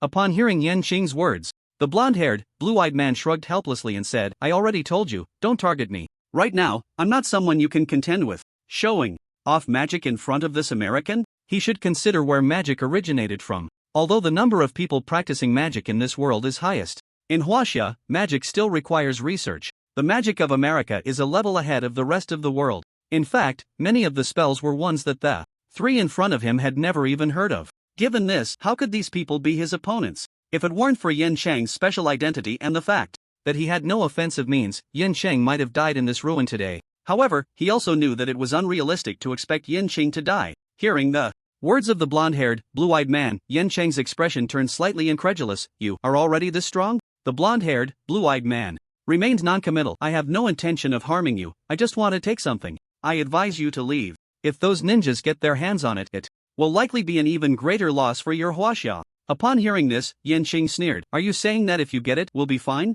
The blonde-haired, blue-eyed man replied naturally, "Indeed, after all, this ruin belongs to body cultivators, and ninjas also fall under that category. If those ninjas obtain it, they will likely soon give rise to new powerful beings, which is not something we Americans wish to see. But I also know that this is not something you Huaxia want to see either, is it?" Hearing this, Tianqing fell silent. Indeed, this was a ruin for body cultivators. Regardless of what treasures were inside the previously opened ruins, all enhancements were directed towards body cultivation. Although there were abundant magical elements within, the treasures were all relics of ancient body cultivators. This time, the Shinong ruler was no exception. Tianqing hesitated. If he allowed those ninjas to leave, as the man in front of him said, the impact on them would be greater. But if he ignored the man in front of him and let him restrain those ninjas, would that be a good choice for Tianqing? No, neither choice was a good one for Tianqing. The current choice for him was merely which option would result in less loss for Huaxia. However, just as Tianqing was about to speak, a sound of puff echoed as the earth was being dug up.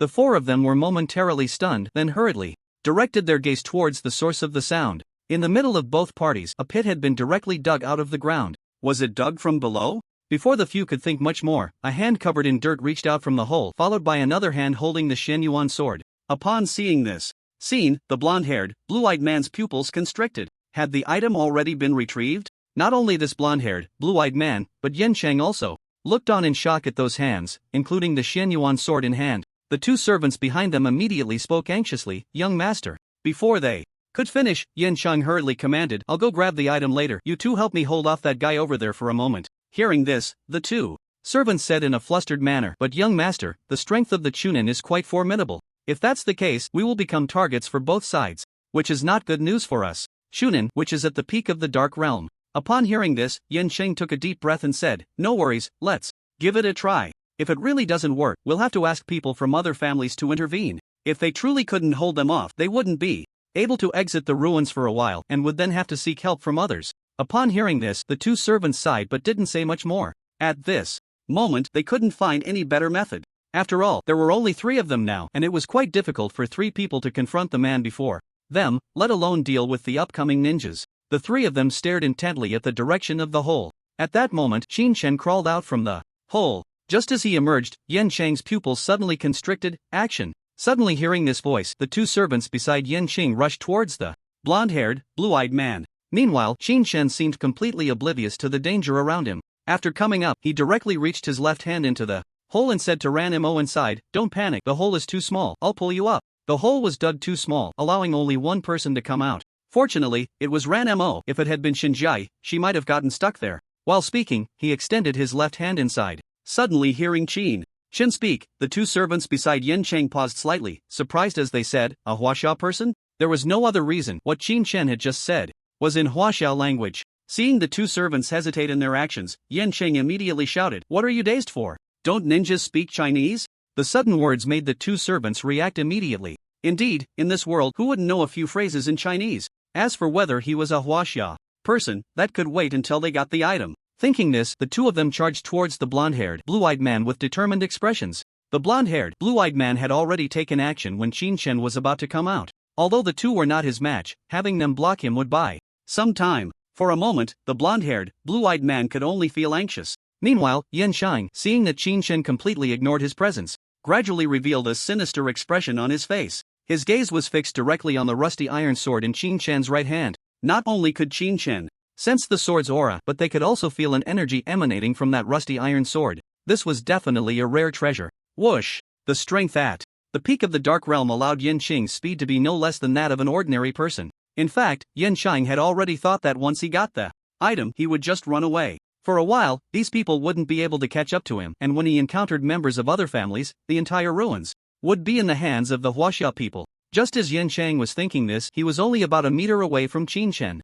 Chang had no intention of killing, because he knew that murder didn't guarantee success and could easily lead to the ninjas below harboring hatred towards him, which would benefit that American guy. Right now, Chang's only goal was to snatch the item. While thinking this, Chang reached out towards the iron sword pressed under Chen's right hand. Got it! Chang's face lit up with joy as he applied slight pressure. However, Chen's right hand seemed to be welded to the ground. No matter how hard Chang tried, Chen remained completely still. The huge contrast left Chang momentarily stunned, and he slapped his palm towards Chen. Chen, however, turned his head to dodge, slightly sinking his body, causing Ranmo to feel immense fear. Chen, what's happening? Chen said nothing. Instead, grabbing both of Ranmo's hands and turning to look at Chang, his face filled with impatience. Seeing this, Chang's expression grew even colder. Hand over the item, or die. Boring. Upon hearing this, Chen once again directed his gaze towards the cave entrance, preparing to pull Ranmo up while Chang, feeling greatly insulted, erupted in anger and charged directly at Chen.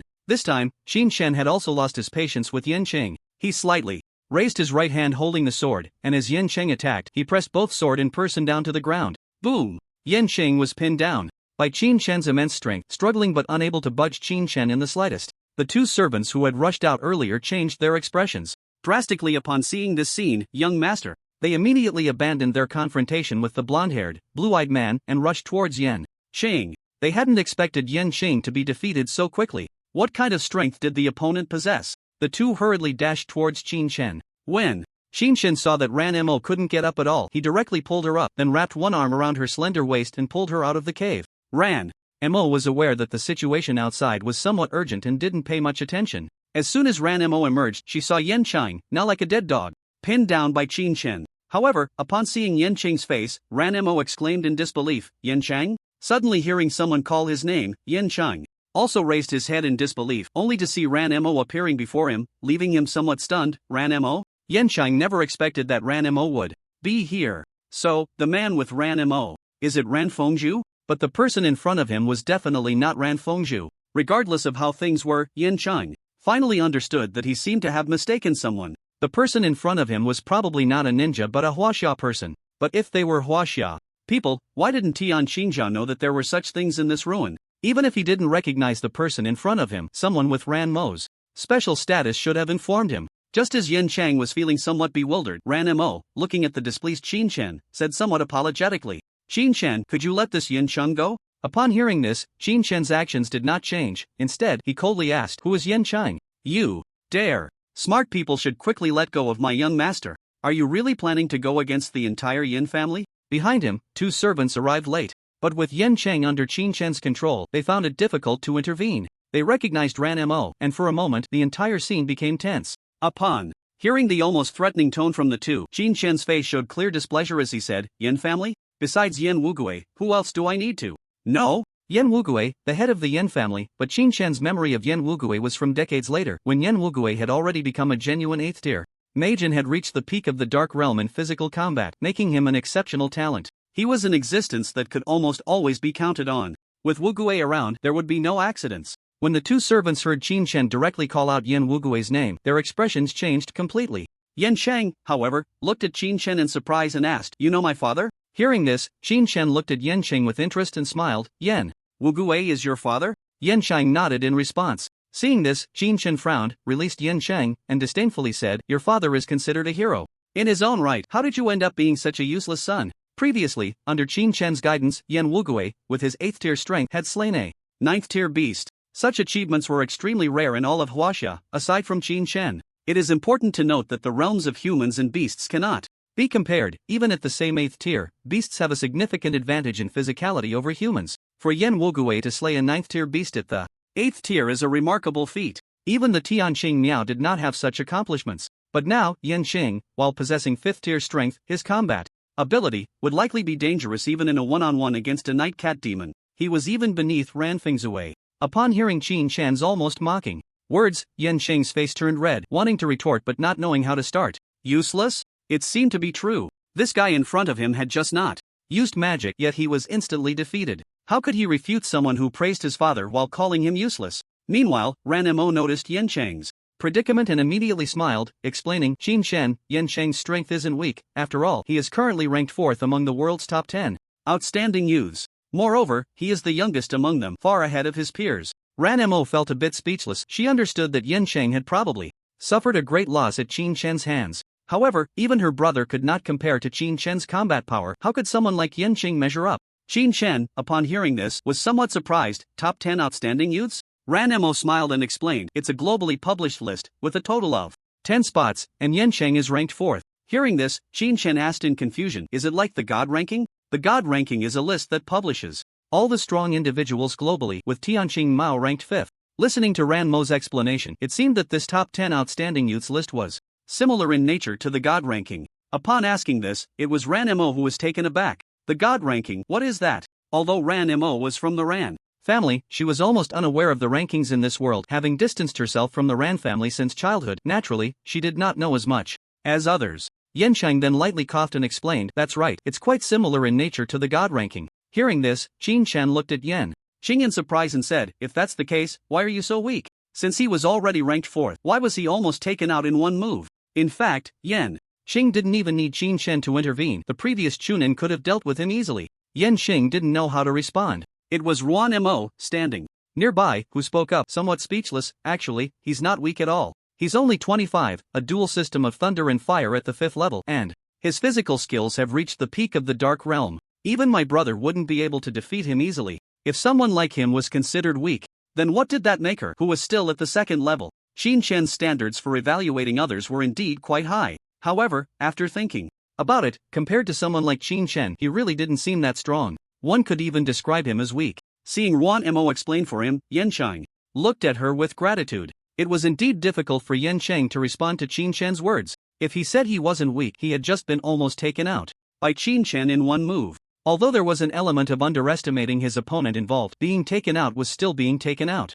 If Ranmo hadn't called his name in time, he might have already died at Qin Shen's hands. Remembering the scene where he had been suppressed by Qin Shen, Yen Xing couldn't help but glance at him. In his eyes, Qin Shen was simply a freak. Because Qin Shen was also at the peak of the Dark Realm, yet he had directly overpowered him in strength. However, before Yen Xing could think further, he heard Qin Shen's voice from the side. "Alright, stop worrying about this waste. How do we deal with the person in front of us?" Suddenly hearing this, everyone snapped back to reality and turned their attention to the blonde-haired, blue-eyed man before them. Looking at the man who seemed completely unfazed by any danger, Yen Xing's expression turned slightly cold as he said, "Let's team up and take him down." When all eyes were on him, the blonde-haired, blue-eyed man quickly reacted. He pointed at the Xianyuan sword in Qin Shen's hand and chuckled, "Give me the thing, and I'll leave. Get lost." Qin Shen looked at the blonde-haired, blue-eyed man with some impatience. He was in a hurry. He had always been the one robbing others, and this was the first time he was being robbed so openly and with such audacity. Suddenly hearing Qin Shen curse, the blonde-haired, blue-eyed man's expression grew increasingly cold. "Very well, you are the first person in many years to dare speak to me like that. Since you refuse to hand over the item, then you all can stay here." Upon hearing this, Qin Shen was about to make a move when he heard Yin Cheng's furious voice from the side, "Dream on. This is something from our Huaxia ruins. You think we'll just hand it over to you? Why should we?" Hearing this, the blonde-haired, blue-eyed man laughed. "Why? Because if you don't hand over this item today, no one will be able to leave here." As his words fell, the man's smile became even more arrogant. Qin Shen was taken aback. If Qin Shen wanted to leave, even if he reached the transformation realm, not even Tian Shingha could necessarily stop him. He couldn't understand where this American man got his confidence to say that no one could leave. Hearing the American's words, Yanqing finally couldn't hold back any longer and charged at him in anger. Fireball! Yanqing unleashed a fireball with lightning speed, throwing it forward. He didn't stop his movements at all, charging towards the blonde-haired, blue-eyed man alongside the fireball. Seeing this scene, the blonde-haired, blue-eyed man smiled faintly, his hands raised in front of him, his gaze fixed intently on the fireball. Then he suddenly shouted, "Disruption spell." As soon as the words left his mouth, the fireball that was originally flying towards him seemed to come alive, directly hurtling towards Yanqing. However, Yanqing appeared to be prepared, rolling on the ground just in time to narrowly evade the fireball's attack. At this moment, he was still about 3 meters away from the man, a distance that a peak expert in the shadow realm could cover in the blink of an eye. Just as Yanqing was closing in on the blonde man, the man seemed oblivious, still wearing a smile. As he looked at Yanqing, seeing the man standing there with a beaming smile, not dodging or flinching, Yanqing's heart sank. But it was too late. Just as Yanqing was about a meter away from the man, a flash of purple light suddenly flickered around the man's body. Boom! An explosion sounded at the location of Yanqing's heart. Yanqing felt as if he had been struck hard, the shockwave from the explosion sending him flying. Thud! Yanqing crashed heavily to the ground, blood gradually oozing from his mouth. The 2 servants nearby, witnessing this scene, rushed over with anxious expressions, helping Yanqing up and asking with concern, "Young master, are you alright?" "I'm fine." Yanqing struggled to stand, his expression serious as he looked at the blonde-haired, blue-eyed man, then turned to Qin Shen and said, "You go first, I'll hold him off." However, Qin Shen seemed not to hear Yanqing's words at all, instead looking at the blonde-haired, blue-eyed man with great interest. A mystery spell. How rare. The moment he saw the purple light emanating from the man's forehead, Qin Shen almost instantly guessed the mage's ability. It was the mystery. Mystery spells are almost always triggered passively, with certain conditions for activation. In essence, they are passive abilities. Moreover, these passive spells also have cooldown times. If they don't trigger, it's fine, but once they do, they can instantly throw someone into disarray. This means that dealing with such a mage is best done in a one-on-one fight. A group attack often makes it easier to trigger the passive magic of the mystery spell. Qin Shen knew that the recent passive was an explosion. If an attack came within about 10 centimeters of this mage, the passive would trigger, resulting in an explosive magical attack. Until the energy from the explosion was exhausted, if the explosion still had power after withstanding the magic, it would then strike back at the attacker. He never expected to encounter such a mage at this moment. If time allowed, Qin Shen might have played around a bit, but he certainly didn't have the luxury of time now. Just as Qin Shen was preparing to step forward and deal with this person himself, he saw the man smiling and extending his hand towards Qin Shen. "Give me the item, and I'll let you go." He had come out this time specifically for the treasures within this ruin, and it was clear that this Chinese man had already gotten his hands on them. There was no way he would let Qin Shen leave so easily. Upon hearing this, a mocking smile appeared on Qin Shen's face as he glanced at the Shenyuan sword in his hand, then looked at the blonde-haired, blue-eyed man, and asked, "You want this?" At his words, the man's lips curled slightly upward, and he nodded. However, the next second, Qin Shen's cold voice came through, "Then you can try." As he spoke, Qin Shen placed the Shenyuan sword into Ranmo's hands, then took out a staff from his storage ring. Ranmo instinctively caught the Shenyuan sword, but at the moment he touched the Shenyuan sword, Ranmo felt completely different from Qin Shen, who showed no signs of change. Ranmo suddenly felt as if he had plunged into a sea of darkness. In that darkness, the overwhelming stench of blood filled the air, causing Ranmo's straight legs to tremble slightly. Yet at that moment, no one noticed Ranmo's unusual state, because at this time, Qin Shen had already charged towards the golden-haired, blue-eyed man. When the golden-haired, blue-eyed man saw Qin Shen holding the staff, a look of disdain crossed his face. Did he think he could amplify his magic with that staff to deal with me? If I were truly that easy to defeat, I wouldn't dare to enter the ruins of Huaxia alone.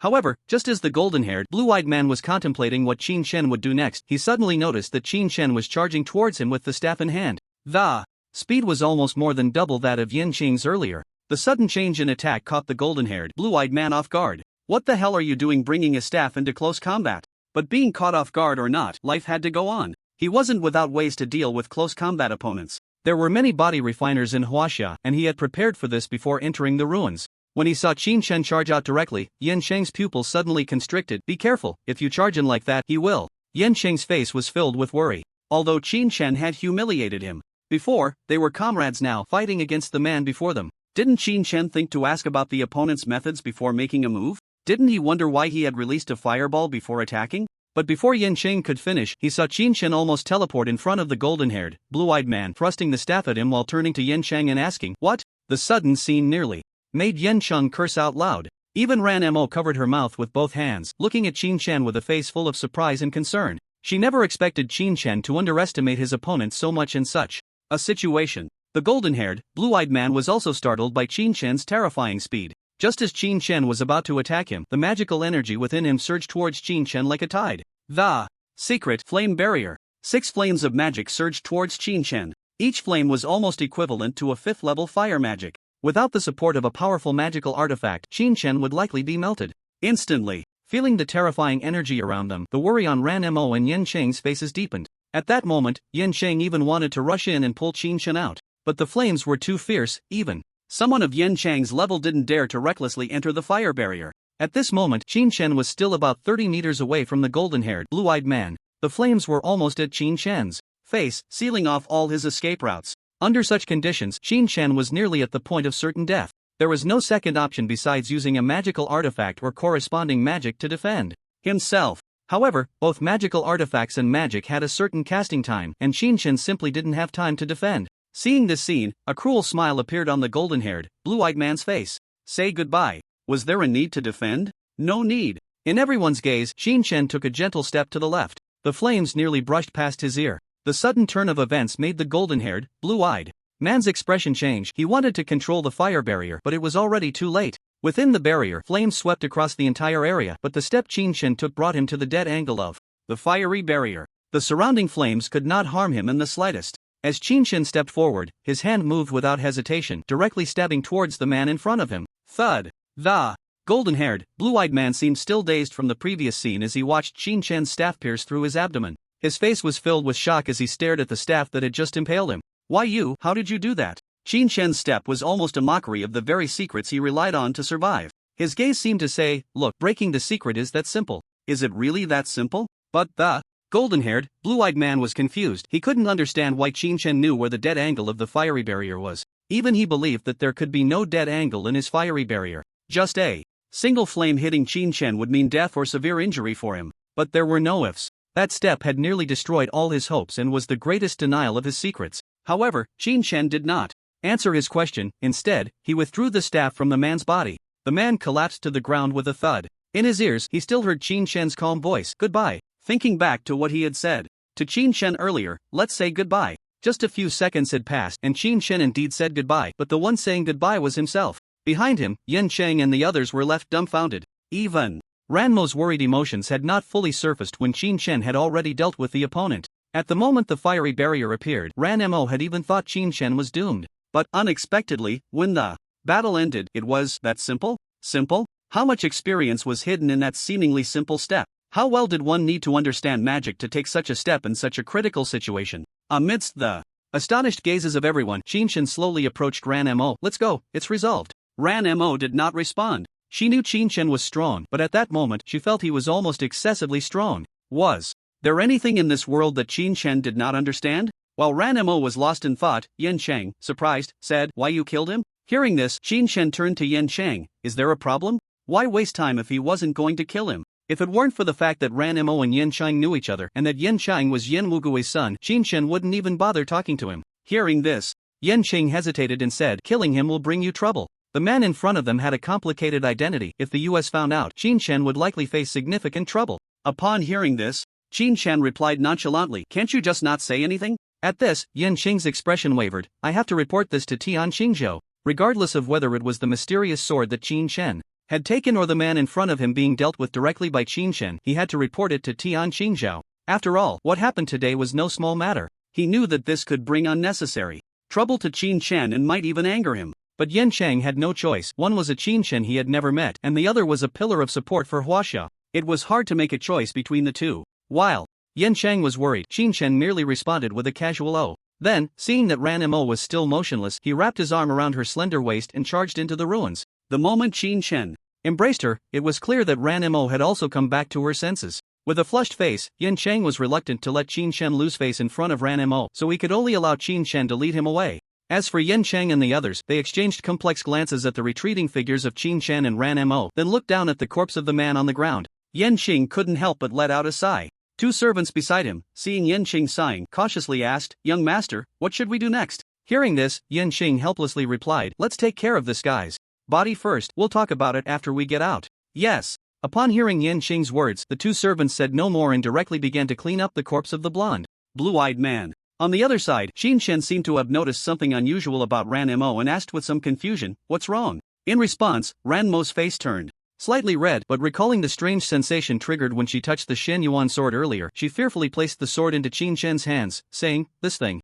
is strange." Qin Chen took the Shen Yuan sword with his other free hand, puzzled. "Strange? What's strange about it?" Hearing this, Ranmo looked at the Shen Yuan sword with some trepidation. "When I held it, the aura coming from the sword made me feel extremely uncomfortable. I felt as if I had fallen into hell on earth." Upon hearing this, Qin Chen suddenly understood and smiled as he explained, "Perhaps it's the killing intent on it that's affecting you." Killing intent? Ranmo was confused, but Qin Chen didn't elaborate further. The Shen Yuan sword had followed Shen Yuan into battle for many years. Even if it had been sealed for an unknown period, the killing intent on it was something an ordinary person could hardly bear. It seemed that this thing needed to be sealed away once they returned. Otherwise, if Qin Yujie saw it, he wouldn't know how to explain it. Qin Chen thought for a moment and said lightly, "Well, don't worry about the Shen Yuan sword for now. Let's just go meet up with Zhang Chunchuan and the others." Upon hearing this, Ranmo nodded and allowed Qin Chen to lead her deeper into the ruins. Inside, at the entrance of the cave, there were only a few scattered people left. Once one person entered, a second followed. A few people outside saw someone go in and began to form teams privately. Even the first and second tier mages, who would usually be looked down upon for teaming up, were now accompanied by many fourth tier mages as they entered. It wasn't because these fourth tier mages were kind-hearted, but because with so many people, they could serve as cannon fodder at critical moments. The first and second tier mages were clearly aware of this, but they didn't mind too much. After all, they had come in to seek treasure. Since they had made it this far, why not give it a try? If they could really obtain treasures from within the ruins, it would be a leap for them. As the number of people around dwindled, those remaining felt increasingly insecure and chose to step into the ruins. In their eyes, although following fifth tier mages gave them more confidence, being part of a larger group was even more reassuring. More and more people chose to enter the ruins. Not only did some people go in, but others also gradually made their way from the outskirts into the ruins. After understanding the situation inside, they followed the crowd into the ruins. Some members of the Yan and Hong families also stood in their respective teams. Seeing that there were fewer people outside, Zhang Chenchuan looked somewhat helplessly at Qin Jiayi and Qin Yujie behind him and said, "Soon, we'll go in." Suddenly, hearing this, Qin Yujie was a bit confused. "Aren't we waiting for my brother?"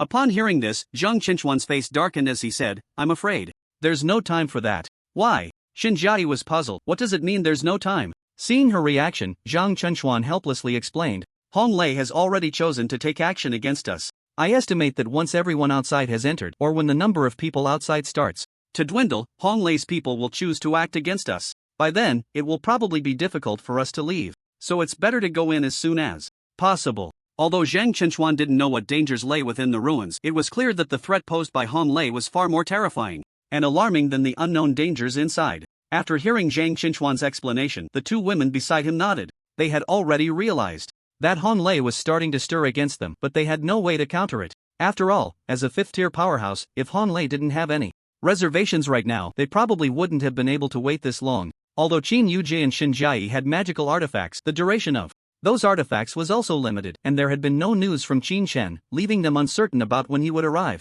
After making the decision, Zhang Chenchuan turned to Qin Yujie and Qin Jiayi behind him and said calmly, "You two, follow me." Upon hearing this, Qin Yujie and Qin Jiayi nodded, then carefully followed behind Zhang Chenchuan as they made their way into the cave. However, just as they reached halfway, a figure suddenly appeared before them. "I say, is it a bit late to want to leave now?" Seeing the figure that had appeared and hearing the voice beside him, Zhang Chenchuan's heart sank, and he said in a deep voice, "Entering and exiting the ruins is free, Hong Lei. You wouldn't want to stop us, would you?" Upon hearing this, Hong Lei couldn't help but chuckle. Do you really think that once you enter the cave, I won't be able to do anything to you? Or do you think you can enter under these circumstances? Hearing this, Zhang Qinchuan's expression darkened. Are you really planning to act against us in front of so many people? Upon hearing this, a mocking smile appeared on Han Lei's face. Act against you? Have I done anything? With so many people watching outside, how could I possibly act against you? It's just that your people have harmed those from the Hong family. While I can't act against you, I should still have the power to prevent you from entering the ruins, right?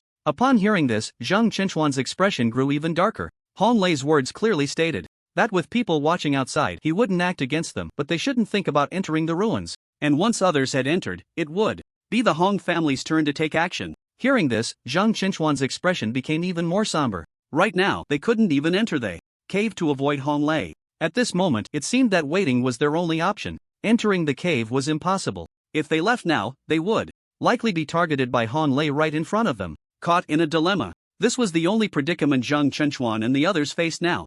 Everyone stood at the entrance of the cave. Members of various families stood in their respective areas, chatting with each other. They mainly discussed how abundant the magical elements were within the ruins. In just a few days since entering, they had hardly gained any benefits aside from finding people, regrouping, and traveling, leading to their current training. They hadn't done anything else. Yet even so, everyone present could almost feel the changes in their own realms. Great, great. I've finally reached the 3rd tier. I'm a bit faster than you. I reached the 3rd tier yesterday. I feel that after exiting the ruins this time, I might soon comprehend the 4th tier. In the camp, some young children were excitedly dancing around. Not only had some broken through to the 3rd tier, but some even faintly sensed the existence of the 4th tier. What does the 3rd tier mean? You must know that Zhang Qinchuan's family is not short on money, but before meeting Qin Shen, he was just a 3rd tier. And now, which of these people is not younger than Zhang Qinchuan? At this moment, they all broke through the bottleneck of the 2nd tier and directly reached the 3rd tier. They might not have even encountered a bottleneck. It wasn't just in the camp. The same voices were heard in the camp as well. The spiritual energy of the world within the ruins was being refined by them as magical elements, and the speed of their progress was quite impressive. Ren Zhiqing and Han Lei watched as their camp members broke through, and a faint smile appeared on Ren Zhiqing's face. Even Han Lei, despite having enemies nearby, couldn't help but smile at this moment. They broke through. Breaking through is good. If that kid Honginghao were here, he might have already reached the 4th tier, right? At that time, he might not even be a match for Honginghao. Thinking of this, Han Lei cast a hateful glance at Zhang Qinchuan and the others nearby. If it were an ordinary 4th tier, with the attention of Tian Shingha, they might not have made such a big fuss. But Honginghao is different. He was being cultivated as the heir of the Hong family. Even the magic he possesses was purchased at a high price from an auction house in the United States. They had even prepared magic for the next level for Honginghao before he reached that realm. But unexpectedly, due to Honginghao's private connections, he was killed in this small place called Linhai. This was something he never anticipated. Not just him, the entire Hong family did not foresee this. Logically speaking, no matter how excessive Honginghao's actions were, the Hong family's status should have provided him with enough convenience. Even the people from the Magic Association would have to give the Hong family some face. But who would have thought they would encounter someone like Qin Shen who would kill anyone in their way? However, since Honginghao is already dead, Han Lei cannot just let this matter go. As the number of people dwindled, once all the wandering mages left, these few people would have to die. As for Ren Zhiqing beside him, Han Lei was not worried he would take action. The Hong family and this insignificant kid, he believed he knew how to make the right choice. Right now, Han Lei was just waiting. As he waited, he suddenly saw several figures approaching from a distance. They were a few young people, but from afar, Han Lei recognized their identities. They were from the Hong family. After entering the ruins, everyone had scattered. Not only had the Hong family members not gathered, but the members had not either. So seeing the Hong family members did not surprise Han Lei, but their faces did not look good. This puzzled Han Lei. When the few people got closer, Han Lei hurriedly stepped forward to ask, "What happened? Why are you so late? What happened? Did you encounter any magical beasts?" Upon hearing this, the Hong family disciple shook his head with tears in his eyes. "No, before we came out, the magical beasts had already been dealt with." Hearing this, Han Lei was immediately puzzled. Then why? Han Lei wanted to say why the expression was like that of a deceased loved one, but after thinking about it, he realized he was his own kin. How could he scold himself? Once these words were spoken, not only Han Lei, but even Ran Zhiqing, who was not far away, couldn't help but perk up his ears. Since they hadn't encountered any demon beasts, why had they arrived so late? It should be known that if the Ran family was late, it was because they had encountered demon beasts. Before Ran Zhiqing could think much more, he heard a disciple of the Hong family suddenly looking back at a few people behind him who also had somewhat panicked expressions. Then that disciple couldn't help but say with awe, Mournful face, Hong Yao and Hong Ning are dead. Boom! Hong Yao and Hong Ning are dead? 2 more have died? Suddenly hearing this, Hong Lei felt a buzzing in his head. Earlier, he had noticed that this guy's expression was somewhat off, but upon hearing that someone had died, Hong Lei felt as if the sky had fallen. The Hong family had many 5th-tier members. Why choose the peak 5th-tier Hong Lei to lead the team in? It should be known that even within the entire Hong family, Hong Lei's status was not low. He had always been considered a pillar of the mid-levels of the Hong family. However, this time he was dispatched with the purpose of protecting the 4th generation of the Hong family. As for revenge, that was just a side matter. Even before they entered, they had never thought that Qin Shen would really dare to come here. His purpose this time was to protect the 4th generation members of the Hong family. But now, 2 were dead, and even if they had gotten separated after entering, with his status, he would probably face a round of punishment upon returning. Thinking of this, Hong Lei's expression changed immediately, suppressing the murderous rage in his heart. He looked at the 4th generation member and asked, what happened to those 2? What tier of demon beast did they encounter? Upon hearing this, the 4th generation member was about to speak when Hong Lei sensed something was off. No, Hong Yao had quite a few magical tools on her. Even if she encountered a high-tier demon beast, it would be impossible for it to take her down so easily. Why is it that she is dead too? Hong Yao's talent and strength were not particularly noteworthy. However, her father, Hong Wu, held a significant position. He was the 2nd in command of the military. Among the military mages, he had enough say. He spoiled his daughter immensely, and even Hong Lei was envious of the magical tools she possessed. But how did Hong Yao die? Looking at Hong Lei's seemingly murderous gaze, the 4th generation member immediately said with a mournful face, when we found Hong Yao and Hong Ning, she was already dead. Suddenly hearing this, Hong Lei was furious, and without a second thought, he stepped forward and grabbed the collar of that 4th generation member, shouting in anger, I ask you, how did they die? Upon hearing this, the 4th generation member trembled in fear, then said with great trepidation, Hong Yao, her head was chopped off. As soon as these words were spoken, everyone's expression changed instantly. The crowd around, unaware of the truth, also changed their expressions. Hong Yao's head was chopped off. It was almost impossible for a demon beast to have done this. If it were the work of a demon beast, the body wouldn't have remained. But then again, who was so bold as to dare to kill a member of a prestigious family in such a situation, within the ruins? Could it be an enemy? Everyone held their breath, cautiously glancing at the seemingly bloodthirsty Hong Lei. Then, after exchanging glances, the remaining people hurriedly entered the cave. They had thought that following Hong Lei would ensure their safety, but now, with Hong family members already killed, could Hong Lei remain as calm as before? In an instant, all the wandering mages outside had left without a trace. What they didn't know was that when Hong Lei, Ran Jiqing, and Zhang Chenchuan heard that Hong Yao's head had been chopped off, the first name that flashed in their minds was Qin Shen. There was no other reason. The way Hong Yao died was exactly the same as how Hong Yinghao had died before. Qin Chen. After everyone else had entered the ruins, Hong Lei gritted his teeth and glared in the direction of Zhang Chenchuan, looking ready to fight. As Hong Lei was on the verge of losing control, Ran Jiqing hurriedly stepped forward to advise him. Brother Hong Lei, please calm down. It might not have been Qin Chen who did it. It could have been someone else who killed Hong Yao. Stay calm. You must stay calm. How can you expect me to stay calm? Hong Lei couldn't help but shout angrily, disregarding the face of the Ran family. Ran Jiqing didn't mind Hong Lei's attitude. In this situation, anyone would struggle to remain calm. Moreover, Ran Jiqing knew that there was an 80 to 90% chance that Qin Chen was behind this. No one else would dare to be so bold as to kill a member of a prominent family within the ruins. With this thought, Ran Jiqing let out a helpless sigh. There was no point in trying to persuade Hong Lei any further. If he continued, Hong Lei might even turn on him. Although both were at the 5th level, Ran Jiqing was better at management than combat, and his strength was far inferior to Hong Lei's. If Hong Lei were to lash out in anger, the younger members of the Ran family would likely suffer. Ran Jiqing glanced helplessly at Zhang Chenchuan and the others, then stood aside, deciding to let the matter be. He had initially wanted to say a good word for the sake of Ran Mo, but what Qin Shen had done was simply too outrageous. They hadn't even recovered from the news of Hong Yinghao's death when the news of Hong Yao's death came in. Who could bear that? Seeing that Ran Jiqing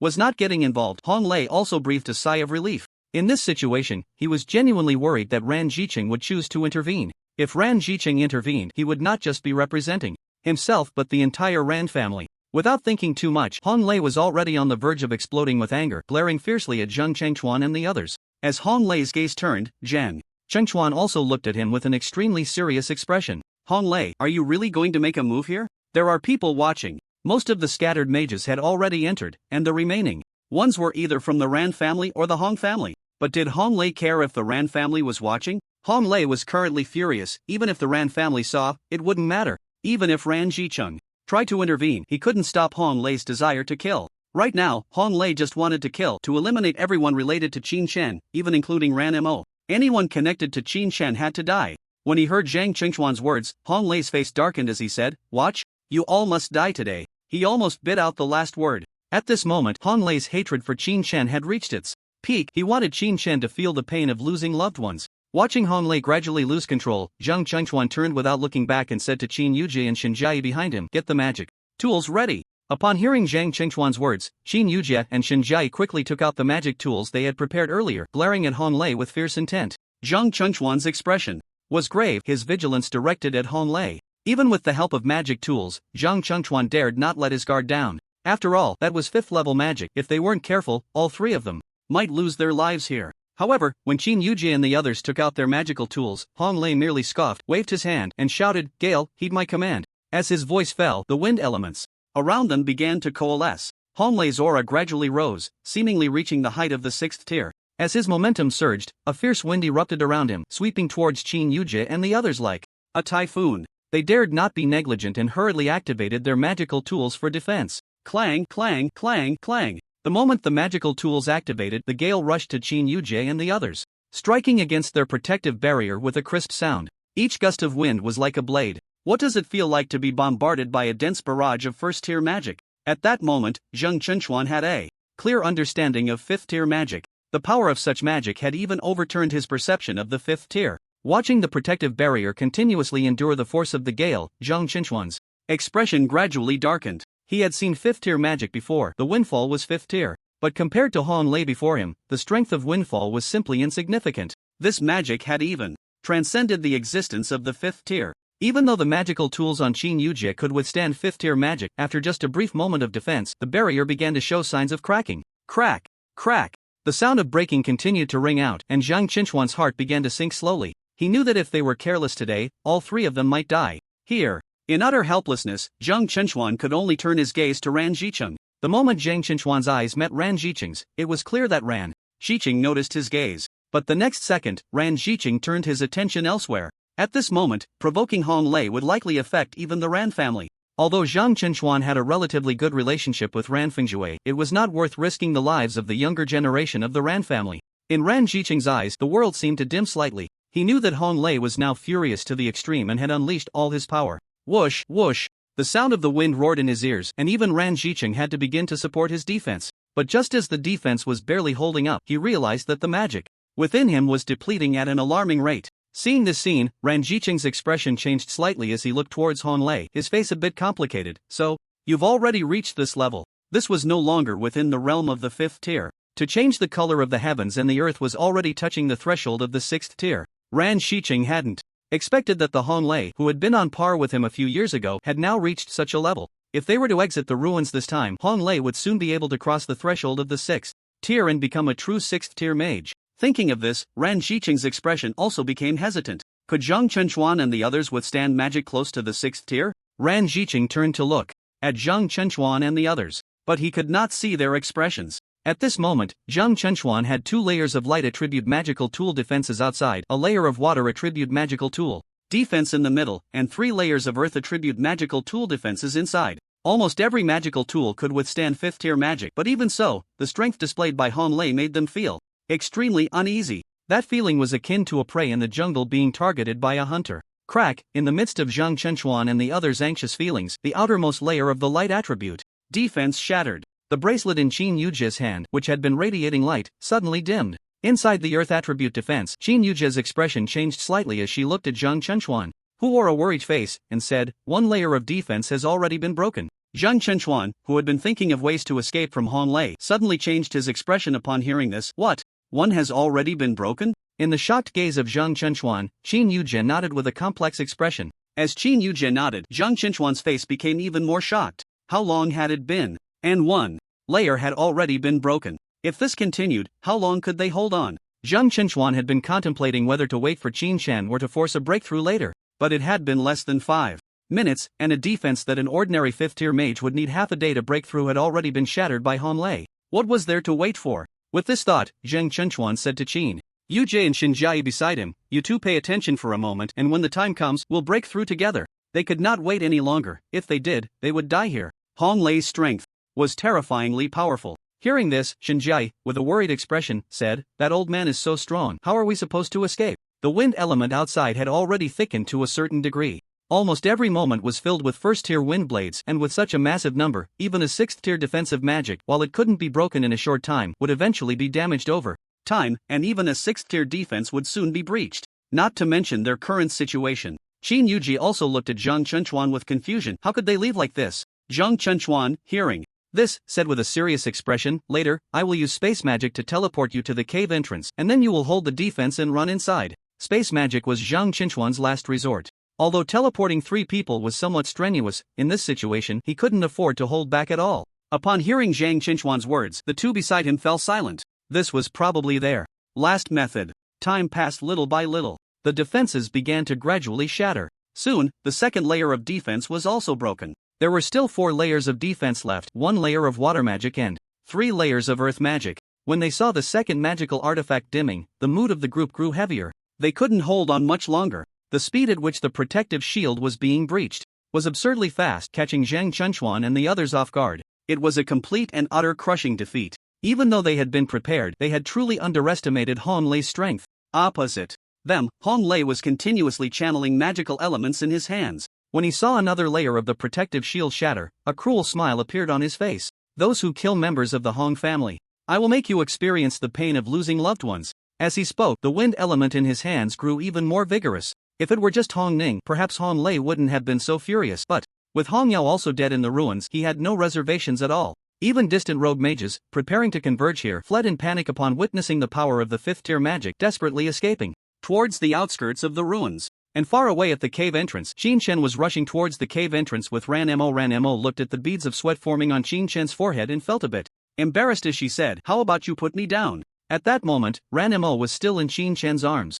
Upon hearing this, Qin Chen's expression remained calm as he replied, "There's no time." Hearing this, Ranmo looked at Qin Chen's worried face and reassured him, "There's no need to worry so much, the magical tools I gave them are enough to withstand 5th-tier magic. Nothing will happen." However, as soon as she finished speaking, she sensed a surge of energy from afar rushing towards them. Feeling the terrifying energy in the air, Ranmo's expression changed. What kind of magic is this? Ranmo could sense that they were still some distance away from where the magic was released, yet even from that far, she could feel an overwhelming aura. However, her limited experience did not allow her to identify the level or attribute of the magic. Unbeknownst to her, Qin Chen's face darkened as he said, "5th-tier wind magic. They've already started fighting." Upon sensing the terrifying energy in the air, Qin Chen could almost instantly determine that it was 5th-tier wind magic. Moreover, it was not just any 5th-tier magic, this magic had suddenly reached the level of 6th-tier magic. The battle had already begun over there. With this thought, Qin Chen's speed increased even further. Zhang Chenchuan looked grimly at Hong Lei in front of him. The intensity of Hong Lei's attacks was unexpectedly strong. 10 minutes. In just 10 minutes, the outer layers of defense had all been breached. Only the last layer of Earth attribute magical tool remained. And this last magical tool probably wouldn't hold out much longer, it was likely to dim soon. At this moment, Zhang Chenchuan's spatial magic began to gradually coalesce. As he concentrated, he also looked back at the 2 behind him and said, "Get ready, I'm about to release spatial magic. Once we reach the cave entrance, don't look back, just run straight in. I can hold them off for a moment." At this time, Zhang Chenchuan dared not hold back at all. With spatial magic, the more people there were, the shorter the teleportation distance. If it were just one person, Zhang Chenchuan could even teleport a kilometer away. Although it would still be within the attack range, there would be a lot of room to maneuver. But right now, he had 2 people with him. Upon hearing Zhang Chenchuan's words, Qin Yuji and the others' expressions immediately turned grim. The magical tools were gradually dimming. The last layer of earth magic was also beginning to dissipate. When Zhang Chenchuan saw that the earth magic surrounding Qin Yuji and the others was starting to falter, a cruel smile appeared on Hong Lei's face. His mind was filled with Qin Chen's face. "Kid, killing my Hong family members comes at a price. This is just the beginning. If I catch you, I will make you wish you were dead." After saying this, Hong Lei's hands burst forth with an even more intense light. Then before as he shouted, "Break for me!" Bang! The last layer of earth magic shattered. A torrent of wind magic swept towards Qin Yuji and the others. Upon witnessing this scene, Zhang Chenchuan's pupils constricted, and the light of his spatial magic flickered to its peak. "Spatial displacement!" Zhang Chenchuan shouted loudly. The overwhelming wind magic was about to engulf Zhang Chenchuan and the others. In that brief moment, the figures of Zhang Chenchuan and the others vanished. Hong Lei was momentarily stunned. Before he could react, a heart-wrenching voice came from the cave entrance, "Run!" If they didn't run now, it would be too late. Zhang Chengchuan pushed the two into the cave. He had to stay behind to hold them off. Knowing Zhang Chengchuan's intentions, although the two were extremely anxious, they understood that staying behind at this moment would only be a burden. Without looking back, they rushed into the cave. If Zhang Chengchuan, who possessed spatial abilities, were alone, he might have been able to run further. But with them in tow, he could only teleport to the cave entrance. Upon witnessing this scene, Han Lei also snapped back to reality and immediately unleashed a flying sound slash towards the two fleeing individuals. Seeing this, Zhang Chengchuan's pupils constricted sharply and he hurriedly stepped forward. Gravity space. Boom! The flying sound slash struck directly against Zhang Chengchuan's gravity space. The powerful magic crashed towards Zhang Chengchuan like a mountain. At the moment the two spells collided, the speed of the flying sound slash visibly plummeted. However, that was still beyond the reaction capability of an ordinary person. Bang! The flying sound slash hit Zhang Chengchuan directly, sending him flying backward. Boom! Zhang Chengchuan's body slammed into the ground, kicking up clouds of dust. He successfully blocked the attack. The flying sound slash cast by a 5th tier mage was worlds apart from the one previously cast by Mu Senator. The 5th tier not only had greater magical intensity than the 3rd tier but also showed significant improvement in magical proficiency. Just a single strike from the 3rd tier flying sound slash had severely injured Zhang Chengchuan. Pooh! Zhang Chengchuan couldn't help but spit out a mouthful of blood, but at that moment he had no time to check his body and instead looked towards Han Lei. At this point, Han Lei was clearly blinded by rage, and upon seeing this scene, he couldn't help but sneer at Zhang Chengchuan. I was originally going to let you off the hook for Ranfengyui's sake, but you keep trying to stop me. Since that's the case. As his voice fell, the wind magic elements in Han Lei's hand gradually coalesced and his tone turned completely cold. Then you can die first. Zhang Chengchuan said nothing and did not give up resisting. He once again gathered his spatial magic, seemingly unwilling to surrender. However, this action made Ran Jichen, who was nearby, unable to watch any longer. He knew that with the next strike Zhang Chengchuan would likely die. He desperately wanted to step in and save Zhang Chengchuan because their relationship with Ran Fengyui was exceptionally good. If anything happened to Zhang Chengchuan, it would surely cause an uproar when Ran Fengyui returned. But he was no match for Han Lei. Just from Han Lei's earlier attack he could already tell Han Lei had likely broken through the 5th tier boundary and was half a step into the 6th tier. Even if he intervened, he couldn't help Zhang Chengchuan hold out for long. Instead, he would attract Han Lei's hatred towards himself. If it were just him, it would be one thing. But now, with so many members of the Ran family behind him, he had no choice. Thinking this, Ran Jicheng helplessly turned away, choosing not to see. Han Lei had noticed all of Ran Jicheng's actions. After seeing that Ran Jicheng had no intention of intervening, his gaze returned to Zhang Chengchuan, a cold smile on his face. I wonder, who can save you this time? As he spoke, the wind magic in his hand had gradually coalesced successfully. Seeing this, Zhang Chengchuan prepared to counter, but suddenly, he noticed a familiar figure slowly appearing behind Han Lei. It was Qin Chen. The desperately running Qin Chen had finally returned at this moment, and under Qin Chen's armpit, Ranmo was clamped like a pet dog at his waist. At this moment, Qin Chen, like a reckless youth, directly launched a sneak attack on Han Lei. The intense sense of danger instantly made Han Lei's hair stand on end. Just as he had gathered his magic, he turned around and released it behind him. Whoosh! The sudden strong wind changed Qin Chen's expression and he hurriedly darted to his left. Then, with a roll, he barely dodged Han Lei's strike. The unexpected scene left everyone present momentarily stunned. They then turned to look at the shadow of the figure. The moment Han Lei saw that shadow, the veins on his forehead bulged, and he hoarsely shouted, Qin Chen. At this time, Qin Chen, due to his hasty evasion and the ink-dyed cloth tucked at his waist, was in the second pose of the 18 styles of away. Indeed, Qin Chen was that lotus flower. At this moment, the ink-dyed cloth was already in a state of shock. Just moments ago, it had brushed past a 5th level magic, narrowly escaping death. It even felt as if it was so close to death, yet unexpectedly, it was still alive. Before the ink-dyed cloth could think further, Qin Chen glanced at it helplessly and asked, how long are you going to maintain this pose? Suddenly hearing this, the ink-dyed cloth froze for a moment, then realized the awkward position they were in and hurriedly stood up. As the ink-dyed cloth got up, Qin Chen also stood up helplessly, brushed off the dust from his clothes, and looked at the ink-dyed cloth with some displeasure. Be more careful next time, you need to seal the book. Hearing this, the ink-dyed cloth stood there momentarily stunned, completely unsure of what to do. Seeing this, Qin Chen decided not to tease it any longer and pointed to Zhang Chengchuan, who was lying on the ground, spitting blood, saying, go check if Zhang Chengchuan is okay, I'll handle things here. Upon hearing Qin Chen's words, the ink-dyed cloth felt a bit dazed, then followed the direction of Qin Chen's finger. It soon saw Zhang Chengchuan lying there, looking as if he was on the brink of death. Seeing this scene, the ink-dyed cloth's heart trembled and it hurriedly ran towards Zhang Chengchuan. Watching the ink-dyed cloth's actions, Zhang Jicheng's expression slightly tightened and he looked warily towards Han Lei. However, the situation he was worried about did not occur.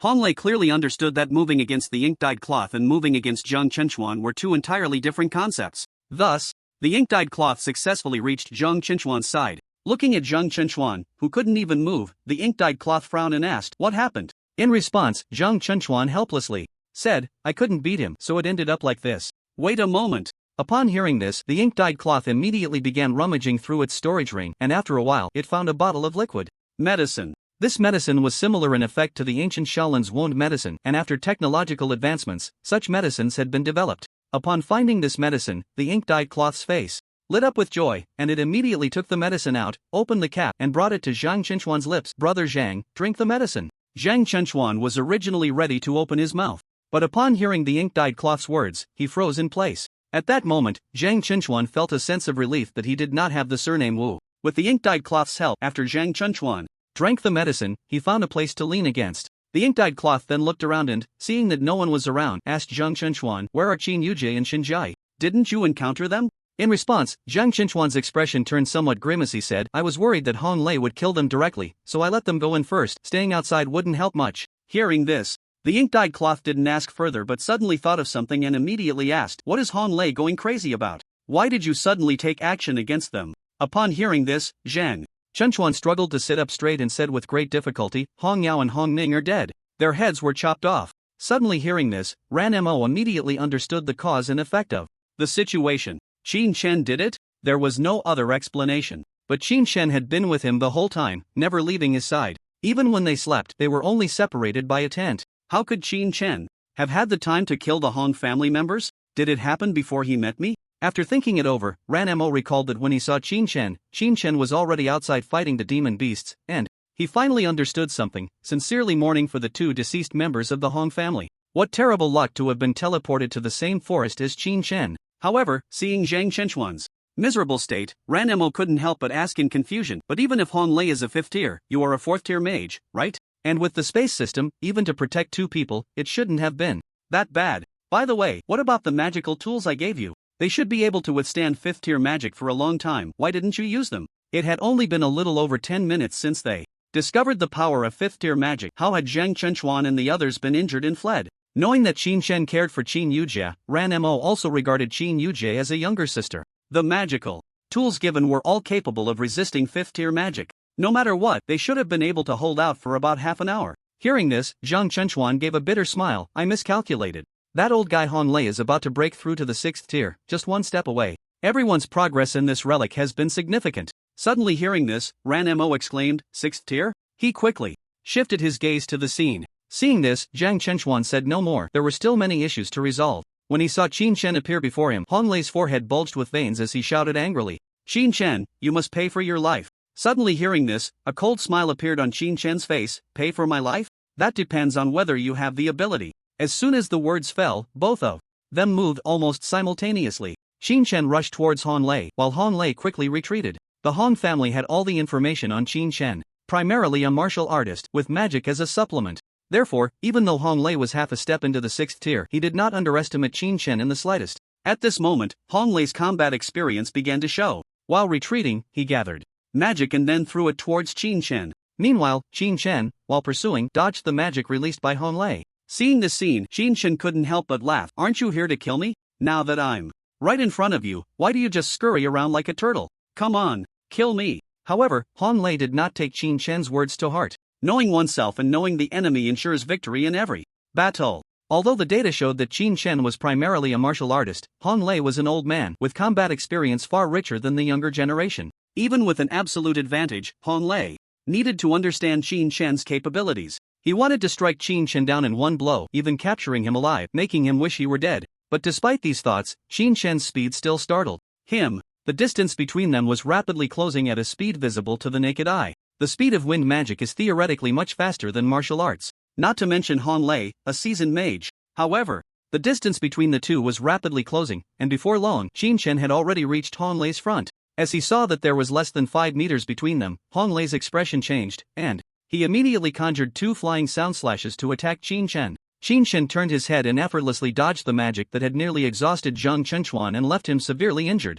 He charged directly towards Hong Lei. Beside the cave, Ran Jichen looked at the two fighting with a serious expression, muttering to himself, "Qin Chen, Qin Shen's strength surprised Ran Zhiqing, especially his speed. It was natural for a body cultivator to be faster than a magician, but it also depended on the magician's attributes. Wind and space attribute magicians were not inferior in speed to any body cultivator. If body cultivators were truly invincible, nearly everyone wouldn't have abandoned body cultivation to start practicing magic. However, Qin Shen's speed was nothing like that of other body cultivators. How was he achieving this? Hong Lei wanted to know the answer as well. Although he knew Qin Shen was a body cultivator, he didn't take it too seriously. He had killed countless body cultivators over the years. All he needed to do was create distance, kite them, and then release a large spell to resolve the situation. But right now, Qin Shen was not giving him that opportunity at all. Even when kiting, his magic only slightly delayed Qin Shen's speed. The distance between them was closing in rapidly, which was quite disadvantageous for Hong Lei as a magician. A magician without pinpoint control and output facing an extremely agile top laner,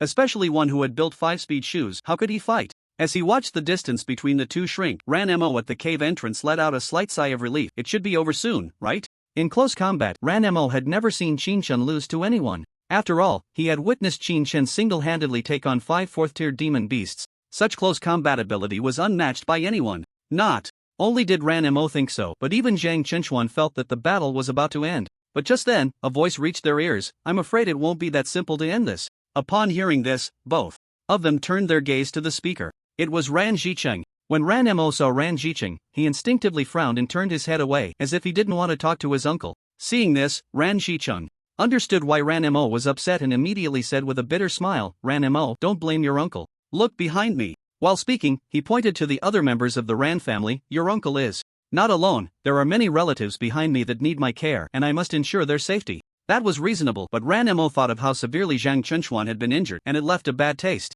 in his mouth. If Qin Shen hadn't brought him back in time, Zhang Chenchuan might have died here. For a moment, Ranmo didn't know how to respond. On the other hand, after hearing this, Zhang Chenchuan smiled at Ran Zhiqing and said, Uncle Ran, I can understand your difficulties. You are not to blame for this. Upon hearing this, it was Ranmo who became unhappy. Brother Zhang. She was angry with Ran Zhiqing because of Zhang Chenchuan's situation, and now Zhang Chenchuan was acting like the good guy, leaving Ranmo caught in the middle, feeling out of place. Seeing the expression on Ranmo's face, Zhang Chenchuan smiled and said, in fact, it's just a matter of making a choice. They believe that Qin Shen cannot be compared to the Hong family, but I believe that soon your uncle will realize he is wrong. Because it wouldn't be long before Qin Shen could deal with Hong Lei. A person who can handle a 5th-tier mage at just 18 years old is someone that almost all the major families want to recruit. If it weren't for this, Zhang Chenchuan wouldn't be able to face the 5th-tier Hong Lei without flinching at all. Upon hearing Zhang Chenchuan's words, Ran Zhiqing shook his head with a smile. Qin Shen's close combat ability is indeed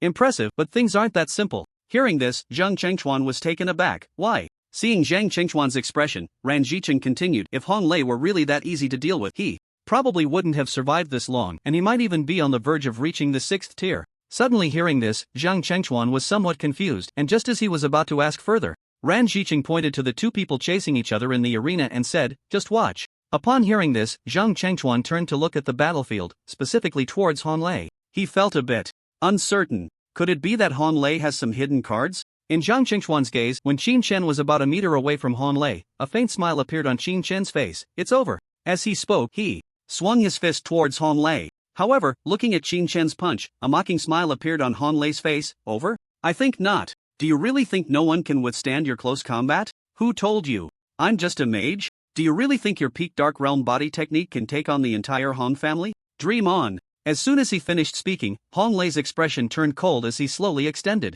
his right hand directly meeting Qin Shen's fist. Palm conquers fist. This has been a principle passed down since ancient times. As he struck, Hong Lei watched Qin Shen, seemingly wanting to see the surprise and fear in Qin Shen's eyes. But to Hong Lei's surprise, at that moment, Qin Shen's face showed no expression at all, as if he was not the least bit affected by the fact that Hong Lei knew body techniques. He simply swung his fist to collide with Hong Lei's palm. Boom! The two hands collided. Hong Lei felt a tremendous force coming from his palm. This force made Hong Lei's expression change slightly, and then a second wave of power surged from his bones. Double strength, a sign of entering the Dark Realm. The two layers of strength barely managed to withstand Qin Shen's attack, but if Hong Lei had double strength, did Qin Shen not have it as well? Before Hong Lei could breathe a sigh of relief, he felt an even stronger force surging from Qin Shen's fist, sweeping towards him like a tide. Double strength, Qin Shen had it too.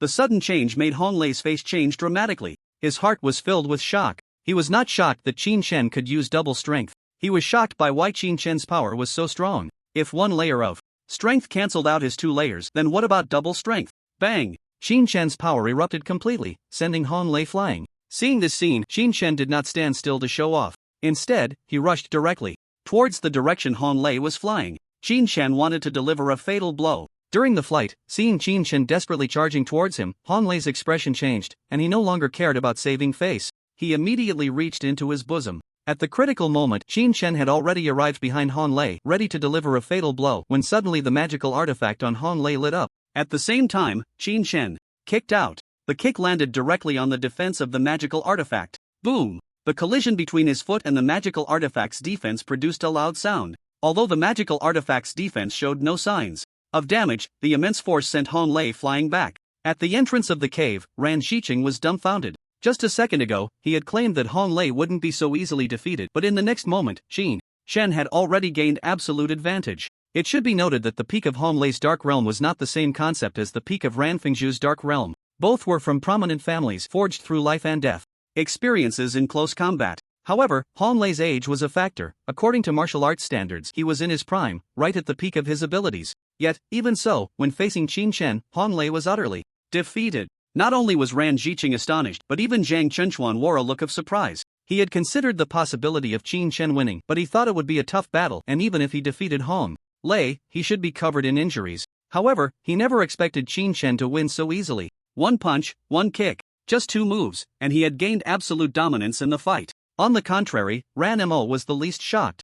After all, he had witnessed how Qin Shen dealt with those 5 ninjas and had a clear understanding of Qin Shen's combat abilities. Zhang Chenchuan turned his head in a daze and asked Ran Xiqing, "Uncle Ran, what do you want me to see?" Upon hearing this, Ran Xiqing fell silent. What was there to see? He wanted to say that Han Lei would definitely win and that siding with Qin Shen was a foolish act, but reality had slapped him hard in the face. Qin Shen had the advantage. Yet, while Ran Xiqing was silent, he was also filled with confusion. He wondered why Qin Shen possessed such terrifying combat experience. After all, combat experience has nothing to do with talent, it is forged through countless life and death trials. How long had Han Lei been through such experiences? He was nearly 40 this year. And what about Qin Shen? He was not even 20 yet. Yet, despite this, Qin Shen's close combat ability still overwhelmed Han Lei. Indeed, it was an overwhelming advantage. Although Qin Shen initially seized the opportunity and caught Han Lei off guard with his strength, having the upper hand does not guarantee victory. You need to convert that advantage into your own strength. In that brief moment, even if Qin Shen were replaced by Ran Xiqing, he couldn't guarantee that he would be able to react in time to overpower Han Lei. But Qin Shen managed to do it. Although it seemed that Han Lei had not sustained any injuries, he had indeed activated his magical artifact. At this moment, if Qin Shen had a magical artifact as well and landed another blow, Han Lei would fall into absolute passivity. Clearly, Qin Shen did not have a magical artifact, and at this moment, Ran Xiqing did not believe that Qin Shen was unaware due to lack of experience. Qin Shen's terrifying combat ability was evident. Lack of experience was merely nonsense. Ran Xiqing was also aware of Qin Shen's difficult family background. Very challenging. Although he didn't know where Qin Shen's abilities came from, no matter how strong Qin Shen was, he couldn't escape the fact of being poor. Poor, very poor. However, Qin Shen did possess quite a few valuable items, just the storage ring alone could fill an entire hand. Yet, Qin Shen had not exchanged these items for a magical artifact. Because Qin Shen was accustomed to using swords and knives, he disliked the magical artifacts of mages, which were often bizarre in shape. Qin Shen coldly stared at Han Lei before him, but he made no move. Because the magical artifact on Han Lei had already been activated, Qin Shen simply could not break through that defense. When Qin Shen stopped his movements, Han Lei also breathed a sigh of relief, his heart racing. Just as Han Lei had relaxed, Qin Shen's voice came through at that moment. "Aren't you here to kill me? Come on." Faced with Qin Shen's mockery, Han Lei did not get angry. Instead, he looked at Qin Shen with a serious expression. That gaze seemed to ask, "How can you be so strong?" However, Qin Shen paid no attention to his look and continued to taunt, "Aren't you here to take revenge for your Han family? I'm standing right here, why don't you dare to come?" Suddenly hearing this, Han Lei felt a surge of humiliation. Indeed, members of the Han family had been killed by Qin Shen, yet now Qin Shen stood right in front of him, and he dared not approach. It was truly Qin Shen's close combat ability that was terrifying. Since he couldn't win in close combat, he decided to leverage his advantage in magic. With this thought, Han Lei immediately prepared to gather his magic, but just as he had this idea, he looked at Qin Shen's position and was momentarily at a loss. Qin Shen's stance was quite tricky. If he stood too far away, all Qin Shen could do was dodge. But against an experienced 5th tier like Han Lei, would mere dodging be effective? Han Lei could cast area of effect spells. If he even grazed Qin Chen, even if Qin Chen didn't die, he would definitely be severely injured. If he stood too close, then Hong Lei could use single target spells at such a close distance. Even someone like Qin Chen wouldn't be able to react in time. But now, Qin Chen was perfectly positioned in between those two distances. Not too far, not too close. He could quickly close the gap when Hong Lei cast area spells and simultaneously dodge when Hong Lei used single target spells. Hong Lei had never imagined that one day a person could make him feel so awkward just by standing in a position. Naturally, Hong Lei didn't know that this almost instinctive positioning was the result of Qin Chen's decades of battle experience from his previous life. A single stance left Hong Lei in a dilemma. Although Qin Chen couldn't do anything to Hong Lei for the time being, Hong Lei also dared not attack Qin Chen, because if he attacked Qin Chen would surely expend his magic in the most efficient way possible. Watching the two stand at a distance, glaring at each other without making a move, Ranmo asked in confusion, "Why aren't they fighting?" Upon hearing this, Zhang Chengchuan looked equally baffled. This question touched on a blind spot for him. His combat experience was much stronger than Ranmo's, but compared to Qin Chen and Hong Lei, he was still leagues behind. Why were they standing still? He wanted to know too. However, Zhang Chengchuan didn't answer. Someone else responded to Ranmo's question, waiting for the right moment. Just as Ranmo asked, Ran Shicheng provided an explanation. If they got too close, there would be consequences. If they stayed too far, there would be consequences too. After hearing Ran Shicheng's explanation, the two finally understood. They hadn't realized that just Qin Chen's positioning could cause Hong Lei such a headache. However, after learning why the two were standing there, Ranmo asked again, "So, neither of them can do anything to the other?" At this point, Ranmo felt a bit perplexed. Then what are they wasting time for? Delaying even a little longer was worse for Qin Chen, as Qin Yujie had already entered the cave, and at this moment, Qin Chen must be feeling extremely anxious. Hearing this, Ran Jiqing shook his head with a wry smile and said, "Where's the balance? Hong Lei is already at a disadvantage." Hearing this, Ranmo was surprised. Disadvantage? Why? You have to know, Hong Lei is still using the magic tool. The longer it goes on, the more unfavorable it becomes for him. Right now, Hong Lei must be feeling quite anxious. After saying this, Ran Jichang let out a bitter laugh. It must be said that this time, they misjudged the situation. Previously, for the matter of Qin Chen killing Honginghao, Ran Fengzhuai had approached the Ran family. He said that Qin Chen's physical skills were very impressive. But no matter how impressive, could it compare to a prestigious family? So the Ran family directly rejected Ran Fengzhuai's request at that time. It was precisely because of this that Ran Fengzhuai sought out Tianqing Xiao. However, it now seems that there are plenty of people stronger than Qin Chen, but this kind of strength is merely superficial. When it comes to combat experience, the ability to put Hong Lei in a difficult position so effortlessly is something that probably cannot be found anywhere in Huaxia, including Tianqing Xiao. If Qin Chen had not died and had trained in magic, becoming the number one in Huaxia or even the world would have been just a matter of time. At this moment, Ran Jichang also felt a bit regretful for not helping Qin Chen earlier. If he had helped, it would have meant pulling this talented young man directly into the Ran family's camp. Unfortunately, the Ran family missed this opportunity. At the same time, Ran Jichang regretted not stepping in to help Zhang Chenchuan just now, even though Zhang Chenchuan understood in his heart why Qin Chen probably didn't intervene. But he also let go of the last chance to gain favor. As Ran Jichang fell into thought, Ranmo's mind was echoing with everything Ran Jichang had analyzed about the situation. She couldn't help but stand there in a daze, looking far away at Hong Lei's indistinct expression, feeling puzzled. Has Hong Lei started to feel anxious? Just as Ran Jichang had analyzed, Hong Lei had indeed begun to feel anxious. Hong Lei tried to take a step back, and Qin Chen also stepped forward. That step, if someone were to measure it with a ruler, would find that the distance Qin Chen stepped was almost identical to the distance Hong Lei had taken. At this moment, Hong Lei was caught in a dilemma because of Qin Chen feeling as uncomfortable as one could imagine. In terms of physical skills, he would be taken out in an instant, and in terms of magic, any spell he cast would be dodged. In this situation, how could he defeat Qin Chen in front of him? If he couldn't even defeat Qin Chen, then the Hong family's desire for revenge against him would simply be a joke, unless they sent out a higher-ranked mage. But that level of mage isn't something you can just pick up off the ground. Even the entire Hong family could only produce one 7th-tier mage. However, once a 7th-tier mage was dispatched, it would surely alert Tianqing Xiao. At this point, seeking revenge might have already become something the Hong family could only think about. Right now, to defeat Qin Chen, it had to be done within the ruins. Hong Lei only had two options. One was to forcibly break through to the 6th tier. The second was to wait for Qin Chen to make a mistake. But no matter which method, neither was feasible. Breaking through to the 6th tier, no one breaks through during a fight because a quiet environment is necessary for the breakthrough. And would Qin Chen really make a mistake? Thinking of this, Hong Lei felt a bit uncertain. For now, he could only endure. If he waited until his magic tool shield disappeared, it would be dangerous for him. However, just as the two were in a Standoff, an astonished voice suddenly came from beside them. What the hell are you guys doing? The two immediately turned to look. It was Yanchang. At this moment, Yanchang was followed by two servants, one of whom was carrying the corpse of the golden-haired, blue-eyed man on his back. After Qin Chen left, Yanchang had instructed his servants to take the body away. Fortunately, he planned to report this matter to Tianqing Xiao when he went out. Although he thought so, Yanchang was still astonished by Qin Chen's skills. The arcane arts were known as the nemesis of mages. Even with Yanchang and two servants, they couldn't handle this person. However, Qin Chen taught him a good lesson using physical techniques, showing him how to deal with the arcane arts. If Qin Chen hadn't been there, they would have had a hard time driving this American back. But Yanqing didn't expect that as soon as he arrived, he saw Qin Chen fighting with another guy.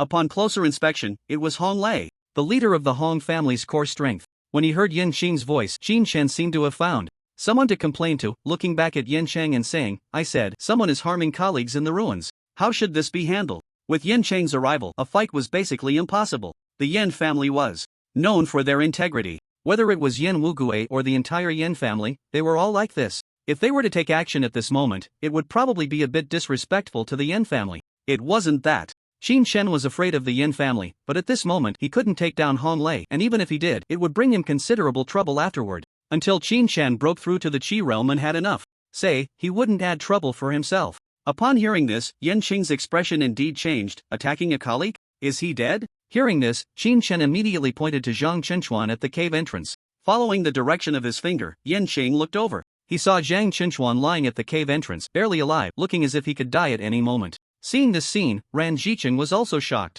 Ran Zhicheng had witnessed Ranmo giving Zhang Chenchuan medicine to drink. Zhang Chenchuan's condition should have been improving. How long had it been? And he was already on the brink of death?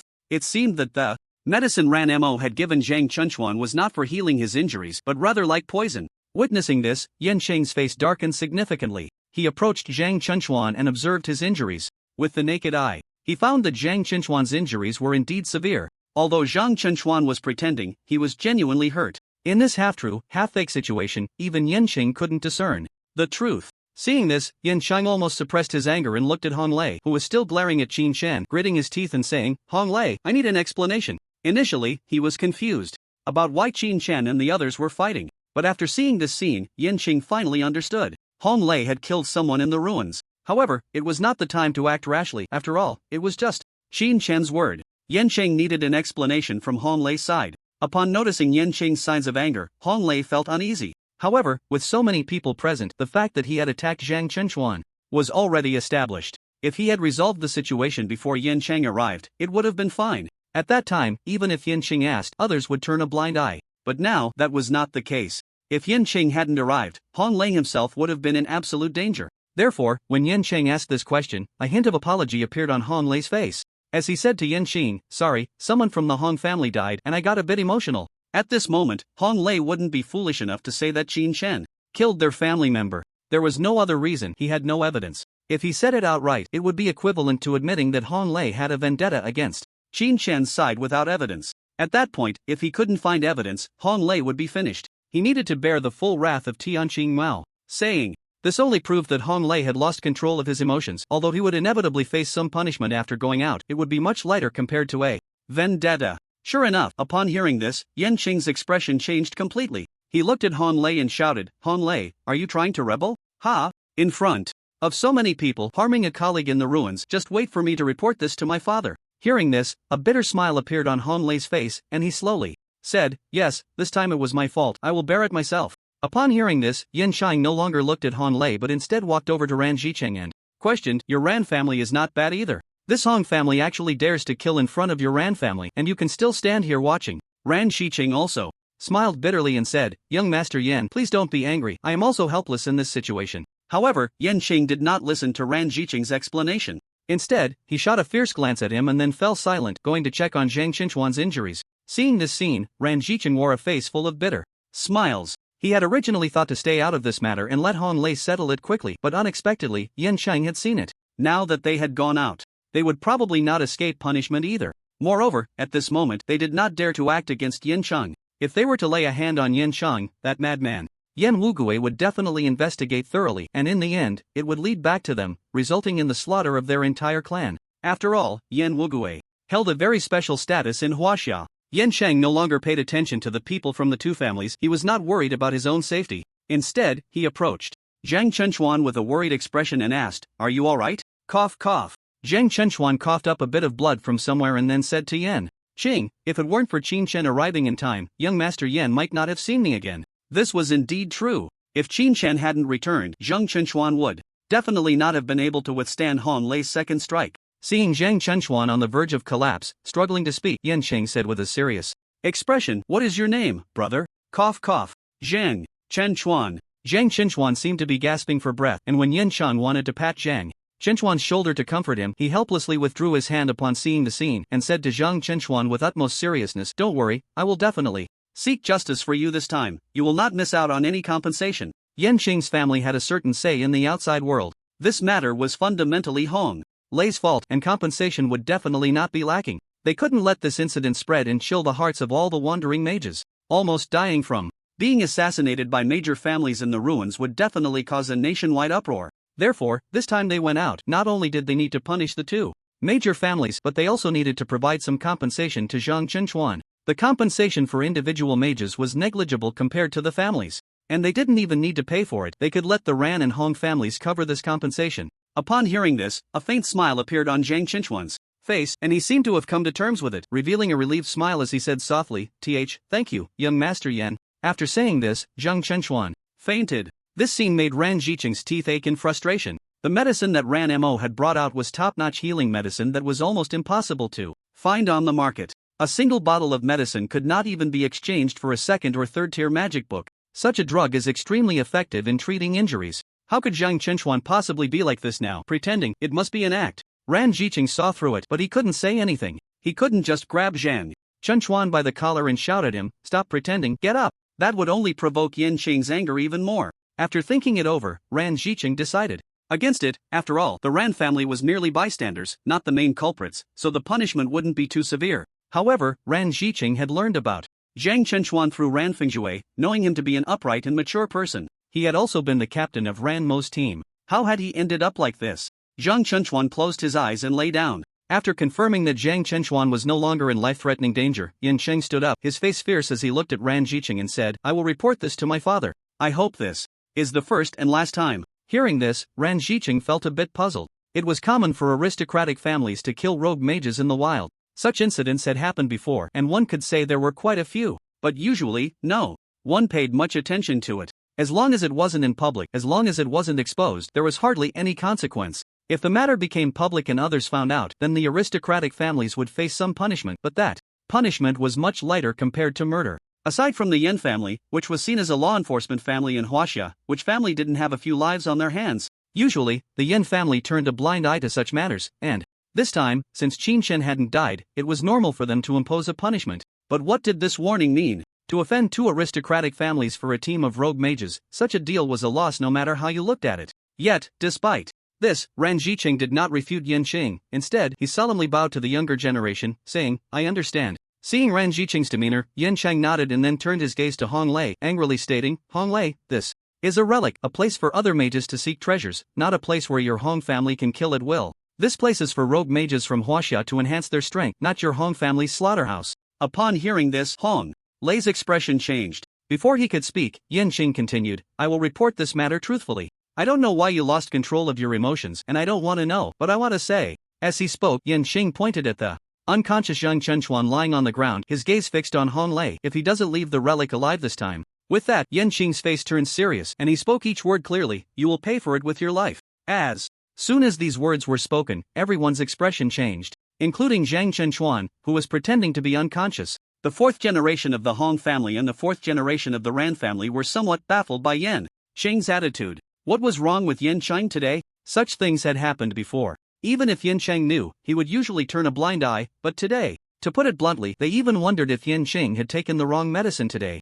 Was it worth offending the Ran and Hong families for a team of rogue mages? However, at that moment, no one knew what Tianqing was thinking. In Tianqing's eyes, Qin Chen was worth such status. Although he didn't know Qin Chen's realm, someone who could deal with fifth-tier mages and could overpower an established mage like Hong Lei was definitely worth Tianqing's investment. After all, Qin Chen was younger than him, yet had such strength at this age. Who was standing behind Qin Chen? Such Terrifying battle experience. If no one pointed it out, Yin Chang would never believe it. Therefore, this time, Yin Chang was also making an investment. Moreover, this matter was originally in Qin Chen's favor and should have been this way. What Yin Chang did was merely to ensure that the benefits Qin Chen gained after going out would be greater. Upon hearing Yin Qing's words, Hong Lei's face was filled with displeasure, but due to Yin Qing's intimidating presence, he still cupped his hands towards Yin Chang and said, I understand. With this, Hong Lei had to protect Zhang Chengchuan well in the ruins. If Zhang Chengchuan were to harm himself in a moment of despair, then Hong Lei would also be in trouble. While thinking this, Hong Lei gave up on confronting Qin Chen. He retracted the magical defense and prepared to walk towards the cave entrance. However, just as Hong Lei had put away the magical defense, Qin Chen, who had been silent behind him, suddenly moved at that moment. Whoosh! A sound of breaking air came, causing everyone present to change their expressions. Be careful! The sudden voice made Hong Lei momentarily stunned. He quickly turned his head and saw Qin Chen, with a face full of killing intent, charging towards him. Just as Hong Lei turned around, Qin Chen was almost upon him. Seeing this, Hong Lei hurriedly raised his hand to block in front of himself. But before he could make any move, bang! Qin Chen's foot landed heavily on Hong Lei's chest. Boom! In that instant, Hong Lei was sent flying like a cannonball, crashing heavily to the ground. The sudden scene left everyone present dumbfounded. Uncle Hong. Beside him, a member of the Hong family rushed forward to help Hong Lei up after seeing him fall to the ground. Hong Lei had been hit squarely by Qin Chen's strike and his momentum instantly plummeted. Looking at the worried faces of the fourth-generation disciples of the Hong family, he wore a troubled expression. I was careless, didn't dodge. Hearing Hong Lei's words, the Hong family disciples couldn't help but shift their gaze to Yin Chang. This time, it wasn't Hong Lei who made a move, it was Qin Chen who acted in front of him. Not only the Hong family disciples, but even Ranmo and the others looked at Yin Chang with concern. Yin Chang was helping Qin Chen like this, yet Qin Chen chose this moment to strike. Wasn't that a slap in Yin Chang's face? At this moment, Yin Chang's expression also turned somewhat unpleasant. In his view, Qin Chen's actions were indeed a bit excessive. Ignoring the gazes of the crowd, Qin Chen coldly glanced at the lying Hong Lei and said in a chilling voice, You think this is how it ends after touching my people? Did I say it was over? Did I say it was over? As soon as Qin Chen said this, everyone in the venue was shocked. Did Qin Chen really intend to confront the three major families in this ruin? Qin Chen! Ranmo called out to Qin Chen, hoping he would let it go. But before Ranmo could continue, Qin Chen coldly looked in Yin Qing's direction. My sister and Shinjai were killed and forced into the cave by him, and their lives are now unknown. You want me to let it go? With just a word? At this point, Qin Chen's tone shifted, and he arrogantly said, You are nothing. Seeing this scene, everyone understood. Qin Chen did not want to end this matter. Time and again, you have attacked my people. Today, I will definitely kill you. Qin Chen said coldly, then suddenly drew the Xianyuan sword. Clang! The Xianyuan sword emerged, and the gods wept. The ancient Xianyuan sword seemed tailor-made for Qin Chen, feeling the coldness and murderous aura emanating from the sword. The rage in Qin Chen's heart was completely ignited, and a terrifying killing intent was instantly released, as if a god of death had descended upon the world, unstoppable. Come over here, and die. Come over here, and die. Qin Chen's roar seemed to shake the very heavens and earth. In the open space, his resolute face was completely shrouded in a murderous aura, and his originally deep black eyes were now a blood red, the malice surging from the depths of his gaze like that of a wild beast, sending chills down the spine. The killing intent. The killing intent, formed entirely from the accumulation of corpses and blood, enveloped Qin Chen completely. The once rusty Xianyuan sword now appeared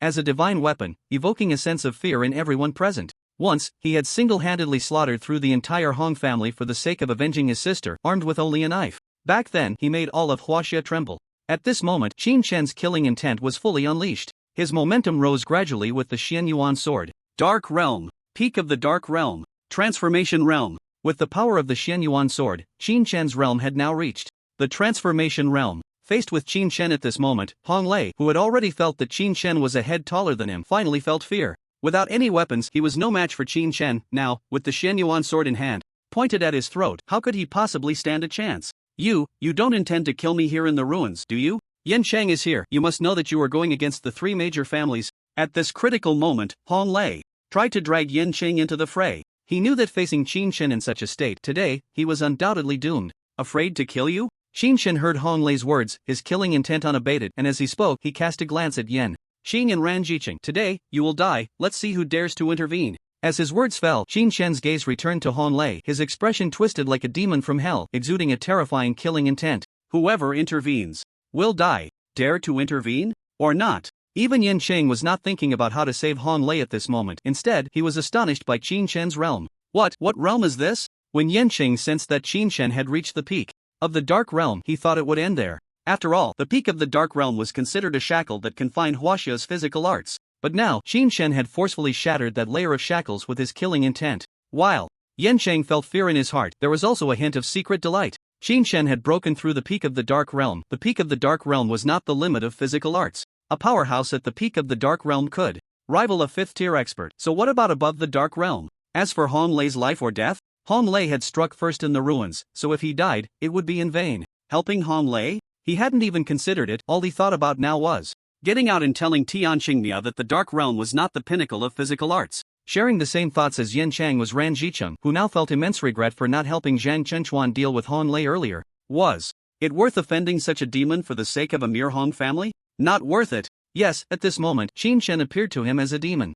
The killing intent that nearly suffocated him. How many people had he killed? He had seen people with heavy killing intent before, but in his eyes, those people were nothing compared to Qin Shen. Watching the leaders of the two major families fall into fear and shock, Hong Lei's heart plummeted to the depths. Can you spare the younger generation of the Hong family? They are innocent. Hong Lei cowered. He knew he was no match for Qin Shen. At this moment, he was not thinking about how to save himself but rather how to protect the younger generation of the Hong family. He wanted the younger members of the Hong family to return and warn others not to pursue Qin Shen any further. But would Qin Shen give him that opportunity? Spare them? Qin Shen coldly smiled. Why didn't you think about this when you were attacking my people? What a joke, innocent. Not a single person from the Hong family present is innocent. Let alone that Hong Lei attacked Zhang Chenchuan. Even if he hadn't, Qin Shen would leave no one from the Hong family alive. Hearing this, Hong Lei's face instantly turned pale. You've said too much. Qin Shen no longer gave Hong Lei a chance to speak. Instead, he shouted coldly and then suddenly stomped his right foot onto the ground.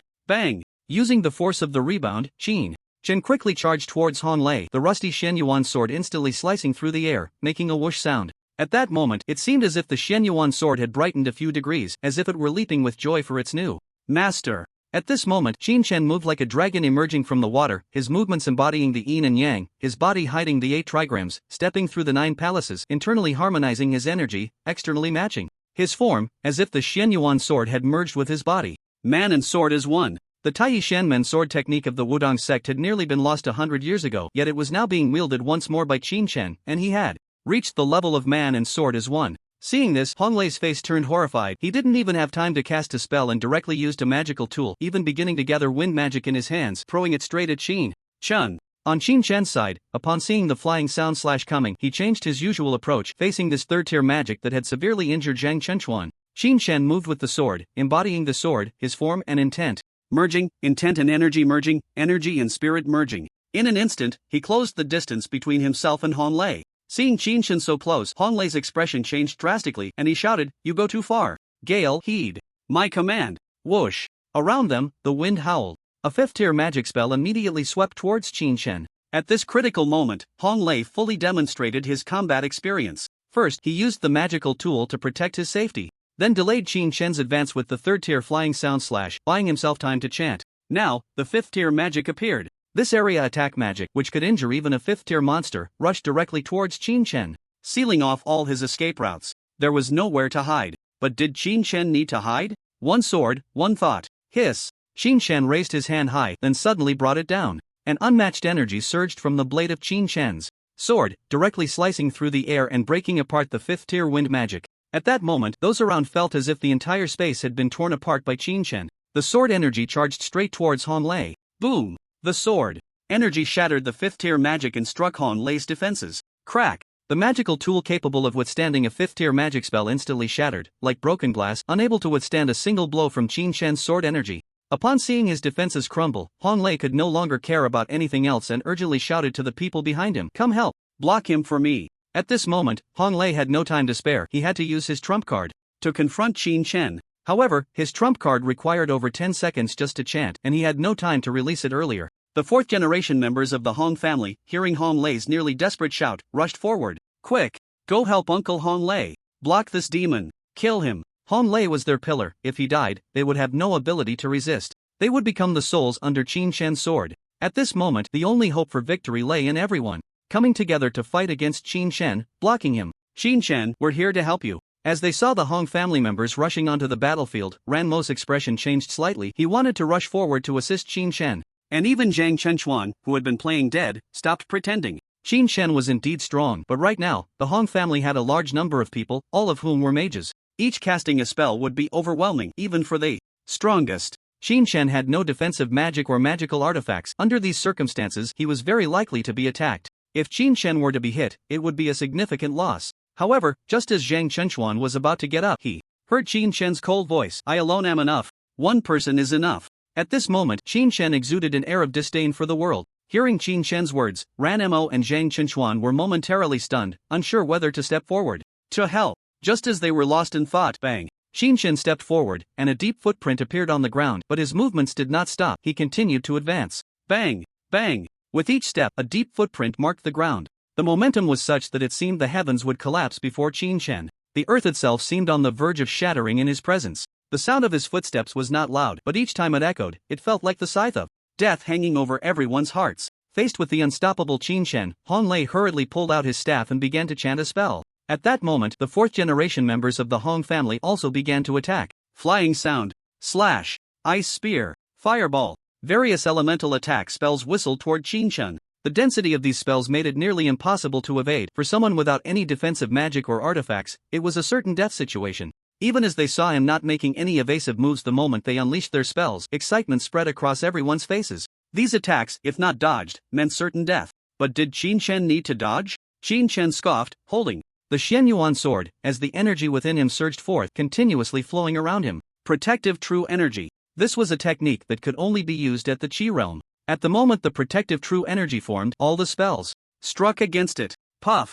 As these attacks hit the true energy, it was as if stones had dropped into the ocean, not even causing a ripple. This change made the faces of all the Hong family members present shift dramatically. Before anyone could think too much, they saw Qin Shen charging forward with his sword. Block him! Someone in the crowd shouted. Among the younger generation of the Hong family, a peak Dark Realm body cultivator immediately rushed out. But just as he charged forward, he felt a blur in front of him. Qin Shen's figure seemed to become illusory at that moment. Seeing this scene, the young man's expression changed. Afterimage? Puff! Before he could think further, his head fell to the ground. Before the fear could fully rise in everyone's hearts, Qin Shen charged directly into the crowd. At the 5th-tier realm, even Hong Lei at the peak of the Dark Realm could not withstand Qin Shen, let alone these younger members. At this moment, Qin Shen was like a wolf among sheep, rampaging through the Hong family's ranks. No one was a match for him. Wherever the sword energy reached, heads would fall. In just over 10 seconds, only 2 members of the Hong family's 4th generation remained. In the air, blood, shattered flesh, and severed heads, the stench of blood mingled with an emotion called fear, filling the hearts of the remaining 2.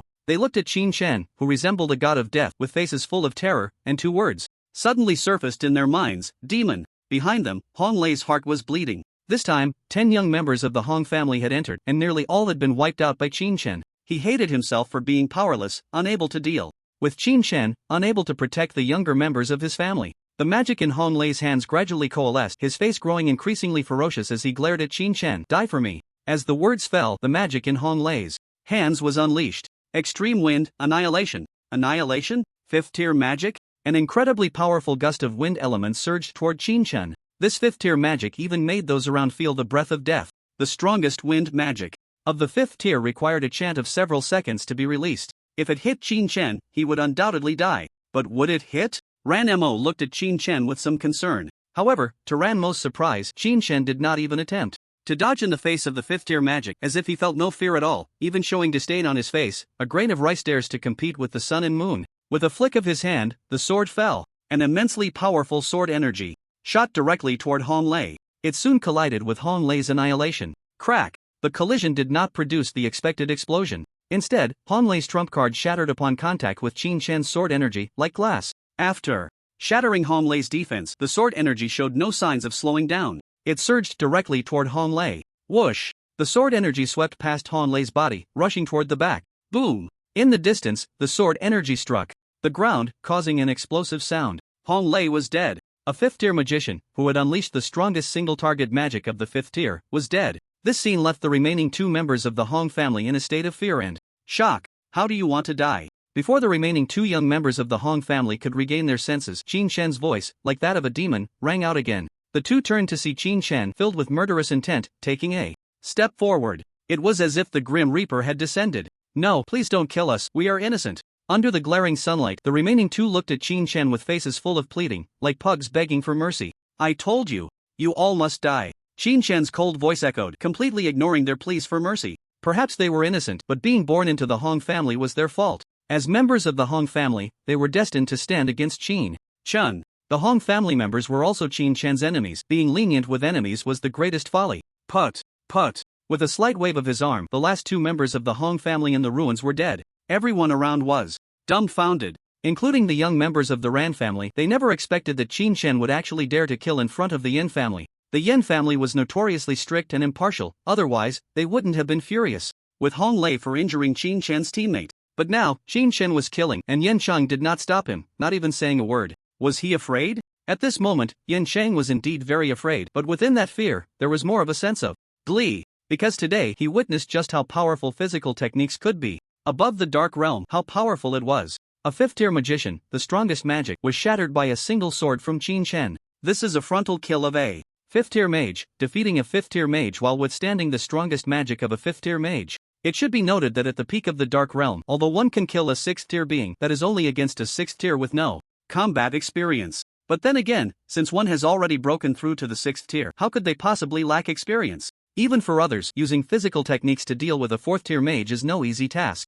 Those who can handle a fourth tier are almost all forged through life and death trials, honed step by step. Spending a lifetime training physical techniques only to deal with a fourth tier who would choose to practice physical techniques under such circumstances. But now, Qin Shan has given him a solid lesson with facts. Physical techniques can directly crush a fifth-tier mage. Even Yin Cheng has a vague feeling that Qin Shan might not even be inferior to a sixth-tier mage. Watching the last member of the Hong family die before him, Qin Shan slowly retracted the Shen Yuan sword in his hand, and his aura gradually diminished, soon returning to his previous state. Qin Shan turned and walked towards the cave entrance. As Qin Shan approached step by step, Ranmo and Zhang Chengchuan stood there dumbfounded. Qin Shan. Ranmo called out Qin Shan's name, opening his mouth, but he didn't know how to continue. In his view, Qin Shan's actions this time were too crazy. One person, one sword. Killing all the members of the Hong family who entered the ruins after going out, Qin Shan would definitely be in big trouble. By doing this, Qin Shan had undoubtedly placed himself completely on the opposite side of the Hong family. Although Qin Shan's strength seemed not much weaker than the entire Hong family, in Huaxia, strength is not everything. At the level of aristocratic families, they care more about rules. Yet today, Qin Shan broke this rule in front of everyone. If this matter were to spread, Qin Shan would probably have to directly convene a meeting in the highest office to vote for his execution. Ran Jicheng clearly thought of this as well, and as he saw Qin Shan walking over, he hurriedly stepped forward and said, "Mr. Qin Shan." At this moment, Ran Jicheng no longer dared to regard Qin Shan as a junior. The fact that Qin Shan could slay Hong Lei and wipe out all the members of the Hong family in the ruins proved that Qin Shan could also kill all the members of the Ran family, including himself. Such an existence, Ran Jicheng completely dared not provoke. Qin Shan glanced at Ran Jicheng, who suddenly appeared before him, and asked in a tone that was neither warm nor cold, "Is there something?" Just one glance made Ran Jicheng feel as if he had fallen into an abyss, and he hurriedly said, "What happened today? Our Ran family absolutely won't say a word outside." As he spoke, Ran Jicheng shot a threatening look at the younger members of the Ran family. And who among the fourth generation of the Ran family would dare to contradict Ran Jicheng? After seeing Ran Jicheng's gaze, they quickly said, "Brother Qin Shan, we absolutely won't say a word, you can rest assured. If anyone dares to speak of today's events, you don't need Brother Qin Shan to take action, we'll take care of him ourselves." "Yes, Brother Qin Shan, we haven't done anything, you absolutely can't kill us." Many people from the Ran family around had never even killed a magical beast, and facing such a Qin Shan, who would dare to act recklessly. Some younger members even started crying as they spoke, as if fearing that Qin Shan would wipe them all out at the slightest disagreement. Hearing this, Qin Shan smiled lightly and said, "It's nothing, you are Ranmo's uncle, so don't worry." In fact, whether these people spoke or not was irrelevant, Yen Cheng would speak. Perhaps it would be better if Qin Shan dealt with Yen Cheng, but he wouldn't do that. Because in his previous life, the Yen family was the only family Qin Shan could trust. Moreover, although going out would cause great trouble for Qin Shan, it was not something he couldn't handle. With the Shen Yuan sword in his possession, Qin Shan already had the strength to stand on equal footing with other families. If Hong Lei wanted to kill those around Qin Shan, and if Qin Shan didn't even dare to retaliate, perhaps everyone would think of him as a soft persimmon that could be easily squeezed. Upon hearing Qin Shan's words, Ran Jicheng, however, was unaware of Qin Shan's intentions and instead felt a sense of relief, casting a grateful glance at Qin Shan. "Thank you." He knew that his survival today was likely all due to Ranmo. As he spoke, he couldn't help but focus his gaze on Ranmo. After Qin Shan killed the Hong family members, Ranmo once again displayed the same emotion she had shown when Qin Shan had killed the ninjas, trembling all over.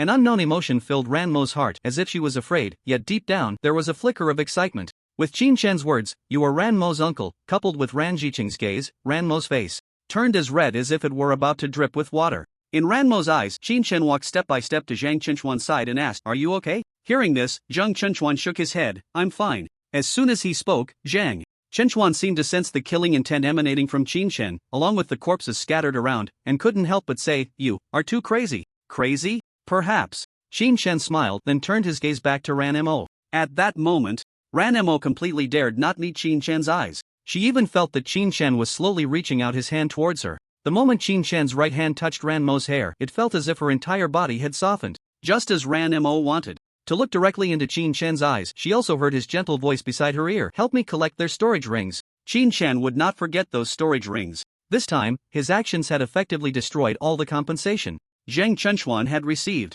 After all, as long as the Hong family members were alive, compensation for Zhang Chenchuan was guaranteed. But with the Hong family members dead, who would compensate Zhang Chenchuan? Therefore, Qin Shen wanted to return this compensation to Zhang Chenchuan, as he had taken on a favor from him this time. If Zhang Chenchuan had not been injured, Qin Shen would have had no legitimate reason to act. With a legitimate reason, Qin Shen could stand on solid ground. Both emotionally and logically, he should give Zhang Chenchuan some compensation. However, being a poor guy, where would Qin Shen get the money? He could only take the storage rings from the Hong family members and use part of the items inside as compensation for Zhang Chenchuan. Ranmo was somewhat speechless upon hearing this. Just a second ago, Qin Shen had said it was because she didn't move against the Ran family, and the next moment, he was looking at her with a mix of dominance and a hint of tenderness. In that moment, Ranmo thought she could become Qin Yujia's sister-in-law. But unexpectedly, Qin Shen still treated her like a tool to be used. Nevertheless, despite these thoughts, Ranmo obediently went to collect the storage rings. The people around, upon seeing Ranmo step out, instinctively made way for her.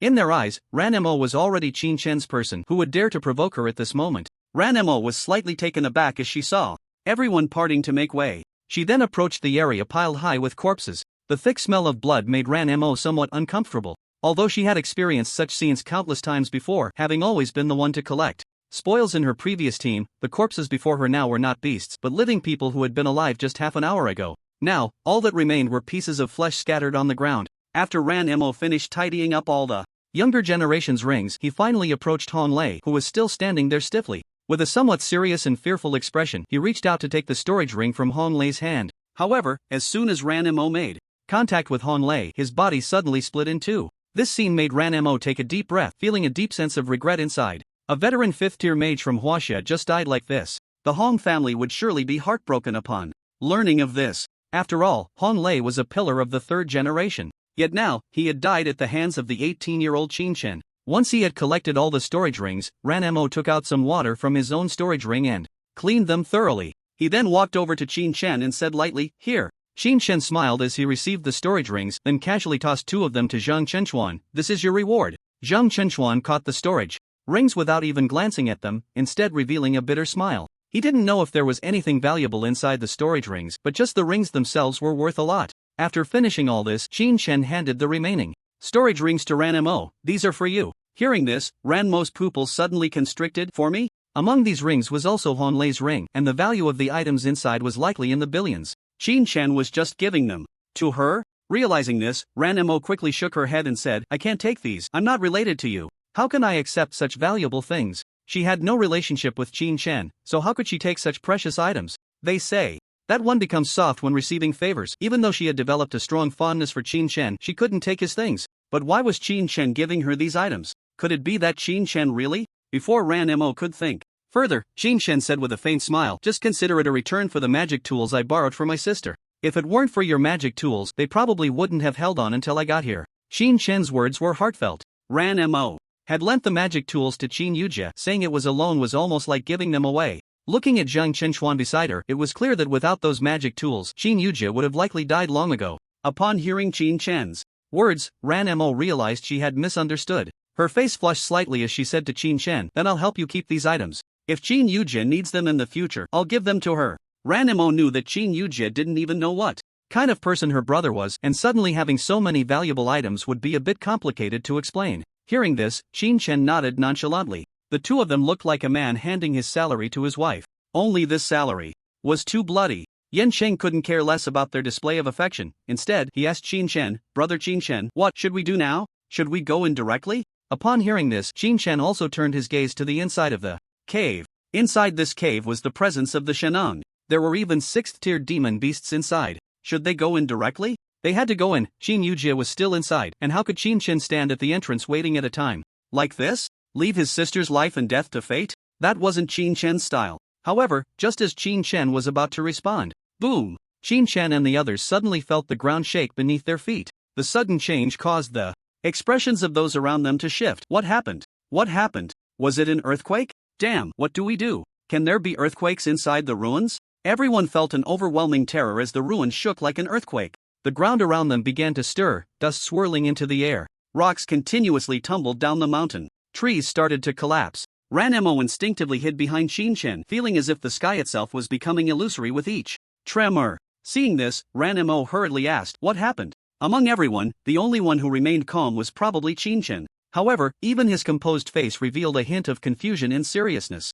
The ruins were about to disappear, and the only factor for their disappearance was the Shinong ruler had been taken away. Aside from this, there was no other explanation. But Chen vaguely remembered that there were 6th-tier monsters guarding the area around the Shinong ruler. Who was it? Who took the Shinong ruler out? At this moment, Chen had no time to think further, because the removal of the Shinong ruler also meant that they were about to be teleported out of the ruins. The abnormal situation lasted for about half an hour. In everyone's gaze, a white light flashed in the air. Everyone felt a blinding light before their eyes. Then, the scene before them gradually changed. The surrounding mountains and trees transformed into towering skyscrapers in the blink of an eye. Due to the opening of the ruins, almost all the common people of Lu City were teleported to other cities. The once empty Lu City began to see figures being teleported out one after another. On each of these faces, there was an expression of having survived a disaster. Damn, that was so thrilling. 6th-tier monsters. I thought I was going to die, but I actually got teleported out. I'm alive, I'm still alive, ha ha ha ha.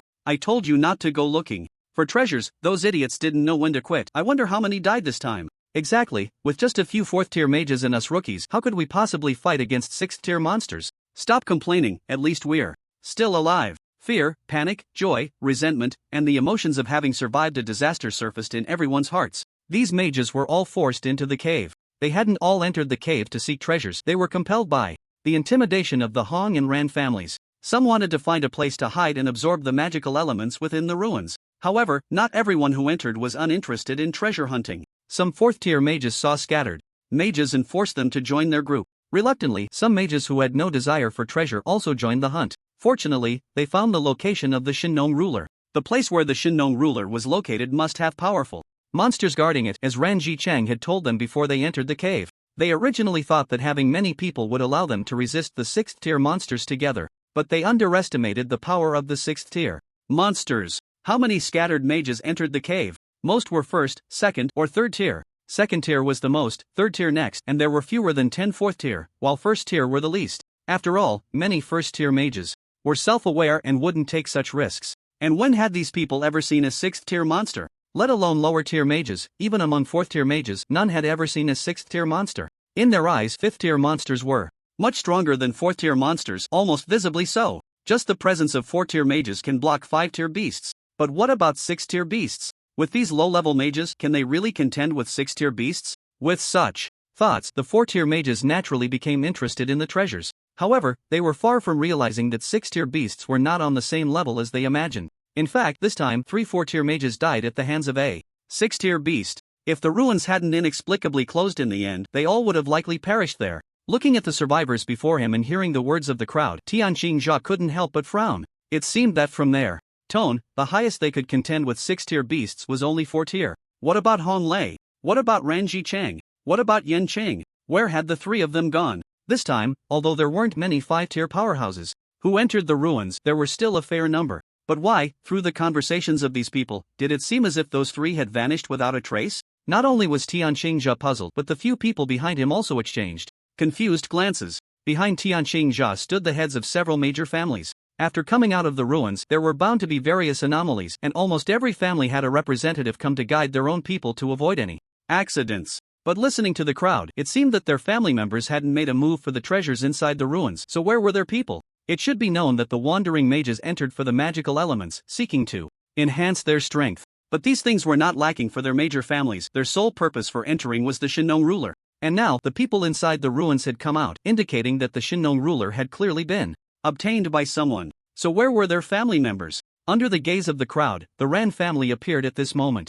The recently emerged members of the Ran family looked at the surrounding modern city, their expressions mirroring those of the wandering mages earlier. Ran Jibin, seeing this scene, felt a bit puzzled, but due to his responsibility for the Ran family's logistics, he hurried forward. However, before he could speak, almost everyone began to cry out. That was so damn terrifying. I never want to enter the ruins again. Uncle Jibin, from now on, I'll practice my combat experience in the other dimensional space. Please don't send me into the ruins anymore, okay? Wah wah wah wah wah. Suddenly, witnessing this scene, Ran Jibin's heart tightened. Something had happened? Thinking this, he couldn't help but glance at Ranji Chang, then withdrew his gaze and looked at the younger generation, asking, what happened? What's going on? What happened? Qin Shen had gone on a killing spree inside, and all the Hong family members had been wiped out. If it weren't for Ranmo's connection, they would likely be in grave danger today as well. Just now, someone was about to speak, but was hurriedly covered by a companion's hand, and everyone surrounded the person who was about to speak, glaring fiercely at them. What are you doing? Are you trying to get yourself killed?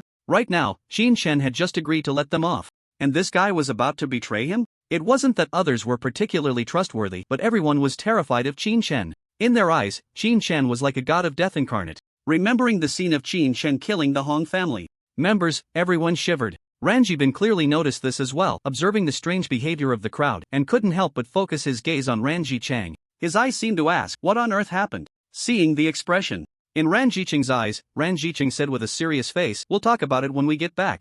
Upon seeing the extremely serious Ran Jicheng, Ran Jijin also understood that something significant must have happened inside the ruins. However, what exactly had occurred, it seemed Ran Jicheng would not reveal, so they could only find out the details after returning. The conversation between the two brothers of the Ran family was fully observed by Tianqing and the others. The hearts of the few people sank even further. What exactly had happened inside the ruins? Before they could think too much, they saw several figures slowly appearing. It was Qin Shen and the others. As soon as Qin Shen emerged, he hurriedly looked around. After scanning the area and realizing that his sister was nowhere to be found, his heart sank.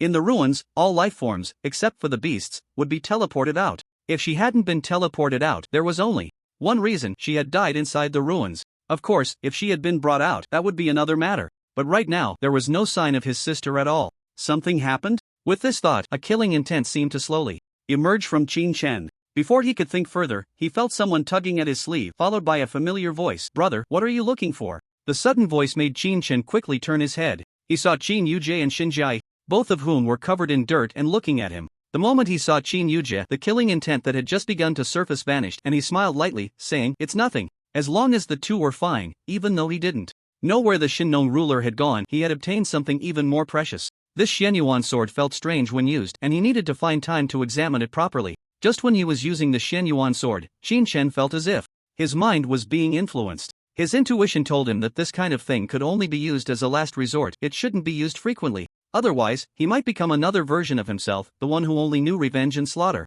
Just as Qin Shen was lost in thought, behind him, Ranmo looked regretful. Ah, what a pity, the Shinnong ruler was taken away. If not, it would probably have been ours. Qin Shen had previously displayed great power, instilling fear in everyone. If the Shinnong ruler had been obtained a little later, it would have likely ended up in Qin Shen's hands. But now it was too late. They had already come out, and Tianqing and the others would definitely pay attention to the whereabouts of the Shinnong ruler. At this moment, even thinking about killing and looting was unrealistic. After hearing Ranmo's words, it was Qin Shen, the one who should have regretted the Shinnong ruler the most, who advised Ranmo, forget it, man. Proposes, God disposes. If the item is gone, it's gone, at least our people are all here. 5 went in, and 5 came out. Aside from Zhang Chenchuan being slightly injured, everyone else was almost unscathed. Seeing Qin Shen's indifferent expression, Ranmo didn't say much more. After hearing the conversation between the two, Qin Yujie cautiously looked at them and asked, are you talking about that dark green ruler? Ranmo had never seen the Shinnong ruler and was somewhat confused. Qin Shen nodded and replied lightly, yes, the dark green ruler, about 1 meter long.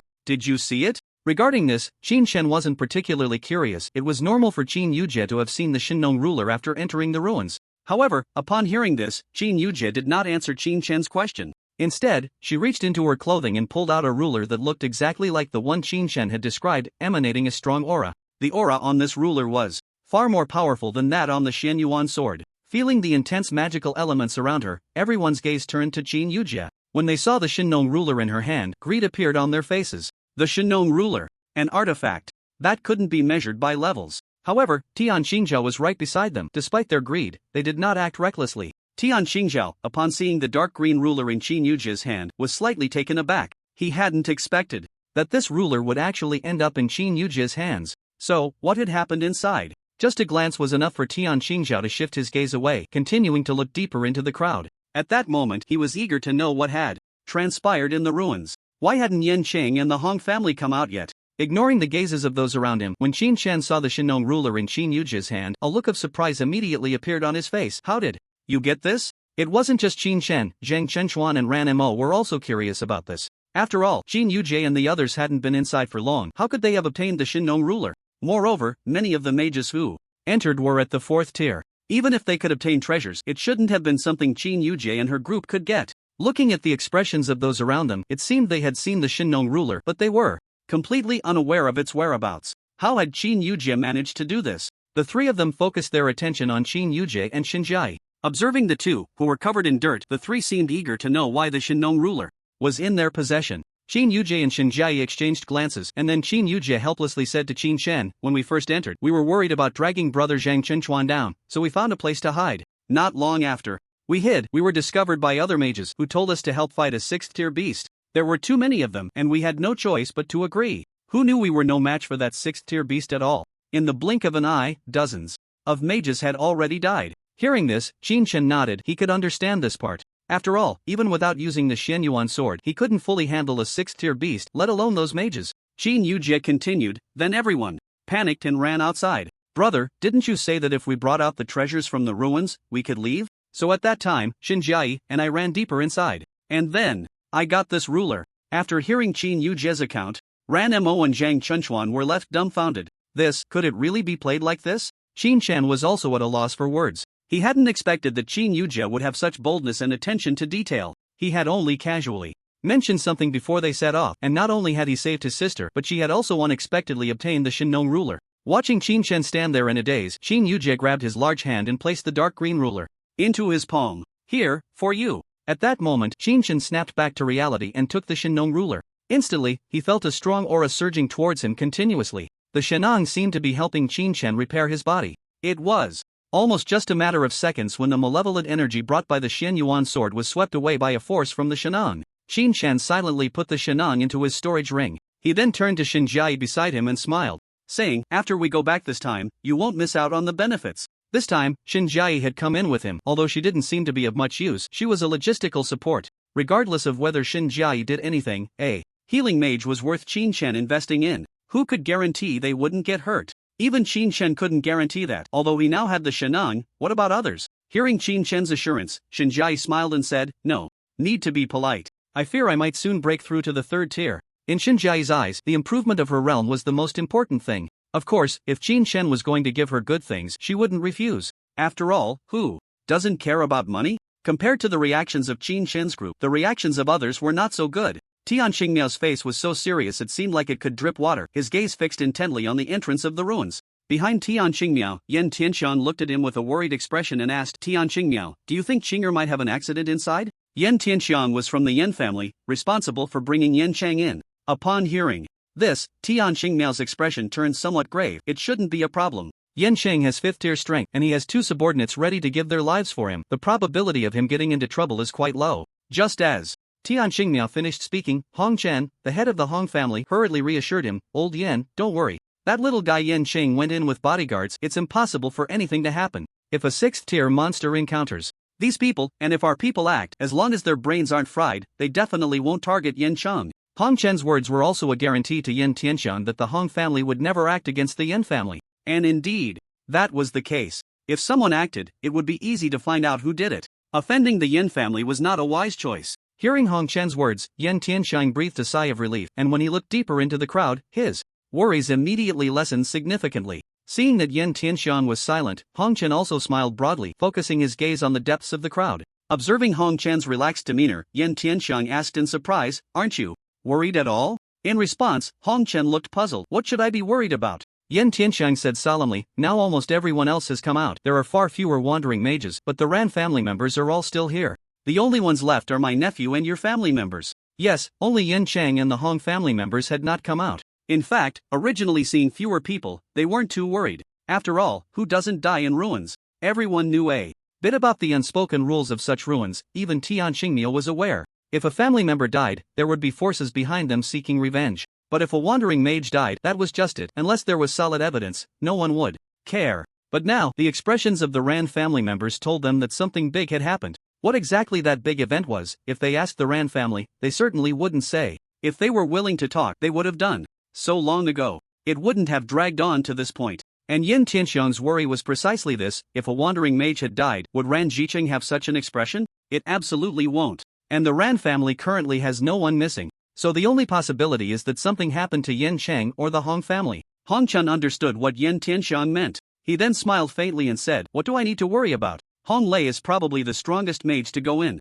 this time, right?" Upon hearing this, Yin Tianxiang nodded. Hong Lei's strength should not be underestimated. Saying he is the strongest mage is not an exaggeration at all. Seeing Yin Tianxiang nod, Hong Chen continued to smile and said, "The worst outcome is just a few juniors dying. We'll know what happens specifically later. If a few juniors die, then that's just right. Those with grudges can take revenge, and those with grievances can seek justice." As he spoke, Hong Chen cast a cold glance in the direction of Qin Chen, his meaning very clear. In Hong Chen's heart, it seemed he didn't regard the lives of others in the Hong family at all. This mindset also made Yin Tianxiang feel a bit fearful. Hong Chen's strength was on par with Hong Lei's, but Hong Chen was even more cunning. It was precisely for this reason that he was not chosen to lead the team this time. Because Hong Chen was too cunning, he could abandon everything as long as it aligned with his own greatest interests. Compared to Hong Chen, Hong Lei could almost be described as kind-hearted. "You are still as terrifying as ever." Yin Tianxiang said this from the heart. Upon hearing this, Hong Chen merely smiled indifferently and said, "You're flattering me." Just as the two were chatting, Tian Shingha sensed the fluctuations coming from ahead and his expression tightened. "They're coming." The two then stopped their conversation and looked deep into the crowd. Deep within the crowd, some figures were once again teleported out. Only 3 people were teleported out, and one of them was carrying a corpse on their back. When he saw this figure, Yin Tianxiang finally breathed a sigh of relief. Yin Qing has come out. After seeing Yin Qing, Yin Tianxiang hurriedly approached, checking Yin Qing's body from top to bottom while asking with concern, "How are you? Are you okay?" At this moment, Yin Tianxiang was deeply afraid that something had gone wrong with Yin Qing. However, upon hearing Yin Tianxiang's words, Yin Chang, who should have responded, remained silent instead, standing there with a somewhat serious expression. This left Yin Tianxiang, who was ready to respond, momentarily at a loss, and he quickly asked, "What happened? What's going on?" Hearing Yin Tianxiang's words, Yin Chang thought of Qin Chen's madness inside the ruins and couldn't help but take a deep breath. He then looked at Yin Tianxiang and said stiffly, "Let's leave. First, we can talk about it when we get back. Let's leave first, we can talk about it when we get back." This was almost identical to what Ran Jiqing had said, both wanting to return and discuss it later, as if they didn't want to mention what had happened today here. However, Yin Cheng's words differed from Ran Jiqing's. What Ran Jiqing said was that they would wait for everyone to come out before discussing the matter. But what Yin Cheng said was to go back directly and tell you the answer. As soon as this was said, Hong Chen's expression turned somewhat unpleasant. "I say, Yin Shang, my Hong family members haven't come out yet.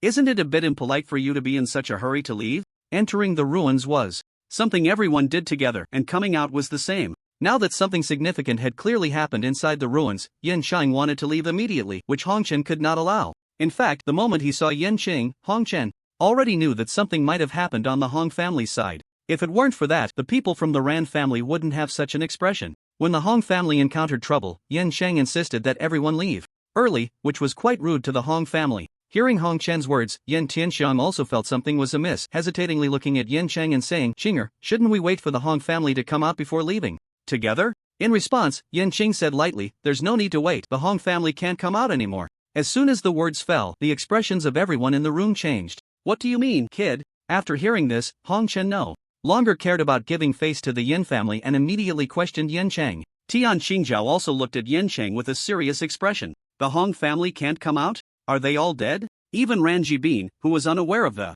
situation, changed his expression and looked towards Yin Chang. He then cast a deep glance at his own family. As for Yin Tianxiang, upon hearing Yin Qing's words, his face changed drastically. "Qinger, don't speak recklessly, there are so many people here." Hearing this, Yin Chang looked at Yin Tianxiang with a serious expression and said, "Uncle, I wouldn't dare to speak recklessly, it's just that the Hong family truly can't come out because..." At this point, Yin Qing paused, then turned his gaze towards the visibly angry Hong Chen and said lightly, "Because everyone from the Hong family has died inside." Boom! The sudden revelation exploded in the crowd like a deep water bomb. The surrounding loose cultivators were utterly shocked upon hearing that the Hong family had been completely wiped out. Who attacked the Hong family? How long had they been in the cave? An hour? Probably not even an hour. Moreover, the Hong family was with the Ran family, and now the Ran family had not lost a single person, yet everyone from the Hong family was dead inside? At that moment, everyone turned their gaze towards the Ran family as if they had discovered some great secret. Upon hearing this, Tian Shingha's heart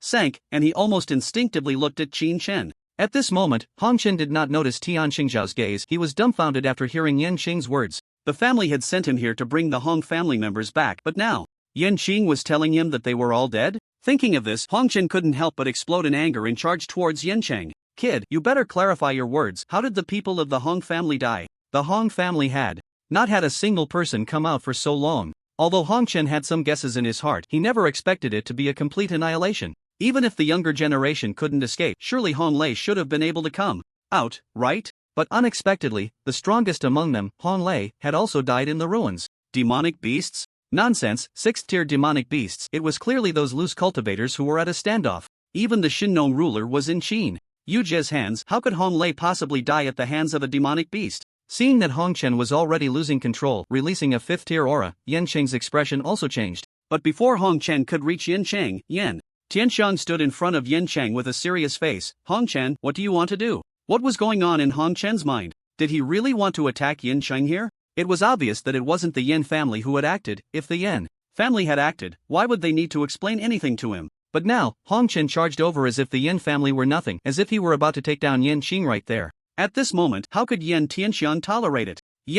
Tianqing directly stood in front of Yan Cheng, his 6th-tier aura crushing the aura emanating from Hong Chen, causing Hong Chen to involuntarily take a step back. Feeling the immense power of Yan Tianqing before him, Hong Chen's face shifted from pale to flushed, and finally he could only grit his teeth and say, my Hong family entered the ruins with a total of 12 people, yet all of them died inside. Are you saying that your Yan family has no explanation for this? At this point, Yan Tianqing's expression also changed, and he immediately shouted, the ruins are fraught with danger, and death is a normal occurrence. This matter should be considered carefully. Hong Chen, what do you mean by directly attacking my Yan family members? Hearing this, a hint of mockery appeared on Hong Chen's face. Death is normal? At this point, Hong Chen's tone turned icy. If the younger generation died, it would be normal, but why did Hong Lei die in the ruins? Who besides the Ran family and your Yan family could have killed Hong Lei? Seeing this, Yan Tianqing's expression changed, and he immediately wanted to speak but was directly interrupted by Hong Chen. Let's assume, for the sake of argument, that there were dangers inside. Why is it that not a single person from my Hong family survived, while your Yan family and the Ran family suffered no losses?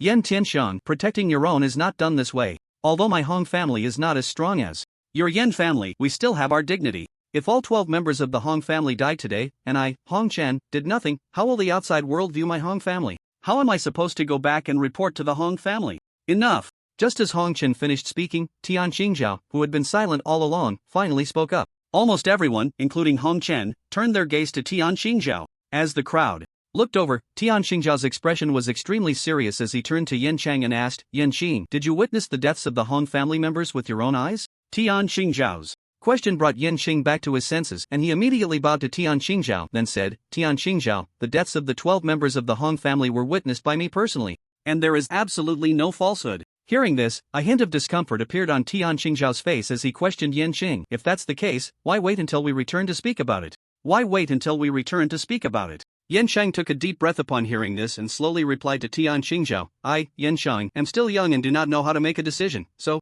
I wanted to speak to Tian Shingha alone about the matters within the ruins. Under normal circumstances, Yan Cheng would have likely spoken up much earlier. However, upon seeing Qin Chen pick up the Shenyuan sword and break through to a higher level beyond the peak of the Dark Realm, he realized that this was not something he could decide. If it weren't for Qin Chen reaching a higher level, Yan Cheng would have never held back. Not knowing what Yan Cheng was thinking, Tian Shingha was momentarily taken aback after hearing this, then waved his hand to the many mages beside him and said, everyone, this is no longer your concern. You may leave now. Upon hearing Tian Shinghao's words, the scattered mages left in sheer terror. The entire Hong family was dead. This was something they had never anticipated. However, as scattered mages, they could not intervene in such matters, and they even worried they might not be able to leave this place. At this moment, with Tian Shingha speaking, the many mages almost fled as if their lives depended on it. After witnessing this scene, Qin Chen calmly said to the people behind him, let's go. The sudden words left Ranmo and Zhang Chenchuan momentarily stunned, as they looked at the composed Qin Chen in disbelief. You killed all these people and now you want to leave.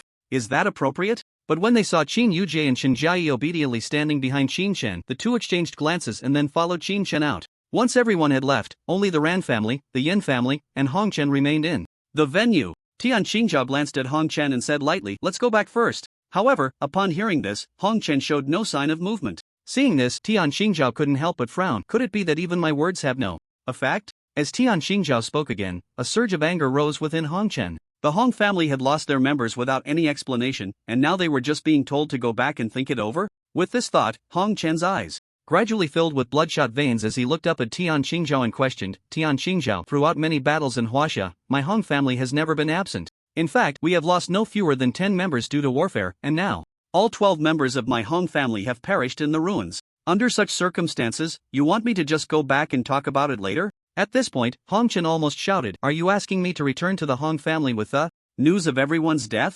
Is this all my Hong family's years of effort worth? My Hong family may not have achievements, but we have put in hard work. Tian Qingzhao, today I ask for nothing else but justice." Faced with Hong Chen's relentless questioning, Tian Qingzhao found himself in a difficult position. Indeed, if this matter was not resolved perfectly for the Hong family, it would likely chill the hearts of the entire Hong family. It might even dishearten other prominent families. They had poured their hearts and souls into the greater good of Huaxia, yet in the end, their own people died without even retrieving their bodies, and they were told to report back. How could this be fair to the Hong family? But did Yen Cheng not understand this? Did Ran Jiqing not know? They both knew. But now, both were playing dumb, unwilling to say anything. What could Tian Qingzhao do? At this point, he can only go back, inquire about what had happened with Yen Cheng, and then make a decision. Tian Qingzhao had many doubts about this matter. Although he immediately suspected Qin Shen was merely a peak mage in the Dark Realm. How could he possibly kill Hong Lei? Just as this thought emerged, it was quickly dismissed by Tian Qingzhao. After thinking for a moment, Tian Qingzhao looked at Hong Chen, whose eyes were wide with fury, and slowly closed his own eyes. Seeing this, Hong Chen remained silent, standing there quietly, not even glancing at Yen Qing or Ran Jiqing. After about 10 seconds, Tian Qingzhao, who had originally closed his eyes, opened them and then looked at Hong Chen, saying, "I will give you an explanation, and an explanation to the Hong family. For now, go back." At this point, the only way to make a decision was to fully understand the situation. Upon hearing Tian Qingzhao's words, this time Hong Chen did not refute. Instead, he darkly replied to Tian Qingzhao, "Then the Hong family will await your news." After saying this, Hong Chen left. All 12 members of the Hong family had died in the ruins, and not even a single body had been brought back. If this news reached the Hong family, who knew what kind of shock it would cause? After Hong Chen left, Tian Qingzhao then turned to Yen Qing, "You should come back with me too." Yen Sheng, however, did not rush to answer Tian Qingzhao. Instead, he focused his gaze on the servant behind him. "Bring him up." Upon hearing this, Tian Qingzhao looked over and saw that Yen Qing's servant was carrying a body on his back. Just now, shocked by the incident with the Hong family, I hadn't noticed this detail at all. At this moment, seeing the corpse, Tian Qingmiao asked in surprise, "What is this?" "An American. An old acquaintance." "An American?" Upon hearing this, Tian Qingmiao's pupils suddenly constricted. How could an American appear here? Yen Sheng took the corpse from the servant's hands and, as if throwing away garbage, tossed it at Tian Qingmiao's feet, saying, "This time, not only are there Americans but also some well-off ninjas. These are the only outsiders I know of." Hearing this, Tian Qingmiao's expression turned extremely serious. "Ninjas? They are here too?" Yen Sheng nodded in response. "Yes, this American said so, and he has already mastered the secret. It's a secret technique. As for those ninjas, I haven't seen them." Upon hearing this, Tian Qingmiao was incredibly surprised and asked, "Secret technique? How did you deal with him?" Naturally, Tian Qingmiao was aware of the existence of secret techniques which were almost invincible at the same level. That kind of secret could give headaches to anyone who had come into contact with it.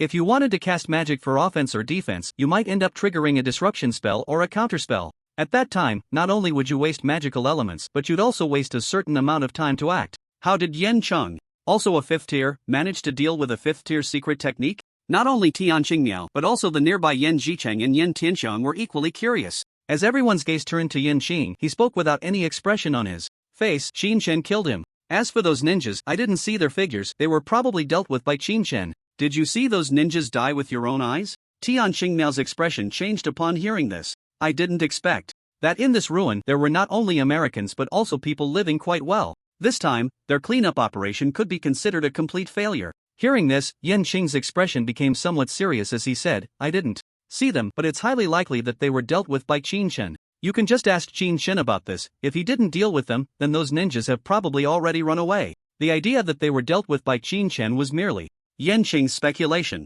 Upon hearing this, Tian Shingha finally understood why Tianqing wanted to go back and discuss it. This matter was of great importance. The fact that people from other countries could enter the ruins of China without anyone knowing represented what? It meant that their country had certain methods to evade Tian Shingha's perception. This matter was far more important than the deaths in the Hong family. If any more ruins were opened in the future, regardless of whether there were restrictions on levels, people from China would face certain dangers upon entering, including Tian Shingha himself. If Tian Shingha entered the ruins and other countries also sent in 9th-tier mages if they weren't detected, then even a 9th-tier mage like Tian Shingha could be dealt with without anyone knowing. If Tian Shingha died, then China's position in the world would plummet. Although Yan Wugui had already reached the 8th tier, it wasn't enough, far from enough. Thinking of this, Tian Shingha's expression became serious and he said sternly, "Come back with me." While saying this, he turned his gaze to Yan Tianqiang and said, "I will take Yansheng back. You tell Yan Wugui about what happened here today." Yes. Tian Shingha took Yansheng back. He had no worries, as the intelligence Yansheng brought was far too important and must be conveyed to Yan Wugui.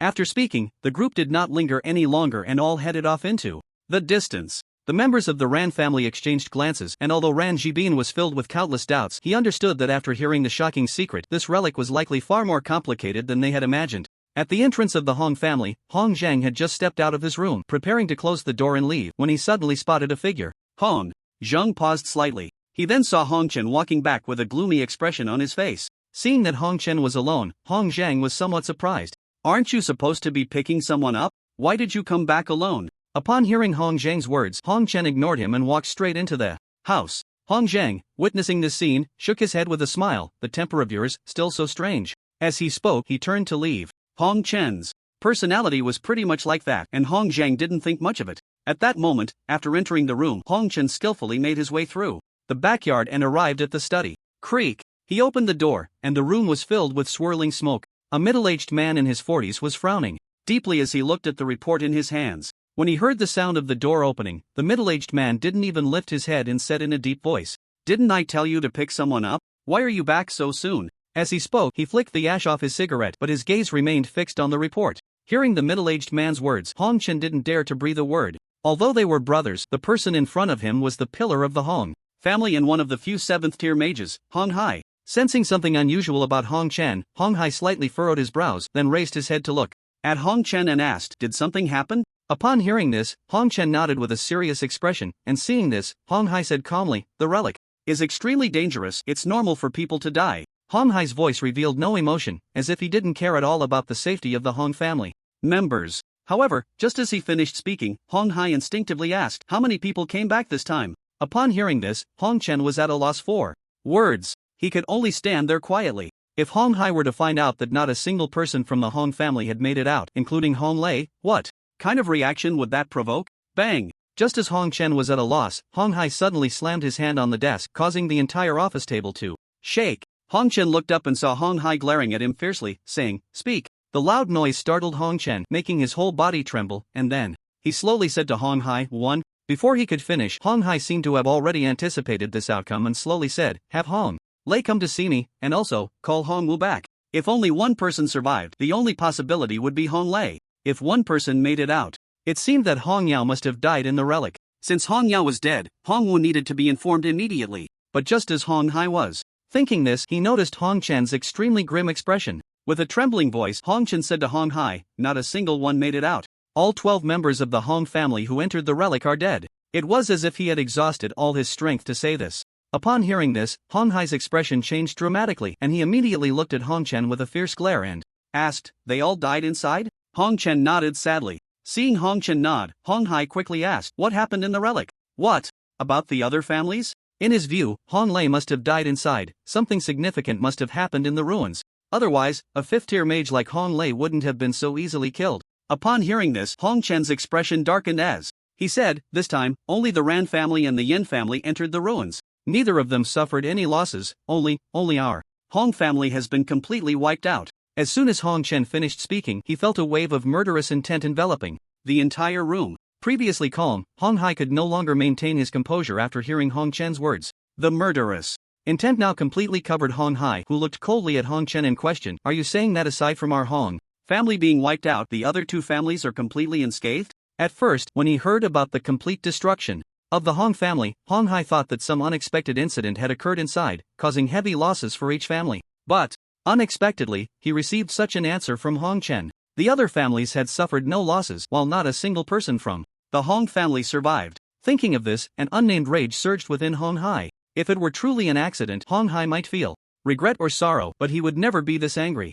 However, it was clear that this was not an accident. If it were an accident, why had not a single member of the Ran family died? Yet all the members of the Hong family had perished? Aside from the Ran family and Tianqing teaming up against Hong Lei, Hong Hai could not think of any reason why Hong Lei could die in the ruins while the Ran family and Tianqing remained unharmed. With this thought, Hong Hai glared at Hong Chen in a fit of rage and questioned, "So you just came back like this?" Seeing the furious Hong Hai before him, Hong Chen couldn't help but shiver slightly. Tianqing was also present at the time. I asked him. Hearing this, Hong Hai's expression turned cold as he inquired, "What did Tianqing say?" Tianqing only said he would give our Hong family an explanation and told me to return first. Is that all? That's it. Hong Hai felt somewhat puzzled. Normally, Tianqing would have already started handling this matter, but now he seemed to be dragging his feet. What exactly had happened? For a moment, Hong Hai felt uncertain. Looking at Hong Hai's grim expression, Hong Chen immediately asked, with concern, "Big brother, what should we do now?" Hearing this, Hong Hai couldn't help but glare at Hong Chen. "What else can we do? First, call Hong Wu back. Since Tianqing has already spoken, we just need to wait." Upon hearing this, Hong Chen immediately replied, "Understood." After saying this, Hong Chen retreated. Once he left the study and arrived in the courtyard, he glanced back at the direction of the study with some trepidation. He knew that this time, Hong Hai was genuinely angry. If Tianqing did not provide an explanation to the Hong family this time, the entire landscape of Huaxia might be thrown into turmoil. With this thought, Hong Chen dialed Hong Wu's number while walking towards the door. Meanwhile, in the study, after Hong Chen left, Hong Hai's expression turned completely grim. Bang! Hong Hai slammed the table, gritting his teeth as he said, "Ran family, Yen family, good tactics." At this moment, it was clear that Hong Hai had set his sights on the Ran and Yen families. As for Qin Shen, Hong Hai had no doubts. Although he knew that Qin Shen had also entered the ruins this time, in his eyes, Qin Shen simply did not have the qualifications to stop Hong Lei. If Qin Shen truly had this strength, then Hong Hai wouldn't have sent just Hong Lei this time.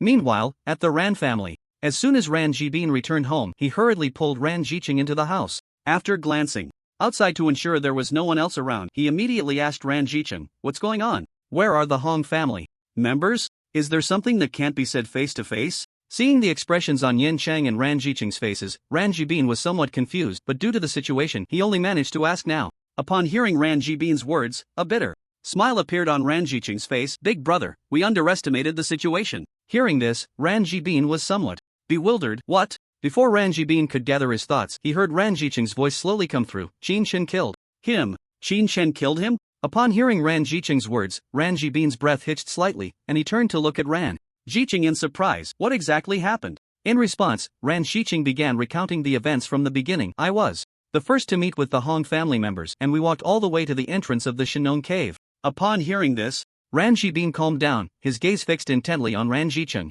Seeing this, Ran Jiqing continued, "Not long after we reached the cave entrance, Hong Lei started plotting against Zhang Chengchuan. Originally, I thought it was better to avoid trouble, so I didn't say much while Hong Lei dealt with Zhang Chengchuan." At this point, Ran Jibin noticed a look of fear suddenly appear on Ran Jiqing's face, and he continued, "But unexpectedly, not long after, Qin Shen arrived. He killed Hong Lei and wiped out the Hong family. If it weren't for Ran Mo being in Qin Shen's group, we might have ended up just like the Hong family." Hearing this, Ran Jibin's pupils suddenly constricted, and he looked at Ran Jiqing in disbelief, asking, "So, the deaths of the Hong family members were all because Hong Lei acted first against Qin Shen's people, leading to Qin Shen slaughtering all the Hong family members?" Upon hearing this, Ran Jibin nodded, as if at that moment he recalled the scene of Qin Shen taking action, causing his body to shiver involuntarily. Witnessing this, Ran Jibin immediately exclaimed, "How is that possible? That Qin Shen is just a practitioner of body techniques. How old is he? How could he possibly kill Hong Lei? If it were against an ordinary 5th-tier mage, I wouldn't be surprised if he could win.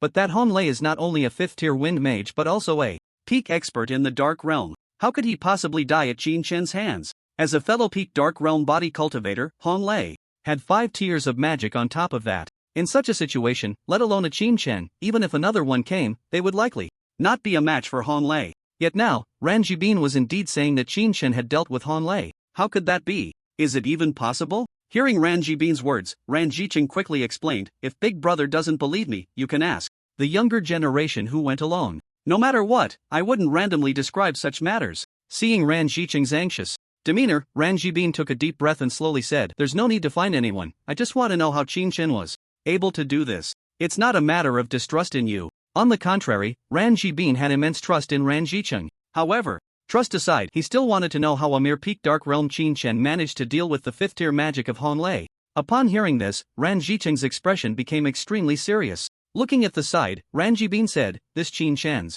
strength is beyond just the peak of the Dark Realm. When Qin Chen made his move, I could even feel his power. Beyond the peak of the Dark Realm?" Ran Jibin was momentarily taken aback, clearly not understanding what Ran Jiqing meant. Just then, Ran Jiqing's next words caused his expression to change drastically. "Qin Chen is probably already at a level above the Dark Realm. Qin Chen is likely already at a level above the Dark Realm." The same words not only appeared in the Ran family but also in the highest office of Huaxia. When Tianqing heard Yanqing's description, he suddenly stood up with a thud, startling Yanqing. Turning around, he saw Tianqing looking at him with an excited expression, asking, "Are you sure Qin Chen has reached above the Dark Realm?" Seeing Tianqing's excited demeanor, Yanqing felt no surprise at all, as he understood what it meant to be above the Dark Realm. The United States leads the world in magic, and the island has ninjutsu. Almost every country has some hidden cards, but only Huaxia does not. Or rather, Huaxia does have it, and that is physical techniques, but the realm of physical techniques can only reach the Dark Realm. Such a limit effectively stifles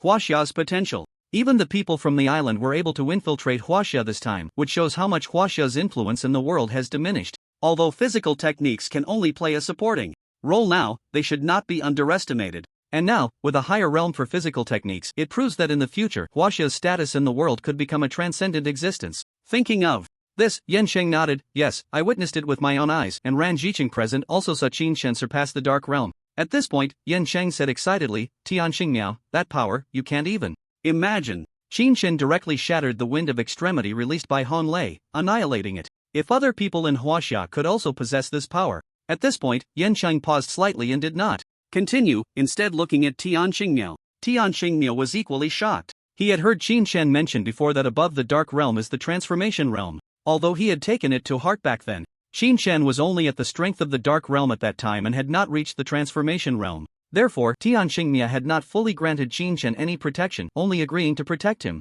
within the rules. But now, Qin Chen had already attained the strength of the Transformation Realm. This undoubtedly opened a guiding light for those in Huaxia who practiced body refinement. The Transformation Realm. If it could effortlessly deal with 5th-tier mages, then what about 6th-tier, 7th-tier? Would they be opponents of the Transformation Realm? Tianqing did not know. However, he heard Qin Chen mention that there seemed to be realms beyond the Transformation Realm. If Qin Chen could truly reach it and even promote it, then Huaxia's physical technique system would completely surpass the magic system. And the magic system would no longer be the only one in the world. Perhaps some might wonder, isn't the island's ninjutsu unrelated to magic? In fact, there is a significant relationship. For example, spirit summoning techniques are essentially similar to summoning spells. Various attribute ninjutsu is not much different from various attribute magic. There are even illusion systems in mind systems. Although the island's ninjutsu is called ninjutsu, it is essentially similar to magic. However, physical techniques are completely different from these two. The question is, can the peak of physical techniques truly surpass ninjutsu or magic?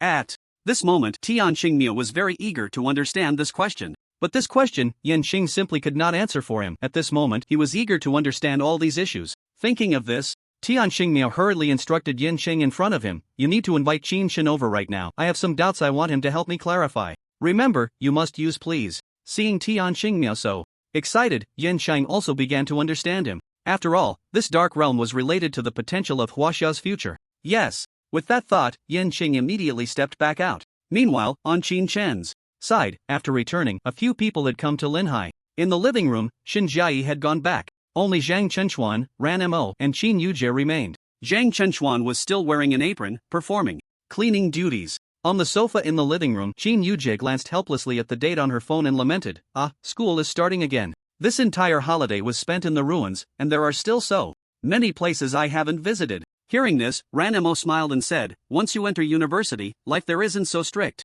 When the time comes, if you want to go anywhere, just call me and I'll go with you." At this moment, Ranmo had already begun to see Qin Yujie as a little sister-in-law. Upon hearing Ranmo's words, a hint of joy appeared on Qin Yujie's face. "Really?" In response, Ranmo smiled and said, "Of course." As she said this, it seemed Ranmo thought of something and then asked, "By the way, how about we rent a place together in Kyoto when the time comes?" We can live together, how does that sound? That way, it will be more convenient for shopping and such in the future. Hearing this, Chen Yujie said in disbelief, is that really possible? Ranmo replied, absolutely. Seeing this, Chen Yujie's face lit up with joy. That would be wonderful. But, just as a happy expression appeared on Chen Yujie's face, Ranmo hesitated and said, but I don't know if your brother Chen Chen would agree. Hearing this, Chen Yujie smiled nonchalantly and said, he won't mind, don't worry, Sister Ranmo. If my brother doesn't want to, While saying this, Chen Yujie adorably extended her little fist as if to say that if Chen Chen refused, she would give him a good beating. Seeing this scene, Ranmo smiled while feeling a hint of delight in her heart. She then turned her gaze towards the second floor, and on the second floor was where Chen Chen was located. At this moment, in his room, Chen Chen had just returned and locked himself inside. For Chen Chen, this time was truly a windfall. Not only had he obtained the Shinnong ruler, but he had also acquired the Xianyuan sword, which he had never found in his previous life. Because he had obtained these two items, Chen Chen directly took out the items from the Hong family's storage ring and shared them with the others.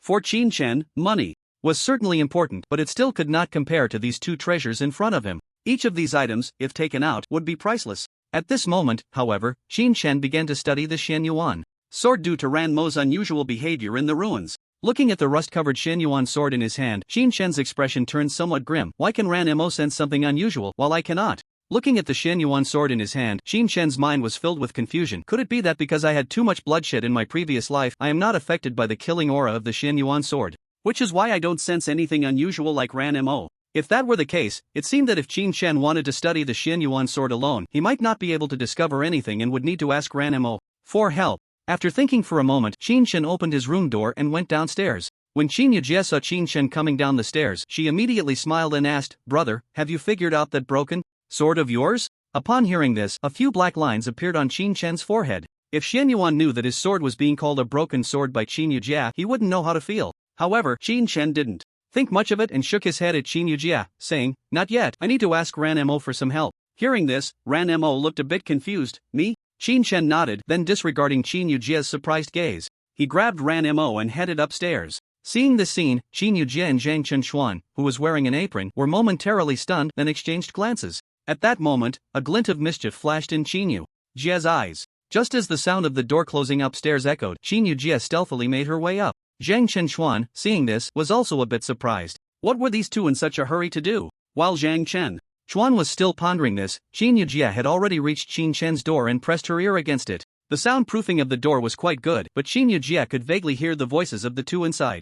Hurry, get to the bed, quick, we don't have much time. Be gentle, why are you so impatient? Hurry up, I can't hold it anymore, I'm going crazy. The lewd words from the two made Chen Yujie gasp in surprise. Her mouth agape, her face filled with astonishment. Chen Chen and Ranmo were together? And their relationship had already reached this point? When did this happen? Was it in the ruins? At that moment, Chen Yujie had 1,000 questions in her mind. However, she genuinely felt happy for Chen Chen. In Chen Yujie's impression, Ranmo was undoubtedly the best candidate to be a sister-in-law. Now that Chen Chen could be with Ranmo, how could Chen Yujie not be happy? With this thought, Chen Yujie beamed with joy, decided to stop eavesdropping, and turned to head downstairs. Zhang Chenshuan looked at the smile on Chen Yujie's face and asked curiously, what did you hear? Why do you look like that? Chen Yujie smiled and said, I have a sister-in-law now. Hearing this, Zhang Chenshuan's pupils suddenly contracted, then he looked in surprise towards the second floor. No way? It's still daytime. He didn't expect that Chen Chen, who usually looked very serious, would actually be this kind of person.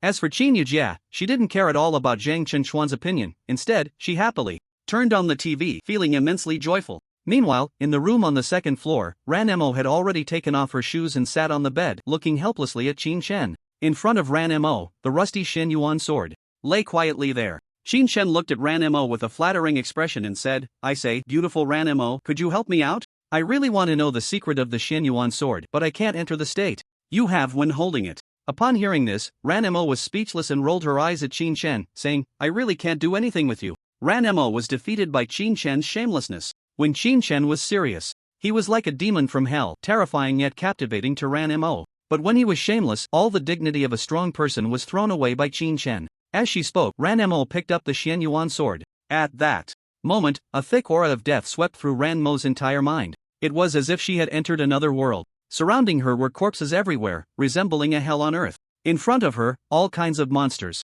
appeared before her. These demon beasts were unlike any that Ranmo had ever seen. Each one here loomed like a mountain. There were pig-like creatures with human forms and others that were colorful and resplendent like peacocks. All these demon beasts exuded an incredibly terrifying aura, making Ranmo live in fear every moment. What is this place? Why are there such powerful demon beasts? The aura emanating from these creatures was even more terrifying than that of a 9th-tier mage like Tian Shingha. In fact, Tian Shingha felt so small in front of these demon beasts, the aura of a 9th-tier mage compared to theirs was like a firefly in the sky compared to the light of the moon. This overwhelming presence made Ranmo feel as if his very soul was engulfed in fear. Outside, Chen quietly observed after Ranmo entered that unusual state. Soon, he noticed that beads of sweat the size of soybeans were continuously falling from Ranmo's forehead, his face turning an extremely pale shade, and his entire body began to tremble. Seeing this, Chen's expression changed instantly, and the chi within him almost instantly condensed in his hand, placing his right hand directly on the one Ranmo had resting on the Xianyuan sword.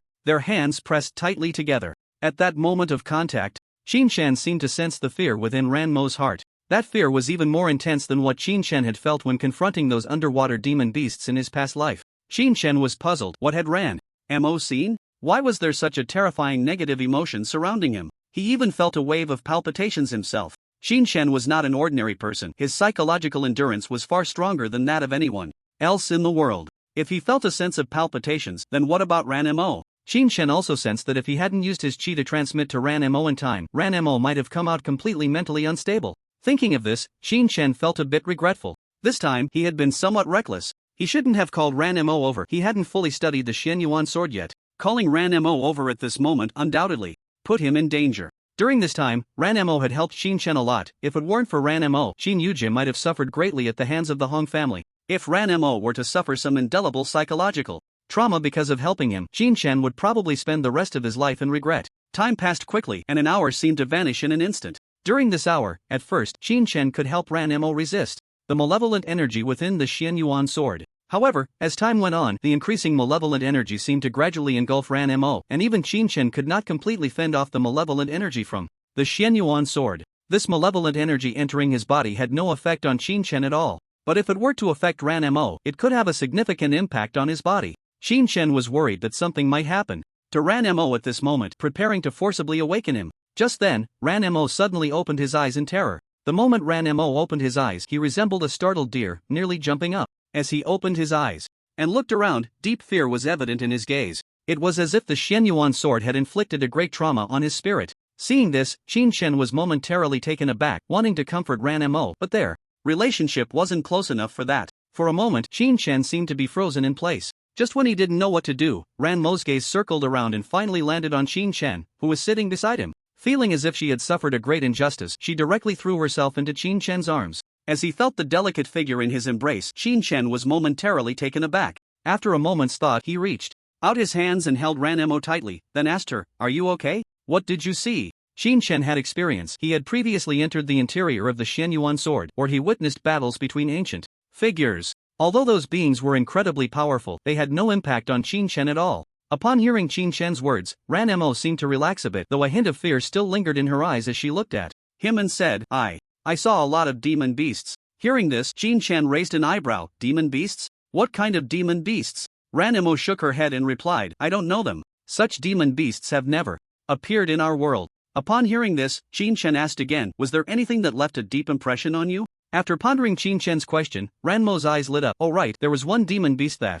looked like an ordinary tiger, but its whole body was covered in hedgehog quills and it made a barking sound. It looked terrifying, and some demon beasts stronger than 9th-tier ones were directly slapped to death by this guy, Tianqing." Upon hearing Ranmo's words, Chen's pupils suddenly constricted. What Ranmo saw seemed to be the demon beast Tianqing from the classic of Mountains and Seas. Could Ranmo see the demon beasts inside? Why couldn't he see them? He could only see the scene of the Xianyuan battle against Qiyu, while Ranmo could see the demon beasts. Could it be that the images seen by the Xianyuan sword vary from person to person? With this thought, Chen couldn't help but focus his gaze on the Xianyuan sword. Did ancient times also have the existence of demon beasts? Noticing that Chen had fallen into deep thought, Ranmo finally snapped back to reality from her fear. Just moments ago, after seeing those demon beasts, she felt how insignificant she was. In front of those ancient demon beasts, Ranmo didn't even have the courage to take a glance. The malevolence emanating from those demon beasts was incomparably stronger than that from Chen.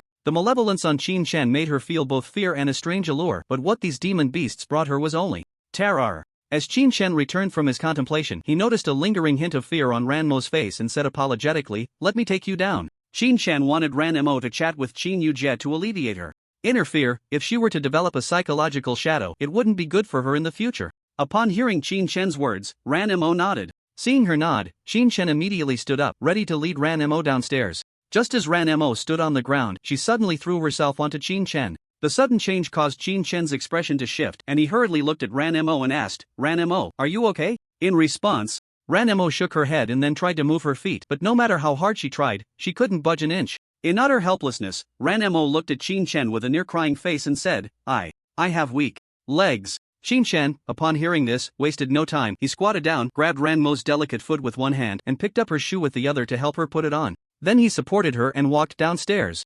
Meanwhile, downstairs, someone had appeared without anyone noticing. It was Yanqing. After receiving news from Tian Shingha, Yanqing rushed to the place where Qin Chen was. "I say, what on earth has brother Qin Chen been doing? There's an urgent matter at Tianqing's side." As he spoke, Yanqing stood up and said, "It's been almost an hour, why hasn't he come out yet? Does Tianqing Xiao dare to release the pigeons? You must know that Qin Chen has already killed a large number of people from the Hong family. If not handled properly, Qin Chen might not escape death this time." In this situation, only Tianqing Xiao's intervention could possibly save him. However, now that an hour has passed, there is still no sign of Qin Chen, which made Yanqing feel a bit anxious. Qin Yujie felt a bit embarrassed upon hearing this. She had just been eavesdropping at the door of the room for a while, so she naturally knew what Qin Chen was doing. But in this situation, she couldn't just tell Yanqing. Seeing Yanqing's anxious expression, Qin Yujie could only apologize and say, "My brother is busy.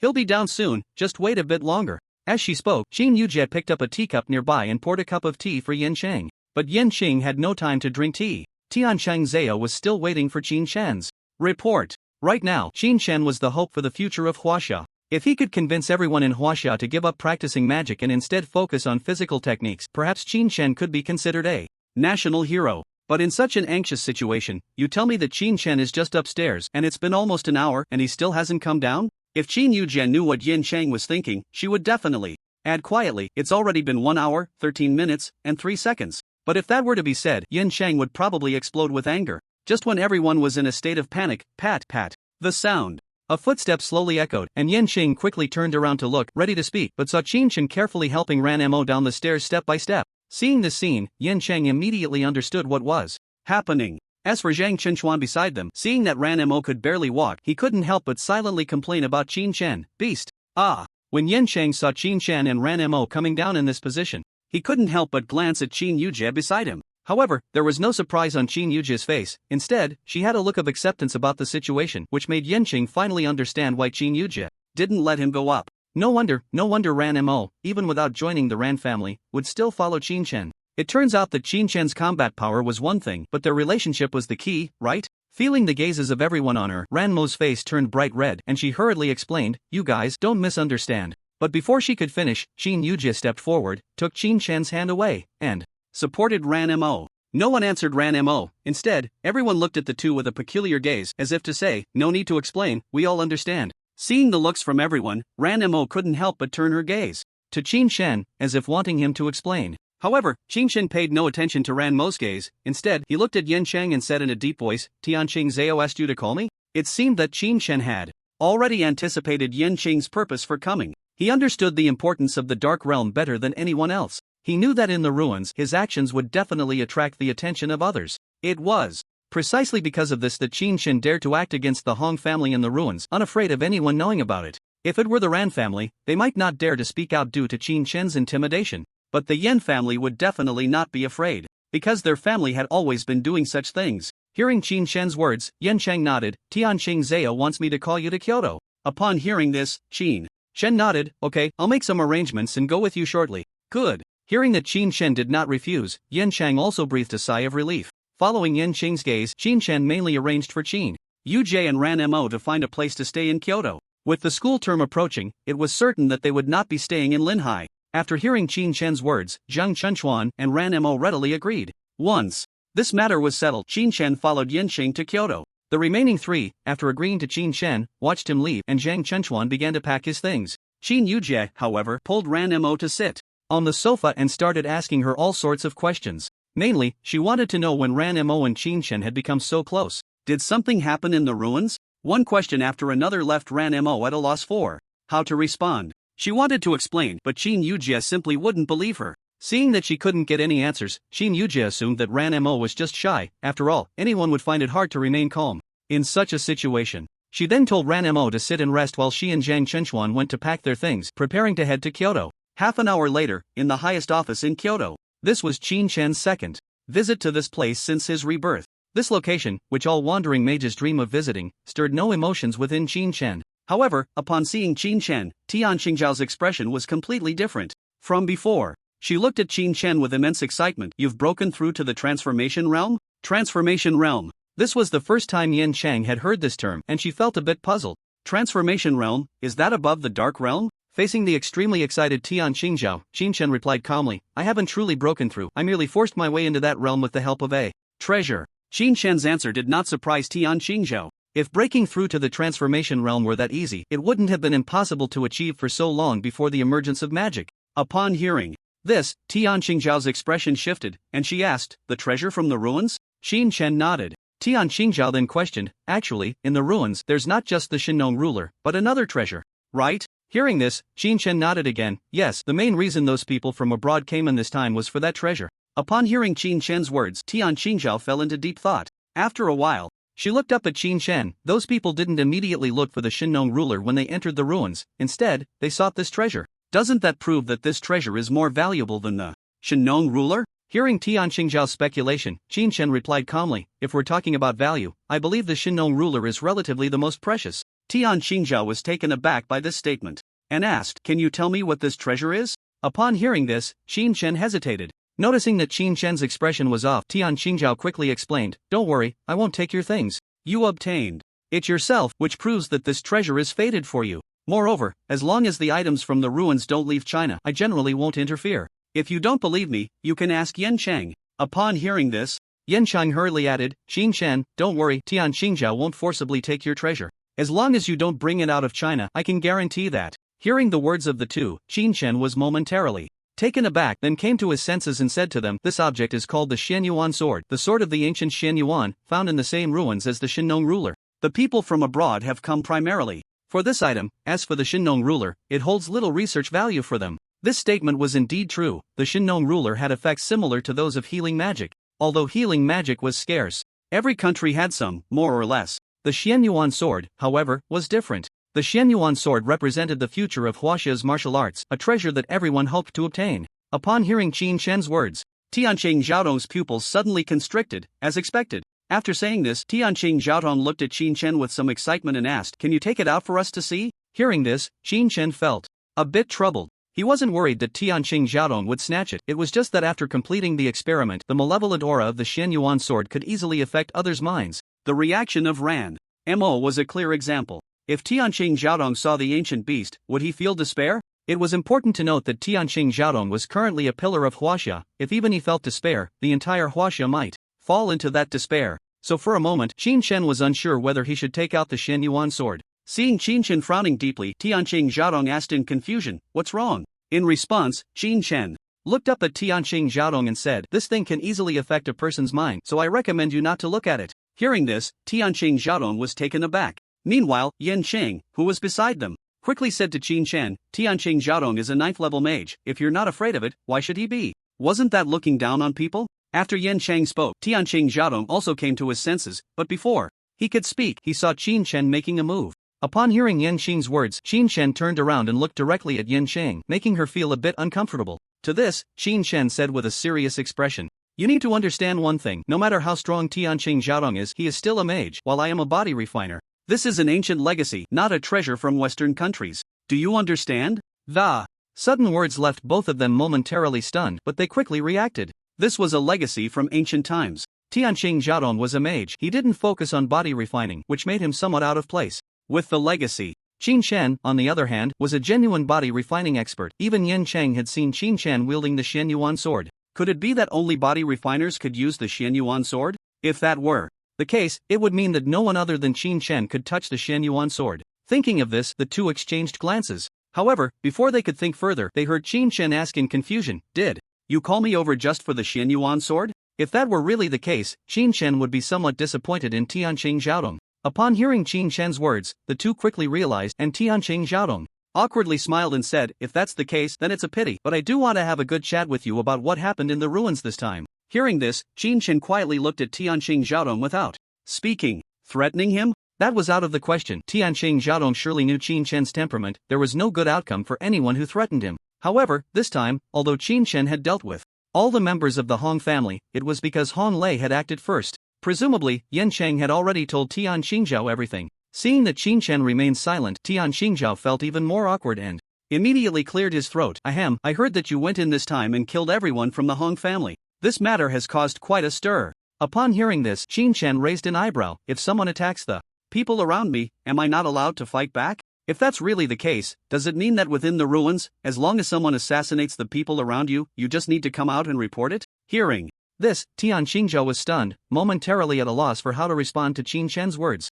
He had originally thought to extort something from Qin Chen through this incident, but unexpectedly, Qin Chen was lecturing him on reason. Moreover, this reasoning left him speechless. In fact, while it was a tacit rule to act against others within the ruins, if reported, one could be executed on the spot. However, with Qin Chen's situation, it was not necessarily the same. After all, it was the Hong family who had attacked Qin Chen first, and Qin Chen retaliated, seeking revenge, which was entirely justifiable. As for the fact that none of Qin Chen's people died, that had nothing to do with it. Qin Chen had already positioned himself on the grounds of self-defense. For example, if someone comes at you with a knife, you can fight back with a knife. But if someone only punches you cannot use a knife. If you do, it would be considered excessive self-defense. And in the realm of self-defense, magic is superior to physical combat. After all, the harm caused by magic is far greater than that of physical techniques. This means that if someone has a gun and aims to harm Qin Chen, while Qin Chen only retaliates with his fists, this is clearly a case of justifiable self-defense, and Qin Chen would have no issues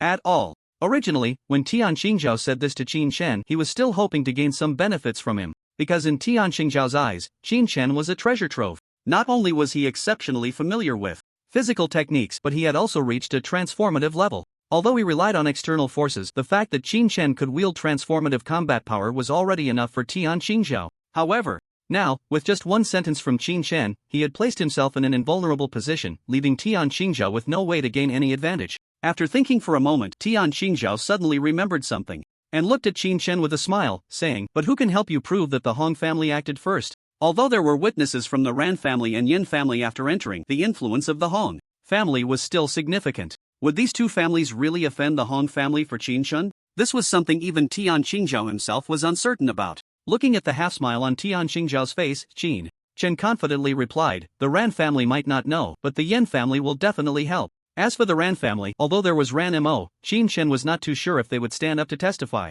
However, he had complete confidence in the Yen family. Even saying this in front of Yen Qing, Qin Chen was not worried that Yen Cheng would refute him, because Qin Chen understood Yen Wugui's character, helping reason over kinship. That was Yen Wugui's persona. Hearing Qin Chen's words, Tian Shingha narrowed his eyes slightly. You seem to be quite familiar with the Yin family? Indeed, if Qin Chen were to encounter trouble with the Hong family because of this matter, the Yen family would likely come forward to provide evidence. However, they would only serve as witnesses. Qin Chen smiled and did not answer, while Tian Shingha seemed to have no surprise at all and instead asked Qin Chen, what about the Ran family? Upon hearing this, Qin Chen smiled faintly and said, as for the Ran family, let them decide for themselves. If the Ran family did not come forward to testify, then Qin Chen would not mind that it was Ranmo's family. As a reincarnator, Qin Chen knew far more than others did. Although Qin Chen's rebirth would rewrite much of history, he also knew which parts would be altered and which would remain unchanged. Aside from the Yen family, almost every family had numerous dark spots. After seeing Qin Chen's demeanor, Tian Shingha was somewhat puzzled. So, you were actually prepared before taking action? Upon hearing this, Qin Chen smiled but remained silent. Observing Qin Chen's expression, Tian Shingha grew more confused. Killing and leaving none alive, especially people from a prestigious family like the Hong family. He couldn't understand where Qin Chen's confidence came from to withstand the Hong family's onslaught. After all, the Hong family had been deeply entrenched for so long, he was just a nobody without any backing. Yet at this moment, Qin Chen seemed to regard the Hong family's threat with indifference, his confident demeanor suggesting he already had a plan in mind. I came here mainly to ask you about the strength of those ninjas, Tian Shingha said. He didn't want to pry too much into Qin Chen's affairs. This time, the situation had escalated too much, and even Tian Shingha couldn't resolve it. Upon hearing Tian Shingha's words, Qin Chen replied casually, 1 shunan, for genin. The Chunin strength is about the same as Hong Lei's, while the Genin are roughly at the peak of the Ming realm. Although Qin Shen had used the Xianyuan sword to deal with Hong Lei, it was because Hong Lei had magical equipment for defense. Without the aid of magical tools, Hong Lei was actually a bit weaker than that Chunin. Currently, Qin Shen's biggest shortcoming in combat was his offensive capability. If it were someone else, they could shatter magical defenses with sheer force. But Qin Shen couldn't. The Xianyuan sword directly compensated for this flaw, which is why Hong Lei appeared so vulnerable when Qin Shen wielded it. Hearing Qin Shen's words, Tian Shingha fell silent. Peak Ming realm. Qin Shen didn't mention what level of magic the Genin possessed, perhaps because those Genin hadn't even used magic when facing Qin Shen. This detail didn't concern Tian Shingha too much. The fact that the Chunin was comparable to Hong Lei made Tian Shingha furrow his brow. After all, although Hong Lei was a 5th tier, he was considered a key pillar at the mid-level. However, if the ninjas were only Chunin, then the combat power from Sakura country might be quite alarming. You've made too much noise about this matter. It's likely to reach the highest council. At that time, even I won't be able to interfere at all. Do you understand? After thinking for a moment, Tian Shingha didn't dwell on this issue for too long but instead gave Qin Shen a warning. Qin Shen understood the secrets of body refinement, but even so, rules were rules, and he couldn't act recklessly. If he thought he could kill it well just because he had value, then he, as the highest leader of Huaxia, would be nothing but a joke here. Upon hearing this, Qin Shen nodded, understood. Qin Shen knew quite a bit about Tian Shingha. Although he was the highest combat power in Huaxia, many matters weren't solely decided by Tian Shingha. No single person could uphold all of Huaxia. Every family contributed to Huaxia to some extent. It was precisely for this reason that Tian Shingha was cautious in handling affairs. Moreover, Qin Shen understood that today's situation wasn't solely due to his high value. It was because he had dealt with those outsiders, eliminating some hidden dangers for Huaxia. Otherwise, Tian Shingha probably wouldn't have said so much. However, with Tian Xinghao's words, that was already enough for Qin Shen. Tian Xingha is currently in a neutral state. As for Qin Shen's situation, the only ally he can draw in is the Yen family. With this thought in mind, Qin Shen looked at Tian Xingha and asked, "When will the highest meeting start?" Upon hearing this, Tian Xingha replied solemnly, "I haven't received specific news from the Hong family yet, but it should be soon. I believe the highest meeting will commence in the next few days." At this point, Tian Xingha said to Qin Shen, "As for the Hong family, although I don't know what methods you have, I can only stand on the side of the law. Do you understand?" Qin Shen nodded in response. Seeing him nod, Tian Xingha waved his hand and said, "In that case, you can leave now." Qin Shen turned and left. In the room, only Yen Chang and Tian Xingha remained. Just as Qin Shen had left, Yen Chang looked at Tian Xingha with a somewhat anxious expression and said, "Tian Chang, aren't we going to help Qin Shen?" Qin Shen had grasped the method to break through the transformation realm. He originally thought Tian Xingha would protect him, but unexpectedly, Tian Xingha had just let go without any concern. Hearing this, Tian Xingha coldly replied, "His value does not mean he can act recklessly. This matter has escalated too much. Even if I intervene, I might not be able to help him, so there's no need to discuss it further." Yen Chang nodded in response. Seeing this, Tian Xingha said to Yen Xing, "All right, there's nothing else. You can leave now." "Yes." Upon hearing this, Yen Xing prepared to take her leave, but just as she reached the office door, Tian Xingha called out to her again, "By the way, when you go back, have your father send me some information on ninjas?" "Yes." After saying this, Yen Chang left the office. Once Yen Chang had departed, Tian Xingha furrowed his brows. Ninjas. He had heard about this organization more than once. The Sakura country also has mages, and the highest level there is also 8th tier mages. Moreover, their country has ninjas. Ninjas are ninjas, and mages are mages. These two are separate. In fact, it's not much different from Huaxia. However, he did not expect that a Chunin could reach a level like Hong Lei's. In that case, he might need to consult Yen Wugui for a thorough discussion. With this thought, Tian Xingha closed his eyes and sat in his position as if he had fallen asleep. Meanwhile, after leaving the highest office, Yen Xing directly exited the building. However, just as she stepped out the door, she noticed that Qin Shen had not left. Instead, he was leaning against the door, seemingly waiting for something. Seeing this, Yen Xing curiously looked at Qin Shen and asked, "Brother Qin Shen, why are you still here? Are you waiting for someone?" Yen Chang was somewhat puzzled. Qin Shen slowly replied, "I'm waiting for you." Upon hearing this, Yen Chang was slightly taken aback but quickly reacted and asked Qin Shen, "Are you looking for my father to help you against the Hong family?" Aside from this explanation, there seemed to be no other reason. However, thinking of this, Yen Xing continued, "You can rest assured about this. I witnessed the entire process. Although you went a bit too far, it's understandable. If it comes to a judgment, you won't face overly harsh punishment." Hearing this, Qin Shen smiled noncommittally. He knew the Yin family would help, but the extent of their assistance was very important to him. Some matters needed to be discussed face-to-face with Yen Wugui. After some thought, Qin Shen said to Yen Xing, "I want to talk to your father. Please take me to see him." Suddenly hearing this, Tianqing's expression was somewhat surprised. Looking for my father? How could Tianqing not understand what Tianqing meant?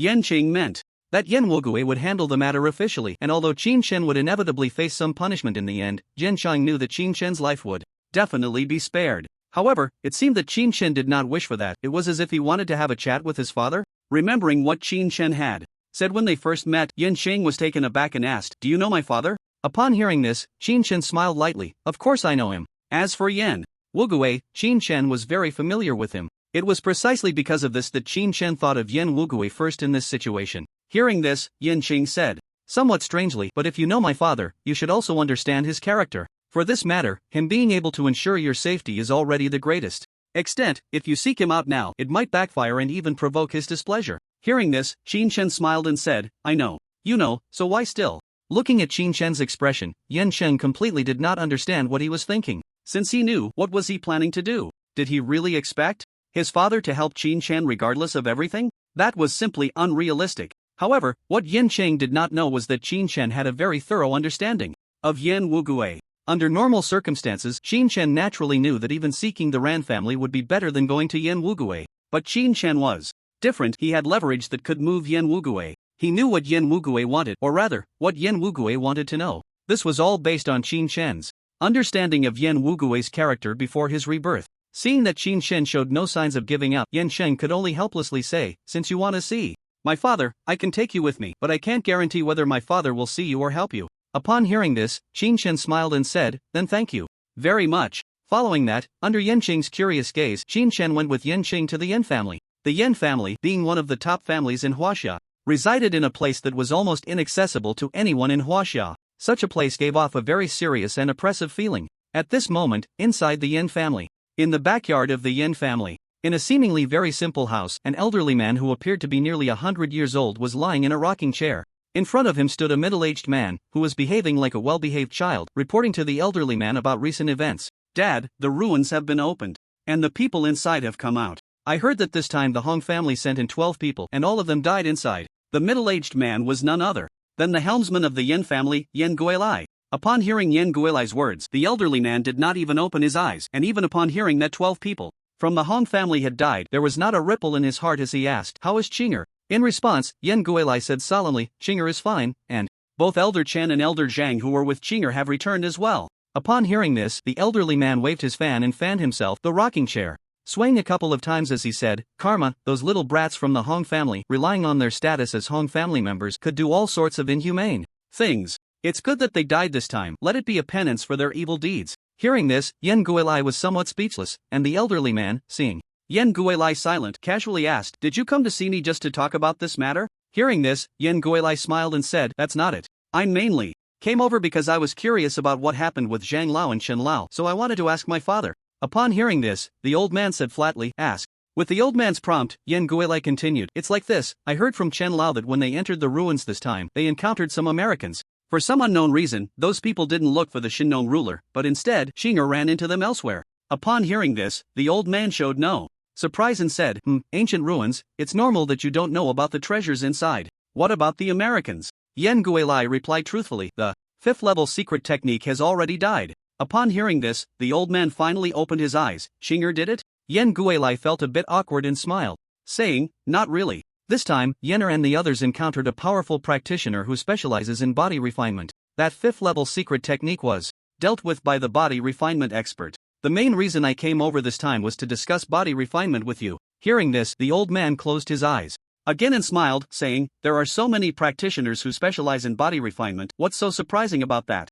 What do you need to ask me for?" While saying this, the old man scolded Yan Wugui in front of him. "I told you not to practice magic back then. You still managed to become an 8th level mage and became the second most important person in Huaxia? Now you come to me to discuss body refinement? Are you planning to give up your magic?" Yan Wugui felt a bit embarrassed and said, "Isn't it to protect all of Huaxia? Besides, which member of the Yan family has neglected body refinement? Everyone in the Yan family has been practicing body refinement since childhood. No one has ever skipped it. Even someone like Yan Wugui is no exception. Because of this, the Yan family, with their body techniques combined with magic, has combat power that surpasses other mages by more than one level. Therefore, people from other families have also begun to imitate them." It can be said that now, almost every well-known family in Huaxia practices body refinement. It's just a matter of time. One could say that the reason there are still so many practitioners of body refinement in Huaxia is directly related to the Yan family. Upon hearing Yan Wugui's words, the old man didn't even lift his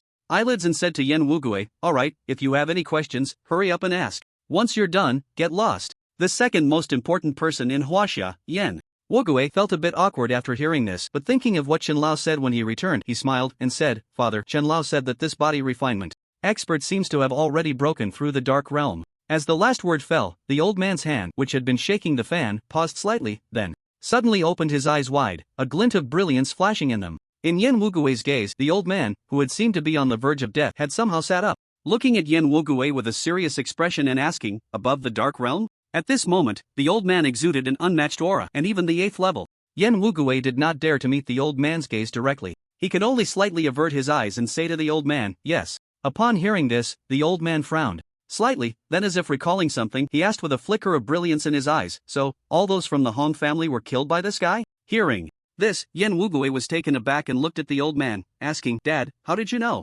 Hearing this, the old man didn't even lift his head and said, "Xingha and old Xinjiang are fine, and the other families are also fine. Only the Hong family has encountered problems, although we don't know what exactly happened to the Hong family. With the 6-tier restriction of the ruins, the Hong family must have sent at least a 5-tier mage to lead the team. And the most outstanding among the 3rd generation of the Hong family is Hong Lei. It should be that old fellow Hong Lei leading the team, right?" Upon hearing this, Yan Wugui was extremely shocked but soon felt relieved. The old man had eaten more salt than he had walked roads. Although there were very few clues at the moment, there was no doubt about the old man's insight. Thinking of this, Yan Wugui immediately nodded and said, "Yes, it's exactly as my father said." Upon hearing Yan Wugui's words, the old man continued to analyze. Although Hong Lei is a 5-tier mage, his physical training has already reached the peak of the Dark Realm. For an ordinary peak Dark Realm expert, it would be almost impossible to deal with Hong Lei unless they break through to a level above the Dark Realm. Thinking of this, the old man suddenly became a bit excited. This means that physical techniques have no limits, and abilities above the Dark Realm are definitely not inferior to those of a 5-tier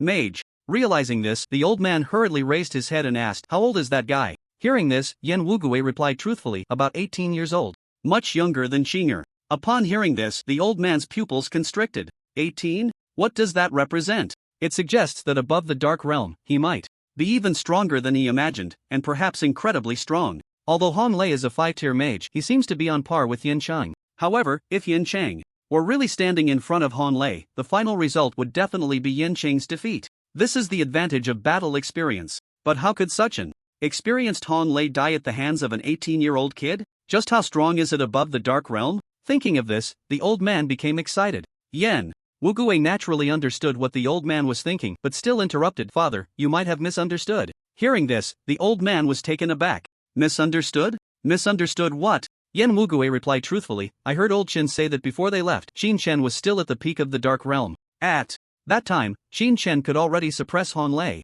If it weren't for Hong Lei using magical tools, he might have resolved Hong Lei long before Xingha and the others arrived." Upon hearing this, old Yan was stunned and said in surprise, "A Dark Realm expert who hasn't practiced magic can suppress someone who is also in the Dark Realm but is a 5-tier mage? Just how terrifying is Chen's battle experience? If he could suppress Tianqing, old Yan wouldn't be that surprised. But to suppress Hong Lei is truly shocking. Moreover, the one suppressing Hong Lei is an 18-year-old kid. Old Yan now wants to see who this kid really is, able to suppress Hong Lei without using magic. At this moment, a feeling called the unknown emerged in old Yan's heart. Unknown. It had been many years since he had felt this. Having lived for half his life, he had seen countless pure physical cultivators, pure magic practitioners, and even those who practiced both martial and magical arts. Yet, this was the first time he experienced the feeling of the unknown in an 18-year-old kid. And most importantly, this kid actually has the ability to advance beyond the Dark Realm. If this ability is indeed true, then the entire cultivation system of the world might undergo significant changes. Thinking of this, the old man no longer pondered further and said to Yan Wugui, "You go down and find a time to invite this kid over for me to meet." Yan Wugui replied, "Yes." Upon hearing this, old Master Yan lay back in his rocking chair again, closed his eyes, and began to wave the fan in his hand once more. It was as if he had once again fallen into a state of indifference towards everything around him. Yan Wugui stepped back. He naturally understood his father's thoughts. His old father had always urged them not to give up on the things left by their ancestors. At first, Yan Wugui and the others thought the same. However, with the rise of magic, Yan Wugui realized that if they continued to focus on body refinement, the likely outcome would be a dead end. In utter helplessness, Yan Wugui chose to practice magic. It wasn't just Yan Wugui, many people in Huaxia made the same choice back then. In fact, their choice was not wrong. If they hadn't all practiced magic, Huaxia would have likely perished long ago under the attacks of the demon beasts. Ultimately, it all boiled down to one point. That is, body refinement has its limits, while magic, although it also has limits, is far superior in comparison. It was precisely because of this that when he learned someone could break through the dark realm, Yan Wugui immediately sought out Old Master Yan to discuss it. Since Old Master Yan wanted to meet that little fellow, he might as well make arrangements early. Just as Yan Wugui was thinking this, Qin Shen, following Yan Shang, had already arrived at the Yan family estate. The Yan family estate was vastly different from what Qin Shen had seen in other families. Although the place was a bit larger, it appeared quite dilapidated from the outside. It was very rustic. If it weren't for its special location, it would be hard to imagine this was a place where a prestigious family resided. At the entrance of the estate, several trained mages stood guard, vigilantly observing everything around them. Upon seeing Qin Shen and Yan Qing, they immediately saluted Yan Qing, "Young Master Qing, greetings." During the exchange, their gaze shifted to Qin Shen, as if questioning who he was. However, Yan Qing didn't think much of it. Instead, he smiled at the soldier and then led Qin Shen into the Yan family's estate. At this moment, Yan Wugui had just come out from seeing Old Master Yan. He heard one of his mages hurriedly approach his door. "Report. Come in." The mage, with a serious expression, said, "Young Master Qing has returned." Hearing this, Yan Wugui lifted his head. "Oh, let Qing'er come over." "Yes." After saying this, the soldier hurriedly retreated. In the living room, when Yan Qing entered the Yan family estate, his expression immediately turned serious. Looking at Qin Shen beside him, he said sternly, "When you meet my father, don't speak out of turn. Although I know you can reach the transformation realm, my father is famously impartial. If you think you can rely on the secret of your transformation realm to gain my father's assistance, you might be underestimating him." Upon hearing this, Qin Shen nodded. He probably understood Yan Wugui's character better than Yan Qing, the son standing before him. If it were truly as Yan Cheng said, relying on his secret of entering the transformation realm would guarantee success, then getting Yan Wugui to intervene would be nearly impossible. Just as the two were thinking this, the mage who had just entered came out, looking serious as he approached Yan Shang and said sternly, "The master calls for you." The two immediately stood up, and then Qin Shen followed Yan Qing to the study. Creak! The door to the study was opened. Yan Wugui was about to raise his head to speak when he saw Qin Shen following behind Yan Shang. Meanwhile, Qin Shen was also staring intently at Yan Wugui, feeling the faint 8th-tier pressure emanating from him, which commanded respect without anger. Looking at this former friend, he seemed to have aged much less than before and appeared quite spirited. When he saw Yan Wugui looking particularly lively, Qin Shen smiled. It was still not the time for the revival of spiritual energy, and it was rare to be able to have a calm conversation with Yan Wugui here. Upon seeing Qin Shen's beaming smile, Yan Wugui frowned slightly.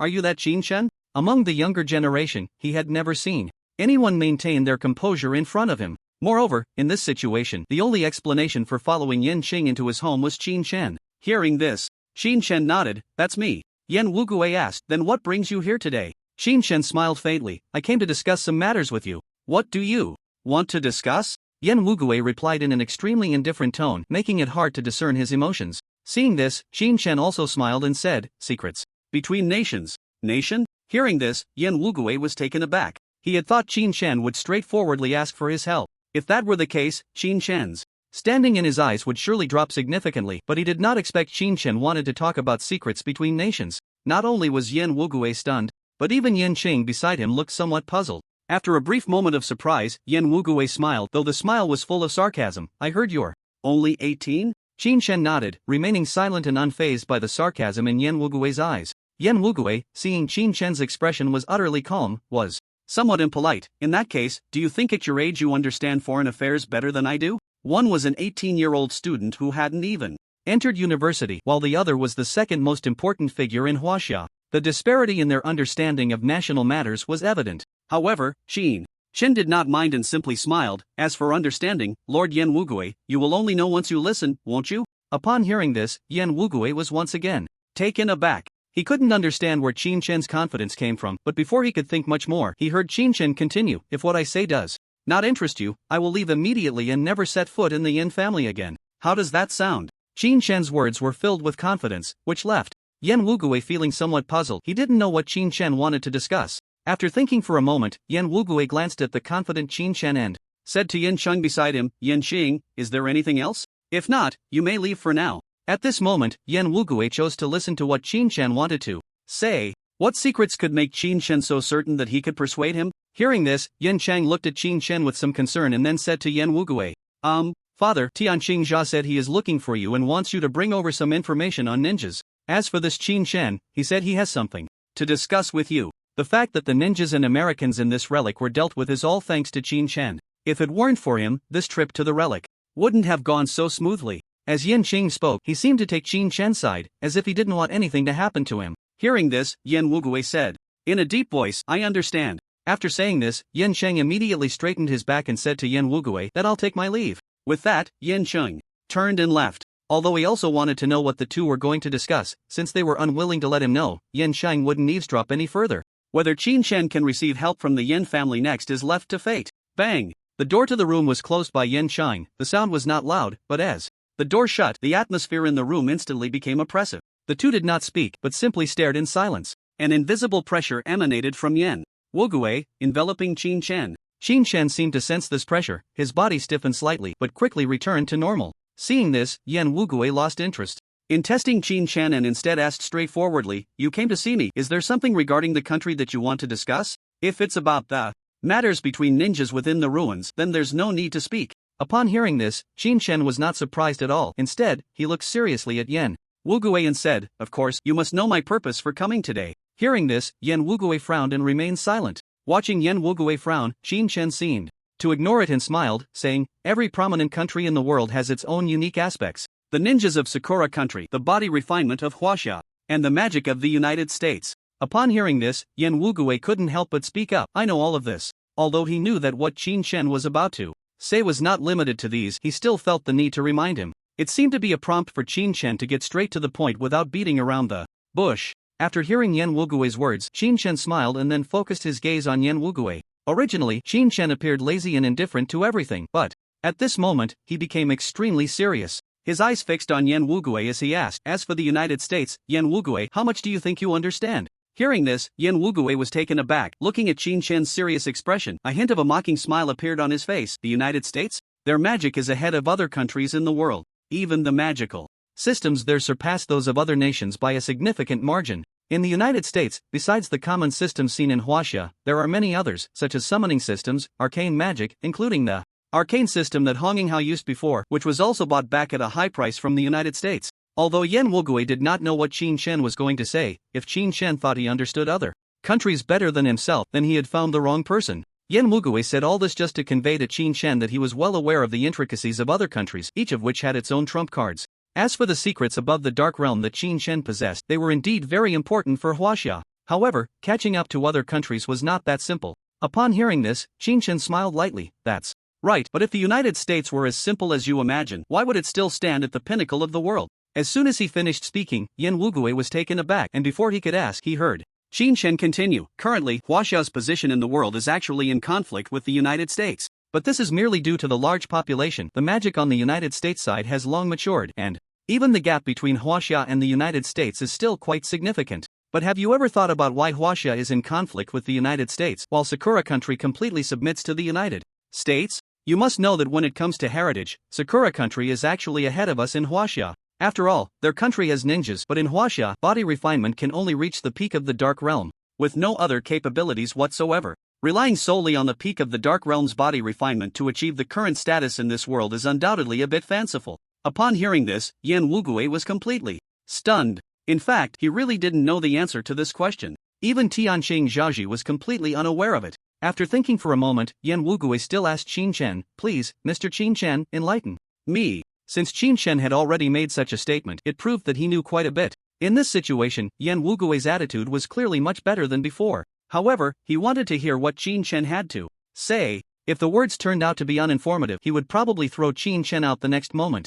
Upon hearing this, Qin Shan's expression became extremely serious, and he looked at Yan Wugui with a serious face and said, because the United States is not as simple as you think. In fact, if the populations were equal, not to mention the United States, even if it were Sakura country, we would have no way to deal with them. Hearing this, Yan Wugui instinctively wanted to refute, but Qin Shan did not give him the chance to speak. The ninjas of Sakura country actually learned from Huaxia. You know the history of Huaxia, so you naturally know what Sakura country has learned from Huaxia. But even they have to submit to the United States. Do you think that just some extra knowledge that others don't know can make Sakura country bow to the United States? In fact, it is not. The main reason they submit to the United States is that they know how powerful the United States is. The United States trump cards are far more complex than you imagine. At this point, Chen looked directly at Yan Wugui, who was also stunned by Qin Chen's words. In fact, they were somewhat surprised as to why Sakura country revered the United States. Even whatever the United States wanted, Sakura country would go to great lengths to fulfill it.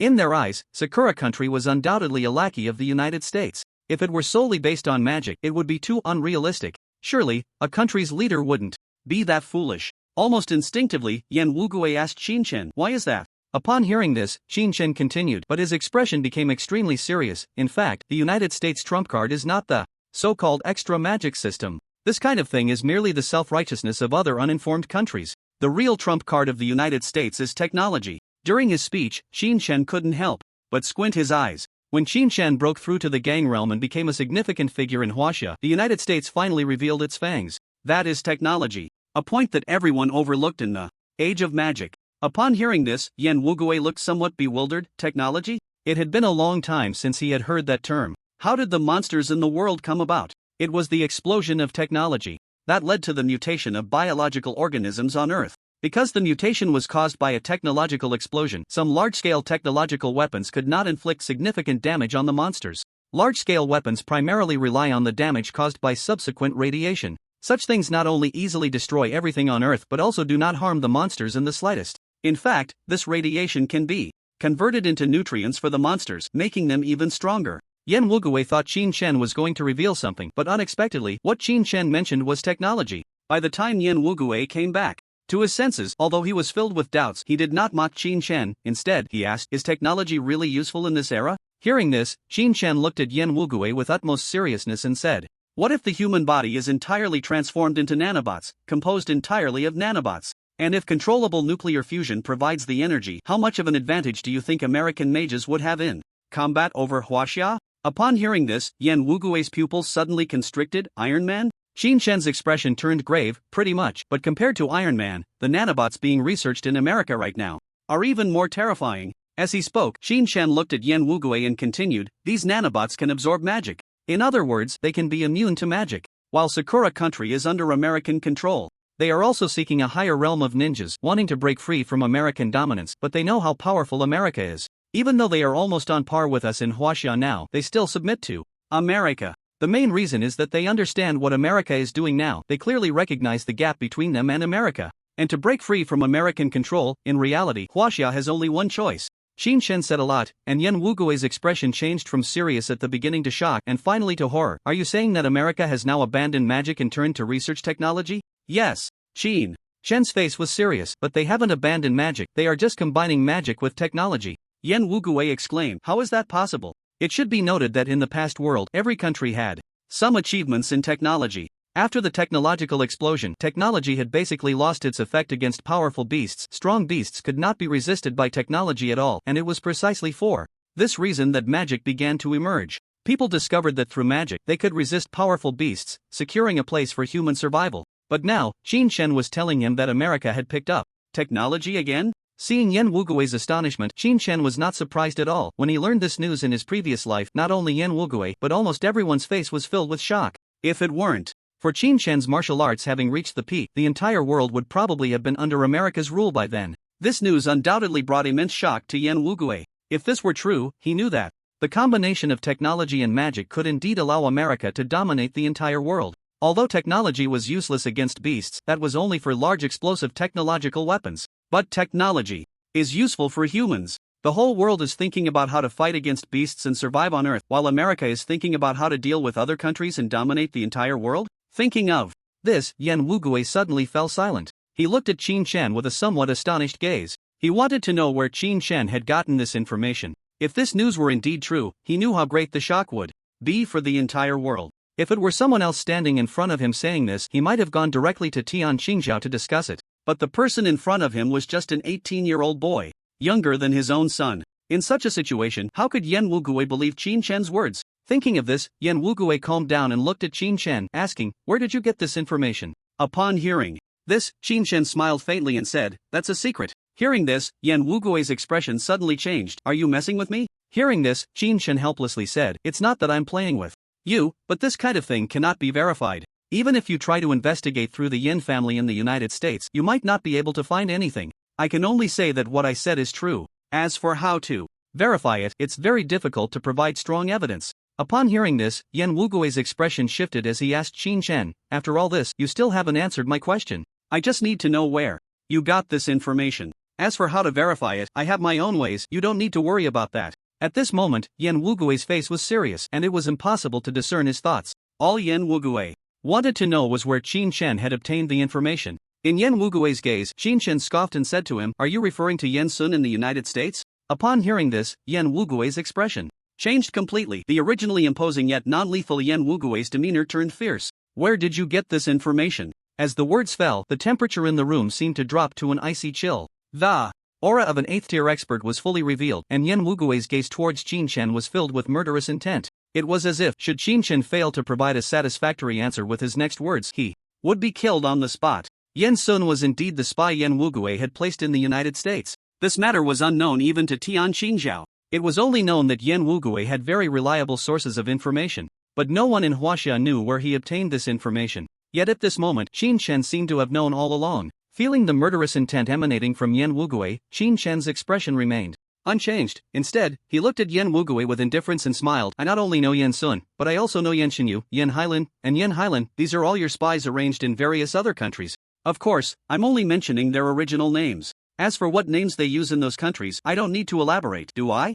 When going to other countries, they certainly couldn't use the surname Yan. If they did, it would be a miracle if they weren't killed on the spot, let alone gather intelligence." Upon hearing Qin Shen mention so many names, Yan Wugui's expression changed drastically. He immediately stepped forward, grabbing Qin Shen by the collar, his gaze fixed on Qin Shen as he shouted angrily, "Where did you get this information? Tell me now." This 18-year-old boy knew about the people the Yin family had placed outside. What about the safety of those they had arranged? All along, Yan Wugui thought his plans were flawless, but unexpectedly, everything was exposed by this young man before him. Not a single one was missed. There were about 7 or 8 people arranged outside, all of whom Qin Shen had named. Watching Yan Wugui, who was becoming increasingly violent, Qin Shen seemed unfazed by the murderous intent in Yan Wugui's eyes. Instead, he slapped away Yan Wugui's hand that was gripping him and casually found a place to sit down. How did he know? These were all things Yan Wugui had told him. However, if he were to share this with Yan Wugui, he wouldn't believe it. As a reborn person, Qin Shen had no intention of revealing this identity to anyone else.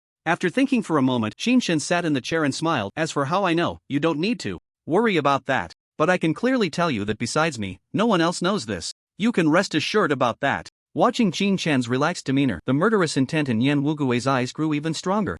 This person cannot be left alive. At this moment, Yan Wugui couldn't even care about his father wanting to see Qin Shen. All he wanted was to kill Qin Shen on the spot. As the killing intent on Yan Wugui grew stronger, Qin Shen smiled and said, "All right, rein in that killing intent. I'm not saying this to threaten you, but to let you know that I have much more information than you do. Right now, what you should be focusing on is not how to kill me, but how to cooperate with me. I know some secrets that others are completely unaware of, including the dark dealings of the major families over the years. If all you want to do is kill me, I must say, Yan Wugui, I would underestimate you." Hearing Qin Shen's words, Yan Wugui took a deep breath and looked at Qin Shen again. This time, he looked very serious and scrutinized Qin Shen closely. It was the first time Yan Wugui truly faced Qin Shen. This 18-year-old boy gave him a feeling that he was not just 18. He felt that this boy was quite troublesome. However, despite Qin Shen being difficult, he did have a point. If Qin Shen wanted to expose something, he wouldn't be discussing these matters with him. Since they were already talking, it meant he wouldn't expose anything. Now calm, Yan Wugui's mind was exceptionally clear. Since Qin Shen had already spoken about it, it meant Yan Wugui was aware of the situation. In the future, as long as his arranged informants encountered trouble, the first person he would think of would be Qin Chen. Offending the Hong family might lead to an international conference where they would reason with you. But offending the Yan family, it wouldn't be an exaggeration to say that there would be no place for Qin Shen in all of Huaxia. Therefore, from the moment Qin Shen mentioned this, he also needed to pray that the informants arranged by the Yan family wouldn't get into trouble. If they did, Qin Shen would be the first to face the ruthless retaliation of all of Huaxia. Thinking of this, Yan Wugui couldn't help but look at Qin Shen and ask, "So, what is the strength of American technological magic?" Hearing Yan Wugui's question, Qin Shen smiled. Since Yan Wugui had asked, it meant that today's matter was basically settled. However, Qin Shen quickly fell into thought, frowning as he recalled the mages in his past life who were modified by nanobots. He said, "It's many times stronger than an ordinary mage." Upon hearing this, Yan Wugui frowned, clearly dissatisfied with the answer. Specifically, Qin Shen pondered and replied, your Yan family has trained in physical techniques from top to bottom. You should know how much physical techniques help mages, right? Yan Wugui nodded. Although he had chosen to cultivate both physical and magical techniques under the guidance of the elders of the Yan family, the increase in combat power was tangible. Otherwise, so many families in Huaxia wouldn't have chosen to cultivate both.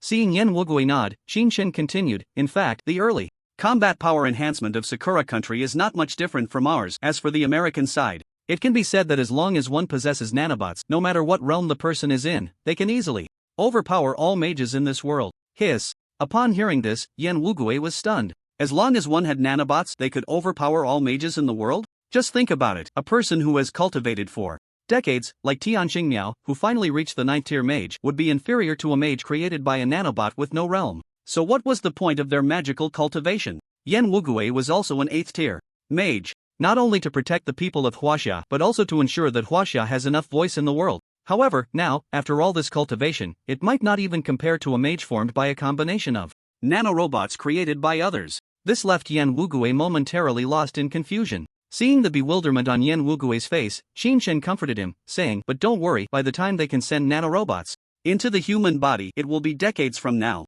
There's no need for you to be concerned. Upon hearing this, Yan Wugui's expression did not improve at all. Instead, he said dejectedly, does that mean, no matter how hard we try, we will ultimately be controlled by the Americans? Indeed, no matter how hard they tried, they could not escape the control of the Americans. One could imagine that if what Qin Shen said were true, once American nanorobots were on the market, what force in this world could stop those madmen? Yan Wugui had no doubt about Qin Shen's words. Even if Qin Shen were lying, he couldn't possibly speak so convincingly. Moreover, it was meaningless to deceive him. Hearing this, Qin Shen said lightly, there are ways to counter nanorobots, though they are not entirely absent. Hearing this, Yan Wugui, who had been lost and in despair, seemed to see a ray of light in the darkness and hurriedly looked at Qin Shen, asking, what methods are there to counter these nanorobots? In response, Qin Shen looked directly at Yan Wugui and calmly uttered two words, body refinement. Body refinement? Yan Wugui looked at Qin Shen with some confusion. Nanorobots enhance the physical body and can be immune to magic. How could a human body compare to machines? It's like comparing an excavator to a person. After a day of mining, how could a person possibly surpass an excavator? It's the same principle. But now, Qin Shen was telling him about body refinement? Looking at Yan Wugui's puzzled expression, Qin Shen said flatly, body refinement, or you could say, cultivation. Above the dark realm is the transformation realm. Above the transformation realm is the Qi realm. Above the Qi realm is the Gang realm. Technology is not as powerful as you imagine, it has its weaknesses. You should know a bit about ancient matters. Do you think that no matter how powerful technology is, it can withstand the figures from those mythological stories? Upon hearing this, Yan Wugui was momentarily stunned, and soon he had an answer in his heart. No. No matter how sci-fi technology is, even if the Flash runs fast, he can't escape from a five-finger mountain. However, along with the answer, Yan Wugui had another question in his heart. What did Qin Shen mean by that? If body refinement is also cultivation, does that mean? Thinking of this, Yan Wugui couldn't help but look at Qin Shen and ask, do you mean that the current body refinement is just the previous cultivation, and as long as we focus on body refinement, we can reach the realm of those ancient mythological figures? In response, Qin Shen shook his head, no. Yan Wugui, nonsense. If it were really possible, when Qin Yujie died in the previous life, Qin Shen wouldn't have to go through all this trouble. He could just stomp his feet, flash with golden light, and then go to the underworld to say to Yama, Yama, I'm here to ask for someone. How comfortable would that be? Why bother searching for a way to resurrect Qin Yujie? Before Yan Wugui could ponder further, he heard Qin Shen continue, as for how to cultivate specifically, I don't know yet, but as far as I know, as long as body refinement reaches the corresponding realm, then no matter how advanced American technology is, it cannot compare to Huaxia's body refinement. At this point, Qin Shen glanced at Yan Wugui, you must understand, the end of science is actually theology. The end of science is theology. Upon hearing this statement, Yan Wugui opened his mouth, wanting to say something, but he didn't know how to begin. In the end, Yan Wugui looked at Qin Shen with a somewhat complicated expression. The conversation with Qin Shen had given him a great sense of despair, suggesting that the technological magic of the United States was something no one could resist. Yet now, it also offered him hope, as the physical cultivation of Huaxia could withstand technological magic. It was also said that the end of science is theology. If it weren't for the fact that Qin Shen accurately knew about the people Yan's family had arranged abroad, and that only he and Old Master Yan were aware of these matters, Yan Wugui probably wouldn't have believed anything Qin Shen said today. But there were no ifs. It was precisely because of this that he chose to unconditionally believe what Qin Shen said. However, now Qin Chen had made such a statement that made Yan Wugui somewhat skeptical of his words. You say the end of science is theology? Upon hearing this, Qin Chen nodded. He could somewhat understand the doubts in Yan Wugui's heart, as he himself had also believed that many things could not be explained by science when he pondered higher realms in his past life. However, when Qin Chen practiced according to scientific formulas, he achieved significant results. It wasn't that science was superior to ancient knowledge. Rather, it was because scientific knowledge was shallow and easy to understand. Science allows you to see step by step how a baby progresses from crawling to walking. The whole theory of evolution tells you the reasoning behind it, making it hard to refute. In contrast, the ancient teachings are often profound, and to put it bluntly, they are elusive and difficult to grasp. If it weren't for his urgent desire to resurrect his sister, Qin Chen might not have discovered this point. If Qin Chen felt this way, how much more so for Yan Wugui? Seeing Qin Chen nod, Yan Wugui's expression turned somewhat grim. How can science be compared to those ancient myths? Moreover, cultivation itself is an unscientific endeavor. How can these two things possibly be conflated? Qin Chen was not surprised by Yan Wugui's confusion. Instead, he somewhat agreed. If it weren't for his accidental discovery in his past life, Qin Chen would have also believed that physical cultivation and cultivation of the mind were indeed against the natural order, and how could they be linked to science? However, in reality, Qin Chen had found explanations for many things. He then looked at Yan Wugui and said, Yan Wugui, you were born into the Yin family, just like Shiman Shui, and you should have walked the path of physical cultivation to the end. Shiman Shui has been aimlessly pursuing the continuation of physical cultivation, while you, due to the country, had no choice but to practice magic, all the way to the current 8th level. In fact, you still know too little about physical cultivation. Upon hearing this, Yan Wugui was immediately taken aback. How so? Seeing this, Qin Chen smiled helplessly and said, physical cultivation can actually be referred to as qi training, and because qi does not exist, the practice of qi has declined, leading to a shift towards magic. Hearing this, Yan Wugui was stunned. Shiman Shui. He could be considered a peer of Yan Wugui. Both of them were once at the peak of the dark realm of physical cultivation. Their peak in the dark realm was something even Hong Lei could not compare to. Even Qin Chen might not necessarily be their match. This was because their peak in the dark realm was not achieved through the use of drugs like others, but rather through a gradual process of overcoming challenges. Ultimately, due to the threat of demon beasts coming to an end, a greater threat emerged, and the two took completely opposite paths. Yan Wugui chose to cultivate magic within the Yin family to gain greater strength to resist the demon beasts. In contrast, Shiman Shui chose to enter a closed-door training, 100 years to seal one sword, in pursuit of a higher realm in physical techniques. When Qin Chen mentioned Shiman Shui, Yan Wugui asked in shock, you know Shiman Shui? Upon hearing this, Qin Chen smiled and replied, you still don't believe my information? As the only other powerful figure in Huaxia besides Qin Chen himself, how could Qin Chen not know Shiman Shui? It was just that at that time, Shiman Shui seemed so insignificant in Qin Chen's eyes. Qin Chen could almost crush him with a single finger. Hearing Qin Chen's words, Yan Wugui could basically discern the truthfulness in what Qin Chen said. He didn't know where Qin Chen had gotten this information, but it didn't matter to him. What was important was that the authenticity of Qin Chen's words had been confirmed. However, he was somewhat puzzled as to why Qin Chen was sharing all this with him. After thinking for a moment, Yan Wugui immediately asked Qin Chen his doubts. Why are you telling me all this? Aren't you afraid I might sell you out? Upon hearing this, Qin Chen smiled and did not explain. I believe in your character, Yan Wugui, you won't sell me out. Yan Wugui fell silent at this. His character. He wanted to say, does Qin Chen really know him that well? But after considering the information Qin Chen had shared earlier, he realized that his character was indeed the easiest to understand. Because every word Qin Chen had just said would cause an explosive stir if taken out into the world.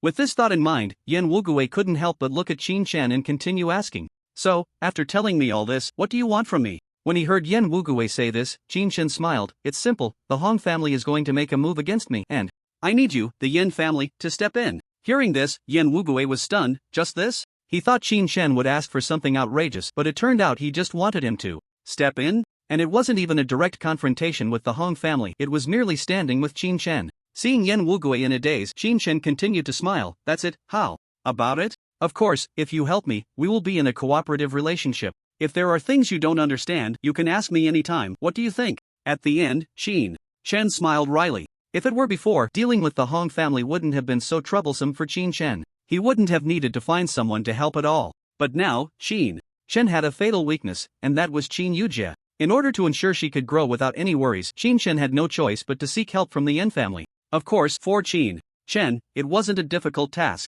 because sooner or later he would approach the Yin family. It was just a matter of time. After hearing this, Yan Wugui looked at Qin Chen seriously.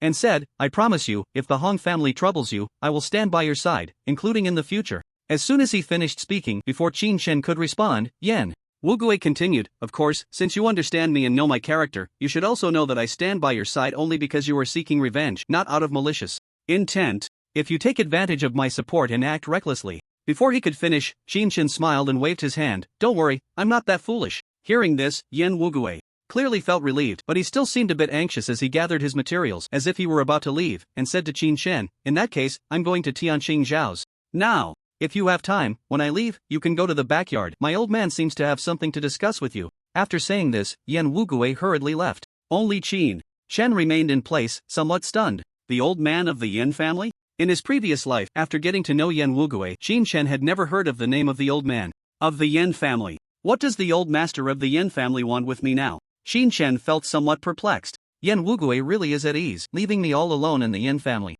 without worrying that I might take something and leave? Well, Qin Shen admitted that he couldn't bring himself to do such a thing. Following Yan Wugui's instructions, Qin Shen made his way to the backyard. The moment he stepped into the backyard, he immediately felt the air around him turn suffocatingly tense, as if it were filled with murderous intent. In the shadows, many eyes were watching him. Qin Shen was not used to being stared at like this. Under normal circumstances, he would have likely acted out by now. However, at this moment, he didn't mind. He knew that the elder of the Yin family was still alive, and his status was undoubtedly extremely special. Having someone to protect him was only natural. He entered the backyard with an unchanging expression. What came into Qin Shen's view was an old man who looked to be in his 80s. The moment he saw the old man, Qin Shen was struck with immense shock. The old man, with a head full of white hair, lay in a rocking chair, his skin wrinkled and covered in dark spots, looking as if he were on the brink of death. Qin Shen could tell that the old man didn't have much time left, perhaps only 3 to 5 months to live. This was the first time Qin Shen had seen an elder of the Yin family. You're here. Upon hearing the footsteps, the elder of the Yin family didn't even open his eyes, as if he already knew Qin Shen had arrived. Qin Shen didn't rush to respond. Instead, he scrutinized the elder before him. Although the old man appeared to be on the verge of death, the aura emanating from him was enough to startle even Qin Shen. The era Qin Shen was familiar with was only that of Yan Wugui. It was a harsh time for them. However, Qin Shen had no idea what kind of era Yan Wugui's father had experienced, but in Qin Shen's eyes, it seemed far from simple. You're here, Qin Shen replied. As he was observing the elder of the Yin family, the elder also opened his eyes and examined Qin Shen. There was not a trace of a magical aura on Qin Shen that the elder found distasteful. Instead, there was a kind of powerful aura reminiscent of the body refinement techniques from their era. When the elder saw Qin Shen standing straight before him, he smiled with satisfaction. Not bad. This not bad left Qin Shen somewhat bewildered, having no idea what the elder was referring to. Before he could ponder further, the elder spoke again. I heard that you are solely focused on body cultivation? Qin Shen was not surprised that the elder knew this. He replied earnestly, yes, I heard from Xiao Chen that you are on the verge of breaking into the transformation realm, and that it was you who killed Hong Lei, right? The elder's voice was weak, causing Qin Shen to pause slightly. He didn't quite understand the elder's meaning, but what the elder said was no longer a secret. After thinking for a moment, Qin Shen replied honestly, by chance, I killed Hong Lei through the legacy left by predecessors. After saying this, an inexplicable sense of tension arose within Qin Shen. This was the first time he felt nervous since his rebirth, and it was in front of this old man who was nearing the end of his life. Ah, cough cough, good, a good transformation. Upon hearing Qin Shen's words, the elder laughed. But in the midst of his laughter, he coughed. The abnormality of his body did not overshadow the smile on the elder's face, as if hearing about Qin Shen killing Hong Lei brought him immense joy. The elder continued, those little brats, I told them when they were young to focus on body cultivation, but none of them believed me. They insisted on practicing magic, and after spending most of their lives on it, they still ended up falling short in body techniques. Qin Shen did not respond to the old man's words. He simply did not know how to answer.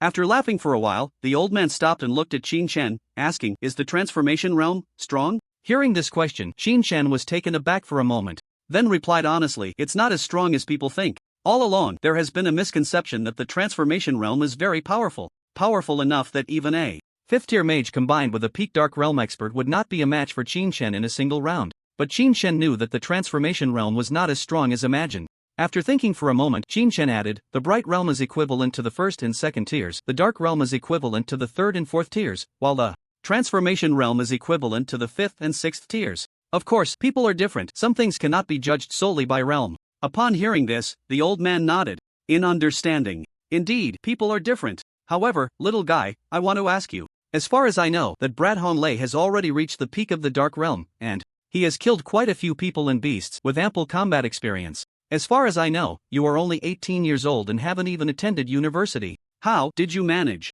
to defeat him? The old man's question was very precise, hitting upon a point that most people overlooked. Upon hearing the old man's inquiry, Qin Chen's expression remained unchanged. His experience is indeed quite rich, but he is not invincible. To kill him, one just needs to have killed more people and beasts than he has and have more experience. As he spoke these words, a killing intent instinctively emanated from Qin Chen. After hearing this, the old man from the Yin family smiled in realization, looking at the ceiling and saying, yes.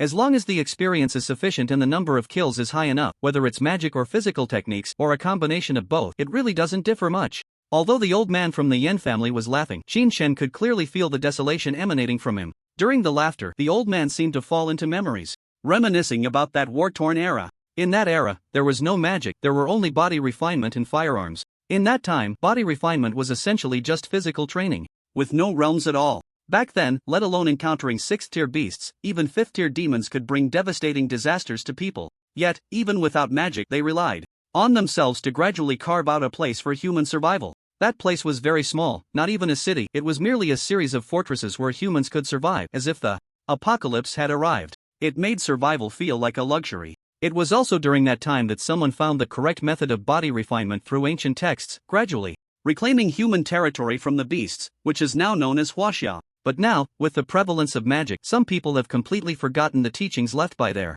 ancestors. The old man from the Yin family saw this phenomenon and wanted to encourage people not to give up on studying body refinement, but it was all in vain. He could only hope that others would study body refinement alongside practicing magic. However, in today's world, although almost everyone from the noble families practices body refinement, it still remains an auxiliary skill. Kid, do you really think body refinement can't compare to magic? The old man from the Yin family lay in his rocking chair, unmoving, his gaze still fixed on the ceiling. Can body refinement really not compare to magic? If it truly couldn't, why does everyone still practice magic? Upon hearing this, Qin Chen fell into deep thought. This question was something Qin Chen had considered in his previous life. It had always been an obsession in his heart. Without the talent for magic, he could only seek the path of body refinement. The limitations of body refinement are evident. Once one reaches the peak of the dark realm, it becomes nearly impossible to improve, and he knows this. However, when he broke through the dark realm and entered the transformation realm, the feeling he had as Qin Chen changed significantly. At the peak of the dark realm, Qin Chen felt that in this world, combat experience outweighed everything, and he even had a sense of invincibility. Yet, upon breaking into the transformation realm, he clearly advanced further, but felt how insignificant he was in this world. The higher the realm, the stronger this feeling became, until Qin Chen reached the gang realm. At that time, Qin Chen understood that beyond the gang realm, there were other realms. The ancient system passed down could not be as weak as just the gang realm. And magic, however, only had 9 levels. No matter how complex the systems were in the United States, or how many methods they had, they ultimately could not escape the limitations of the 9 levels. Thinking of this, Qin Chen looked at the old man before him and said earnestly, body refinement combines the wisdom of the ancients. It is a treasure passed down from ancient times, not something that a mere magic can compare to. This statement was from the bottom of Qin Chen's heart. He had always believed this. Upon hearing Qin Chen's words, the old man smiled. As he smiled, tears seemed to flow from his eyes. The old man from the Yin family knew that what he insisted on was probably correct. Body refinement indeed surpassed magic. Perhaps the person who said this was too inexperienced and too young. But Qin Chen was the first to break into the transformation realm. Even if he used other means, the transformation realm was still the transformation realm. Seeing the old man, who seemed to be both laughing and crying, Qin Chen stood there for a moment without speaking. He gave the old man enough respect. After a while, the old man seemed to come back to his senses from his memories and looked at Qin Chen standing beside him, saying in a calm tone, as one gets older, one talks more. I called you over today, little fellow, just to seek some answers. I hope you don't mind. Hearing this, Qin Chen paused for a moment before replying. Not at all, old man. If you want to chat, just call me. Qin Chen knew that the old man must know something, otherwise, he wouldn't have been so eager to find him upon realizing he could reach the transformation realm. Upon hearing this, the old man smiled, but his smile was incredibly desolate. I do want to chat with you, but I don't have much time left. Upon hearing this, Qin Chen fell silent. He didn't know how to respond. Clearly, the old man also knew that his time was limited. After the old man finished speaking, he seemed to become incredibly weary and said to Qin Chen beside him, all right, little fellow, I need to rest. As he spoke, the old man closed his eyes. If it weren't for the fan in his hand swaying slightly, Qin Chen would have thought the old man had finished chatting and passed away. Seeing this, Qin Chen respectfully glanced at the old man and then turned to leave. Meanwhile, in the highest office, when Yen Wugui informed Tian Shingha about the conversation with Qin Shan, Tian Shingha looked at Yen Wugui with a serious expression and asked, "Do you think what Qin Shan said is reliable?" Yen Wugui's face turned serious, not too sure, but it's probably close. Even if there are deviations, they won't be too significant. But if that's the case, how do we stop the United States? That was the crux of the problem. Yen Wugui pondered, if what that little fellow Qin Shen said is true, then we practitioners of magic either have to retrain in body techniques or wait to die. There are no other options. Hearing this, Tian Shingha let out a bitter laugh. Retraining is not that simple. These people, if they were to cultivate again, would leave Huaxia in a state of being at the mercy of others. A country without a 9th-tier mage cannot uphold the title of a great nation. And if they do not cultivate, according to Qin Shan, decades later, Huaxia will still be unable to escape the control of the United States. Thus, they found themselves in a dilemma. Cutting off magic would be tantamount to seeking death.